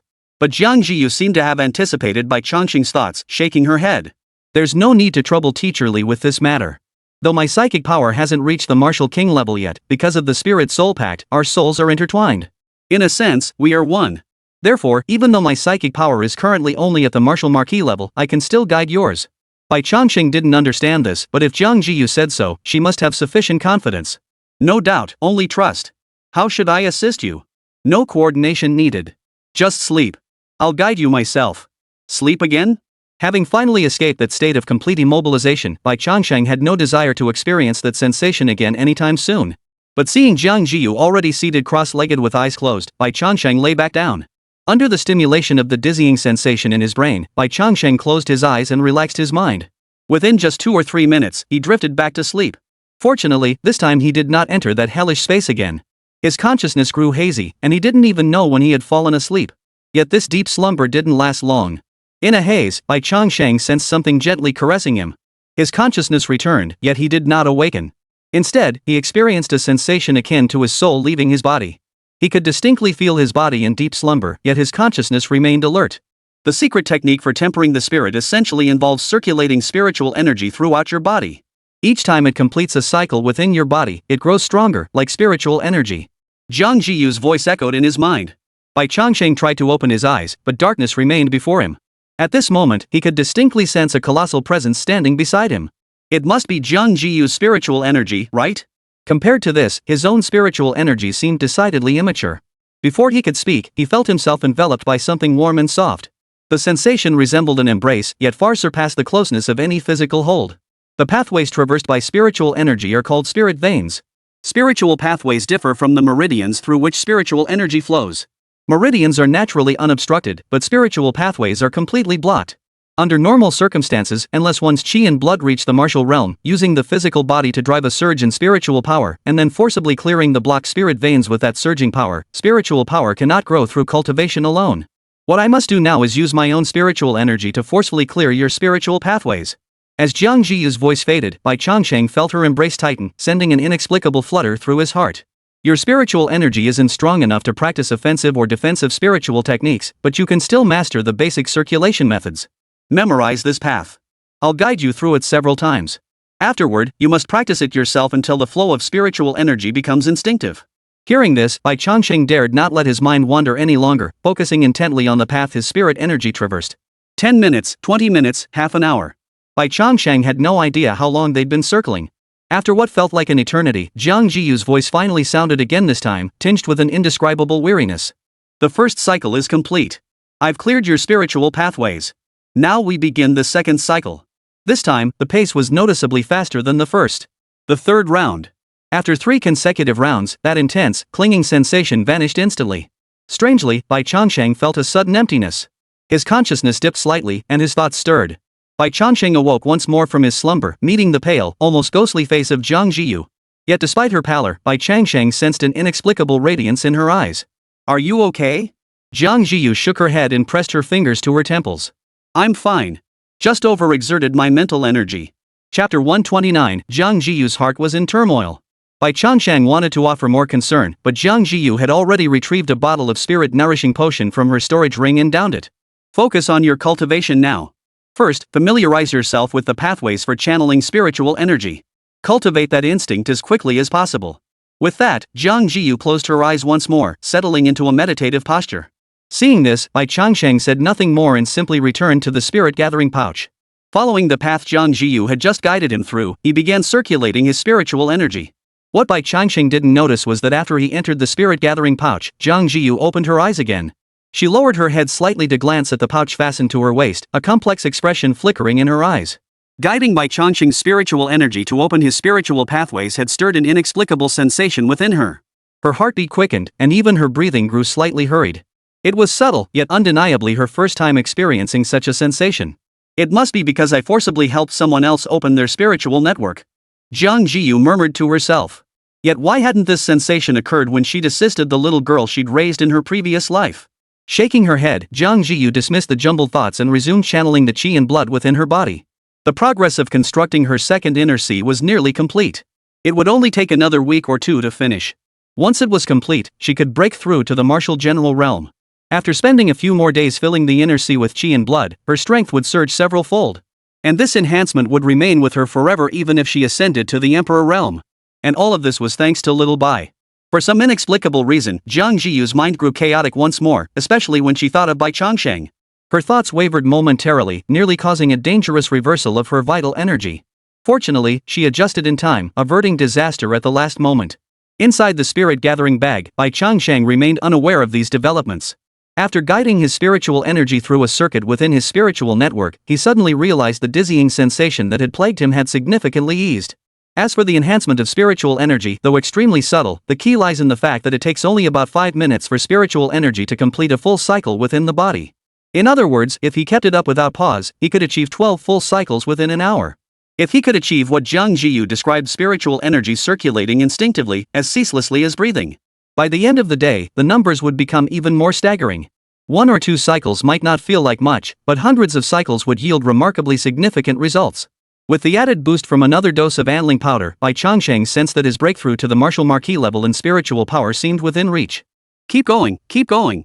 His vital energy could only be enhanced through absorption. Before transforming, his body lacked meridians, making it impossible to cultivate by absorbing spiritual energy. But now it was different. Cultivating spiritual power was cultivation too, wasn't it? Moreover, Bai Changsheng could sense that as Jiang Zhiyu helped clear his spiritual pathways, his control over his own body seemed to grow more refined. This sensation was profoundly mysterious, simultaneously enhancing Bai Changsheng's combat prowess to a certain degree. The night passed without incident. Bai Changsheng and Jiang Zhiyu both cultivated in silence, while Shaju and Wenro stood motionless, as if turned into wooden dummies. On the third day of the elimination rounds, Bai Changsheng faced a foreign competitor. Though he'd never heard of the school, the opponent possessed decent vitality and blood energy, nearing the threshold of a martial general, essentially 1 foot already on the doorstep of top-tier genius. Yet against Bai Changsheng, he proved no match. Even though he had prepared defenses against the heavenly fire and thunder techniques. It wasn't until he actually took the blow that he understood what Mont had endured the previous day. After 10 exchanges, his opponent conceded defeat.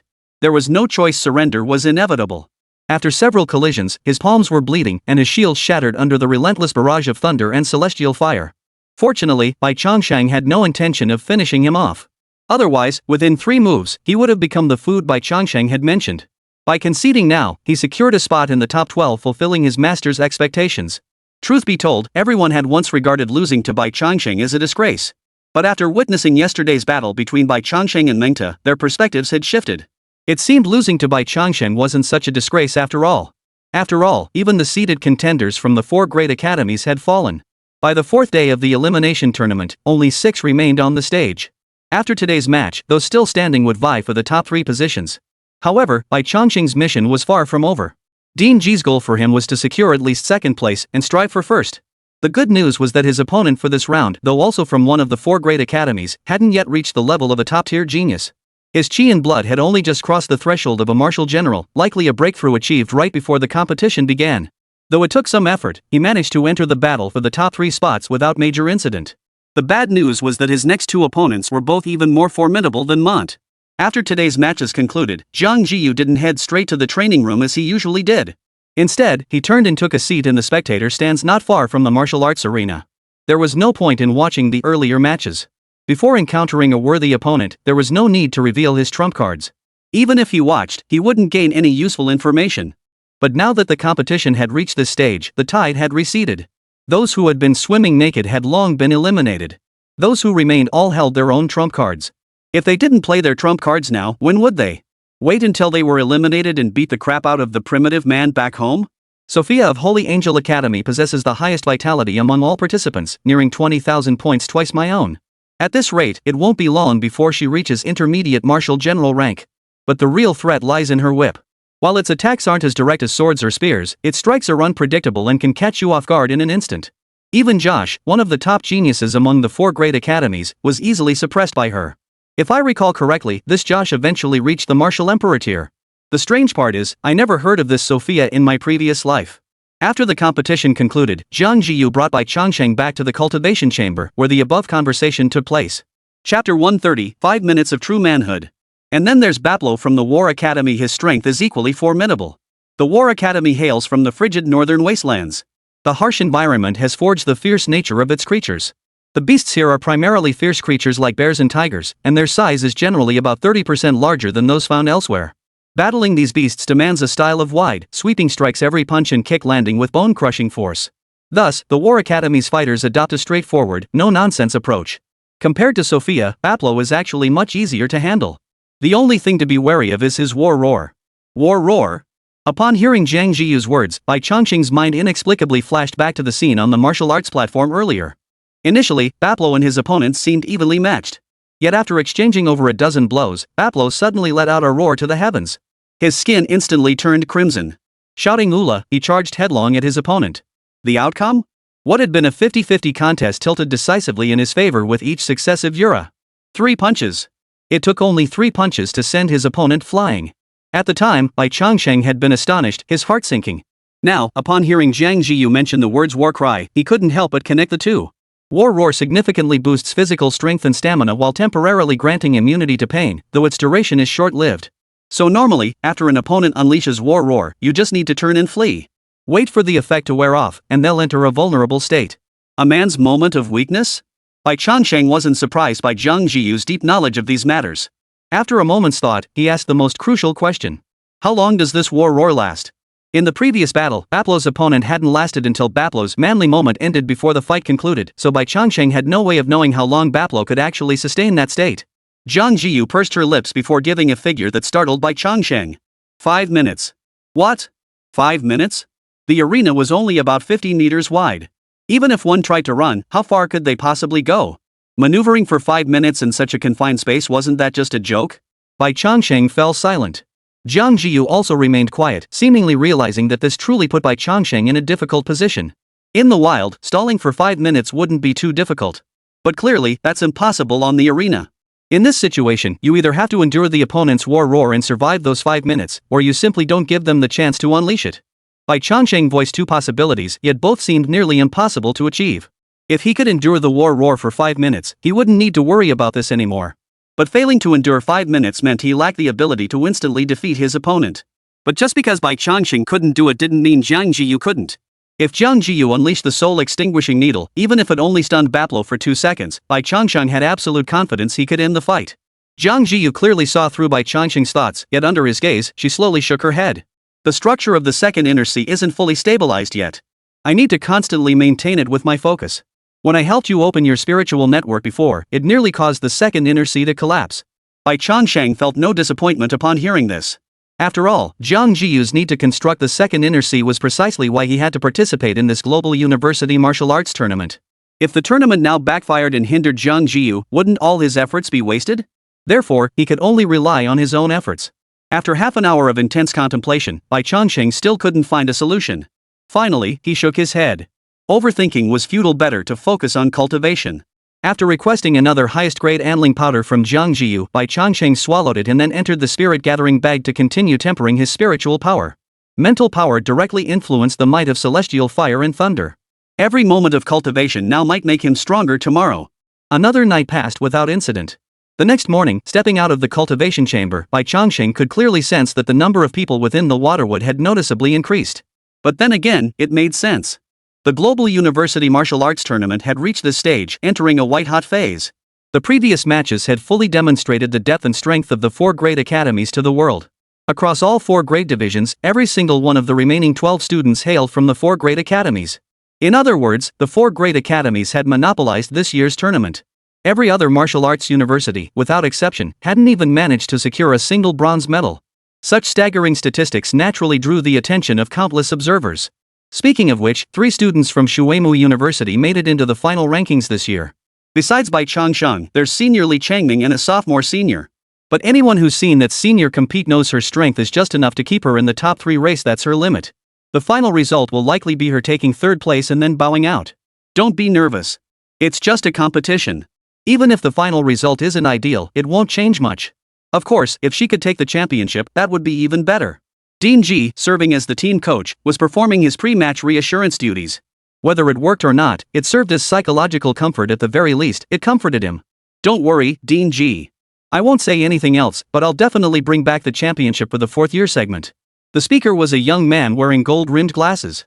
Standing out starkly from the surroundings, most other competitors were clad in heavy protective gear, looking ready for battle. Even Jiang Zhiyu had swapped out her usual tracksuit for lighter protective gear today. Yet this young man stood there in a black suit, holding only a wand about 30 centimeters long. He looked less like a competitor and more like someone attending a formal dinner. Upon seeing his attire, Bai Changsheng inside the spirit bag didn't even recognize him as a competitor at first glance. Yet, the truth was, he truly was one. Li Changming, confidence is commendable, but this is a bit too presumptuous. Dean Ji, observing the black suit, paused before voicing his concern. If an enemy closes in without any armor to protect you, you likely wouldn't last a single strike. Chapter 131, Li Changming. Any ordinary student would have obediently donned protective gear after Dean Ji's warning. But clearly, Li Changming was no ordinary student. Pushing his gold-rimmed glasses up his nose, Li Changming offered Dean Ji a polite smile. The next opponents I'll be facing are 2 Qi blood warriors. Since you are a master of the Qi blood path, I'd like to ask, if I were to be closed in on by a Qi blood warrior, what are my chances of escaping? Under normal circumstances, once a mage was closed in on by a Qi blood warrior, escape was virtually impossible unless the mage was significantly higher in rank than their opponent. Dean Ji remained silent, but the answer to such a question was obvious to anyone. If I have no chance of escape once they close in, what use is wearing armor? Rather than tiptoeing around like a clown, why not simply deny them the chance to close in? What do you think? Holy crap, that makes sense. Within the spirit bag, Bai Changsheng heard these words and couldn't help but give Li Changming a deep look. Standing at 185 centimeters tall, his figure appeared exceptionally upright in the custom-tailored dark suit. But compared to his physique, it was his face that truly made Bai Changsheng feel threatened. His sword-like eyebrows and starry eyes, paired with a high, straight nose, were softened by the pair of glasses he wore, making his features appear less aggressive. Especially when the corners of his mouth turned up in a slight smile, he exuded an air of noble refinement. Not bad. He's almost as handsome as me. Bai Changsheng murmured silently to himself. Then he saw Li Changming turn his gaze toward Jiang Zhiyu. You must be junior sister Jiang? I've heard your name mentioned many times. On your very first day of enrollment, you surpassed the scores I left behind, attracting 3 deans competing to take you as their disciple. Among them was even Dean Li, who once looked down on me. What does this mean? Is he looking for trouble with Jiang Zhiyu? Bai Changsheng flickered and appeared beside Jiang Zhiyu, his eyes fixed on Li Changming, guarding against any sudden attack. But Bai Changsheng was overthinking it. With Dean Ji present, Li Changming clearly wouldn't harm Jiang Zhiyu, and besides, he had no grievance against her. Relax. I'm not here to cause trouble. I just wanted to see what someone more talented than I was back then looks like. Seeing Bai Changsheng's expression, he realized his own misunderstanding. Shaking his head lightly, he continued. It turns out junior sister Jiang's talent is truly extraordinary. No wonder Dean Li couldn't resist. As a magician of the Chuan realm, Li Changming's psychic power had reached the level of a martial marquis. Naturally, he could sense the extraordinary qualities within Jiang Zhiyu. To say nothing of her mental power, which was no weaker than his own, that alone was reason enough for him to treat her with utmost caution. Faced with Li Changming's praise, Jiang Zhiyu merely nodded, saying little else. Contestants, draw lots. A teacher from Shuemu Academy approached the martial arts stage carrying a wooden box. Dean Ji interrupted Jiang Zhiyu and the others, instructing them to ascend the stage first for the draw. According to the tournament rules, in the competition for first, second, and third place, one contestant would receive a bye in the first round draw. After the results of the other two matches were determined, the bye would then face the winner. If defeated, they would compete against the loser from the previous round. This system largely ensured the fairness of the rankings. However, Jiang Zhiyu's luck was clearly not on his side at this moment. The one who received a bye in this round was Sophia from the Holy Angel Academy. This draw also meant that Bai Changsheng would face a tough battle against War Academy's Bablo next. The contestants for this match, Jiang Zhiyu from Shuemu Martial Arts University, and Bablo from the War Academy. Protective gear and weapons are permitted during the match, but potions are strictly prohibited. Presiding over the match was a Waterwood special grade instructor possessing martial lord combat strength, fully capable of handling any on-field contingencies. After briefly explaining the rules and restrictions, the instructor wasted no time in declaring the match open. Bai Changsheng glided slowly, shielding Jiang Zhiyu behind him as his gaze fixed on the towering figure over 2 meters tall in the distance. They say foreigners mature earlier, and this seemed especially true for Bablo. At 18, a freshman in college, he carried himself with an unnatural air of world weariness. His blonde hair was cropped short, and a massive scar ran across his right cheek, resembling a centipede crawling across his face, undoubtedly the mark of a beast encounter. He wore army green camouflage pants and a white short-sleeved shirt, with nothing else but a tactical vest. Yet this simple outfit perfectly accentuated Pablo's exaggerated physique. His arms were thicker than most people's thighs, muscles bulging prominently. His hands were covered in calluses, and his neck was nearly as wide as his head. Indeed, some people radiate power just by standing there. Cheers erupted from the stands. Amidst the foreign languages Bai Changsheng couldn't understand, a few familiar phrases occasionally slipped through, causing him to instinctively turn his head. He wanted to see which foreign girl was so bold. Those in the know understood she was expressing admiration for Bablo, while the uninitiated might have mistaken her for someone who naturally enjoyed being a dog. Clearly, compared to Jiang Zhiyu, a girl whose frame looked somewhat frail, this crowd of foreign spectators held far more reverence for someone like Bablo. Amidst the audience's clamor, Pablo spoke from afar, delivering a long string of words Bai Changsheng couldn't comprehend. Though he couldn't understand the words, the contemptuous look in Pablo's eyes as he glanced at him was enough for Bai Changsheng to guess what had been said to Jiang Zhiyu. Evidently, even after defeating Monty himself, in the eyes of these top geniuses, he still fell short. After hearing Pablo's words, Jiang Zhiyu merely shook her head calmly. She gave Bai Changsheng a light pat on the shoulder before stepping back 2 paces, her posture signaling that she was handing the stage over to them. Only then did Bablo turn his gaze toward Bai Changsheng. Without another word, he stomped his foot hard. His figure vanished from the spot, leaving only an afterimage as he launched a fierce punch straight at Bai Changsheng. Bai Changsheng's eyes narrowed sharply. Without hesitation, he formed a fireball beside him while lunging forward to bite at Bablo. He feared Bablo, but only when the latter activated his war roar. He held no such dread for Bablo in his normal state. Frankly, both possessed over 10,000 vitality points. How much stronger could one truly be than the other? If you want to go toe-to-toe, bring it on. The fireball solidified and shot toward Bablo. Under everyone's gaze, Bablo merely raised his fist and shattered the fireball, his entire body instantly engulfed in flames. Yet the flames couldn't halt his advance. The next moment, he burst from the inferno and collided fiercely with Bai Changsheng. Chapter 132, Yura. If Bai Changsheng's battle with Mond was a clash of offense and defense, then his fight with Bablo was a pure collision of raw power. At the threshold of a martial general 10,000 vitality points, even a casual punch carried over 10 tons of force. The full force collisions produced a series of deep, muffled thuds, like the beating of a drum. You strike me with a fist, I return with a lashing blow. Compared to the visual spectacle of elemental clashes, it was this bone-crunching exchange of blows that truly electrified the crowd, sending their excitement soaring. Amidst a cacophony of incomprehensible foreign languages, the shouts of Shuemu students mingled loudly. The crowd's fervor now seeped onto the fighters themselves. Both Bai Changsheng and Bablo slowed their attack rhythms, yet each strike carried increasing force. The result was that as scales of dragon skin shattered off Bai Changsheng's body, several fresh welts appeared on Bablo's form from the lashing blows. In the final exchange, as Bablo's fist slammed into Bai Changsheng, the latter sank his jaws into Bablo's shoulder. Dragon fangs pierced the unprotected skin, injecting venom instantly. Both men recoiled violently, their gazes now tinged with heightened wariness. Bablo looked down at his shoulder. The skin, which had been slightly flushed, now bore 2 tiny puncture wounds. Visibly, the punctures began to darken, and even the blood flowing from them turned murky and viscous. A faint stinging sensation made Bablo frown as he looked up at Bai Changsheng once more. Poison? Bablo uttered the single word. Bai Changsheng offered no reply, silently observing Bablo's condition. The earlier clash had essentially been a ploy to lower Bablo's guard, and now his plan had succeeded. A level 4 toxin would affect even a high-ranking military commander, let alone a low-level one like Bablo. Now that the toxin had entered his system, Bai Changsheng needed only to observe Bapalo's condition before deciding his next move. If his condition was severely impaired, Bai Changsheng would show no mercy and finish him swiftly. Bai Changsheng hadn't considered the toxin failing to take effect after all. The system documentation explicitly stated it would forcibly drain health. The only difference lay in the extent of the drain.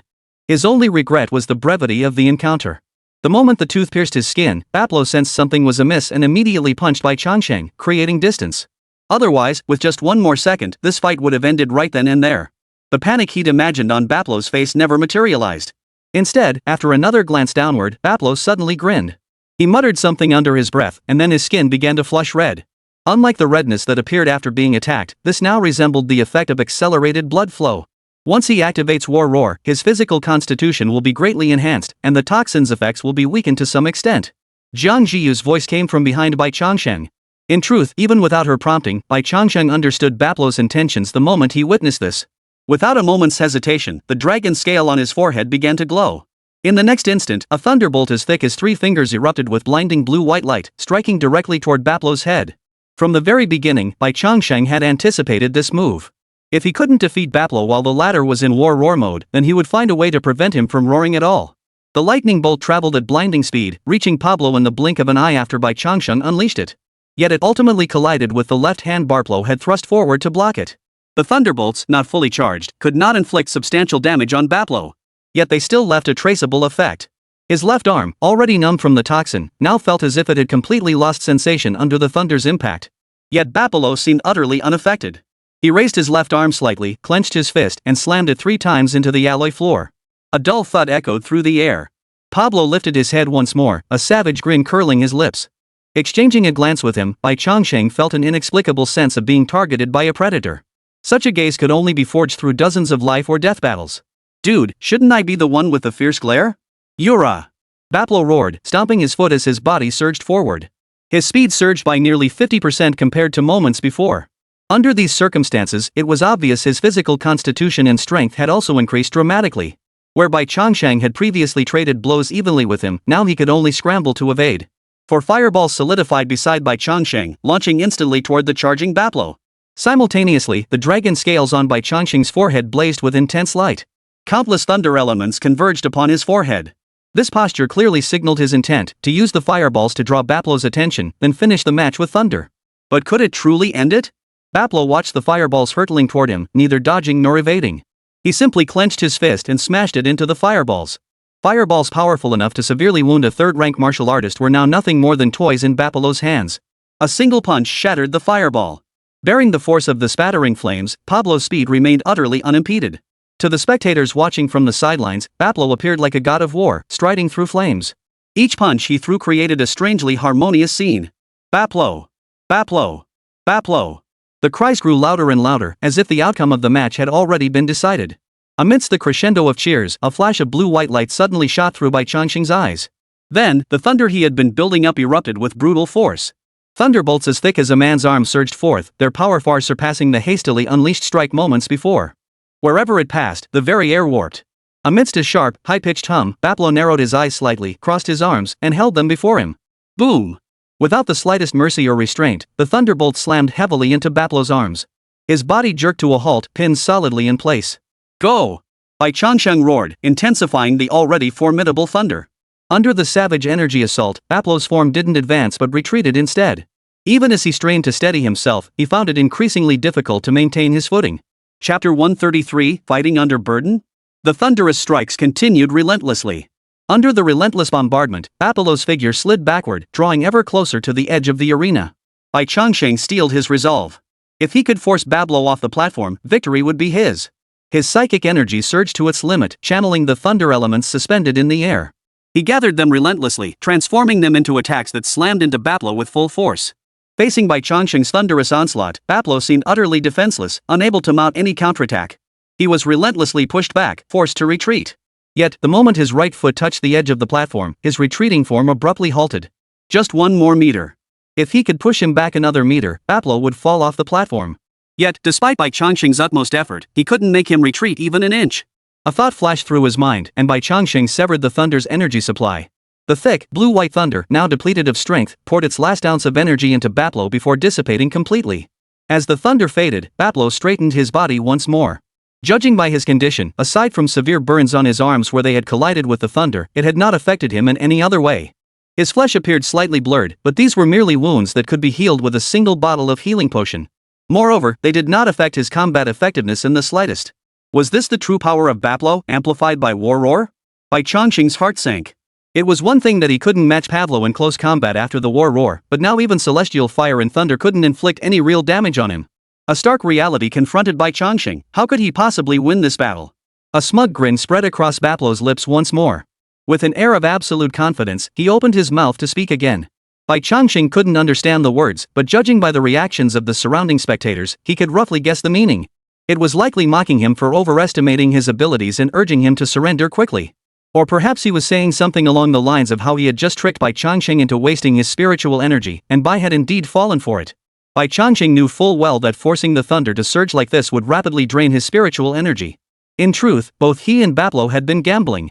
One bet that the thunderbolts couldn't seriously injure him, while the other gambled that the thunderbolts could blast him off the stage. Judging by the final outcome, Bai Changsheng had lost his wager.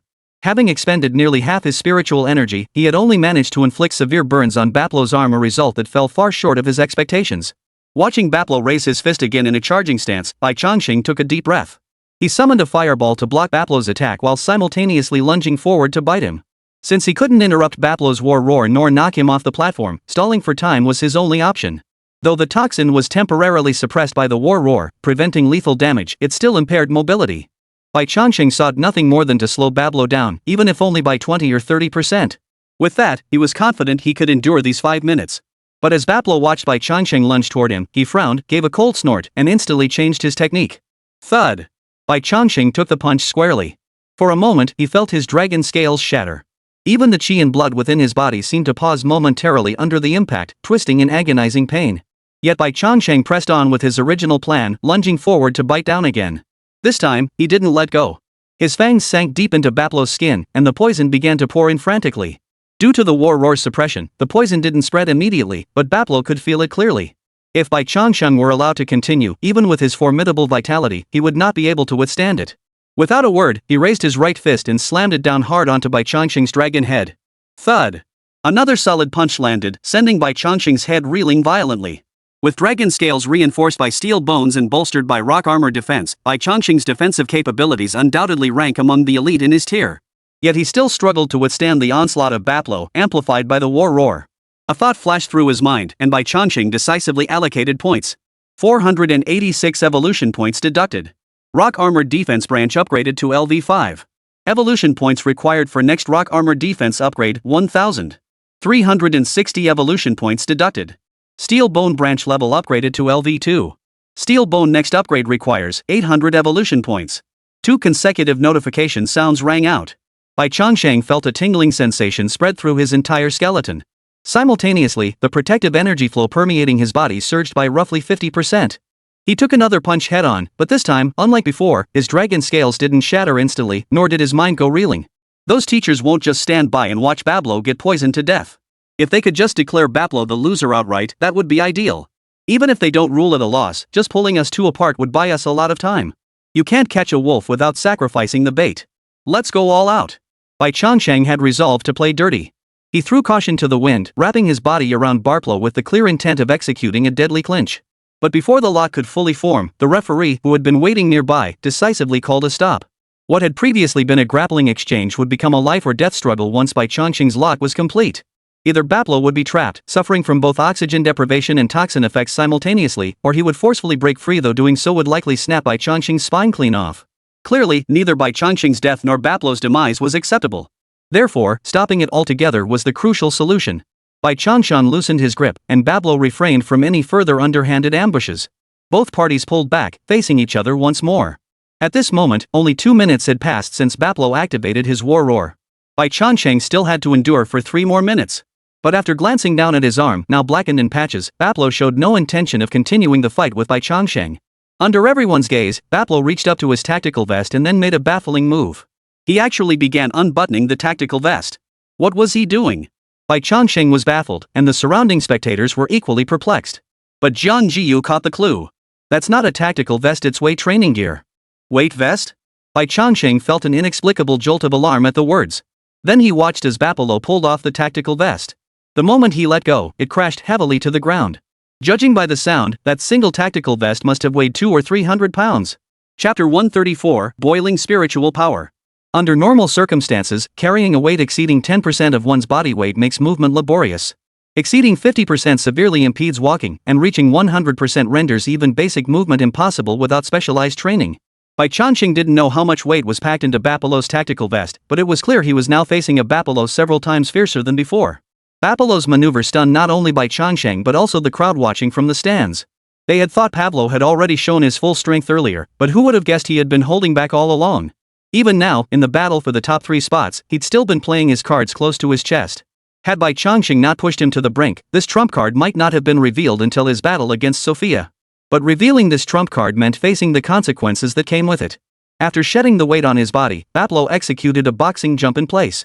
It was evident his movements were noticeably lighter than before. With a final twist of his wrist, his form vanished from the spot. Bai Changsheng instinctively sensed something amiss.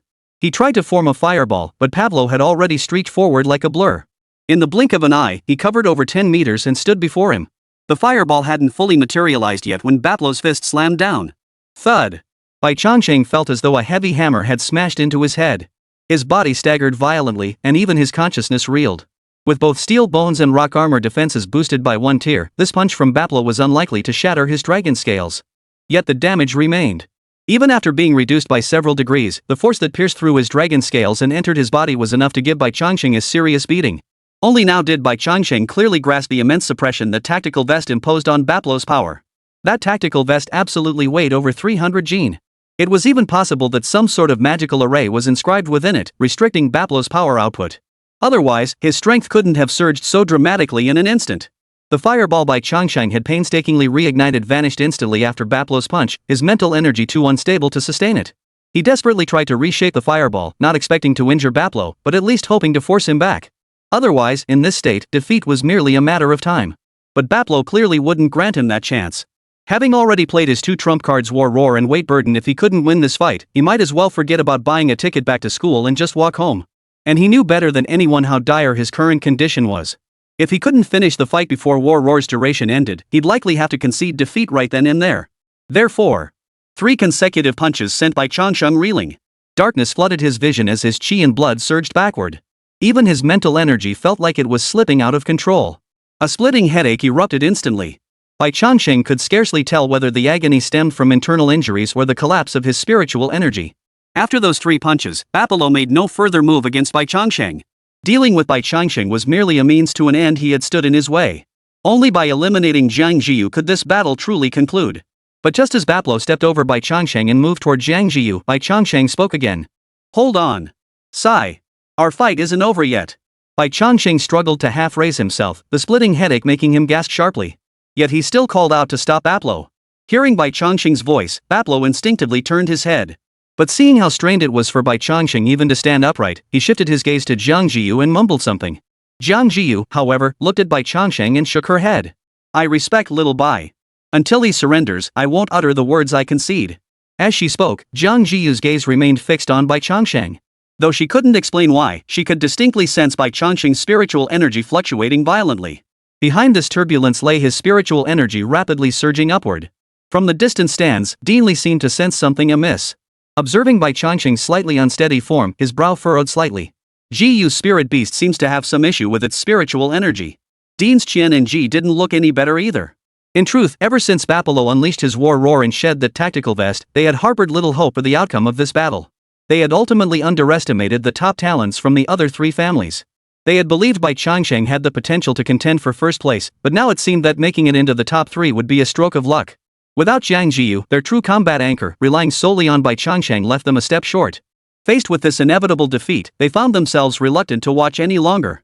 Yet Jiang Zhiyu and Bai Changsheng remained utterly unyielding, refusing to surrender no matter what. Their comrades could say little more. If the student is prepared to fight to the death, why should the teacher surrender? If things go south, end the fight immediately. Oldly, no matter what, you must protect little Bai's psychic energy.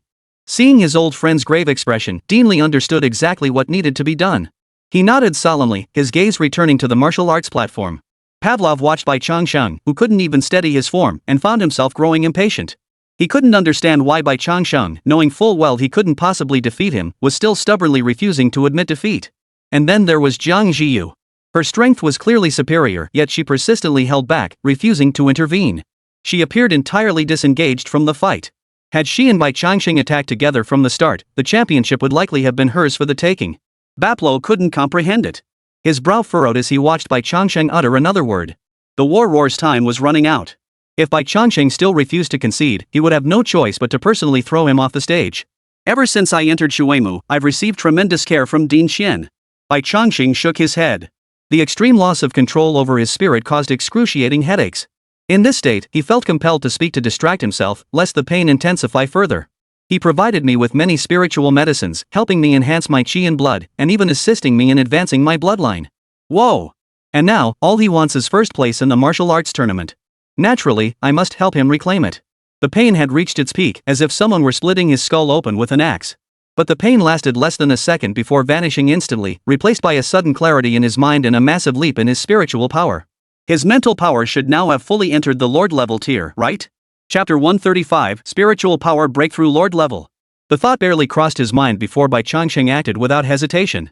In the next instant, a fireball several times larger than before suddenly materialized.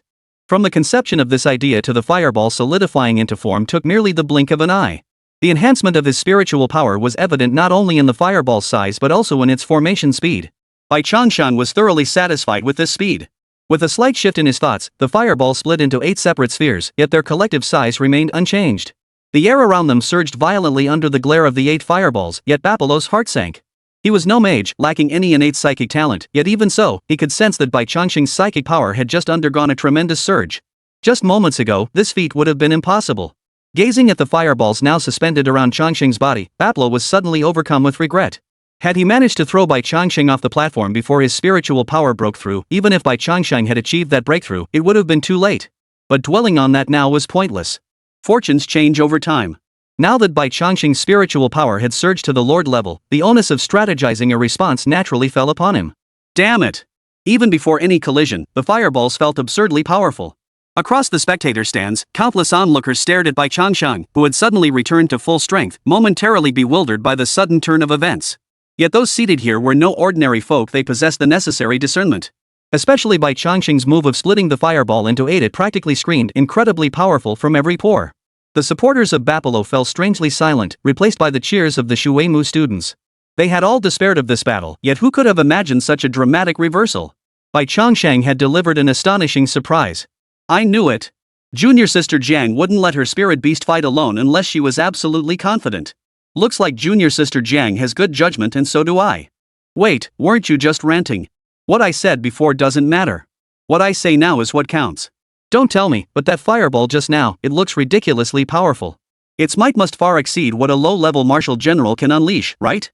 I'm an intermediate-level warrior. I can't unleash attacks of this caliber. So you're saying this fireball packs the punch of a high-tier warrior's attack? Didn't I just say? I'm an intermediate-level warrior. How would I know the strength of a high-level warrior's attack? Baplo's been hiding his hand for so long, we thought victory was practically guaranteed. But who'd have guessed Jiang Zhiyu was keeping hers hidden too? But still, I think it's best not to get too excited just yet. After all, Baplo's war roar is still active, clearly indicating he still has the strength to fight.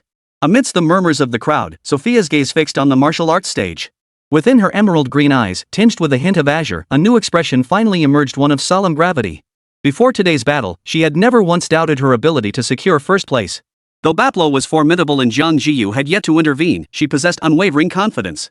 But everything changed the moment Baplo removed his weighted vest and Bai Changsheng displayed his exaggerated psychic power. No, Mom is still waiting for me. I absolutely must win this first place. Sophia's resolve solidified. She stood up decisively and headed toward the exit. Though the battle wasn't over, the outcome was already clear. Watching further held no meaning. Better to use this time to push her chi and blood even higher. In some ways, Sophia bore a striking resemblance to Jiang Zhiyu. It wasn't just the spectators in the stands who were startled.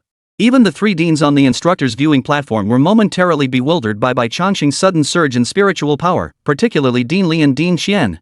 One possessed profound knowledge of spiritual energy, while the other knew Bai Changsheng intimately. Yet even together, they couldn't explain how Bai Changsheng had achieved this feat.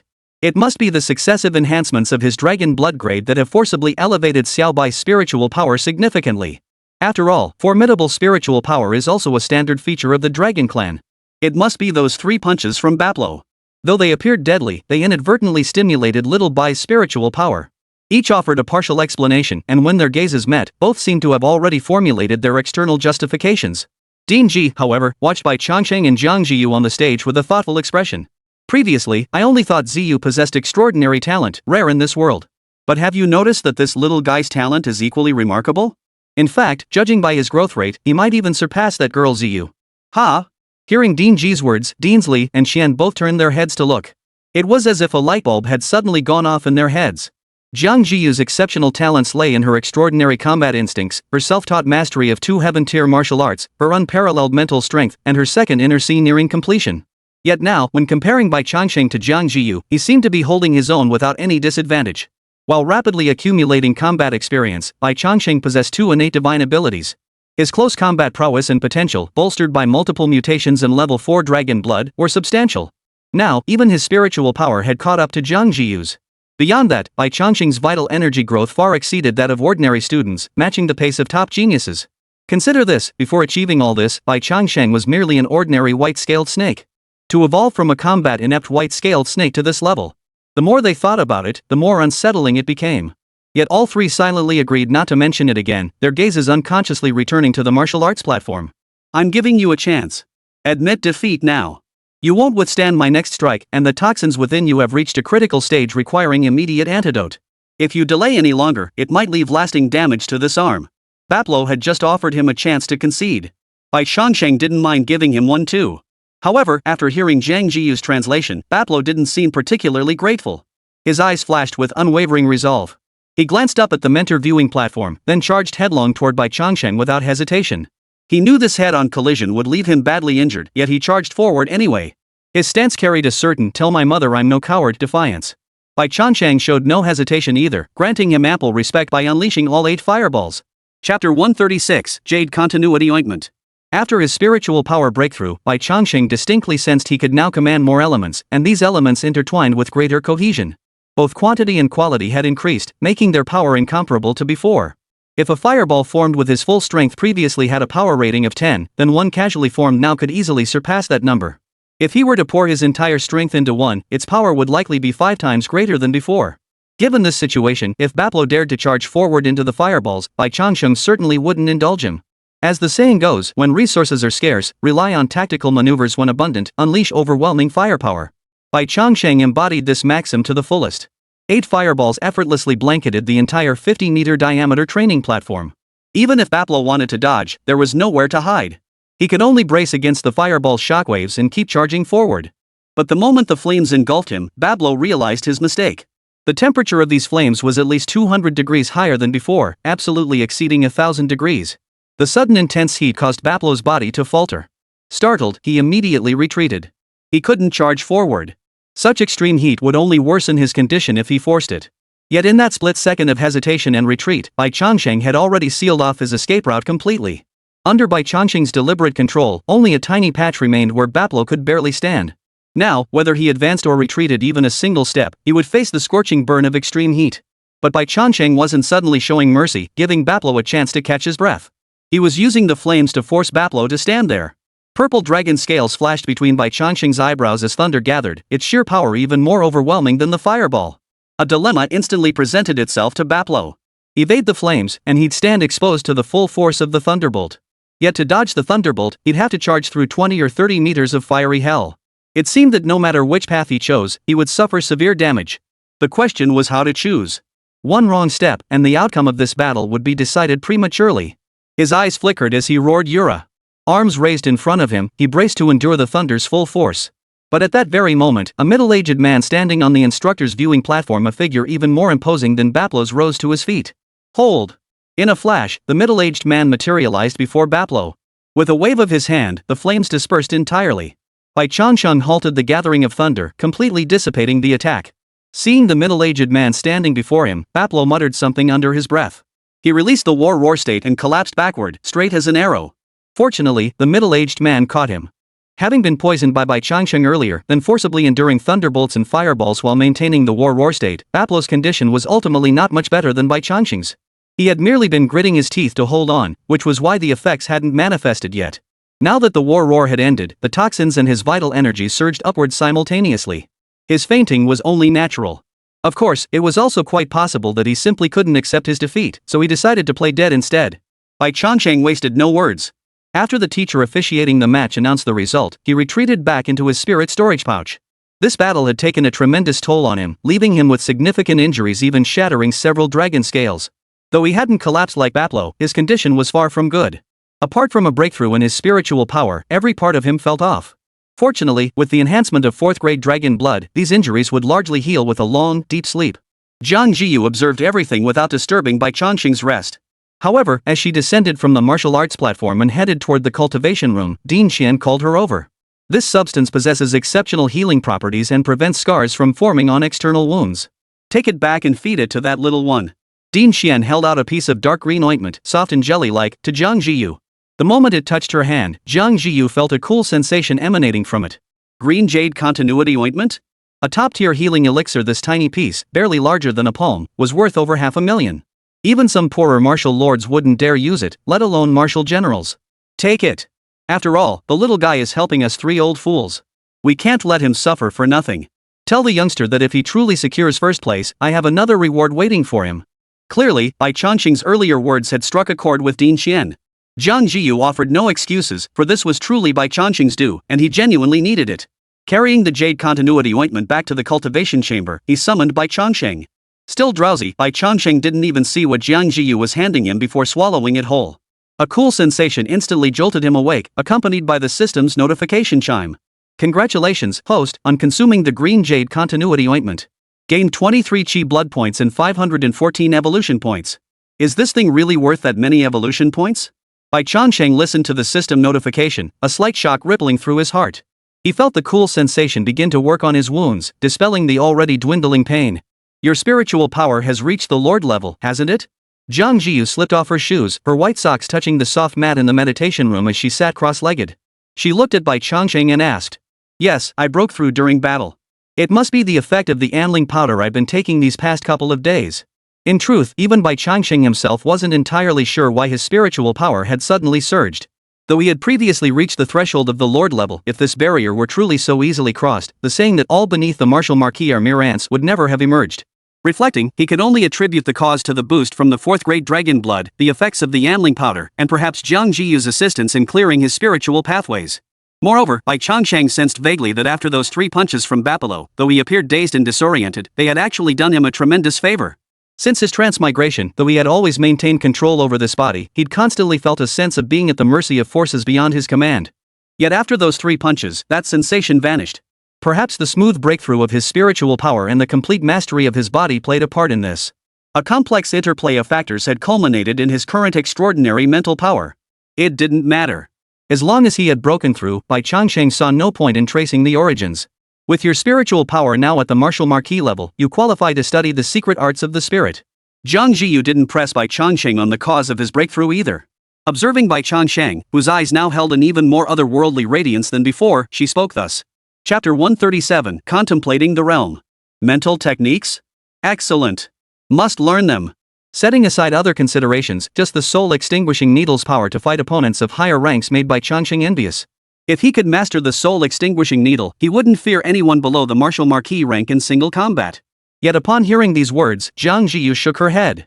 Attack techniques are too difficult to master, and your spiritual power isn't sufficient to unleash the soul-extinguishing needle. Forcing yourself to learn and unleash it could backfire and wound your own soul. What I intend to teach you is a defensive-type spiritual secret technique. Defensive techniques? Though defensive techniques weren't as straightforward and brutal as the soul-destroying needle, Bai Changsheng accepted whatever was offered. Learning something was always beneficial, and such techniques would need to be mastered eventually anyway. Learning them sooner would provide an extra layer of protection. Calm your mind, embrace your true self. I will guide your spirit focus on perception and experience. As Jiang Zhiyu finished speaking, Bai Changsheng felt something gently touching his mental energy. With his eyes closed and most senses sealed off, this sensation was strikingly distinct. It felt like holding hands, yet more delicate than the touch of a hand. Bai Changsheng could clearly sense that Jiang Zhiyu's mental energy was comparable in quantity to his own, yet its intensity far surpassed his own by an immeasurable margin. If Bai Changsheng's spiritual energy were a hemp rope, then Jiang Zhiyu's was a steel cable. Clearly, even among martial lords, the quality of their spiritual energy varied greatly. Defensive secret arts fundamentally forge spiritual power, making it more resilient. At its deepest level, your spiritual power will spontaneously sacrifice a portion of itself to form a hard shell that protects the core. It might sound strange, but once you experience it yourself, you'll feel it distinctly. Next, I will guide your spiritual energy into my spiritual palace. Do not resist. A faint tugging sensation washed over him. Bai Changsheng flinched instinctively, snapping free from Jiang Zhiyu's mental influence. Just relax. Don't force resistance. Jiang Zhiyu's voice sounded again as her spiritual energy made contact once more, this time gripping him more firmly. After a brief guidance, Bai Changsheng felt his spiritual energy leave his body. Following a wave of profound sensation, it entered a space of profound mystery. Yet the instant he entered, a searing, blinding heat assaulted him. As if suddenly thrust into a furnace, Bai Changsheng instinctively let out a cry of pain, his body curling up in reflex. Fortunately, this sensation lasted only an instant before a figure appeared above him, shielding him from the intensity. There are many ways to cultivate spiritual energy. In ancient times, cultivators would project their spiritual energy outward, enduring the sun's scorching heat by day and receiving nourishment from the moon's radiance by night. But this method progresses too slowly, with far too low efficiency. Especially for those with formidable spiritual power, it became utterly ineffective. Later, during the ancient era, someone discovered the practice of contemplating artistic conception. By imprinting the spiritual essence found within natural wonders onto their spiritual abodes, the very place where spiritual power resides, their spiritual power could be constantly tempered. The longer the duration, the stronger the spiritual power becomes. However, the contemplation of intentions also has different levels and categories. For instance, the contemplation method engraving great rivers and streams is relatively gentle, merely using the constant flow of water to wash over one's spiritual power. It's quite suitable for newcomers like you who have just stepped into the martial lord tier. But the effects are also relatively weak. The next tier up involves visualizations centered on the sun, moon, and stars. These remain effective even for those with emperor-level spiritual power. If Jiang Zhiyu said it worked, then it certainly did. After all, she had been an emperor-level existence in her previous life. This visualization technique must be the one she used in her previous life, right? Yet it was clear this visualization technique, effective even for emperor-level beings, was frankly beyond Bai Changsheng's current grasp. He glanced upward to see a scorching sun suspended overhead, relentlessly radiating blinding light and searing heat in all directions.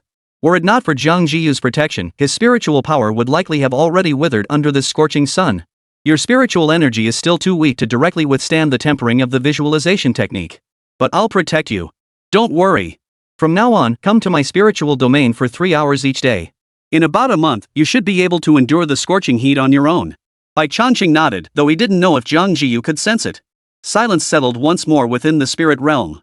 Jiang Zhiyu remained silent, and Bai Changsheng refrained from moving. He quietly absorbed the scorching heat of the blazing sun and the faint coolness emanating from Jiang Zhiyu. Only after several hours, when Bai Changsheng felt his concentration beginning to waver, did he withdraw his spiritual energy from Jiang Zhiyu's inner palace. Across from him, Jiang Zhiyu opened her eyes at that moment. Without a word, she retrieved a portion of the highest-grade anling powder from her storage ring. Bai Changsheng's spiritual energy had just broken through, making this the perfect time to use the spirit-soothing powder for consolidation. Naturally, Jiang Zhiyu showed no stinginess in this matter. With the 12,000 credit per dose spirit-soothing powder consumed, Bai Changsheng, satisfied, returned to his spirit-absorbing bag to challenge Xiaoyu to a duel. After enduring Xiaoyu's relentless torment for so long, his newly strengthened spiritual power now demanded a test against Xiaoyu to gauge its depth. However, it was clear that Bai Changsheng had somewhat underestimated the value of Xiaoyu as a secret silver guardian. The heavenly fire and thunder that had been virtually unstoppable against Baplo seemed to have no effect whatsoever when striking Xiaoyu. At least in Bai Changsheng's eyes, the fireballs he unleashed now produced the same effect as before. They couldn't even leave a mark, let alone breach Xiaoyu's defenses. Especially when Xiaoyu took a direct hit from a fireball, only belatedly uttering an "ah" 2 seconds later. Bai Changsheng felt utterly humiliated. I'm done playing. I'm outta here. Bai Changsheng dismissed the thunderous expression, looking as if he couldn't be bothered to argue. Xiaoyu scratched his head. I'm just a farmer, not an actor. Don't be mad. I'll let you win. Watching from the sidelines, the gentle one spoke up. Celestial fire and thunder actually share similar attributes. Both are the purest forms, elements existing solely for slaughter. Before, your spiritual power was too fragile, so I never mentioned it. But now, your spiritual power has reached the level of a martial marquis. You've truly mastered the basics. Why not try fusing thunder and heavenly fire? Let heavenly fire amplify thunder, or thunder amplify heavenly fire. If you can merge these two elements, their power will surely ascend to a whole new level. Then, beneath the martial lord realm, no one will be able to withstand this strike of yours. Chapter 138 Elegance Never Goes Out of Style. The day before the final day of the Global University Martial Arts Tournament was the most anticipated day of all. The reason was simple: the champions of all 4 grade divisions would be decided on this day. Even tomorrow's battles would only determine second and third place. While equally thrilling, they simply couldn't match the intensity of the championship showdown. After all, no one remembers the runners-up or third-place finishers unless they're featured in the champion's highlight reel and repeatedly mentioned. But this doesn't mean second and third place are unimportant. Quite the contrary, anyone who makes it into the top 3, provided they don't drop out midway, will ultimately achieve the rank of Martial King.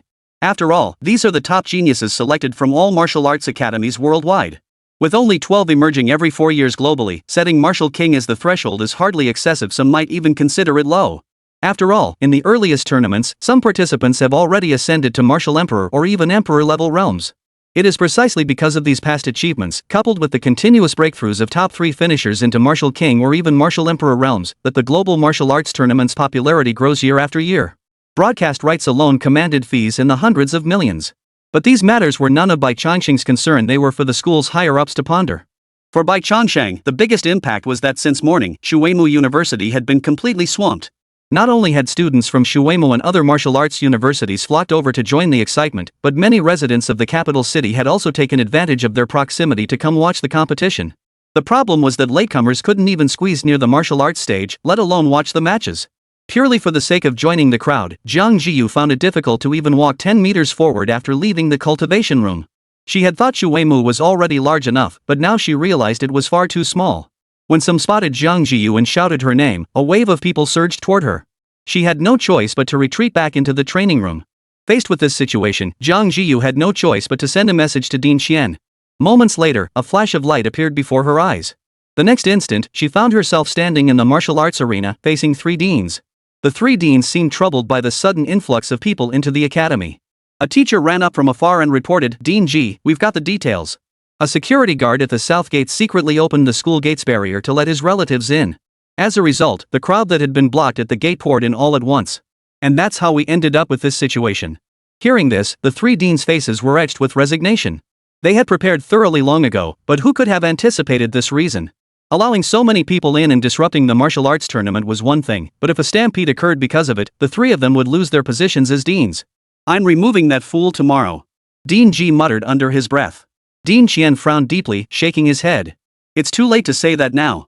Restore the barriers first, then evacuate them in batches.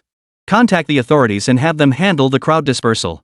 Oldly, I'm afraid you'll have to put in some extra effort to get all these people moved out. Directly urging them to leave would inevitably meet resistance. For now, the only solution was to have Director Li step in. Only direct teleportation could ensure safety. Director Li knew continuing this way would inevitably lead to disaster, and no one would be able to shoulder the blame. He nodded decisively. "I'm leaving this to you for now." With that, Director Li vanished from his spot. Fortunately, it was still early. Over an hour remained before the competition officially began, providing ample time to resolve the situation outside. As time passed, the commotion outside gradually subsided. An hour later, Dean Li returned. Most spectators have been escorted off campus. Official personnel have taken over the evacuation. It's under control now. Dean Li's face was pale, showing signs of severe mental exhaustion. That a martial king had been pushed to such a state spoke volumes about the sheer number of people who had flooded into Shuimu. Fortunately, everything had been resolved smoothly, and the competition proceeded as scheduled. However, the order of the 4 grade groups had been slightly rearranged this time. Based on competitiveness and viewing appeal, the freshman division's matches were moved to the end. Thus, the senior division's battles would serve as the finale, while the freshman division would close the event. There was no other choice. The champions of the sophomore and junior divisions had already been preemptively secured by the War Academy and the Free Academy, respectively. These less competitive matches served perfectly as warm-ups earlier in the day. The senior group's battles, as always, were the most anticipated. Li Changming did not disappoint the 3 deans. Though he did not receive a bye yesterday, he defeated a Beastmaster from the War Academy and successfully advanced to the finals. One was a River Realm Mage from Shuimu, the other a Martial Lord Realm Warrior from Holy Angel Academy. This clash of magic and brute strength promised maximum excitement. As for the freshman showdown, suspense was mounting. Originally, Sophia held a commanding lead with nearly 20,000 vitality points, making her the undisputed favorite for the championship. But now, Bai Changsheng's unexpected surge achieving a major breakthrough in his spiritual power right in the heat of battle has thrown a question mark over the entire contest. Speaking of which, Li Changming and Bai Changsheng's consecutive victories yesterday had narrowed the final outcome to a contest between Shuemu and Holy Angel Academy. If Holy Angel Academy won both matches, Shuemu would finish last. The opposite would hold true. Faced with this scenario, even the three deans wore solemn expressions. Naturally, the Golden Badge Angel from Holy Angel Academy fared no better. She was now whispering something to the two students she had brought along. Jiang Zhiyu sensed something and turned to look in that direction. She saw a girl with features so delicate she resembled a porcelain doll staring at her. Her emerald green eyes, tinged with a hint of azure, were filled with fierce determination.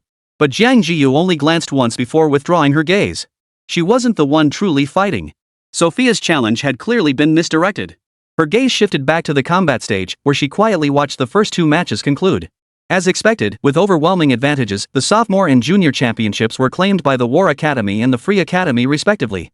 With that, they were essentially eliminated from this year's Global College Martial Arts Tournament. All eyes converged on Li Changming and the martial marquis from Holy Angel Academy. Under this intense scrutiny, Li Changming did not disappoint. Rising slowly, he snapped his fingers. Instantly, his entire form dissolved into a swarm of butterflies fluttering toward the martial arts stage. The butterflies then coalesced, revealing his original appearance once more. Holy crap! Magic can be used like this? Watching Li Changming's dazzling entrance, Bai Changsheng found an inexplicable phrase surfacing in his mind. Elegance never goes out of style. Chapter 139, I concede. If only this kid put as much effort into his training as he does studying these tricks. Dean Li watched Li Changming's display, his tone tinged with disappointment at wasted potential. Bai Changsheng couldn't agree less. While such things might be useless, they sure looked cool. One only needed to see the cheers from the surrounding audience to understand just how popular Li Changming's move had become. But those who knew Dean Li well didn't take his words to heart. What seemed like a scolding actually carried a hint of pride. Ever since Li Changming broke through to the martial sage realm, the other teachers at Shuemu Academy could no longer instruct him. Dean Li personally handled all of Li Changming's lessons, so calling Li Changming his student was entirely accurate. Compared to Li Changming's flamboyant entrance, the Saint Angel Academy's arrival seemed mundane and uninspiring. With a single, light leap, his body traced an arc through the air. After soaring over 100 meters, he landed steadily on the martial arts platform. While this move offered little in terms of spectacle, the sheer distance covered in a single leap was a feat only a martial lord could achieve. Upon landing, he offered no taunts, merely summoning a golden shield and a massive sword from his storage ring before his aura abruptly shifted. Whether it was Bai Changsheng's illusion or not, the martial lord currently battling Li Changming bore a striking resemblance to the monk he had defeated earlier, especially their identical, piercing gazes.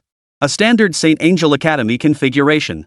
The outcome of this battle hinges on whether Li Changming can breach his opponent's sacred defense. Bai Changsheng observed the two combatants on the field and offered his assessment. The referee wasted no time. After both contestants took the stage, he briefly introduced their battle records and approximate strengths before declaring the match open. Bai Changsheng witnessed a battle between two martial lords for the first time. Though he had previously hunted a lord-level Steelbone Wolf King and frequently clashed with Zhiyu, who possessed martial lord strength, it was only after witnessing two martial lords unleash their full power that he truly grasped the chasm between a martial general and a martial lord. Li Changming might be a bit flashy in his actions, but he certainly possessed formidable resources. With 3 swift taps of his staff, 3 colossal rhinos, each over 10 meters in length, charged toward the opposing martial lord. The rhinos bore massive horns on their heads, and judging by their size, their weight was anything but light. Once such a charge gained momentum, even a late-stage martial general might be pierced clean through by a single horn. Yet the man facing them seemed utterly unconcerned by the 3 charging rhinos. He merely raised his golden shield, then advanced instead of retreating. A deep, muffled thud echoed. To everyone's astonishment, the man turned the tables, sending the massive rhino flying backward. Drawing his long sword, he swung and slashed, felling the other 2 colossal rhinos to the ground in a single stroke. Such effortless ease might lead the uninformed to believe these 3 giant rhinos were merely average in strength. But in truth, Bai Changsheng could clearly sense that any one of them could easily overwhelm him in vitality. To say nothing of their charging force, it was something he simply couldn't block. Yet this display of vitality felt more like a probing exchange before the true clash began. One doubted the other could withstand his attacks, while the other remained vigilant against the summoning of an even more formidable creature. Sure enough, the next moment, Li Changming swung his staff. Countless elements coalesced, and a fiery tiger roared into existence, its form solidifying before his eyes. Judging by its imposing presence, this tiger had clearly surpassed the threshold of a lord-level summon. A tiger in the heart, yet delicately sniffing the roses. Li Changming murmured softly, then snapped his fingers once more. Countless butterflies materialized out of thin air. Their fluttering wings lifted Li Changming into the air, suspending him about 10 meters above the ground. He knew his strengths well and understood how to evade his opponent's advantages. The battle officially commenced at that moment. Watching the back-and-forth exchange of blows across the arena, Bai Changsheng felt only astonishment and helplessness. Li Changming's psychic power level wasn't significantly higher than his own, yet the attacks he unleashed were utterly beyond Bai Changsheng's reach. The sheer force of their clash caused even the alloy-forged training platform to crack repeatedly under their assaults. He turned to look at Zhiyu, utterly dumbfounded. Had he not witnessed this battle firsthand, he truly would have believed the martial marquis was nothing special. After all, he and Zhiyu always fought to a draw, and even when he lost, it was only by a hair's breadth. Only when he finally turned back did he realize the fool was himself. Meeting Bai Changsheng's questioning gaze, Zhiyu merely scratched his head and chuckled, "I'm just a farmer." This guy wasn't just a skilled fighter, he was a master actor too. If not for his race, his acting alone would have earned him an Oscar. Both these youngsters show remarkable talent, though they lack combat experience. When Rose suddenly spoke up, though her words carried a hint of regret, Bai Changsheng understood what she regretted, that these two couldn't become disciples of the Han Yuan-Dan Emperor. But when Rose shifted her tone and spoke again, the one in black is about to lose. Bai Changsheng glanced over to see Li Changming wildly swinging his staff. At times, he summoned a fiery tiger engulfed in flames, at others, he conjured a colossal serpent. Every summoned creature possessed the strength of a lord-level being, radiating an overwhelming aura that completely suppressed the St. Angel Academy's martial marquis, preventing him from advancing even an inch. Given this scene, why did Wenro plain Li Changming was about to lose? He appears to hold the upper hand, but a closer look reveals the truth. His so-called advantage hasn't inflicted any real damage on his opponent. It's fragile as glass. He merely maintains the status quo through an endless stream of summoned creatures. But mental energy will inevitably deplete. The moment he shows the slightest weakness, his opponent will strike back. By then, it will be too late to turn the tide. Moreover, that man in black likely isn't adept at this style of combat. His true strengths lie in other elements, but the environment forces him to fight this way. The scene that followed seemed to validate Gentle's words. Gradually, the strength of the creatures summoned by Li Changming began to wane, dropping from lord level to high beast general. Though seemingly only a minor drop, the actual impact was worlds apart. The martial marquis from Holy Angel Academy showed no hesitation whatsoever. He charged forward, sword raised. With a single stomp, he covered dozens of meters in an instant. His sword slashed out, instantly cleaving Li Changming's form in two. Fortunately, after the body split apart, both halves instantly transformed into countless butterflies, scattering before everyone's eyes. Thankfully, Li Changming had kept a trick up his sleeve, otherwise, that strike might have truly ended his life. But where was Li Changming? Bai Changsheng glanced left and right, only to find the man had somehow returned to the mentor viewing platform. Raising his hand, he spoke with a grim expression under the stunned gazes of all spectators, "I concede." In an instant, the spectator stands erupted in uproar. Chapter 140, Shuemu's Sole Survivor. You're conceding before the fight even started? Li Changming, what the hell are you doing? Seriously? Is this the best Shuemu can produce? Cowardice before the battle even begins? With such guts, how dare you represent Shuemu, represent the entire celestial kingdom in combat? You can't concede. Get back up there and keep fighting. The roaring crowd instantly erupted, and Bai Changsheng felt an inexplicable, hazy sense of familiarity. He felt like he'd witnessed this scene before. Amidst the torrent of angry shouts, he faintly sensed a tinge of anger born from betrayal. Amateurs watch for the spectacle, experts see the subtleties.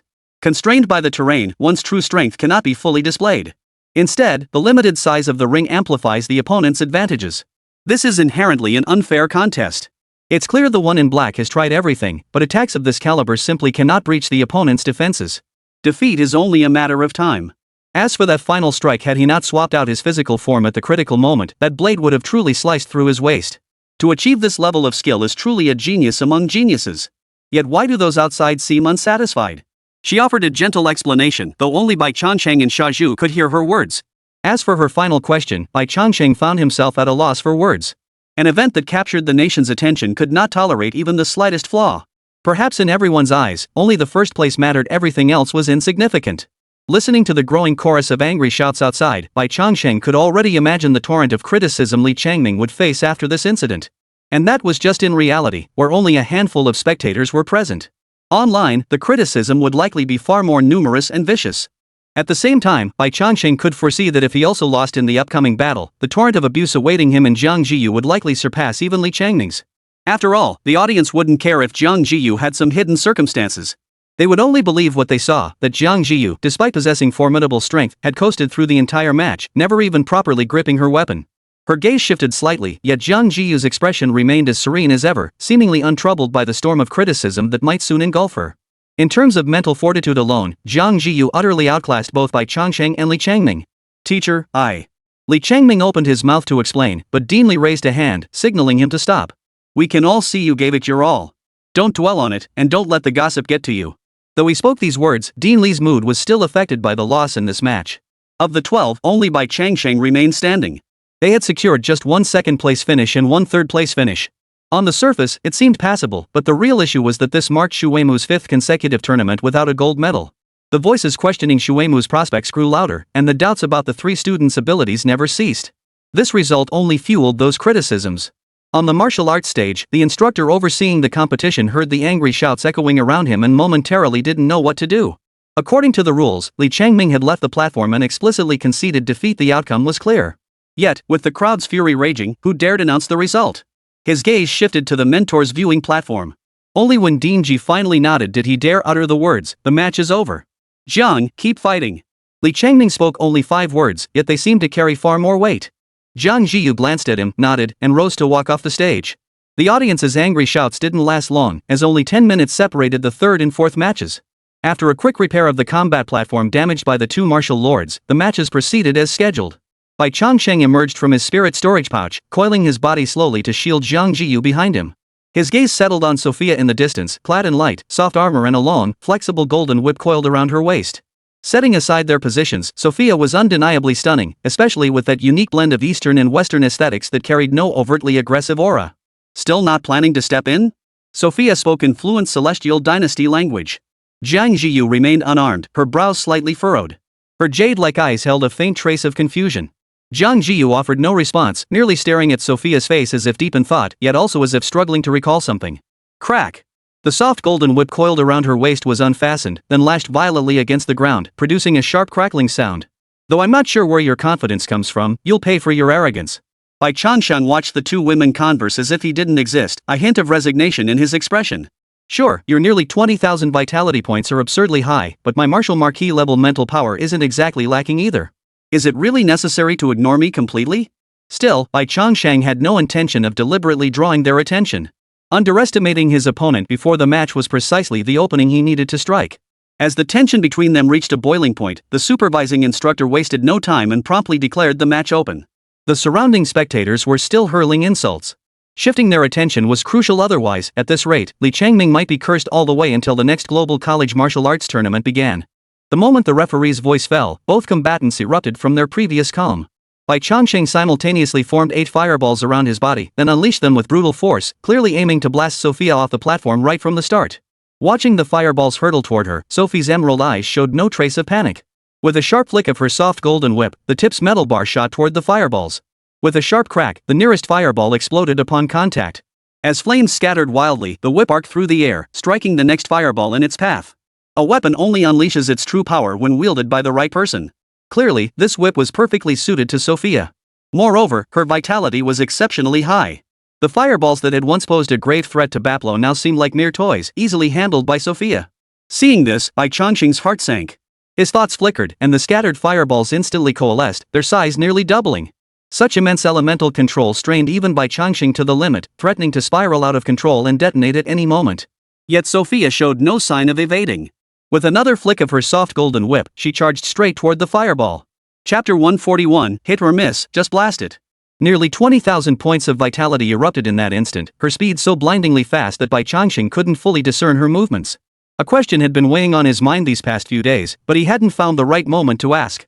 According to past competition records, the top 3 in the senior division typically had vitality values between 11,000 and 14,000.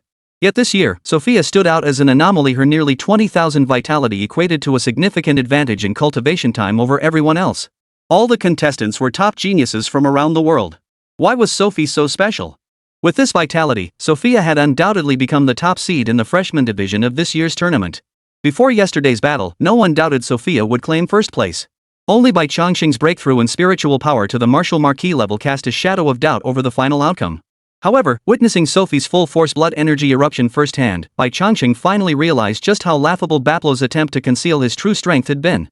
A gap of several thousand points in vital energy wasn't something concealing one's abilities could bridge. Even he felt an overwhelming pressure, the kind where one misstep could cost him everything. As Sophia's whip lashed out again, Bai Changsheng decisively detonated the fireball. The raging flames instantly exploded outward, forming a massive fireball about 10 meters across on the training platform. It completely engulfed Sophia, who had been attempting to destroy the fireball. The instantaneous heat warped the surrounding air. Had a third-rank martial artist attempted to withstand Bai Changsheng's fireball, they would likely have vaporized instantly. But Bai Changsheng's opponent was Sophia, the most outstanding freshman at Holy Angel Academy, without a doubt. Even Monty, who had previously caused Bai Changsheng immense trouble, couldn't hold a candle to Sophie. A proud man like him could only willingly play second fiddle to Sophia, which spoke volumes about her formidable strength. Without a moment's hesitation, as the fireball exploded, thunder began gathering between Bai Changsheng's brows, as if guarding against something. Sure enough, before the flames had even dissipated, a flash of golden light darted through the inferno. In the next instant, a long whip, shimmering with golden light, lashed out from the flames, striking directly at Bai Changsheng's head. As Bai Changsheng watched the golden light dancing along the whip, he couldn't help but think to himself, so it was as he suspected. The hallmark of St. Angel Academy was its divine defense. If Mont knew it, how could Sophia not? Without hesitation, he unleashed a thunderous strike. The azure-white thunder collided with the golden whip, sending shockwaves rippling outward in a torrent of energy.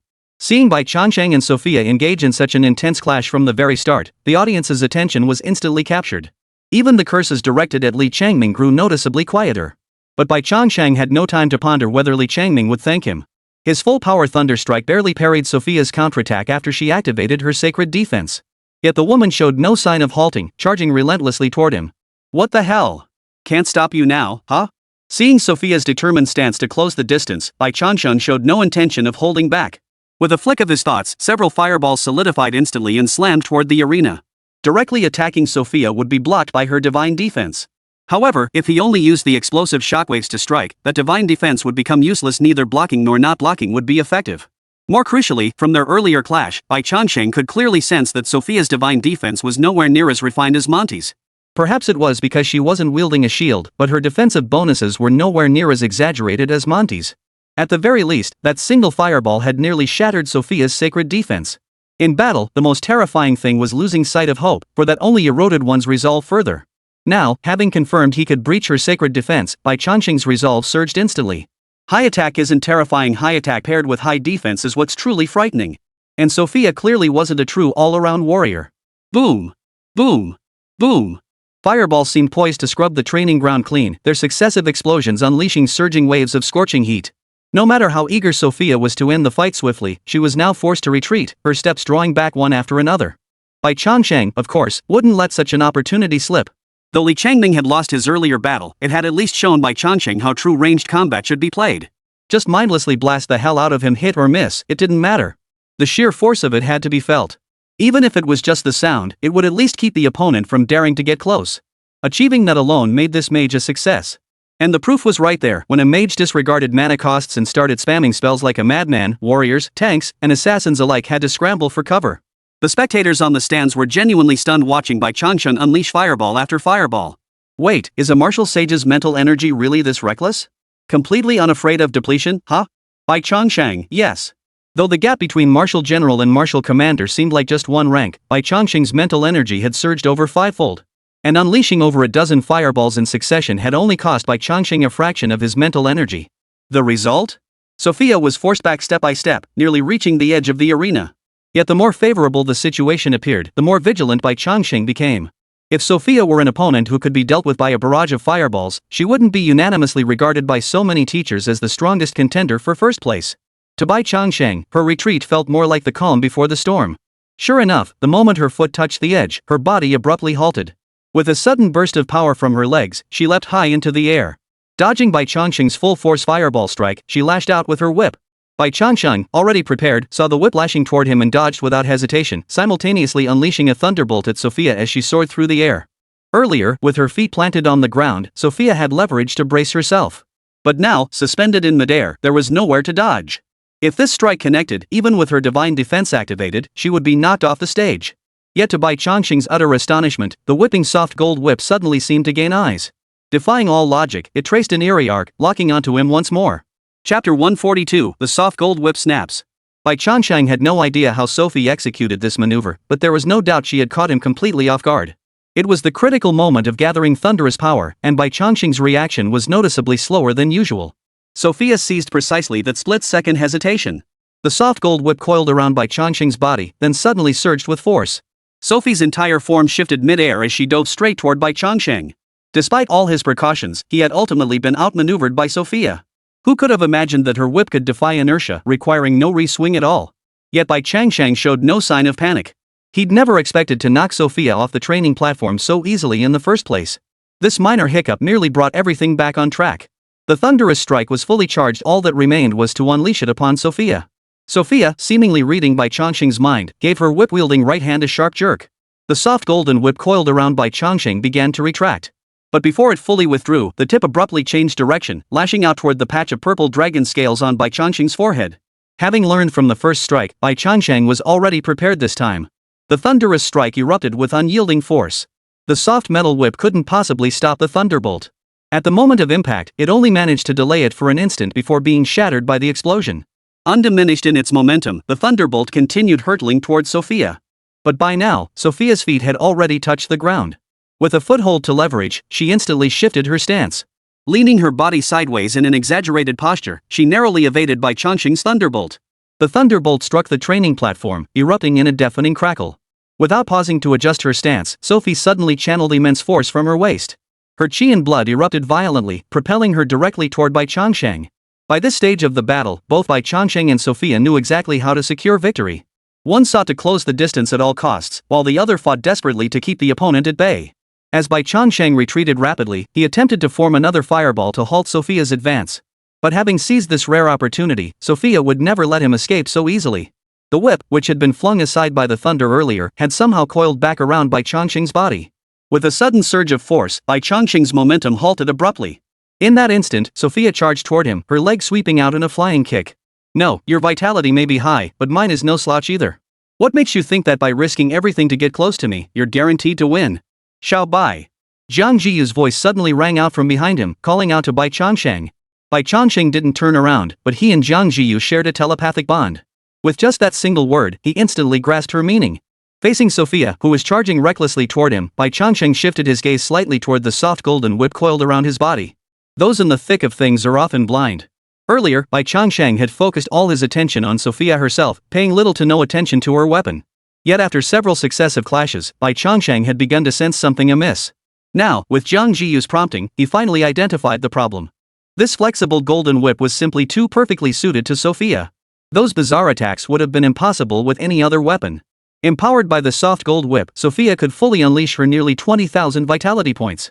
Under these circumstances, Bai Changsheng simply couldn't gain a decisive advantage over Sophia. But if he could break her weapon, no matter how high her vitality, her effectiveness would be severely diminished. Fireballs and thunderbolts charged simultaneously, yet this time, Sophia sensed no hostility from Bai Changsheng. A flicker of confusion crossed Sophia's eyes, but she quickly found her answer. The fireball erupted, not aimed at her, but smashing into the soft golden whip in her hand. Oh no! Sophia's heart jolted at the sight. She tried to pull the whip back, only to find Bai Changsheng had already sunk his teeth into it, clamping down with a death grip. He gave her no chance to pull it back. The fireball struck the whip, but instead of exploding upon impact, it enveloped it, igniting into an even more raging inferno. During their earlier clash, Bai Changsheng had noticed something peculiar. Sophia's flexible gold whip possessed far greater resilience than ordinary whips, and could even extend further to a certain degree. It was precisely these two characteristics that granted the soft gold whip its bizarre transformations and attack methods. But the problem lay in the universal truth: one gains by sacrificing. By choosing the whip's flexibility, Sophia had to sacrifice other properties. For instance, it sacrificed hardness and heat resistance. With Bai Changsheng's current spiritual power, when fully channeled, the flames could instantly reach temperatures exceeding 1,000 degrees. Such heat might not be enough to completely melt the soft gold whip, but what if combined with thunder? Boom! The thunder elements gathered upon the purple dragon scales between her brows erupted violently, striking the soft gold whip glowing red-hot from the flames. The dual extreme assaults effortlessly surpassed the whip's endurance limit. Then, at a speed visible to the naked eye, the soft gold whip began to stretch and elongate. Until it snapped completely. There was no crisp snapping sound, but Sophia's heart sank sharply, halting her forward momentum instantly. Glancing down at the whip now snapped cleanly in two, her expression betrayed neither joy nor anger. Bai Changsheng flung the other half of the whip off the training platform before turning his gaze back to Sophie. Without her weapon, Sophia's pressure diminished sharply. Even if she closed in now, Bai Changsheng was no longer defenseless. The scales of the entire battle seemed to have tilted significantly in his favor. At that moment, the spectators on the surrounding stands watched Bai Changsheng's fluid sequence of moves render Sophia's soft gold whip useless. They all froze in surprise, then erupted into waves of cheers. I knew it. That white dragon looks so fierce, he's definitely no pushover. That little combo just got my blood pumping. That Li Changming should take notes, watch how he fights. As expected, none of the finalists are pushovers. With her weapon disabled, what's that foreign girl supposed to fight with now? Honestly, Sophia's not all that impressive. With such a shoddy weapon, it snaps after just a little heat. Better play it safe. Even without a weapon, her sheer vitality still makes her dangerous. We finally got an edge, let's not blow it now. Chapter 143, Sophia's true ace up her sleeve. The surrounding spectators couldn't see through the deeper implications. All they knew was that Bai Changsheng had destroyed Sophia's weapon, so they cheered wildly. Conversely, had Bai Changsheng fallen behind in his clash with Sophia or worse, shown signs of defeat, they would have turned on him with relentless skepticism. Simple and pure. But the group on the mentor viewing platform saw things much more clearly. From Bai Changsheng and Sophia's battle just now, it was clear that Sophia relied heavily on her soft gold whip. This was a common flaw among most Chi blood warriors. Without a suitable weapon, they couldn't unleash their full offensive potential. In this regard, the War Academy's training excels. Have a weapon? Master its use. No weapon? Your body becomes your weapon. Thus, whether armed or unarmed, their combat effectiveness remains largely unaffected. However, Sophia clearly hadn't undergone this specialized training, otherwise, she wouldn't have gone to the trouble of custom making her weapon. Now, with her soft gold whip snapped in half, even with her high Chi blood reserves, Sophia couldn't unleash her full potential. This shift gave Bai Changsheng the upper hand. After all, who didn't know that beasts possess thick, tough hides? And Bai Changsheng's spiritual power had reached the level of a martial marquis. The three deans all breathed a silent sigh of relief, yet dared not relax too much. After all, their opponent was no pushover. Popping champagne at halftime would be premature should the final outcome veer off course. It would truly be a case of joy turning to sorrow. After Li Changming's defeat, Bai Changsheng became Shuemu's sole remaining hope. Should he lose too, while demotion might be avoided, the inevitable backlash of doubt would be impossible to escape. But these concerns were secondary. What truly unsettled them was the man seated a few paces away. His expression remained utterly unreadable throughout the entire match. Even when Sophia's soft gold whip was destroyed, he merely flicked his eyelids before returning to his usual composure. It seemed he was merely surprised that Bai Changsheng had managed to push Sophia to such a state. As for panic? Nervousness? None. Not a trace. How could the three of them not notice such an abnormal scene? Something was off. Sophia was clearly at a disadvantage, so why wasn't the opponent showing any urgency? Could he possibly have another trick up his sleeve? Nearly 20,000 vitality points, plus divine defense that setup would likely get her into the elimination rounds even if she entered the second year group. If she had another trick up her sleeve, then what's the point of even playing? They knew it was impossible, yet seeing that calm expression on his face, a sliver of doubt crept into their minds. And soon, they got their answer. On the martial arts platform, Sophia tightened her grip on the broken remnant of her soft gold whip, seeming almost pained by the shattered weapon. When she lifted her eyes to Bai Changsheng again, a cold glint flickered in her gaze. For some inexplicable reason, Bai Changsheng felt a sudden tremor in his heart at the sight of Sophia's icy gaze. This feeling wasn't merely anger, it carried a hint of murderous intent. Come on, it's just a whip. Isn't it normal for weapons to break during combat? Why be so petty? Bai Changsheng couldn't fathom why Sophia wore such an expression, but the fight had to continue regardless. Without a moment's hesitation, Bai Changsheng began reshaping a fireball after his weapon was destroyed. The murderous intent in Sophia's eyes flickered for only an instant before vanishing, replaced by her usual composure. Seeing Bai Changsheng begin to shape his offensive, Sophia retracted the broken soft gold whip into her storage ring. Clenching both fists, she planted her feet and charged fiercely toward Bai Changsheng. Her fists slammed forward, her entire body bathed in golden light. The fireball Bai Changsheng hurled caused her no real harm. In an instant, she burst through the flames and stood before him. A mere dozen meters separated them. With their formidable vitality, such a charge took but the blink of an eye. But this time, facing Sophia's gathered fists before him, Bai Changsheng did not retreat. His tail lashed out violently, whipping toward Sophia's waist. Thud! The fist and tail collided, producing a dull thud. Neither Bai Changsheng nor Sophia gained any advantage. One possessed exaggerated strength, the other possessed monstrous defense. After enduring a barrage of magical attacks, the battle ultimately returned to the most primal form of physical combat. For Sophia, she had achieved her greatest desire, engaging Bai Changsheng in close quarters and overwhelming him with her sheer vitality. For Bai Changsheng, though he'd lost his ranged attack advantage, close combat wasn't something he couldn't handle. Especially since Sophia was unarmed, forced to rely solely on her fists. While his vitality couldn't match hers, he could endure the blows. With level 5 rock armor defense, level 2 steel bones, and the physical and defensive bonuses from his dragon blood, even though Sophia's vitality far surpassed his, each punch she landed only caused him pain nowhere near enough to break him. So how exactly do you plan to beat me? Bai Changsheng parried Sophia's attacks, noting that while her vitality was absurdly high, her martial skills were downright pathetic. At the very least, compared to Zhiyu, it was like comparing heaven and earth. Take this punch, for instance. If it had been Zhiyu, he would have followed up with a whipping kick, forcing Bai Changsheng to hesitate, afraid to pursue further. But Sophia didn't. After landing a punch that halted Bai Changsheng's relentless assault, she offered no follow-up. Bai Changsheng, of course, showed no mercy. The dragon tail struck with brutal logic, lashing out horizontally. Sophia's eyelid twitched violently as she raised her arm to block beside her. What she hadn't anticipated was that following the dragon tail came a fireball that blocked her vision. Boom! The fireball exploded instantly. Caught completely off guard, Sophia didn't even have time to activate her divine defense before being sent flying by the blast. Her slender body traced an arc through the air before landing. She tried to rise, but her abdomen went limp, forcing her to kneel. Glancing down, she discovered a bowl-sized wound had appeared on her abdomen. It wasn't deep, but blood trickled steadily from the gash. Gone was the confident demeanor she'd displayed moments earlier. Now, Sophia looked utterly battered and defeated. The scales of victory seemed to have tipped completely in Bai Changsheng's favor. After enduring days of relentless training under Zhiyu, his combat experience had reached the pinnacle of his tier. Cheers erupted from the surrounding spectator stands at the sight. Yet amidst the cheers, Sophia slowly raised her head. The emerald green in her eyes faded, replaced by a faint golden glow. As the golden light surfaced, her aura underwent a profound transformation, as if she had gained a touch of divine essence. Chapter 144, fine, no more pretending, right? The sudden shift in aura sent an inexplicable chill through Bai Changsheng's heart. The Sophie before had been human, albeit cold and unsmiling, but she possessed emotions. But now, Bai Changsheng sensed not a single flicker of emotion emanating from her. It was as if standing before him was not a human, but a deity indifferent to all living beings. Under normal circumstances, Bai Changsheng wouldn't have noticed such a change. But now, his battle with Sophia was far from over. This sudden shift made it hard for Bai Changsheng not to read deeper into it. Among the spectators lining the stands were many powerful individuals. Even from over 100 meters away, they could clearly sense the shift in Sophia's aura. Wait, why has Sophia's aura shifted so drastically? This aura, it's off. Very off. For some reason, it feels like the Sophie on the stage has suddenly become someone else. You're not alone. How could a freshman possibly possess such an aura? Forget freshmen, even fourth-year martial lords don't possess this kind of aura. Could this guy have hired some high-level martial artist to fight in his place?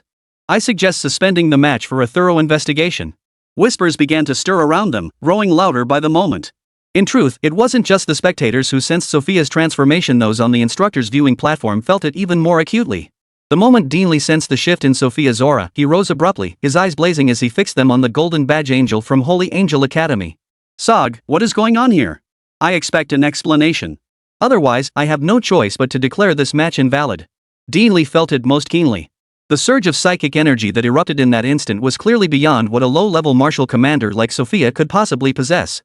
Though the surge had vanished in an instant and Sophia's aura remained unchanged, everyone present understood what had transpired.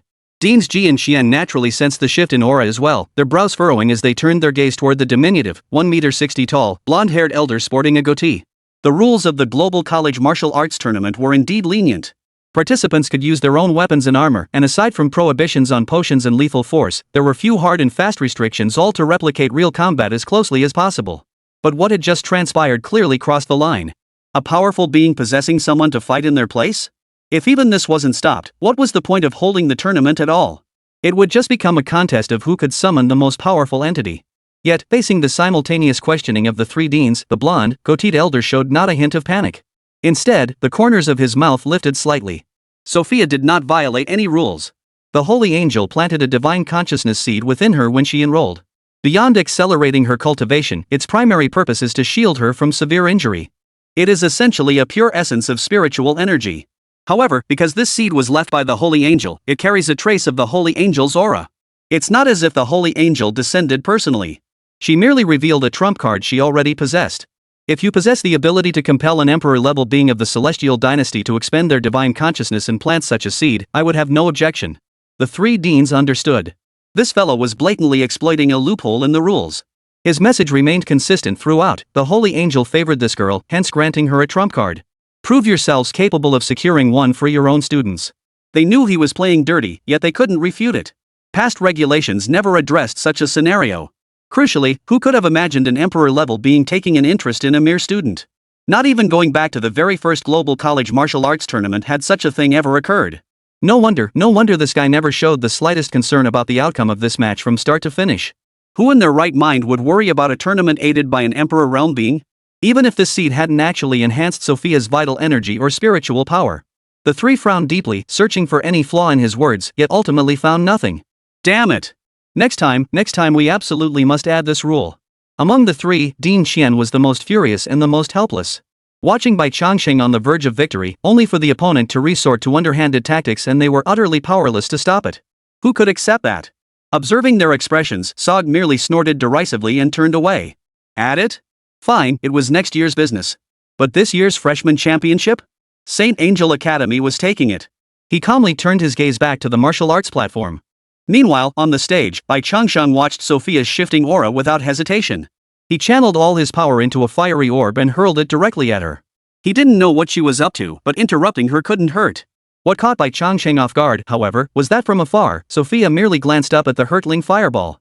Slowly raising her hand, she adopted a posture as if she intended to catch it with her bare palm.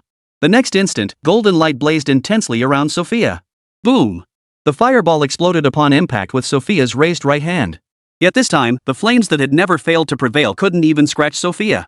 Bathed in golden light, Sophia stepped calmly out of the flames, her golden eyes fixed impassively on Bai Changsheng in the distance. Bai Changsheng was not surprised that the sacred defense had blocked the fireball. The real issue was that the golden light enveloping Sophie showed no sign of fading. Instead, it seemed to intensify after directly absorbing the fireball. Wait, is this right? Bai Changsheng felt his entire understanding of sacred defense being challenged. Wasn't this supposed to only block once? Why wasn't its effect fading now? Jiang Zhiyu, who had remained standing behind Bai Changsheng all along, finally spoke up. Her delicate brows furrowed slightly, her voice tinged with gravity. Divine Consciousness Seed. Sophia has activated the Divine Consciousness Seed left within her by an Emperor Realm being. What exactly was a Divine Consciousness Seed? And one left behind by an Emperor Realm being? A Divine Consciousness Seed is when an Emperor-level being seals their profound insights into martial arts techniques, records them with their Divine Consciousness, and plants them within another person's body. Once activated, it grants temporary access to all the insights this Emperor-level being possessed regarding that particular martial art. What Sophia has gained should be divine defense. In other words, you can simply understand it as, Sophia now possesses an Imperial Realm-level understanding of sacred defense. Hearing Jiang Zhiyu's words from behind him, Bai Changsheng felt an almost laughable sense of exasperation. Fine.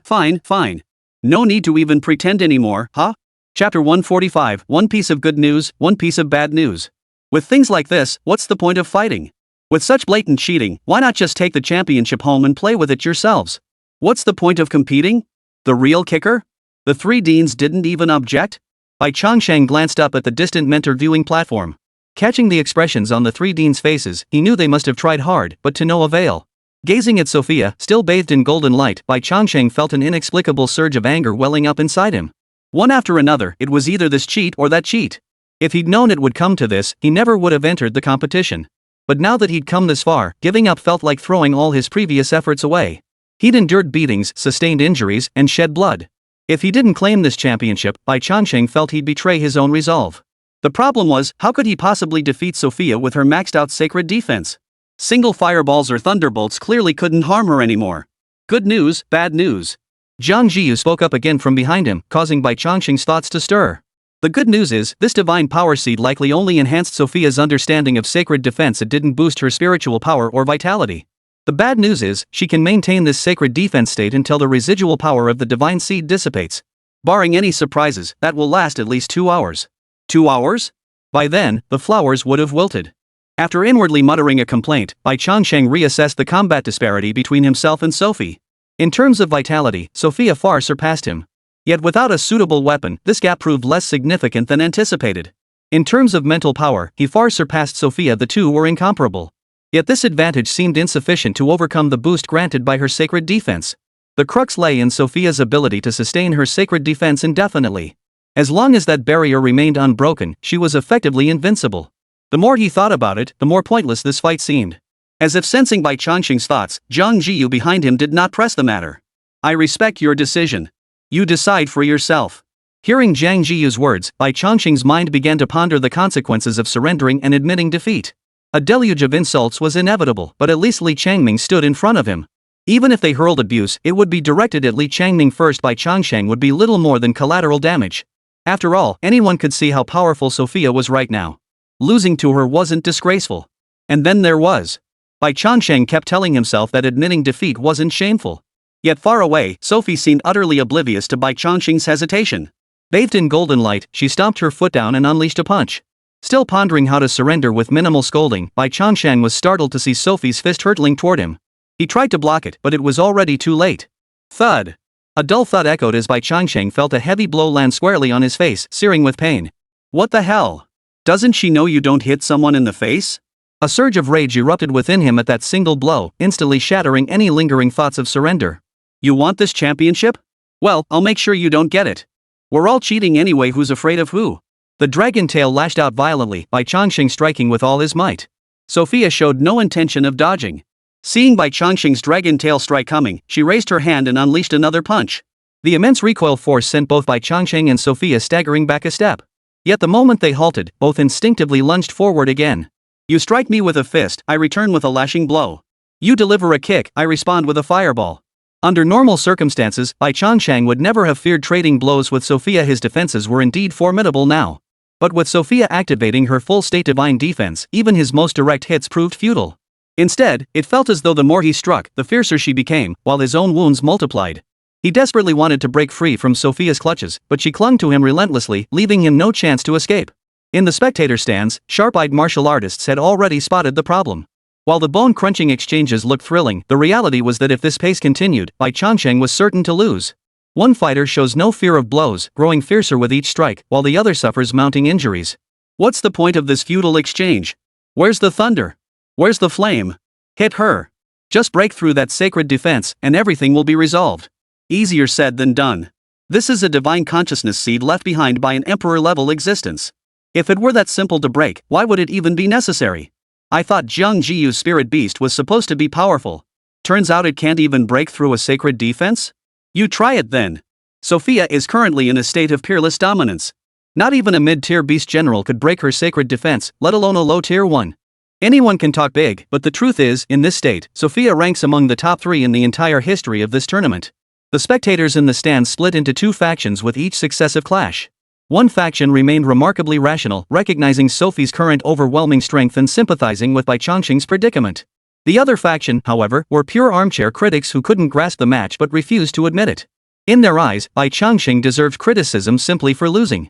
Regardless of the spectators' reactions, on the mentor's viewing platform, the expressions of Dean Qian and the other 2 had completely darkened. With their expertise, they could clearly see how unfavorable the current situation on the field was for Bai Changsheng.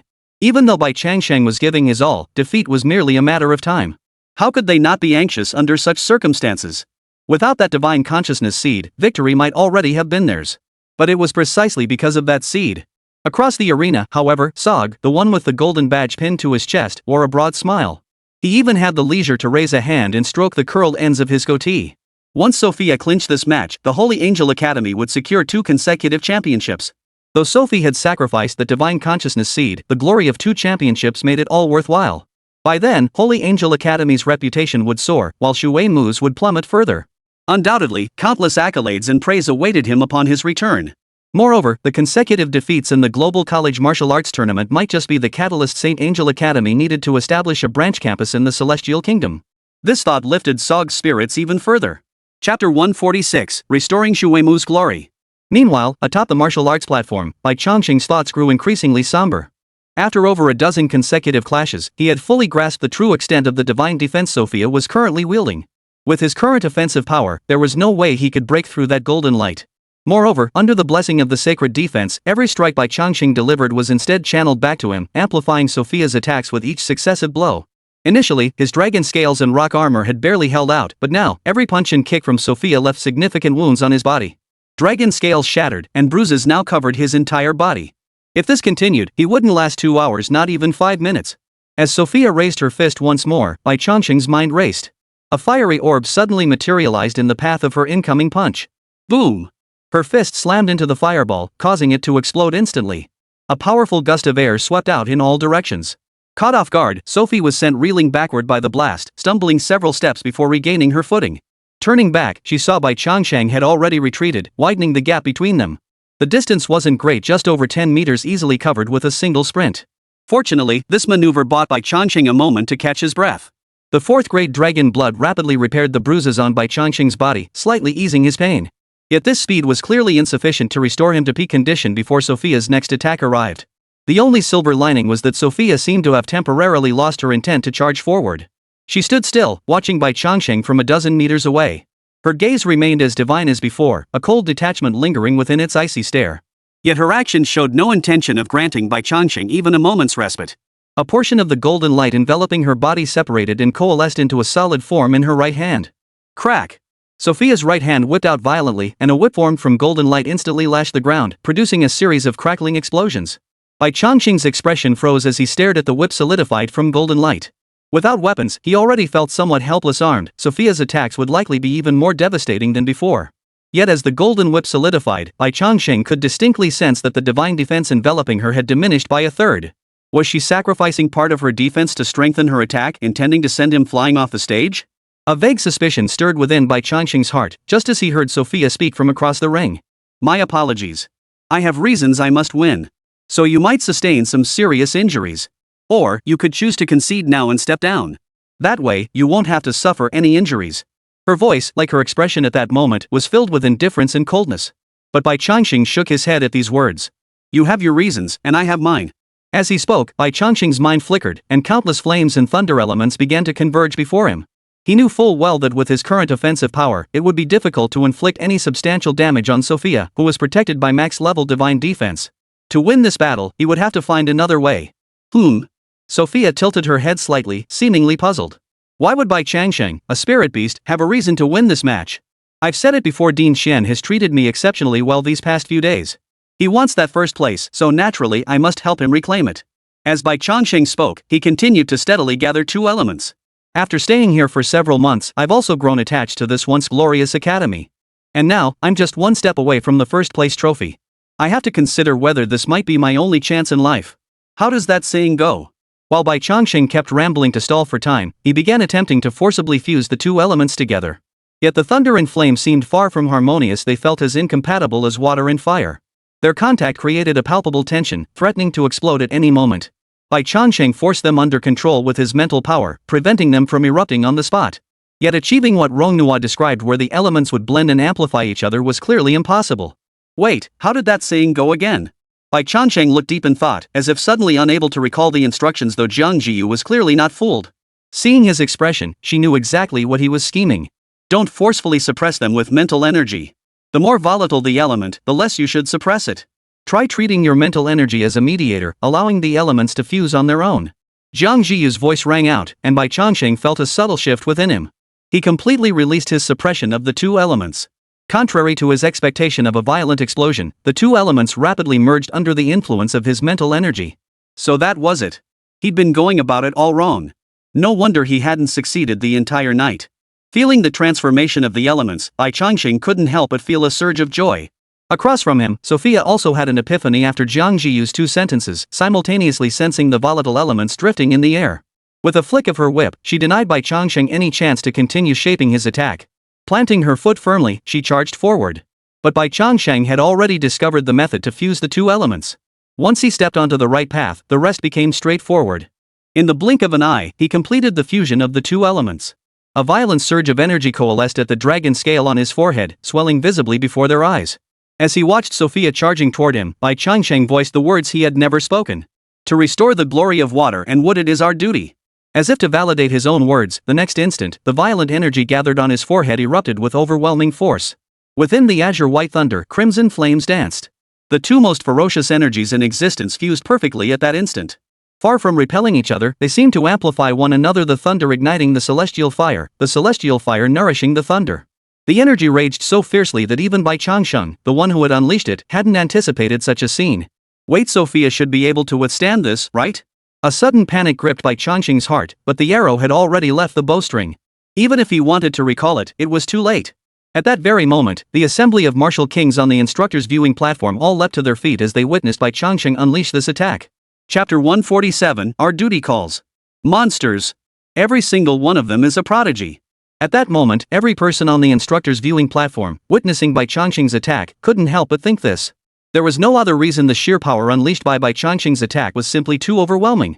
The fusion of two of the world's most ferocious energies amplified each other, propelling Bai Changsheng's attack beyond the limits of a mid-tier martial general.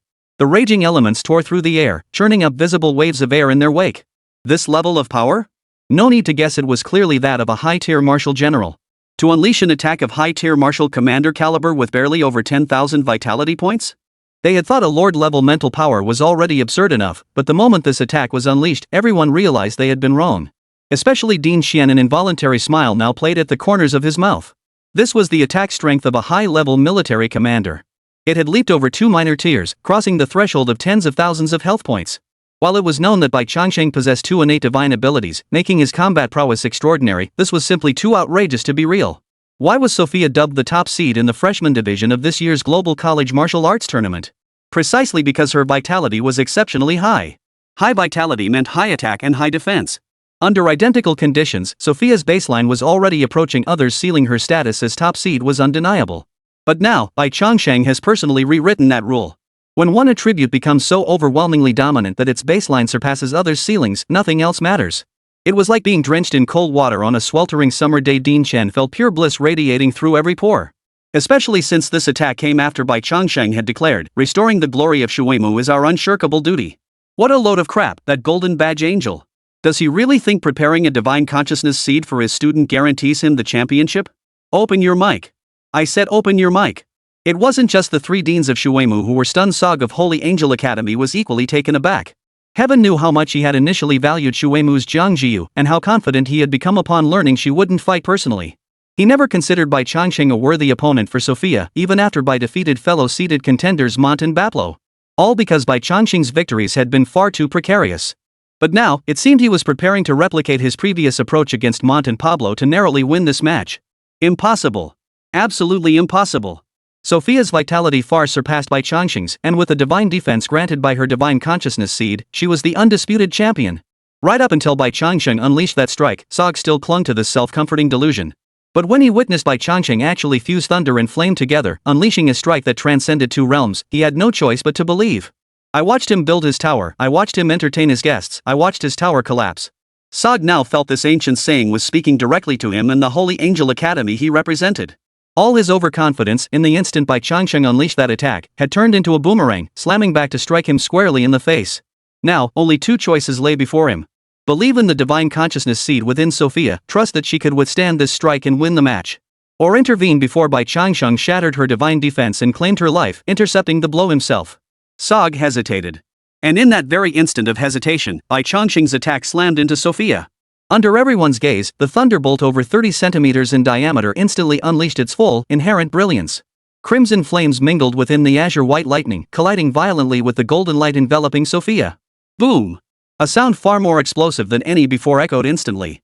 Amidst the deafening explosion, a faint crackling sound could be heard.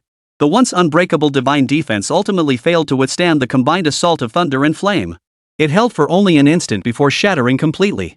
Teacher Shuimu, standing guard nearby, sensed something amiss the moment the golden light shattered. He moved to intervene, but Bai Changsheng's attack was simply too powerful, too swift. What should have been a clash between a low-tier beast general and a low-tier martial general had erupted into an attack of high-tier beast general intensity. As merely a low-tier martial marquis, how could he possibly react in time? The golden light flared brilliantly before vanishing. What awaited Sophia next was to endure Bai Changsheng's attack with her physical body alone. The once indifferent, icy eyes flashed panic for the first time, yet it seemed all was already too late. Bai Changsheng's attack was too swift, so fast she had no time to dodge or prepare before it reached her. So, am I going to die? Sophia closed her eyes as if accepting her fate, waiting for the thunderous blow to strike her and take her life. But the expected strike never came. Instead, a scorching gust of air swept across her face, and then everything fell silent. Opening her eyes again, Sophia saw Bai Changsheng, blood spilling from his mouth. For a moment, she was dazed. She stared blankly at Bai Changsheng, standing over a dozen paces away, as if her mind had gone blank. Meanwhile, Bai Changsheng felt his chi and blood surging backward. His internal organs felt as though they had been shattered by the force of forcibly dispersing that attack, leaving him utterly fragile. Even his normally formidable mental energy now felt as tenuous as a dying thread. A splitting headache racked him as he struggled to divert his focus to suppress the surging blood. Bai Changsheng was suddenly overcome with panic. What the hell do you want, old man? Your own student is nearly dead, and you're not rushing to save him? His angry curses were punctuated by dry coughs as blood trickled from the corner of his mouth. On the mentor viewing platform, Sog watched the unscathed Sophia and couldn't help but breathe a silent sigh of relief. He had indeed had time to save Sophia just now. Yet, when two thoughts simultaneously crossed his mind, he hesitated. In the end, he chose to trust the divine consciousness seed left by the holy angel. Reality struck him hard. The attack by Changsheng unleashed far exceeded what Sophia could withstand at that moment. As he watched the thunder shatter her divine defense, any attempt to intervene came too late.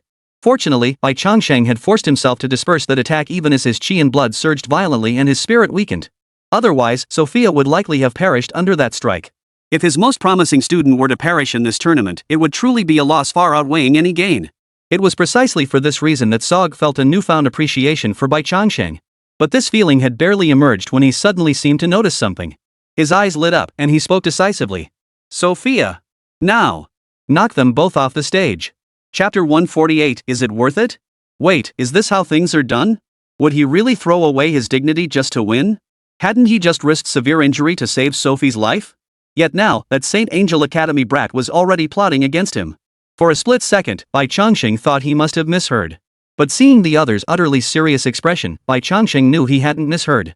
The most critical issue was that after hearing her teacher's words, Sophia actually showed signs of hesitation.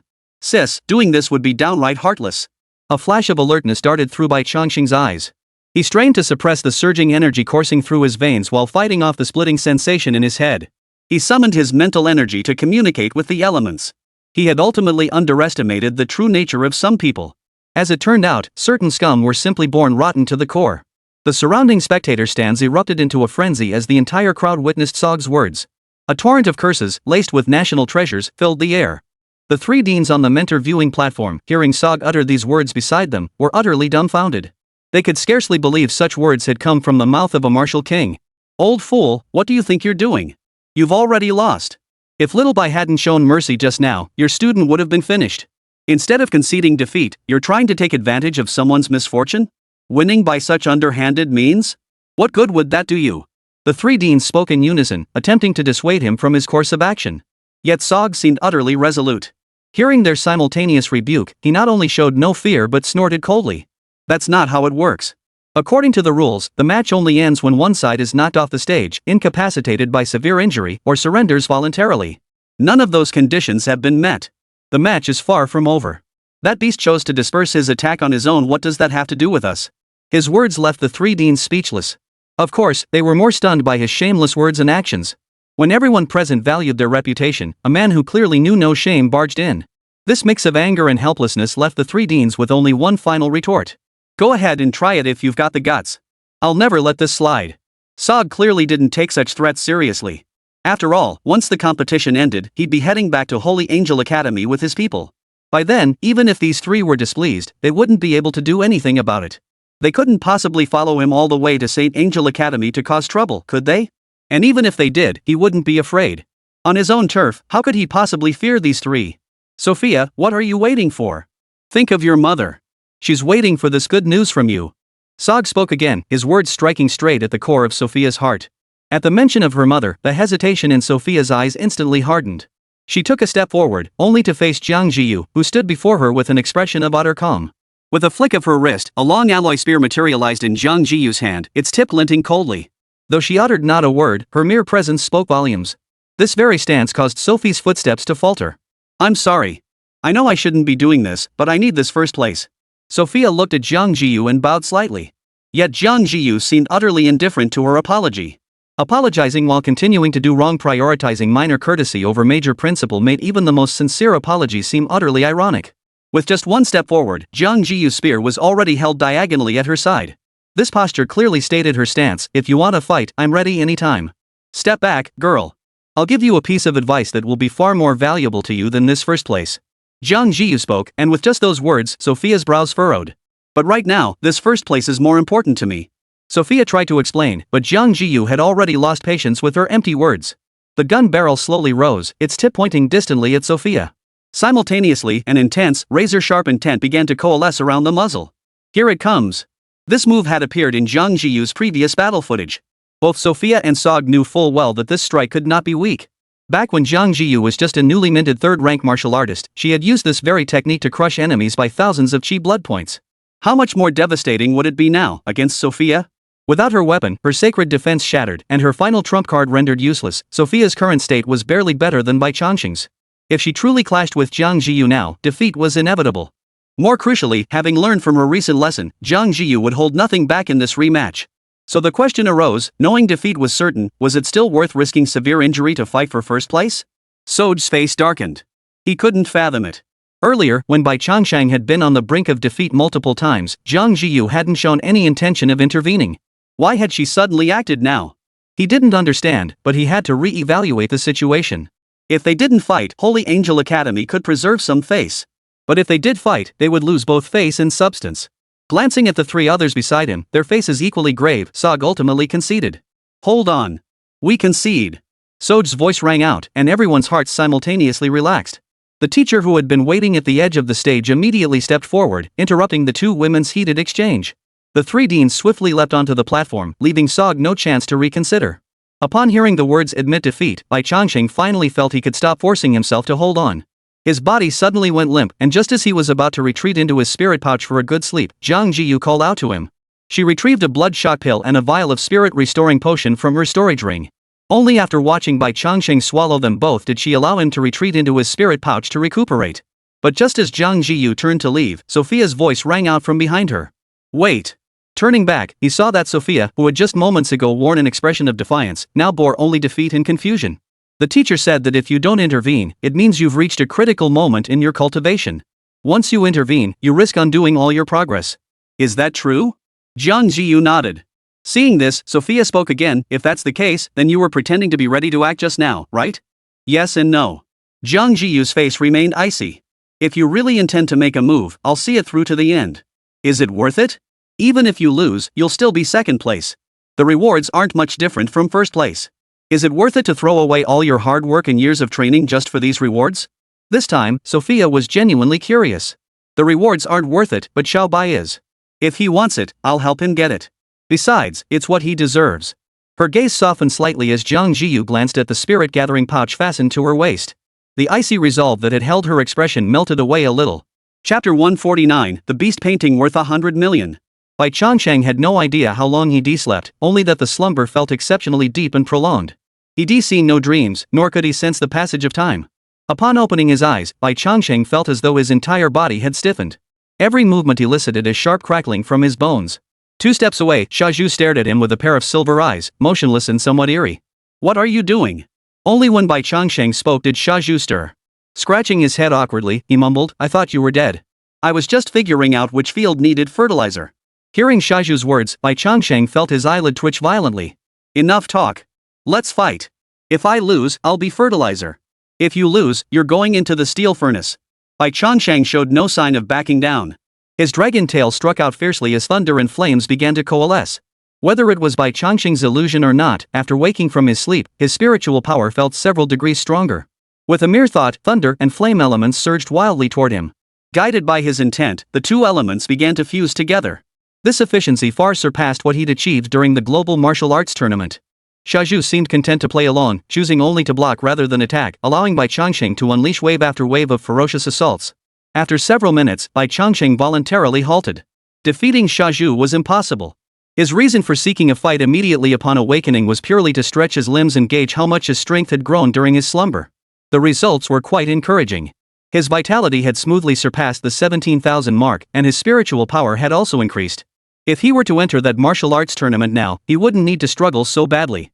A few thunderous strikes would be enough to subdue them all. Feeling the vitality coursing through his body, Bai Changsheng roughly grasped how long he'd been asleep. Wait, I slept for 10 days? Bai Changsheng looked at Xiaozhu and couldn't help but ask. Xiaozhu had no concept of time to them, a day felt no different from 10. In the end, he gently informed Bai Changsheng of the answer. It's been about 11 days. 11 days? No wonder his vital energy had already surpassed 17,000. Glancing at his nearly depleted reserve of vital energy, Bai Changsheng hesitated not a moment before emerging from the spirit-gathering pouch. Jiang Zhiyu remained seated in meditation, but Bai Changsheng could distinctly sense that the fluctuations of vital energy emanating from her were far beyond what they had been 10 days prior. Though her actual vitality was only around 13 or 14,000, the fluctuations she displayed were enough to send a chill down Bai Changsheng's spine. Jiang Zhiyu had naturally sensed the commotion from the battle within the spirit storage bag. Now, as Bai Changsheng emerged, she opened her eyes and turned to look at him. Awake? You broke through?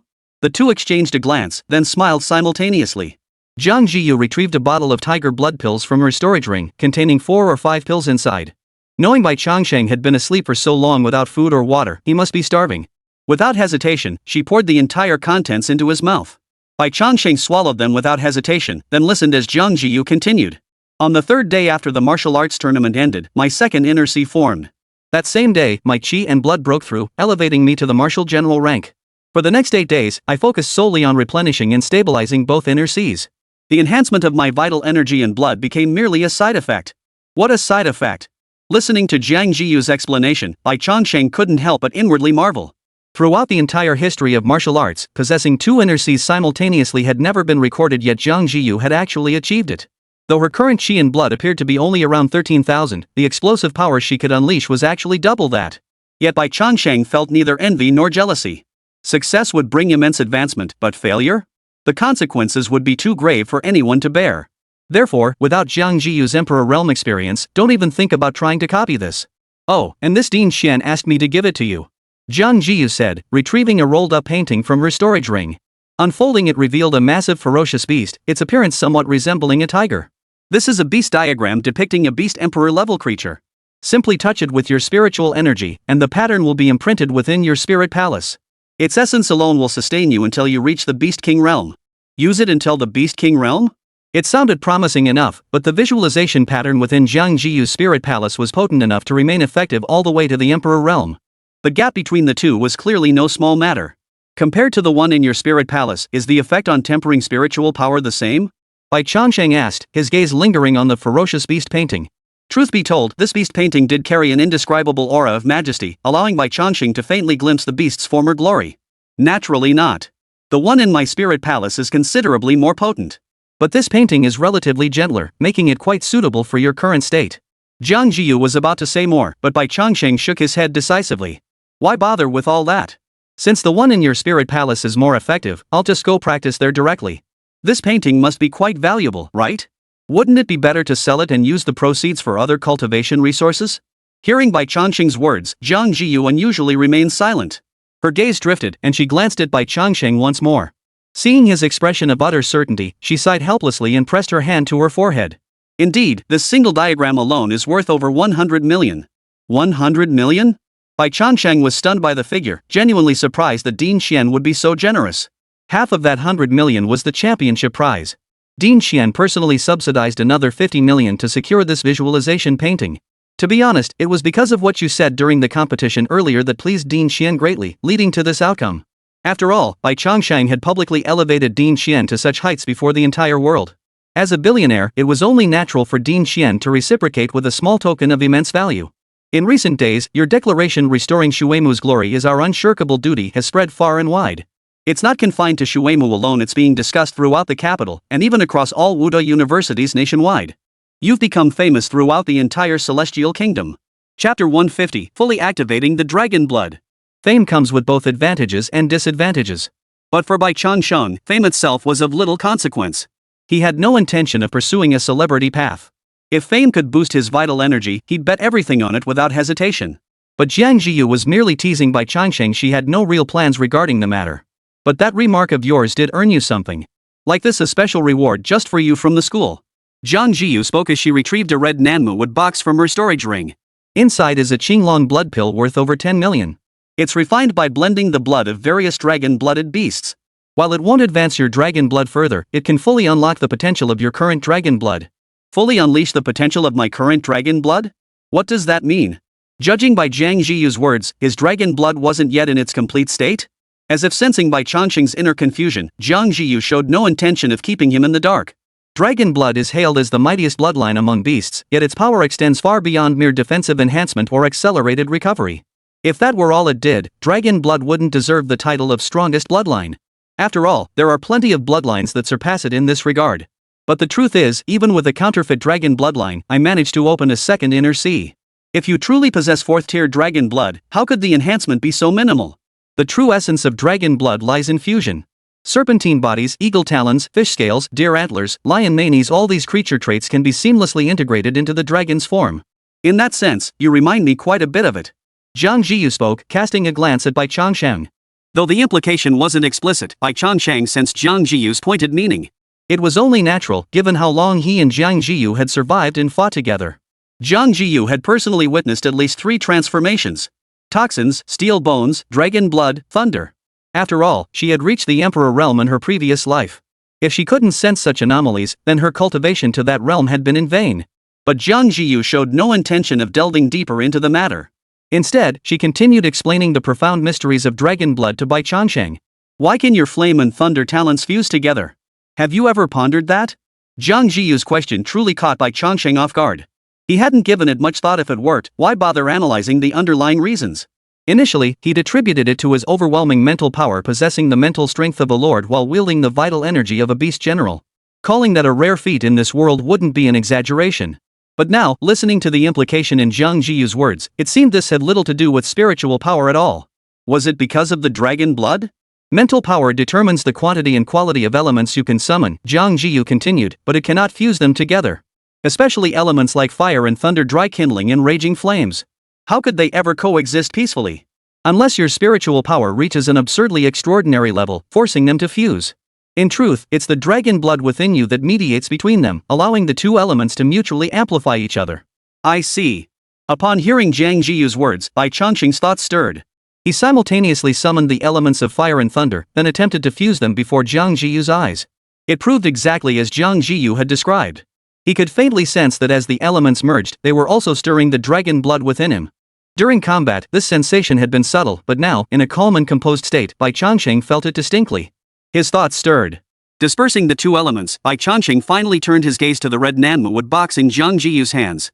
If he could fully unleash the properties of his dragon blood, wouldn't that mean he could fuse these two elements even more completely, unleashing even greater power? However, Jiang Zhiyu shook her head upon hearing this. This substance activates bloodline power.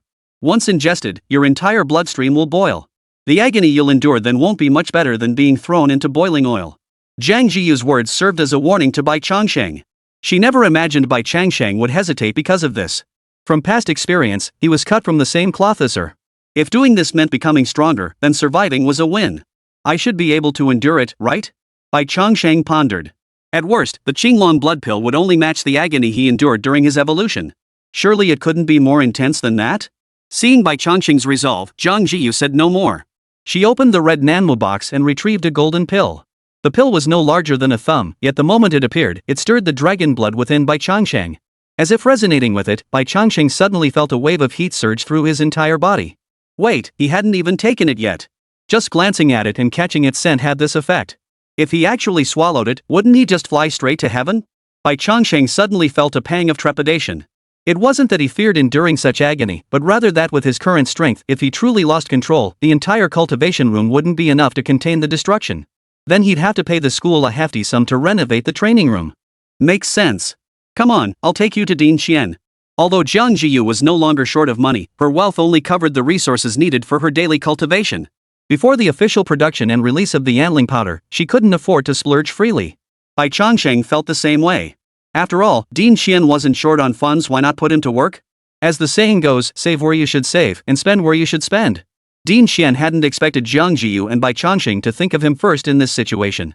That alone made him feel quite gratified. Didn't this signify that in Jiang Zhiyu and Bai Changsheng's eyes, he was the most trustworthy and dependable? He promptly waved his hand, granting Bai Changsheng free access to his cultivation chamber. But 10 minutes later, as the sound of what sounded like artillery fire echoed from the cultivation room, Din Qian's eyelid twitched repeatedly. He wasn't worried about the room being destroyed, he'd been planning to upgrade it anyway, raising the level of the spirit-gathering array. His real concern was whether Bai Changsheng could survive the immense commotion he was creating inside. He certainly didn't want Bai Changsheng to perish inside over a single Qinglong blood pill that would be taking things too far. Chapter 151, I Can Move Out. Inside the cultivation chamber at that very moment, Bai Changsheng truly felt as if his entire being was about to be consumed here.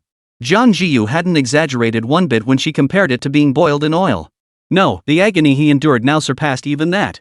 Boiling oil tops out at just over 300 degrees Celsius. For Bai Changsheng, protected by his dragon scales, that temperature was hardly unbearable. But now, the Qinglong blood pill had made his blood hotter than boiling oil.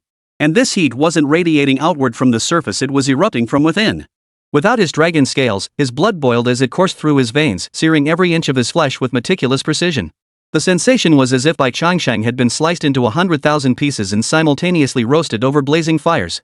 The excruciating agony left him only capable of frantic writhing, desperately trying to ease the torment by smashing things. But clearly, writhing did nothing to ease the agony. Ultimately, he could only wait for the potion's effects to wear off, completing the full activation of the dragon blood. Well, that was just great. A cold-blooded creature turned into a hot-blooded one. Standing nearby, Jiang Zhiyu watched Bai Changsheng's agony, her delicate brows furrowing slightly as she spoke. Try to shift your focus. Channel your spiritual energy. Bai Changsheng didn't hear Jiang Zhiyu's words. In the throes of excruciating pain, he felt as though his hearing had vanished. Yet he followed the decision deep within his heart, forcibly summoning his spiritual energy. He completely shut down his 5 senses and 6 perceptions, focusing all his attention on manipulating the flow of his spiritual energy. Surprisingly, by shutting down most of his bodily perceptions, the intensity of the pain diminished somewhat. Compared to the excruciating agony he'd just endured, it offered significant relief. This state lasted a full half-hour before finally easing. As the pain gradually receded, Bai Changsheng now felt only deep, aching soreness throughout his body, drenched in sweat, and a sticky, unpleasant sensation. Glancing down, he saw a thin layer of pale yellow mucus clinging to his skin, emitting a faint, foul odor much like the impurities expelled after the bone marrow cleansing described in novels. These are impurities from your blood and various parts of your body. However, since your body previously underwent the baptism of dragon blood jade marrow, the amount of impurities isn't excessive. With that, Jiang Zhiyu pushed open an alloy door in the cultivation chamber, revealing an interior decorated like a bathroom. Go wash up. I'll wait for you outside. Of course, Jiang Zhiyu wouldn't bathe him. Back when he was first brought home, it might have been acceptable, but now that Bai Changsheng was this age, it was simply inappropriate. After all, how did the saying go? Children outgrow their mothers? No, that's not quite right. Humans and demons follow different paths? That's not it either. Whatever the phrase, the meaning was clear. Jiang Zhiyu stepped out, and Bai Changsheng slipped into the shower stall. He turned on the shower head and began rinsing the sticky slime from his body. Finished? Din Xian sat at his desk, seemingly flipping through documents, but the worry in his eyes revealed his mind was elsewhere. Truth be told, he genuinely feared Bai Changsheng couldn't endure the agony of his blood boiling. He'd wanted to rush in several times but had held himself back each time. Fortunately, the sounds had finally ceased, and Jiang Zhiyu emerged. Seeing Director Qian's question, Jiang Zhiyu nodded. It was a bit painful, but thankfully everything went smoothly. It's just that this cultivation chamber. Jiang Zhiyu had underestimated Bai Changsheng's destructive power when in agony. Inside the alloy cast cultivation chamber, every fixture and fixture was now shattered beyond recognition. Even the spirit gathering array etched into the walls had been partially destroyed by Bai Changsheng, rendering it ineffective and requiring extensive repairs. However, Din Xian showed no sign of distress upon hearing this. He merely waved his hand dismissively and said, I rarely use it anyway, and it's all been sitting here for years. I was already planning to redesign and renovate it. If it's destroyed, it's destroyed. When the time comes, I'll have someone install a higher grade spirit gathering array. You can come here to cultivate then, and your progress will accelerate significantly. For ordinary students, a Class B spirit gathering array was more than sufficient. In fact, most first-year freshmen still used Class C arrays. But for Jiang Zhiyu, a Class A spirit gathering array was barely adequate, and that was before she had even opened her second inner sea. Now that her second inner sea was complete, her daily spiritual energy absorption had multiplied. Even the Class A cultivation room was starting to feel inadequate for her training needs. However, this was already the highest grade spirit gathering array available to students at Shuemu. To achieve a higher grade, one would need to commission a master array designer to personally create a custom array. At that point, the cost of a single spirit gathering array alone could easily reach tens of millions. Jiang Zhiyu had been hesitating whether to commission one for herself despite her limited funds. But now, hearing Din Xian's suggestion, it seemed she wouldn't have to go through the trouble herself. As for whether Jiang Zhiyu spending extended periods in his cultivation chamber might invite criticism, Din Xian hadn't overlooked that possibility. If necessary, he could always relocate. Indeed, all for Jiang Zhiyu's growth. Jiang Zhiyu was clearly unaware that Din Xian had already considered so many details and even devised countermeasures. After discussing the future cultivation direction for Bai Changsheng with Din Xian, she retrieved the fierce beast painting once more. Bai said he doesn't need it, so I'll likely have to trouble you again to help sell this fierce beast painting. Din Xian had no objections. Such items never lacked a market. Even if it didn't sell, he could easily keep it for his own collection. He was about to inquire why Bai Changsheng had refused it when the phone rang. Hello? Who is this? Din Xian closed the documents in his hands and answered the call. Din Xian, this is Shaoli from the South Gate. What's the matter? He recognized this security guard. During the previous Global University Martial Arts Tournament, a security guard at the South Gate had made a mistake, causing a crowd large enough to create a potential stampede to surge into the campus. Afterward, Dean Ji kept his word and had that guard dismissed that very day. This current guard, however, was personally transferred from his own company. He was honest and quiet. The guard didn't beat around the bush and got straight to the point. It's like this, Dean. A young woman arrived at the South Gate this morning, saying she wanted to see Xinchuang and Jiangxing. I didn't let her in, but I did contact Xin Shuang and Jiangxing for her. However, after Xinchuang and the others arrived, they said this matter required Jiang Zhiyu's personal involvement. They called Jiang Zhiyu, but she didn't answer. Didn't you instruct us to notify you about anything concerning Jiang Zhiyu? That's why I'm calling now. Jiang Zhiyu must handle it? Jiang Zhiyu glanced down at her wristband and noticed several missed calls from Xin Shuang and the others. The commotion Bai Changsheng had just caused must have been so loud it drowned out the ringing. Still, she didn't return the calls. Instead, she took Bai Changsheng, who had just emerged from the bathroom, bid farewell to Dean Qian, and left Haoqi building. As they approached the south gate of Shuimu, she spotted a slender female figure in the distance. Jiang Zhiyu's brows immediately furrowed, a sense of foreboding instantly rising in her heart. Chapter 152, Kill 1, Spare 1. Zhiyu, you're here? Xin Shuang turned and saw Jiang Zhiyu approaching. Jiang Zhiyu nodded, then shifted her gaze back to the slender girl. Zhao Muxue? Jiang Zhiyu frowned slightly and spoke up. The girl turned her head, meeting Jiang Zhiyu's gaze. Though only a little over a month had passed since their last meeting, Zhao Muxue now appeared noticeably thinner than when they'd met in the tavern. A faint bruise was clearly visible on her cheek. Though it had mostly faded, Jiang Zhiyu's keen eyes immediately noticed it. Another detail puzzled her. Though the peak heat of summer had passed in the capital, the midday temperature still hovered around 30 degrees Celsius. Yet Zhao Muxue was bundled up tightly in a high neck sweater. Sister Jiang. Upon seeing Jiang Zhiyu, Zhao Muxue's face finally softened into a smile. Yet this smile seemed strained, as if something had pulled at her face, causing her mouth to twitch slightly. Did you come alone? What brings you here? Zhao Muxue nodded, then held out the small jar she was carrying toward Jiang Zhiyu. I came to bring Sister Jiang a jar of tender green tea leaves. I hope you won't find it too common. If memory served, Zhao Muxue's martial arts village lay a full 2,000 kilometers from the capital. Had she really gone to such lengths just to deliver a jar of tender green leaves? Not only Jiang Zhiyu, but even Xin Shuang and Jiangxing found this hard to believe. But Jiang Zhiyu didn't press the matter. She simply accepted the jar of tender green leaves and took Zhao Muxue's hand. Come on, let's head to my dorm. Zhao Muxue offered no resistance, silently following Jiang Zhiyu inside, accompanied by Xin Shuang and Jiangxing. No one spoke along the way until they entered the dorm. Only then did Jiang Zhiyu look at Zhao Muxue and ask. Alright, tell me. You came all this way to see me. What exactly is it about? Earlier, in the crowded public space with students passing by, Jiang Zhiyu hadn't felt comfortable asking too much. But now, alone in the dorm with only those they'd met at the tavern before, if there was truly something on her mind, the young girl should speak up now. As expected, Zhao Muxue's eyes immediately reddened upon hearing Jiang Zhiyu's words, tears welling up. Yet 2 seconds later, she forced a smile, shook her head with tears still brimming, and said, Nothing's wrong. I just came to the capital to thank Sister Jiang. What could possibly be wrong? Has no one ever told this girl her acting is terrible? Jiang Zhiyu simply watched Zhao Muxue quietly before speaking slowly. From our last meeting, it wasn't hard to see how much you depended on your grandfather. You probably never left his side growing up, did you? But this time, you left that martial arts town behind. You came to the capital all by yourself. You came to Shuimu. And your grandfather?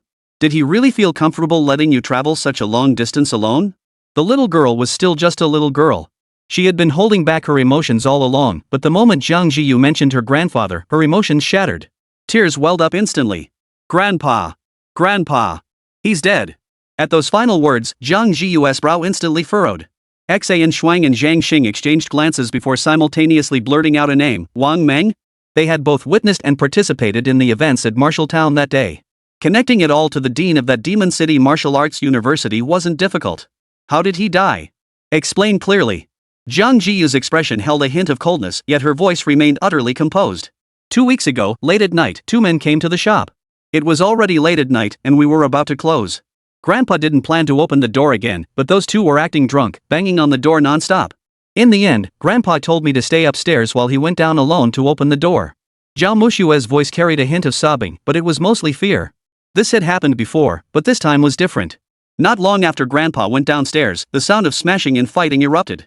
I was woken by the noise. When I stepped out of my room, I saw 2 men in black clothes fighting with Grandpa downstairs. They had knives. I was terrified. When they saw me, one of them charged at me with his knife raised. Grandpa told me to run. Beneath the trembling voice, Zhao Mushua's hands gestured wildly. I hid in the wine cellar Grandpa had dug out. He told me that if anything happened, I should hide in there and lock the door from the inside. I heard someone banging on the door. I was so scared, I couldn't bring myself to come out.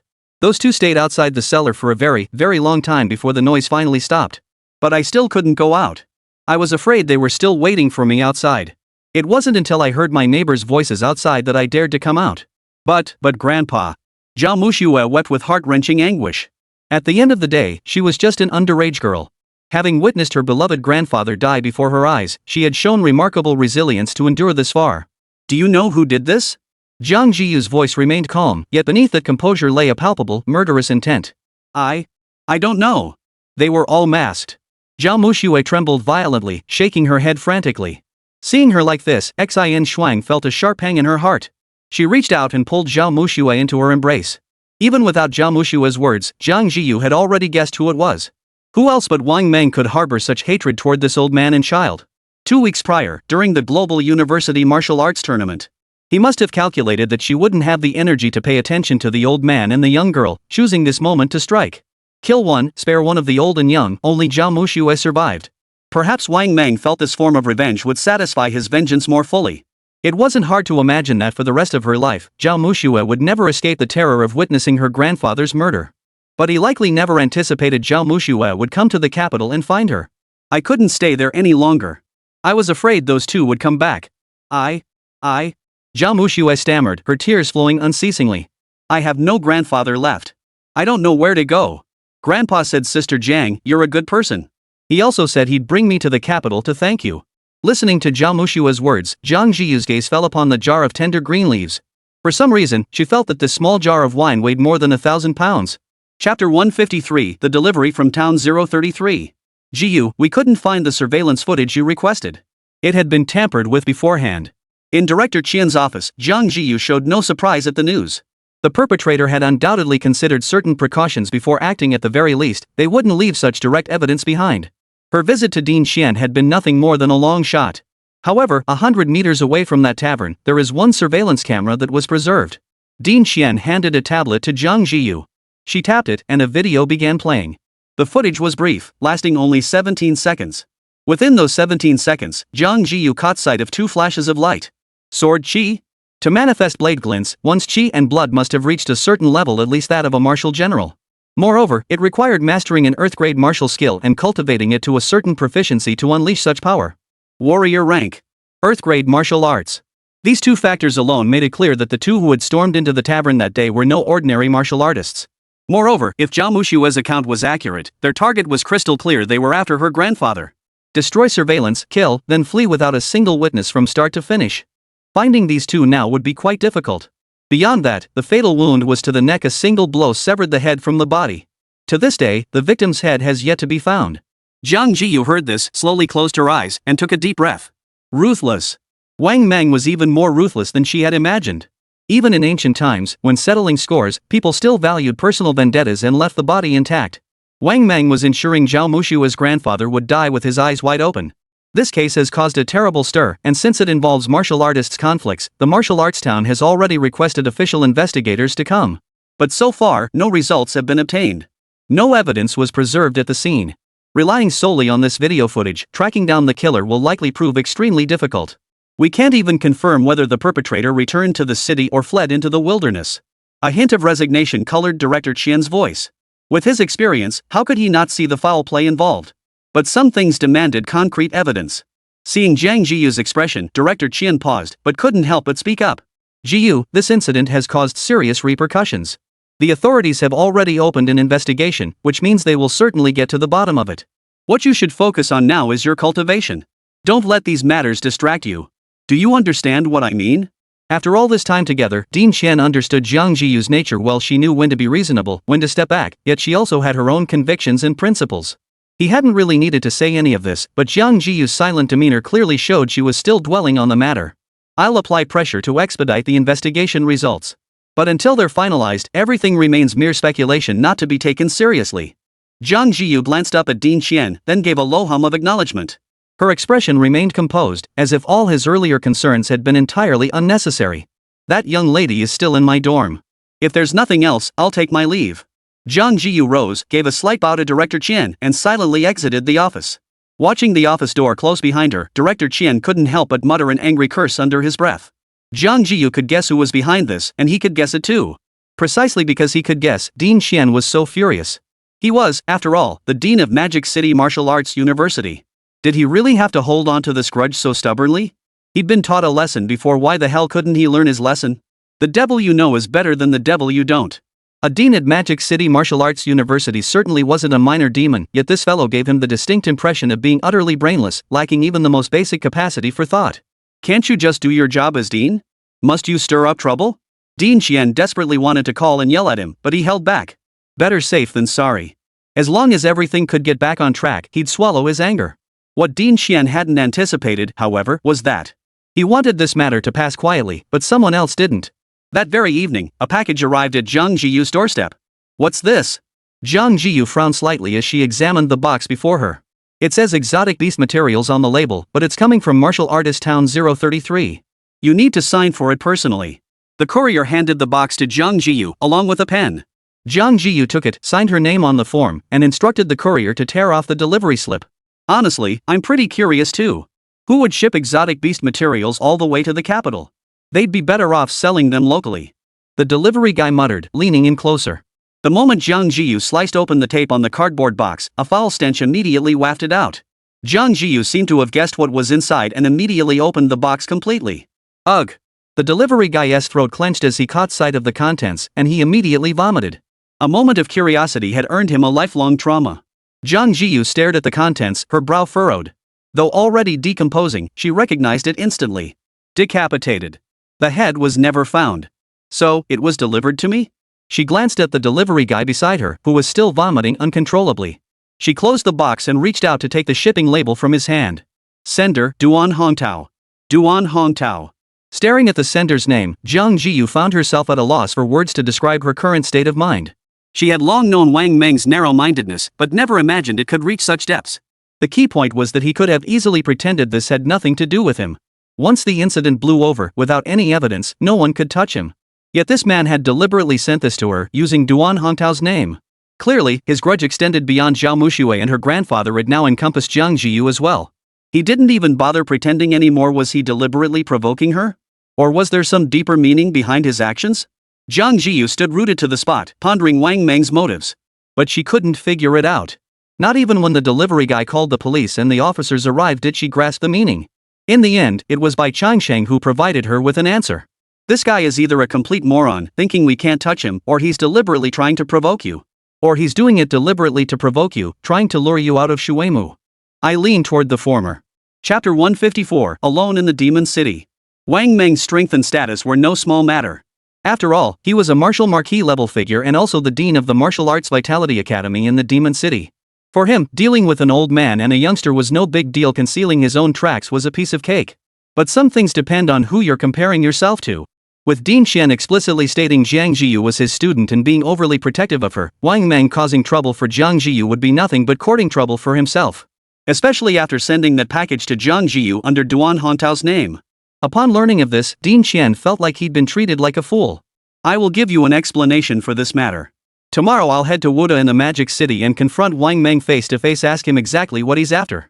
On the bus back to Shuemu, Dean Qian's expression was decidedly grim. Sending a body part to Shuemu's campus? This wasn't just targeting Jiang Zhiyu, it was targeting Shuemu itself. It had been ages since anyone dared to act so brazenly in his presence. No, this wasn't mere arrogance, it was a slap in the face. In stark contrast to Dean Qian's dark mood, Jiang Zhiyu remained remarkably calm. It was as if she hadn't received that package, as if Wang Meng wasn't targeting her at all. No need, Professor. The fact that the package could be delivered to Shuemu proves he isn't afraid of us using this as grounds to confront him. Jiang Zhiyu shook her head. Even if we confront him, he'll insist he has nothing to do with it. How would we resolve that? To bring down the dean of a top-tier martial arts university, mere allegations without concrete evidence won't suffice.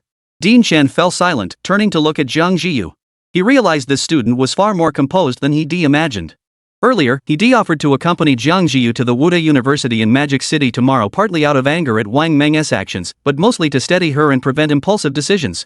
But now it seemed Jiang Zhiyu didn't need his reassurance. In fact, she might already have a plan to resolve this matter. What do you intend to do? Dean Xian turned to Jiang Zhiyu, his tone tinged with curiosity. Is there anything I can do to help? Jiang Zhiyu shook her head. If you take action, you'll be too conspicuous. Even if Wang Mang is foolish, he wouldn't do anything under your watch. So you can't get involved in this matter. In fact, not only can you not be involved, but you must stay far away from me. Stay far away? Hearing Jiang Zhiyu's words, Dean Xian genuinely couldn't fathom what she was thinking. But from the sound of it, Jiang Zhiyu intended to use herself as bait to lure Wang Mang into making a mistake? The problem was, though Jiang Zhiyu possessed boundless talent, she was ultimately only a low-level military commander. Wang Mang, on the other hand, had been a martial marquis for over a decade. In terms of raw strength, Jiang Zhiyu stood no chance against him. Using herself as bait, wasn't Jiang Zhiyu afraid of getting herself into trouble?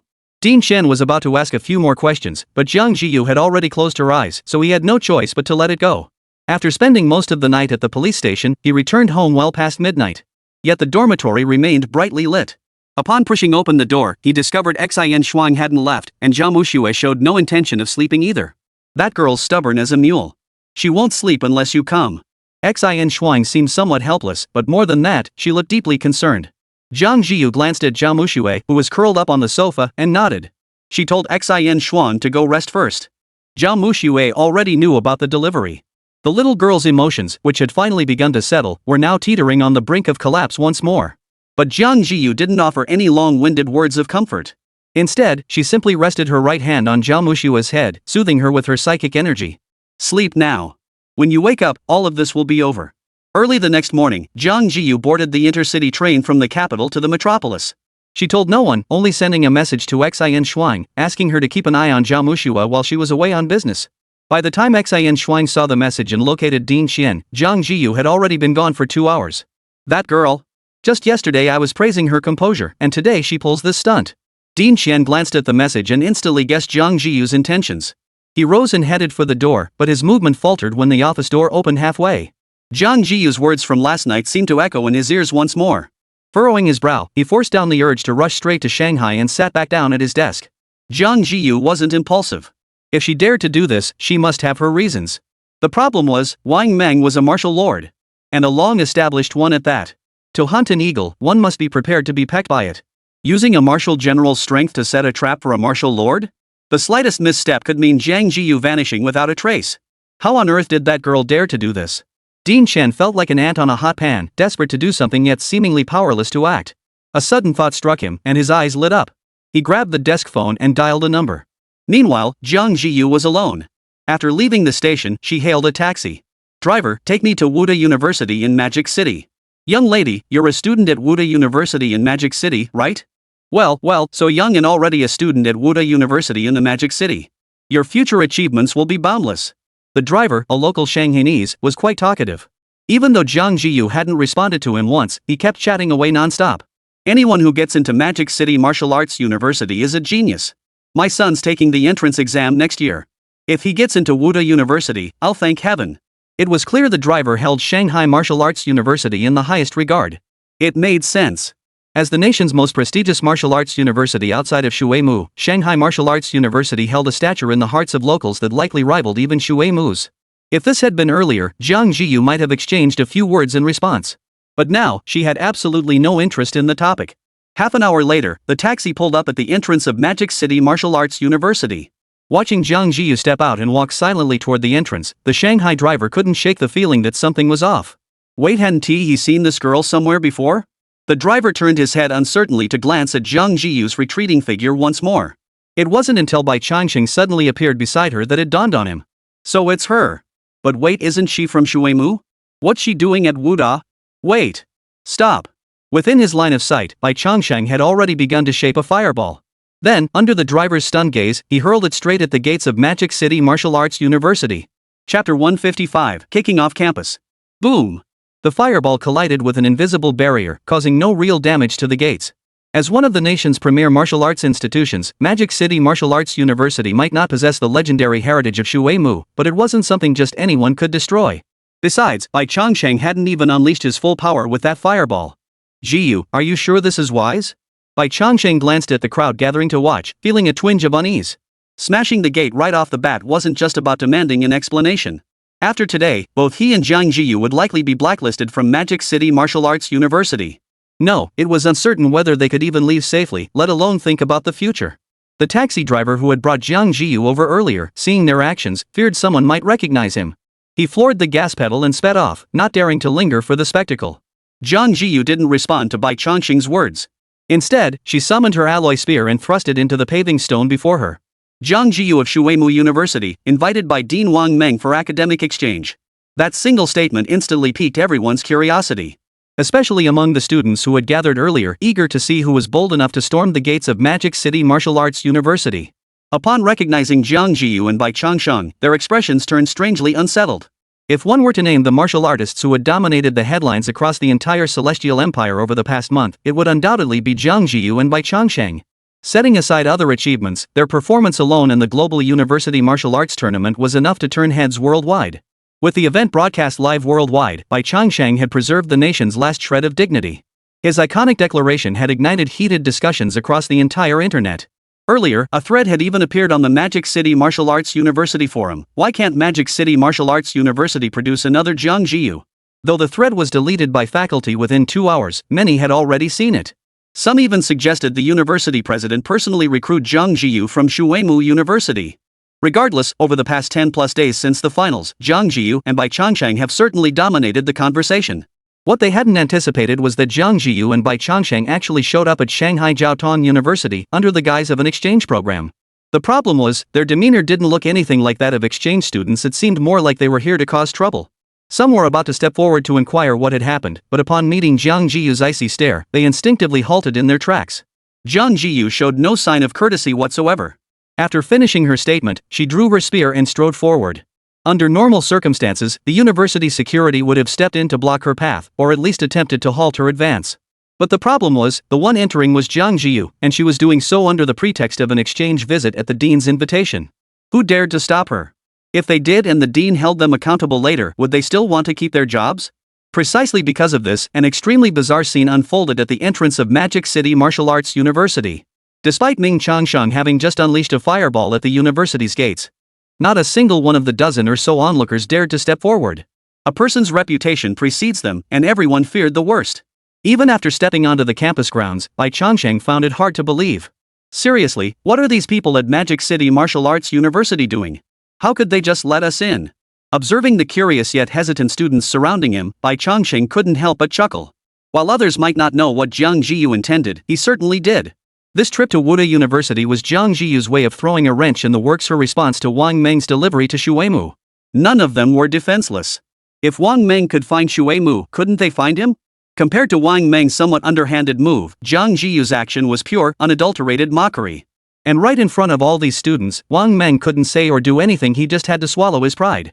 The only question was whether he and Jiang Zhiyu alone could pull off what they'd envisioned. As Jiang Zhiyu and Bai Changsheng weaved through the campus of Wuda University in Magic City, more and more students recognized them. What began as a handful of onlookers trailing behind them had now swelled into a dense crowd exceeding 100 people. Everyone was curious what exactly was Jiang Zhiyu doing here at Magic City Martial Arts University? Amidst the crowd, a young boy watched Jiang Zhiyu's retreating figure, his eyes betraying both excitement and confusion. Zhiyu! The boy's voice rang out, followed by the sound of hurried footsteps. Bai Changsheng instinctively glanced back, recognizing the face as familiar yet suddenly unable to place it. Why did you suddenly come to Wuda University in the Magic City? My roommate mentioned you were coming, but I didn't believe it. Never thought it would actually be you. Staring at this face that felt both familiar and unfamiliar, even Jiang Zhiyu's eyes held a trace of confusion. Huang Xiaotian? It was no wonder Bai Changsheng and Jiang Zhiyu hadn't recognized him immediately. After all, that guy's signature yellow hair had been shaved off, completely transforming his appearance. Now sporting a short flat top and several shades darker skin. This new look bore little resemblance to the arrogant, brash young master with the yellow hair from before. But hadn't he secured a special admission spot at Jianbei Martial Arts University? Why was he now at Magic City Martial Arts University? Heh, it's me. Didn't expect you'd still recognize me after all this time. Scratching his head with a hand, Huang Xiaotian put on an innocent act, prompting Bai Changsheng beside him to roll his eyes. How long had it been since high school graduation? Wasn't forgetting him perfectly normal? And he was actually moved by his own self-awareness? So, what brings you to Shanghai Martial Arts University? Huang Xiaotian leaned in closer, his peripheral vision catching the envious glances from the crowd nearby. Deep down, he couldn't help but feel a little pleased with himself. Regardless of his chances, at least among all these people, he was the only one who could strike up a conversation with Jiang Zhiyu. That alone was enough. Is there anything I can help with? Huang Xiaotian blurted out the question almost instinctively, hoping to linger by Jiang Zhiyu's side a little longer. Bai Changsheng casually replied. Actually, there is something I need your help with. Do you know where the martial arts platform at Magic City University is? The martial arts platform? Sure. Follow me. Huang Xiaotian waved his hand and immediately led the way. Along the path, he tried to chat with Jiang Zhiyu about her recent life, but this time, she didn't respond with a single word. Perhaps having dealt with this kind of situation many times before, Huang Xiaotian didn't let it get him down. He kept talking to himself until a few minutes later, when he stopped abruptly and pointed to the alloy martial arts platform in the distance. There. That's the one. By the way, what are you two doing at the training platform? Huang Xiaotian watched as Jiang Zhiyu and Bai Changsheng started walking toward the platform, prompting him to ask one more question. Nothing much. Just kicking around. Chapter 156, A Slap to Scatter Your Heroic Spirit. Kick a school? Huang Xiaotian froze. He recognized each character, but why did they make no sense when strung together? But soon enough, Huang Xiaotian got his answer. Jiang Zhiyu stepped onto the martial arts platform, then held her alloy spear horizontally before turning to face the 100+ followers behind her. Jiang Zhiyu of Shuimu, invited by Dean Wang Meng of the Martial Arts Academy of Demon City University, has come to set up this challenge platform. Any current student of the Vitality Martial Arts Academy at Demon City Martial Arts University may step onto this stage. Jiang Zhiyu's 3 sentences rang out clearly, reaching every ear present. Visibly, the expressions of everyone who heard her words froze simultaneously. Huang Xiaotian, in particular, twitched his lips several times, caught between advancing and retreating. With Jiang Zhiyu's attitude and tone, this wasn't about academic exchange at all. She was clearly here to smash the reputation of Magic Capital Martial Arts University. A freshman from Shuimu University, barely a semester in, was already issuing a direct challenge to every student in the Bloodline Martial Arts Academy of Magic Capital Martial Arts University. Regardless of the outcome, her words alone made it clear that Jiang Zhiyu held Shanghai Martial Arts University in utter contempt. If word of this got out, Wuda University would likely become a laughingstock from now on. Challenging martial arts schools isn't unheard of, but it's always confined to ordinary dojos because doing so is essentially taking away their livelihood. An institution of Magic City Martial Arts University's stature? First, no one dared to challenge it. Second, there was simply no need. Setting aside whether one could even pass the trials, such an act would directly alienate not only the Martial Arts Academy of the Demon Capital, but also all those behind it. As one of the nation's premier martial arts institutions, Magic City Martial Arts Academy's heritage, while perhaps not quite matching Shuimu's, was certainly formidable. Over the years, it had produced numerous martial king-level practitioners, and even a martial emperor-level figure who shared deep connections with the academy. No sane person would undertake such a thankless task. Yet today, Jiang Zhiyu seemed determined to challenge their very understanding.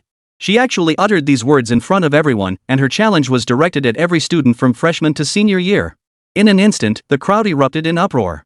Zhiyu, you're joking, right? Stop fooling around and get down from there. Huang Xiaotian clearly understood the implications behind Jiang Zhiyu's words and knew exactly what would happen if she remained on the martial arts platform. But with so many classmates watching, he couldn't openly warn her. Instead, he whispered, many of the seniors in their final year have already reached the threshold of a high-level martial general's vitality. Your spirit beast may have high vitality and formidable combat power, but it's no match for those seniors. Get down now, or even I won't be able to protect you. It was clear Huang Xiaotian genuinely worried for Jiang Zhiyu, though he might have overestimated his own influence and standing. Back in high school, Huang Xiaotian's family background and talent certainly earned him respect from many. But the problem was, this was Wuda University in the magic capital. His talent here was merely at the bottom tier, so naturally, no one would give him face. Moreover, Jiang Zhiyu and Bai Changsheng showed no intention of stepping down. What's this? Are you challenging the school? I'll admit you just took the global top spot, that's impressive. But don't forget, the ones competing with you for that title are all freshmen. My Wuda University may not match your Shuimu, but it's still one of the top martial arts universities in the country. Don't you think you're showing a bit too much contempt for us? And to think I supported you so wholeheartedly before. Now you turn around and attack me? I won't deny Jiang Zhiyu and her spirit beast have grown remarkably fast. Give her another year, and who knows? But right now? A freshman challenging a senior? That's arrogance beyond belief. Could there be some misunderstanding here? Why would Jiang Zhiyu suddenly come over to challenge the dojo out of the blue? She claims she was invited by Dean Wang Meng. Where is Dean Wang Meng? Shouldn't he be here for something like this? Amidst the clamorous murmurs, Jiang Zhiyu and Bai Changsheng remained composed, showing not a trace of fear. Huang Xiaotian, however, was a different story. His usually tanned face had turned deathly pale. Glancing back at the crowd already gathering behind him, he felt nothing but panic. On one side stood the girl he'd pursued unsuccessfully for 3 years. On the other lay the classmates and seniors he'd have to face for the next 4 years. Just a heads up, if you don't want to be ostracized and targeted later, you'd better back off. After all, they were acquaintances, and the other party had kindly guided the way. Bai Changsheng spoke up. But to his surprise, Wang Xiaotian seemed to make up his mind upon hearing this. He gave Jiang Zhiyu a firm nod before turning and striding straight toward the group. A smile spread across his dark face, but before he could speak, a sharp slap sent him stumbling aside. Get out of the way. Don't block the path. Wang Xiaotian was clearly stunned by the blow. The courage he'd mustered to play the hero and rescue the damsel in distress evaporated almost instantly. It was obvious that no matter what choice he made, he was still just a greenhorn whose own vitality hadn't even reached the first rank. Even if he summoned his fire mane swallowing flame lion, it wouldn't be enough to withstand a single slap from this group. Then, the crowd gathered below the martial arts platform, voicing their disapproval and condemning Jiang Zhiyu's actions. Yet, not a single soul dared to step onto the platform to challenge her. Such an attitude stood in stark contrast to how they had treated Wang Xiaotian just moments before. Had the gap between him and Jiang Zhiyu grown this wide already? Wang Xiaotian watched the scene unfold before him, feeling a bit dazed. Facing this collective verbal assault, Jiang Zhiyu remained utterly expressionless, still holding his gun as he stood silently on the platform. Bai Changsheng, meanwhile, looked half asleep, equally indifferent to the insults hurled his way. Finally, someone couldn't hold back. Shouting "I'll do it," he leaped onto the martial arts platform. But before the crowd could even make out who this daring individual was, a thick dragon tail lashed out horizontally. Before the intruder could even declare his name, Bai Changsheng's single strike sent him tumbling off the platform. A third-rank martial artist? That's hardly impressive enough. Bai Changsheng's lazy voice echoed, causing the crowd's expressions to shift. Wait, he actually meant it? I've seen him fight. Forget a third-rank martial artist, even an ordinary low-tier beast general wouldn't stand a chance against him. This is bad. Quick, go to the training room and fetch the seniors from the 4th year. Chapter 157, 7th place on the genius rankings. With Jiang Zhiyu and Bai Changsheng's current strength, ordinary 1st and 2nd year students wouldn't last a single move against them. Even if these students were among the very best in the entire nation. In truth, though they appeared to be peers of similar age and starting points, within just 2 or 3 months of enrollment, Jiang Zhiyu and Bai Changsheng's prowess had undergone earth-shattering transformations. Take the firemane swallowing flame lion. Once Bai Changsheng's target, it was now merely a second-grade beast soldier. If Bai Changsheng so desired, he could easily swallow the entire beast whole in a single gulp. He had never considered this before, for his daily interactions were limited to figures like the Dean, or beings like Shazhu and Wenru who were neither fully human nor fully beast, or Jiang Zhiyu, a reincarnation of an emperor-level being. Before this, Bai Changsheng had never felt such stark contrast. But now, with new points of comparison, he clearly realized just how much he had truly advanced in recent days. He recalled how, upon first arriving in this world, any random person could have crushed him with a single kick. Yet now, not a single genius gathered from across the land dared to make a move against him. That 0.1 vitality wasn't his dark past, it was his journey to where he stood now. After Bai Changsheng made his move, news of him and Jiang Zhiyu coming to exchange knowledge rapidly spread throughout all students at the Demon Capital Martial Arts University. As for this exchange program, which was nominally for academic exchange but functionally amounted to a challenge to the academy. Freshmen remained indifferent, they'd only just enrolled and hadn't developed much school spirit yet. The sophomores took interest, yet felt it had little bearing on them. They knew full well they couldn't defeat Jiang Zhiyu. Thus, as the news circulated, the strongest reactions came from juniors and seniors. For seniors especially, with no grade restrictions, wasn't Jiang Zhiyu clearly targeting them? Thus, every senior who heard the news showed up without exception. But once they arrived and saw Jiang Zhiyu and Bai Changsheng on stage, their seniority made them hesitate. Afraid of being seen as bullying juniors, they felt awkward about stepping forward first. They could only keep egging on those beside them, urging someone else to take the first step. Dumeng, you've always looked down on Shuemu, haven't you? Now that they've come knocking, why aren't you saying a word? I do look down on Shuemu, but that depends on the situation, doesn't it? They're just a freshman. What would it look like if I went up there? Even if I won, it wouldn't prove anything, it'd just make me look like I'm picking on the little guy. But why aren't you stepping up? You know I never fight girls. It would damage my image. Now you're playing the hero? This isn't about whether you want to or not, it's about whether you can beat him. Jiang Zhiyu's spirit beast may only be a low-tier beast general, but judging by his performance in the Global College Martial Arts Tournament, his combat strength is far beyond that of a low-tier beast general. If you really go up there, you'll probably get blasted off the stage by a single fireball. This remark served as a wake-up call for everyone. Indeed, during the previous tournament, Bai Changsheng had wielded attacks on par with a high-tier martial general despite possessing only a low-tier beast general's vitality. With that level of power alone, few at Magic Capital Martial Arts University could reliably defeat him. And now, there was Jiang Zhiyu to contend with. In terms of strength, Jiang Zhiyu was undoubtedly not much weaker than Bai Changsheng. With the two of them joining forces, a low-tier martial general stood no chance against them. Even a mid-tier martial general would feel uneasy facing such a formidable lineup. As for high-tier generals, they knew high-level martial generals could reliably defeat Jiang Zhiyu and Bai Changsheng, but the problem was they didn't have any. Forget the demon capital martial academy, even at Shuimu, there were scarcely any high-level martial generals among the students. What can we do? We can't just not fight, can we? They've come right to our doorstep. If we don't do something, won't it really make us look like cowards at Magic City Martial Arts University? The group exchanged glances, all at a loss for what to do. They were caught between a rock and a hard place. If they won, they'd merely earn a reputation for bullying the weak, but it would be defending their school, especially since Jiang Zhiyu had started it. But if they lost? The embarrassment would be monumental. Glancing around, they saw a teeming crowd of students gathering to watch the spectacle, easily several hundred strong. Every one of you talks big about defying authority, yet not a single one dares step up when it matters. I'll do it. Just then, a female voice cut through the air, drawing everyone's attention. A girl clad in black denim shorts and a white spaghetti-strap tank top strode toward the martial arts platform. Her face wasn't particularly striking, but her figure was downright outrageous. Her outfit accentuated every curve, and the sway of her hips as she walked carried a mesmerizing allure. Among the crowd, some boys stared at her, their eyes nearly popping out of their heads. It's Senior Su Shui from the 4th year. Senior Su Shui is ranked 7th on the genius list. She should easily take down Jiang Zhiyu, right? 1-on-1, definitely. But 2-on-1? Even Senior Su Shui might struggle. Gotta say, Senior Su Shui's figure is seriously killer. I could stare at those legs all year and never get tired of them. What are you thinking about, buddy? Senior Su Shui isn't someone you can just fantasize about.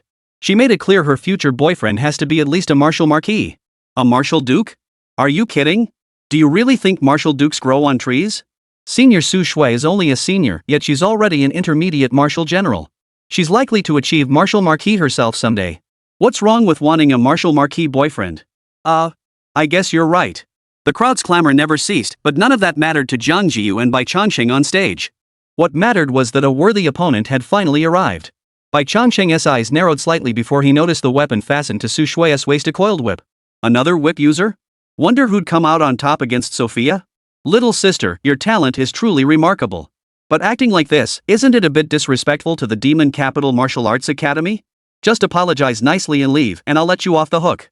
Facing Jiang Zhiyu, Su Shui still seemed intent on maintaining her senior's authority, hoping to subdue her opponent without a fight. But facing Su Shui, Jiang Zhiyu merely held her spear horizontally before uttering a casual apology. The next moment, she charged forward with blinding speed. Chapter 158, 3 Moves to Knock Out the Prodigy. The instant Jiang Zhiyu charged, Bai Changsheng showed no sign of hesitation. Flame elements began coalescing around him, and the fireball, formed in an instant, shot straight toward Su Shui. Seeing Jiang Zhiyu and Bai Changsheng strike so ruthlessly, shock flashed in Su Shui's eyes, followed by a surge of anger. Such decisive action meant they clearly didn't regard her as a threat. If they had even the slightest hesitation, they wouldn't have attacked without a moment's pause. Yet in this regard, Su Shui was truly misjudging Jiang Zhiyu and Bai Changsheng. What were they here for? Weren't they here to crash the party?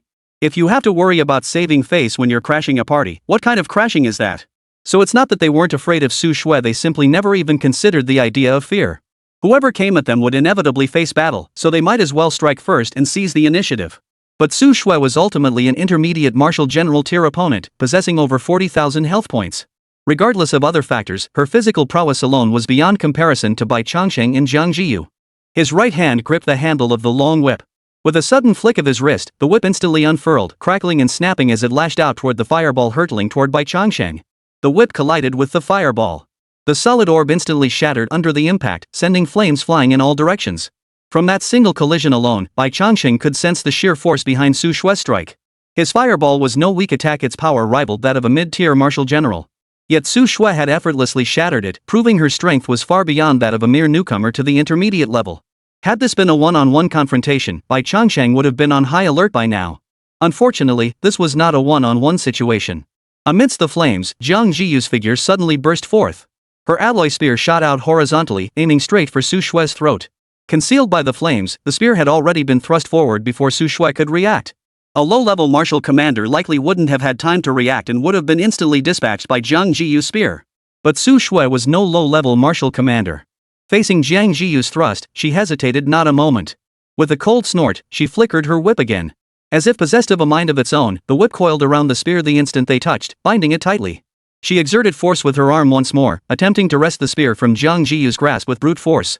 In terms of mastery over the whip, Su Shui was no less skilled than Sophia, perhaps even more profound. But the moment that thought crossed his mind, Bai Changsheng couldn't help but chuckle to himself. Su Shui had, after all, studied for many more years. Even if it was just a matter of accumulated experience, she was far beyond what Sophia could match. Unless Sophia, like Jiang Zhiyu, had been an emperor-level existence in her previous life. Facing Su Shui's whip-twisting maneuver, Jiang Zhiyu showed no panic, her expression remaining utterly unchanged. Su Shui's move had been entirely within her expectations. Facing Su Shui's exaggerated force, Jiang Zhiyu offered no resistance. Her spear, along with her entire body, was thrust forward. Yet in the next instant, Jiang Zhiyu stomped her foot down hard, suddenly generating power from her waist. Her spear twisted mid-air, the tail whipping out to smash violently towards Su Shui's shoulder. The sudden shift in offense seemed to catch Su Shui off guard. A flicker of surprise crossed her eyes, but before she could react, Jiang Zhiyu's spear tail had already struck her shoulder. The forceful blow would have caused significant damage even with armor, let alone without any protection at all. Thud! A dull thud echoed as Su Shui's shoulder caved in, pain etched across her face. Before she could react, Jiang Zhiyu's leg shot out in a swift kick. In the next instant, Su Shui was sent flying through the air. When she landed, she had already crashed beneath the martial arts platform, colliding into the arms of a male student. Su. Senior Su. Though the collision left him slightly dazed, the soft embrace of her body sent a flush across the young man's face, making him stammer as he spoke. Su Shui showed no intention of thanking him. Straightening up, she prepared to climb back onto the stage. But Jiang Zhiyu's sharp voice halted her. According to the rules, being knocked off the stage means you've already lost. The words halted Su Shui's movement abruptly, despite her lingering anger.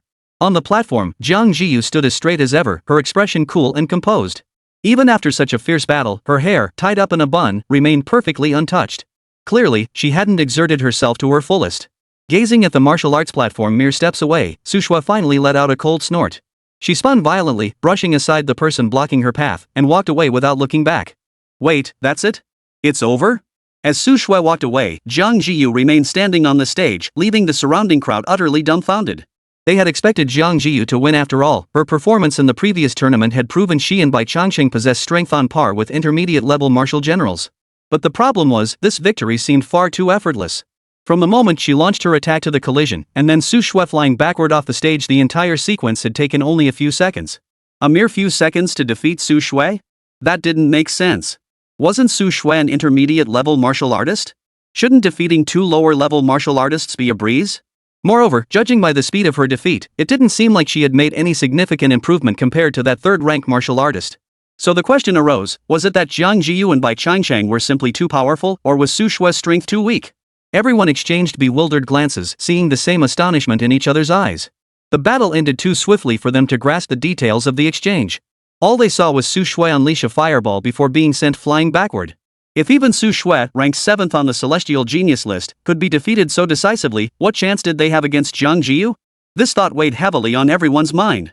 They all wanted to wait and see how things unfolded, causing the excitement stirred by Su Shui's challenge to fade away once more. On the stage, Bai Changsheng observed the hesitant crowd without a trace of urgency. After all, it wasn't him facing the challenge. The ones who should be anxious were the people from Magic City Martial Arts University. Besides, the whole purpose of this trip to the Demon City was to stir up trouble. Whether they fought or not was irrelevant. What mattered was humiliating the Magic City Martial Arts University. The current situation was precisely what he and Jiang Zhiyu had wanted. Meanwhile, news of Jiang Zhiyu and Bai Changsheng's arrival for exchange studies had reached the ears of the faculty at Magic City Martial Arts University. The news was reported up the chain, eventually reaching the ears of the university president. Accompanying this report was the news that Jiang Zhiyu had knocked out the 7th-ranked prodigy in just 3 moves. Chapter 159, Frenzied Mockery. Jiang Zhiyu from Shuimu University is coming to Wuda University in Magic City for an exchange program?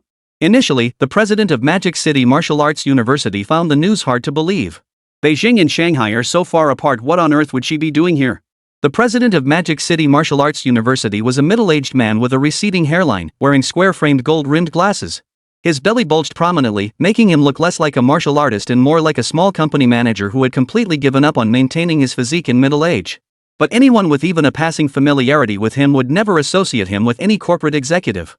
Only a handful of martial kings had ever emerged from Magic City Martial Arts University, and the current president, Zhu Yue, was one of them. Faced with the president's inquiry, the teacher stammered. She said she was invited by Dean Wang, so she came specifically for that. Wang Meng? What's going on? Hearing this, Zhu You's brow instantly furrowed. Contact Wang Meng and find out exactly what's going on. Dispatch teachers to the scene to maintain order. If possible, escort Jiang Zhiyu off campus. The teacher nodded at the principal's instructions and was about to leave when the principal spoke again. Oh, and who came with her? Which dean from Shuimu? Shuimu's dean? The teacher thought for a moment, then shook his head. Only her. And her spirit beast. Alone? Zhu Yue paused in surprise, but said nothing further. He waved the teacher out. As the office door closed, Zhu Yue sat at his desk, his brow furrowed.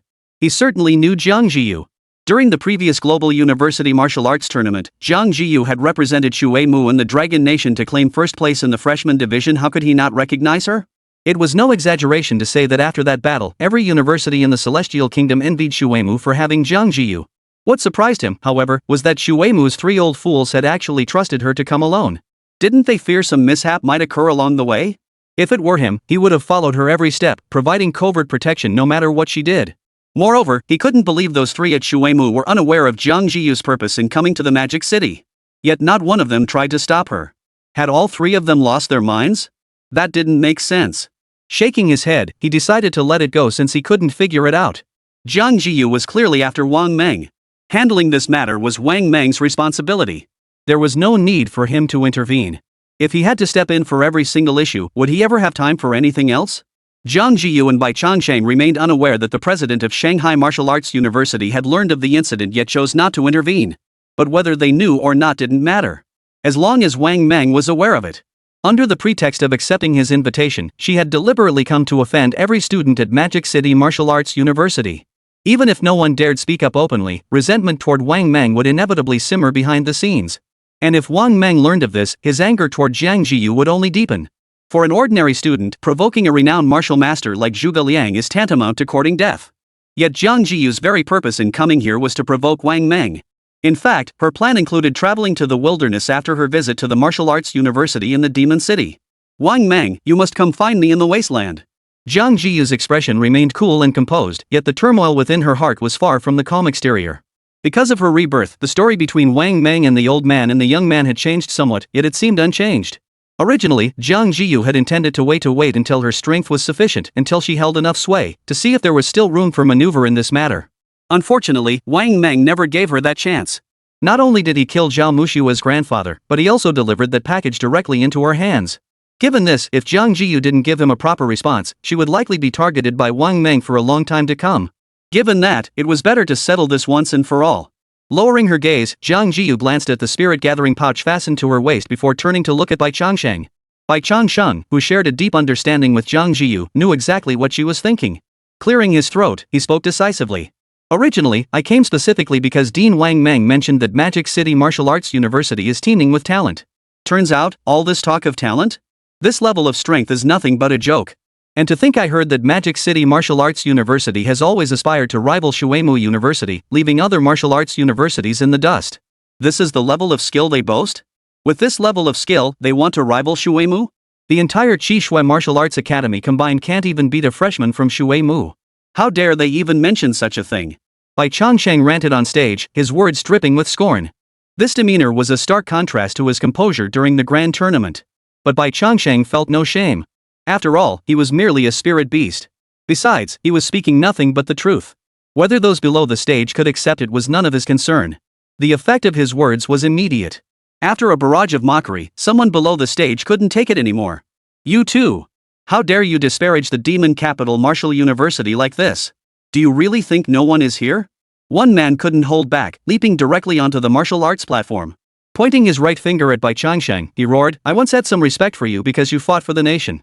But now I see beasts are still just beasts. And you. The gaze shifted, and the newcomer pointed at Jiang Zhiyu. You stand by while your spirit beast spouts such insolence, not only failing to restrain it but tacitly condoning it? Is this how you people from Shuimu conduct yourselves? These words immediately drew cheers from the students of Magic Capital Martial Arts University below the stage, and a chorus of insults began to rise. But Jiang Zhiyu seemed utterly unfazed, responding calmly, Xiao Bai merely spoke the truth. Why should I interfere? You. The man stumbled, about to retort, but Bai Changsheng cut him off. What do you mean, you? Can't beat me, so you start spouting nonsense? You call me a beast, yet you can't even beat me? Doesn't that make you worse than a beast? Fight or not? If not, get the hell out of here. Stop whining. After this barrage of insults, the man's face flushed crimson, looking genuinely enraged by Bai Changsheng's words. Just as he was about to agree, a voice rang out from below the stage. I thought it was Li Changming coming such big talk, and it's just a freshman. Since when do freshmen from Shuimu University get to come wild around here at our Shanghai Martial Arts University? And you lot so many of you, yet you can't even beat a little girl. No wonder people point fingers and curse at you. Chapter 160, Why is that head so pointy? It was clear the newcomers shared Li Changming's temperament, both radiated absolute confidence. But he and Li Changming were vastly different. While Li Changming was confident, he didn't come off as obnoxious. At the very least, he didn't indiscriminately attack everyone, treating them all like trash. This newcomer, though? This wasn't confidence, it was pure arrogance. With just a few words, he had not only insulted Jiang Zhiyu and Bai Changsheng, but also insulted every single student present. Yet when everyone looked at him, there was an air of anger they dared not voice. Clearly, this guy was notoriously arrogant in his daily dealings and possessed considerable strength. Otherwise, speaking like this would have gotten him dealt with long ago. Bai Changsheng narrowed his eyes slightly, watching the man stride toward the stage from the crowd below. Veins bulged across his gleaming shaved head. Wearing only a white tank top, his exaggerated muscles stretched the fabric taut. His biceps were nearly as thick as another man's thighs. Approaching the crowd, he glanced at Jiang Zhiyu and Bai Changsheng on the stage. Lowering his head slightly, he flashed a wide grin before suddenly propelling himself onto the martial arts platform. Hands clasped before him, he stood with an air of arrogance. Li Changgang, ranked second on the genius list of Demon City Martial Arts University. Some people radiate terrifying strength just by standing there. But why does this guy have such a pointy head? Bai Changsheng murmured to himself inwardly. Then, Li Chenggang's qi and blood surged violently. His already exaggerated muscles seemed to shed all constraints, swelling even further. Even Bai Changsheng was startled by this display. Even Jiang Zhiyu, observing Li Chenggang's physical transformation, flashed a hint of astonishment in her eyes. Ancient Titan bloodline? Too bad it's so diluted. Besides making him look intimidating, it doesn't offer any other bonuses. Before becoming a martial artist, one's strength could be somewhat judged by the amount of muscle. But after becoming a martial artist, strength depended entirely on the richness of one's spiritual energy and the potency of one's vital energy. Muscle mass had little bearing on it. Take Jiang Zhiyu, for instance. She appeared so frail, yet when she threw a punch with full force, the impact could easily exceed 10 tons. Of course, even if it doesn't play a decisive role, those bulging muscles still pack quite the intimidating presence. Consider this a warning. Get off the stage now, or don't blame my iron fist for showing no mercy. Li Changgang clenched his fists, the bulging veins on his hands clearly visible. A less courageous person might have backed down, but clearly, Jiang Zhiyu and Bai Changsheng were not among them. What's this celestial genius ranking? Isn't the second place guy still just an intermediate level martial general? Are there even any high-tier martial generals? Otherwise, this whole thing is just too boring. Bai Changsheng yawned, his words dripping with contempt for Li Changgang. Li Chenggang's eyes widened at Bai Changsheng's words. Fine. You're the first one who dares talk to me like that. Since you won't back down, prepare to have every last scale stripped from your body. With that, Li Changgang stomped his foot and charged straight at Bai Changsheng. He had clearly witnessed the battle between Su Shui and Jiang Zhiyu. Having resolved to act, he naturally intended to strike first. Disabling one of them quickly would prevent him from getting caught in a 2-on-1 situation. Though his strength easily crushed low-level martial generals, the problem was that Jiang Zhiyu and Bai Changsheng weren't ordinary low-level martial generals. You want to strip my dragon scales? We'll see if you have the skill. As Li Changgang charged toward him like a cannonball, Bai Changsheng let out a cold snort. Simultaneously, several fireballs materialized and slammed toward Li Changgang.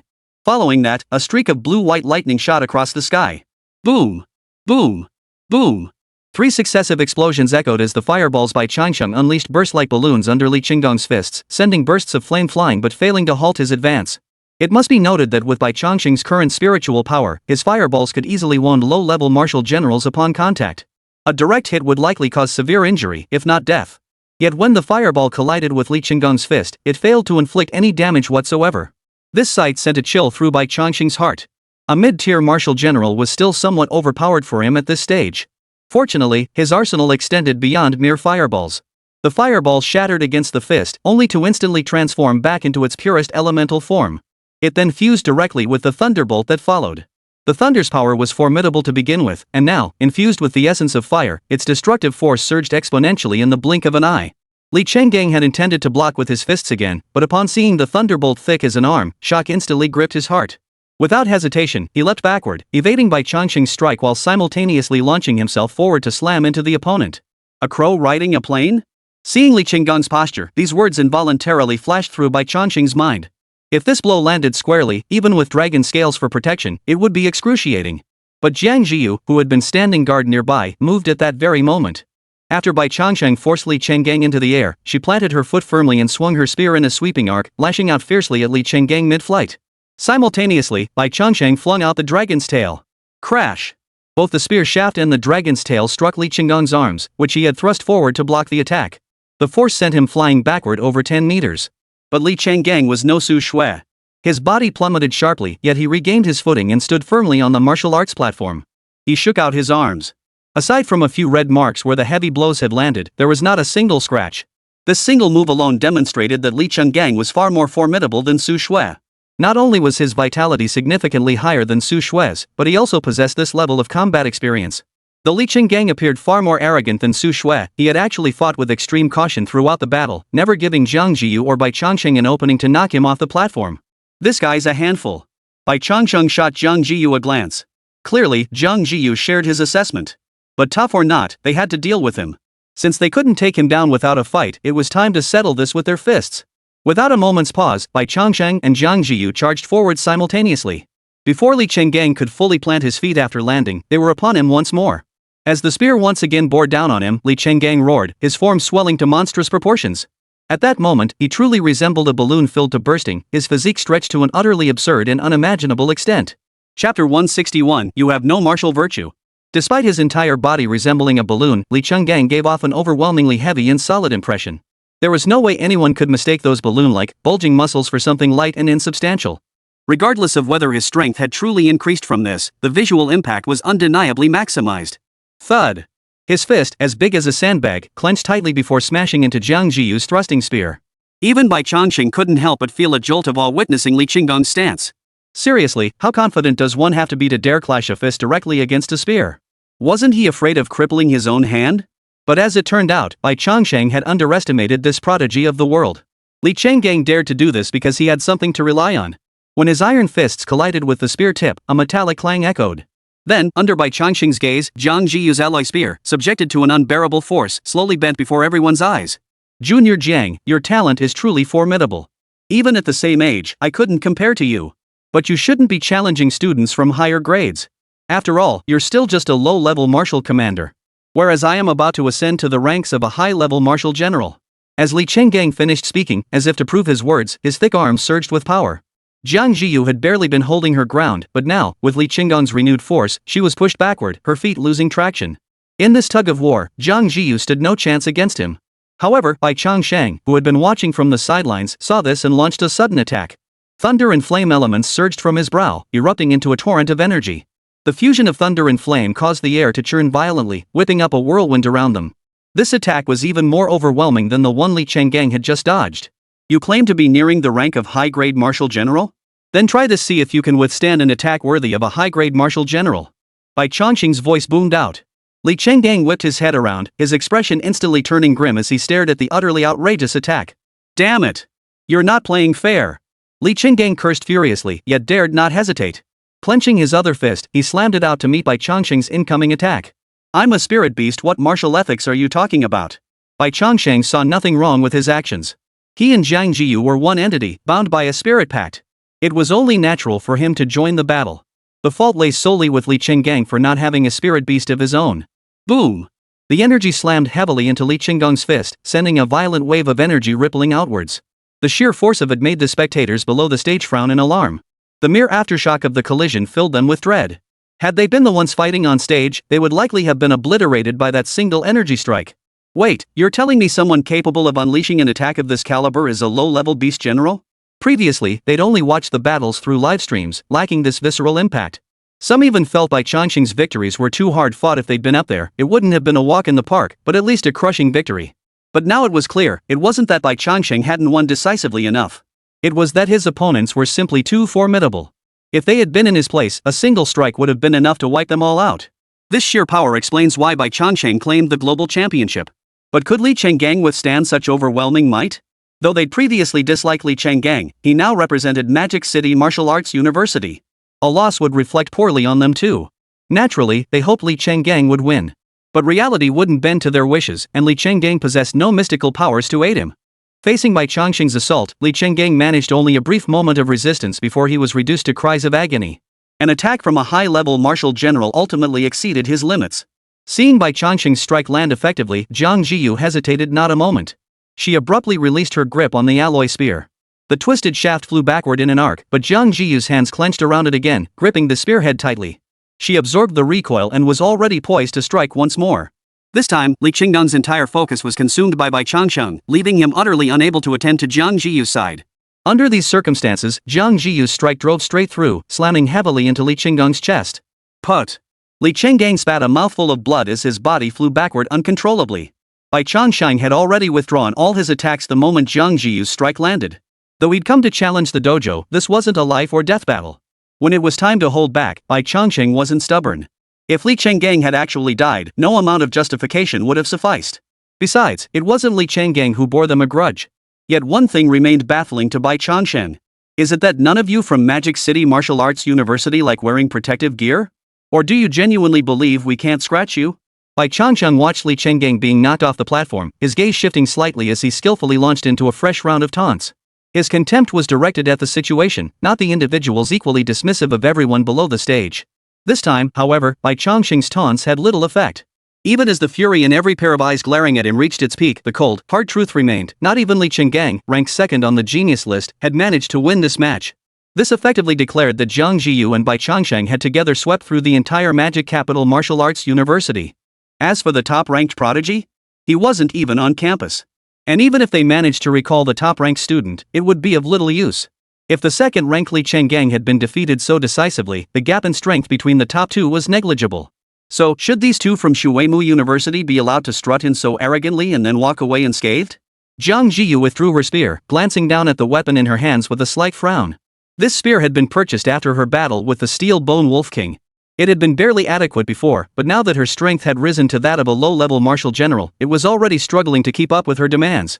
The clash with Li Changgang had made this deficiency painfully apparent. The weapon had trembled violently, nearly snapping clean in two. Once she left the Demon City Martial Arts Academy, she would need to find a new weapon. Standing with her spear, Jiang Zhiyu's face showed no hint of emotion. Bai Changsheng's taunts continued unabated. Seriously? This is the caliber of Magic City Martial Arts University? With all these people, you can't even find someone who can trade a few blows with us? Chapter 162, all just a show. Anger simmered beneath the surface, yet powerless to act. Many glared at Bai Changsheng, many yearned to knock him off the martial arts platform. Yet, precisely because of their lack of strength, no matter how furious they were, they could only watch helplessly. This feeling, inexplicably, carried a sense of betrayal. Though the term betrayal might be overstated, the essence felt no different. Damn it! Was the dignity of Magic Capital Martial Arts University truly about to be trampled underfoot by Jiang Zhiyu and Bai Changsheng today? And in such a humiliating manner. Bai Changsheng's taunts continued, but the atmosphere below the stage had shifted. Didn't you just claim you could win effortlessly? Why are you suddenly speechless now? Did I say I'd win easily? It's the other side who'd win easily, right? Since I'd definitely lose if I went up, why would I even bother? But you're the one always saying Shuimu isn't anything special. How come you can't even face off against a freshman now? I've got an upset stomach today and feel under the weather. Otherwise, I'd have gone up ages ago. Why'd you even need to goad me? Stomach trouble? I can't even be bothered to mock you. This kind of exchange wasn't unique to this corner, nor were they the only two making excuses. But no matter how many excuses piled up, what had to be faced would still have to be faced. Jiang Zhiyu and Bai Changsheng still stood on the stage, yet they had no one left to fight. How could this situation be resolved? There was no solution. But just then, a figure darted swiftly from the distance, landing steadily on the martial arts platform. The newcomer appeared to be over 30 years old. With that appearance, he clearly couldn't be a student. But he made no attempt to pretend otherwise, immediately declaring his identity upon stepping onto the stage. Hello, Jiang Zhiyu. I am Su Lei, an instructor from the Qi and Blood Academy at Magic City Martial Arts University. Facing a teacher, Bai Changsheng naturally shed his earlier arrogance. Still, his restraint was only superficial. Bai Changsheng's spiritual energy remained constantly attuned to the elements, poised to unleash an attack at any moment. Hello, Teacher Su. Jiang Zhiyu sheathed his spear, gave a slight bow to Su Lei before him, and then uttered a remark that left everyone below the stage utterly stunned. Would Teacher Su care to try his hand on stage? No one who became a teacher possessed strength below that of a high-level martial general. Though Su Lei wasn't a special grade teacher and his combat strength was only that of a high-ranking martial general, even so, he was no one Jiang Zhiyu could challenge. Having been a high-ranking martial general for years and honed his combat skills over that time, Su Lei was certainly no weakling even among his peers. For a moment, the audience below the stage couldn't tell whether Jiang Zhiyu was being arrogant or had simply lost her mind. Seriously, where did she get the audacity to think she could defeat a teacher from Magic City Martial Arts University? They were already building anticipation, hoping Su Lei would accept the challenge and utterly crush both Jiang Zhiyu and Bai Changsheng. While this might seem like bullying the underdog, it would certainly be more palatable than Jiang Zhiyu single-handedly taking on the entire Magic Capital Martial Arts Academy and walking away unscathed. But the truth was, Su Lei had no intention of accepting. He hadn't come to take the stage. Shaking his head at Jiang Zhiyu, Su Lei spoke again. The principal is already aware of this matter. He sent me here. Let's end this here. Give Magic City Martial Arts University some face. As for Dean Wang, I've already notified him. Jiang Zhiyu's visit to Magic City Martial Arts University might have seemed arrogant, but the underlying meaning was crystal clear. It was impossible to hide it from the university's president. Knowing this was a matter between Jiang Zhiyu and Wang Meng, he simply left it for the two to resolve themselves. His words served precisely this purpose.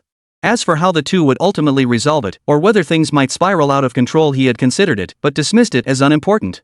If those three old codgers at Shuemu weren't getting involved, why should he? Upon hearing this, Jiang Zhiyu knew she had achieved her desired effect. Though she hadn't compelled Wang Meng to intervene personally, making him aware of the situation was sufficient. Knowing Wang Meng's temperament, he wouldn't be able to hold back once informed. Then, all she'd need to do was go to the Wasteland alone. With a bow and a simple apology, Jiang Zhiyu turned and descended the stage without a moment's hesitation. Bai Changsheng, upon hearing these words, lost all desire to continue his mockery. Yet before retracting his spirit bag, he cast a meaningful glance toward the crowd below the stage. It's all just a show. Don't take it seriously. Don't take it seriously. Stunned. Everyone below the martial arts platform was stunned. Wait, she's just leaving? What about the humiliation they'd just endured? Not even a single word of apology? Just like that? Some wanted to stop Jiang Zhiyu, but the vivid memory of Li Qinggong's defeat still lingered. They knew full well that unless they all attacked together, there was no way they could hold her back. The crux was this: their teacher had already rushed over to mediate, and the principal was now aware of the incident. What was the point of causing more trouble? Their minds raced with thoughts. Clearly, no one wanted this to end like this, yet not a single person dared to stop Jiang Zhiyu. Instead, they parted to make way for her. Only after Jiang Zhiyu's figure had receded into the distance did murmurs finally ripple through the crowd. Seriously, she just left? I was about to go on stage. Why did she walk out? Yeah, I was in such bad pain I couldn't go on stage. Now that it's finally eased up, Jiang Zhiyu's gone? She disgraced our Demon City Martial Arts University. How can we let her leave so easily? An apology. She must apologize before she goes. She hasn't gone far. Why don't you chase after her? You should be able to catch up.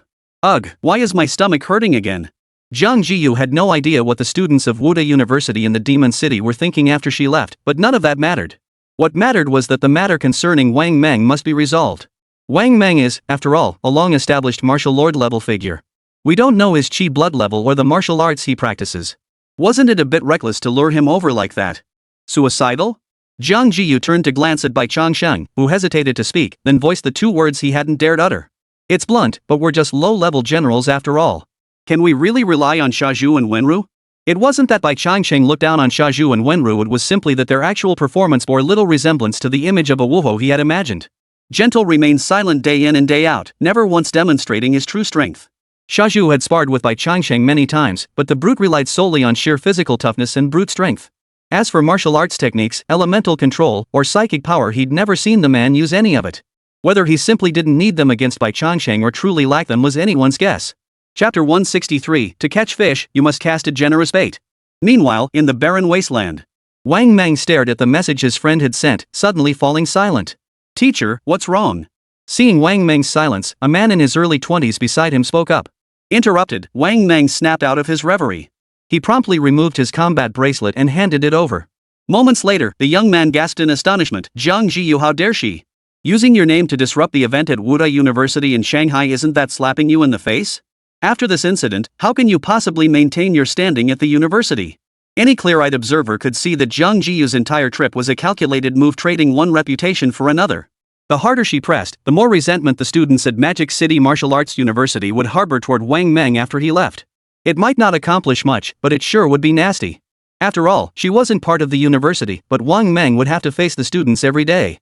A word or two wouldn't matter, but if everyone spoke like this, if students could see through it, how could Wang Meng not?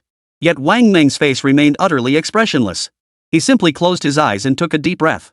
Others might not understand, but as one of Wang Meng's students, he knew well, the calmer he appeared, the angrier he truly was. If I'd been on campus, I'd have made sure Jiang Zhiyu walked in upright and left lying flat. Wang Meng glanced at his student and sneered coldly, "You want to kill her?" "Ha!" Hearing Wang Meng's words, he could only offer an awkward chuckle. Well, that might be going too far. Jiang Zhiyu is now a nationally renowned prodigy, and she's Waterwood's pride and joy. Killing her would be like setting off a nuclear bomb.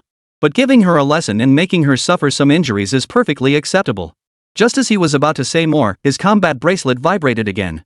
Teacher, reports indicate Jiang Zhiyu single-handedly defeated the 2nd and 7th ranked prodigies on the genius rankings. However, she has now left Magic City Martial Arts University under the mediation of other instructors. Hearing this, Wang Meng's expression finally eased slightly. Enough. I'll settle the score with Jiang Zhiyu later. What we need to do now is hunt down enough Lord-level beasts. And in the process, push your strength to break through to the high-ranked Martial General tier. High-ranking Martial General. Hearing this, he said no more. Compared to Jiang Zhiyu's antics at the Demon Capital Martial Arts Academy, enhancing his own strength was clearly more crucial. After all, achieving a breakthrough in the heat of a life-or-death battle was no easy feat. Having a martial lord's protection versus having none were two entirely different concepts. He had worked hard to get Wang Meng to agree to take him along. This opportunity had to be seized. Just as he returned the combat bracelet to Wang Meng and prepared to depart once more, the bracelet began to vibrate again. This time, however, after reading the message, Wang Meng suddenly burst out laughing. Jiang Zhiyu, I can't tell if you're genuinely foolish or just pretending. After provoking me, instead of rushing back to Shuweimu, you're heading straight for the Wasteland? You really aren't afraid of death." A flash of ruthlessness flickered in Wang Meng's eyes as he murmured. The young man in his early 20s beside him froze upon hearing this, turning to look at his master. "Come to the Wasteland? Who's coming to the Wasteland?" Wang Meng didn't answer directly, but countered with a question. "Zheng Dong, how long have you been studying under me?" Since my sophomore year.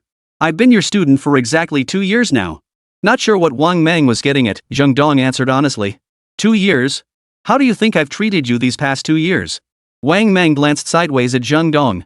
To be fair, Wang Meng treated his students quite well, providing cultivation resources, explaining martial techniques, and even helping students who were just short of breaking through to the next level.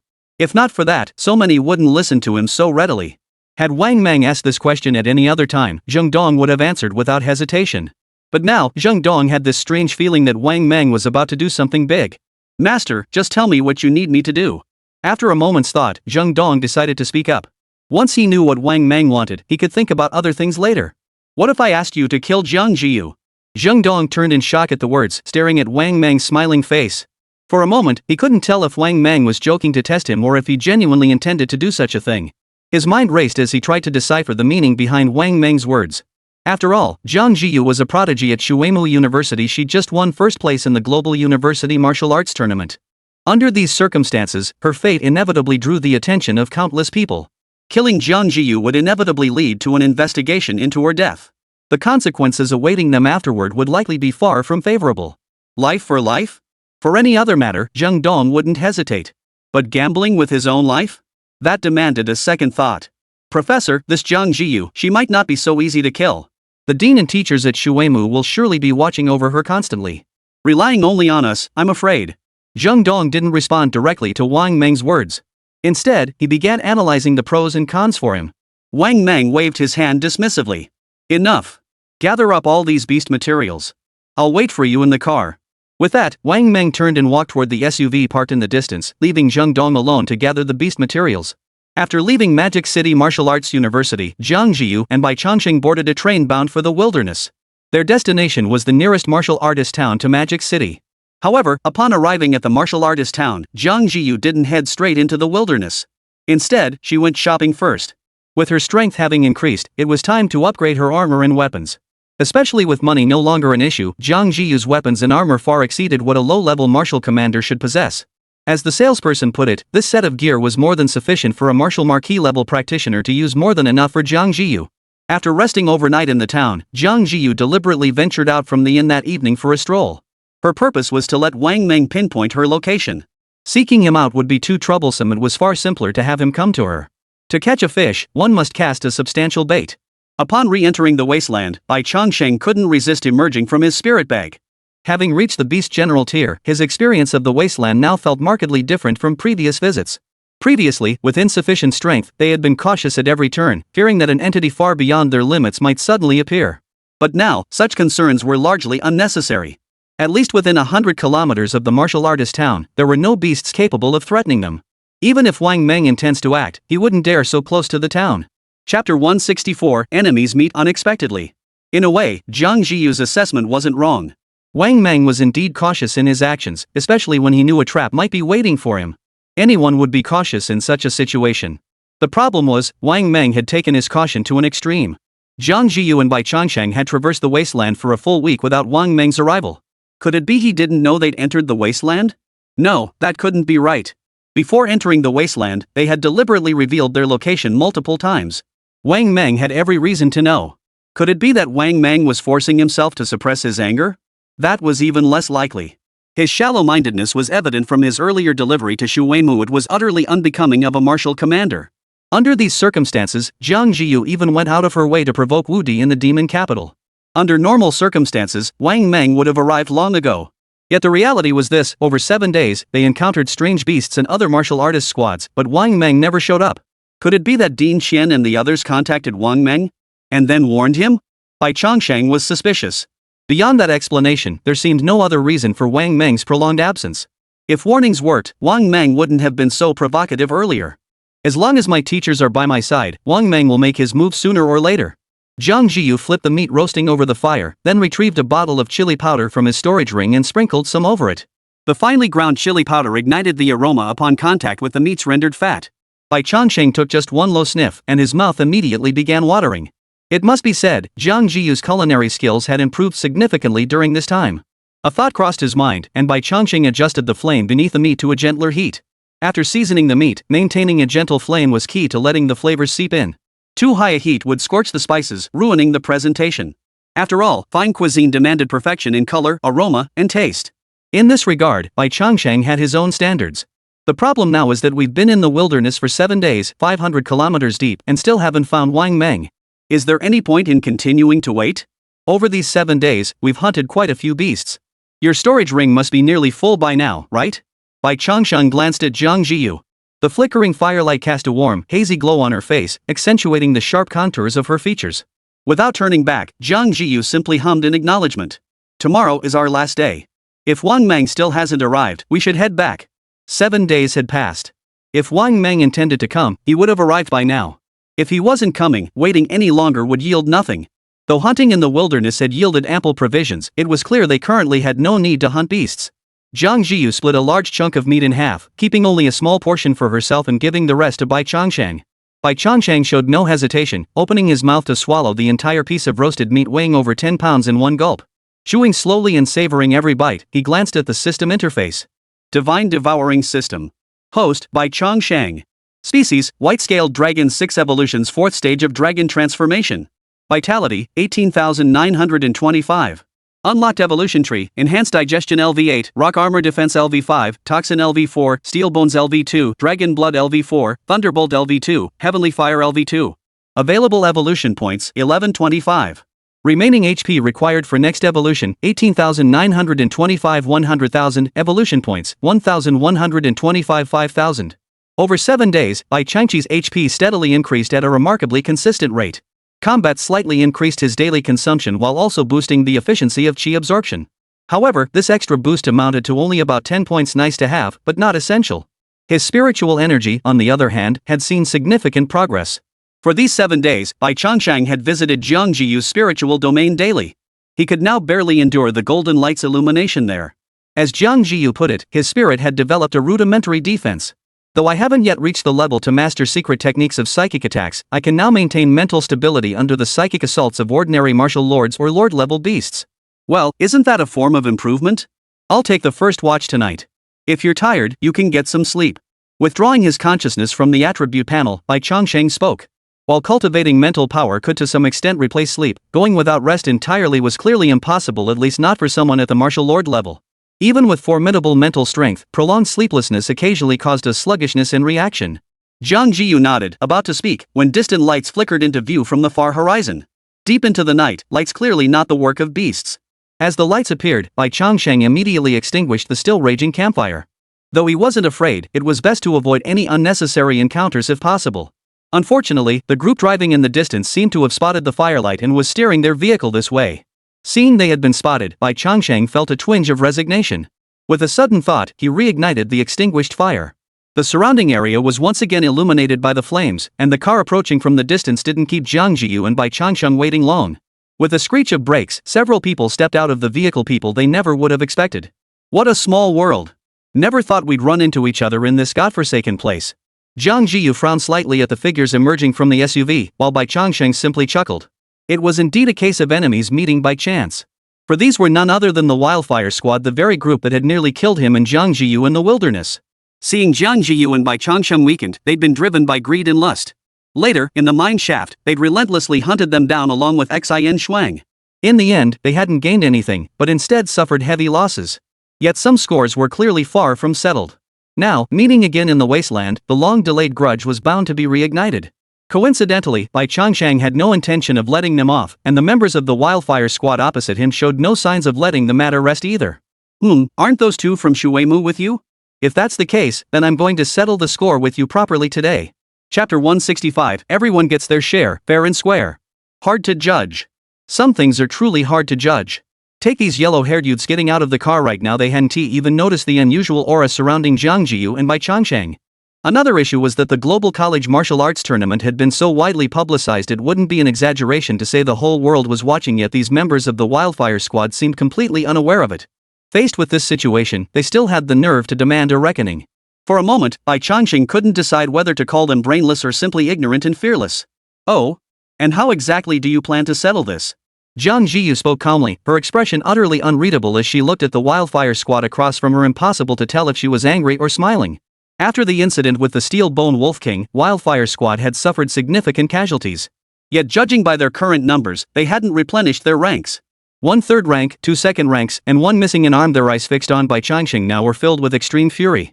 This lineup might have put pressure on Bai Changsheng before his enrollment at Shuemu Academy. But now? He found it downright laughable. Indeed, strength was the foundation of everything. 2 months later, Bai Changsheng looked upon the Wildfire squad that had nearly cut him down and suddenly felt that the once formidable group was now nothing but a bunch of rotten cabbage leaves. If he wished, he could crush them all at any moment. You're the ones who got that Steelbone Wolf King, right? I won't make things difficult for you. Just hand over all the money you made from selling the Steelbone Wolf King, and I'll let you live. At the mention of the Steelbone Wolf King, the Wildfire squad members' eyes burned with intensity. They had suffered immense losses for that Lord-level beast worth over $1 million, yet in the end, they hadn't gotten a single feather. They had assumed the matter was settled, only to unexpectedly cross paths with Jiang Zhiyu and Bai Changsheng again 2 months later. No wonder they were ruthless. It was like a juicy piece of meat delivered right to their mouths. Why wouldn't they devour it? They didn't expect to recover the entire profit from the Steelbone Wolf King, but if they could get back 30 or 40%, it would still be a decent little windfall, far quicker money than hunting beasts. What they hadn't anticipated was Jiang Zhiyu shaking her head upon hearing their demand. No money. No money? The members of Wildfire squad repeated the words, their voices rising with unmistakable menace. No money? Then pay with your bodies. Guys, keep the women, but slaughter the spirit beast. Long time no see. This guy's grown so much, even sprouted a pair of horns? Skinning it would fetch a pretty penny. With old grudges already simmering, the Wildfire squad members showed no intention of holding back upon meeting him. They didn't even bother with pretense, drawing their blades immediately. But as their opponents drew their weapons, Jiang Zhiyu and Bai Changsheng showed no sign of panic. Instead, faint smiles flickered in their eyes. Me? Bai Changsheng spoke up. Jiang Zhiyu nodded. Then I'll go meditate first. Seeing Bai Changsheng speak up and Jiang Zhiyu opting not to intervene, the members of Wildfire squad felt a momentary freeze in their minds, as if their systems had suddenly crashed. Wait, what just happened? Isn't this guy a beast? How can he speak? Don't only beast kings possess the ability to speak? Could it be, this guy is actually a beast king? Bai Changsheng was certainly not a beast king, but in a certain sense, he was practically indistinguishable from one. For neither a beast king nor the current Bai Changsheng was a force the Wildfire squad could possibly withstand. Bai Changsheng gave them no chance to react. His serpent tail lashed out, striking the one-armed man with a dull thud. The man flew backward, vanishing into the darkness. Yet Bai Changsheng could distinctly feel that his strike, though delivered with only 50% force, had been sufficient to shatter every piece of armor on the man's chest and snap his ribs. After that blow, the inevitable outcome would be ruptured internal organs, no chance of survival. Faced with Bai Changsheng's sudden outburst, the remaining 3 members of the Wildfire squad turned pale. It happened too fast, so fast they hadn't even registered the attack before Bai Changsheng had already taken one of them down. Something's wrong. How did this beast's strength increase so much? Spread out. Encircle and attack. Having roamed the wasteland for years, these warriors still possessed their combat instincts. The moment Bai Changsheng moved, the leader had already sensed something was off. By this display, Bai Changsheng's strength surpassed his own by several folds. This was hardly the frail white-scaled snake they remembered. Only now did they truly take Bai Changsheng seriously. And then they discovered something utterly terrifying. Bai Changsheng's qi and blood were now incredibly dense. Judging by his physique, he was clearly a beast general level existence. Earlier, in the dim light, most of his body had been coiled up. But now, with his entire form fully exposed, it was enough to make them feel 3 parts cowardice in their hearts. Bai Changsheng, too, had lost any desire to continue playing games with them. They were all scum of society. Keeping them alive served no purpose, they'd only find opportunities to plague other martial artist squads. Better to eliminate them all right here and now than use them as fertilizer. Don't engage head-on. Harass and attack. The leader of the Wildfire squad attempted to direct the battle, hoping to strangle Bai Changsheng here. But Bai Changsheng merely chuckled dryly and shook his head. With a flicker of intent, the raging flames atop the bonfire began to detach from the wood beneath them, slowly rising into the air before their very eyes. The scene was utterly bizarre. The faint glimmer of hope that had flickered in the hearts of the few remaining members instantly sank to the lowest depths. The elemental fire continued to gather, swelling and surging in the air. The blazing light illuminated the surrounding 100 meters as brightly as daylight. The steel bone wolf king's corpse is gone, but I can offer you something else instead. Bai Changsheng let out a cold laugh. Then the fireball split into 3, each heading toward the 3 people standing in different positions. Everyone gets a share fair and square. The words barely left his mouth before the fireballs erupted with brutal force. Their speed was so blindingly fast that only the leader managed to react. Yet even with that split-second awareness, he was utterly helpless against Bai Changsheng's assault and attack far exceeding his limits. He could only watch helplessly as the fireball closed in, poised to obliterate his very existence in the next instant. But just then, 3 streaks of blade light shot swiftly from the distance, striking the 3 fireballs before Bai Changsheng could eliminate the Wildfire squad's trio. Boom! The fireballs exploded with what seemed like tremendous force, yet the 3 men survived. Chapter 166. After 7 days of fishing, it finally arrived. The flames illuminated the surroundings completely, but this light lasted less than an instant, vanishing as quickly as fireworks. Yet even that fleeting light allowed Bai Changsheng and Jiang Zhiyu to catch sight of 2 figures darting past in the distance. Their hearts instantly grew cold. Especially Bai Changsheng. He knew exactly how powerful his attack was. Though aimed at the members of the Wildfire squad and not unleashed at full power, it still possessed the formidable strength of an intermediate beast general level attack. Yet the newcomers had sliced through his fireball with mere slashes of their blades. Such prowess placed them far above him. Upon witnessing those blade flashes, Jiang Zhiyu felt a sudden realization. Her brows instantly furrowed as she summoned her alloy spear, gripping it tightly in her hands. The Wildfire squad members felt as though they'd been dragged back from the brink of death at the last moment. Cold sweat instantly beaded on their foreheads, leaving only sheer terror in its wake. But they weren't fools. The fact that their opponent could effortlessly shatter Bai Changsheng's attack proved their strength was certainly no weaker than his. If they could find shelter under this opponent's protection, they might just survive. Thank you, Senior, for your assistance. Wildfire squad will remember your kindness for the rest of our lives. Hearing their leader's words, the other 2 snapped out of their daze and immediately bowed deeply toward the 2 figures who had suddenly appeared. Yet the 2 figures seemed utterly oblivious to their words, their eyes fixed intently on Bai Changsheng and Jiang Zhiyu ahead. The previous night had passed and the moon's glow had faded. Yet by the faint starlight, they could barely make out their surroundings. The moment Bai Changsheng clearly saw the faces of the newcomers, a chill shot through his heart. An overwhelming sense of danger instantly enveloped him.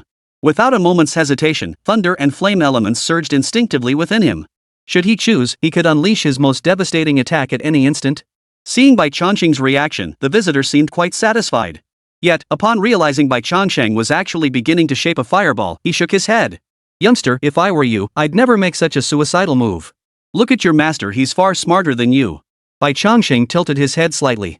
Jiang Zhiyu frowned, gripping her alloy spear but showing no signs of preparing to attack. It made sense. Given the strength of their attacks, even a full power strike wouldn't scratch the other. So why bother defending? Bai Changsheng dispelled the gathered elements with a shrug, then edged closer to Jiang Zhiyu. Good. Recognizing the situation means you'll live a little longer. Otherwise, you'd be joining your master down below. The newcomer's lips curled into a cruel smile as his gaze shifted to Jiang Zhiyu. Care to explain your reasoning? Knowing full well I was searching for you, you still dared to enter the wasteland? And I thought there might be an ambush. I followed you for 4 days and had people track the movements of those 3 old fools from Shuemu. And yet, you actually came to the wasteland alone? Wait, there's also this little one. Resignation? Anger? Delight? Bai Changsheng couldn't quite discern which emotion dominated the other's face, but clearly, excitement and agitation were the predominant ones. So, are you here to kill me? Facing that gaze, Jiang Zhiyu showed not a trace of panic. Instead, she spoke calmly. You should know very well that if you kill me, Shu Weimu won't let you off, and my teacher will hunt you down relentlessly. Then, your position as Dean of Magic City Martial Arts University will be lost. What do you think, Dean Wang Meng?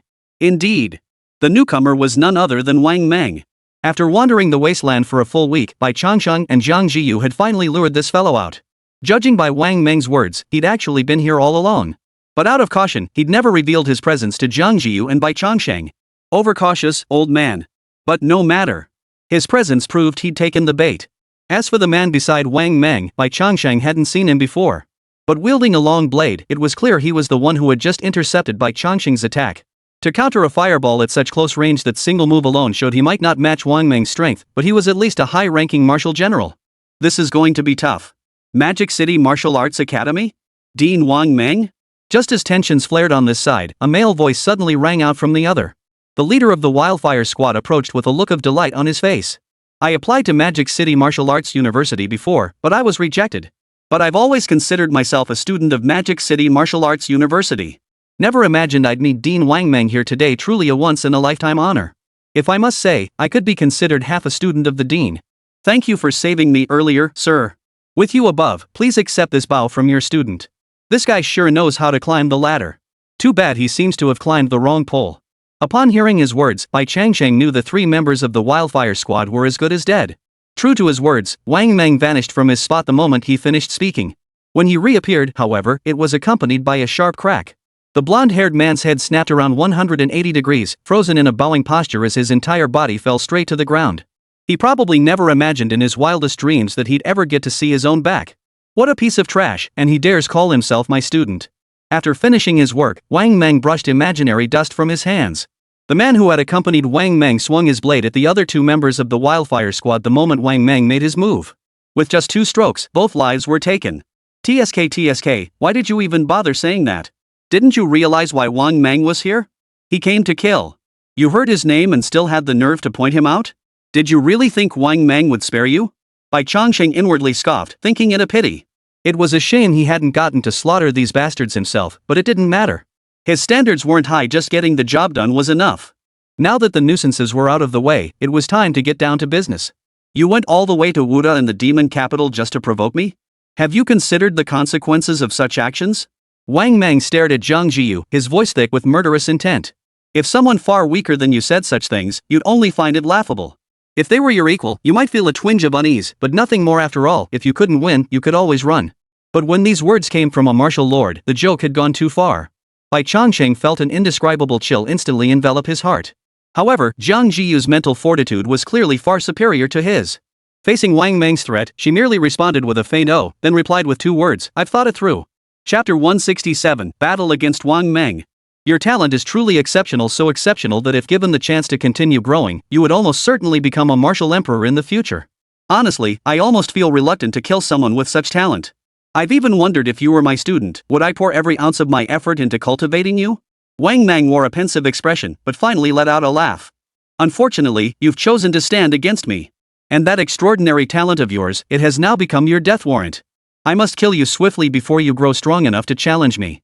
Wang Meng grew more animated as he spoke, while Jiang Zhiyu remained deep in thought, silently agreeing with his words. Indeed, if I were in your position, I too would seek to eliminate my opponent before they could fully develop. So you made your move, and I responded. You deliberately spared Jia Muxue, sent her to Shuweimu to find me, and had that package delivered to my hands, all to provoke me into losing my composure. And when I went to Wudao in the demon capital and ventured alone into the Wasteland, I was doing the same thing, making you lose your reason. Wang Meng heard these words, and a hint of astonishment flickered in his eyes.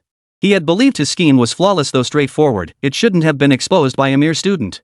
But it didn't matter now whether exposed or not, the situation had already reached this point. But as far as I know, you didn't arrange any backup plans. Without those 3 martial kings from Shuweimu University holding the fort, what good would it do you to lure me here? The outcome seems to have unfolded exactly as I anticipated. Without any other backup plans, it seems you still can't escape death. Wang Meng didn't rush to attack. He was probing Jiang Zhiyu's hidden cards. Jiang Zhiyu, however, had no intention of playing coy. He raised his hand and tapped the spirit-gathering pouch at his waist. A flash of light erupted from the pouch, and two figures, entirely silver in color, materialized beside Jiang Zhiyu. No fluctuations of vital energy, no overwhelming presence of spiritual power, not even a breath. Yet the moment they materialized, Wang Meng felt an indescribable pressure. It wasn't quite enough to instill fear in him, but it came remarkably close. There was no doubt about it, both of these silver figures possessed the combat prowess of a martial lord. No wonder Jiang Zhiyu had been so bold, knowing he intended to kill her, she still dared to venture alone into the wasteland. And the three old men of Shuimu were utterly unconcerned about it. Who wouldn't feel completely secure with two martial lord-level protectors by their side? But what exactly were these two things? How had Jiang Zhiyu managed to seal them within her spirit-capturing bag? Devoid of vital energy and spiritual force, what was their true strength? Thoughts surged through Wang Meng's mind as his gaze kept shifting between Jiang Zhiyu's companions, Shazhu and Wenru. Suddenly, he smiled. These two, they must be the ones you brought out from the secret realm that day, right? No wonder, Master Liang said. My students were instantly slain by beings far beyond their level. These two were the ones who did it, weren't they? That incident had clearly become a thorn in Wang Meng's side. Why hadn't he stayed at the school? Why had he ventured into the wasteland to hunt lord-level beasts with such fury? Wasn't it because that single secret realm expedition had forced the school to seize all his savings to compensate those students? His students, whom he had nurtured with all his heart and soul, had died. And now he had to liquidate all his assets to cover the damages. How could Wang Meng not harbor resentment? Before, he had only suspected. But now, with Jiang Zhiyu presenting the evidence before him, he felt a strange sense of relief. If that was truly the case, then the 10 students he took with him hadn't died in vain. Jiang Zhiyu didn't respond directly to Wang Meng's words, merely turning to glance at Shazhu and Wenru. This is now in your hands. Execute them on the spot. Upon hearing this, Wenru gave a slight nod and slowly rose into the air. As for Shazhu, he scratched his head, then reached behind him and pulled out a silver hoe. Wait, where did he pull that hoe from? Bai Changsheng had never seen Shazhu wield this tool before. This was truly an eye-opening sight. The atmosphere on the scene seemed to grow grim and tense at that very moment. Both sides were intent on eliminating the other. Under these circumstances, the only difference lay in who would strike first. In the end, Shazhu couldn't hold back and struck first. He stomped down hard. The already soft ground couldn't withstand the explosive force, collapsing over 10 centimeters. The resulting recoil propelled Shazhu forward like a rocket. His speed was so blindingly fast that Bai Changsheng only caught a silver afterimage streaking past before Shazhu collided with Wang Meng in the next instant. Boom! Boom! Boom! Dull, muffled sounds echoed in rapid succession, like firecrackers going off, yet the sheer force behind them was far more direct and exaggerated than any firecracker could ever deliver. Visible shockwaves radiated outward from each collision. Each impact generated a shockwave that caused the ground to sink several inches.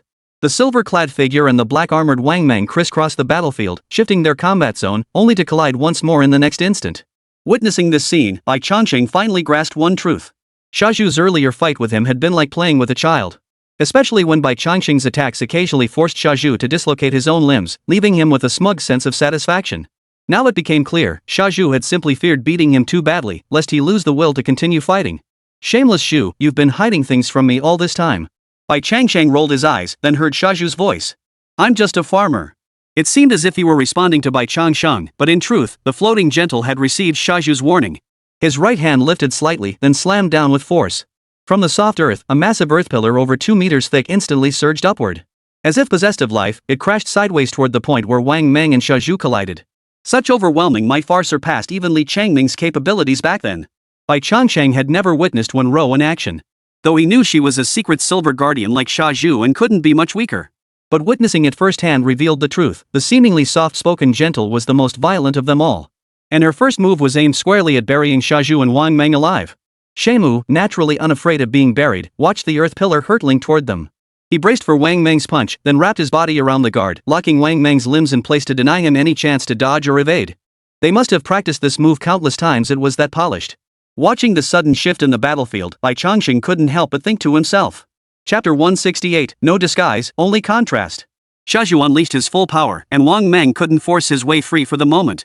He could only watch helplessly as the earth pillar summoned by Wenru swept toward him. Boom! The earth pillar lifted both men high into the air, then slammed them back down toward the ground like an earth dragon swallowing its prey. After a thunderous thud, Shazhu and Wang Meng vanished from their spot, and everything seemed to return to calm. Seeing this turn of events, Bai Changsheng couldn't help but feel a wave of relief wash over him. Earlier, he'd worried that Shazhu and Wenru wouldn't stand a chance against Wang Meng. Now it seemed that even the dean of the demon-ridden Wuda University wasn't all that formidable after all. But as Bai Changsheng's thoughts began to form, he suddenly felt the ground tremble slightly. He thought he might be imagining things and paused in surprise. But the next moment, the tremor returned, this time more pronounced than before, and Bai Changsheng felt it more distinctly. An earthquake? Clearly not. If it were an earthquake, why would only the ground beneath their feet be shaking? Therefore, there was only one possibility. The battle between the two martial lords could actually cause the ground to shake? How immense must their power be? Wait, weren't they underground? How could they exert such force from down there? A flurry of questions raced through Bai Changsheng's mind, but clearly, no one could provide answers. Above, when Ruan's hands continuously formed seals as she murmured incantations. Visibly, the area that had swallowed Xiazhu and Wang Meng transformed. The earth seemed to flow like water, churning like swirling vortexes colliding endlessly. Bai Changsheng had no idea what level of battle was erupting underground, but one thing was clear, combat of this magnitude was beyond his comprehension. It must be confined beneath the earth, for with his combat prowess, even approaching it would likely leave him wounded by the aftershocks. Was this the gap between a martial duke and a martial general? Then what kind of majestic presence must a martial king possess? Unconsciously, Bai Changsheng's mind drifted to the image of his good elder brother, pounding his chest and promising him, as long as I have a bite, you'll have one too. No pretense, just stark contrast. While Bai Changsheng's thoughts raced, Jiang Zhiyu on the other side watched the constantly trembling, churning ground, her brow slightly furrowed. Her psychic energy clung to Xiazhu, allowing her to perceive the battle unfolding beneath the earth. Sham Zhu and Wenro had cleverly dragged Wang Meng underground. Not only did this restrict Wang Meng's ability to unleash his full power, but it also left him facing the threat of oxygen deprivation. In contrast, Xiazhu didn't need to breathe, and underground, Wenru could unleash her full potential.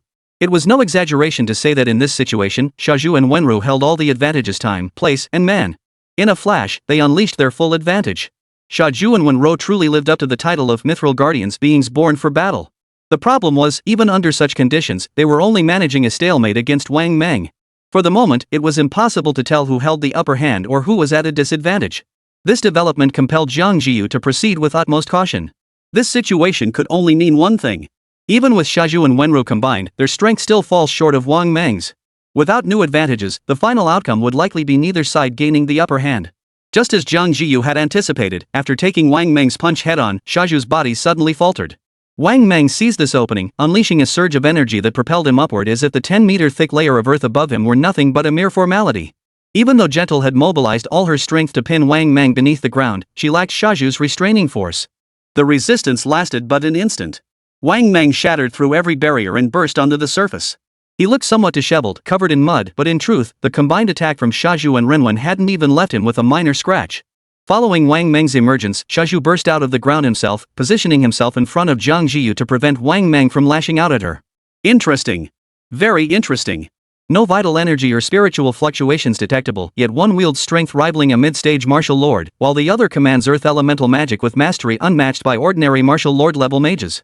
They appear to be products of technology, yet they wield ancient martial arts techniques. These two must be relics from ancient times, right? Wang Meng glanced at Jiang Zhiyu, brushing damp mud from his shoulders and hair. Jiang Zhiyu didn't respond to Wang Meng's words, instead turning to look at Xiazhu and Wenru. Are you confident? If not, we should find a way out.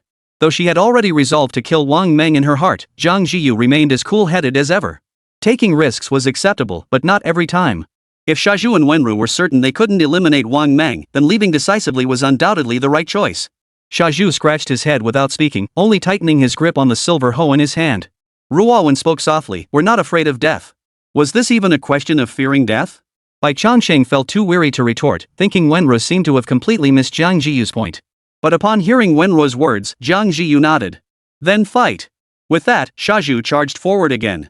Wang Meng met him with a clenched fist, while Rongwen waved her hand once more, intending to replicate her earlier maneuver using the earth pillar to drag the intertwined silver and black figures back underground. But clearly, Wang Meng wouldn't give them that chance again. While dodging relentlessly, he shouted toward the man he'd brought with him. "Zhang Dong! Kill Jiang Zhiyu!" The voice wasn't loud, but it carried clearly to the ears of the remaining individuals. Bai Changsheng's heart sank. Thunder and flame elements began to coalesce simultaneously. Jiang Zhiyu, too, gripped her alloy spear tightly, its tip sharpened with a fierce intent. Zhang Dong had initially been reluctant to act. Killing Jiang Zhiyu was nothing compared to eliminating that old man in the martial artist town.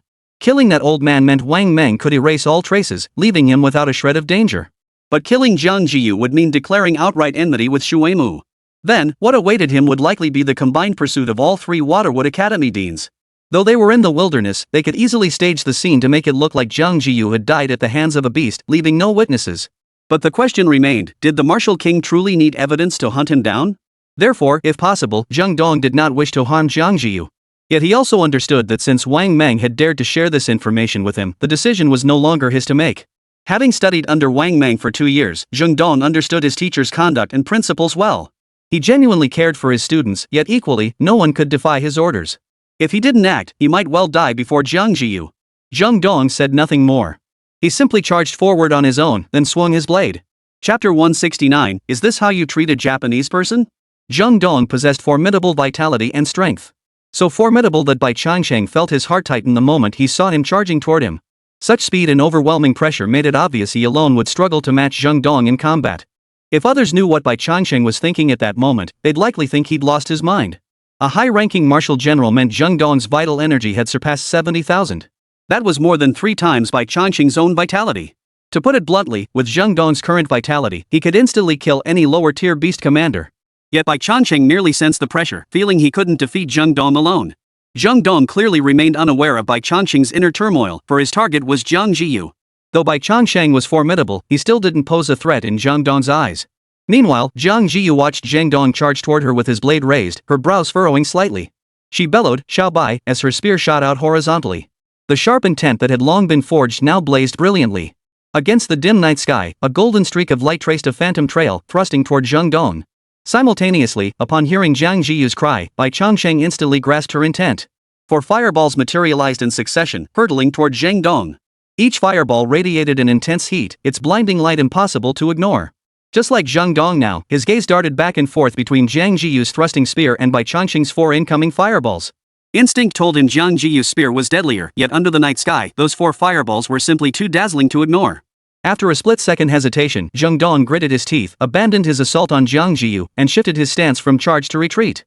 Simultaneously, his long sword slashed 4 times in rapid succession. Pale blue blade light streaked across the night sky with unstoppable force, crashing heavily into the fireballs hurled by Bai Changsheng. The fireballs exploded, their energy neutralized by the blade's light, leaving only brilliant bursts of light in the sky.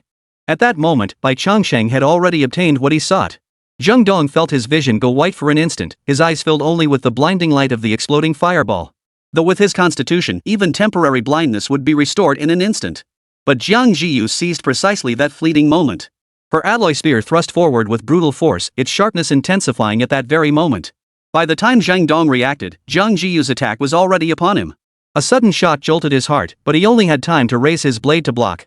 Clearly, he had underestimated the sheer force of Jiang Zhiyu's strike. Or rather, he had underestimated the might of a heavenly-tier martial technique. Snap! The spear tip struck the blade with tremendous force, unleashing its full sharpness. The blade, which should have been incredibly resilient, shattered instantly under the assault. The previous shattered gold spear certainly hadn't possessed such power. Bai Changsheng was certain of that. But upon reflection, it made sense. Though Jiang Zhiyu's vital energy had previously allowed him to wield the gold-shattering spear, his execution had been more about form than substance. It had nothing to do with her understanding of the martial skill, it was simply a matter of insufficient vital energy. But after her breakthrough to the martial general tier, her vital energy surged dramatically, bolstered by the second inner C. It was like upgrading a 200 horsepower vehicle with 2000 horsepower engines. The resulting vitality was naturally extraordinary. Only when a heavenly rank martial skill is driven by such abundant vital energy does it truly manifest its heavenly rank strength. Zheng Dong clearly hadn't considered this, so the moment his long blade shattered, a sudden panic gripped his heart. Jiang Zhiyu, having landed her strike, showed no intention of halting her assault. His spear thrust repeatedly, shifting techniques in the blink of an eye. After gaining the upper hand with the gold-shattering spear, he swiftly transitioned to the whirlwind spear. She showed no intention of giving Zheng Dong even a moment to catch his breath. Simultaneously, Bai Changsheng's assault arrived. The fusion of thunder and flame elements unleashed such intense elemental fluctuations that even Zheng Dong felt his heart skip a beat. He was indeed a high-level martial commander, but while his vitality had increased, his defense hadn't improved significantly.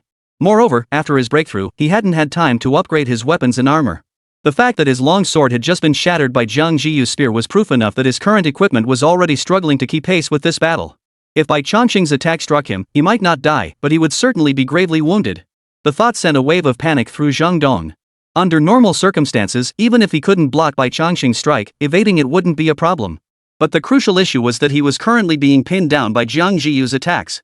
Attacks as swift as a breeze kept coming.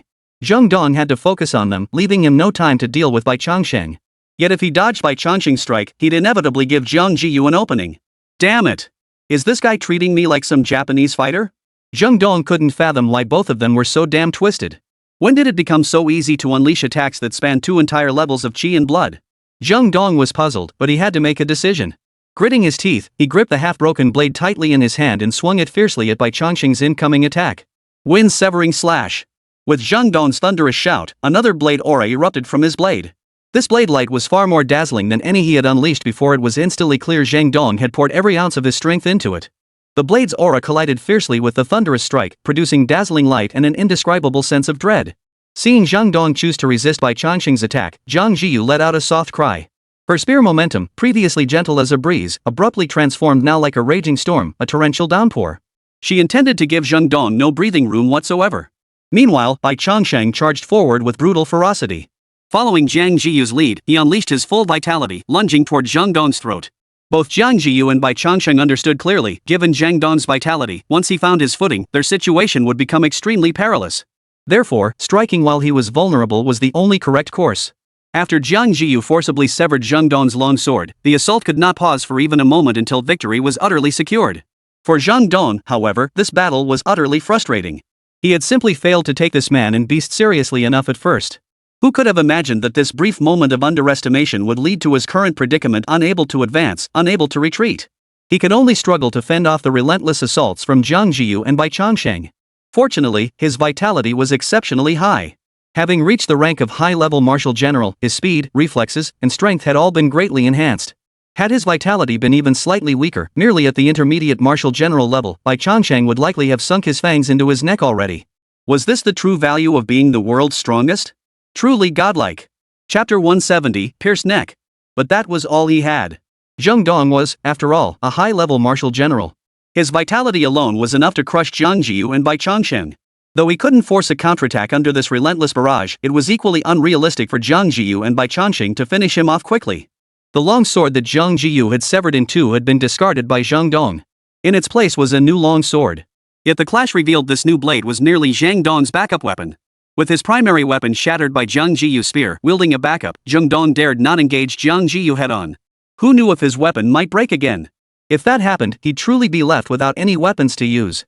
Yet both Zheng Dong and Jiang Zhiyu Bai Changsheng understood one thing clearly. Their battle was utterly inconsequential. Everything hinged on the outcome of Wang Meng, Shizhu, and Wenru's fight. The battle between the martial lords would be the decisive factor in the outcome of this entire conflict. Bang! A dull, heavy sound echoed once more. With each collision of fist against blade and flesh, both Wang Meng and Shizhu had abandoned defense entirely. Their blows carried the sheer force of a will to crush the other to death. Each muffled thud sent a tightening sensation through Bai Changsheng's chest. He glanced over in their direction, feeling nothing short of horror. Bai Changsheng didn't know the exact vitality reserves of Wang Meng and Shizhu, but one thing was certain. The sheer force unleashed by these two men absolutely exceeded 500 tons. In the wilderness, a tree trunk so thick it took 3 men to encircle it was sliced clean off in one massive chunk from a mere glancing blow of a fist. Even after cleaving the trunk clean, the fist showed no sign of slowing its momentum. This scene fully confirmed what Bai Changsheng had just imagined. He shuddered to think what such monstrous force would do to him. The thought sent a chill down Bai Changsheng's spine. To put it bluntly, one punch would turn him into mincemeat. Thankfully, this battle didn't require his involvement. Otherwise, he'd likely die without even knowing how. Meanwhile, Gentle Hands was far from idle. Her hands fluttered ceaselessly, forming seals. The ground in the area where Wang Meng and Shizhu fought seemed to come alive. At times, earthen pillars would surge upward, crashing toward Wang Meng. At other times, the ground beneath him would suddenly give way. Seizing the moment Wang Meng exerted force, it would cause him to sink, forcing him to withdraw his power and retreat. Under these circumstances, Wang Meng fell powerless, unable to unleash his full strength. It was true though Wang Meng and Zheng Dong, master and disciple, possessed superior vitality and blood energy compared to Bai Changsheng and his group, the very act of facing two opponents simultaneously left them feeling constrained at every turn, unable to unleash their full potential. But then again, restricting an opponent's ability to perform was part of one's own strength, wasn't it? Xiao Bai. Jiang Zhiyu's sudden call snapped Bai Changsheng back to attention. As Bai Changsheng snapped back to focus, he understood exactly what Jiang Zhiyu was thinking. This prolonged skirmish wasn't merely for sparring with Zheng Dong or honing martial skills. In truth, Jiang Zhiyu had been steadily building up the momentum of her spear. The burst of the whirlwind spear wasn't as direct and ferocious as the shattergold spear. While the golden shattering spear was easier to evade, once the whirlwind spear gained momentum, it became utterly unstoppable. Jiang Zhiyu's sudden call to him signaled that the gale spear's momentum was now fully formed. Without a moment's hesitation, Bai Changsheng unleashed a torrent of spiritual energy. Swarms of fireballs flashed from above his head, tracing arcs across the night sky from left to right. In the blink of an eye, 7 fireballs solidified into form. Before Zhang Dong could react, they slammed forward with a thunderous roar. While the power of each individual fireball wasn't overwhelming, they collectively possessed the offensive strength of an intermediate-level martial general. Even Zhang Dong had to treat them with caution. Yet instinctively, he sensed Jiang Zhiyu seemed to be holding back something more powerful. Though outwardly unchanged, this persistent feeling compelled Zhang Dong to heighten his guard. His long sword slashed repeatedly, unleashing a continuous stream of blade energy to meet the fireballs hurled by Bai Changsheng. But Bai Changsheng gave a cold snort. With a flicker of thought, the fireballs he had launched instantly merged into one. Before Zhang Dong could adjust his stance, the fireballs exploded with a deafening roar. The blinding light flashed before his eyes. The same tactic had caught Zhang Dong off guard once more. If that was the case, then Jiang Zhiyu wouldn't hold back. The alloy spear thrust forward with brutal force, its pent-up momentum erupting fully in that instant. Like a gale sweeping across his face, it aimed straight for Zhang Dong's life. After a brief moment of blindness, Zhang Dong saw the spear thrusting toward him once more, and his expression changed instantly. Without a moment's hesitation, he swung his long sword horizontally while bellowing, wind-severing slash. When the whirlwind spear met the wind-severing slash, which would prevail in the clash of spear and blade? The answer had long been laid bare before them. A heavenly tier martial art remained a heavenly tier martial art. Jiang Zhiyu had calculated everything. His daring to unleash this final spear strike at this moment stemmed from his absolute certainty that Zhang Dong had no strength left to follow up. And reality did not deviate from Jiang Zhiyu's expectations. The intense collision and the full mobilization of his qi and blood had significantly depleted Zhang Dong's strength. Compounding this were the multiple wounds inflicted by the spear on his joints. As he swung halfway through the wind-severing slash, the blade's radiance dimmed for an instant. It was but a fleeting moment one Zhang Dong could easily recover from had he noticed. But Jiang Zhiyu seized precisely that fleeting opening. PSSSH. The alloy spear swept past the blade, leaving Zhang Dong no chance to react. Its tip pierced his neck, blood spurting instantly. His formidable vitality kept Zhang Dong conscious. He lunged backward, creating distance from Jiang Zhiyu before raising his hand to touch his neck. But his hand felt only warmth. Lowering his head slightly, he discovered his palm was covered in blood. Ugh! Zhang Dong opened his mouth to speak, but no sound emerged from his throat. Even now, he couldn't quite grasp it. He was a high-ranking martial commander, yet why had he not only failed to gain an advantage against Jiang Zhiyu and Bai Changsheng, but instead been steadily pushed back? To the point that now. You were the one who killed people back in Martial Arts Town, weren't you? Jiang Zhiyu stood poised with his spear, offering no further pursuit. With his neck pierced, Zhang Dong had no chance of survival unless he was currently lying in a hospital emergency room. Watching Zhang Dong's fading vitality in the distance, Jiang Zhiyu spoke slowly. Killing you will serve as revenge for Zhao Mushuai and her grandfather. For an ordinary person, Jiang Zhiyu might have shown mercy, even crippling them would have sufficed. But Zhang Dong's blade had spoken volumes to Jiang Zhiyu. As the instigator of this entire affair, Wang Meng could not be spared. Zhang Dong, who had merely served as Wang Meng's blade, likewise deserved no mercy. Therefore, a fireball erupted with a thunderous blast. Zhang Dong vanished from his spot, leaving only a pile of charred armor behind. Chapter 171, Wang Meng's Reinforcements. High-ranking generals have already reached the combat limits of ordinary individuals. Most devote their entire lives to reaching this pinnacle. Zhang Dong's potential clearly extends far beyond that of a high-ranking military commander. If he followed the conventional path, achieving the rank of martial duke would pose little difficulty. Should the right opportunities arise, even breaking through to martial king in the future was not beyond the realm of possibility. After all, he was the top-ranked prodigy on the Demon City Martial University's genius list. Yet now, this unrivaled top-ranked martial prodigy of Demon City University had been reduced to nothing but ashes by a mere flame. With the vitality of a low-tier martial general, he had forcibly slain a high-tier martial general. Such a feat is likely unparalleled in the entire history of martial arts. And with Zhang Dong's demise, it signaled that Jiang Zhiyu and Bai Changsheng had fully mastered the entire Shuemu. High-level martial generals are indeed formidable opponents. Bai Changsheng gazed at the charred armor and murmured the words. Jiang Zhiyu nodded in agreement, her breath still slightly labored. Fortunately, he had only just broken through, and his vital energy was still unstable. Had he been given just 3 more days to solidify his vital energy, the outcome would have been truly uncertain. Though Bai Changsheng had never faced a high-ranking general himself, he could sense the vast chasm between them and lesser warriors.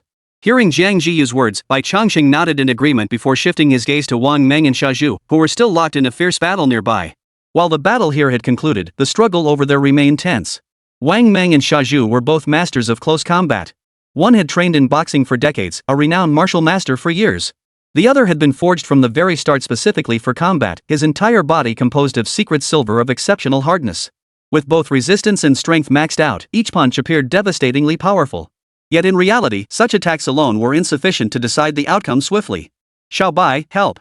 A battle between martial masters was clearly beyond Jiang Zhiyu's involvement. Without ranged attack capabilities, rashly joining the fight would be an extreme disrespect to a martial master. Doing so would be no different from handing over a hostage. But Bai Changsheng clearly had no such concerns. At Jiang Zhiyu's call, Bai Changsheng's pupils contracted slightly as his spiritual energy surged wildly. Thunder and flame elements drifting through the air began converging toward his brow. As the elements gathered in greater numbers, a glow gradually emerged from the area of purple dragon scales on Bai Changsheng's forehead. When the energy reached its peak, a blue-white bolt of thunder shot forth, its crimson flames dancing within the lightning, amplifying its destructive power. This attack represented Bai Changsheng's absolute limit. Though his spiritual energy was depleted from battling Zhang Dong, it still stood as his most formidable strike. Even a high-ranking martial general, if caught unawares, would likely suffer severe injury or even perish. The martial marquis may be fierce, but if he takes this hit, he should suffer considerable damage, right? Bai Changsheng thought to himself. Yet the very next moment, he was starkly reminded of the vast chasm between himself and Wang Meng. Facing Bai Changsheng's full power strike, Wang Meng didn't even bother to defend. He let the thunderous blow crash into his back, leaving not even a trace of scorch. Wait, is this right? Bai Changsheng felt his understanding being challenged. He had believed that even if his full power strike couldn't kill Wang Meng, it should at least inflict some damage. But now, it seemed not only had he not been injured, but even the force felt too light to give Wang Meng a scratch. After Bai Changsheng's strike, Wang Meng and Xia Zhu exchanged punches and pulled back. Glancing over at the scorched armor on Bai Changsheng's side, he instantly understood the outcome. A low curse escaped his lips, useless. A high-ranking warrior who can't even take down two low-level warriors? What a useless piece of trash. All the effort I put into training you was wasted. Better off dead. Had Zhang Dong heard Wang Meng's words, he would likely have been terrified. But the Zhang Dong of today could no longer hear them. Wang Meng's brow furrowed deeply as he hesitated, seemingly pondering how to handle the current situation. Zhang Dong was dead. That meant what had been a simple task of tying up Xia Zhu and Wenro had now become a necessity. He had to completely eliminate these two men who seemed utterly fearless of death. Only then could he free his hands to deal with Jiang Zhiyu. It seemed similar, but in reality, the difference was enormous. After several exchanges, Wang Meng had fully assessed Xia Zhu and Wenru's capabilities. Xia Zhu was tough as nails, possessed incredible self-healing abilities, and seemed to know no fatigue. One-on-one, wearing him down over time might eventually break him. But with Gentle supporting him, even though Wang Meng could have easily dominated Xia Zhu before, he now dared not attack with full force. He had no idea where Wenro's next strike would come from. He could ignore Bai Changsheng's attacks because Bai was merely a low-tier beast general. Even with the mental power of a lord-level being boosting him, the strength of his attacks was only on par with a high-tier beast general. But Wenro possessed genuine martial marquis-level attack strength. If he truly ignored her, Wenro would teach him a lesson. So, was this the extent of their operation? Wang Meng's heart sank. He shook his head and spoke. Third brother. Come out. Ha! Hearing Wang Meng's words, Bai Changsheng and Jiang Zhiyu's hearts skipped a beat. Wang Meng had backup? No way. He's just a martial lord coming to kill two low-level generals and he's brought backup? Is this level of caution really necessary? Bai Changsheng inwardly scoffed, yet his body instinctively shifted closer to Jiang Zhiyu, shielding her behind him. Simultaneously, Xia Zhu and Wenru seemed to sense something as well. Their figures flickered, appearing beside Jiang Zhiyu. Second brother, your student's strength is rather mediocre, isn't it? A sinister voice echoed, seemingly originating from ahead of them, yet Bai Changsheng's intuition insisted it came from behind. This sensation, at odds with his physical perception and combat instincts, left Bai Changsheng momentarily bewildered. The next moment, a figure slowly emerged from the darkness, standing beside Wang Meng. The newcomer wore a black tracksuit and a mask over his face, seemingly determined to conceal his true appearance. His frame was emaciated, skin stretched taut over bones, his hair straw-colored and brittle. Even through the mask, Bai Changsheng sensed an inexplicable repulsion emanating from him. This appearance suggested either drug addiction or being hollowed out by debauchery. I can handle this, but the payment. Chapter 172, Cloud Harnessing Hand, Louis. The payment is no problem. Wang Meng spoke up, pills, weapons, or money, name your price. His generosity was clear. Wang Meng was dead set on killing Jiang Zhiyu, no matter the cost. But then again, how much time had truly passed since their meeting in that martial artist town? Jiang Zhiyu's vital energy and blood had already doubled. Such efficiency would unsettle anyone, let alone Wang Meng. If Jiang Zhiyu were given another year or two, achieving the rank of martial marquis wouldn't be surprising at all. There was no time to spare. Today, Jiang Zhiyu had to be stopped here, no matter what. Earlier, to play it safe, he'd taken the risk of contacting third brother out in the wilderness. He never imagined it would actually come in handy. Haha, second brother, you know me well enough. Give me the money, and I won't even know what to do with it. But elixirs might be worth considering. The newcomer narrowed his eyes slightly, wearing a faint, ambiguous smile that sent a chill down one's spine. It was an almost instinctive, visceral rejection of this fellow. 10 spirit transforming pills, plus 10 young girls. I'll take this deal. Impossible. Yet after the man named his price, Wang Meng flatly refused. I can procure 10 spirit transformation pills for you, but don't even think about the 10 young girls. I've no desire to end up like you wanted by the authorities, doomed to hide in the wasteland for the rest of my life, neither human nor ghost. Deal. Wang Meng's refusal hadn't surprised the man. The position of dean at the Demon City Martial Arts Academy was powerful and influential. No one would give it up lightly. Still, he couldn't resist teasing Wang Meng. My dear second brother, wouldn't it be better to stay in the wasteland with your brother? With the two of us brothers joining forces, where couldn't we go? Wang Meng frowned slightly, glancing at the man. He noticed the faint dark lines around her eye sockets, and his frown deepened. You'd be wise to practice that technique sparingly, lest you lose your mind entirely. The cost would far outweigh any gain. Wang Meng spoke with genuine concern, but the man merely chuckled softly and said nothing more, shifting his gaze instead to Jiang Zhiyu. Such a pretty little girl, especially those eyes. I'd love to scoop them out and eat them. They'd probably be delicious. Sigh. Earlier, Bai Changsheng hadn't been entirely sure, but now it was clear this guy was a pure, unadulterated psychopath. Instinctively, he stepped forward to shield Jiang Zhiyu behind him. Yet despite such words, Jiang Zhiyu showed no trace of panic. Instead, she seemed deep in thought before speaking. Cloud summoning hand, Louis? Hearing the name Jiang Zhiyu uttered, the masked man paused slightly before breaking into a cheerful smile. Who'd have thought? After hiding in the wasteland for so long, someone still recognizes me. Hard to forget, really. Jiang Zhiyu nodded and continued, you attained the rank of Martial Marquis at 28, famed for your heaven-tier martial art, the Cloud Summoning Hand. But later, seeking faster cultivation, you practiced an obscure technique that corrupted your spirit and utterly changed your nature. You drained blood to nourish your cultivation, but 3 years ago, you grew dissatisfied with feeding on beasts and turned your sights to humans. In just 1 month, he committed 28 murders. All victims were underage girls, and without exception, each was drained of every drop of blood before dying. The authorities were enraged and dispatched a martial king along with 7 martial lords to pursue it. But later, no clear report was ever issued. I thought you were long dead. Gazing at the figure in the distance, Jiang Zhiyu's words carried a hint of icy coldness. Compared to Wang Meng, this later guy was even more outrageous, a beast who deserved to die 10,000 times over. Recalling how this incident had spread through the school in her previous life, every single girl had lived in fear for months. Only after the matter gradually faded and was forgotten did they slowly move on. Yet who would have thought that even under the relentless pursuit of the martial king and the encirclement of 7 martial lords, this bastard was still alive and well, even living quite comfortably. My life isn't that easy to take. To cultivate my martial arts, I've abandoned my very humanity. If I were killed so easily, wouldn't that make me look like a complete failure? But since you recognized me, there's no way I'm letting you leave today. The mask on Louis's face shifted slightly, as if he were licking his lips, his eyes brimming with lecherous intent. Rest assured, I'll make sure you enjoy every moment of this. Such a beautiful young girl, I haven't seen one like you in the wasteland for ages. With that, Louis narrowed his eyes, inhaled deeply in Jiang Zhiyu's direction, his expression intoxicated. Bai Changsheng couldn't deny it, this guy was utterly repulsive. Yet beyond the revulsion, he had to seriously consider one thing. Originally, with only Wang Meng present, Shazhu and Wenru could handle him without being at a disadvantage. But if Louis joined the fray, could Shazhu and Wenru still hold their ground? After all, as Jiang Zhiyu had said, this man had reached the level of a martial marquis years ago. After mastering an unknown martial art, he could even escape from the grasp of a martial king. With such formidable power, he might even rival Wang Meng. The scales of victory had tilted decisively toward Wang Meng the moment Louis appeared. Now, their concern was likely no longer how to kill Wang Meng, but how to escape from these two men's grasp. Glancing sideways at Shazhu and Wenru, his expression remained utterly unreadable, whether due to the inherent impassivity of the Mithril Guard or their genuine lack of concern about the two opponents. But Wenru promptly provided the answer. Shazhu, you stay behind and hold them off. I'll take the master and leave first. Shazhu said nothing, merely nodding to himself. Whether it was Bai Changsheng's illusion or not, he glimpsed a hint of resolute determination in Shazhu's eyes. That stance alone spoke volumes. But no sooner had their words fallen than Wang Meng and Louis across from them sprang into action. Think you can just leave? I haven't given you permission.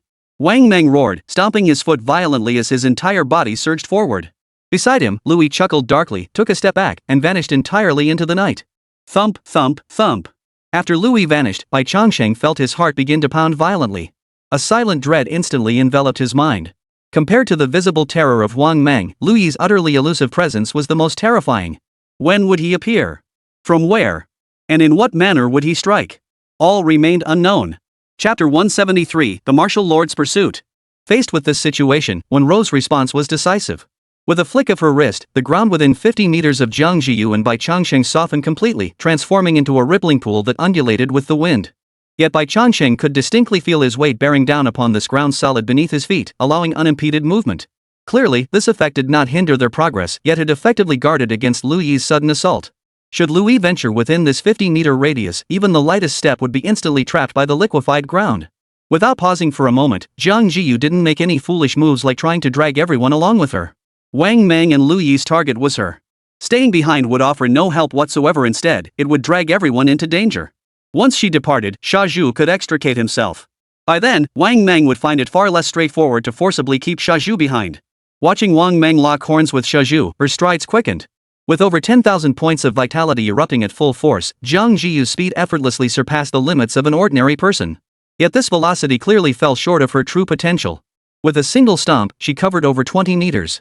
At this pace, even 100 kilometers could likely be covered in just over an hour. Yet it was evident that no matter how swift Jiang Zhiyu became, she could never outpace a martial marquis. A dark aura streaked through the night sky toward Jiang Zhiyu. Less than 100 meters away, it abruptly resumed human form, shrouded in swirling darkness. A vortex coalesced in the figure's palm before being violently thrust forward. What began as a palm-sized vortex rapidly expanded mid-air after the strike, transforming into a towering, pitch-black tornado over 20 meters tall.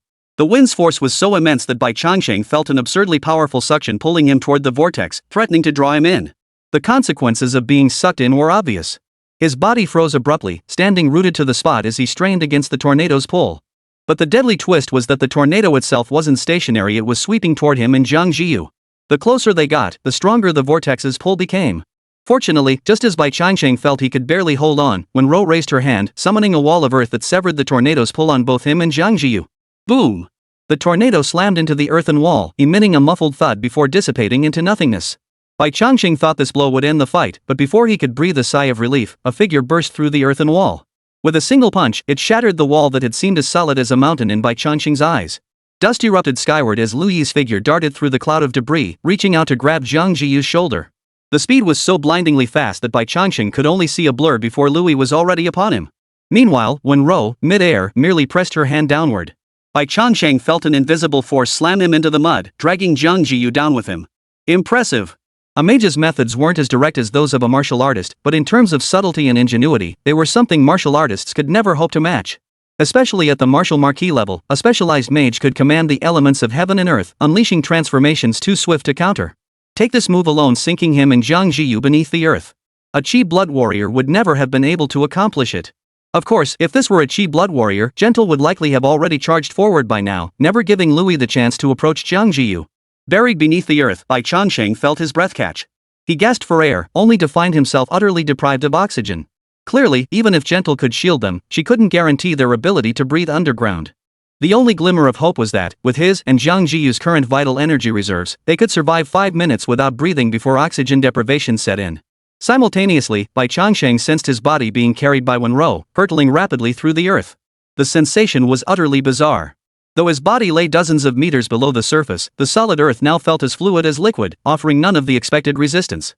The muffled, rumbling sounds persisted. Even deep underground, Bai Changsheng could feel the terrifying vibrations emanating from above. Moreover, these tremors weren't originating from a single source. It seemed that besides the battle between Gentle and Lu Yi overhead, the clash between Wang Meng and Sha Zhu was steadily closing in on them. Were they truly relentless, determined to kill them no matter what? A sinking feeling gripped Bai Changsheng's heart. He felt both furious and utterly speechless. Things had escalated to this point, it was now a matter of life and death. They planned to lure Wang Meng out and ambush him, and Wang Meng had the same idea. The problem was, Wang Meng's steadiness far exceeded their expectations. He was already a martial lord himself, yet to pursue a low-ranking military commander, he'd actually enlisted another martial lord as backup? Had he known this beforehand, he would have insisted on bringing 2 more reinforcements before setting out. Bai Changsheng's mind raced, yet he knew dwelling on it now was futile. His immediate priority was finding a way to shake off the pursuit of these 2 martial lords. What if he coordinated with Wen Ru to temporarily hold off Lu Yi, allowing Jiang Zhiyu to deploy the soul-extinguishing needle? The thought barely surfaced before Bai Changsheng dismissed it himself. Regardless of anything else, Lui and Wang Mang were both long-established martial lords. While it was uncertain whether they possessed offensive mental arts, they had undoubtedly honed their own mental fortitude and cultivated defensive mental techniques. Under these circumstances, the soul-extinguishing needle might not even work. Even if it did, it certainly wouldn't be enough to distract a martial lord. Split up and use his own body to draw Lui away? Even if his target was Jiang Zhiyu, and even if Lui truly pursued him, Lui's speed meant it wouldn't take long to kill him. So, was there truly no way out? As he raced through the underground passages, Bai Changsheng's mind raced with thoughts, yet he could not conceive of a countermeasure. The gap in strength between a Wuho-level master and himself was stark and undeniable. It wasn't something that could be bridged by clever tricks or ingenuity. For the first time, Bai Changsheng truly grasped the meaning of brute force overcomes all. As the oxygen within his body gradually depleted, Wenro had no choice but to bring him and Jiang Zhiyu back up from underground. No sooner had Bai Changsheng regained his vision than he caught sight of another pitch-black tornado hurtling toward him and Jiang Zhiyu. Lui had been hot on their heels the entire time, never falling behind by even a step.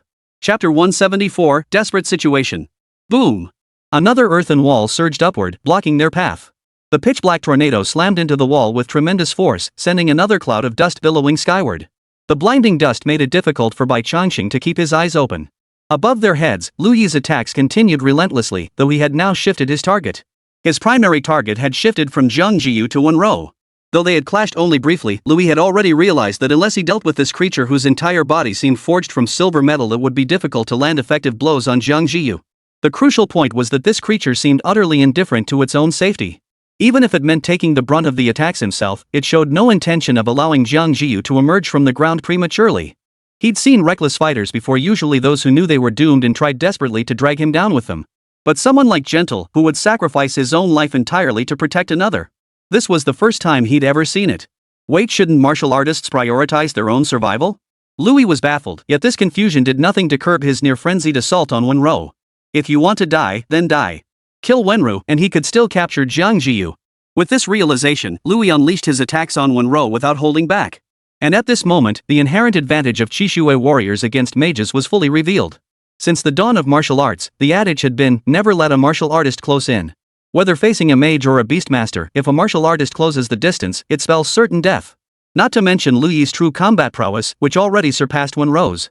The only silver lining was that, like Shaju, Wenru was forged entirely from mithril, granting her exceptional damage resistance. Thus, even though Lui's attacks were ferocious and relentless, completely incapacitating her in the short term was still somewhat impossible. Relying on the palladium's formidable hardness, Gentle Weather withstood Lui's onslaught, carrying Bai Changsheng and Jiang Zhiyu back underground. She then continued racing toward the martial artist town with them in tow. The situation seemed to have reached an eerie equilibrium, yet both Bai Changsheng and Jiang Zhiyu harbored an indescribable anxiety in their hearts. Their current location was at least 700 kilometers from the martial town. At this distance, even with Wenru's extraordinary speed and Lui's interference, reaching the town would take at least 2 hours. And it was abundantly clear that Lui and Wang Mang would never grant them such an opportunity. No matter how hard the mithril was, it would eventually be broken. The only question was when. After 4 consecutive breaths, Bai Changsheng saw Wenru finally falter. Cracks began to appear on her body. While they would normally heal instantly, this time, there was no sign of the fissure repairing itself. It was clear Wenru had reached her limit. A wall of earth abruptly rose, separating her from Lui. With a swift dash, she appeared before Jiang Zhiyu. With a flick of her wrist, several more earthen walls rose. Though these walls couldn't stop Lui, they could at least buy some time. Simultaneously, ripples spread across the ground beneath their feet, and another silver figure materialized before Bai Changsheng. It was Shaju, who had been locked in combat with Wang Mang alone for nearly half an hour. Now, cracks were also appearing on Shaju's body, more numerous and deeper than those on Wenru's. It looked as if he had been shattered and then glued back together, the cracks impossible to smooth out. As for the silver hoe he'd once held in his hand, it was long gone. Master, Shaju is useless. My energy is nearly depleted. I may not be able to lead you out of this siege. Upon seeing Jiang Zhiyu, Shaju bowed his head slightly, his voice tinged with apology. Jiang Zhiyu merely shook her head slightly before replying, "You've done your best. It was my oversight. I didn't anticipate the enemy still had a hidden hand. It wasn't Jiang Zhiyu's fault for being careless. Wang Mang had been overly cautious. But dwelling on that now was useless. Finding a way to break through was the priority." Bai Changsheng took a deep breath, glancing at the cracks on Shaju and Wenru's bodies before speaking. "If our energy's depleted, we'll just have to find a way to replenish it. Vitality pills? Or spiritual herbs? Perhaps energy potions?" Bai Changsheng didn't know what Shaju and Wenru needed, but Jiang Zhiyu had stocked up on these items before setting out. Yet Jiang Zhiyu shook her head in response. The secret silver guard is powered by elemental crystals.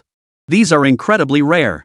They're mostly held by emperor-level beings and never circulate outside their circles. Elemental crystals?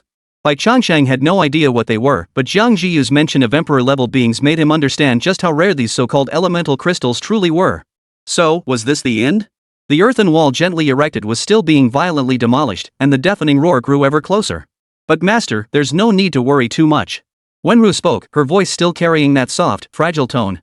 Xiaozhu and I can detonate the cores within our bodies, unleashing a full power strike comparable to a low-tier martial king. By then, those two outside will be either dead or severely injured. They should be unable to pursue you any further. Self-destruct? At these words, not only did Jiang Zhiyu fall silent, but even Bai Changsheng found himself at a loss for how to respond. Essentially, Wenru and Xiaozhu were merely mithril guards, one of the spoils from their expedition into the secret realm. Moreover, sacrificing themselves for their master was the very purpose for which they had been created. Yet emotionally, Wenru and Xiaozhu had lived alongside them for so long. Especially Xiaozhu, he had accompanied Bai Changsheng in honing combat skills and accumulating battle experience. Though Bai Changsheng had been the one taking the beating throughout, these repeated battles had allowed him to regard Xiaozhu and Wenru as friends. Watching his friends sacrifice themselves to save him?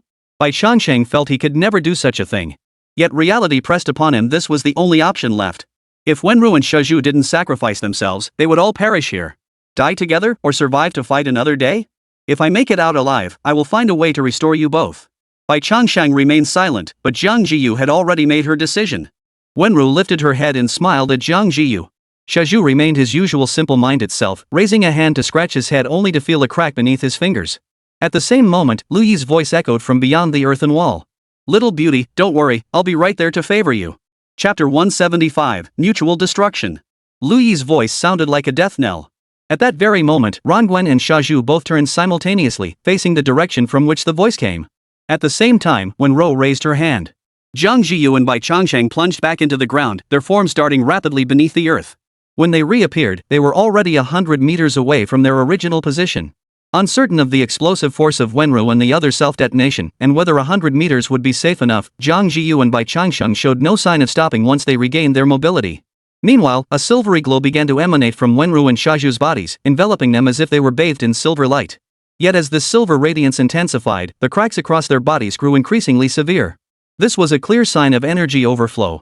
In their current state, they were utterly incapable of withstanding the force of this energy erupting from within. But they wouldn't have to endure it much longer. Lu Yi and Wang Meng continued their violent demolition of the earthen wall, while Wenru and Xiaozhu stood quietly in place, waiting for the two of them. Energy continued to accumulate. Under Lu Yi and Wang Meng's relentless demolition, only the final layer of the earthen wall remained. But at that very moment, both men seemed to sense something amiss simultaneously. Doubt flickered, prompting them to double-check. But that split-second hesitation was all it took. Wenru and Xiaozhu had already charged out. The earthen wall shattered completely. Amidst the dust and debris, two figures shimmering with silver light charged toward them. Even the most clueless observer would sense something was terribly wrong. Their hearts pounded wildly. Their primal combat instincts screamed to flee, and without a moment's hesitation, Wang Meng and Lu Yi turned and ran. But this time, the tables had turned. Warmth raised her hand, conjuring two earthen walls that blocked Wang Meng and Lu Yi's path. Not to trap them, but to slow their advance. Wang Meng unleashed a punch, shattering the solid earth wall instantly.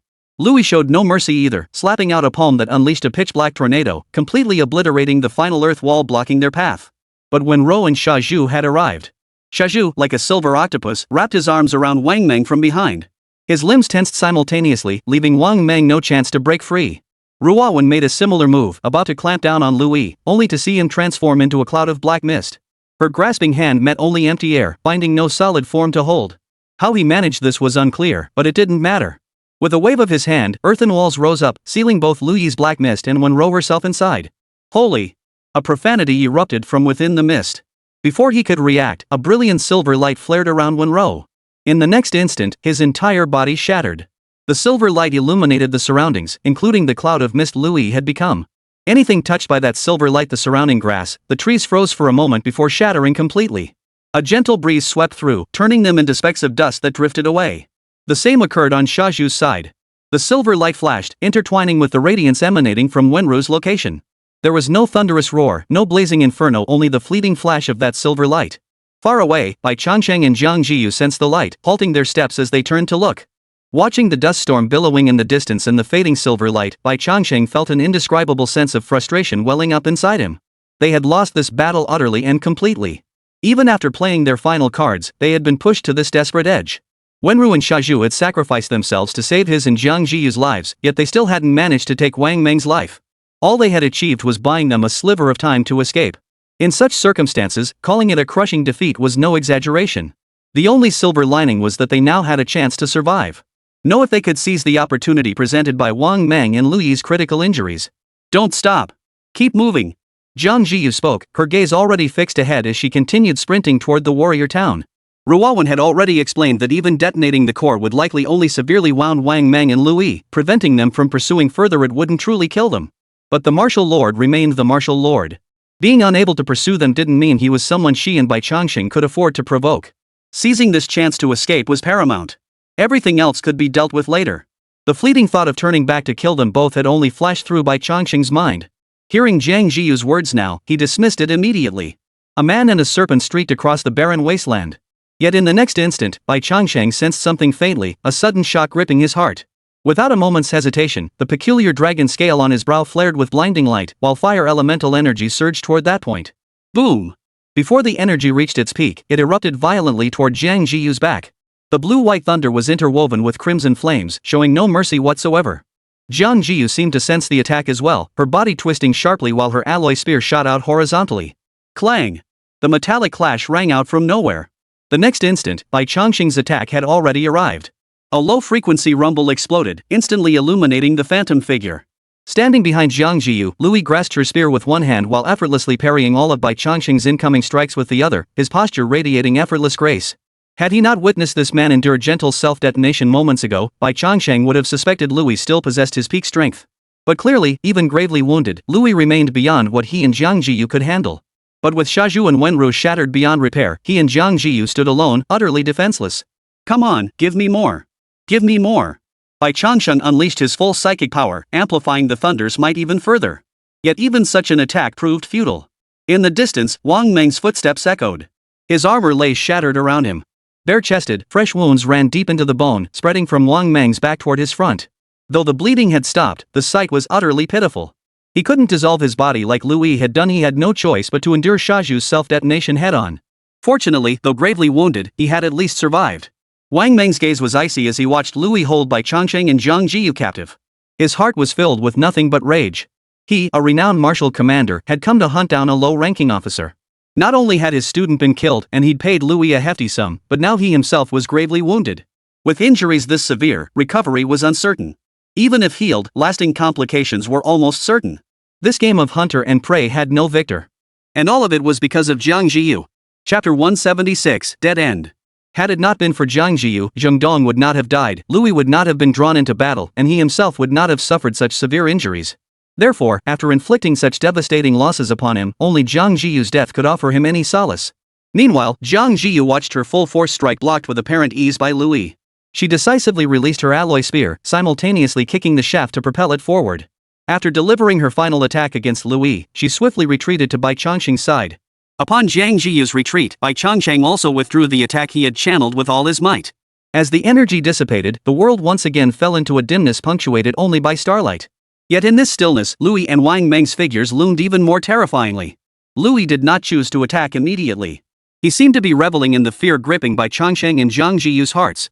Meanwhile, Wang Meng advanced steadily, step by step, toward them.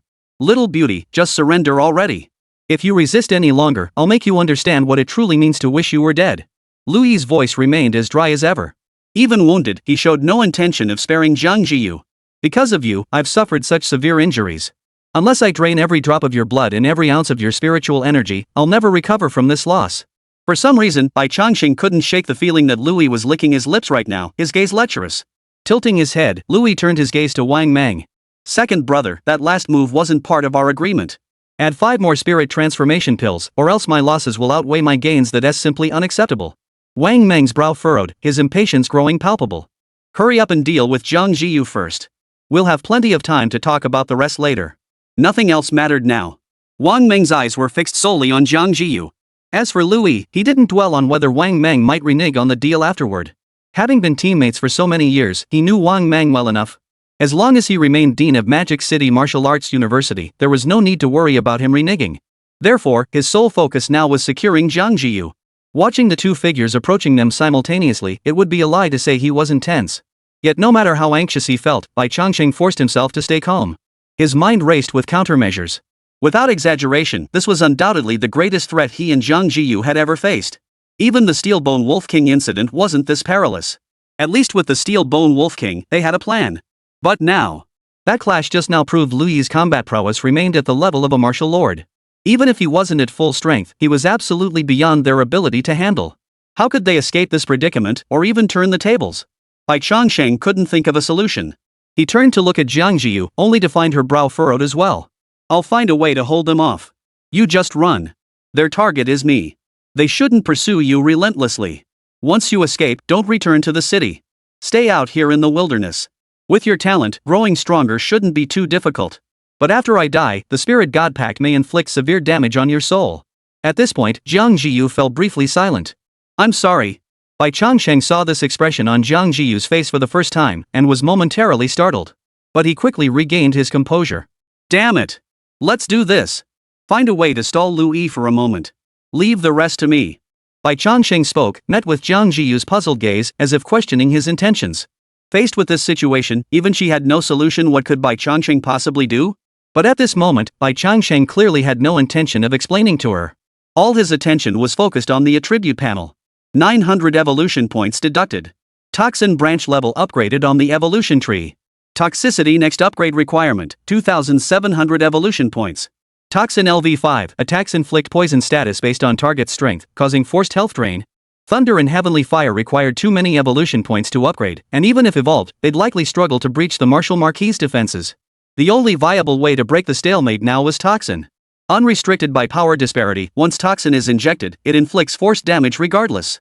From the moment he acquired it, Bai Changsheng treated Toxin as a weapon for fighting above his level. However, due to its severe limitations, he had steadily reduced its priority after acquiring Thunder and Heavenly Fire. Yet in this dire situation, Toxins were the only viable solution, a last resort. Bai Changsheng set his sights on Wang Meng, whose armor lay shattered, who bore grievous wounds, and whose injuries were so severe they exposed bone. Without a moment's hesitation, Bai Changsheng's intent flickered. Several fireballs coalesced out of thin air, unleashed without pause, slamming viciously toward Wang Meng. Simultaneously, using the fireballs to draw Wang Meng's attention, Bai Changsheng charged toward him without a moment's hesitation. Does he think I'm a soft target? Wang Meng's eyes flashed with ferocity as he watched the fireballs hurtle toward him.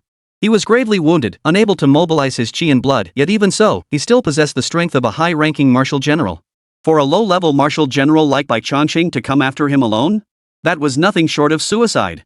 Though both were high-ranking generals, he was no Zhang Dong. With a raised fist, Wang Meng smashed Bai Changsheng's fireball to pieces. After the towering flames, he unleashed a flurry of punches. The sky-filling flames inflicted no substantial damage on Wang Meng, failing even to worsen his wounds. But Bai Changsheng had achieved his objective. After the flames, Bai Changsheng lunged forward, lashing out with a tail whip aimed squarely at Wang Meng's head. Any other high-ranking warrior might have faltered under such an attack, but Wang Meng was no ordinary soldier. Seeing Bai Changsheng dare to strike first, Wang Meng's eyes narrowed with resolve. He blocked the blow, then swiftly seized the opportunity to grab hold.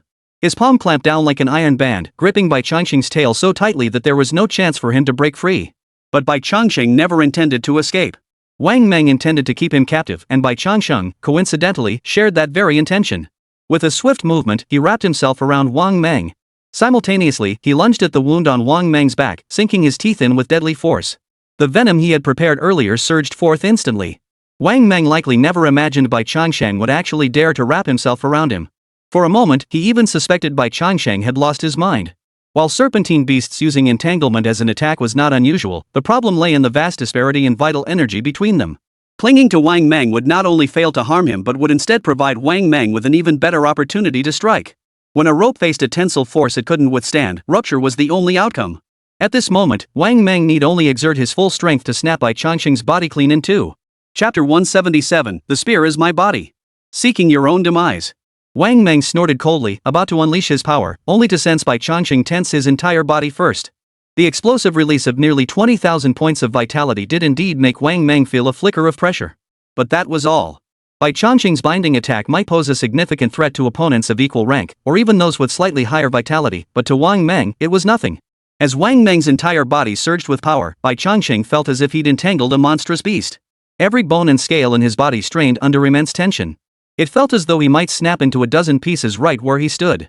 Fortunately, his body was fortified by steel bones and rock armor, further bolstered by level 4 dragon blood. Though excruciating pain seared through every muscle, he barely managed to withstand Wang Meng's explosive assault. Without a moment's hesitation, Bai Changsheng sank his teeth into the wound on Wang Meng's back. Simultaneously, the venom began gushing out violently as his dragon fangs pierced the flesh. Speed was essential, efficiency was paramount. Wang Meng was no ordinary warrior, he would surely discern his intentions. Therefore, he had to inject sufficient venom before Wang Meng could react. Gah! A sudden sharp pain shot through his back, causing Wang Meng to hiss softly. Then, as if by some unknown force, the agony began to subside. Under normal circumstances, Wang Meng wouldn't have thought much of it. But now, as the pain receded and sensation began to fade, he knew without a doubt he had been poisoned. This guy actually knows poison?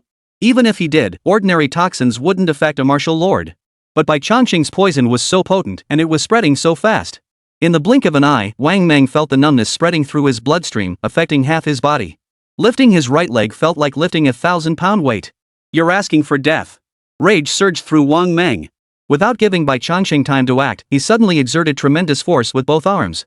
Bai Changsheng tried to maintain his grip, but under this terrifying force, he knew resisting would only lead to his own destruction. Yet having seized such a rare opportunity, Bai Changsheng refused to let go so easily.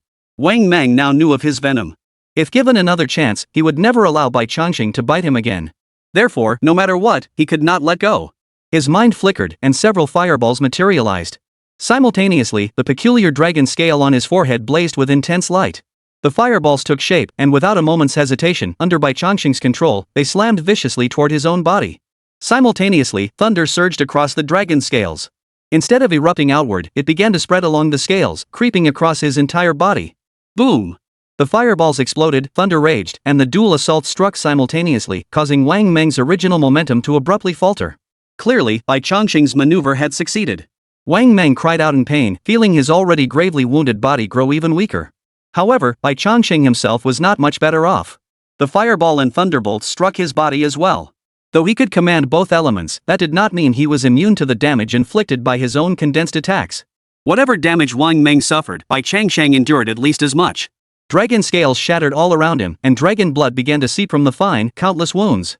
Yet even so, Bai Changsheng showed no sign of relenting. The poison continued to surge through him, and Wang Meng's legs were already beginning to lose sensation. This couldn't go on. If it continued, he might truly fall at Bai Changsheng's hands. Wang Meng roared decisively, "Louis, stop watching the show. Get your ass over here and save me. Tisk, tsk, tsk. Louis's eyes held a hint of amusement as he chuckled lightly. Second brother, proud as you are, and yet you've been reduced to this by a lowly beast general level snake? Is this what you call begging for mercy? Louis's mocking tone grated on Wang Meng's ears like a sharp blade.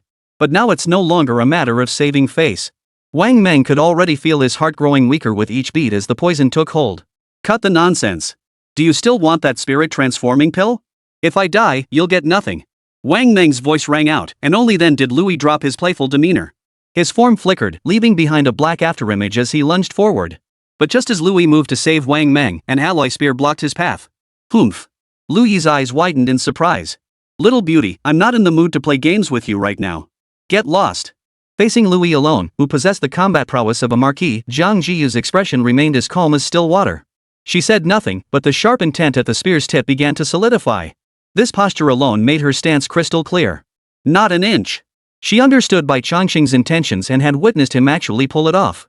Given the circumstances, Bai Changsheng was still fighting desperately. How could she possibly back down? Since you seek death, I shall deal with you first. Louis's brows furrowed slightly as her hands dropped ever so slightly, two swirling vortexes gathering within her palms. In the next instant, her arms shot out violently. Two tornadoes struck Jiang Zhiyu from both sides, churning the surrounding air into turbulent waves. Even before they closed in, the mere aftereffects were enough to unsteady Jiang Zhiyu's stance. Facing this predicament, Jiang Zhiyu raised her spear and thrust it fiercely into the ground. The spear is my body, defying winds from all directions. With a light shout, a faint golden glow appeared on the alloy spear embedded in the ground and around Jiang Zhiyu's body. Man and spear seemed to fuse as one in that instant. His previously unsteady form now stood as solid as a mountain. Whoosh! Two pitch-black whirlwinds collided violently, instantly engulfing Jiang Zhiyu, who stood rooted to the spot. Within the raging darkness, Jiang Zhiyu's golden silhouette flickered in and out of view. Louis watched Jiang Zhiyu unmoving within the whirlwind, his eyes widening with astonishment. Though he had unleashed these two whirlwinds casually, their power remained at the level of a martial marquis. Logically, Jiang Zhiyu should have been unable to withstand them. Yet the reality was that Jiang Zhiyu had not suffered even the slightest injury from the whirlwinds. Is this a defensive Dao technique? Good stuff, good stuff. Louis watched Jiang Zhiyu, a low-level military commander, bravely withstand attacks of the Marquis of War level, and his eyes flashed with even greater excitement. But how could this girl, merely a low-tier military commander, possess a Dao technique that even some martial emperors might not have? Chapter 178, only those above the emperor realm can attain it. A faint suspicion stirred within Louis's mind. Perhaps Jiang Zhiyu was the offspring of some emperor-level being, or hailed from a powerful, ancient family. Wang Mang hadn't revealed Jiang Zhiyu's identity to him, only instructing him to come. Before, it had been only a vague feeling, but now Louis was certain Wang Mang must also be wary of the power behind this girl. That was why he had chosen to be so cautious, even secretly following her for so many days, just to guard against any hidden ambush. Taoist arts. This was no longer something that could be explained away with a simple mention of deep-rooted background. Only those at the emperor realm could attain it. That single sentence laid bare the rarity of Taoist arts. Watching Jiang Zhiyu bathed in golden light, Louis licked his lips. He was truly coveting it. No one understood the value of Taoist arts better than him. After all, he had risked being hunted down by the martial king just to cultivate one. And now, if he could obtain the Taoist technique in Jiang Zhiyu's hands, his future prospects would surpass even the martial king's. The whirlwind raged on, yet the golden light surrounding Jiang Zhiyu showed no sign of fading. This state clearly indicated that the golden light would not dissipate until Jiang Zhiyu's spiritual energy was completely depleted. Meanwhile, Louis showed no sign of holding back. With a flick of his palm, he unleashed two more tornadoes far more ferocious than his previous attacks. Meanwhile, the battle between Bai Changsheng and Wang Mang reached its final climax. Or rather, Wang Meng's vitality was fading rapidly as the toxin's effects grew increasingly pronounced. Bai Changsheng endured Wang Meng's relentless assault without yielding. Over the course of several seconds, he had no idea how much poison he had injected into Wang Meng's body. A lesser martial commander would have been dead beyond death by now. Yet Wang Meng's vitality was absurdly resilient. Even gravely wounded, it proved no simple task for Bai Changsheng to wear down that last shred of Wang Meng's vitality. Fortunately, persistence paid off. Wang Meng's struggles grew increasingly feeble. His face, already deathly pale from his injuries, now took on a purplish-black hue beneath the pallor. A clear sign of poisoning. Louis! Louis! Wang Mang called out, his voice weak and strained. The numbness throughout his body made even the slightest movement an arduous struggle. He glanced up to see Louis locked in combat with Jiang Zhiyu, no sign of coming to his aid. Rage surged within him. He raised his arm, trying to elbow Bai Changsheng off his back, but the effort proved futile. It only elicited a muffled groan from Bai Changsheng, who showed no sign of loosening his grip. Instead, the poison surged through Wang Meng's veins with renewed ferocity. His narrowed eyes held nothing but the resolute determination of a desperate gamble. It was either you die or I perish. And as it turned out, Bai Changsheng's gamble paid off. No matter how high the martial lord's vitality or how formidable his life force, it too had its limits. Shaju's self-detonation had already left Wang Mang gravely wounded, effectively draining 80 to 90% of his original health. The remaining health bar now rapidly diminished under Bai Changsheng's poison. When Wang Mang finally lost control of his body and was once again seized by Bai Changsheng, his desperate struggles felt half-hearted. A quiet sigh of relief escaped Bai Changsheng's heart.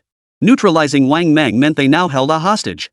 With Wang Mang's combat effectiveness gone, Louis would naturally fear no consequences if he stopped fighting, given his concern for Wang Mang's life. Glancing up, Bai Changsheng saw the four tornadoes relentlessly assaulting Jiang Zhiyu. His heart tightened. Louis's injuries weren't severe, and Bai Changsheng wasn't surprised he could still unleash a martial marquis level attack. What truly astonished him was the golden light surrounding Jiang Zhiyu. It was actually withstanding a martial lord level attack without crumbling. This phenomenon bore some resemblance to the sacred defense of the Holy Angel Academy. Yet it was abundantly clear that sacred defense could never possibly allow a low-level martial commander to withstand a Wuhou-level attack. Was this the foundation of the Emperor realm? Truly terrifying. However, Bai Changsheng understood clearly that no matter how formidable the defense, it could not be sustained indefinitely when facing vastly superior power. Especially now, as the golden light surrounding Jiang Zhiyu began to flicker and waver under the relentless assault of the pitch-black tornado. Faced with this situation, Bai Changsheng dared not wait any longer. He spoke up decisively. If you don't want Wang Meng to die here, stop. Bai Changsheng's voice wasn't loud, and much of it was drowned out by the whirlwind's roar. Yet despite this, the words still reached Jiang Zhiyu and Louis's ears. The pitch-black tornado faltered. Though it did not dissipate, it ceased its assault on Jiang Zhiyu. Jiang Zhiyu turned her head toward Bai Changsheng. Seeing Wang Mang completely entangled, his face turning dark and blue, exhaling more than he inhaled in this state, if the antidote wasn't administered quickly, he truly would die here. Success? Jiang Zhiyu never imagined Bai Changsheng could single-handedly push Wang Meng to such a state. But Bai Changsheng himself was hardly in better shape. Most of the dragon scales that should have gleamed brilliantly across his body were shattered, and dragon blood gushed from his wounds. Though not critically injured, his appearance was truly pitiful. Fortunately, Wang Meng was down. That meant everything was finally over. With Wang Meng as a hostage and 15 spirit transformation pills worth millions in hand, it should be enough to make Louis think twice. The golden light surrounding her dissipated. Exhausted from the immense drain on her mental energy, Jiang Zhiyu felt as if thousands of needles were piercing her brain. Her martial lord level mental energy had been completely drained dry in just over 10 seconds. Such agony was only possible due to the extreme depletion of his mental energy. Without hesitation, she retrieved a vial of mental energy recovery potion from her storage ring and downed it in one gulp. Only then did she feel slightly better. Meanwhile, Louis watched Wang Meng being fiercely entangled by Bai Changsheng. His eyelid twitched slightly, but that was all. A hint of amusement flickered in his eyes as he lifted his gaze slightly toward Bai Changsheng. Kid, if I were you, I wouldn't do that. If Wang Meng dies, I won't get the spirit transformation pill. And you lot will die a miserable, miserable death. The threat hung heavy in his words, yet Bai Changsheng remained utterly unfazed. Hearing Louis's words, the body coiled around Wang Meng tightened its grip once more. Amidst his fading consciousness, a muffled groan escaped Wang Meng's lips. With the hostage in his grasp, Bai Changsheng naturally felt confident. But there was one thing both Jiang Zhiyu and Bai Changsheng had miscalculated. Initially, Louis had indeed set his sights on the spirit transformation pills, and he genuinely intended to spare Wang Meng's life. But now, with the Taoist arts before him, 15 spirit transforming pills? Worth 10 million? What a load of crap. How dare they even be mentioned in the same breath as Taoist arts? Chapter 179, Wang Meng's demise. Kill him. Kill him. Louis waved his hand dismissively. Behind him, a pitch-black tornado surged once more, this time, more extravagant than any of the 4 previous ones. Such a display made Bai Changsheng momentarily doubt whether Louis truly cared nothing for Wang Meng's fate. Just as he was about to speak, Louis swept his arm, and the pitch-black whirlwind surged toward Jiang Zhiyu once more. Wait, he really doesn't care about Wang Meng's life? Louis, you dare! Bai Changsheng roared furiously, pouring even more force into his words, desperate to make Louis see that he wasn't afraid to kill Wang Meng. But Louis showed no intention of intervening, his eyes fixed solely on Jiang Zhiyu with unmasked desire. Bai Changsheng's heart raced with frustration and rage. Seeing Louis show no sign of stopping, he steeled himself. Glancing at Wang Meng, who was now tightly entangled, he delivered a decisive blow. A crisp crack echoed from his neck, signaling the end of Wang Meng, a formidable martial lord who had dominated for over a decade.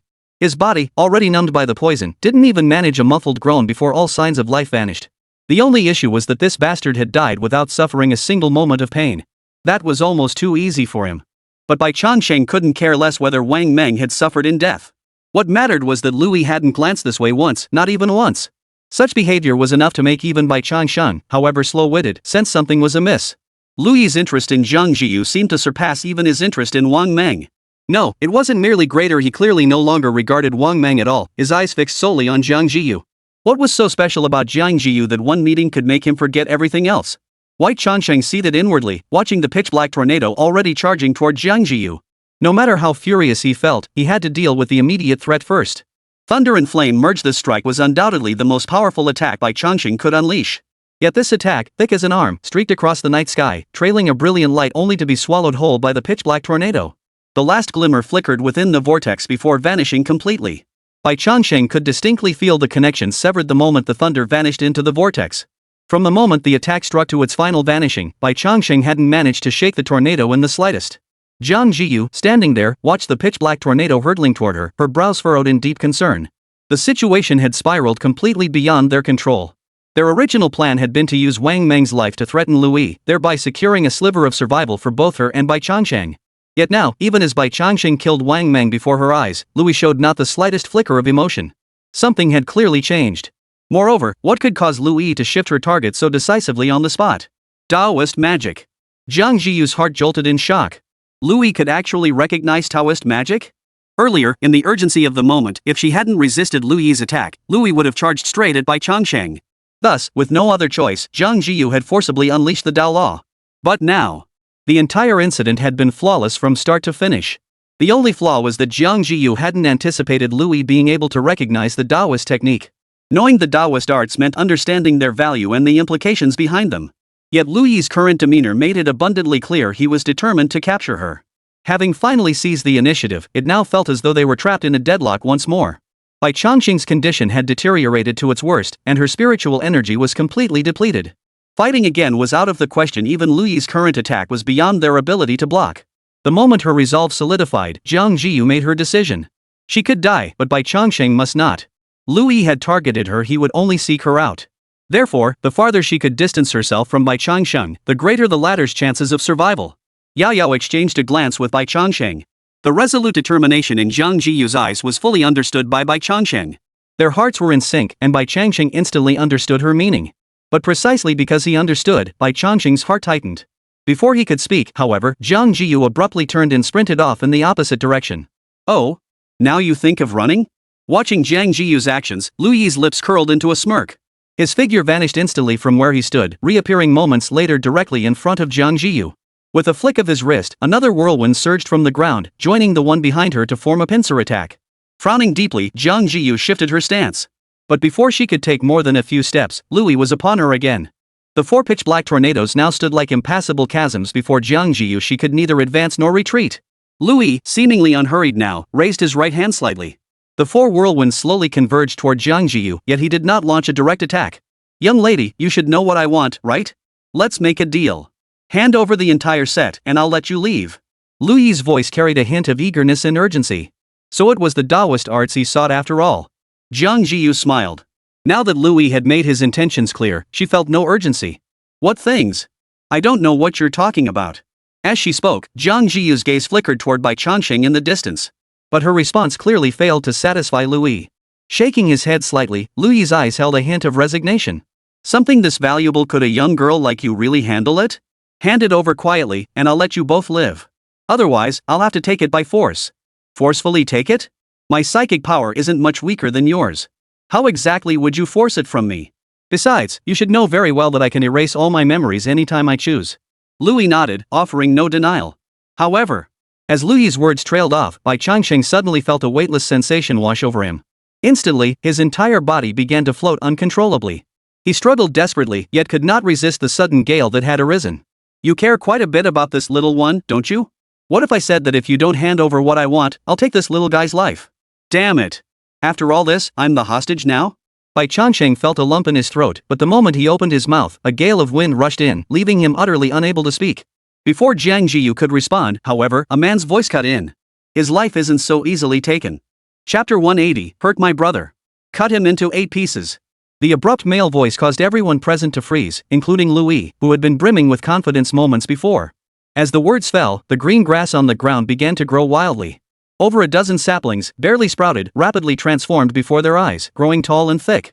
One person could barely wrap their arms around them, 2 people could barely wrap their arms around them. 2 willow trees, seemingly coming to life, lashed out with their thick branches, yanking Bai Changsheng out of the whirlwind. Another lashed its vines toward the 4 whirlwinds encircling Jiang Zhiyu. The pitch-black tornadoes that Bai Changsheng and Jiang Zhiyu had struggled to budge with all their might were shattered by a single strike from those willow branches. Lu Yi sensed something amiss and was about to act when a figure materialized beside Jiang Zhiyu. The newcomer wore a black suit, his hair combed immaculately. After coming to a stop, he raised a hand to adjust the gold-rimmed glasses perched on his nose. Seeing this supremely confident figure, Bai Changsheng and Jiang Zhiyu felt a wave of relief wash over them. Especially Bai Changsheng, he'd always found this man's demeanor overly pretentious, yet now, seeing him like this, he felt inexplicably reassured. He had waited. Finally, he had waited. With a swift movement, Bai Changsheng moved closer to Jiang Zhiyu. Lu Yi lifted his eyes to meet the newcomer, his expression darkening. And you are? Li Changming, Shuimu University. With his hands clasped behind his back, Li Changming's expression remained utterly composed. The waist-high grass around them continued to grow unchecked, while the dozen or so trees now boasted trunks thick enough for 5 men to encircle and heights exceeding 50 meters. In this state, they were clearly prepared for a final showdown with Lu Yi. Shuimu Wuda. Lu Yi murmured under his breath, glancing once more at the dozen colossal trees behind Li Changming. His eyes narrowed slightly. The caliber of students at Shuimu University is truly exceptional. To reach the lower martial lord realm at such a young age. But you should know that you alone stand no chance against me. You won't be able to wade through this murky water. If you leave now, I'll let bygones be bygones. Lu Yi's words were objective, yet they also served to demonstrate his resolve to Li Changming. Yet Li Changming seemed utterly unfazed, merely smiling at the words. I'm here on my teacher's behalf, and I owe them a favor. This mess? I'm wading into it whether I want to or not. Besides, I never said I came alone. I'm only guaranteeing their safety. The one who's actually going to fight you is someone else. Li Changming smiled, then reached for the spirit storage pouch at his waist. A spirit bag? Wasn't Li Changming a mage? Why would he have a spirit bag strapped to his waist? Louis was puzzled, but Bai Changsheng instantly realized something. Brother! Brother! As if responding to Bai Changsheng's cry, a flash of light erupted from the spirit bag and a figure abruptly materialized before everyone. Enveloped in jet black scales, the lion's mane on its head fluttered slightly in the wind. As this figure materialized, all the elements in the arena seemed to settle into a calm, steady stillness. Without even sensing the vital energy fluctuations radiating from it, merely seeing its form caused Louis's expression to abruptly change. Shape-shifting. Beast King. If Li Changming's arrival had initially only made him feel pressure, then now, facing the suddenly materialized jade black lion, Louis had only one thought: run. Run as fast as possible, run as far as possible. His body abruptly transformed into a swirling black mist, darting away at a speed that surpassed even his pursuit of Bai Changsheng and Jiang Zhiyu moments before. Yet the black jade lion seemed utterly indifferent to his actions, turning its gaze instead toward Bai Changsheng. Seeing the shattered scales and bloodstains covering Bai Changsheng's body, a flicker of anger flashed in its eyes. You hurt my brother. 8-segment slash. The moment the words left its mouth, the black jade lion vanished from its spot. It was obvious without saying the black jade lion had gone after Louis. With the black jade lion's appearance, the entire affair reached its final conclusion. He and Jiang Zhiyu were spared death, but Wang Meng was already dead. Louis would now face the black jade lion's relentless pursuit, his fate uncertain, but his suffering guaranteed. Bai Changsheng and Jiang Zhiyu had achieved their purpose with this journey. As for Shaju and Wenru, returning to the site of their self-detonation, all they could find were scattered fragments of shattered metal. In the past, even if truly torn into 8 pieces, piecing these fragments back together would cause them to coalesce like liquid, reforming into human form. But this time, no matter how close they placed the fragments together, nothing happened. Knowing it was futile, Jiang Zhiyu still gathered all the fragments. Sorry, junior sister Jiang, we're late. Though Li Changming didn't know the exact details of what had happened here, the state of the surroundings gave him some clues. As he spoke, he saw Jiang Zhiyu shake her head. I was too reckless. I overestimated my own strength and underestimated the enemy's caution. And the fact that senior brotherly came at all is already the best possible outcome. Otherwise, today's events might not have ended well. Jiang Zhiyu showed no intention of elaborating, and Li Changming had no desire to press the matter further. After a pause, Li Changming spoke again. Now that matters here are settled, what are your plans moving forward, junior sister Jiang? Jiang Zhiyu shook her head. No plans. I'll likely return to the academy to continue my cultivation. Her battle with Wang Meng had exhausted every last card she and Bai Changsheng held. And the outcome proved one thing: no matter how many allies you rely on, nothing compares to reaching the martial level yourself. Had either she or Bai Changsheng possessed such strength, today's situation would never have escalated to this point. Before we depart, my teacher mentioned that once Sister Zheng's matters here are concluded, if she has no other destination, she'd like you to accompany me to investigate something. In short, you can't return to Shuweimu anytime soon. Not return to Shuweimu for the time being? Jiang Zhiyu understood immediately upon hearing this. Though her conflict with Wang Meng hadn't become common knowledge, many were aware of it. Concealing it from Dean Qian and the others was impossible, not that Jiang Zhiyu intended to hide it anyway. The 3 deans arrangement was clearly meant to protect her. After all, the dean of Magic City Martial Arts University had died. Whether anyone pursued the matter or not, it wasn't something that could be brushed aside with a few words. Preventing her return also gave them sufficient time to handle the situation. I have no objections, but what exactly is the senior investigating? After a pause, Li Changming unfolded his wristband, projecting a virtual map onto the ground. He then pointed his finger at a remote area deep within the wasteland and spoke slowly. 4 days ago, satellite imagery detected anomalies here: extreme elemental fluctuations. Such fluctuations could only be caused by either a secret realm emerging or a spirit vein forming. But regardless of the cause, we need to investigate on site to confirm. Chapter 181, The Wilderness, 1300 Li. Jiang Zhiyu and Bai Changsheng followed Li Changming's pointing gaze. Upon seeing the precise location he indicated, both fell into a brief silence. The strength of beasts in the wasteland was directly proportional to their distance from the martial town. The farther away, the stronger they become. Excluding specific areas like dense forests or lakes deeper than 100 meters, the general distribution was as follows. Within 500 kilometers, creatures were mostly beast soldier level or low-tier beast general level. This zone saw the most warrior activity. Between 500 and 1000 kilometers, lord-level beasts begin to appear. High-level lords and even beast king-level creatures generally dwell beyond 1000 kilometers or reside in the deep sea. The location Li Changming referred to lies over 1300 kilometers from the martial artist town. Venturing this deep into the wasteland meant encountering beasts of any rank was possible. Should they cross paths with a high-tier entity, they'd likely meet their end there. Even Li Changming, a martial marquis, was no exception. I understand your concerns, which is precisely why Dean Chen instructed me to carry the spirit capturing bag. With Senior Mou Suni here, I'm confident our safety should be assured. Speak of the devil. But the returning Jade Black Lion looked thoroughly disheartened. Louis hadn't been captured. Damn, he's fast, whoosh. Vanished like smoke. The Jade Black Lion gestured emphatically toward Bai Changsheng, seemingly desperate to prove it wasn't his own inadequacy as a leader, but rather that the enemy was simply too elusive. Bai Changsheng naturally had no intention of blaming the Black Jade Lion. If the Black Jade Lion hadn't come, they would have had to fight another battle. It's fine. That one hit was enough to teach him a profound lesson. Bai Changsheng reassured his trusted elder brother, signaling that he needn't dwell on the matter. Indeed, 3 years ago, Louis already had the feat of escaping from a martial king and a group of martial lords. Now that he's escaped again, it's only natural. Besides, forcing his way past the Beast King's pursuit must have cost him dearly. Jiang Zhiyu chimed in with agreement. But Mou Yan seemed unable to swallow his pride. He looked at Bai Chang and said solemnly, "Rest assured. I will kill him and avenge us." Seeing Mou Suni's resolve, Bai Changsheng felt deeply moved. Nothing else matters. What's important is, did you bring back any goodies when you came out, big brother?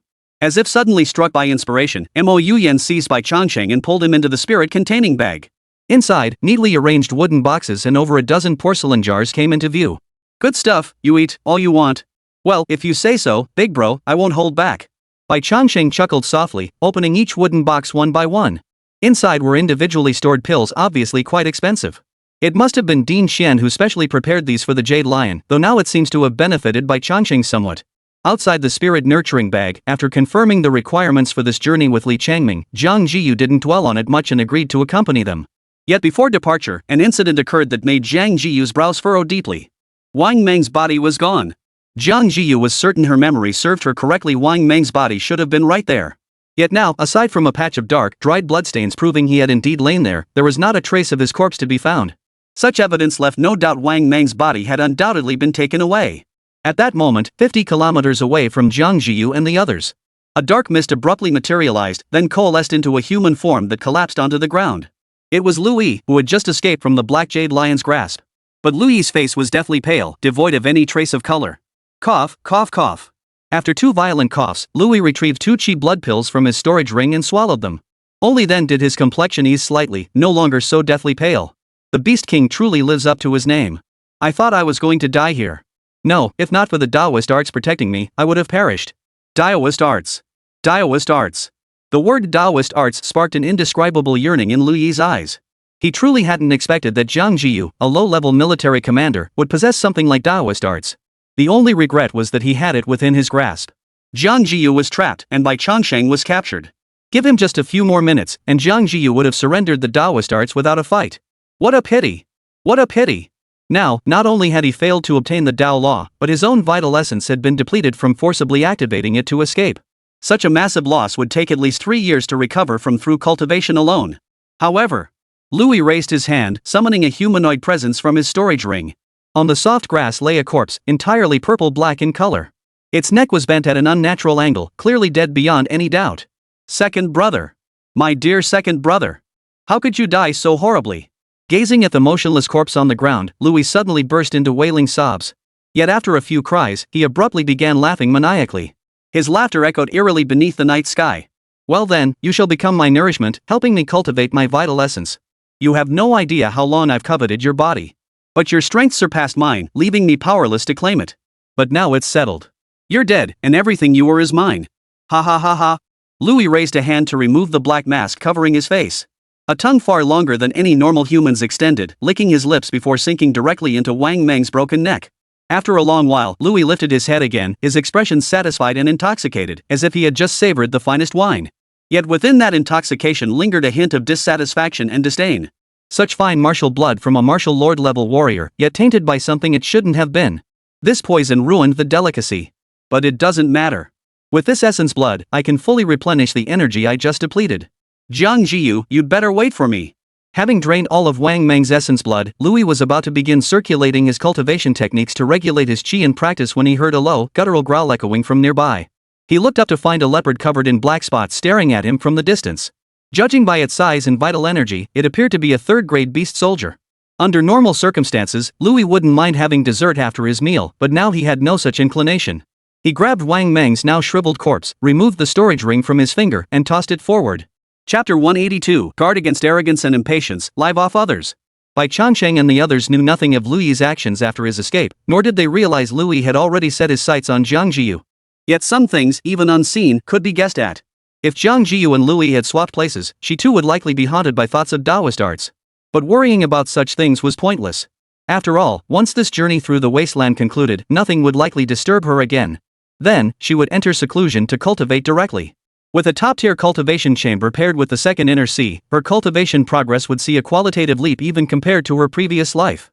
Time passed slowly. Since that day's battle with Wang Meng, they had traversed the wasteland for 10 full days. In 10 days, they had covered only 800 kilometers.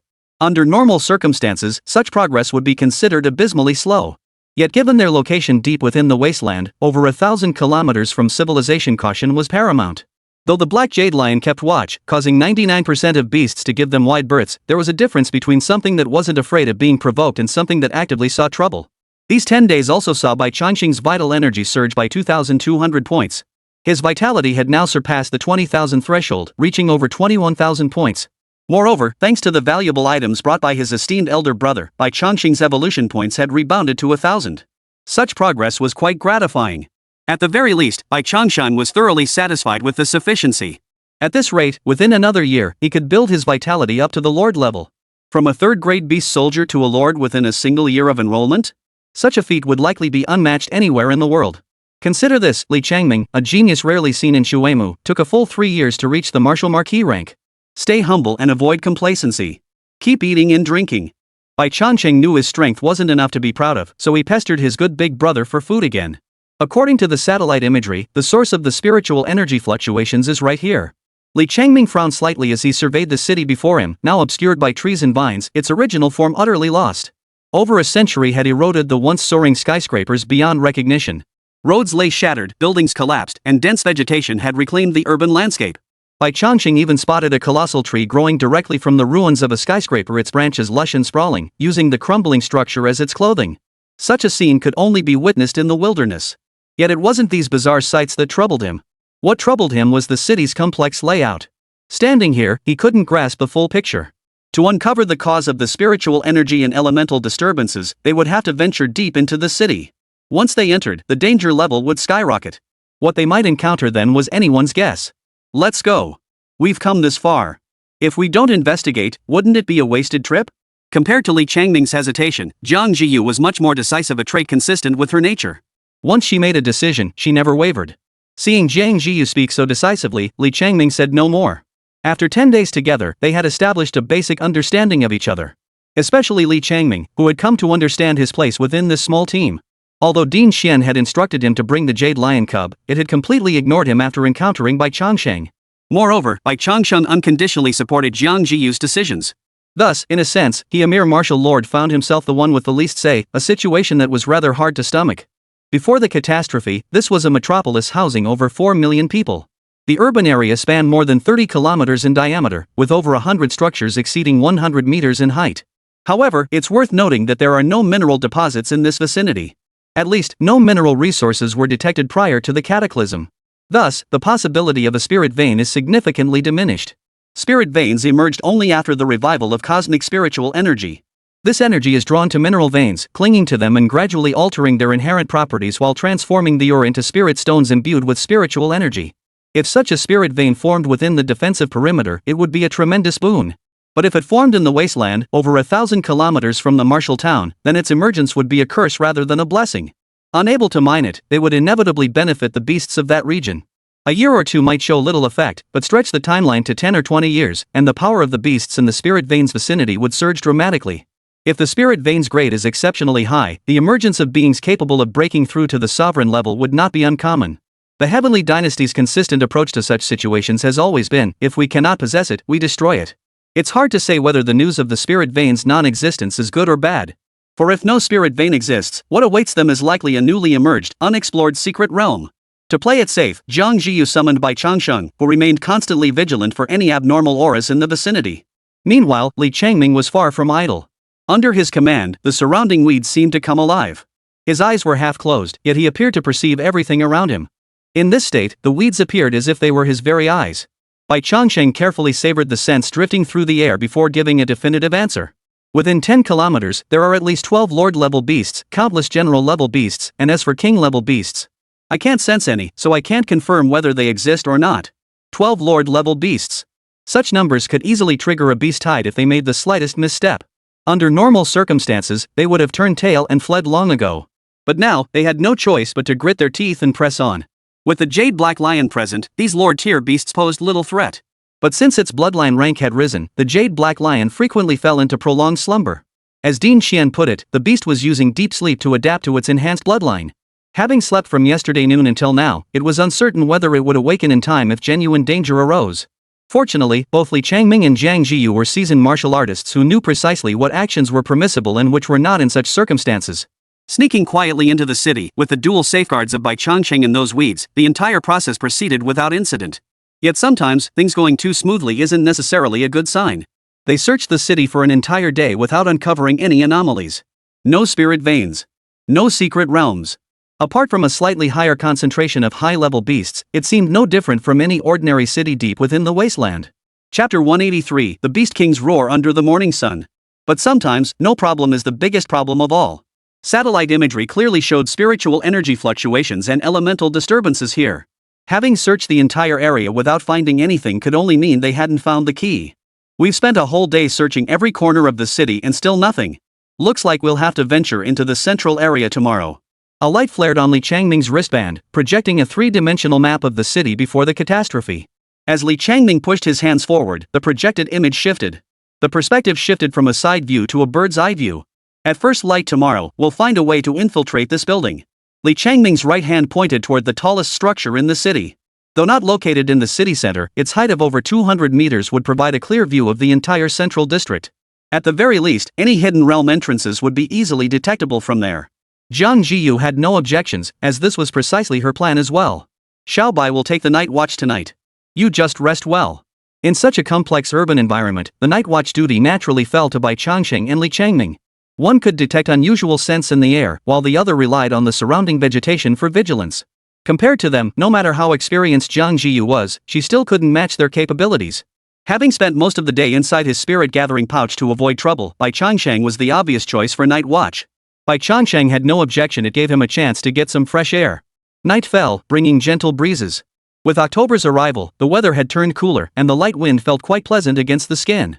Bai Changsheng closed his eyes in contentment, though his vigilance never wavered for a moment.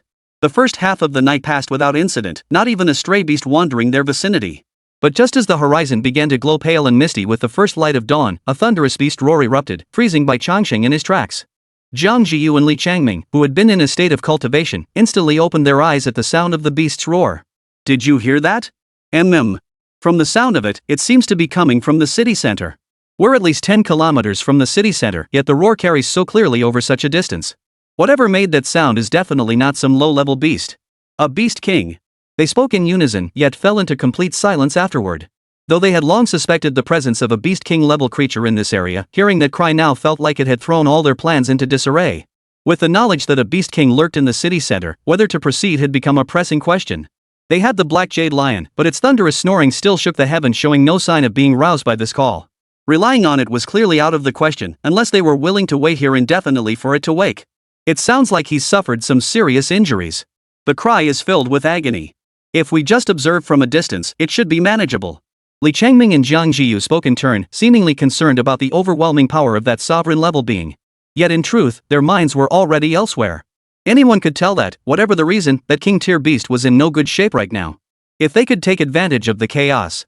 No sooner had the words left their lips than the building they occupied suddenly trembled. In the next instant, a colossal ape over 30 meters in size swept past them. Its massive claws gripped the building's wall with iron, propelling it 100 meters away in a single bound, leaving behind a colossal claw print. Bai Changsheng could even feel the gale force wind it generated as it swept past. Fortunately, the creature hadn't noticed them at all, or rather, it had noticed but showed no intention of paying them any mind. Staring blankly as its form vanished between the city's buildings, Bai Changsheng finally spoke slowly. That thing that just passed by, was that a lord-level beast? Li Changming and Jiang Zhiyu both looked a bit grim, but they nodded nonetheless. A high-ranking lord. Its vital energy must be at least 800,000. Over 800,000 vitality points. The sun had already risen over the horizon, bathing the city in its first golden rays of dawn while also allowing Bai Changsheng and the others to take in the entire city's situation at a glance. The city, silent throughout the night, seemed to have awakened after that single, thunderous roar. Countless beasts began converging toward the source of the sound. Streets and rooftops were swarming with their forms, among which mingled numerous lords. Their sheer size, standing upright nearly as tall as a 6-story residential building, made them impossible to ignore. What was even more astonishing was that despite such a massive gathering, no conflicts erupted. It seemed as though every beast shared a single, unified purpose. So, are we still going? Bai Changsheng glanced sideways at Jiang Zhiyu, only to see her press her lips together without responding. Li Changming also fell silent, unsure how to respond. Had they not drawn the beast's attention, they could have quietly approached to investigate. But now, a single beast's roar had summoned every strange beast in the entire city. The slightest disturbance would likely unleash an endless tide of beasts, drowning them all. At that point, forget Jiang Zhiyu and Bai Changsheng with their low-level martial energy. Even Li Changming, a martial marquis, wouldn't stand a chance. There was a distinct difference between seeking fortune through peril and courting death. Things have escalated beyond our control. Our only course now is to wait for Senior Mou Suni to awaken. Then, regardless of the specifics, we'll have a resolution. Li Changming spoke, his face bearing a hint of resignation. Though the three deans hadn't stated it explicitly, he understood perfectly well. This matter had been entrusted to him primarily as a test and trial, with Mou Yuan accompanying him merely as a backup. But now it seemed his abilities were still far from sufficient. Jiang Zhiyu nodded in agreement. Certain matters, especially those involving the Beast King, were beyond her current capabilities. Waiting until the jade-tailed lion awoke was indeed the most appropriate course of action. Yet just as the two agreed to wait, Bai Changsheng spoke up. I can sense a hint of panic in that beast's roar. If you two aren't planning to go, I'd like to investigate. Chapter 184, The Twin-Winged White Tiger. Shall Bai? Hearing Bai Changsheng's words, Jiang Zhiyu shot him a puzzled look. Yet upon meeting his resolute gaze, she fell silent. Li Changming, however, instinctively rejected Bai Changsheng's idea. No way. The city center is swarming with beasts now. Who knows how many lord-level beasts are out there? If you go alone, you'll likely die without even knowing how. Under normal circumstances, Li Changming's concern would be well-founded, but this was clearly no ordinary situation. Bai Changsheng turned to Jiang Zhiyu and continued. That Beast King summoning others over clearly means something's up. And you saw it yourselves, so many beasts gathered together without any fighting breaking out. If I blend in among them, I'll be perfectly safe. Well, that's true. Li Changming listened to Bai Changsheng's words and, upon careful consideration, found them quite reasonable. Though Bai Changsheng possessed exceptional intelligence, indistinguishable from humans, he remained fundamentally a beast. Blending into a beast group would be remarkably easy for him. Moreover, if Bai Changsheng went, he could naturally investigate what was happening, preventing them from remaining so passive. Waiting for the jade black lion to awaken was the safer option, but who knew how long it would remain unconscious? If it didn't stir for 4 or 5 days, wouldn't that be too late? With that thought, Li Changming said no more. With no one left to stop him, Bai Changsheng decisively set off, his slender frame beginning to descend along the building's wall. Only after Bai Changsheng's figure vanished completely, merging into the herd, did Jiang Zhiyu speak again. We should follow too. Keep our distance. If anything seems off, forcefully awaken the jade-inlaid lion. Li Changming looked at Jiang Zhiyu with a hint of confusion. She offered no pretense of secrecy, explaining simply. Xiao Bai must have been affected by that Beast King's roar. His mental strength is formidable, so it didn't significantly impact him, but subconsciously, he desperately wants to go. Then why didn't you stop him? Li Changming froze. We couldn't. Subconscious influence persists unless we forcibly remove him from the Beast King's territory. Otherwise, this effect will continue indefinitely. Moreover, with our current spiritual power, we can't forcibly erase the Beast King's mental influence. We can only wait for him to come to his senses on his own. Jiang Zhiyu shook her head, but then shifted her tone. But it's true, as Xiaobai said, all the beasts coexist peacefully under the Beast King's authority. Xiaobai shouldn't face any major danger. Moreover, that beast's roar did carry a note of anguish. Barring surprises, the anomaly in the satellite imagery is profoundly connected to this Beast King. Xiaobai infiltrating could help us uncover the root cause. Our only task is to forcibly awaken the Jade Green Lion if the situation changes. Li Changming didn't have the nerve to forcefully awaken the Jade Black Lion. Instead, he simply unfastened the spirit holding pouch from his waist and handed it to Jiang Zhiyu. Jiang Zhiyu accepted it without hesitation. Seeing that most of the beast horde had already passed beneath the building, she leapt down as well. Bai Changsheng blended into the horde of beasts without seeming out of place, at least, that was his own perception. After all, he was merely a white-scaled dragon possessing 4th-tier dragon blood. Apart from his somewhat handsome appearance, his overall strength made him rather unremarkable among the beasts. And indeed, his earlier judgment proved correct. After that single beastly roar, all the beasts converged toward the source of the sound. Along the way, none of them had the misfortune to attack him, or rather, they simply had no time to bother with him. As he drew closer to the city center, Bai Changsheng felt an indescribable tension rising within him. Indescribable, inexplicable, it felt as if he were about to meet his own king, an urge to submit welling up within him. Yet the instant the thought surfaced, Bai Changsheng felt a jarring sense of dissonance. Wait, dude, I've been loyal to the Red for years. The Qing dynasty collapsed ages ago. When did some new king suddenly start ruling over me? And submission? Seriously? The shift in his thoughts instantly cleared Bai Changsheng's mind. Glancing around, he instantly understood what was happening. The Beast King's aura could forcibly interfere with the minds of other beasts. His earlier thoughts must have been influenced by that Beast King. Taking a deep breath, Bai Changsheng felt an urge to turn and flee. But before he could make a move, another roar erupted. Compared to before, this roar was clearer and more direct. Bai Changsheng could distinctly feel his own spirit weaken considerably after that beastly roar. This change sent a jolt of alarm through Bai Changsheng's heart. He had expected the Beast King to be formidable, but this level of power was truly beyond belief. A single roar had drained nearly half his mental energy? If the beast discovered he was a traitorous defector among the herd, Bai Changsheng dared not imagine the consequences. Sneak away? The thought flashed through his mind, but before he could act, a thunderous crash erupted. Instinctively, he turned his head.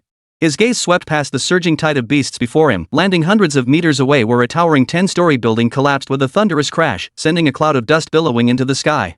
Emerging from the dust stood a colossal white tiger with twin wings on its back, roaring defiantly. Over 40 meters tall, its fully spread wingspan stretched beyond 100 meters. Such a sight undoubtedly the Beast King. Roar! The white tiger with wings appeared, raising its head to let out another deafening roar. Though it hadn't been apparent before, Bai Changsheng could now distinctly sense that this winged white tiger seemed to be enduring extreme agony. Following that roar, every beast prostrated itself upon the ground, including the dozen or so lord-level beasts whose presence was no less formidable. This was a sight Bai Changsheng had never witnessed before. Even after spending so much time with his good elder brother, the elder brother had never once displayed even a hint of the Beast King's imposing aura toward him. Only now did Bai Changsheng truly grasp the magnitude of the Beast King's existence. A single roar subdued all beasts. Even skyscrapers made of reinforced concrete couldn't withstand the force of a single swipe from his claw. If that were to land on him, he'd likely be reduced to nothing but dust. In the presence of the two-winged white tiger, Bai Changsheng dared not make any sudden moves, fearing the slightest misstep might alert the beast to his presence. A kilometer away from the beast herd, atop a high-rise building, Jiang Zhiyu watched the massive figure repeatedly soaring into the air and crashing back to the ground, her brow furrowing slightly.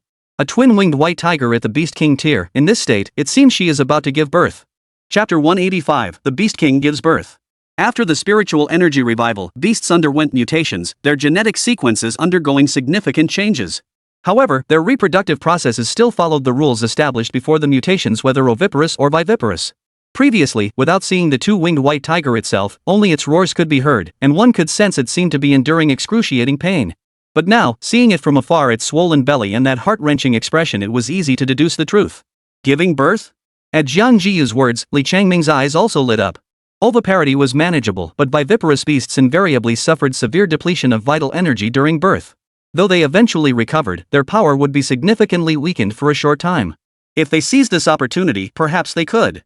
Excitement flickered in Li Changming's eyes. Yet, when Jiang Zhiyu shot him a sidelong glance, his fervor instantly cooled. A Beast King tier twin-winged white tiger, even weakened, was clearly beyond their reach. Not to mention, the two-winged white tiger had summoned so many lord-level beasts to gather here. Clearly, it had prepared defenses long ago. A Beast King is not to be trifled with, but its decision to breed here demands further consideration. Jiang Zhiyu spoke slowly, her gaze fixed on the dense horde of beasts in the distance and the Beast King, head bowed, snarling in apparent agony. The twin-winged white tiger belongs to the element of wind, typically dwelling atop mountain peaks or windy ridges. Yet now it has left the mountain peaks and entered the city. There must be significance behind this. Li Changming's brow furrowed slightly at Jiang Zhiyu's words. Having entered the Wasteland, especially after venturing 1,000 miles deep, events had long since spiraled beyond their control. In this situation, they could only watch.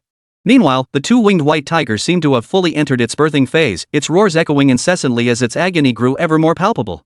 Among the beasts, Bai Changsheng occasionally glanced up to see the two-winged white tiger, seemingly driven mad, leveling every structure around it to the ground.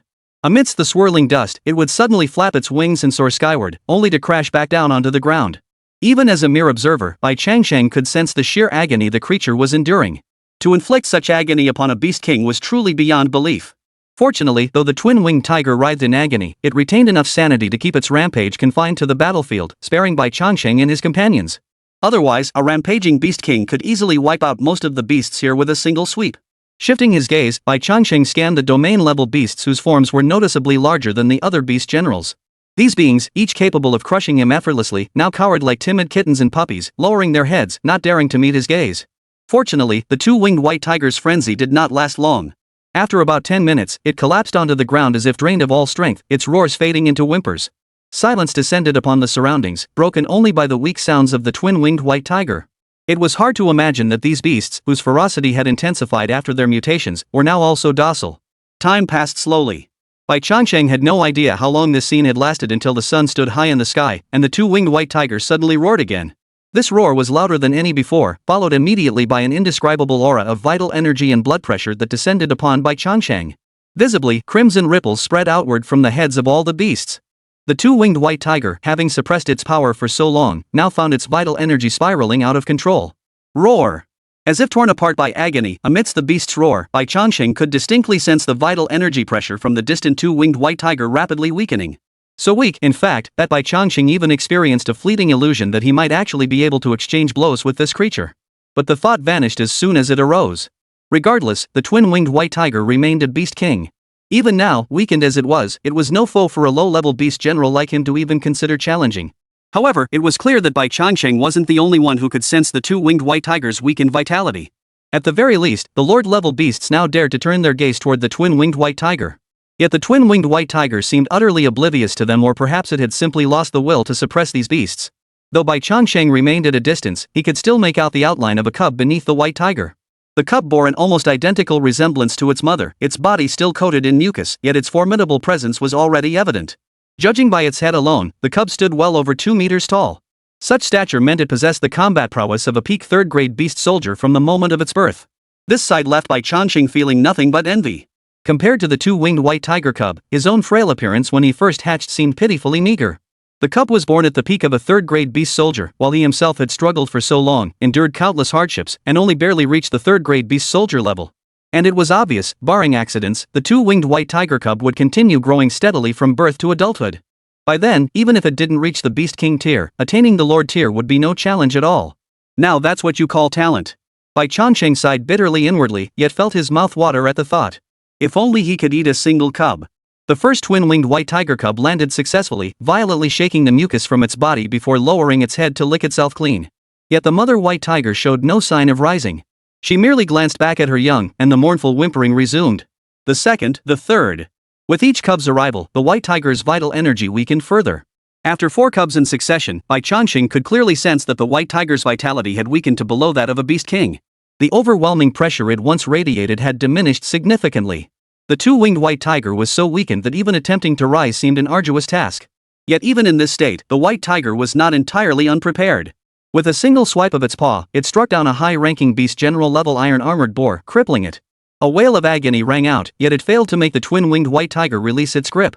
With a single swipe and a grab, the two-winged white tiger seized a spiked boar over 5 meters tall and weighing nearly 3 tons in its jaws. Its fangs tore through flesh, spraying blood mist everywhere. The white tiger chewed on the half-eaten boar in its jaws, replenishing the vitality lost during the battle. Yet this very scene stirred unease among the surrounding herd. Submission was one thing, but when the real possibility of becoming prey arose, the instinct for survival overrode their fear. Chapter 186, The Crimson-Eyed Gold-Swallowing Tiger and the Gungjin Vein. Chaos. Utter chaos. After the twin-winged white tiger slaughtered over a dozen beast general-level beasts, the agitation within the herd grew increasingly evident. The moment the first beast showed signs of unrest, the others instinctively followed suit. The consequence was that the once orderly, tightly packed herd now descended into complete chaos. However, the twin-winged white tiger clearly had no mind to concern itself with this chaos. Having devoured over a dozen beast generals, it had regained considerable strength. With a low growl, the twin-winged white tiger began producing offspring once more. 4 cubs in 1 litter, and it wasn't over yet? Bai Changsheng's heart skipped a beat. He glanced left and right at the now chaotic beast herd, his gaze settling back on the two-winged white tiger. Though he knew this thought bordered on suicidal, Bai Changsheng understood that the coming moments would be the two-winged white tiger's weakest. He didn't have the guts to pick a fight with the two-winged white tiger. Yet for some reason, Bai Changsheng couldn't shake the feeling that things had gone too smoothly. Regardless, this was no longer his concern. Without a moment's hesitation, Bai Changsheng followed the panicked herd, rushing away into the distance. If he didn't flee amidst the chaos, was he supposed to stay and wait for death? Yet before Bai Changsheng had traveled far, a piercing roar erupted from the twin-winged white tiger behind him. This roar was unusually drawn out, its anguish more intense than before, accompanied by another surge of vital energy rippling through the air. High above on a distant tower, Jiang Zhiyu observed the vital energy fluctuations emanating from the twin-winged white tiger. A vague realization dawned within her. As the last cub of the two-winged white tiger was born, the spiritual energy around it seemed to be stirred by some unseen force. Visibly, threads of sharp, metallic intent began rising from the earth. Such a distinct spiritual energy fluctuation was palpable even from the great distance separating Jiang Zhiyu and Bai Changsheng. Spiritual energy fluctuations. This spiritual energy fluctuation is indeed connected to that two-winged white tiger. Bai Changsheng furrowed his brow, lost in thought. It's connected to the two-winged white tiger, yet somehow not. I just didn't expect there to be an unformed gunmetal vein beneath this city. Jiang Zhiyu spoke up, having already discerned the essence of the matter. What triggered the vein wasn't the two-winged white tiger itself, but the cub it gave birth to in the end. Her gaze drifted to the golden cub beside the twin-winged white tiger. Though born of the same mother, this cub was vastly different from the others. Its back lacked wings, and its frame was noticeably larger than the others. Though newly born, its power already reached the beast general tier. Such appearance coupled with this strength made it obvious that this cub's bloodline grade far surpassed that of the other cubs. More crucially, Jiang Zhiyu and the others could clearly see the gunmetal chi rising from the earth now converging toward the golden cub. To be able to draw upon gunmetal chi from birth to detect the location of metal or veins. This little one's bloodline must originate from the crimson-eyed gold devouring tiger and likely a beast emperor tier 1 at that. After uttering the words red-eyed gold devouring tiger, Jiang Zhiyu's eyes flickered with emotion. The crimson-eyed gold devouring tiger stands among the pinnacles of tiger-type beastline bloodlines. At its peak, it can ascend to the beast emperor tier or rank higher than even the twin-winged white tiger. Feeding on metal from infancy, it not only possesses the ability to detect metal veins but also sees its offensive capabilities greatly enhanced by the metal element. Few creatures of its tier can stand against it. Who would have thought we'd encounter a cub of the crimson-eyed gold devouring tiger here? If we could bring it back and raise it properly, it might well become a beast king level existence in a few decades. Bai Changsheng's eyes gleamed with intense excitement. Though beast taming had never been part of his plans before, that was then. Without exaggeration, whoever forged a spirit pact with this crimson-eyed gold devouring tiger cub provided its cultivation wasn't neglected would undoubtedly become a beast king in the future. Dean Shu Weimu was only at that level. However, upon hearing his words, Jiang Zhiyu couldn't help but turn her head to glance at him. Bai Changsheng, catching Jiang Zhiyu's gaze, instantly sobered. This little one is indeed highly valuable, but cultivating it to the Beast King realm would require astronomical sums just for the metal materials alone. Tens or even hundreds of billions to raise it. Do you have that kind of money? Human martial artists rely on innate talent, while beasts depend on bloodline. Yet whether human or beast, no matter how high the innate talent or bloodline rank, sufficient resources were still required for growth. If Bai Changsheng had tens or hundreds of billions to invest in himself, the results likely wouldn't be much worse than raising this crimson-eyed gold devouring tiger. More crucially, with a Beast King level mother tiger guarding it, who could possibly take this crimson-eyed gold devouring tiger cub away? Jiang Zhiyu shook her head and continued, once Xiaobai returns, we should head back. The cause has been determined, elemental disruption. That cub accidentally triggered an unformed gungjin or vein deep underground. When the time comes, we'll simply have the martial emperor extract the spiritual essence from the gangjin vein. Without its essence, the vein will die and no more will form. This matter is beyond our ability to handle. It was clear Jiang Zhiyu possessed considerable expertise in handling such matters. Even Bai Changsheng was taken aback by this arrangement. The crucial point was that Bai Changsheng, a mere martial marquis, was encountering matters of this caliber for the first time. Why did Jiang Zhiyu seem so thoroughly familiar with it, as if this wasn't her first time? Before Bai Changsheng could voice his question, a sudden roar erupted. Looking toward the source of the sound, they saw a colossal ape over 30 meters tall standing atop a skyscraper. It pounded its chest twice in rage. Then, leaping high toward the newly birthed, utterly weakened two-winged white tiger, it clenched its massive fists and brought them crashing down.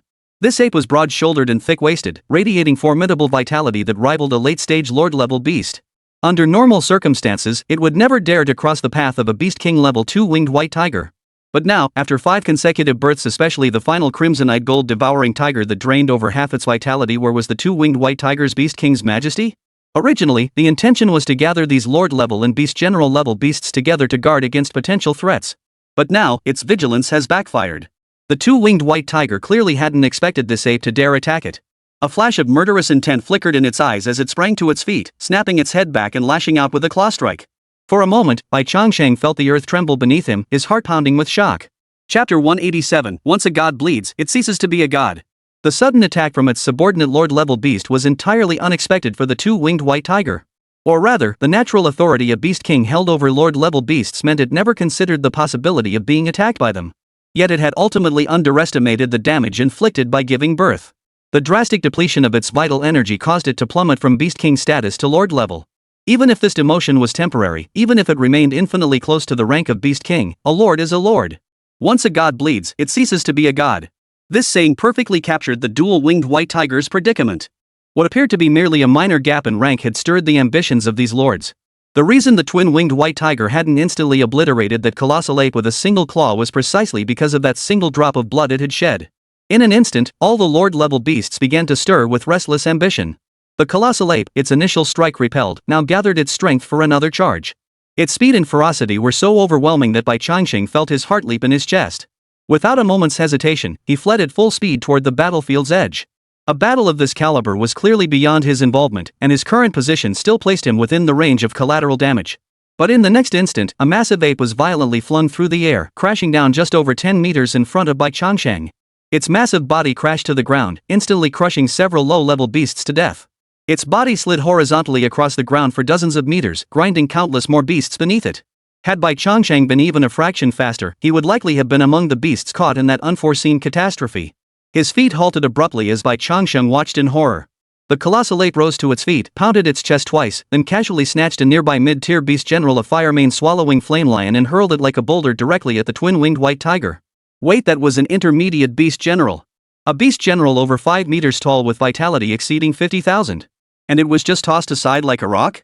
For a moment, Bai Changsheng was at a loss for words to describe the shock surging through his heart. Facing these lord-level beasts, even intermediate or high-level beast generals were as fragile as ants. Their lives could be decided with a single flick of the wrist. The fire-mane swallowing flame lion, casually tossed aside by that ape, ultimately met its end. Struck by the twin-winged white tiger's tail, it instantly disintegrated into a mist of blood mid-air. From start to finish, it had achieved nothing more than leaving a bloodstain on the white tiger's tail. The lord-level beasts that had stood guard around the perimeter, their demeanor once respectful, now pounced en masse. Some tore with their jaws, others clawed, and still others channeled elemental energy, all with the intent to strike while the iron was hot. This chaotic scene relentlessly assaulted Bai Changsheng's senses.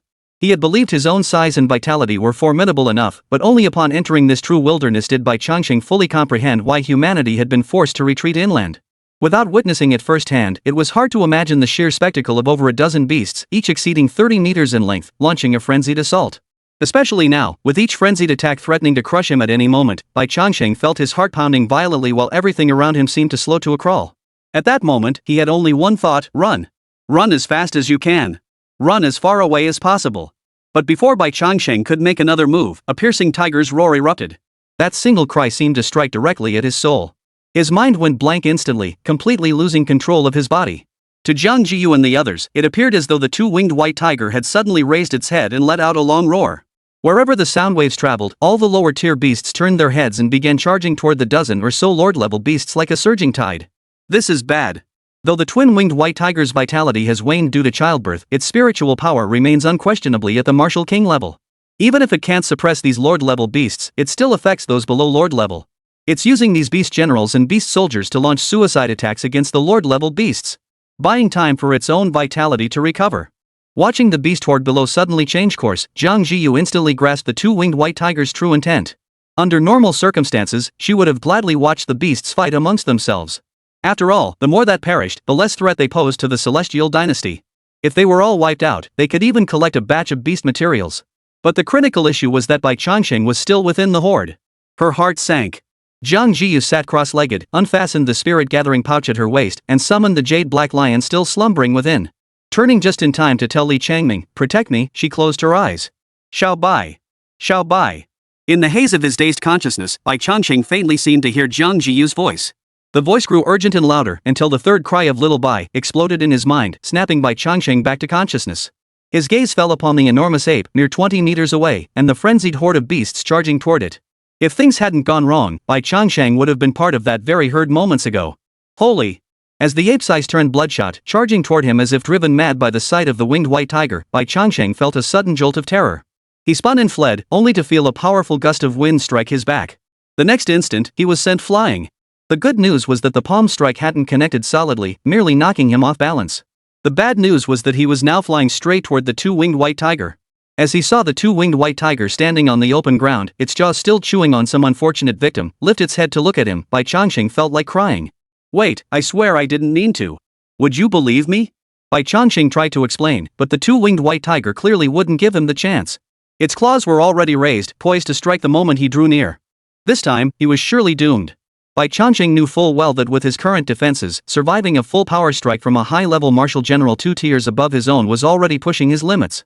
He dared not even contemplate withstanding the attack of a lord-level beast, let alone the claw of a beast king.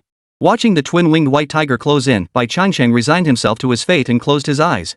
But while he accepted his fate, someone else did not. Spirit and God, bound by covenant. Tao's law, your body is mine, and mine is its body. Jiang Zhiyu's voice echoed within Bai Changsheng's mind. When he opened his eyes again, he found himself bathed in golden light, its origin unknown. And at that very moment, the two-winged white tiger's claw came crashing down. Chapter 188, Your sun melts in the mouth. Boom! A dull, heavy sound echoed. Bai Changsheng felt as though he'd been violently struck by a dump truck hurtling at 200 kilometers per hour. For a moment, it felt as though his very soul had been knocked out of his body by that single strike. Fortunately, though the blow was powerful, it failed to breach the golden light's defense. Even though his entire body felt shattered, he remained alive. His body slammed into the ruins of the building, sustaining another wave of significant damage, but at least he had escaped the pursuit of the twin-winged white tiger. Meanwhile, atop another towering building, a sharp slap echoed through the air. The golden light surrounding Jiang Zhiyu dissipated, leaving her in a state of utter exhaustion. Sweat poured from her forehead, dampening strands of hair. Spanning such a vast distance, even with the Lingshan Qika bond allowing her to forcibly impose the Taoist spell's effects upon Bai Changsheng had drained her resources beyond measure. Even Jiang Zhiyu's martial lord-level mental strength was utterly drained after that strike. Beside her, the jade lion slowly stirred awake. It raised a paw to cover the spot where Jiang Zhiyu had just placed her hand, its eyes still blank and unfocused, as if it hadn't fully regained its senses. Li Changming, who had witnessed everything firsthand, now dared not even breathe heavily. His eyes wide, he stared at Jiang Zhiyu's retreating figure, inwardly marveling at how incredibly bold his junior classmate was. Though he couldn't identify the exact technique she'd just used, as a martial marquis himself, he could discern certain superficial aspects. She seemed to have used some secret technique to connect with Bai Changsheng, transferring most of the damage he had suffered onto herself, and then channeling all that damage onto the jade black lion. If that were all, it might have been bearable. But the spot Jiang Zhiyu had touched was the black jade lion's face. In other words, though we don't know what Bai Changsheng endured, the end result felt like slapping the jade black lion across the face. Seriously? How could things get this twisted? Li Changming felt his eyes widen in astonishment, yet his heart clenched in dread. What if the black jade lion grew enraged and indiscriminately slaughtered both him and Jiang Zhiyu? Though they were fellow Shuemu disciples, that seemed unlikely. But putting himself in its place, if he'd been treated like that, he'd probably be itching to kill someone right now. Fortunately, the jade lion seemed genuinely dazed from sleep. The confusion lingered in its eyes for a long while before it finally turned to Jiang Zhiyu and spoke. Who hit me? Jiang Zhiyu retrieved a bottle of mental restoration potion from her storage ring and downed it in one gulp. Only then did the fog in her brain begin to lift slightly. Over there. Little Bai almost got killed. Concise and to the point. Though it didn't answer the jade lion's question, it did make the jade lion lose interest in pursuing the matter of the earlier blow. Killing my brother. The black jade lion suddenly sprang to its feet, its bones creaking as if unused for ages, then leapt directly from the high building. Meanwhile, Bai Changsheng's body crawled out from the ruins, only to find 4 small white tigers with wings on their backs staring at him curiously. Winged white tiger cubs? Bai Changsheng stared at the little creatures, no more than 2 meters away. For some reason, he couldn't shake the feeling that a Beast King-level winged white tiger loomed behind them at all times. His heart instinctively tightened. However, when he glanced over with his peripheral vision and realized that the Beast King-level white tiger wasn't paying him any attention at all, he instantly breathed a slight sigh of relief. Clearly, in the eyes of the winged white tigers, Bai Changsheng's strength was barely worth a single swipe of their claws, not even worthy of continued attention. Good. This gave him the perfect chance to escape. What Bai Changsheng hadn't anticipated, however, was that while he intended to leave, the 4 two-winged white tiger cubs had no intention of letting him go so easily. A tiger paw swiped toward him, accompanied by a low growl, as if Bai Changsheng had been mistaken for prey. Bai Changsheng understood that newborn 2-winged white tiger cubs wouldn't fear him. In fact, considering the 2-winged white tiger standing nearby, he had yielded twice. But seeing the cubs persistently pounce at him again, Bai Changsheng's temper flared. Enough already! You really think I'm made of clay? Your mother nearly swiped me to death with one claw, and now you newborn cubs think you can ride roughshod over me? You have the Beast King's backing, but I don't? If you don't want me to leave, then none of you will. His tail lashed out with brutal force, holding nothing back. The force was so immense that the closest twin-winged white tiger cub couldn't react in time. It was struck viciously across its spine. A crisp snap echoed through the air. Without even a whimper, the struck cub lost all signs of life. Though he blended into the herd, facing a lord-level beast, Bai Changsheng seemed as weak as an ant. Yet the truth was, against a two-winged white tiger cub possessing only the strength of a third-rank beast soldier, Bai Changsheng could effortlessly achieve an instant kill. The remaining 3 cubs seemed startled by Bai Changsheng, hesitating to advance further. What a thrill! With that strike, Bai Changsheng vented all the resentment pent up in his heart. But the consequence of this was that the two-winged white tigers, who had been focusing all their attention on the lord-level beasts, instantly turned their heads toward him, their eyes filled with disbelief. Perhaps it had never imagined that a lowly beast general would dare to kill its newborn cubs. Meaning the furious gaze of the two-winged white tiger, Bai Changsheng steeled himself. Having already killed it, he might as well bite into the corpse of the two-winged white tiger cub. With a forceful tug, a chunk of tiger flesh vanished into his mouth. Youth has no price, your melt in the mouth delicious. You dare! The voice of the two-winged white tiger was genderless, yet its rage had reached its peak. Seeing Bai Changsheng not only kill but devour the flesh right before its eyes, the white tiger could no longer restrain itself. Its claws were already raised, poised to claim Bai Changsheng's life in the next instant. But at that very moment, a faint sensation stirred within the two-winged white tiger. It whipped its head sharply to the side. In the distance, a figure with a human body and lion's head leapt high into the air, revealing its true form mid-flight. Resembling a ferocious lion, its body was covered in black jade-like scales, and the mane around its neck was also a deep, mysterious black, exuding an inexplicable aura of divinity. For massive paws slammed down on the roadside, crushing several beasts beneath them and kicking up a cloud of dust. Roar! Following the furious roar, a powerful surge of vital energy rippled out. Chapter 189, I'm right here, try touching him. The Beast King's might crushed the scene. Every beast halted its movement in that instant, even the fierce, lord-level beasts were no exception. Once they regained their senses, they all prostrated themselves on the ground, not daring to breathe a word. As he strode toward the twin-winged white tiger, time itself seemed to freeze. The surrounding silence was broken only by Bai Changsheng's audible swallowing, as if he remained utterly oblivious to the Beast King's pressure emanating from the jade-black Anubis. It must be said, the young two-winged white tiger truly lived up to its potential as a beast king. Its flesh was exceptionally firm and succulent, its flavor surpassed only by the purple-scaled dragon carp. As Bai Changsheng swallowed the tiger meat, the system's notification sounded. Congratulations, host, on consuming the twin-winged white tiger. Gain 17 vitality points and 27 evolution points. Congratulations, host, on unlocking the unlit branch of the evolution tree, Wind Mastery. Wind riding, upon unlocking, twin wings sprout from the back, granting the ability to command swift winds. Strength increases with the host's mental power and evolution tree level. Evolution points required to unlock, 300. Though the white tiger cub possessed the potential to become a beast king, it was currently merely a grade 3 beast soldier. The vitality and evolution points it granted Bai Changsheng were pitifully meager. But that wasn't the point. The point was that Bai Changsheng had obtained what he desired. Earlier, watching the twin-winged white tiger flap its wings and soar skyward, Bai Changsheng sensed it possessed some rare innate talent. His decision to forcefully kill the cub was driven by his desire to unlock the new evolution tree branch. And now, the system's notification sound fully confirmed that Bai Changsheng's hunch had been spot on. 300 evolution points, that's on par with thunder and heavenly fire. To say he wasn't thrilled would be a lie. Bai Changsheng knew exactly how much thunder and heavenly fire boosted his combat power. Without exaggeration, without these two elemental evolution branches, he could barely defeat enemies with roughly 10,000 more vitality points than himself. As for fighting above his level and unleashing attacks on par with high-tier beast generals? Forget about it. The only question was what surprises this new wind mastery talent might bring. Bai Changsheng glanced at the over 1,000 remaining evolution points on his attribute panel, suppressing the urge to activate them immediately. There was no need to rush this, nor could he afford to. Not only was the current crisis far from resolved, but the system description explicitly stated that activating this branch would cause wings to sprout from his back. This alone demanded utmost caution from Bai Changsheng. Who knew what might happen then? So even if he did unlock it, he'd wait until this matter was resolved and they reached a safe place. Regaining his composure, Bai Changsheng lifted his gaze to meet the slow, deliberate approach of the jade-colored lion dog. After such a long slumber, his dear elder brother had finally awakened. Had he not, he truly would have met his end here. Brother! Bai Changsheng called out loudly, and the jade-black lion returned a reassuring glance. The twin-winged white tiger, however, felt immense pressure as it watched the jade-black lion approach. It could clearly sense that the jade-black lion's vital energy and blood essence were no less formidable than its own at peak condition, let alone now, when its own vitality was depleted from childbirth. Under normal circumstances, it would have retreated the moment the jade-black lion appeared. But it had just given birth. It could flee, but these cubs couldn't. Especially after Bai Changsheng shouted "Big Brother," the atmosphere on the field instantly became tense and volatile. A palpable pressure instantly bore down upon Bai Changsheng's heart. Though the winged white tiger hadn't struck directly, its posture made it abundantly clear it had no intention of letting Bai Changsheng leave. Step aside. The black jade lion spoke first, its eyes fixed on the two-winged white tiger, radiating an indescribable sense of menace.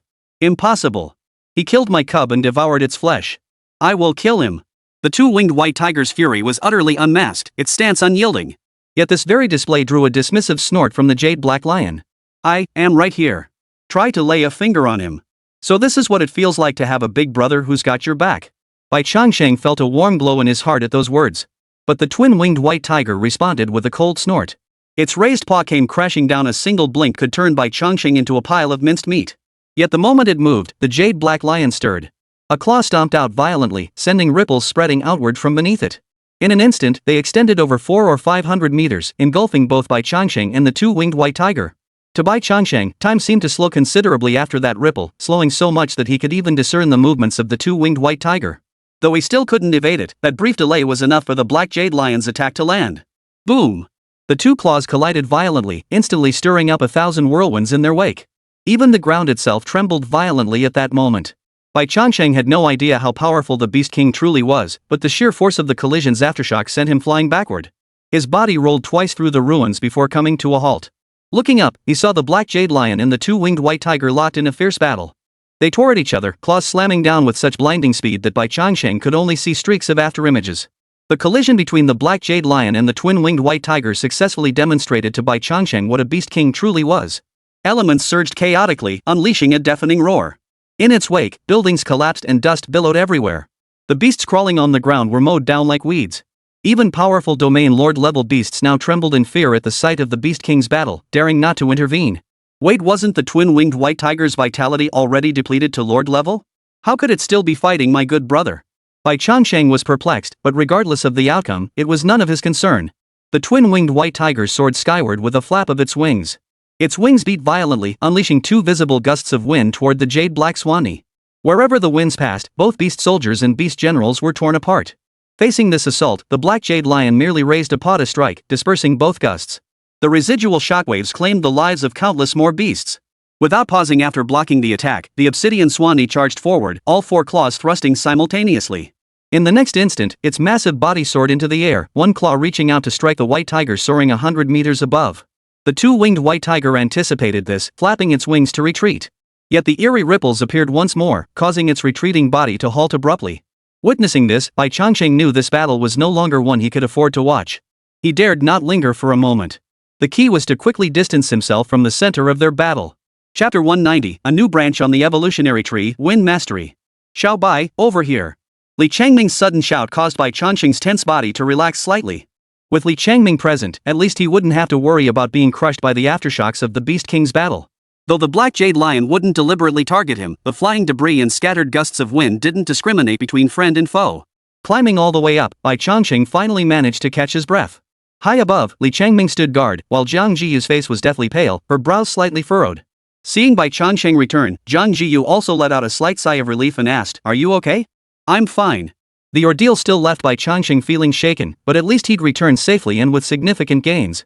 Not to mention, a single top-tier branch of the evolutionary tree alone was worth the risk. "Glad you're safe," Jiang Zhiyu remarked, her gaze drifting toward the still raging battle between the black jade lion and the twin-winged white tiger. She added, "We should leave this place quickly." "Shouldn't we wait a bit longer?" "No need," Jiang Zhiyu shook her head. Though the twin-winged white tiger's vitality is depleted due to childbirth, this state won't last long. And despite its weakened vitality, its defense and reflexes remain undiminished.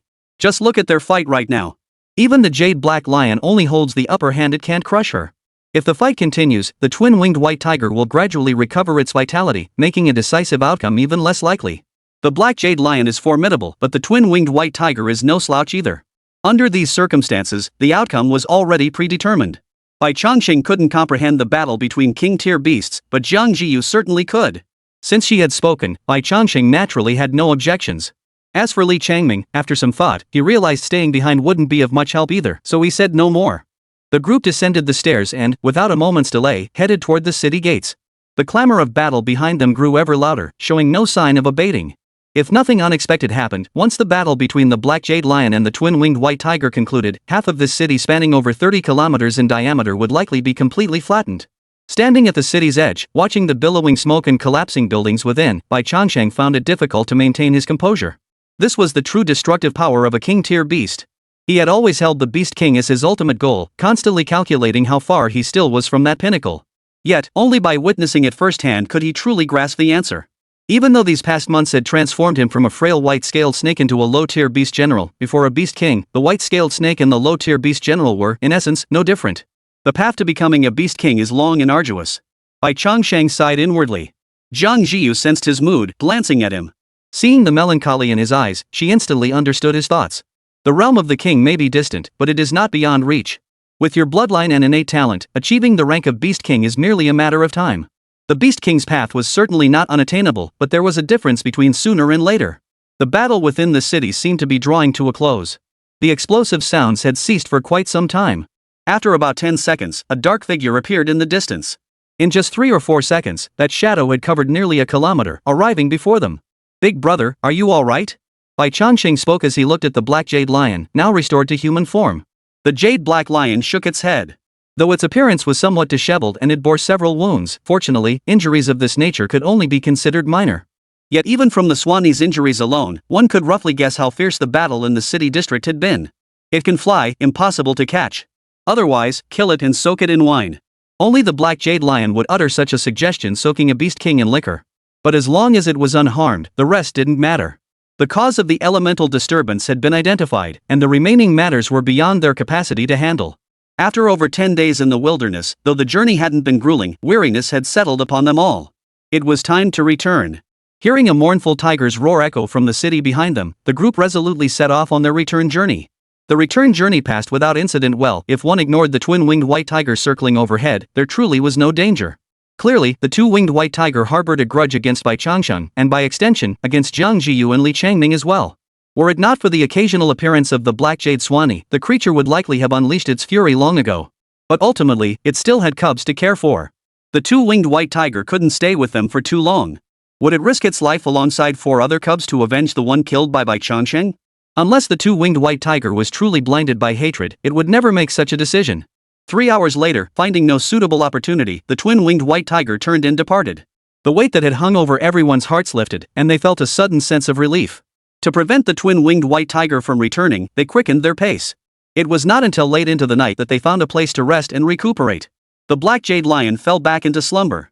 Jiang Zhiyu's mental energy was depleted, so Li Changming voluntarily took on the night watch duty. Meanwhile, Bai Changsheng, having confirmed no other beast's presence in the vicinity, finally turned his gaze to the unlit branch of the evolution tree. "Congratulations, host. By consuming 300 evolution points, you have activated the wind riding branch of the evolution tree. Evolution points required for next wind riding upgrade, 1000. The system notification sounded. Bai Changsheng glanced at his barely sufficient 1000 evolution points and promptly upgraded wind mastery to level 2. 1000 evolution points deducted. Wind mastery branch upgraded to LV2. Evolution points required for wind mastery's next upgrade, 3000. For some reason, as the notification echoed, Bai Changsheng felt a tingling sensation spread across his back. With each passing moment, the sensation grew more pronounced. Hiss. He let out a soft hiss as his body began to twist uncontrollably. The sensation felt as though ants were crawling over every bone in his body. Alongside the tingling, a sharp pain began to emerge, gradually overshadowing the initial numbness. In the space of a single breath, the pain intensified sharply. Wait, growing wings? Forcing a pair of wings into existence? Unlike the scorching heat or freezing cold during level ups, this time Bai Changsheng felt as if his bones were undergoing a second growth spurt. The pain radiated from the bone crevices and marrow. Break, regenerate, break again, regenerate. A low groan of agony escaped Bai Changsheng's lips, startling Li Changming and Jiang Zhiyu standing nearby. Chapter 191, Wings on his back. The agony of broken bones was already among the most excruciating pains imaginable. Yet Bai Changsheng now experienced agony far surpassing that of broken bones. It was the agony of bones snapping repeatedly while simultaneously regrowing at an accelerated pace. Compared to this, even having dragon scales forcibly torn open felt like a mere tickle. Seeing Bai Changsheng's agonized expression, the two startled men both frowned slightly. "Little Bai, he won't be okay, will he?" Ever since encountering Jiang Zhiyu and Bai Changsheng, Li Changming felt like a greenhorn recruit, constantly confronted by phenomena beyond his comprehension. The scene unfolding before him now completely surpassed his comprehension. Though he hadn't trained in the art of beast taming, he knew something was profoundly wrong with Bai Changsheng. Especially when he saw something resembling wings slowly sprouting from Bai Changsheng's back, Li Changming felt the last shreds of his understanding of beast taming shatter completely. Jiang Zhiyu, however, seemed utterly unfazed by it all. Any peculiar change, when it comes to Bai Changsheng, seems perfectly normal and reasonable. It must be due to the 4th grade dragon blood. Jiang Zhiyu offered a casual excuse to cover for Bai Changsheng. "It's fine. You go rest. I'll keep watch. Seeing Jiang Zhiyu speak up like that, Li Changming didn't insist any further. He walked a bit further away, giving Jiang Zhiyu and Bai Changsheng some space. Everyone has their own secrets, and Li Changming had always been adept at maintaining appropriate boundaries. With Li Changming gone, Bai Changsheng's transformation entered a new phase. After the pair of wings had violently burst through the dragon scales and emerged, they grew like bamboo shoots freed from all constraints, expanding at a visible pace.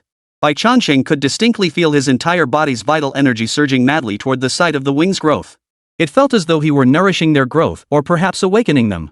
Vaguely, Bai Changsheng could already sense the presence of those wings. With the slightest flicker of his thoughts, he felt them tremble, unleashing a gust of wind. While it couldn't compare to the gale unleashed by the twin-winged white tiger, it was enough to make Jiang Zhiyu's eyelids flicker. Watching the gust of wind hurtling toward her seemingly out of control, Jiang Zhiyu ultimately summoned the alloy spear from her storage ring. A cool breeze rippled along the spear's length as spear intents surged forth. The spear had pierced into the gale Bai Changsheng had unleashed, violently churning within it. A completely opposite air current forcibly collided and neutralized the original gale. Wind met wind, and all returned to stillness. The lingering currents brushed against Jiang Zhiyu's face, stirring a few strands of her black hair and stirring something within her. The gale's power wasn't particularly formidable, yet the shifts within it stirred a sense of familiarity within her. The pair of wings behind Bai Changsheng bore a striking resemblance 7 or 8 parts alike to those of the winged white tiger. Within minutes, Bai Changsheng unleashed over a dozen more whirlwinds, each more powerful than the last.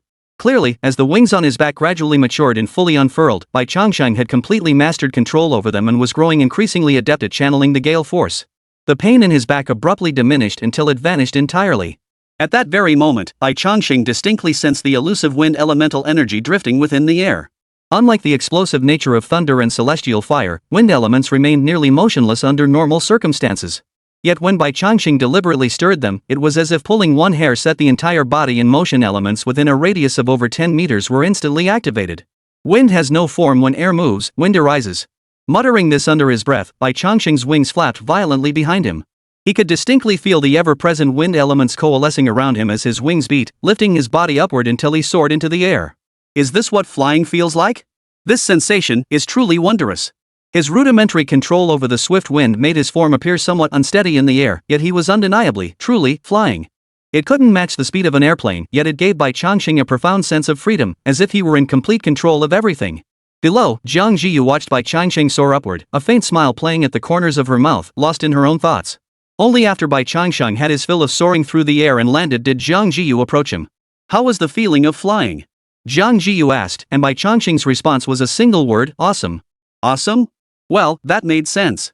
Thinking back to her own first steps in the Imperial realm, when she first gained the ability to walk on air, she hadn't felt much different from Bai Changsheng.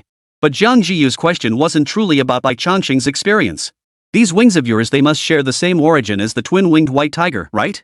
He noticed. A flicker of thought crossed his mind as one enormous wing extended forward. At full spread, its wingspan exceeded 15 meters. The outer edges were covered in white dragon scales, shimmering with a brilliant, otherworldly glow under the moonlight. The inner surface, however, was a thin membrane capable of trapping wind. The structure was simple, yet the wings possessed remarkable resilience. Especially reinforced by the dragon scales, they could even be used as shields to block life-threatening attacks. Yet these suddenly sprouted wings did not appear incongruous on Bai Changsheng, rather, they added an air of otherworldly mystery to his presence. Seeing Bai Changsheng neither confirm nor deny, Jiang Zhiyu understood immediately and continued. These wings are arguably the most distinctive trait of the two-winged white tiger. Not only do they enable flight, but they also grant the power to summon fierce winds. In terms of raw power, they may not match the direct might of thunder or celestial fire, but their potential is in no way inferior to those two innate divine abilities. You should study and practice them more in the future. Bai Changsheng didn't know why Jiang Zhiyu was being so earnest with him about this, but even if she hadn't said anything, he would have taken it seriously. Even this brief experience had already revealed to Bai Changsheng the myriad wonders of wind riding. Flight was merely the most obvious enhancement. Beyond that, Bai Changsheng sensed vaguely that if he could imbue his body with wind elemental energy, his speed might increase by several-fold. Then there was the synergy between elements if wind could amplify fire. But mastering these would require extensive combat practice and training. With no one available to spar with in the dead of night, he could only return to his spirit bag, somewhat disappointed, to rest. The return journey went smoothly. Aside from encountering a low-tier Lord-level beast along the way, there were no further complications. Upon restoring communication near the martial arts town, Jiang Zhiyu received word from Dean Shen instructing them to return directly to the academy. No news had come from Magic City Martial Arts University. Word of Wang Meng's death seemed to have not reached them. Chapter 192, Intermediate Beast General. The esteemed dean of Magic City Martial Arts University had perished silently in the wilderness, yet his death had no impact whatsoever. According to information obtained by Dean Shan, while Magic City Martial Arts University had dispatched personnel specifically to search for Wang Meng, they had simultaneously appointed someone to temporarily assume his duties. Judging by the situation, if Wang Meng didn't return, this so-called temporary replacement would likely become permanent. Hearing this, even Bai Changsheng couldn't help but sigh. Though Wang Meng had fallen by his hand, it was through this event that Bai Changsheng first truly grasped the wilderness's significance to the Celestial Empire. For many, the wilderness was a gold rush, a place to strike it rich. Yet it was also the graveyard and final resting place for all martial artists. Whether it brought fortune or misfortune depended solely on whether one returned safely. Still, this outcome was for the best. At least it spared them much trouble, sparing them the worry and distraction that would have hindered their cultivation. Upon returning to the capital by train, Dean Xian personally came to greet him. I've had the cultivation chambers constructed. Besides rebuilding the one in my office, I've also had a top-tier spirit gathering array installed in your dormitory. Its effectiveness surpasses that of a grade A cultivation room by 50%, more than sufficient for your cultivation needs. Jiang Zhiyu clearly understood the immense materials and value required to construct a top-tier spirit gathering array. He bowed his hands in gratitude toward Dean Xian, simultaneously resolving that once the spirit calming powder generated profits, he would compensate Dean Xian for the expense. Seeing Jiang Zhiyu's gesture of thanks, Dean Xian waved it off. It was no trouble at all. No need to thank me. That young girl, Zhao Muxue, has been in a strange mood lately, and her vital energy keeps weakening. If not for arranging Xin Xuan to look after her, she might not have made it until your return. Now that you're back, please talk some sense into her. Given Dean Xian's stature and position, such trivial matters were clearly beneath his concern. Yet because it involved Jiang Zhiyu, he took care of every detail. Old Deng truly treated Jiang Zhiyu like his own child.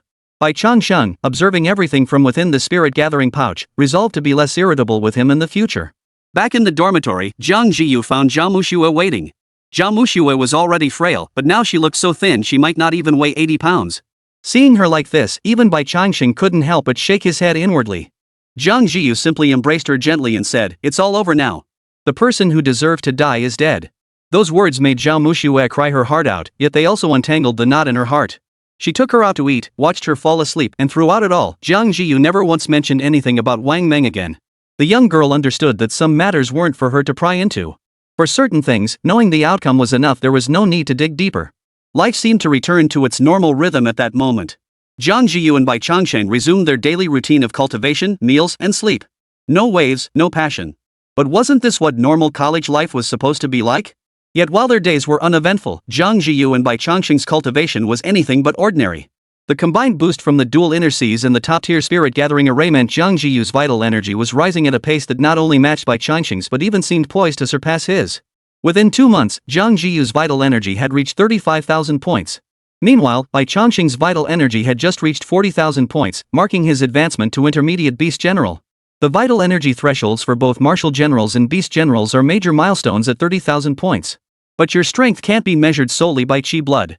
With the bonuses from your triple elemental talents, your true combat strength already matches that of an advanced beast general. Jiang Zhiyu's forehead glistened with fine beads of sweat. Her hair, once neatly tied back, had loosened considerably from the intense exertion. She simply reached up to remove the hair tie, then retied it with a flick of her wrist. To Bai Changsheng's eyes, this very sight was yet another captivating view.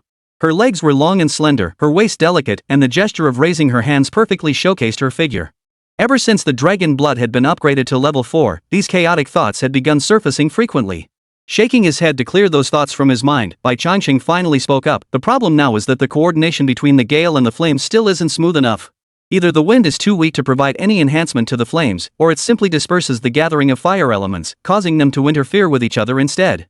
And that martial art you taught me, I wonder if it's because of my physique that I can't grasp its essence. Since starting, I've made no progress at all.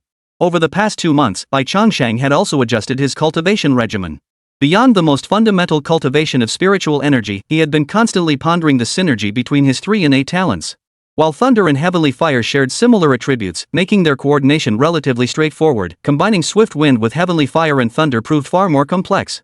Bai Changsheng had already mastered using swift wind to enhance his own speed, increasing it by about 40%, and he could now fight proficiently in midair. Yet when attempting to augment other elements with swift wind, he consistently failed to grasp the precise timing required. Then there was the martial art itself, form without spirit. Despite 2 months of dedicated study, it proved riddled with flaws when applied in actual combat. The mutual amplification between talents requires achieving a balance. It's not about which one dominates the other. When you prioritize fire, the wind grows weak. When you favor wind, the fire is obscured. But this balance is something you must grasp yourself. No one else can do it for you. Jiang Zhiyu flicked her ponytail behind her and continued. As for martial arts cultivation, what I've taught you is a low-tier heavenly grade technique inherently arduous to master. Even ordinary geniuses require over a decade, or even decades, of arduous practice to achieve mastery. And you're cultivating in beast form. That you've grasped the basics so quickly is truly remarkable. The rest lies in daily refinement and diligent contemplation. Perhaps one day, through sudden enlightenment, you'll achieve minor mastery. The phrases ordinary prodigy and decades of arduous training laid bare the immense difficulty of martial arts cultivation. But why did Jiang Zhiyu master so many heavenly tier martial arts without enduring any hardship? Well, she wasn't an ordinary genius. Thinking of his own daily grind ahead, Bai Changsheng couldn't help but roll his eyes. Just as Jiang Zhiyu was about to head to the bathroom for a shower, her bracelet suddenly buzzed, displaying a video call request. Glancing at the caller ID, Jiang Zhiyu's lips curved into a faint smile as she accepted the call. Hey, little fish.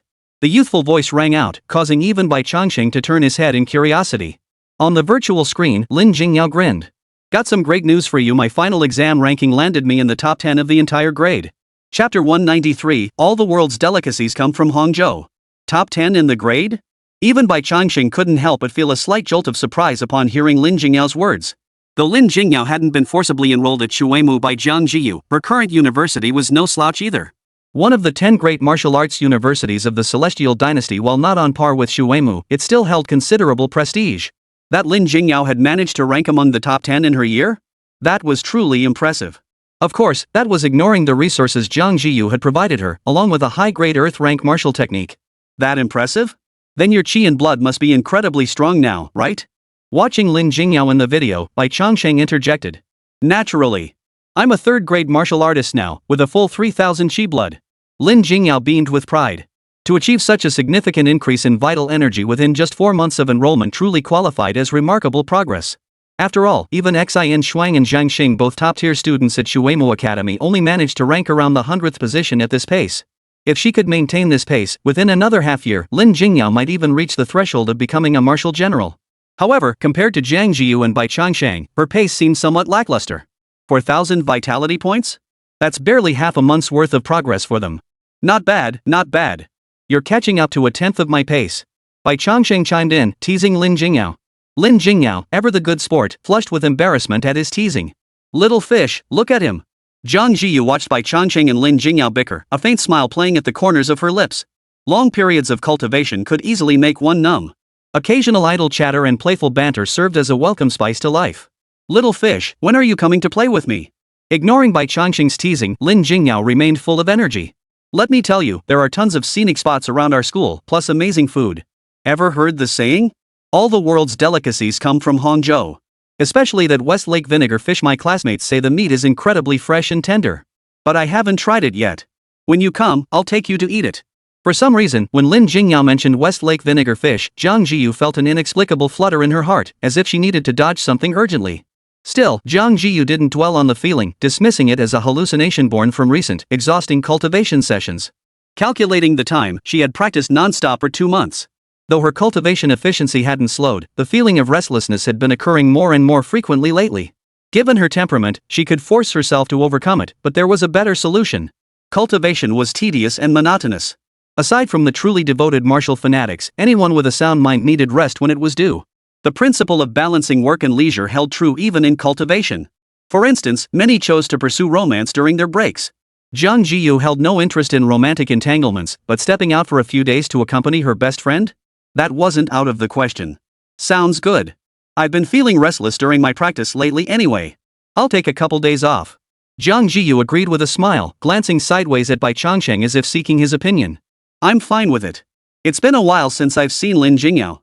Let's give her a little surprise. Back when he was a complete noob in battle, Lin Jingyao had held him in her arms, constantly disdaining his low combat power. Now, finally, it was his turn to look down on Lin Jingyao. Really? When are you coming? How long will you stay? I'll plan it out. When I get there, I'll show you around properly and help you unwind. Come to think of it, Lin Jingyao was the very picture of an 18-year-old girl. She was curious about everything, loved eating, loved playing, and even actively researched travel guides during trips. In contrast, Jiang Zhiyu only did 3 things daily: eat, sleep, and train. Not a martial arts fanatic, but practically one. Yet in Lin Jingyao's presence, she seemed to absorb some of her vitality, gaining a touch of liveliness. That said, Bai Changsheng wasn't much better himself. With his indifferent attitude toward everyone and everything, he certainly had no right to criticize Jiang Zhiyu. Tomorrow, then. After some thought, Jiang Zhiyu gave a date. After all, there was nothing pressing at school. Since he'd decided to go, there was no need for hesitation. Alright. When you get here, I'll introduce you to my roommate first. You wouldn't believe it, one of them has a boyfriend at Wuhan University in Shanghai.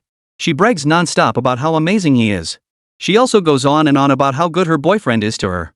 Relying on your boyfriend? What kind of skill is that? If you're so capable, rely on your best friend. Lin Jingyao in the video tilted her head slightly, looking defiant. Jiang Zhiyu merely smiled at the sight. She didn't take the petty rivalry and one-upmanship between young girls too seriously. Bai Changsheng, however, turned to glance at Jiang Zhiyu upon hearing this. Not long ago, he and Jiang Zhiyu had chosen Wuda University in Shanghai. Now, hearing its name again, it seemed fate had a way of bringing them back to this school. The two girls chatted idly for a few more moments before hanging up. Uncharacteristically, Jiang Zhiyu felt no urge to continue her cultivation. After a shower, she bought a ticket for the intercity train to Hangzhou. She casually called out to Xin Shuang, intending to pick up some Beijing specialties for Lin Jingyao. Hangzhou lay southeast of the capital, 900 kilometers away, not exactly far, but hardly close either. Worth noting, Hangzhou was the major city closest to the wilderness. While the capital lay over 1,000 kilometers away, martial artists from Hangzhou needed only to travel 300 kilometers to reach the martial artist town. It was precisely this compact size that made Hangzhou the largest martial arts hub in the empire, boasting a martial spirit even more pronounced than the capital. Numerous well-known corporations specializing in martial arts and exotic beasts had their headquarters established here. But none of this concerned Jiang Zhiyu. Her destination was Jiangnan Martial Arts University, situated right in Hangzhou. Little fish, over here. From afar, she spotted Lin Jingyao bouncing excitedly in the crowd, waving her arms wildly. Lin Jingyao remained the same vibrant soul, her energy seemingly boundless. After several months apart, her short hair had grown a bit longer and was now dyed a pale pink. This hair color, which could be quite demanding on one's looks, didn't seem out of place on Lin Jingyao. If anything, it made her appear even more youthful. Paired with a thin, all-white tracksuit, she stood out remarkably in the crowd, drawing the attention of many male students. When Jiang Zhiyu, also dressed in white, approached, the two girls inevitably became the center of attention. Having grown accustomed to attention since childhood, neither seemed fazed. They chatted animatedly as they exited the station. Only after exiting the station did a hint of embarrassment flicker across Lin Jingyao's face. Little fish, you might have to explore Hangzhou on your own for a couple of days first. Chapter 194, Secret Realm 0172. On my own? Jiang Zhiyu froze slightly at Lin Jingyao's words. It wasn't that she had a problem with exploring alone, it was just that Lin Jingyao's sudden change of plans left her feeling a bit bewildered. Lin Jingyao clearly wasn't the type to casually stand someone up, especially when that someone was her. Meeting Jiang Zhiyu's puzzled gaze, Lin Jingyao replied with a touch of embarrassment, "Didn't I just rank 10th in the school's grade rankings? Then last night, my teacher suddenly told me to pack up. Starting tomorrow, we're entering a secret realm for a trial." As she spoke, Lin Jingyao found herself growing confused. "I don't know the specifics yet, but the teacher said this secret realm trial is crucial. Your performance directly affects how school resources are allocated over the next 4 years. Ah, so that's it." After hearing Lin Jingyao's explanation, Jiang Zhiyu immediately understood the situation. The so-called trial was designed to rank the school's geniuses and allocate resources accordingly. Resources were finite, and it made perfect sense to focus them on nurturing the most gifted students. After all, not every martial arts university was as wealthy as Shuemu, able to offer such abundant free, public resources. And even at Shuemu, resources weren't distributed equally among students. Take Jiang Zhiyu, for instance. The resources she received were on an entirely different level compared to what others got. Honestly, you shouldn't dwell on this too much. If you're lacking anything... Jiang Zhiyu began to speak, intending to tell Lin Jingyao she didn't need to push herself so hard. After all, what Lin Jingyao currently needed for her cultivation was practically nothing to her. But her words were cut short by Lin Jingyao. "Look, while I've certainly fantasized about enjoying the fruits of my best friend's sudden wealth, you need resources for your own cultivation too. If my actions hold you back in your cultivation, I'd feel terribly guilty. Besides, these are resources provided by the school, why not take them? Teachers will accompany us during the trials, and there won't be any real danger." As she spoke, Lin Jingyao wrapped her arms around Jiang Zhiyu's arm and pleaded pitifully, "Little fish. I know I was wrong, I shouldn't have stood you up. Just 2 days, okay? Once I come out of the secret realm, I promise I'll take you out properly." With Lin Jingyao pleading like this, Jiang Zhiyu could only sigh and shake her head, finally agreeing. She just didn't want Lin Jingyao to push herself so hard, but since Lin Jingyao had made her promise, she naturally wouldn't say anything more. By the way, which secret realm are you heading to? Hangzhou was undoubtedly the city with the most secret realms in the entire nation, without a doubt. Of the 278 secret realms within the entire realm, Hangzhou alone contained 27 within its borders, a full tenth of the total. Its proximity to the wilderness and abundance of secret realms were inextricably linked to Hangzhou's profound martial spirit. Which one was it again? My teacher mentioned it before. Lin Jingyao scratched her head, then suddenly realized, I remember now, secret realm 0172. Jiang Zhiyu nodded upon hearing the number, yet a vague sense of unease lingered. 0172, wait, secret realm 0172? Secret realm advancement. Mass casualties. The tragedy of Jiangnan Martial Arts University. As these phrases connected in her mind, Jiang Zhiyu's brows furrowed slightly. Yeah, secret realm 0172. What's the problem? Lin Jingyao turned her head to look at Jiang Zhiyu, only to see her shake her head. Nothing, just thinking about something. Lin Jingyao didn't dwell on it. She hailed a taxi and pulled Jiang Zhiyu inside. I've already booked a hotel for you, it's right across from the school. While we still have time, I'll take you to explore the campus first. Jiang Zhiyu's mind was consumed with thoughts about the secret realm. She merely responded mechanically to Lin Jingyao's words. Furrowing her brow slightly, Jiang Zhiyu tried to untangle the timeline in her memory. If she remembered correctly, the first advancement in Secret Realm 0172 was scheduled for either this year or next. The realm's advancement itself wasn't the issue. The real problem was that after the advancement, the power of the realm's native creatures would surge dramatically within a very short time. Moreover, due to the instability of the world's rules, all passageways connecting it to the outside world would be temporarily sealed. Under normal circumstances, anomalies would manifest before a secret realm's advancement, making early detection and avoidance relatively straightforward. But the first advancement of Secret Realm 0172 was different. Not a single anomaly had been detected beforehand. As a result, the entire group of Jiangnan Martial Arts University students and their instructors who entered that realm perished within it. No, we must stop them from entering this secret realm. Jiang Zhiyu couldn't recall the exact timing, so she decided to implement a blanket ban. But this decision brought forth a new problem. How could she persuade Jiangnan Martial Arts University's leadership to abandon this plan for something that hadn't even happened? Reveal her identity as a reincarnated soul? Tell them it was all memories from her previous life? Regardless of whether they would believe her, the mere act of revealing the existence of rebirth itself was something she couldn't do. Should she persuade Lin Jingyao alone to stay out of it, disregarding the lives of others? Though they were mere acquaintances, and the lives of those other students and teachers held little personal significance to her, there were still over a dozen lives. With both paths blocked, Jiang Zhiyu felt a weight in her heart. After a moment's thought, she simply said, Yao Yao, how about I accompany you on a stroll through the secret realm? Accompany me to the secret realm? Lin Jingyao's words were cut off mid-sentence as she turned her head to look at Jiang Zhiyu. That would be great. I was just worried you'd get bored on your own. If you could accompany me into the secret realm, you could see how much I've improved lately. But, the quota for entering the secret realm is fixed, and you're not even a student at Jiangnan Martial Arts University. You probably can't get in, right? Hearing this, Jiang Zhiyu hummed in acknowledgement. That was indeed a problem. Her original plan had been to accompany Lin Jingyao inside. That way, even if they advanced within the secret realm, with her and Bai Changsheng present, Lin Jingyao's safety would at least be assured. Perhaps they could even save a few more lives. But if she couldn't even enter the secret realm, that plan was naturally useless. Still, Jiang Zhiyu wasn't entirely without options. Since she couldn't get in on her own, she'd have to call for backup. She dialed a video call directly to Dean Qian. After a few seconds of ringing, the call connected, revealing Dean Qian's face. The background sounded chaotic, suggesting he wasn't in his office. At this hour, shouldn't you be cultivating? Why did you suddenly decide to video call me? After practicing for so long, I just felt like getting out for a bit. Jiang Zhiyu offered a brief explanation before getting straight to the point. Professor, do you have any acquaintances at Jiangnan Martial Arts University? Chapter 195, why not pick on Jiangnan Martial Arts University too? Jiangnan Martial Arts University? Their president and I are old acquaintances. Has something happened? On the other end of the screen, Dean Qian paused slightly before suddenly sounding excited. You wouldn't be planning to take on Jiangnan Martial Arts University too, would you?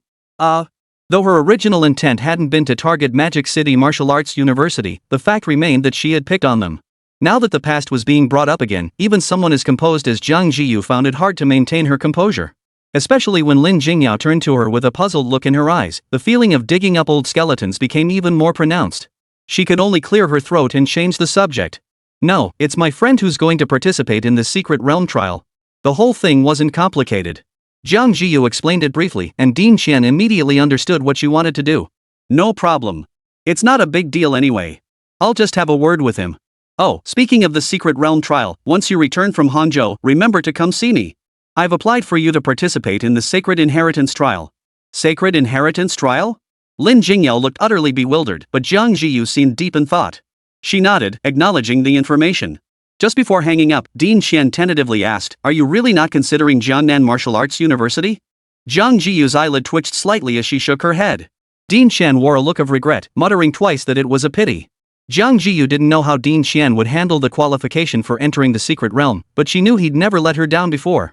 By the time they arrived at Jiangnan Martial Arts University from the intercity train station, a journey that took just over half an hour, everything had already been arranged. As soon as they stepped out of the taxi, a female teacher approached them. She had come specifically to explain some important matters to Jiang Zhiyu. "Ms. Jiang, while the president has approved your entry into the Secret Realm with the team. However, this remains an internal trial of Jiangnan Martial Arts University, involving the school's future resource allocation and cultivation.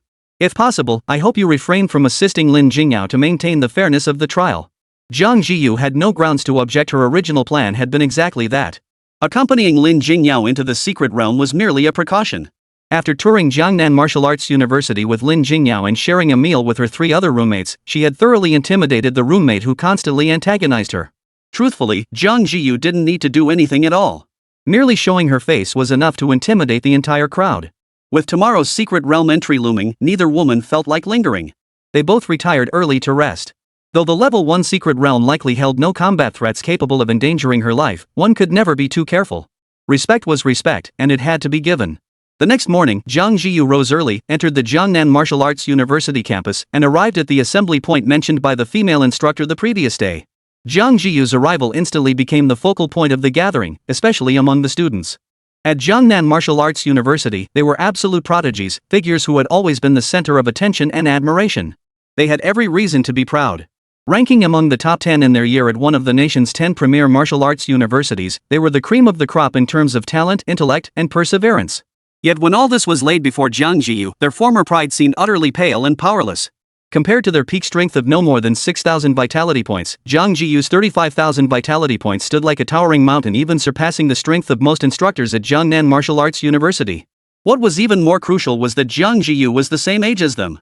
As time passed, the gap between them and Jiang Zhiyu would only widen, eventually growing so vast that they would spend their entire lives merely watching his retreating figure. Though they had to admit it, the gap between people was this exaggerated and merciless. The gazes the others cast upon Jiang Zhiyu held varied meanings: envy, jealousy, and some feigned composure, pretending indifference while their eyes still darted toward her from time to time. But Lin Jingyao clearly wasn't among them. The moment Nizi spotted Jiang Zhiyu, her face lit up with a bright smile. She reached out and hooked her arm through Jiang Zhiyu's, whispering secrets like her roommate's reactions after last night's dinner. Jiang Zhiyu smiled, occasionally responding with a word or two, her gaze sweeping over the accompanying teachers.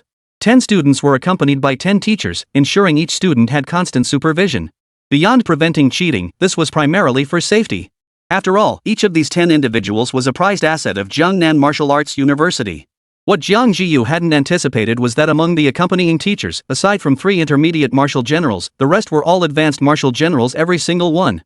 Such a lineup was absolutely top tier for a level 1 Secret Realm, greatly easing Jiang Zhiyu's mind.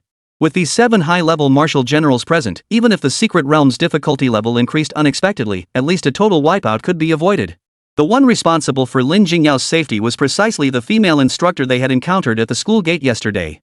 Her surname was Su, appearing to be in her 30s. She wore a set of lightweight soft armor and had maintained a stern, unsmiling demeanor since their initial meeting yesterday.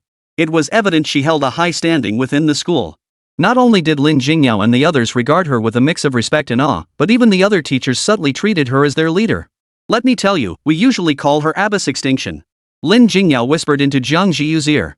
But upon hearing this, Jiang Zhiyu merely smiled and shook her head. A high-ranking martial general's hearing is sharp enough to catch every word you say. Ah! Lin Jingyao froze, turning her head to meet the gaze of Teacher Su. Her entire body stiffened instantly. Fortunately, Teacher Su didn't seem inclined to make an issue of it. After confirming everyone was present and nothing was left behind, he waved for the group to board the vehicle. Their destination was not within the city limits, though it lay only about 20 kilometers away. Typically, secret realms were open to the public for martial artists to practice combat and hone their skills. However, for this trial, Jiangnan Martial Arts University had arranged for the area to be cleared a week in advance to avoid any unwanted interference. This was one of the advantages of being an academy-trained martial artist.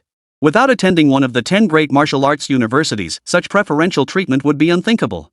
The secret realm spans 280 kilometers in diameter. Due to the suppression imposed by its rules, the maximum strength of beasts within is capped at the peak of high-rank beast generals. It holds no inheritance potential or other developmental value, making it a standard level 1 secret realm. Chapter 196, Secret Realm Advancement. Better late than never. Prior to its advancement, Secret Realm 0172 had presented no issues whatsoever. Since its emergence, a full 30 years had passed. Throughout that time, Secret Realm 0172 had been treated purely as a testing ground. Were it not for the memories of her previous life, Jiang Zhiyu herself would never have suspected this secret realm could harbor problems. Yet the reality was that the more Jiang Zhiyu stared at the stagnant data, the more unsettled she felt. Teacher Su seemed to notice Jiang Zhiyu's grave expression and glanced at her several times, though he said nothing.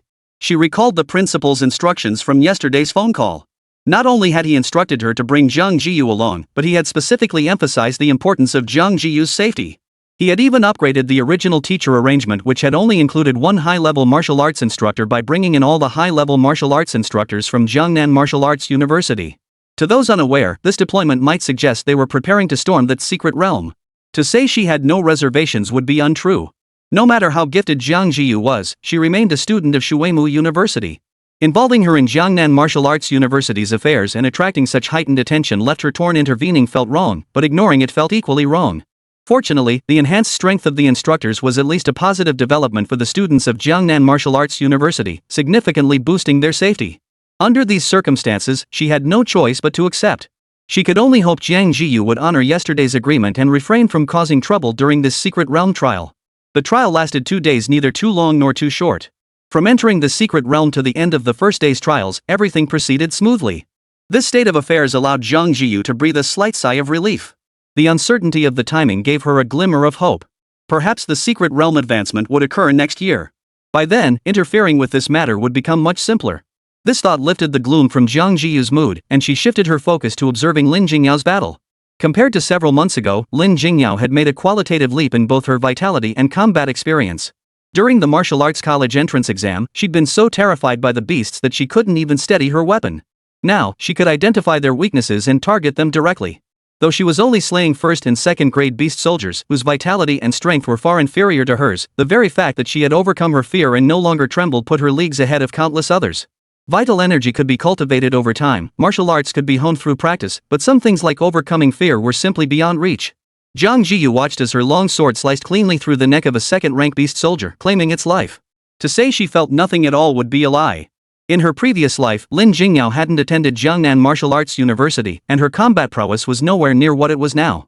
Thinking back, it seemed she had taken 2 years just to barely reach the third-rank martial artist realm in that life. Yet, just as she stepped into the third rank, Lin Jingyao died in her arms, sacrificing herself to save her during that incident. Though such thoughts tarnished the pure friendship she shared with Lin Jingyao, Jiang Zhiyu couldn't deny the guilt she carried toward her. That was precisely why she spared no effort in helping Lin Jingyao. Fortunately, she had been reborn, granting her the chance to make amends for all of this. Little fish. How about that? Pretty impressive, huh? Lin Jingyao's face bore traces of blood, and the fierce battle had left her looking somewhat disheveled. Yet when she looked at Jiang Zhiyu, her smile was exceptionally bright. Impressive. Very impressive. Seeing the smile on Lin Jingyao's face, the gloom in Jiang Zhiyu's heart dissipated, and a hint of a smile appeared on her own face. Bai Changsheng, watching from the side, paused slightly at the sight of Jiang Zhiyu's smile. When she was with Lin Jingyao, Jiang Zhiyu smiled far more than usual. Of course. She's definitely more formidable than when little Bai was at the third rank. Having broken into the top 10 of Jiangnan Martial Arts University, Bai Changsheng had to admit she possessed some genuine skill. But if she were to compare herself to him, that level of skill was clearly nowhere near enough. Before Bai Changsheng could retort, the ground beneath their feet suddenly began to tremble. As if hit by an earthquake, Lin Jingyao stumbled and fell straight to the ground. An earthquake? Lin Jingyao asked in confusion. But the only response came from Jiang Zhiyu and Teacher Su, both of whom frowned simultaneously. How big is this secret realm anyway? Without tectonic plate movements, how could there possibly be an earthquake? Bai Changsheng offered an explanation, though he was just as baffled as Lin Jingyao. Jiang Zhiyu, however, offered a direct answer: the secret realm is advancing. As if to validate Jiang Zhiyu's words, wisps of visible spiritual energy began rising from beneath the ground. Like a haze, within mere seconds, the distant landscape vanished from view. As time passed, the mist of spiritual energy continued to thicken. But that wasn't all. Bai Changsheng could distinctly sense the three elemental forces around him, previously calm, now stirring as if stirred by some force. This was a situation Bai Changsheng had never encountered before. Though it didn't cause any immediate disruption, such a pronounced anomaly affecting such a vast area left no doubt something major was happening. Teacher Su, find a way to gather everyone. Bring as many people together as possible. Jiang Zhiyu turned to look at Teacher Su, who was responsible for ensuring Lin Jingyao's safety. As if concerned Teacher Su might not grasp the gravity of the secret realm's advancement, she added. During a secret realm advancement, spiritual energy surges to its peak in an instant. At that moment, the entire realm's laws and the will of the world will undergo an upgrade. The beasts within the secret realm, previously suppressed by the rules and unable to break through, will all surpass their original levels in combat power in an instant. Moreover, the entrance and exit of the secret realm will be temporarily sealed by the world's rules, only reopening once the rules stabilize. If we remain scattered, should we encounter high-tier beast generals or even lord-level beasts, we might not even have the strength to fight back. Teacher Su, you don't want everyone to die here, do you? This secret realm is frequently entered by martial artists.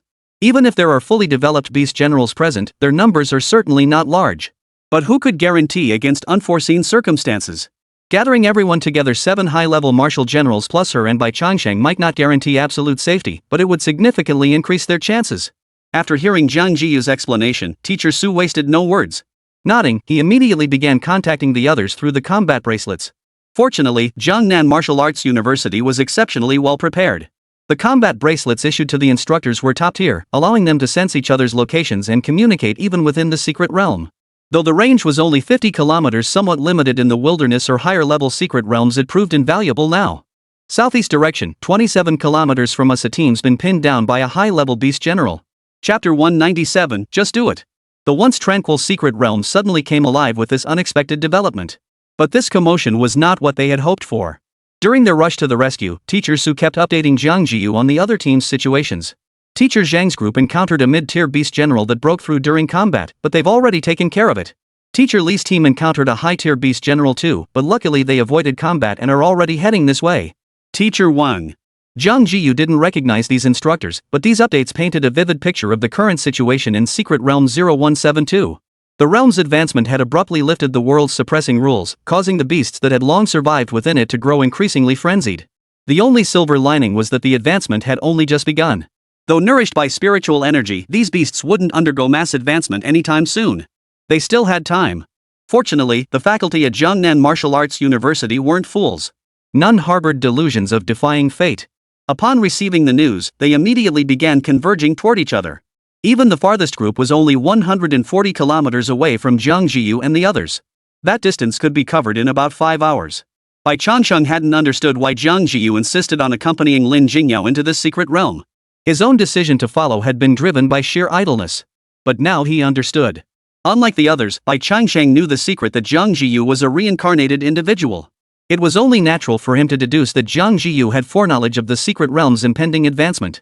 Though it was somewhat inconsiderate of her not to inform him beforehand, Bai Changsheng held no ill will toward Jiang Zhiyu. Instead, he chose to trust her. If she dared to enter, Jiang Zhiyu must have already figured out how to handle this situation. Just do it. For Bai Changsheng at this moment, as long as he didn't encounter a lord-level beast, there was little real danger. And even if he did encounter one, couldn't he outrun it if he couldn't defeat it? With the swift wind enhancement, his speed wasn't much slower than that of a high-level beast general. And even if he couldn't outrun it, he could always fly. Xiao Bai, wait for me. Jiang Zhiyu and Teacher Su raced ahead, while Bai Changsheng trotted along at a leisurely pace, occasionally glancing back at Lin Jingyao bringing up the rear. Back in the peaceful days, Lin Jingyao could still put on a show in front of Bai Changsheng. But now, when trouble struck, she couldn't keep up with their pace at all. After sprinting over 10 kilometers at full speed, she was already gasping for breath. She could only call out to Bai Changsheng, hoping he would wait for her. Bai Changsheng's response was, "Beg me." Lin Jingyao glared at him, but the young girl's gaze clearly lacked any real threat. It even carried a hint of plaintive sorrow. She didn't want to lose face in front of Bai Changsheng, but she simply couldn't run any further. She understood the urgency. Jiang Zhiyu and Teacher Su couldn't slow down for her alone, yet fear gripped her. If safety were assured, she would have let Jiang Zhiyu and the others go ahead. Her legs gave way, and Lin Jingyao plopped down onto the ground, gasping for breath. Her right hand, halfway raised, fell limply back down as she resigned herself to defeat. Just destroy me. I really can't run anymore. It was clear Lin Jingyao had truly given her all. Truthfully, a third-rank martial artist's endurance shouldn't have been so depleted after merely a dozen kilometers. But Lin Jingyao had already endured a battle, and initially, not wanting to slow anyone down, she charged forward blindly behind Jiang Zhiyu. Running at full speed and maintaining a steady jog demanded vastly different levels of endurance. Pushing her body this hard, who else would collapse if not her? Seeing her state, Bai Changsheng lost all inclination to tease her. He turned around, wrapped his tail around Lin Jingyao's waist and hoisted her onto his back. At this moment, Bai Changsheng's body stretched over 25 meters in length and exceeded 50 centimeters in width, just the right size for Lin Jingyao to wrap her arms around. Hee, I knew you wouldn't abandon me. Without even turning his head, Bai Changsheng could imagine the smug expression on Lin Jingyao's face right now. Just this once. Hold on tight. Bai Changsheng's words were barely out before the girl's startled cry echoed. Bai Changsheng had suddenly leaped into the air. Initial panic made her cling tightly to Bai Changsheng, terrified she might fall. Yet as time passed, she grew accustomed to the sensation. Floating in the air, feeling the breeze brush her cheeks and stir her hair, Lin Jingyao's tense body gradually relaxed. Woo-hoo! Xiao Bai, we're passing Xiao Yu and the others. Wait, is she really treating me like a mount? Bai Changsheng kept his complaint to himself, but his speed suddenly surged, and he did indeed soar over Jiang Zhiyu and the others. This move wasn't meant to satisfy Lin Jingyao's playful whim. The young girl had no concept of what lay ahead, but he did. The reason for his sudden burst of speed was that he had already caught the scent of a high-ranking military commander in the air. By arriving at the battlefield ahead of Jiang Zhiyu and the others, he could provide support sooner. Watching Bai Changsheng soar ahead, Jiang Zhiyu quickened her own pace.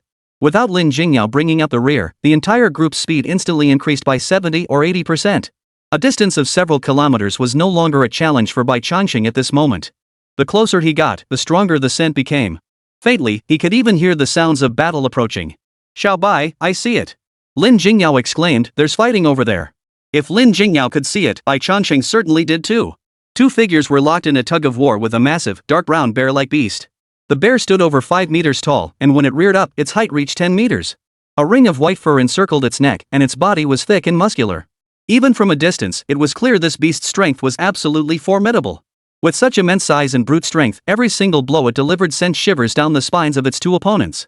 What was even more dire was that rather than two men fighting a bear, it was more like one man, burdened with a liability, grappling with this brown bear with white fur on its neck. A student with only third-grade martial prowess was utterly helpless against a high-level beast general in this situation. All he could do was run for his life. Yet even so, the brown bear had him locked in its sights.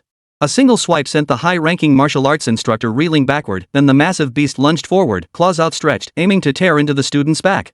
Within seconds, the student seemed destined to fall victim to the bear's claws. Bai Changsheng's wings flapped violently behind him, adding even more speed to his already blazing pace. Simultaneously, the purple dragon scales on his forehead blazed with intense light. Countless thunder elements began converging upon Bai Changsheng, coalescing alongside fire elements. Chapter 198, 12 Mountain-Splitting Swords. The student turned, staring at the brown bear charging toward him at breakneck speed. Terror consumed his heart. He was already running for his life, but the threat of death pushed him to run even faster, drawing upon every last ounce of strength. Yet the vast chasm in vitality between them was not something he could bridge by exerting himself to the limit. The massive brown bear rapidly closed the distance between them. Within 3 meters, its claws rose. The claws alone were over half a meter wide, larger than his entire chest. His flimsy armor might withstand attacks from beast soldier tier beasts, but against beast general tier creatures, let alone high tier ones, even low tier beasts generals were far beyond his ability to confront. He didn't need to think to know that if that paw came down, the only outcome would be his body exploding into pieces, dead as a doornail. Lin Chong. Get out of the way. The high-ranking martial arts instructor had rushed over as fast as he could, but the 20-plus meters between them felt like an insurmountable chasm. He could only watch helplessly, unable to do anything. The student named Lin Chong was clearly terrified. His legs buckled, and he collapsed onto the ground. Staring up at the bear's claw descending toward him, his eyes held nothing but despair. But at that very moment, an energy attack, blue-white yet tinged with threads of crimson, plunged down from the distance. Boom! The frenzied energy ripped through space, its explosive roar sending shockwaves through the air. The high-ranking beast general class brown bear's heart trembled violently, daring not to underestimate the threat. The claw that had been aimed at Lin Chong now lashed out fiercely toward the energy blast.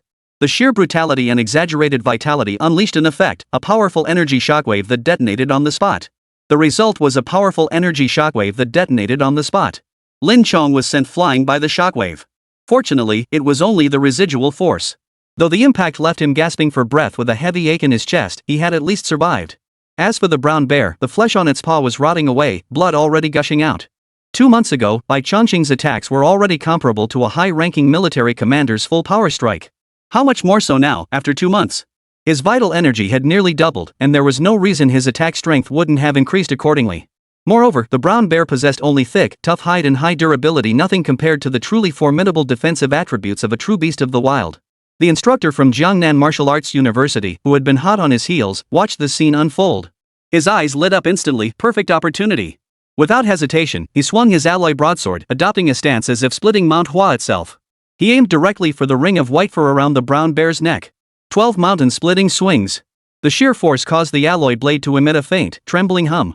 Caught in this pincer attack, even the formidable brown bear showed signs of panic, especially with one of its paws injured. It instinctively raised its paw to block, but how could it possibly deflect the teacher's full-force strike? Dozens of tons of force channeled through the blade's edge, its destructive power nothing short of terrifying. With a sharp crack, the razor-sharp blade sank deep into the bear's flesh, cleanly severing both paws. The damage inflicted by this strike was even more devastating than Bai Changsheng's previous blow. Unfortunately, what should have been a clean decapitation was partially blocked. After severing the paws, the blade narrowly grazed the bear's fur, leaving only a shallow wound. Even so, it was enough. Bai Changsheng had arrived. Several fireballs coalesced mid-flight, then without hesitation, he unleashed them with brutal force. A series of fiery explosions erupted, sending waves of flames surging outward. This interrupted the brown bear's counterattack while simultaneously closing the distance between them. Lowering her center of gravity, Lin Jingyao seized the opening to leap down. Immediately afterward, Bai Changsheng lunged at the bear without hesitation. With one forepaw crippled and the other severed, the bear's offensive capabilities were severely diminished, leaving only its bite as a weapon. Though still brimming with vitality, the brown bear now posed little threat in Bai Changsheng's eyes. Moreover, they still held the numerical advantage 2-1. The senior martial arts instructor from Jiangnan Martial Arts University had been seething with rage. Having witnessed his student nearly killed had Bai Changsheng not intervened, Lin Chong would likely be a corpse by now. His fury boiled over. This beast must die. No one can stop him. He said so. His alloy blade slashed repeatedly, engaging the brown bear in combat before Bai Changsheng could intervene. Each strike was delivered with full force, yet each blow was heavier and more ferocious than the last. Witnessing this spectacle, even Bai Changsheng felt a chill run down his spine. Was this the power of the 12 mountain-splitting swords? If he truly delivered 12 consecutive strikes, each escalating in power like this, the 12th blows would likely rival even the martial marquis or come remarkably close. But clearly, not everyone possessed the genius of Jiang Zhiyu. After only 7 strokes, the momentum had already exhausted. But before the brown bear could catch its breath, Bai Changsheng's attack arrived. His dragon tail lashed out, aiming straight for the brown bear's head. Simultaneously, a massive fireball coalesced and slammed viciously into its severed limb. Before the brown bear could withstand these 2 strikes, Bai Changsheng's wings flapped behind him. 2 visible gusts of wind, sharp as curved blades, followed the fireball in pursuit. Boom! Boom! Splatter! After the barrage of attacks, the brown bear's fur was singed black, its body now bearing 2 massive wounds carved by the whirlwind's fury. But before it could catch its breath, the strange dragon scales on Bai Changsheng's forehead flared with blinding light, unleashing a fierce blue-white thunderbolt. Caught completely off guard, the thunderbolt struck its chest without warning. Such relentless assaults would have defeated any ordinary high-ranking warrior. Only the brown bear's thick hide and resilient constitution allowed it to endure, preventing an immediate defeat. But that was the end of it. Seizing the moment when the brown bear's footing faltered, Bai Changsheng coiled upward. His 25-foot length locked perfectly around the bear's limbs and joints. With a sudden surge of strength, he immobilized it completely. Awaiting the bear was the full force of a single strike from the martial arts master of Jiangnan. The alloy broadsword gleamed with a chilling light, showing no mercy toward the gravely wounded brown bear. Splatter! The blade halted mid-swing, its surface now streaked with crimson blood. The liquid flowed down the blade, pooling at the tip before dripping onto the ground. The massive bear head fell cleanly, landing with a dull thud. Blood gushed from the severed neck. After Bai Changsheng released his grip, the bear's body crashed heavily to the ground. In a mere flash, over a dozen exchanges had been exchanged. The high-grade beast general-level brown bear claws severed, neck snapped, life extinguished. Chapter 199, Are all graduates from Shuimu this crazy? Huff, huff. Beside Bai Changsheng, the Jiangnan Martial Arts University instructor gasped for breath after delivering that strike. His alloy broadsword was planted firmly on the ground, his entire body drained of strength. Clearly, the 12 mountain-splitting swords demanded far greater stamina than Bai Changsheng had anticipated. Even at his advanced martial general level, forcing attacks approaching the might of a martial marquis came at a significant cost. But thankfully, it was over. The final stroke severed the massive brown bear's neck. No matter how tenacious its life force, survival was impossible. After retrieving a bottle of nutritional tonic from his storage ring and downing it, a hollow feeling in his body finally began to ease. He looked up at Bai Changsheng. The Jiangnan Martial Arts University instructor dropped all pretense and bowed deeply to Bai Changsheng without hesitation. Thank you for your assistance, sir. Without your help, Lin Chong would likely have. He left the rest unsaid, but the implication was clear to all. Turning his gaze to Lin Chong, who still lay collapsed on the ground, the professor frowned slightly. He shot him a stern look before barking, "Get over here and thank him immediately. I've been urging you to train diligently precisely to prevent situations like this from happening in critical moments. Yet when the moment truly arrives, every one of you turns into a bunch of spineless cowards. Look at him, then look at yourselves." Honestly. Under normal circumstances, such harsh words might have been excessive, but clearly, this was no ordinary situation. Bai Changsheng understood the teacher's frustration and felt the scolding was entirely justified. After being scolded by the teacher, Lin Chong snapped out of his dazed state. He shot Bai Changsheng a complicated look, then approached with remarkable obedience, bowing deeply before him. "I, Lin Chong, am not one to forget a debt of gratitude. I owe you my life. Should you ever need me in the future, just give the word." It was clear this lad was steeped in youthful arrogance. His mind was likely still filled with notions like "I'm above the rest, my destiny is in my own hands, and I repay both favors and grudges." In fact, when Jiang Zhiyu made her public appearance earlier, Lin Zhong's gaze was the most hostile, clearly viewing Jiang Zhiyu as his imagined rival. But before Jiang Zhiyu even had to do anything, Bai Changsheng casually dealt him a significant blow. The massive brown bear that had seemed invincible in his eyes, one that had nearly taken his life, was now being thoroughly dominated under Bai Changsheng's control. Bai Changsheng showed no reaction to this. He merely gave Lin Chong a fleeting glance before turning his attention back to the teacher. "Can you barbecue? Grill?" Though puzzled by Bai Changsheng's sudden question, the teacher nodded. "If you can barbecue, then help me grill this guy." Bai Changsheng tilted his head upward, gesturing toward the decapitated brown bear. High-tier beast generals were rare enough. Ones that could be slaughtered and still yield delicious meat were even rarer. With nothing else to do for the next few hours, they'd likely be waiting on site for other squads to converge. This beast might as well be put to use. Grilling it would yield a decent haul of vitality points and evolution points. But to others, those words carried a different meaning entirely. Are all the folks from Shuemu this crazy? With the secret realm advancing and the beasts running wild, the impending chaos was obvious. Yet here was Bai Changsheng thinking about grilling a barbecue? But Bai Changsheng showed no intention of explaining. Instead, Lin Jingyao, with her naturally thick skin, not only saw nothing wrong with his actions but found them quite reasonable. You need to eat your fill before continuing the fight. This is a high-level beast general, you know. If we can get a piece of meat, we probably won't go hungry for a long time. The teacher pondered this for a moment. It did make sense. He said nothing more and simply picked up the alloy cleaver to begin processing the brown bear's carcass. While they bustled about preparing the barbecue, Jiang Zhiyu and Teacher Su finally arrived. Seeing the brown bear already being skinned, neither said much. Teacher Su contacted the other squads, confirmed their positions, and directed them to converge on their location. As for Jiang Zhiyu, he sat cross-legged on the ground, eyes closed, gathering his energy. Facing the imminent possibility of battle and the unknown timing of the secret realm's unsealing, maintaining peak physical and mental condition was the paramount task for everyone. Only Bai Changsheng, gazing at the 4 nearly roasted bear paws, was filled with anticipation, completely unconcerned about the impending battle. Wait, Lin Jingyao was the same. "Bai, how greedy can you be? You're eating all 4 bear paws." Bai Changsheng mumbled indistinctly, his words muffled, "I like them." "Oh dear, you're still young. Eating so much will give you indigestion. Give me one, give me one." Lin Jingyao reached out to grab one, but Bai Changsheng wouldn't budge, leaving the little girl flustered. Fortunately, she eventually managed to snatch one bear paw from Bai Changsheng. She ate it with her mouth dripping with grease, her face beaming with satisfaction. As time passed, other teams gradually began converging with them. Yet every group that made it this far had endured a bitter struggle. It wasn't quite a life or death struggle, but they were inevitably battered and bruised. It was at times like this that the benefits of Bai Changsheng's pre-roasted bear meat became apparent. The flesh of a high-grade beast general far surpassed nutrient solutions in nourishment. A large chunk of bear meat entering their stomachs instantly infused their bodies with its pure vital energy, dispelling most of their fatigue. Yet as she watched the gathered group, sated and resting, Teacher Su's brow remained furrowed, her vigilance unwavering. After a long while, she could no longer sit still.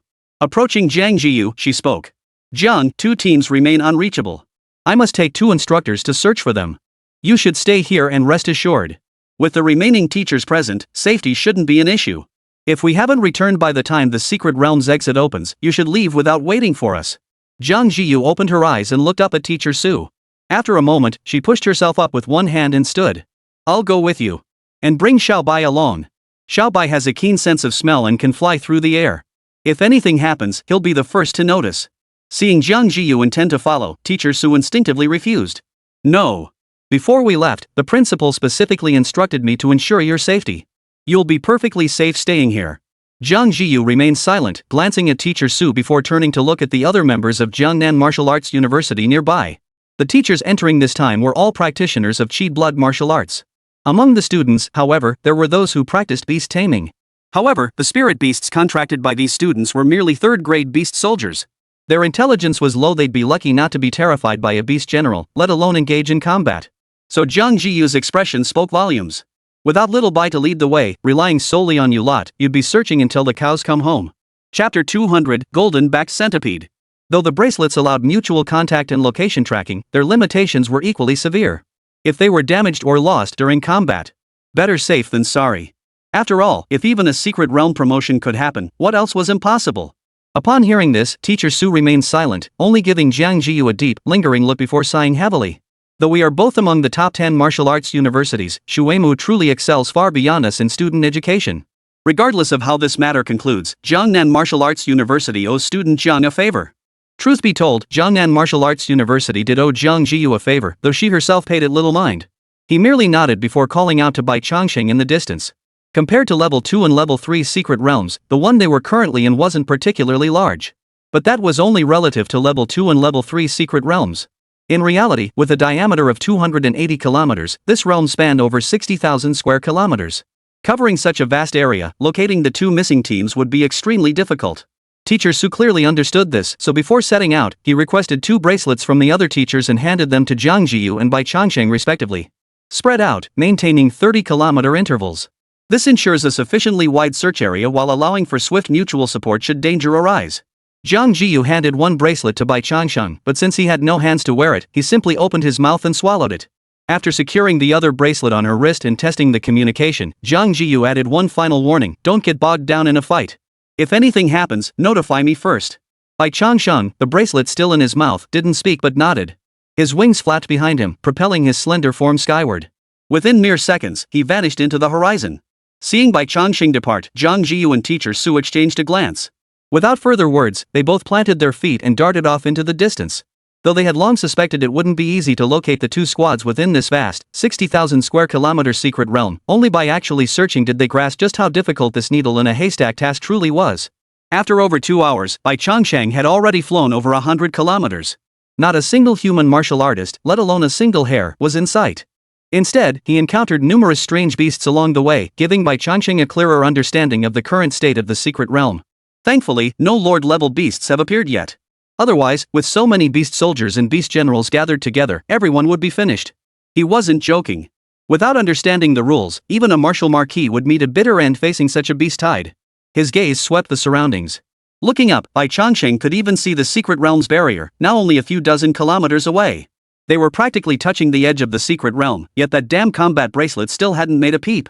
No signals from the 2 martial artist squads, nor any messages from Jiang Zhiyu. As if responding to Bai Changsheng's thoughts, the combat bracelet in his mouth began to emit a faint hum. After a smooth descent and landing, he ejected the bracelet, projecting a phantom light screen. A red dot flickered on the screen, exactly the distress signal Su teacher had described earlier. And its location was just 47 kilometers away. His thoughts sharpened. Bai Changsheng dared not delay for even a moment. He activated the bracelet with a voice command, sent a message to Jiang Zhiyu, then flapped his wings and sped toward the location of the signal. At his current speed, covering the 50 kilometers would take only half an hour. With the gale boost enhancing his flight, artificially creating a tailwind effect, Bai Changsheng could increase his speed even further. 20 minutes. Just 20 minutes and he could reach the location where the signal had lit up. He hadn't been flying fast before because he hadn't received the signal. But now that he had received the distress signal, Bai Changsheng naturally flew at full speed, daring not to delay. The critical issue was that he had no idea how long ago the signal had been sent. He also had no information about the actual situation over there. All he could do now was rush there in the shortest possible time. Meanwhile, over 40 kilometers away, the shrieks of beasts and the clang of metal clashing echoed incessantly. "Zhiyu, hurry!" The voice belonged to a young woman, no more than 24 or 25 years old. She wielded an alloy spear with fierce momentum, her strength already reaching that of an intermediate-level martial general. Her talent was undeniable, and she held the potential to one day achieve the rank of martial marquis. But though she was formidable, her opponent was even more so. A colossal centipede nearly 30 meters long, its back adorned with golden thread-like patterns, both mystical and formidable. Yet its head bore a pair of massive venomous pincers, each 3 meters long. Its body arched high, each strike swift and deadly. Fortunately, the girl fought while retreating, barely managing to parry the attacks with the resilience of her alloy spear. That golden-backed centipede is a high-level beast general. Take my combat bracelet and seek help. A black bracelet flew through the air, landing in the grasp of an 18-year-old girl.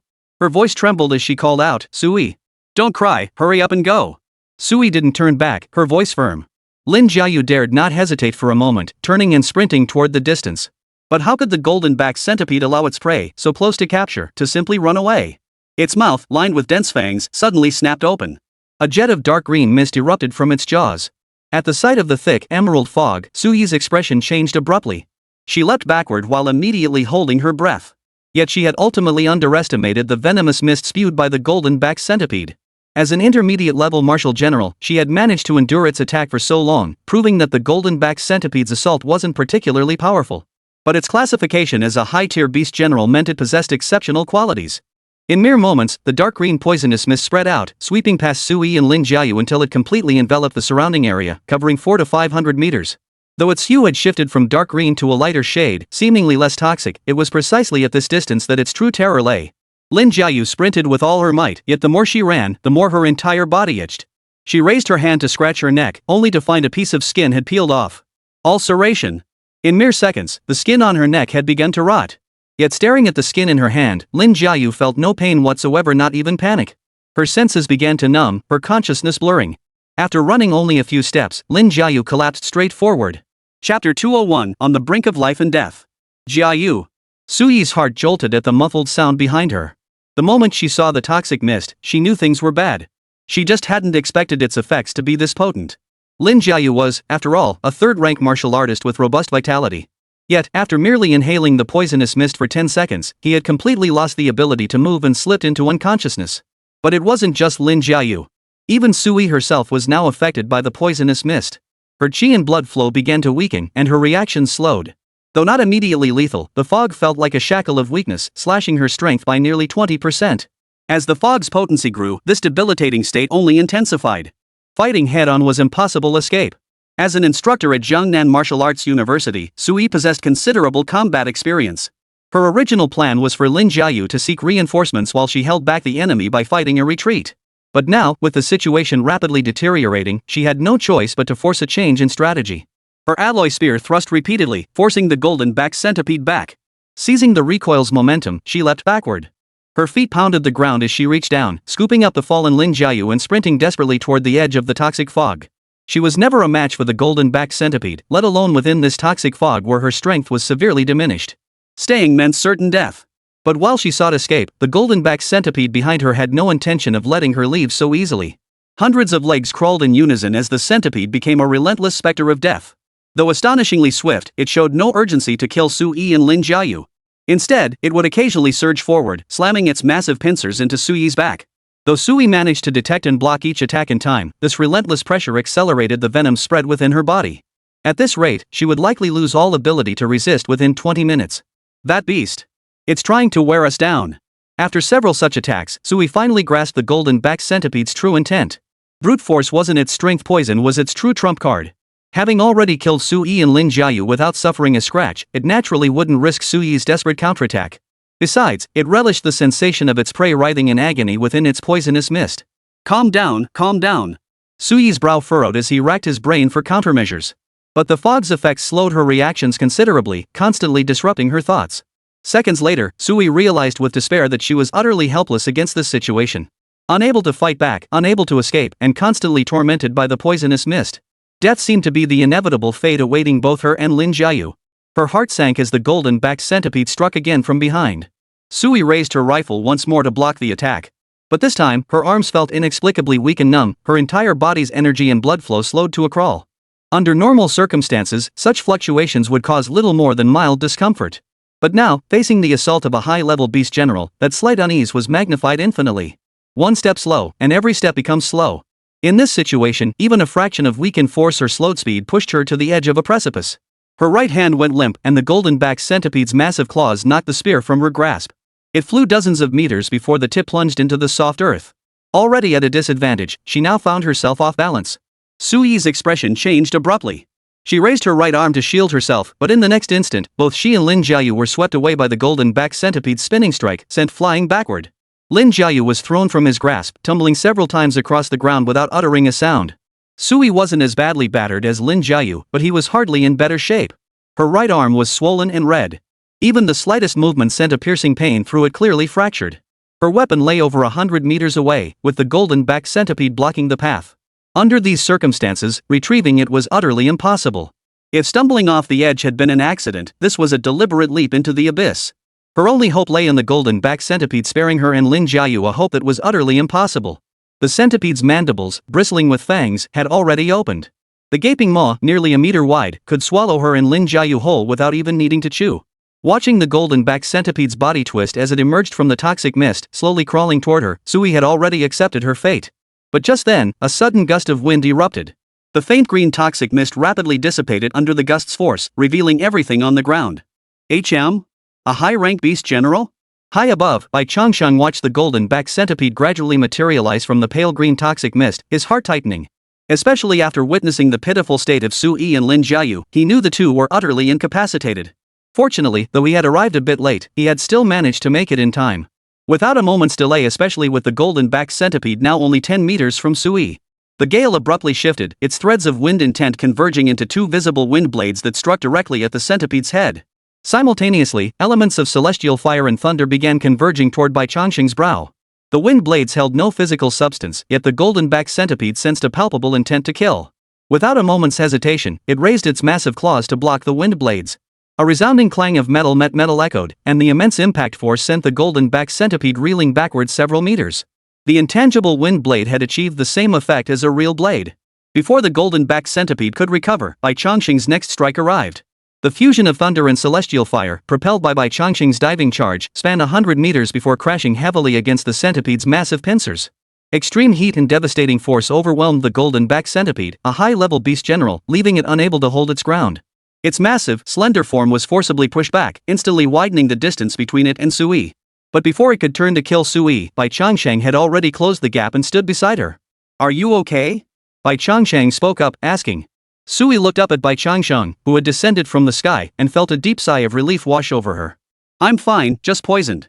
The venom of that golden-backed centipede is potent, and the bite force of those giant pincers is absurd. Be extremely careful." Without further ado, she forced herself to sit up, seemingly intent on retrieving her weapon to fight alongside Bai Changsheng. But Bai Changsheng glanced at her face, already turning blue, and her severed right arm. In the end, he spoke up to dissuade her. "Enough. You're in this state and still thinking about fighting? Go neutralize that student's poison first. I'll handle this one." Chapter 202, When Abilities Overwhelm Completely.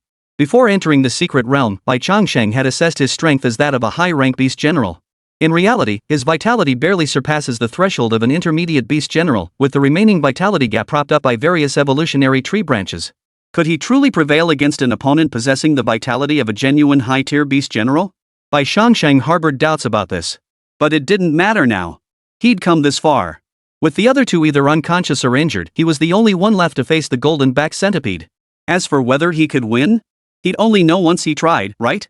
Meeting the golden-backed centipede's gaze, Bai Changsheng hesitated not a moment. With a flick of his thoughts, several fireballs coalesced above his head, fanning out in a wide arc.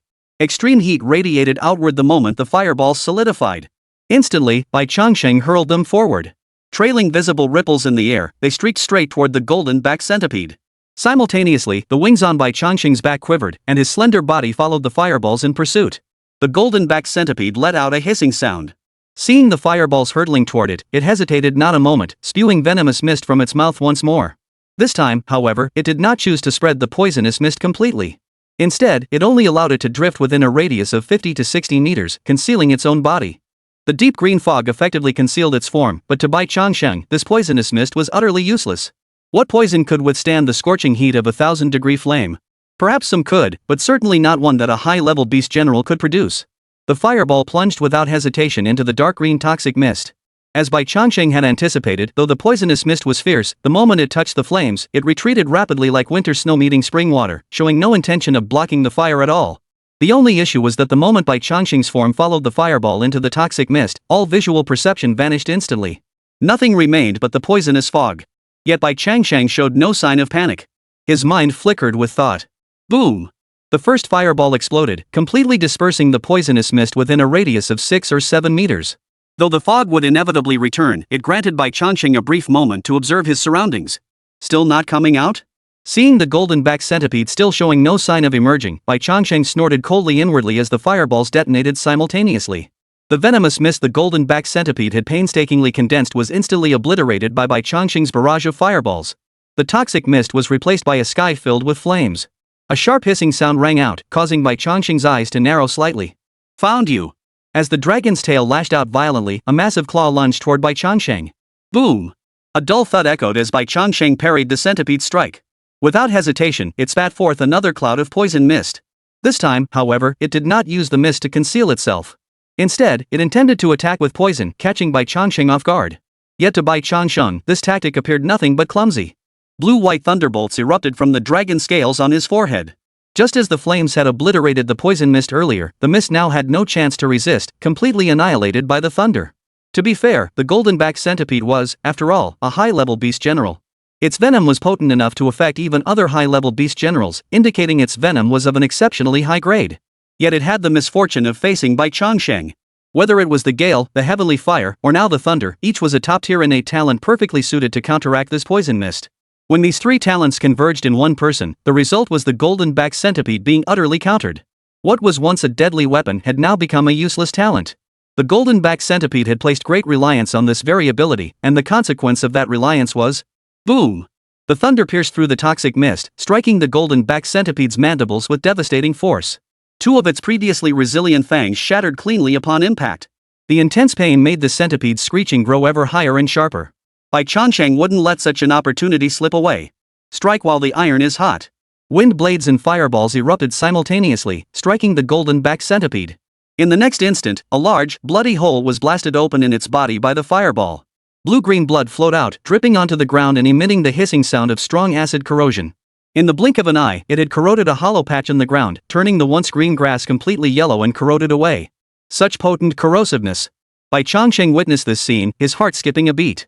It was fortunate he had restrained himself from returning the favor with his own venom. Otherwise, he would likely have faced this acid like blood himself. While it might not necessarily harm Bai Changsheng, the mere sight of it was nauseating. The golden back centipede was terrified. After only a few brief exchanges, it realized it stood no chance against Bai Changsheng. With its venom neutralized and Bai Changsheng's arsenal of attacks proving so diverse, its survival instinct kicked in. The dozens, perhaps hundreds of legs beneath it tensed simultaneously, propelling its body backward in an explosive retreat. But Bai Changsheng had anticipated this move all along. You started this fight, and now you think you can just run away when you realize you can't win? No way. Besides, two others were still poisoned by that golden back centipede. The venom of a high-level beast general couldn't be neutralized by ordinary antidotes. The saying goes, within 3 steps, the antidote lies. To find the antidote, the simplest solution was to seek it from the golden back centipede itself. For this reason alone, Bai Changsheng had to find a way to keep this creature alive. Beyond that, there was another reason. Bai Changsheng had set his sights on its ability to spew poisonous mist. Though he had unlocked the toxin evolution tree, its reliance on close combat rendered it increasingly useless. However, the golden back centipede's toxic mist opened up new possibilities for Bai Changsheng. If he could harness that mist, he could spray it before a fight. Any creature caught within its range would suffer forced health depletion. Bai Changsheng dared not imagine how utterly glorious that scenario would be. Therefore, no matter what, he had to take down this golden back centipede. After discovering he completely dominated the golden back centipede in combat, Bai Changsheng's mindset had completely shifted. His initial goal had been merely to save lives, but now he was eager to make the golden back centipede a stepping stone on his path to growth. With a flap of his wings, Wind's blessing surged through him. Bai Changsheng's explosive speed instantly outpaced even the advanced beast general, the golden back centipede. His slender form shot straight toward the golden back centipede. Simultaneously, wind blades and fireballs materialized once more, this time aimed squarely at the creature's head.